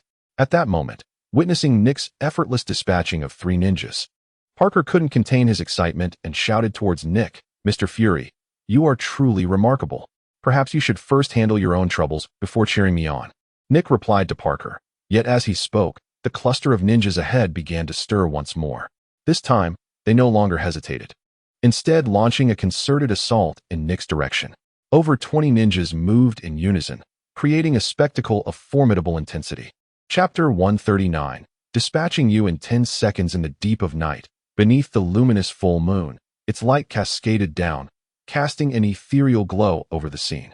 A fierce wind howled, stirred up by the synchronized movements of the 20-plus ninjas, carrying an aura of lethal intent. Their actions were swift, quickly identifying Nick's vulnerability, realizing that his mental control could only govern two directions simultaneously. Thus, they advanced with a pincer movement towards him. Surrounding him from all angles, ninjas were positioned everywhere. Even above him, 4 or 5 ninjas were poised for action. Moreover, their strategy was designed to thwart any attempt by Nick to employ the same ability as before. It was akin to a trick of shadows, leaving a decoy in place while his true self appeared behind them. Such a tactic warranted their utmost vigilance. Otherwise, they risked losing several ninjas in a single encounter, rendering their efforts futile. Consequently, a few ninjas remained hidden, observing intently. Should Nick dare to execute his previous maneuver again, they would be ready to strike first, aiming to vanquish him. After their probing, were they truly prepared to engage earnestly? Nick surveyed the ninjas converging upon him from all directions, a contemplative smile gracing his lips. He instantly discerned their intentions. The method, indeed, is correct. However, the number of participants is somewhat insufficient. Undoubtedly, with Nick's skills and capabilities, even when the adversaries employ targeted strategies against him, they remain utterly powerless to affect him in any way. This is not a matter of their tactics being flawed, but rather a reflection of their own inadequately feeble strength. So feeble, in fact, that Nick can easily disregard their efforts. As he observed a recent ninja approaching him, Nick decisively withdrew his hand and seized the ninja's head. The ninja, who initially intended to resist, found to his astonishment that his body was completely immobilized. This was the effect of mental control, which proved effective even with physical contact with the user. In a swift motion, Nick utilized the subdued ninja as a weapon, hurling him with force, which sent a multitude of ninjas sprawling. In that instant, Nick vanished from sight. The ninjas, left bewildered, scrambled to locate Nick's position, but no matter their efforts, they could not find a trace of him. Even the ninjas lurking in the shadows, observing the battlefield, failed to witness how Nick had disappeared. They glanced around in confusion, unable to spot Nick's silhouette. Can't even tell when I've blended in among you? At that moment, a chilling voice resonated among the group of ninjas. All eyes turned towards the source of the voice, revealing one of their own, clad in a crimson ninja uniform, with only one eye glowing faintly red. Logically, this should have been one of their own, so how could it emit Nick's voice? In the next heartbeat, the truth unveiled itself. With a swift gesture, the ninja who had spoken in Nick's voice pierced the chest of a fellow ninja, the red uniform gradually becoming ethereal. I once thought your skills were scarce, but it appears that engaging in this game with you is nothing more than a waste of my time. Nick reemerged. The ninja who had just spoken was but a guise he had assumed. This ability derived from Loki allowed him to transform into the likeness of another. However, Nick rarely employed this power until today, when a sudden whim prompted him to give it a try. The outcome exceeded his expectations. Whether it was due to the authenticity of his disguise or simply the ninja's foolishness, he had concealed himself among them for a while, without anyone realizing an extra presence had infiltrated their ranks. Had it not been for his own initiative to break the silence, Nick had no doubt that this group would remain oblivious to his presence. At the moment of Nick's reappearance, dozens of darts flew towards him in unison. However, given Nick's preparedness, their efforts were utterly futile, as he effortlessly deflected them with his abilities. Meanwhile, the timid ninjas seized the opportunity to retreat behind him while he was occupied with the projectiles. Such cowards. Nick sighed and shook his head. He had initially hoped to use these individuals to stretch his muscles, but it seemed that wish would go unfulfilled. Their lackluster prowess, coupled with their cowardice, left him utterly disinterested. "Hey, little one, how goes the battle over there? Do you require my assistance?" Nick called out to Parker. It was unclear what antics Parker was up to, as he had managed to distance himself further in the midst of the fray, almost disappearing from sight. "I'm doing well, sir. Just give me a little more time, and I shall defeat them." Parker's voice echoed from afar. Nick chuckled softly, observing Parker's growing confidence. He was no longer being led by the nose by the two ninjas as he had been at the outset. Parker now needed to hone his skills through combat. So Nick had no intention of intervening unless Parker was on the brink of collapse. Otherwise, he would have to rely solely on his own abilities. "Very well, then. Let us conclude this swiftly. Since you fail to amuse me, there is no need to spare you any longer." Nick fixed his gaze on the ninjas before him and let out a cold snort. Before the ninjas could react, a figure abruptly surged among them. It was Nick. "Do not be surprised, gentlemen. It is time for me to take this a bit more seriously," Nick said with a calm smile, his eyes glinting with menace. As his hand extended, he swiftly snapped the neck of one of the ninjas. His formidable strength was undeniable, even in his normal form. He was far beyond the capabilities of an ordinary human, surpassing even the likes of Hulk. With this power, Nick could easily dominate the group. Upon witnessing the loss of yet another comrade, the remaining ninjas grew increasingly displeased.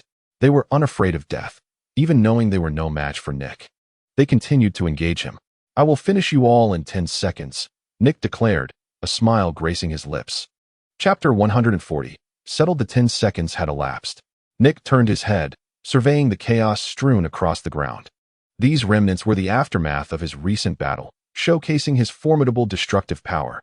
With the terrain marred by numerous craters, each a testament to the force with which he had hurled those ninjas. One particularly deep ravine bore witness to Nick dragging a ninja across the earth. In stark contrast, Nick emerged unscathed, radiating health, his trench coat untouched by the fray. Brushing off the dust that had settled on him, he let out a weary sigh. "So insignificant that I scarcely find the motivation to eradicate you." He shook his head.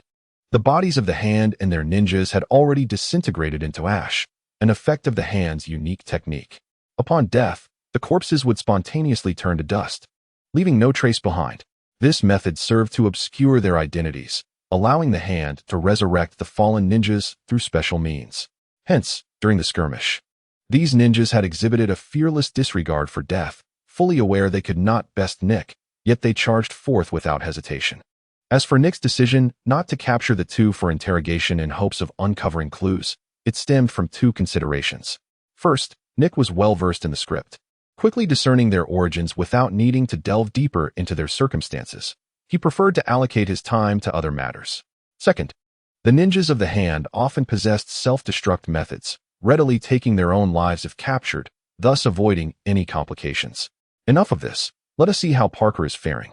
Nick scanned the vicinity and, at last, spotted Parker and his companions in the distance. With a mere thought, magic began to swirl around him, and in the blink of an eye, he vanished from his location, teleporting to the battlefield where Parker was engaged.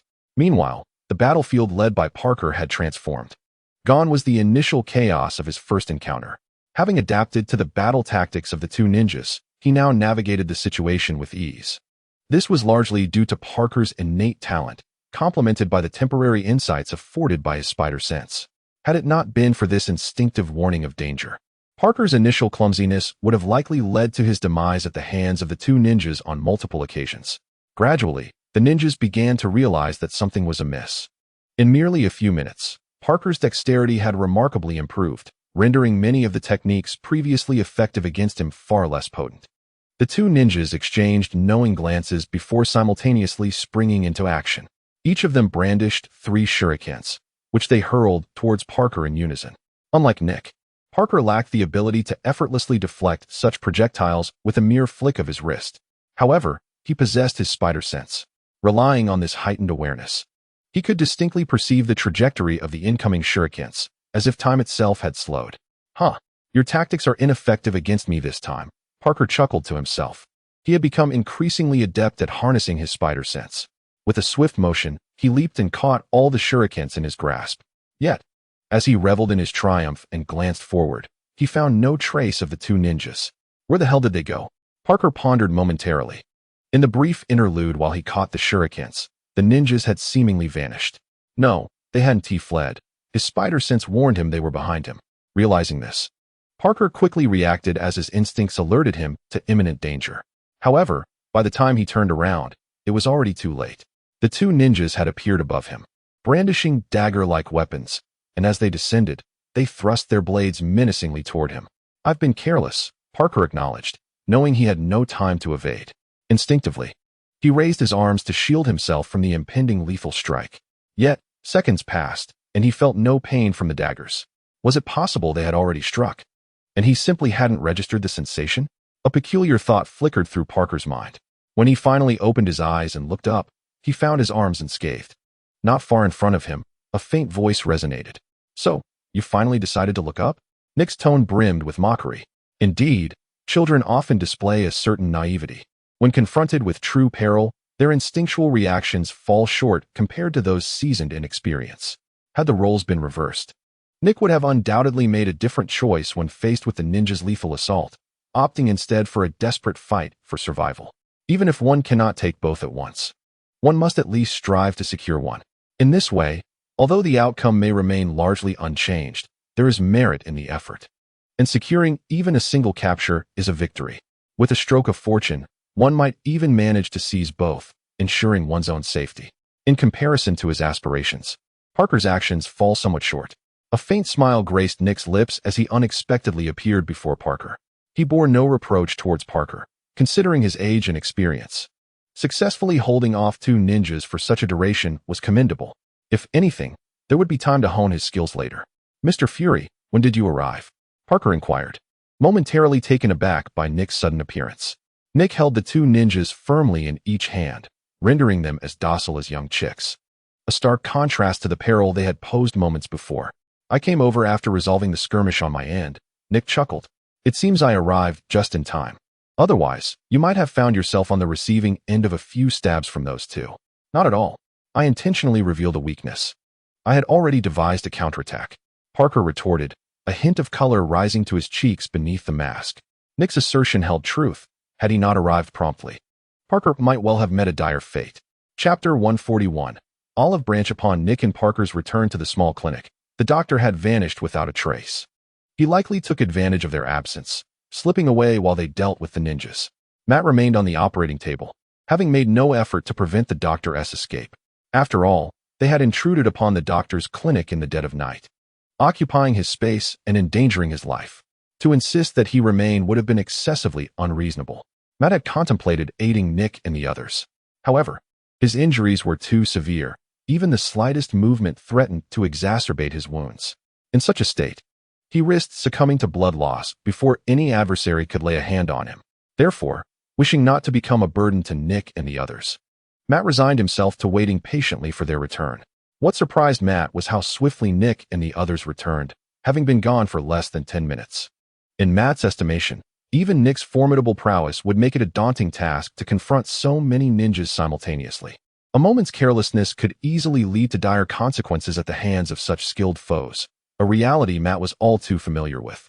The coordination was exceptionally seamless, occasionally accompanied by stealthy strikes that left one utterly unprepared. However, When Matt witnessed Nick's return, unscathed and his attire scarcely marred, he was particularly astonished. He fell into a profound silence, once again doubting his assessment of Nick's capabilities. It appeared that Nick was far more formidable than he had initially surmised. Prompting Matt to reconsider his judgments, some matters required further contemplation. The notion that those ninjas had been dispatched by them left Matt somewhat incredulous, leading him to decide that it was best to inquire directly. Nick nodded. They were merely a bunch of low-tier opponents. Compared to the adversaries I encountered not long ago, they were vastly inferior. If they could inflict any harm upon me, there would be no need for me to operate in the field. Upon hearing Nick's words, Matt's expression twitched slightly.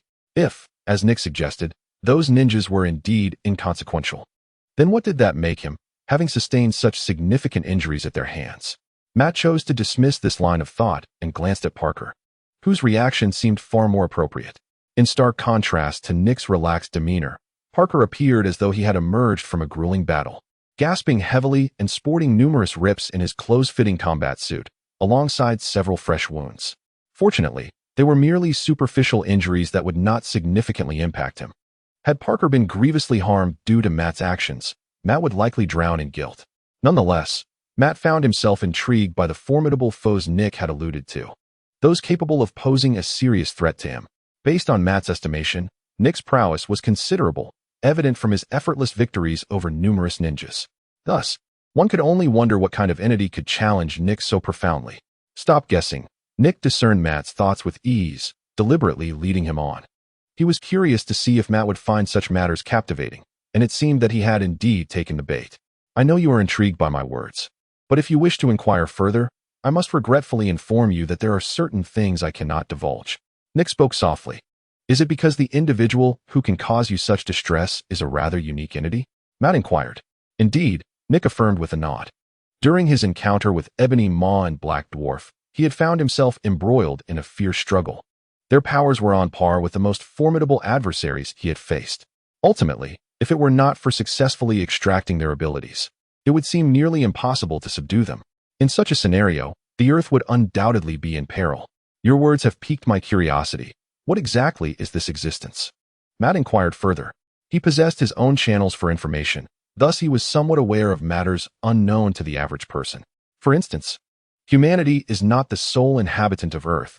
There exist other entities, including extraterrestrial invaders. However, these incidents were promptly suppressed by specialized agencies and dealt with through unique means, ensuring that they remained shrouded in silence, unbeknownst to the general populace. Yet, Matt was one of the few privy to such knowledge. With his insight, he immediately discerned that Nick likely held a significant position within SHIELD, possibly even one of considerable rank. Regrettably, Matt's imagination was constrained by his experiences. He would never conceive that the figure before him was none other than the leader of that agency, Director Nick Fury. It is hardly surprising that Matt failed to consider this, for who would expect a high-ranking official to be wandering about aimlessly at night? Such matters are typically delegated to subordinates, are they not? My apologies, but I must refrain from disclosing details. This is classified information that cannot be shared with an outsider, Nick stated, shaking his head in refusal of Matt's request. However, there were certain things I could share with this young lad, considering he had aligned himself with us. Really? Mr. Fury? Parker exclaimed, visibly excited. Are you finally going to impart the secrets of magic to me? Not exactly. Merely some lesser-known secrets, given your recent affiliation with us. You would be entitled to that knowledge. However, with outsiders present, I cannot divulge anything until we return, Nick replied. All right then, Mr. Fury. I can hardly contain my anticipation, Parker said eagerly. Meanwhile, Matt fell into silence. He was well aware of Nick's implication, that he sought to recruit him into his agency. Only through such an alliance could he learn the information he desired. However, Matt was content to remain in his own Hell's Kitchen, holding little interest in anything beyond that. Thus, he could only respond to Nick's intentions with silence. Enough of this. I've already helped you out tonight, but you now owe me 2 favors, Nick said with a smile, not rushing the matter. Of course, should you require assistance in the future, you may reach out to me, and I shall repay you. Matt nodded, offering no argument. After all, it was Nick who had saved his life. As long as Nick's requests did not overstep moral boundaries, he would adhere to them. Chapter 142, Billions at a Whim. When Nick returned to the Sankei building, 3 days had elapsed.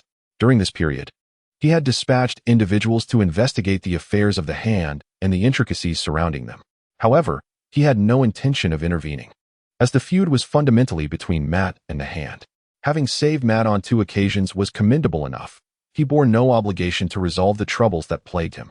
Nonetheless, refraining from seeking trouble with the hand was one matter, while the prospect of the hand's minions brazenly approaching him was another. Should they be so foolish as to provoke him, Nick would not hesitate to lend Matt a hand and deal with those dim-witted individuals accordingly. Fortunately, during these few days, the hand had not taken any action against Nick. It appeared that after their previous defeats, they had learned a modicum of caution and recognized that Nick was not to be trifled with. This spared Nick considerable trouble. After all, the existence of the hand was somewhat troublesome. Although they lacked strength, their ability to resurrect made them a persistent nuisance, akin to swatting flies that refused to die. Since that encounter, the hand had grown noticeably quieter, almost as if they had retreated into silence, leaving Nick to wonder what they might be plotting. Such matters were of no concern to him. He would leave Matt to manage that. His focus was solely on his own affairs. Another matter of note was that upon his return, Nick had released Thor from the mirror dimension. However, he found himself at a loss for words when he discovered that his initial intention of teaching the arrogant Thor a lesson had been thwarted. To his astonishment, this oblivious individual had simply fallen asleep within the confines of the mirror dimension. Indeed, you read that correctly. From the moment Nick had cast Thor into the realm of reflections until the day he released him, Thor had spent the entirety of that time in slumber. Upon entering the mirror dimension, he had promptly dozed off, exhibiting not a shred of awareness regarding the precariousness of his situation. This stood in stark contrast to Loki's panicked demeanor at the time. Nick found himself awestruck by Thor's sheer lack of concern.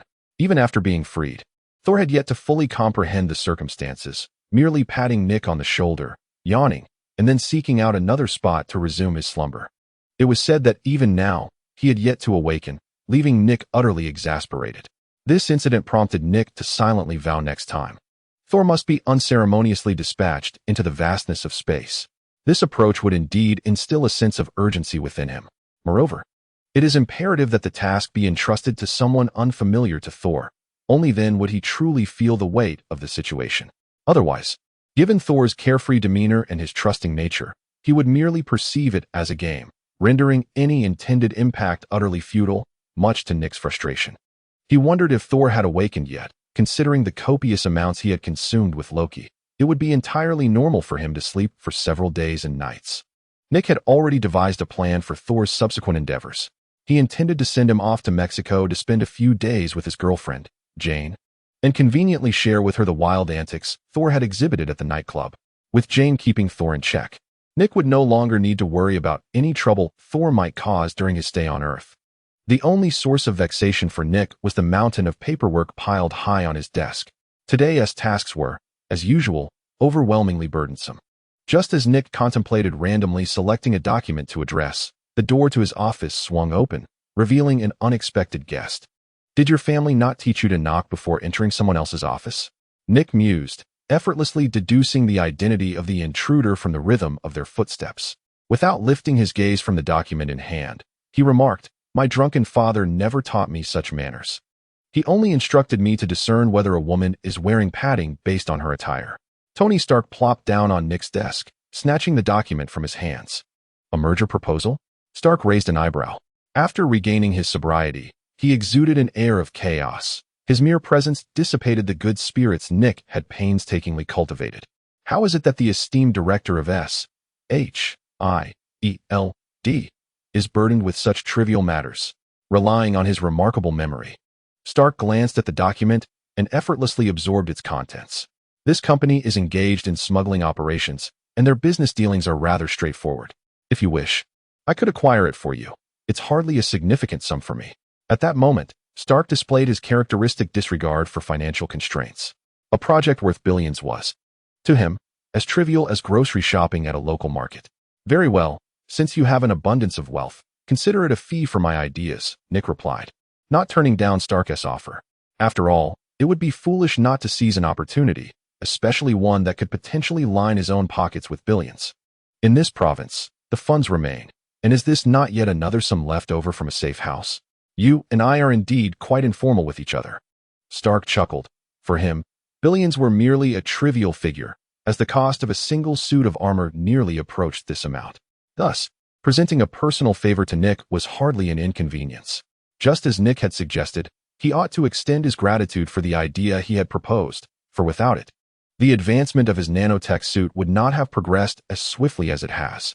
However, your abrupt intrusion into my office today, without so much as a greeting, cannot purely be attributed to the intention of delivering funds, can it? Nick lifted his gaze to meet Stark's. The man appeared entirely different after sobering up. It was evident that he had an important engagement today. Otherwise, he would not have gone to the trouble of dressing sharply and tidying up his ostentatious little mustache. You two did not bother to inform me before assigning a newcomer to the company, especially a high school student who knows nothing, Stark remarked with dissatisfaction. The high school student he referred to was none other than Peter Parker. Upon returning, Nick considered that he had no suitable position for Parker, so it would be better to place him under Stark's wing, where he could learn a thing or two. He is not merely an ignorant high school student. You will understand in due time, Nick clarified. Chapter 143. Strike Parker, start with words in response. Stark merely shrugged. To him, Peter Parker was just a high school student with a slightly greater knowledge base than his peers. What could be so exceptional about that? Stark Industries was not a place where just anyone could intern. The competition for internship positions was fierce, with graduates from prestigious universities vying for a chance.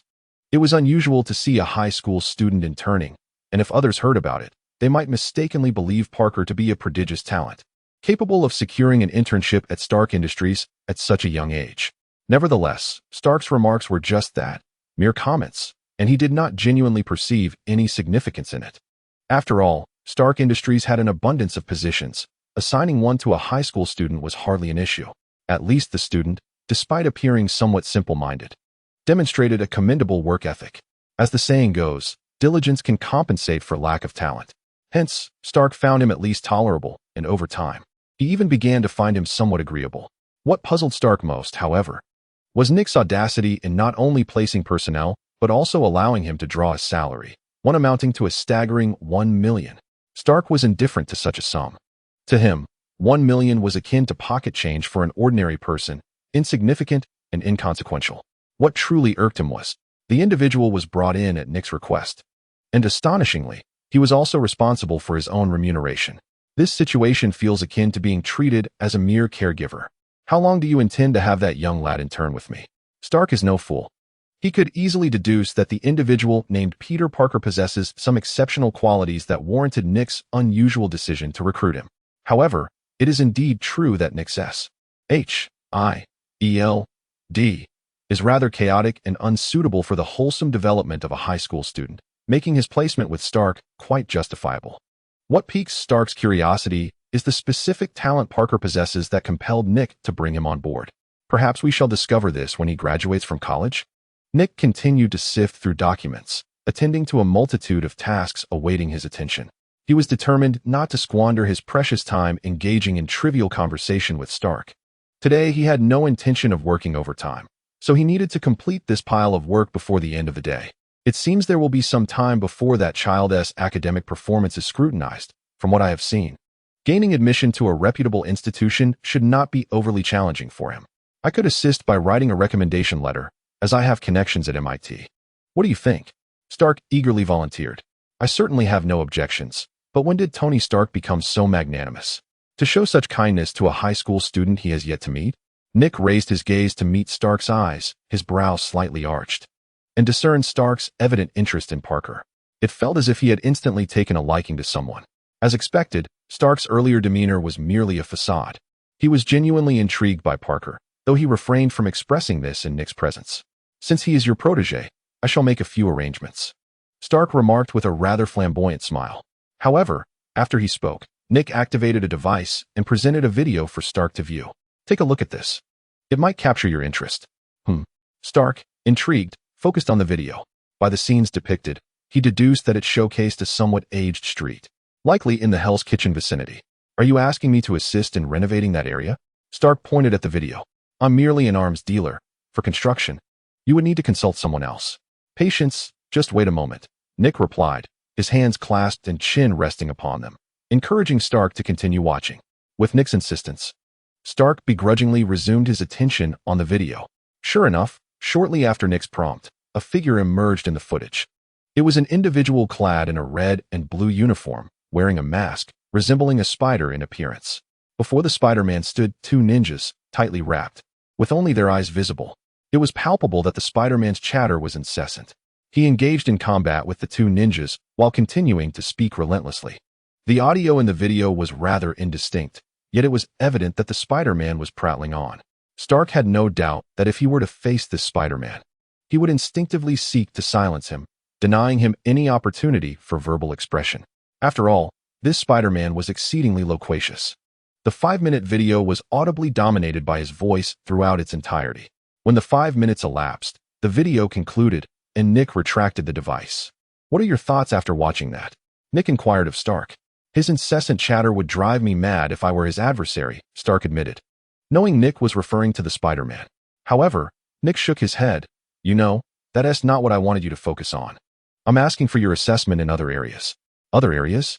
Stark stroked his chin thoughtfully and replied earnestly, "To be frank, I discerned little in terms of his combat skills, particularly his initial clumsiness. Were I his opponent, I am confident I could defeat him without allowing him a chance to retaliate. Nevertheless, his later performance did improve, albeit still mediocre in comparison to his earlier efforts. Is he truly a human spider? Otherwise, how could he scuttle about like one? I can discern some mechanism in the web shooters on his wrists, seemingly concocted from specific substances that mimic the properties of spider silk, though lacking in tensile strength and requiring significant enhancement. Furthermore, I cannot even classify his attire as clothing. The craftsmanship is crude, rife with numerous vulnerabilities. While they may appear inconsequential, in the heat of battle, such flaws could prove fatal, presenting opportunities for the opponent to exploit. I can only conclude that his ability to withstand those two ninjas was attributable, aside from luck, to the incompetence of his foes." Nick nodded in agreement. "No wonder you're Stark. While you may seem carefree most of the time, your insights in these matters remain remarkably astute. You've accurately identified Parker's shortcomings, aligning closely with my own thoughts. You are correct. This fellow is indeed underwhelming. Yet, that assessment stems from our elevated perspective. What if we were to shift our viewpoint and consider him from the standpoint of a high school student?" Chapter 144. What a hassle. Nick spoke with an air of mystery, his hands crossed and chin resting upon them, his tone casual yet profound. "Oh, a high school student." Stark paused momentarily, the implication of Nick's words dawning on him. Just a few days prior, Nick had integrated a high school student into his company. Immediately, Stark's thoughts turned to Peter Parker. "So, this Spider-Man is that kid named Peter Parker?" Stark inquired, directing his question at Nick. "Indeed, it is he," Nick affirmed with a nod. "Do you truly believe I would be so frivolous as to allow just anyone into your company? Parker possesses remarkable talent, though he may seem somewhat naive at present. It will not be long before he matures into a formidable asset. Your expectations for him are quite lofty," Stark remarked, his curiosity about Parker intensifying. The revelation that Parker was indeed Spider-Man did not faze him. After all, who among them lacked some form of extraordinary ability? Stark mused that even the bald man before him possessed a combination of powers that likely exceeded 4 or 5, reflecting on Nick's earlier displays of strength. Reminiscent of the Hulk's transformation, alongside the mastery of magic and various other skills. Stark was left to wonder how Nick had amassed such an array of capabilities. He seemed almost monstrous in his prowess. Nick shook his head, addressing Stark once more. "It is not that my expectations are high. It is that the times have changed, and there is a pressing need for someone to rise to the occasion." "What do you mean?" Stark furrowed his brow, observing Nick's serious demeanor, aware that he was not jesting. The memory of Nick's recent preparations flickered in his mind, leading to an unsettling premonition. "It is quite literal," Nick sighed. "With your intellect, it is evident you have already surmised something. The Earth has enjoyed an extended period of peace. Have you not noticed that the troubles we face in the past 2 months far exceed those of the previous decade? You mean to say that new enemies will soon emerge?" Stark exclaimed suddenly. "Yes," Nick confirmed. "According to the original narrative, a war was destined to erupt upon Loki's arrival on Earth, but I managed to suppress it at its inception. However, the longer we delay, the more detrimental it becomes for us. Thus, I have devised a plan to directly quell the source of these troubles. The most effective way to contain them entirely is to eradicate them completely. Thus, your plan is..." Stark was aware that Nick Fury's thoughts had always diverged from those of others. Although he articulated them rather subtly, Stark could faintly sense the madness underlying Nick's scheme. It seemed so frenzied that even the slightest misstep could lead to catastrophic consequences for them. I cannot disclose everything to you now. All I can say is that if this plan is realized, it will safeguard the Earth from any peril for at least the next decade, Nick stated, shaking his head. Though the plan was straightforward, it encompassed numerous aspects beyond Stark's comprehension. Just as they could never have imagined the true strength of the man with the pronounced chin before confronting Thanos. Well, if you choose not to speak. I shan't compel you, Stark sighed. He understood Nick's character. If he was unwilling to divulge information, he likely wouldn't utter a single word to anyone else. Nevertheless, since Nick had shared a fragment with him, it suggested he hoped Stark could assist in some capacity. So, what do you require of me? Stark inquired. Expedite the enhancement of the nanosuit, and also, create a suit for Spider-Kid. You've seen his current one, it's utterly inadequate. I wish to see him mature swiftly, Nick replied. Is time that pressing? Stark questioned. Nick nodded, affirming, indeed, it is. Very well, Stark conceded. Could you perhaps refrain from your habit of saying nothing, yet constantly expecting me to act? Otherwise, I often feel like delivering a punch to your arrogant face. I feel the same. Every time I see you, I wish I could land a punch. That day will never arrive. Stark rose from his chair, having accomplished his purpose, thus rendering his presence in Nick's office unnecessary. Regarding the nanosuit Nick tasked him with, he had already formulated new ideas, barring any unforeseen circumstances. It could be completed within a week. Moreover, he could also fulfill Nick's other request and craft a suit for Parker. Essentially, it would simply be an improvement on his original suit, requiring no more than a day to finalize. Take care, no need for farewells. Nick gestured to Stark, making no move to see him off.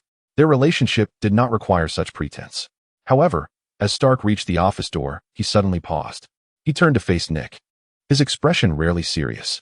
I hope this time you won't let it unravel. Let us hope, Nick replied with a smile. Creak. The door opened, and Stark stepped outside. In the office, Nick Fury found himself once more in solitary reflection. He maintained his characteristic posture, hands clasped under his chin, wearing an expression of grave contemplation, as if grappling with a formidable dilemma. Time was of the essence. In a matter of days, Loki would undoubtedly return to Thanos to execute his nefarious plans. Following that, it would simply be a matter of waiting for Thanos and his forces to arrive on Earth. Yet, the question loomed, could the current strength of Earth truly withstand Thanos? The answer was unequivocally no, a fact Nick had been acutely aware of from the very beginning.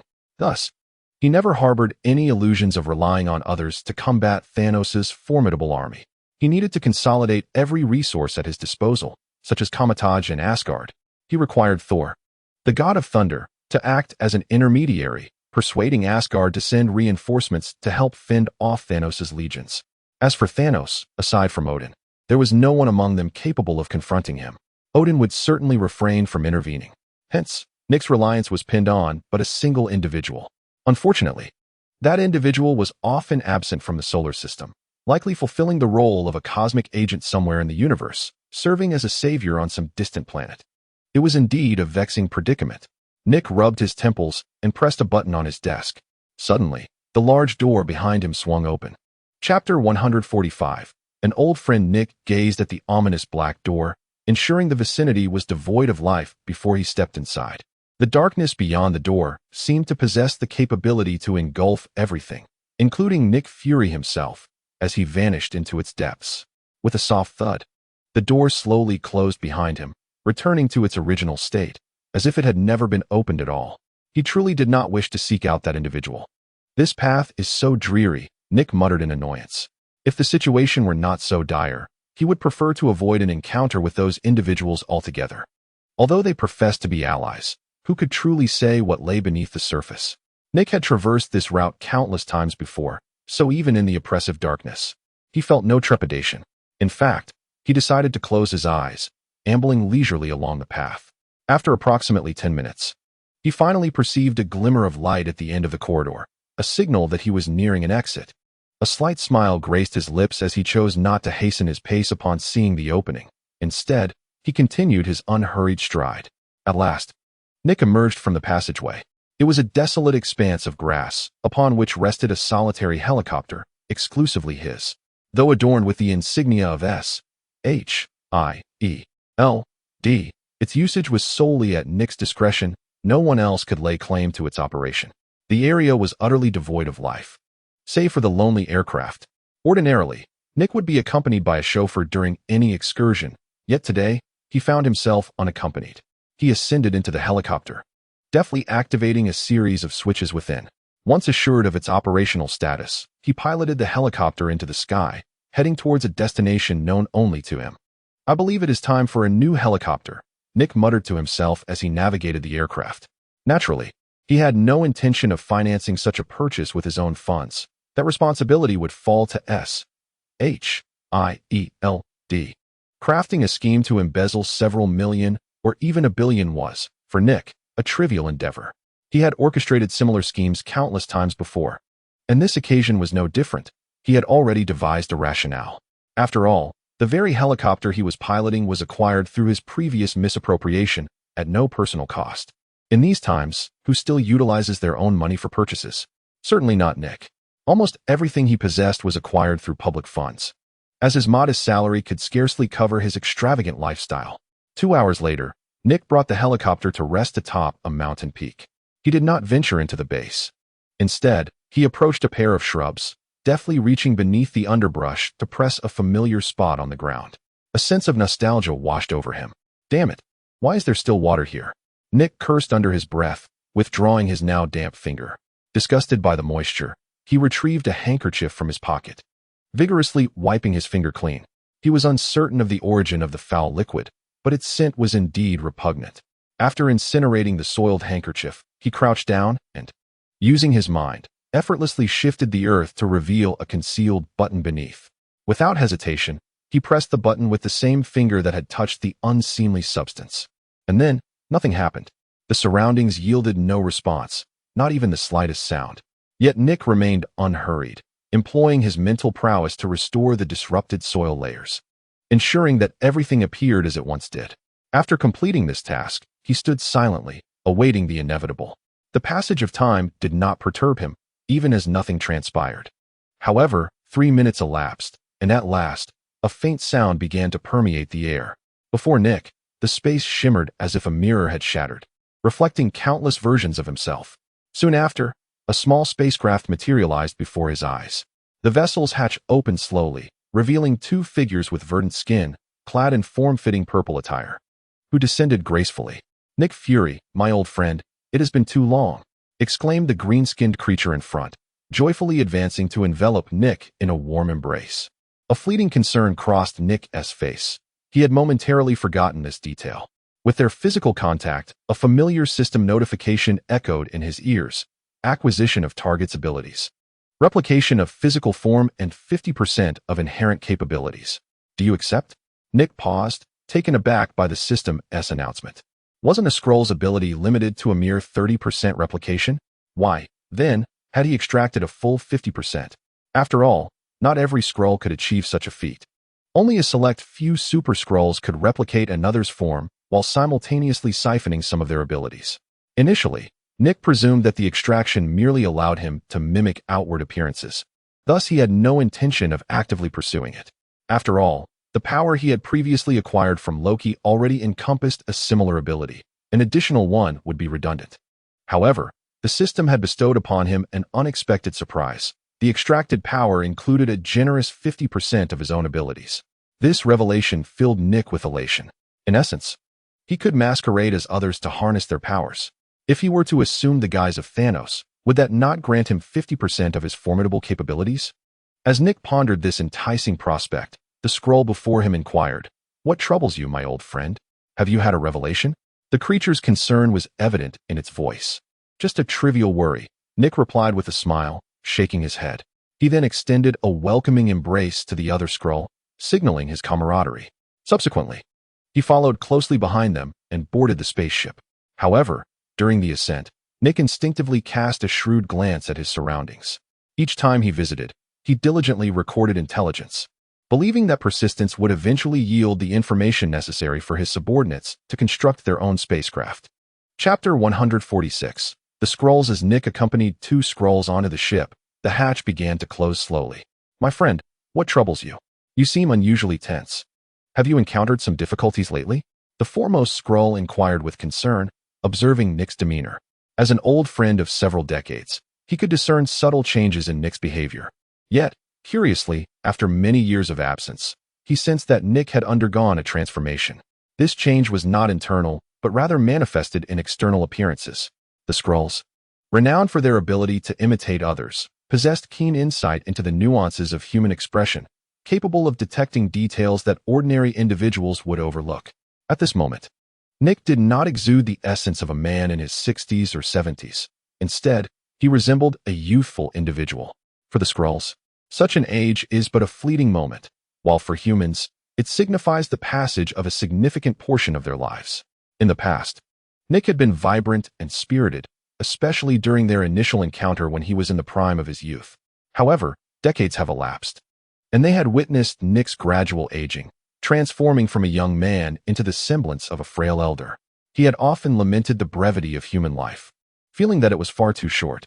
It seemed that, despite their few meetings, Nick had aged considerably in a short span of time. His hair had thinned, and his vitality had diminished. Yet now, Nick radiated vigor, even giving the impression that he could easily revert to his youthful appearance whenever he desired. In every aspect, he appeared far superior to his prime. Tauros, I knew I couldn't conceal anything from you, Nick acknowledged, noticing Tauros's slightly unusual gaze. Indeed, even the slightest change in him could not remain hidden from the keen eyes of the Skrulls, masters of mimicry. However, he had no intention of revealing the newfound abilities he had acquired. After all, as old friends, there are no secrets between them. Tarlos chuckled as he patted Nick on the shoulder. Their camaraderie was profound. One could even assert that Nick was among the few humans on Earth in whom Tarlos placed his trust. Aren't you going to share what you've been through recently? Tarlos inquired, observing that Nick exuded a distinctly different aura, akin to that of a vigorous youth, seemingly in better condition than during his younger days. You know, my friend, while many things can be feigned, the essence remains unalterable. Given your current physique, it's as if you've transformed into an entirely different person. Listening to Tarlos's assessment, Nick smiled. A few things transpired, and I nearly met my end. However, I emerged fortunate, acquiring some extraordinary powers, though they pale in comparison to yours. He shook his head with a smile, offering merely a brief mention of his ordeal. I see, Tarlos responded, well acquainted with Nick's character, thus refraining from probing further. Yet, he was momentarily taken aback upon hearing that Nick had faced danger. What sort of troublesome matter could compel you to express such sentiments? Tarlos asked curiously. Nothing major. It's all in the past. However, I do have a pressing matter to attend to, and if circumstances turn unfavorable, I may require your assistance. Nick stated with utmost seriousness. Not a problem, my friend. Just say the word if you need help, Tarlos assured, thumping his chest confidently. Meanwhile, another Skrull had prepared a drink for the two, presenting it before them. Thank you, Nick said politely, raising his glass in gratitude. After receiving Tarlos's affirmative response, he casually propped his feet on Tarlos's workbench, akin to how he would in his own office. Tarlos made no comment. Their long-standing friendship had rendered such details insignificant. To him, Nick's relaxed demeanor signified a deepening bond between them, and he relished the sentiment. Could you assist me in contacting Carol? I have some matters to discuss with her. Nick savored the sweet wine in his glass, crafted through the Skrull's unique brewing methods, distinctly different from earthly sweet wines. It was a rare delicacy he indulged in whenever he visited Tarlos. In the past, finishing this drink might have left him with a slight buzz, but now, he felt nothing at all. Thanks to the super soldier serum, Nick had developed an immunity to all forms of alcohol. It was this very reason he sought Tarlos's help in locating Carol. This is due to his inability to reach her. Although Captain Marvel provided Nick with an antiquated communicator, which had been modified to enable her to hear Nick's distress signal from anywhere in the cosmos and return in a timely manner, that device can only be utilized once. Unless circumstances are truly exceptional, Nick would refrain from employing it. Presumably, for the next decade, Nick would not resort to its use. However, since he could not contact Carol with it, he had no choice but to enlist Talos' assistance in reaching out to her. Upon hearing Nick's request, Talos furrowed his brow. He was aware that Nick rarely initiated contact with Captain Marvel unless there was a matter of utmost importance. Is the situation that urgent? Talos inquired, having surmised the gravity of the circumstances. Yes, Nick affirmed with a nod. The beeper Carol left me is not something I can use lightly, so I must trouble you. Of course, it's no issue. We have our own means of contacting her. Please follow me. Talos gestured for Nick to come along. He led Nick to the ship's cockpit and nodded at the Skrull pilot. Upon receiving Talos' signal, a call prompt appeared above the spacecraft. In less than 2 seconds, the call was answered. A woman clad in a uniform, radiating a luminous glow, materialized on the projection. It was none other than Captain Marvel, the very person Nick had come to find aboard the Skrull ship. Chapter 147. Betrayal from Within. Suddenly, the projection revealed a woman exuding an extraordinary aura. It seemed as though she stood in some celestial expanse, with every strand of her hair shimmering with a crystalline brilliance. Her eyes appeared to possess divine power, making it daunting to meet her gaze. She was indeed the individual Nick sought on the Skrull vessel, Captain Marvel, Carol. As Nick gazed at the projection of her magnificent form, he felt on the verge of grinding his teeth to dust.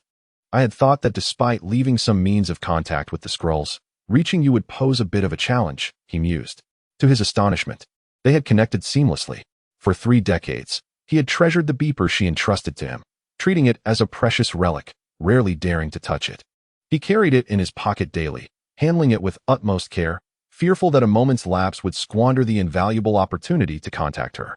Yet now how could you possibly maintain such a connection with the Skrulls so effortlessly? Are you still even a resident of Earth? Or should you simply remain in the vastness of outer space? The more Nick pondered, the more his frustration grew. It felt as though Carol Danvers, after gaining her powers, had transformed into someone who looked down upon Earth. Her purported mission to uphold cosmic order seemed merely a pretext. Decades had passed without a single glance back at Earth. This was not an endeavor to maintain order. It was evidently an unwillingness to return after witnessing the allure of the universe. No, it was sheer laziness to return. Despite his mounting anger, Nick was compelled to wear a facade of cheerfulness, wary of revealing his true feelings to Carol. After all, her status loomed large.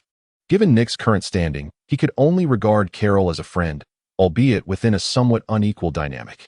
Carol, with her immense strength, could easily overturn the table at any moment, while Nick found himself unable to do so, at least for now. In comparison to the formidable powers wielded by Captain Marvel, Nick's abilities were woefully inadequate. After all, she was capable of facing off against the likes of Thanos, even when he lacked the Infinity Stones. Such overwhelming power, residing within someone who was not entirely predictable, posed a significant danger. While Carol was indeed a human and bore no ill will toward Earth, her indifferent demeanor left Nick feeling profoundly unsettled. In any case, he would devise a plan to utilize the system's capabilities to extract a portion of Carol's power for himself. Once he possessed abilities akin to those of Captain Marvel, he could effortlessly confront Thanos. Moreover, it would grant him the confidence to stand up to Carol herself. In certain extraordinary situations, he would no longer need to rely on her assistance. With this newfound strength, he too could face challenges head-on. Most importantly, when dealing with Carol, Nick would no longer feel so powerless. One must ask, during these past months, with whom did Nick have to feign a smile? Unless he intended to irritate the other person deliberately, he typically wore a nonchalant expression rather than the forced smile he donned now, masking his inner discontent with a facade of cheerfulness. No one could have compelled Nick in such a manner, not even Carol. Initially, he believed that the sudden communication from Talos and the others signified a matter of great importance. However, upon seeing Nick, a flicker of surprise unmistakably crossed Carol's eyes. It had been decades since Nick had last laid eyes on her, and similarly, Carol had not seen Nick for many years. Their separation spanned 30 years, a substantial portion of Nick's life. He had undergone significant transformations during this time. Yet, for Carol, those years felt like a mere fleeting moment, as if no time had elapsed at all. She remained unchanged, still resembling the woman she had been decades prior. In stark contrast, Nick had transformed drastically, losing the youthful vigor that once defined him. The present day Nick exuded a sense of maturity and composure far beyond his younger self. Most notably, he had lost all his hair. Fury, what brings you here, and where has all your hair gone? Although Carol instantly recognized Nick, she found it challenging to reconcile his current appearance with the youthful visage she remembered. The once lustrous black hair of Nick had now given way to baldness. Nick Fury's lips twitched slightly. He would rather believe that the Carol projected before him was an impersonation by a Skrull than accept the reality of her presence. Yet, the undeniable truth loomed over him. When he had first met Carol, he had deliberately expressed his preference for being called Fury rather than Nick. a precaution taken during the Skrull invasion of Earth. He wanted to ensure that if he ever encountered a disguised Carol, he would have a point of reference. This seemingly trivial tactic had become his means of discerning the authenticity of those he encountered years later. He had assigned unique identifiers to nearly everyone around him. Thus, if any of them were to be impersonated by a Skrull, the mere utterance of his name would alert him to their true identity, allowing him to devise a response. However, the more Nick was assured of Carol's authenticity, the heavier his heart became. He had waited for her all these years, clutching his pager, reluctant to reach out. Yet, she had not even deemed it necessary to inform him that she could have contacted the Skrulls at any moment. What a traitor! Yet, upon reflection, Nick found this behavior somewhat reasonable. Although the Skrulls have fallen from grace in contemporary times, they were once regarded as one of the three great empires of the universe. The ability to communicate across galaxies should not pose a challenge for the Skrulls. In a moment of trepidation, Nick felt his heart flutter. After a brief hesitation, he spoke. "It's been a while, Carol." Sometimes, the most poignant words are simply "it's been a while." After years of separation, she remained as spirited as ever, while he found himself aged and weary. Yet, should Nick desire, he could easily revert to his youthful self. It merely depended on his inclination. Chapter 148, An Impossible Task. However, Nick was somewhat reluctant regarding this matter. Since his arrival, his aesthetic sensibilities had shifted significantly. Rather than the youthful vigor of his past, he found himself preferring his current appearance. Though it bore the weight of experience and seemed far from benevolent compared to others, he appeared less menacing. After all, few would perceive an elderly man with graying whiskers as a formidable opponent. This was Nick's intent, to confound his adversaries when necessary, allowing him the advantage of ambush. In truth, with Nick's current prowess, such tactics were unnecessary. Yet, years of habit inclined him to favor the comfort of stealth over sheer dominance. Carol, observing Nick through the projection device, smiled warmly. After years apart, seeing Nick again truly brought her joy, a sensation more profound than a mere reunion with an old friend. They had shared significant experiences together, forging a bond akin to that of comrades in arms. Initially, Carol's once-dimmed light ignited anew in an instant. The enemy ships behind her became the unfortunate targets of her resurgence. A torrent of brilliance erupted from within her, swiftly engulfing several surrounding vessels. Her body sliced through the enemy ships with the precision of a blade, as if they were mere paper creations, utterly defenseless. In an instant, under Carol's thunderous onslaught, they were reduced to heaps of scrap metal. Only after the battle concluded did Carol finally have the leisure to converse with Nick and the others.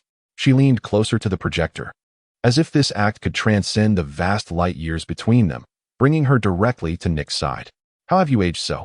Carol pondered, reminiscing about the spirited Nick of yesteryears, a visage that was difficult to reconcile with the frail elder before her. "And your eyes, are they not healed?" "Not to worry. My eyes are but a trivial matter." Nick swiftly diverted the conversation, eager to sidestep the topic of his affliction. Yet, Carol's memory was sharp, instantly recalling the events of the past. "My heavens, it was my fault you were captured by the Devourer. I should have warned you that a wound inflicted by it requires the blood of a horned dragon for recovery. However, I was unaware at the time. I only learned of it on the near the Centaurus constellation. You truly have the worst luck, merely scratched by a cat, and enough."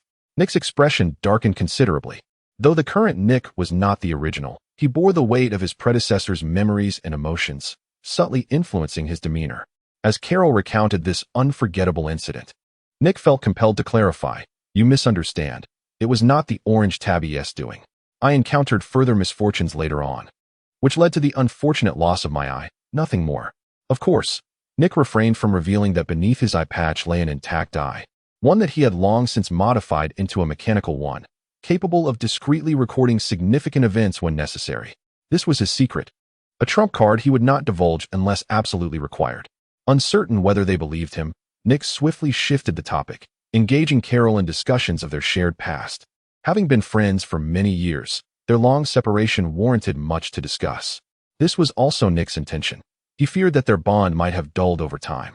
Thus, he sought to rekindle their connection through nostalgic conversation. After their lighthearted exchange, Nick revealed the purpose of his visit to Carol.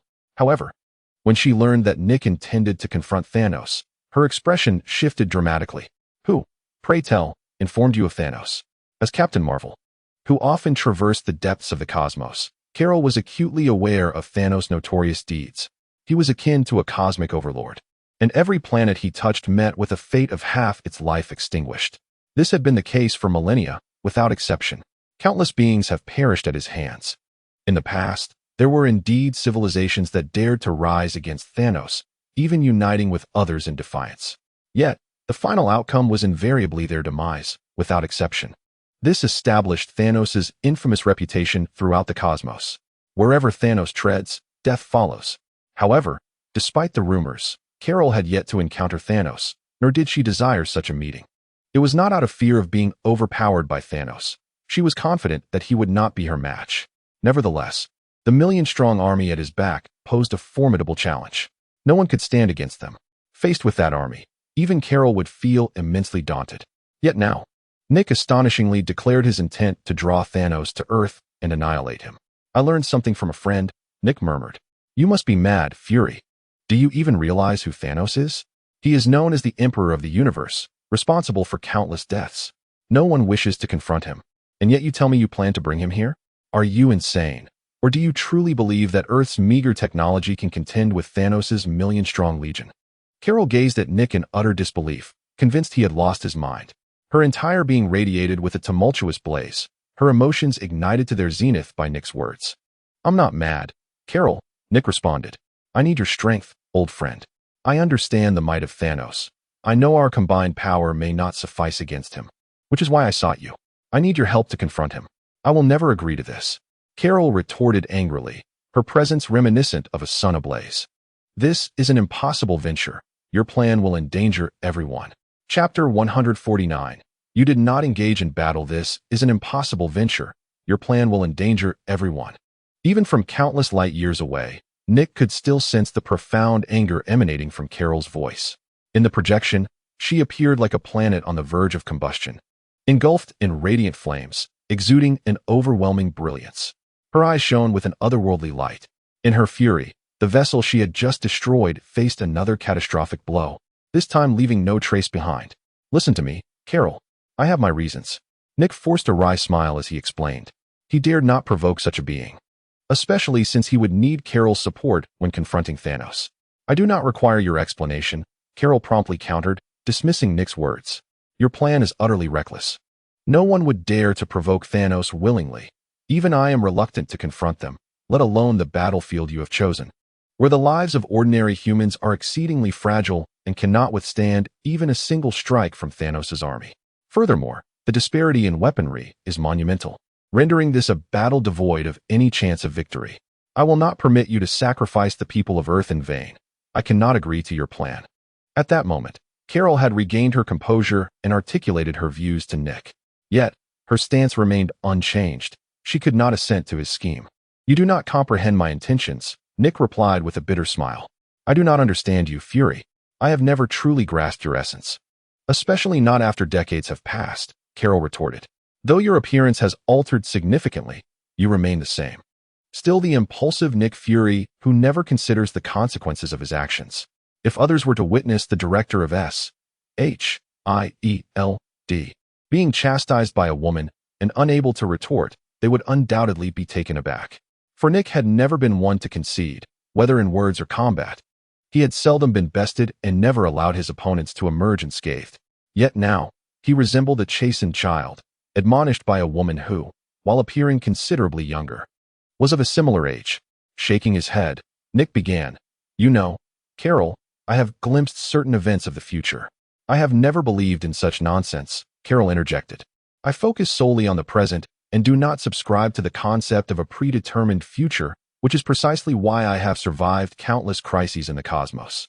Your survival stems entirely from your formidable strength and has nothing to do with your disbelief in the future," Nick retorted, unable to tolerate Carol's condescending demeanor. "Is that not preferable to your so-called visions of the future? Such notions are ephemeral. Nothing can truly predict what is to come, for the future is inherently uncertain." "But have you heard of the Time Stone?" Nick suddenly ventured, cautiously observing Carol's expression. Upon hearing the mention of the Time Stone, her demeanor indeed shifted slightly. After all, Captain Marvel's powers were derived from an incident involving the Tesseract. Years have passed, and Carol must have inquired about the origins of the cosmic cube throughout the universe. discovering that within the cube lies one of the 6 Infinity Stones, the Space Stone. Where did you hear about this? Carol furrowed her brow. Logically, Nick, who remained on Earth all the time, would have no means to access such knowledge. The Time Stone is also one of the 6 Infinity Stones in the universe.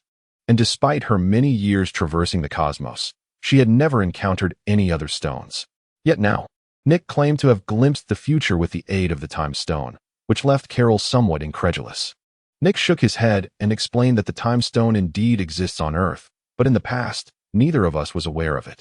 Currently, the Time Stone is safeguarded by a supreme being and has been passed down on Earth for quite some time.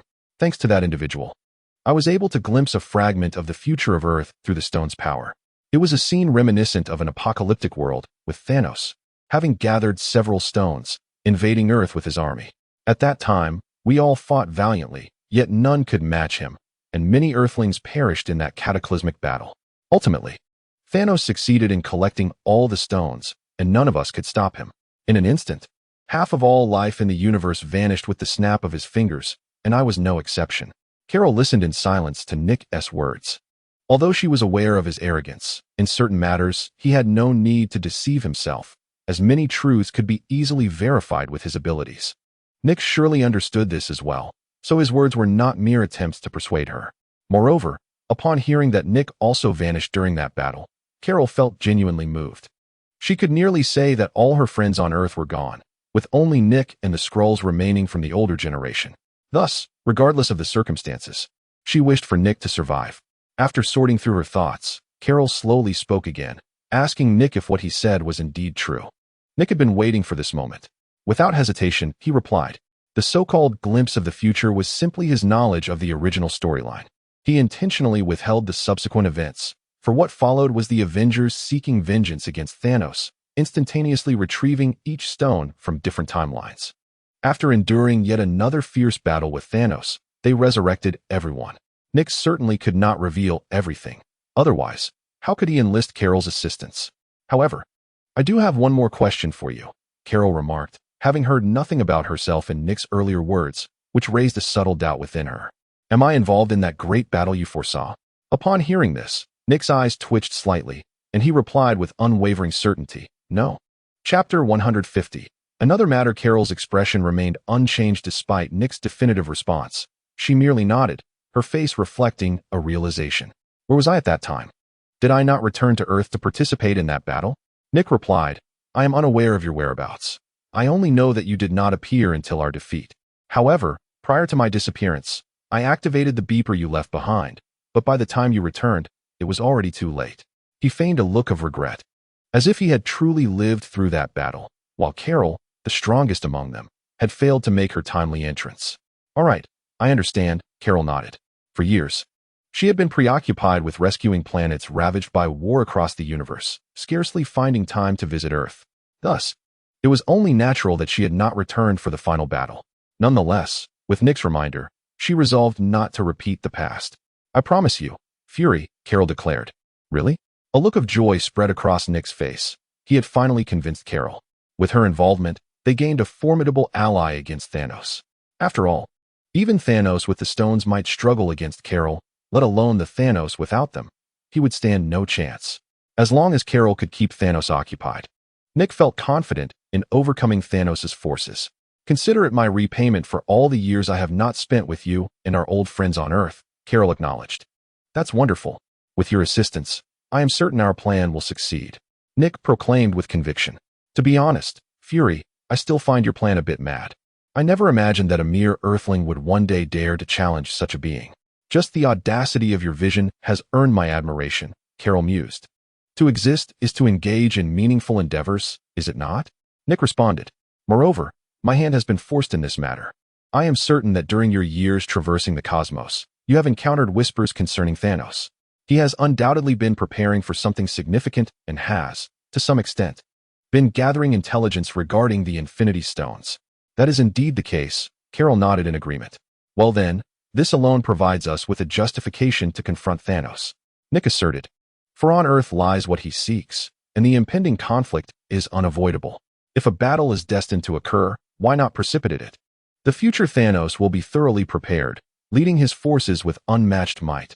none shall stand against him. Yet the current circumstances are different. He remains in the preparatory phase, lacking even the vessels to wield the stones, which presents us with an opportunity. At this juncture, even if he were to acquire the stones, he would be incapable of harnessing their true power, thus granting us a strategic advantage. Therefore, if we eliminate him during this period, we can avert the dire struggle that awaits us in the future. I understand now, Carol acknowledged, grasping Nick's intent. He aimed to deliver a devastating blow to Thanos before he was fully prepared. However, in contrast, Thanos is not yet ready. What of Earth? According to Carol's information, it seems that Earth's technological advancement has not progressed significantly since my departure. Of course, this assessment of not much is from Carol's perspective. Even if Thanos is not yet prepared, Earth is not in a favorable position either. Regardless, their technological prowess surpasses that of Earth by decades. What of your personnel and weaponry? Carol inquired, her concern evident. They will be ready. Time is of the essence for Earth. The plan is about to be set in motion, and during this period, I will ensure Earth is adequately prepared, Nick assured confidently. Let us hope so, Carol sighed, choosing not to elaborate further. Let us conclude today's discussion. I have matters to attend to. I shall return in a few days, certainly before the great battle. Can we not converse a while longer? Nick offered a wry smile. Carol remained as resolute as ever. No, my responsibilities are pressing. I have already expended too much time discussing these matters with you, Carol replied, shaking her head before severing the connection. As Nick gazed at the fading projection of Carol, a profound sense of unease settled within him, lingering long after her departure. Then, to the astonishment of Talos and the others, Nick smashed the projection device with a single punch. Bang! The poor device, having done no wrong, lay utterly shattered beneath Nick's fist. Damn! While others have a place to call home, his own home seems to be neglected, doesn't it? Nick vented his frustrations towards the direction where Carol had just projected. FCK, FCK, FCK. If you have the guts, go settle on another planet and never return to Earth. After venting, Nick felt somewhat better. Once he had composed himself, he turned to Talos with a facade of nonchalance and said, My apologies, old friend. I accidentally damaged your equipment, but given our relationship, surely you won't expect compensation. No, that's unnecessary, Talos replied, his eyes twitching slightly, not out of surprise at Nick's outburst. After all, having known each other for years, he was well aware of Nick's penchant for sudden outbursts in solitude. What truly astonished him was Nick's extraordinary strength, capable of demolishing that device with a single blow. How much power must that require? Talos mused, considering that he and his companions could never achieve such a feat, yet Nick, as a Terran, managed to do so effortlessly. That's good, Nick smiled, noticing the shift in Talos' expression, surmising that he had come to some realization. However, it mattered little. With their extensive intelligence network, they would surely uncover the truth soon enough, even if he remained silent about it. Now, though, Nick had another pressing matter to discuss with Talos and the others. Chapter 151. Everything has already begun. After briefing Talos on the necessary tasks, Nick departed from their ship. Just as he had arrived, he left without a trace, erasing every sign of his presence, ensuring no clues would be left behind. Navigating a helicopter along a lengthy detour, Nick returned to his office. The paperwork on his desk remained piled high. At that moment, however, Nick had lost all interest in addressing it. Though he had provided Talos with all the details regarding their required actions, relying on others to execute his plans made him uneasy, given his nature. Moreover, there was the matter of Captain Marvel, Carol. That rascal was still unaccounted for, gallivanting across the cosmos, combating evil. Despite the myriad crises plaguing Earth, she had not set foot back here in years, yet she was so invested in other planets. According to Carol, the troubles on Earth were mere trifles, and with Nick's capabilities, he could undoubtedly handle them independently. If left to my own devices, it would indeed be a case of overqualification. One might say that the Earth, this humble abode, is insufficient to accommodate a being of your grandeur, were it not for the inability to locate you and the futility of confronting you. Nick would have long since taken it upon himself to enlighten her. However, it is fortunate that this exchange has led Carol to acquiesce to his scheme. Those familiar with Nick would be astonished to observe the meticulous nature of his communication with Carol. Every nuance, even the slightest expression, seemed to be carefully orchestrated, each phrase resembling a pre-drafted script, all aimed at achieving optimal results in their dialogue with the utmost efficiency. As the principal actor, Nick cannot deny that he skillfully leveraged Carol's mindset to secure her agreement to his plan. After all, he has never been one to embark on an endeavor without thorough preparation. Prior to addressing any matter, he devises a comprehensive strategy and possesses several contingencies, which accounts for his remarkable track record of success over the years. Not only did he anticipate what Carol would articulate and the expressions she would exhibit in response to his plan, but ultimately, what mattered most was the fulfillment of his objective. Nevertheless, in the face of the impending confrontation, relying solely on Carol's capabilities would be woefully inadequate. He must undertake further preparations, including enlisting the support of other influential factions, Camartage and Asgard. The might of sorcerers and deities would significantly enhance Nick's combat effectiveness in the forthcoming battle.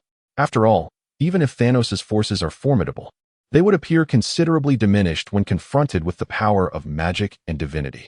In Camartage, Nick only needs to secure the consent of the Ancient One, the current supreme sorcerer, whose word embodies the entirety of Camartage. Given the Ancient One's disposition, Nick is confident in his ability to persuade her to assist him in his forthcoming endeavors. However, he anticipates that convincing Asgard may pose a greater challenge. He is well aware of Odin's nature. Had it been Odin from millennia past, he would have eagerly faced Thanos' incursion without prompting. Yet the current Odin is far too aged. Even the slightest exertion of his divine power could plunge him into peril. Thus, persuading him to mobilize his forces is no trivial task. Nevertheless, Nick's objective has never been to compel Odin to take direct action. Rather, he seeks merely to rally the Asgardian army under his command. Nick's mind was suddenly illuminated by a brilliant plan. He utilized his mental prowess to summon a sheet of stationery, accompanied by a vintage fountain pen, which gracefully floated before him. With inspiration coursing through him, Nick began to inscribe a lengthy message upon the paper. The initial part of the letter was filled with flattering remarks, while the latter portion transitioned into the core of his intent. Nick's aim was to persuade Odin to dispatch troops to Earth. This marked his inaugural attempt to directly communicate with Odin, a deity beyond the terrestrial realm. However, a pressing question loomed. How would this letter reach Odin? In a flash, a suitable candidate emerged in Nick's mind. He pressed a button on his desk, and shortly thereafter, an agent entered his office with utmost respect. Deliver this letter to Hill, and ensure it reaches Thor in Mexico personally. She will know how to proceed, Nick instructed. Understood, Director, the agent replied, accepting the envelope with both hands before bowing and exiting the office.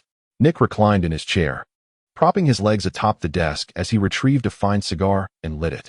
A cloud of smoke billowed from his lips as he contemplated deeply, the cigar delicately held between his fingers. In the envelope handed to Hill, he had clearly stated that Thor must not open it before delivering it to Odin. Nick was confident that Thor would adhere to this agreement, as he had sent a video to Thor's phone. This was the device given to Thor by his girlfriend, Jane, during his last visit to Earth, along with instructions on its use. If all went as planned, Thor should have received the video by now. The content of the video was straightforward yet provocative. It featured a muscular man with golden hair, surrounded by several alluring women. The footage depicted the women playfully exploring the man's sculpted physique, their hands wandering and creating a scene of evident satisfaction. Should Thor wish to keep this video from Jane's eyes, he would need to honor Nick's directive and ensure the letter was delivered to Odin intact. Otherwise, it seemed likely that Thor might soon find himself without his girlfriend. Hello? A sudden call interrupted Nick's thoughts. He answered his communicator, inquiring, "What is it?" "Director, I have received your letter and am en route to Mexico," Hill's voice responded, accompanied by the unmistakable whir of helicopter rotors in the background. "Excellent, my deputy. Please arrange for a helicopter for me as well," Nick replied abruptly. "Where are you headed?" Hill on the other end of the line hesitated. "The Himalayas." "Very well. I shall prepare for you. The helicopter will be ready in 15 minutes. Nick hung up the phone and extinguished his finished cigar. It seemed that everything had begun. Chapter 152. Seeking help from Ancient One. The Himalayan mountains, specifically Camartage, remained timeless, steeped in simplicity and the essence of nature. The sun had only just risen. In the small courtyard of Camartage, dozens of ascetics had already taken their positions early in the morning, rehearsing the magic they had learned the previous day. These were the newcomers to Camartage, having only resided there for a few years. Yet, during this brief time, they had found it to be the most fulfilling period of their lives. Here, they discovered the meaning of their existence, free from the burdens of material pressures that once weighed heavily upon them. In this sanctuary, harmony reigned among individuals, and apart from the daily focus on magical studies. No other pressures existed. Moreover, with no outsiders to intrude, each day unfolded in a tranquil and liberated manner. However, today Kamartaj, which had not seen a visitor in quite some time, was about to receive a guest, perhaps an unwelcome one. A rumble echoed through the air. Above the Himalayas, a dark green helicopter circled, the only hue amidst the expanse of white snow, making it strikingly conspicuous, a solitary bright spot in a sea of pallor. Nick sat inside the helicopter, gazing at the transparent landscape outside, maintaining an expression of calm composure. The voices of his agents streamed through his headset, originating from the Tri-Wing building in New York, where his assistant continued to report updates. These old-timers just love to push everything onto me. I shall uproot them all eventually. Nick silently cursed, yet he processed the reports relayed by the agent. Director, we can't ascend any further. What should we do? The pilot, who was navigating the helicopter, turned to Nick, revealing his apprehension. It was his first time piloting in such a location, surrounded by an endless blanket of white, obscuring all visibility, let alone the destination Nick had mentioned. It was no wonder he struggled to locate Kamartaj. It was hidden so deeply that for anyone unfamiliar without a guide, finding it was nearly impossible. That's fine, you can stop here. I will proceed on foot from here. Nick removed the headset, relieved to escape the incessant chatter of his colleagues. Upon removing his headphones, a cacophony of whirring propellers enveloped his ears, rendering all other sounds utterly inaudible. The director, the pilot, momentarily taken aback, had merely intended to ask Nick for directions when he was unexpectedly met with such a statement. Just as he was about to articulate a response, it was too late. Without waiting for the completion of his words, Nick had already approached the hatch, flung it open, and leaped out without a backward glance. The act of jumping from this height was akin to plummeting from 100 meters onto a jagged boulder, sending a chill of dread through the pilot. Peering through the window, he strained to catch a glimpse of Nick below, anxious to ascertain whether his superior had survived. Yet, despite his fervent searching, Nick's presence eluded him entirely. Where is he? The pilot exclaimed in astonishment. At that moment, Nick's voice resonated in his ears. You may return now. I will call upon you when needed. The pilot, who had initially feared the worst, breathed a sigh of relief upon hearing Nick's words. This was his inaugural mission alongside Nick, and prior to this, he had merely heard tales of his director's extraordinary capabilities. It was now evident that the rumors bore truth. In a situation where others would inevitably perish, Nick seemed to navigate it with ease. Having received Nick's directive, the pilot was finally able to return safely. Meanwhile, Nick harnessed his abilities to journey to Kamartaj. By channeling his mental control, he acquired the power of flight, soaring through the air clad in his distinctive black uniform, resembling a swift black arrow. It wasn't long before he located the entrance to Kamartaj. However, his ostentatious arrival soon captured the attention of the ascetic practitioners within. Alert! We are under attack, exclaimed a wizard engaged in spellcasting upon witnessing Nick's direct approach, momentarily frozen before ceasing his incantation. In their secluded existence, where outsiders rarely graced their domain, such an audacious arrival could only indicate hostility. After his alarm, the others halted their activities, directing their gaze skyward towards Nick. Those swift of foot began preparing offensive spells, intent on bringing down the intruder without hesitation. Cease your actions. He is a friend of Kamartaj. A gentle voice interjected from an unknown source. As the grand door creaked open, the venerable Master Gu-yi, clad in a monk's robe, gracefully stepped forth. Upon her appearance, the gathered crowd ceased their incantations and bowed in reverence. Master Gu-yi, do continue. There is no need to mind me. Gu-yi waved her hand dismissively, her gaze turning towards Nick in the sky, a smile gracing her lips. Aren't you coming down? How long do you intend to linger up there? Surely, you wish to observe how we of Kamartaj welcome our guests. Nick returned her smile, swiftly descending from the heavens to stand beside Gu-yi. Moments earlier, he had contemplated testing the mettle of the ascetic monks, not out of anger at their actions, but driven by a curiosity to gauge their strength, having never engaged them in combat. However, with Gu-yi's intervention, he decided against it. It seems you lacked such abilities previously, Gu-yi remarked, casting a discerning glance at Nick. Merely a fortuitous acquisition, Nick replied nonchalantly. He had not come to reminisce with Gu-yi, but rather to address a specific matter. Thus, he delved directly into the topic at hand. Master Gu-yi, I require your assistance. I am aware of your intentions. Please, step inside with me, Gui nodded, her smile unwavering. Just as before, she led Nick into the room. It remained as unpretentious as ever, with a crackling fireplace at its side. Gui casually added a few logs to the fire, inquiring, "Why do you wish to confront Thanos so soon?" Chapter 153. A predestined future. Gui spoke with a casual tone, the flames in the fireplace roaring to life with the newly added wood. Unbeknownst to Nick, a cup of steaming tea had appeared in Gui's hands. As she spoke, she extended the cup towards him. "You know I am not fond of hot tea." Nick waved his hand dismissively, preferring the boldness of spirits over tea. "Sometimes, a change of flavor can be a delightful choice," Gui insisted, placing the teacup before him. With no other recourse, Nick reluctantly lifted the cup, taking a small sip. The tea was of fine quality, though regrettably, the connoisseur was not particularly inclined towards it. After a brief taste, he set the cup down again. "Let us return to our previous discussion." Gui observed the slight smile on Nick's face after he had sipped the tea, her own expression brightening as they resumed their conversation. "Can you provide me with a reason for confronting Thanos so prematurely?" Ancient One reiterated her earlier statement.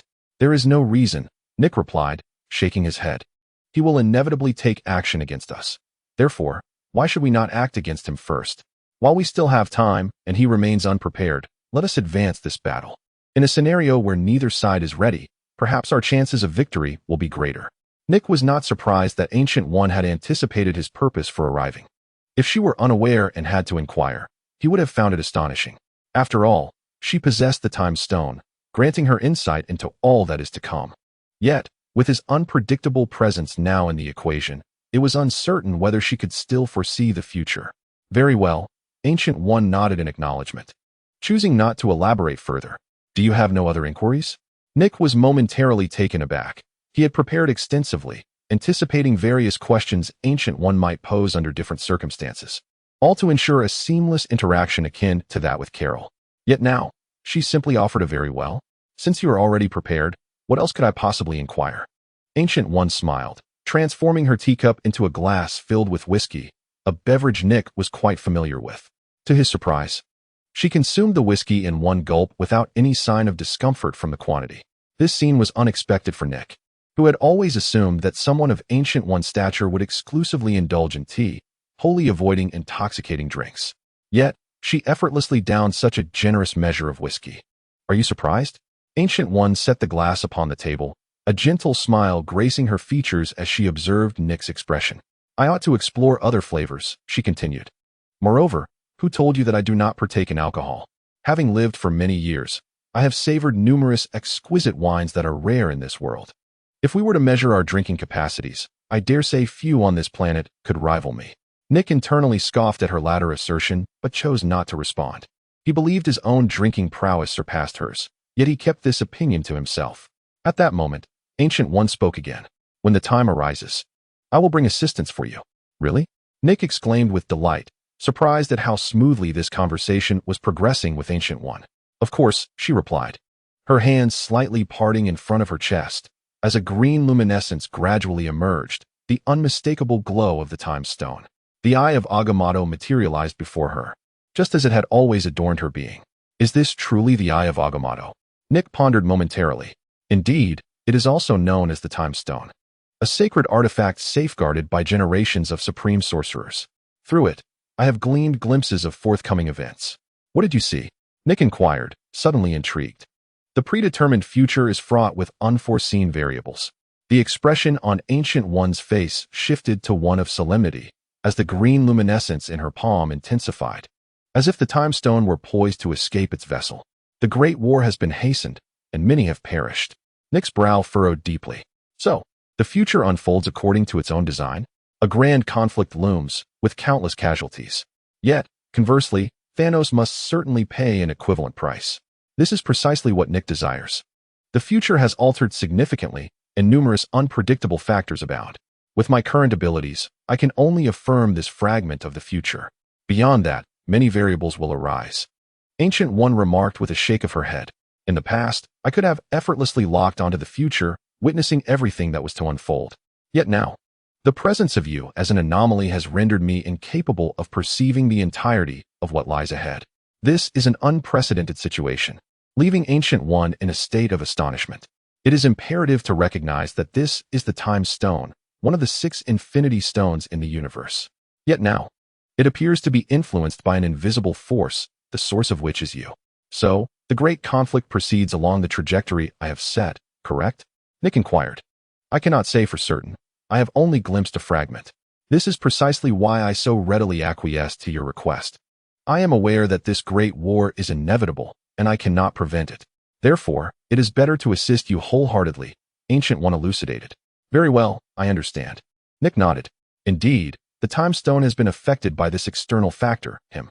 Even Ancient One is unable to fully discern its entirety. However, that is of little consequence. As long as everything unfolds according to his plan, success is assured. Nick fell into contemplative thought. He then raised his gaze, locking eyes with Ancient One. His look captured her attention, and in their shared gaze, Nick seemed to arrive at a realization. Can you still wield the power of the Time Stone one more time? What is it that you wish for me to see? Ancient One nodded, indicating that she still possessed the ability to harness the Time Stone's power. Please, show me Loki. Nick sighed, for the uncertainties surrounding Loki were still too numerous, leaving him somewhat uneasy about this rebellious figure. Ancient One acquiesced to Nick's request, and between her hands, the Time Stone seemed to be drawn by an invisible force. A green aura swirled delicately around it, resembling a gossamer veil. The power of the Time Stone was awakening. Yet at that moment, Ancient One's brow furrowed slightly, as though she had glimpsed something foreboding. Chapter 154. In War. There are no survivors. The glow of the Time Stone encircled Ancient One's fingertips, akin to a green shroud, enveloping her in a mysterious luminescence that imbued her with an indescribable aura. However, her previously relaxed brow now knitted in concern, as if she had witnessed an ominous vision. The Time Stone in her palm began to fluctuate erratically, pulsating with energy. Even the green light had lost its steadiness. What troubles you, sorceress? Nick sensed the disturbance. Logically, given Ancient One's adeptness with the Time Stone, merely peering into a fragment of the future should not have caused such upheaval. Had she foreseen something dire that rendered the stone's energy so unstable? Something is affecting me. Ancient One, with her eyes closed, revealed an unusual seriousness. Her body trembled slightly, indicating that this use of the Time Stone had indeed taken a toll on her. What should we do? Perhaps you should withdraw quickly. Nick expressed his concern for Ancient One's condition. If even she was susceptible to such influence, what could possibly be the source?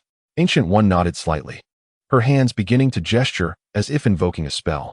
This was a form of magic Nick had never encountered, its intricacies eluding him.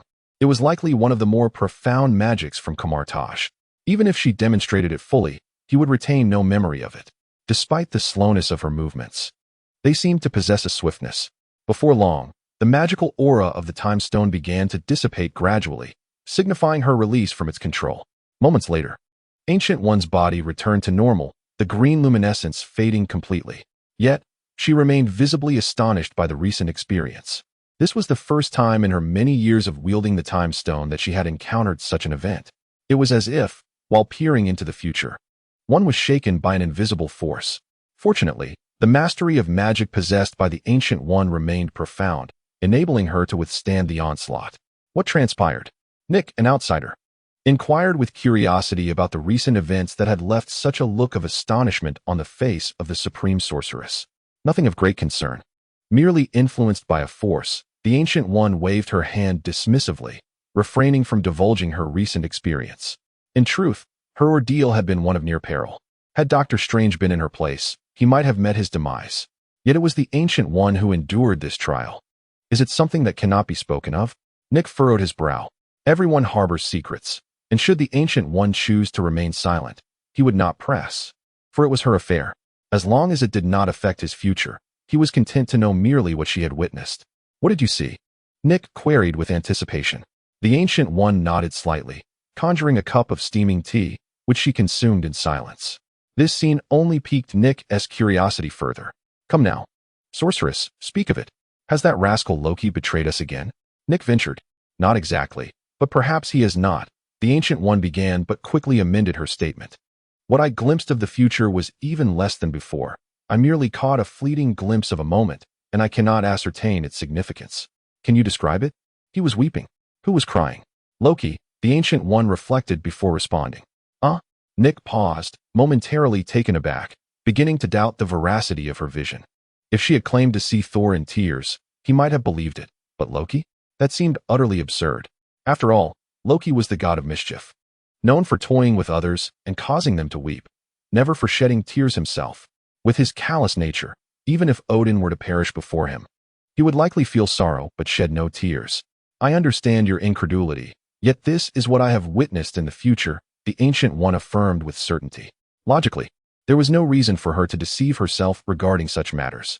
Moreover, she had indeed glimpsed this scene through the eye of Agamotto. Thus, the sight of Loki weeping was indeed true. But why? It should not be so. The time stone is beyond the realm of forgery, and the Ancient One cannot be deceived. Yet, no matter how hard Nick pondered, he could not fathom what could possibly bring Loki, a creature devoid of sentiment, to tears. Sorceress, could you elaborate further? Please recount the scenes, the people, and the occurrences you just witnessed. Nick reiterated his request. Very well, allow me a moment to reflect. The Ancient One replied, closing her eyes and delving into her memory of the recent visions. Before her lay a desolate wasteland, teeming with souls, many of whom had perished, including members of Thanos' army. The air was thick with the remnants of battle, bearing the scars of magical assaults, and a colossal crater appeared as though it had been rent asunder by some formidable force. Loki knelt upon the ground, weeping, gazing towards an unknown direction, his gaze fixed on someone unseen. The entirety of the scene was shrouded in obscurity, yet it was unmistakably not set upon Earth. Indeed, it is not on Earth. Nick grasped the crux of the matter. Could it be that the plan had faltered, and Loki had sought refuge elsewhere to weep in solitude? Nick found himself confounded. However, at this juncture, he could afford no further contemplation. The events had commenced, and he was not one to abandon his course. Well, irrespective of the details, as long as Loki is not pledging allegiance to Thanos, I shall proceed. Nick resolved, ready to take action. That is all I witnessed. Beyond this, I am unaware. The Ancient One concluded. That suffices. With this information, our plan is destined for success, Nick asserted with conviction. Let us hope so, provided the casualties remain minimal. The Ancient One mused, her hands clasped behind her back as she cast her gaze out the window. Before her lay the training grounds, where ascetic monks donned in robes practiced their martial arts. The Ancient One seemed to observe them, though her gaze appeared to transcend their presence. Is there a war devoid of loss? The Ancient One was evidently cognizant of this truth. Nick, too, understood the gravity of the situation. Yet, when weighed against the impending tragedies of the future, he deemed the prospect of measured sacrifices worthwhile. Chapter 155, A Letter from Midgard Asgard. Heimdall, the sentinel of the Rainbow Bridge, possessed eyes that shimmered with divine light, emanating an extraordinary brilliance.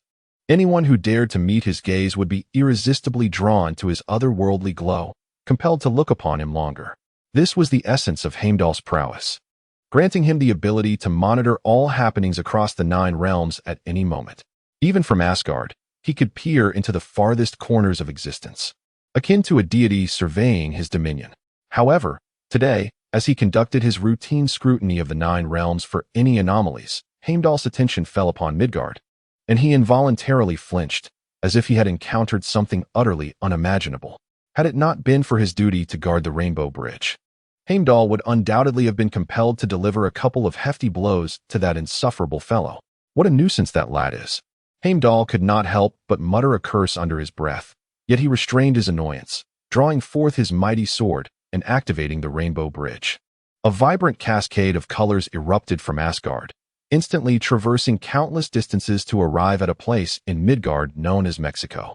At this moment in Mexico, Thor, having just donned his garments, reluctantly bid farewell to Jane, who lingered in bed, savoring the remnants of their intimate encounter. In truth, Thor's heart was racing with trepidation. He clutched an envelope in his hand. This had been delivered to him an hour prior by Nick's envoy, who insisted it be swiftly presented to Odin. Initially, Thor had no intention of acquiescing to Nick's request. After all, Odin was none other than the All-Father, the sovereign of the 9 realms, an entity of godly stature. In terms of status, he was unparalleled. Even if Nick held considerable influence in Midgard, it paled in comparison to Odin's divine authority.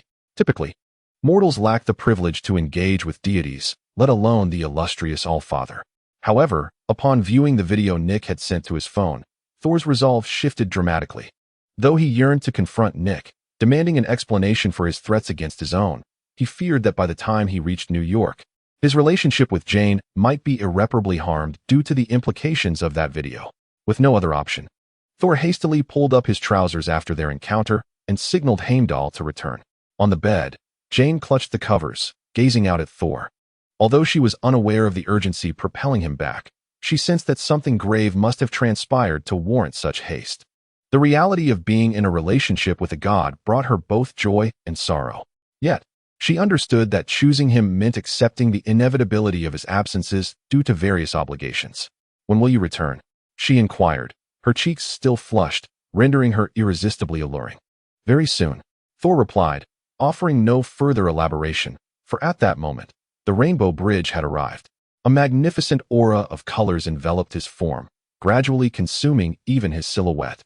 Moments later, as the brilliance of the Rainbow Bridge began to fade, Thor's figure vanished without a trace, leaving behind only an ancient and profound imprint upon the ground where the bridge had traversed. It was well known that Thor had departed. The scene shifted back to Asgard, where the iridescent glow of the Bifrost was gradually fading. Thor, clutching a letter, returned to Asgard. "I had thought that your visit to Midgard would make you reluctant to return." On the platform, Heimdall observed Thor, who still had not fully donned his attire, a slight smirk gracing his lips, leaving one to ponder whether he was mocking Thor or not. "Did you see everything just now?" Thor, having noted Heimdall's gaze, quickly deduced something and inquired. He had originally believed it would take a moment for Heimdall to notice him, which was why he signaled only after completing his task. To his surprise, Heimdall activated the Bifrost the moment he received the signal, catching Thor unprepared and compelling him to leave. "No, I was merely checking on Midgard. No one is interested in your private affairs, my prince," Heimdall explained. "I hope that's the case," Thor replied, not wishing to prolong the conversation on that matter, for he had another task at hand. "Is Odin asleep now? Must you be so indiscreet? After all, he is your father," Heimdall remarked, his brow furrowing at Thor's casual reference to Odin by name. "So, is my father sleeping?" Thor dismissed the concern, quickly rephrasing his question. "His Majesty has recently awakened from slumber, and his energy has stabilized, so he will likely return to sleep frequently for the foreseeable future," Heimdall informed him. "That's good to know. I have matters to discuss with him." Thor nodded vigorously, one hand clutching the envelope and the other grasping Mjolnir, as he hurried towards the palace. Presumably, Odin and Thor's mother, Frigga, should both be there at this moment. That old fellow enjoys standing by the palace window, gazing out over all of Asgard, deriving a sense of accomplishment from such a simple act. "Could you not be so impetuous?" Heimdall mused, observing the frantic Thor. It was hard to imagine that Odin would entrust Asgard and the Nine Realms to such a reckless individual in the future. Moreover, this fool seemed to have no interests beyond drinking and women. Compared to Thor, Heimdall found Loki to be, aside from his questionable character, seemingly superior in many respects. The future of Asgard appeared dim indeed. Heimdall sighed, subsequently relaying a message to Odin to inform him that Thor was seeking him. At that very moment, Odin, who was enjoying the view alongside Frigga, noticed Thor's return. "That child remains as reckless as ever. Is it too much to ask for a hint of the Asgardian royal composure? He is not a child anymore." Odin, observing Thor sprinting with such fervor, spoke with a hint of irritation. The passage of time had etched countless marks upon his being. He was aging rapidly. Yet, none would dare question the astonishing power concealed within this frail form. It was the accumulation of millennia of a divine king's might, beyond the reach of ordinary mortals. This was the very foundation of Asgard. As long as Odin drew breath, no other races would dare to invade. Chapter 156, Odin Asgard. Seated upon the throne, Odin gazed at a letter from Midgard in his hands, a playful smile unexpectedly gracing his visage. By his side stood the ever-youthful Frigg, upon whom the ravages of time had left little trace, instead enhancing her allure. A gentle smile adorned her face as she observed her long-absent eldest son, Thor. Without uttering a word, this was the palace, the realm of Odin's dominion. She understood the delicate balance of when to speak and when to remain silent. Thor, below, wore an anxious expression. His task was merely to deliver Nick's letter to Odin. Beyond that, he had no jurisdiction.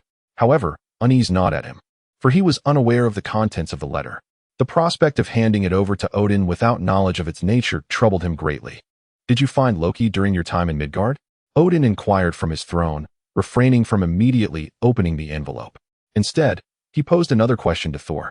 It seemed that Loki possessed some means of obscuring his whereabouts, rendering even Odin incapable of discerning his precise situation. This was utterly perplexing, ordinarily. As long as one roamed the 9 realms, they could not evade Odin's scrutiny. Yet, inexplicably, Loki had managed to do just that. Nonetheless, Odin did not summon anyone to investigate. He merely speculated that Loki might have encountered an opportunity, something that allowed him to elude Odin's watchful gaze. The only certainty regarding Loki's whereabouts was that the boy had recently ventured to Midgard. "I have seen him," Thor replied faithfully. "That is good to hear," Odin nodded, choosing not to inquire further. In the past, upon learning of Loki's location, he would have commanded his return, but now he refrained. After a recent conversation with Frigg, he had come to recognize certain issues within himself. He has been rather stringent with his 2 children, particularly Loki, which is not ideal. Everyone has their own path to tread, and he should not constantly compel them to conform. Take Loki, for instance. Despite his significant transgressions, Odin refrained from sending someone to retrieve him, instead allowing him to roam free while discreetly offering support. His love for his children remained steadfast, albeit expressed in a different manner in the past. However, he is determined to amend his ways. Perhaps it is the impending conclusion of his own lifespan that has prompted Odin to recognize this necessity, seeking to leave behind favorable impressions of himself for his children in his twilight years. This transformation in his demeanor has left Thor somewhat disconcerted. He had expected that, given Odin's character, he would reproach himself for not bringing Loki back. Instead, Odin merely uttered a few words. "Father, is there nothing else you wish to inquire about concerning my brother?" Thor asked. "Nothing more. As long as I know where he is, that suffices," Odin replied, shaking his head. "Both of you have your own paths to follow. I cannot accompany you indefinitely. Henceforth, as long as your actions are not excessively reckless, I shall not intervene, just as I will not interfere with your wayward brother's choices regarding how long he wishes to remain away." Odin's sudden shift in attitude unsettled Thor, but since Odin had spoken, he felt reluctant to press further. Frigga, standing beside Odin, sensed the change as well. Although she appreciated Odin's newfound perspective, she felt it prudent to redirect the conversation. "My lord, perhaps we should discuss the matters concerning the brothers at a later time. For now, why not take a look at the letter in your hand?" "Very well, ha ha ha."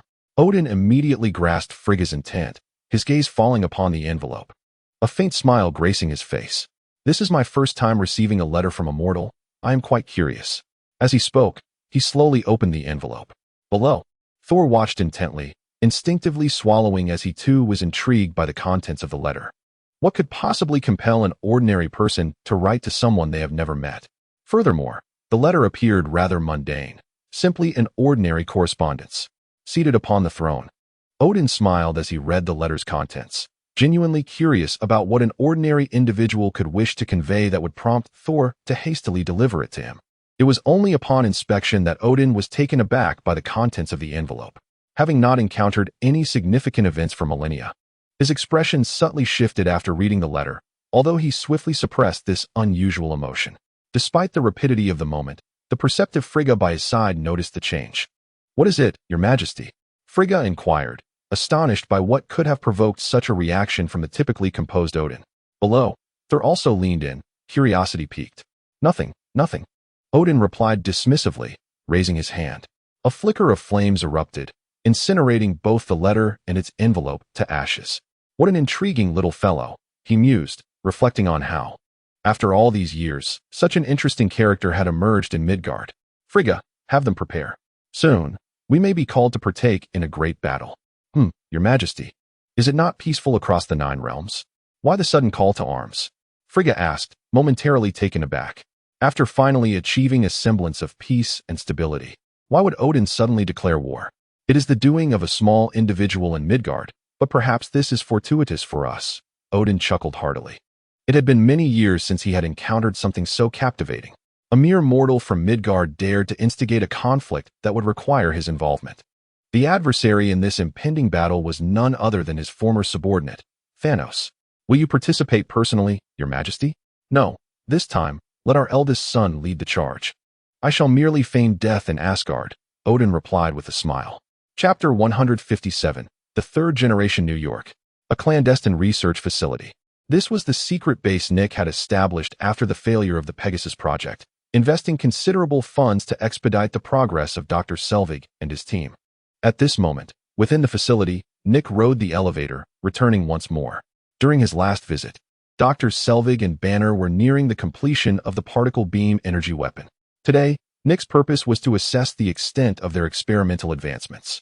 Although Selvig had detailed the progress in an email, including the complete modification of the particle beam energy weapon, Nick felt it prudent to witness the results firsthand and evaluate the weapon's potency. After all, this can almost be regarded as the most advanced weaponry currently available to humanity. Powered by the energy of the cosmic cube, its destructive potential is certainly beyond that of ordinary armaments. As usual, upon exiting the elevator, Nick found himself standing on a nearly 100-meter-high platform, observing the bustling researchers below. These individuals were highly specialized professionals whom Nick had generously hired to better assist Dr. Selvig and his team in their research endeavors. Most of them were seen moving about with various documents in hand, which contained data pertinent to the experiments. Although the development had been completed, the fundamental experimental verifications still needed to be conducted. Otherwise, any unforeseen mishaps during wartime deployment could prove disastrous. Fortunately, the testing phase would not be prolonged, and there was still ample time to proceed. Dr. Selvig, positioned below and measuring the energy stability with a particle beam weapon, immediately spotted Nick as he emerged from the elevator. All eyes followed Dr. Selvig's gaze, landing on Nick, who was clad in a sleek black trench coat. Nick, in turn, acknowledged their attention and effortlessly vaulted over the railing. For him, at this enhanced physical capacity, 100-meter height was trivial, akin to jumping a mere few meters in the past. With a thud, Nick landed shortly after his leap. Dr. Selvig squinted, his keen perception allowing him to discern the changes in Nick's physique.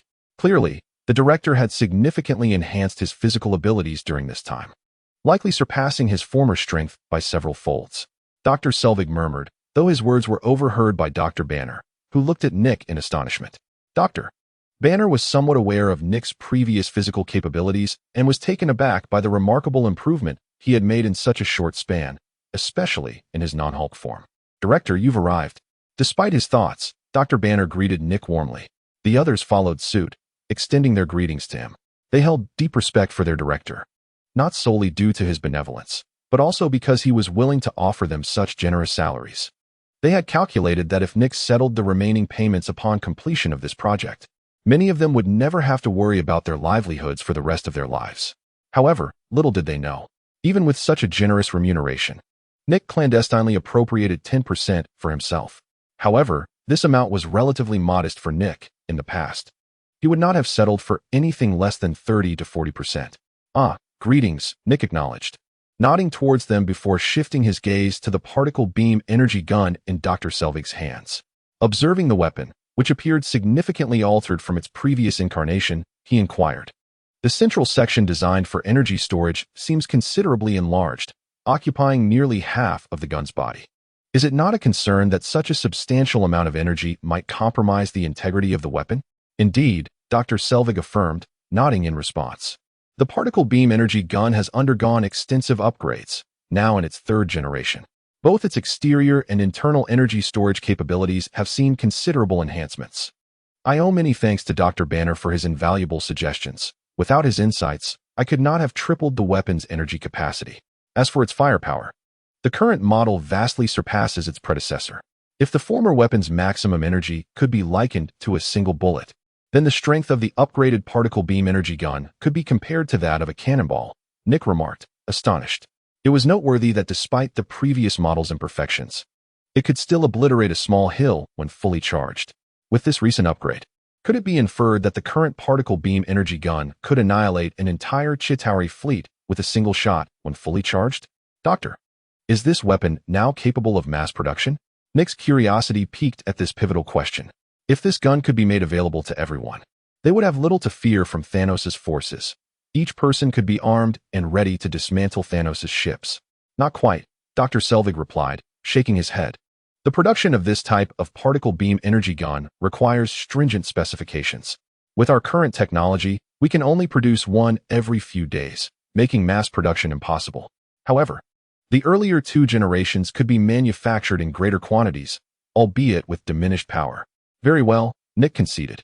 Nick expressed a sense of regret, acknowledging that his aspirations may remain unfulfilled. However, he mused that if the weapons from the first 2 generations could be mass-produced, it would indeed be feasible. With each individual equipped with one, their chances of success against Thanos' army would significantly improve. Very well, Nick nodded. Doctor, I kindly ask you to dedicate the coming days to initiating the production of the particle energy guns from the first 2 generations on the assembly line. As for the 3rd generation of the weapon, that will be solely your undertaking. Please expedite the creation of as many as you can. Understood, Director. Suddenly, Nick's gaze drifted toward the realm of cosmic magic. This item, I shall need to borrow for the time being.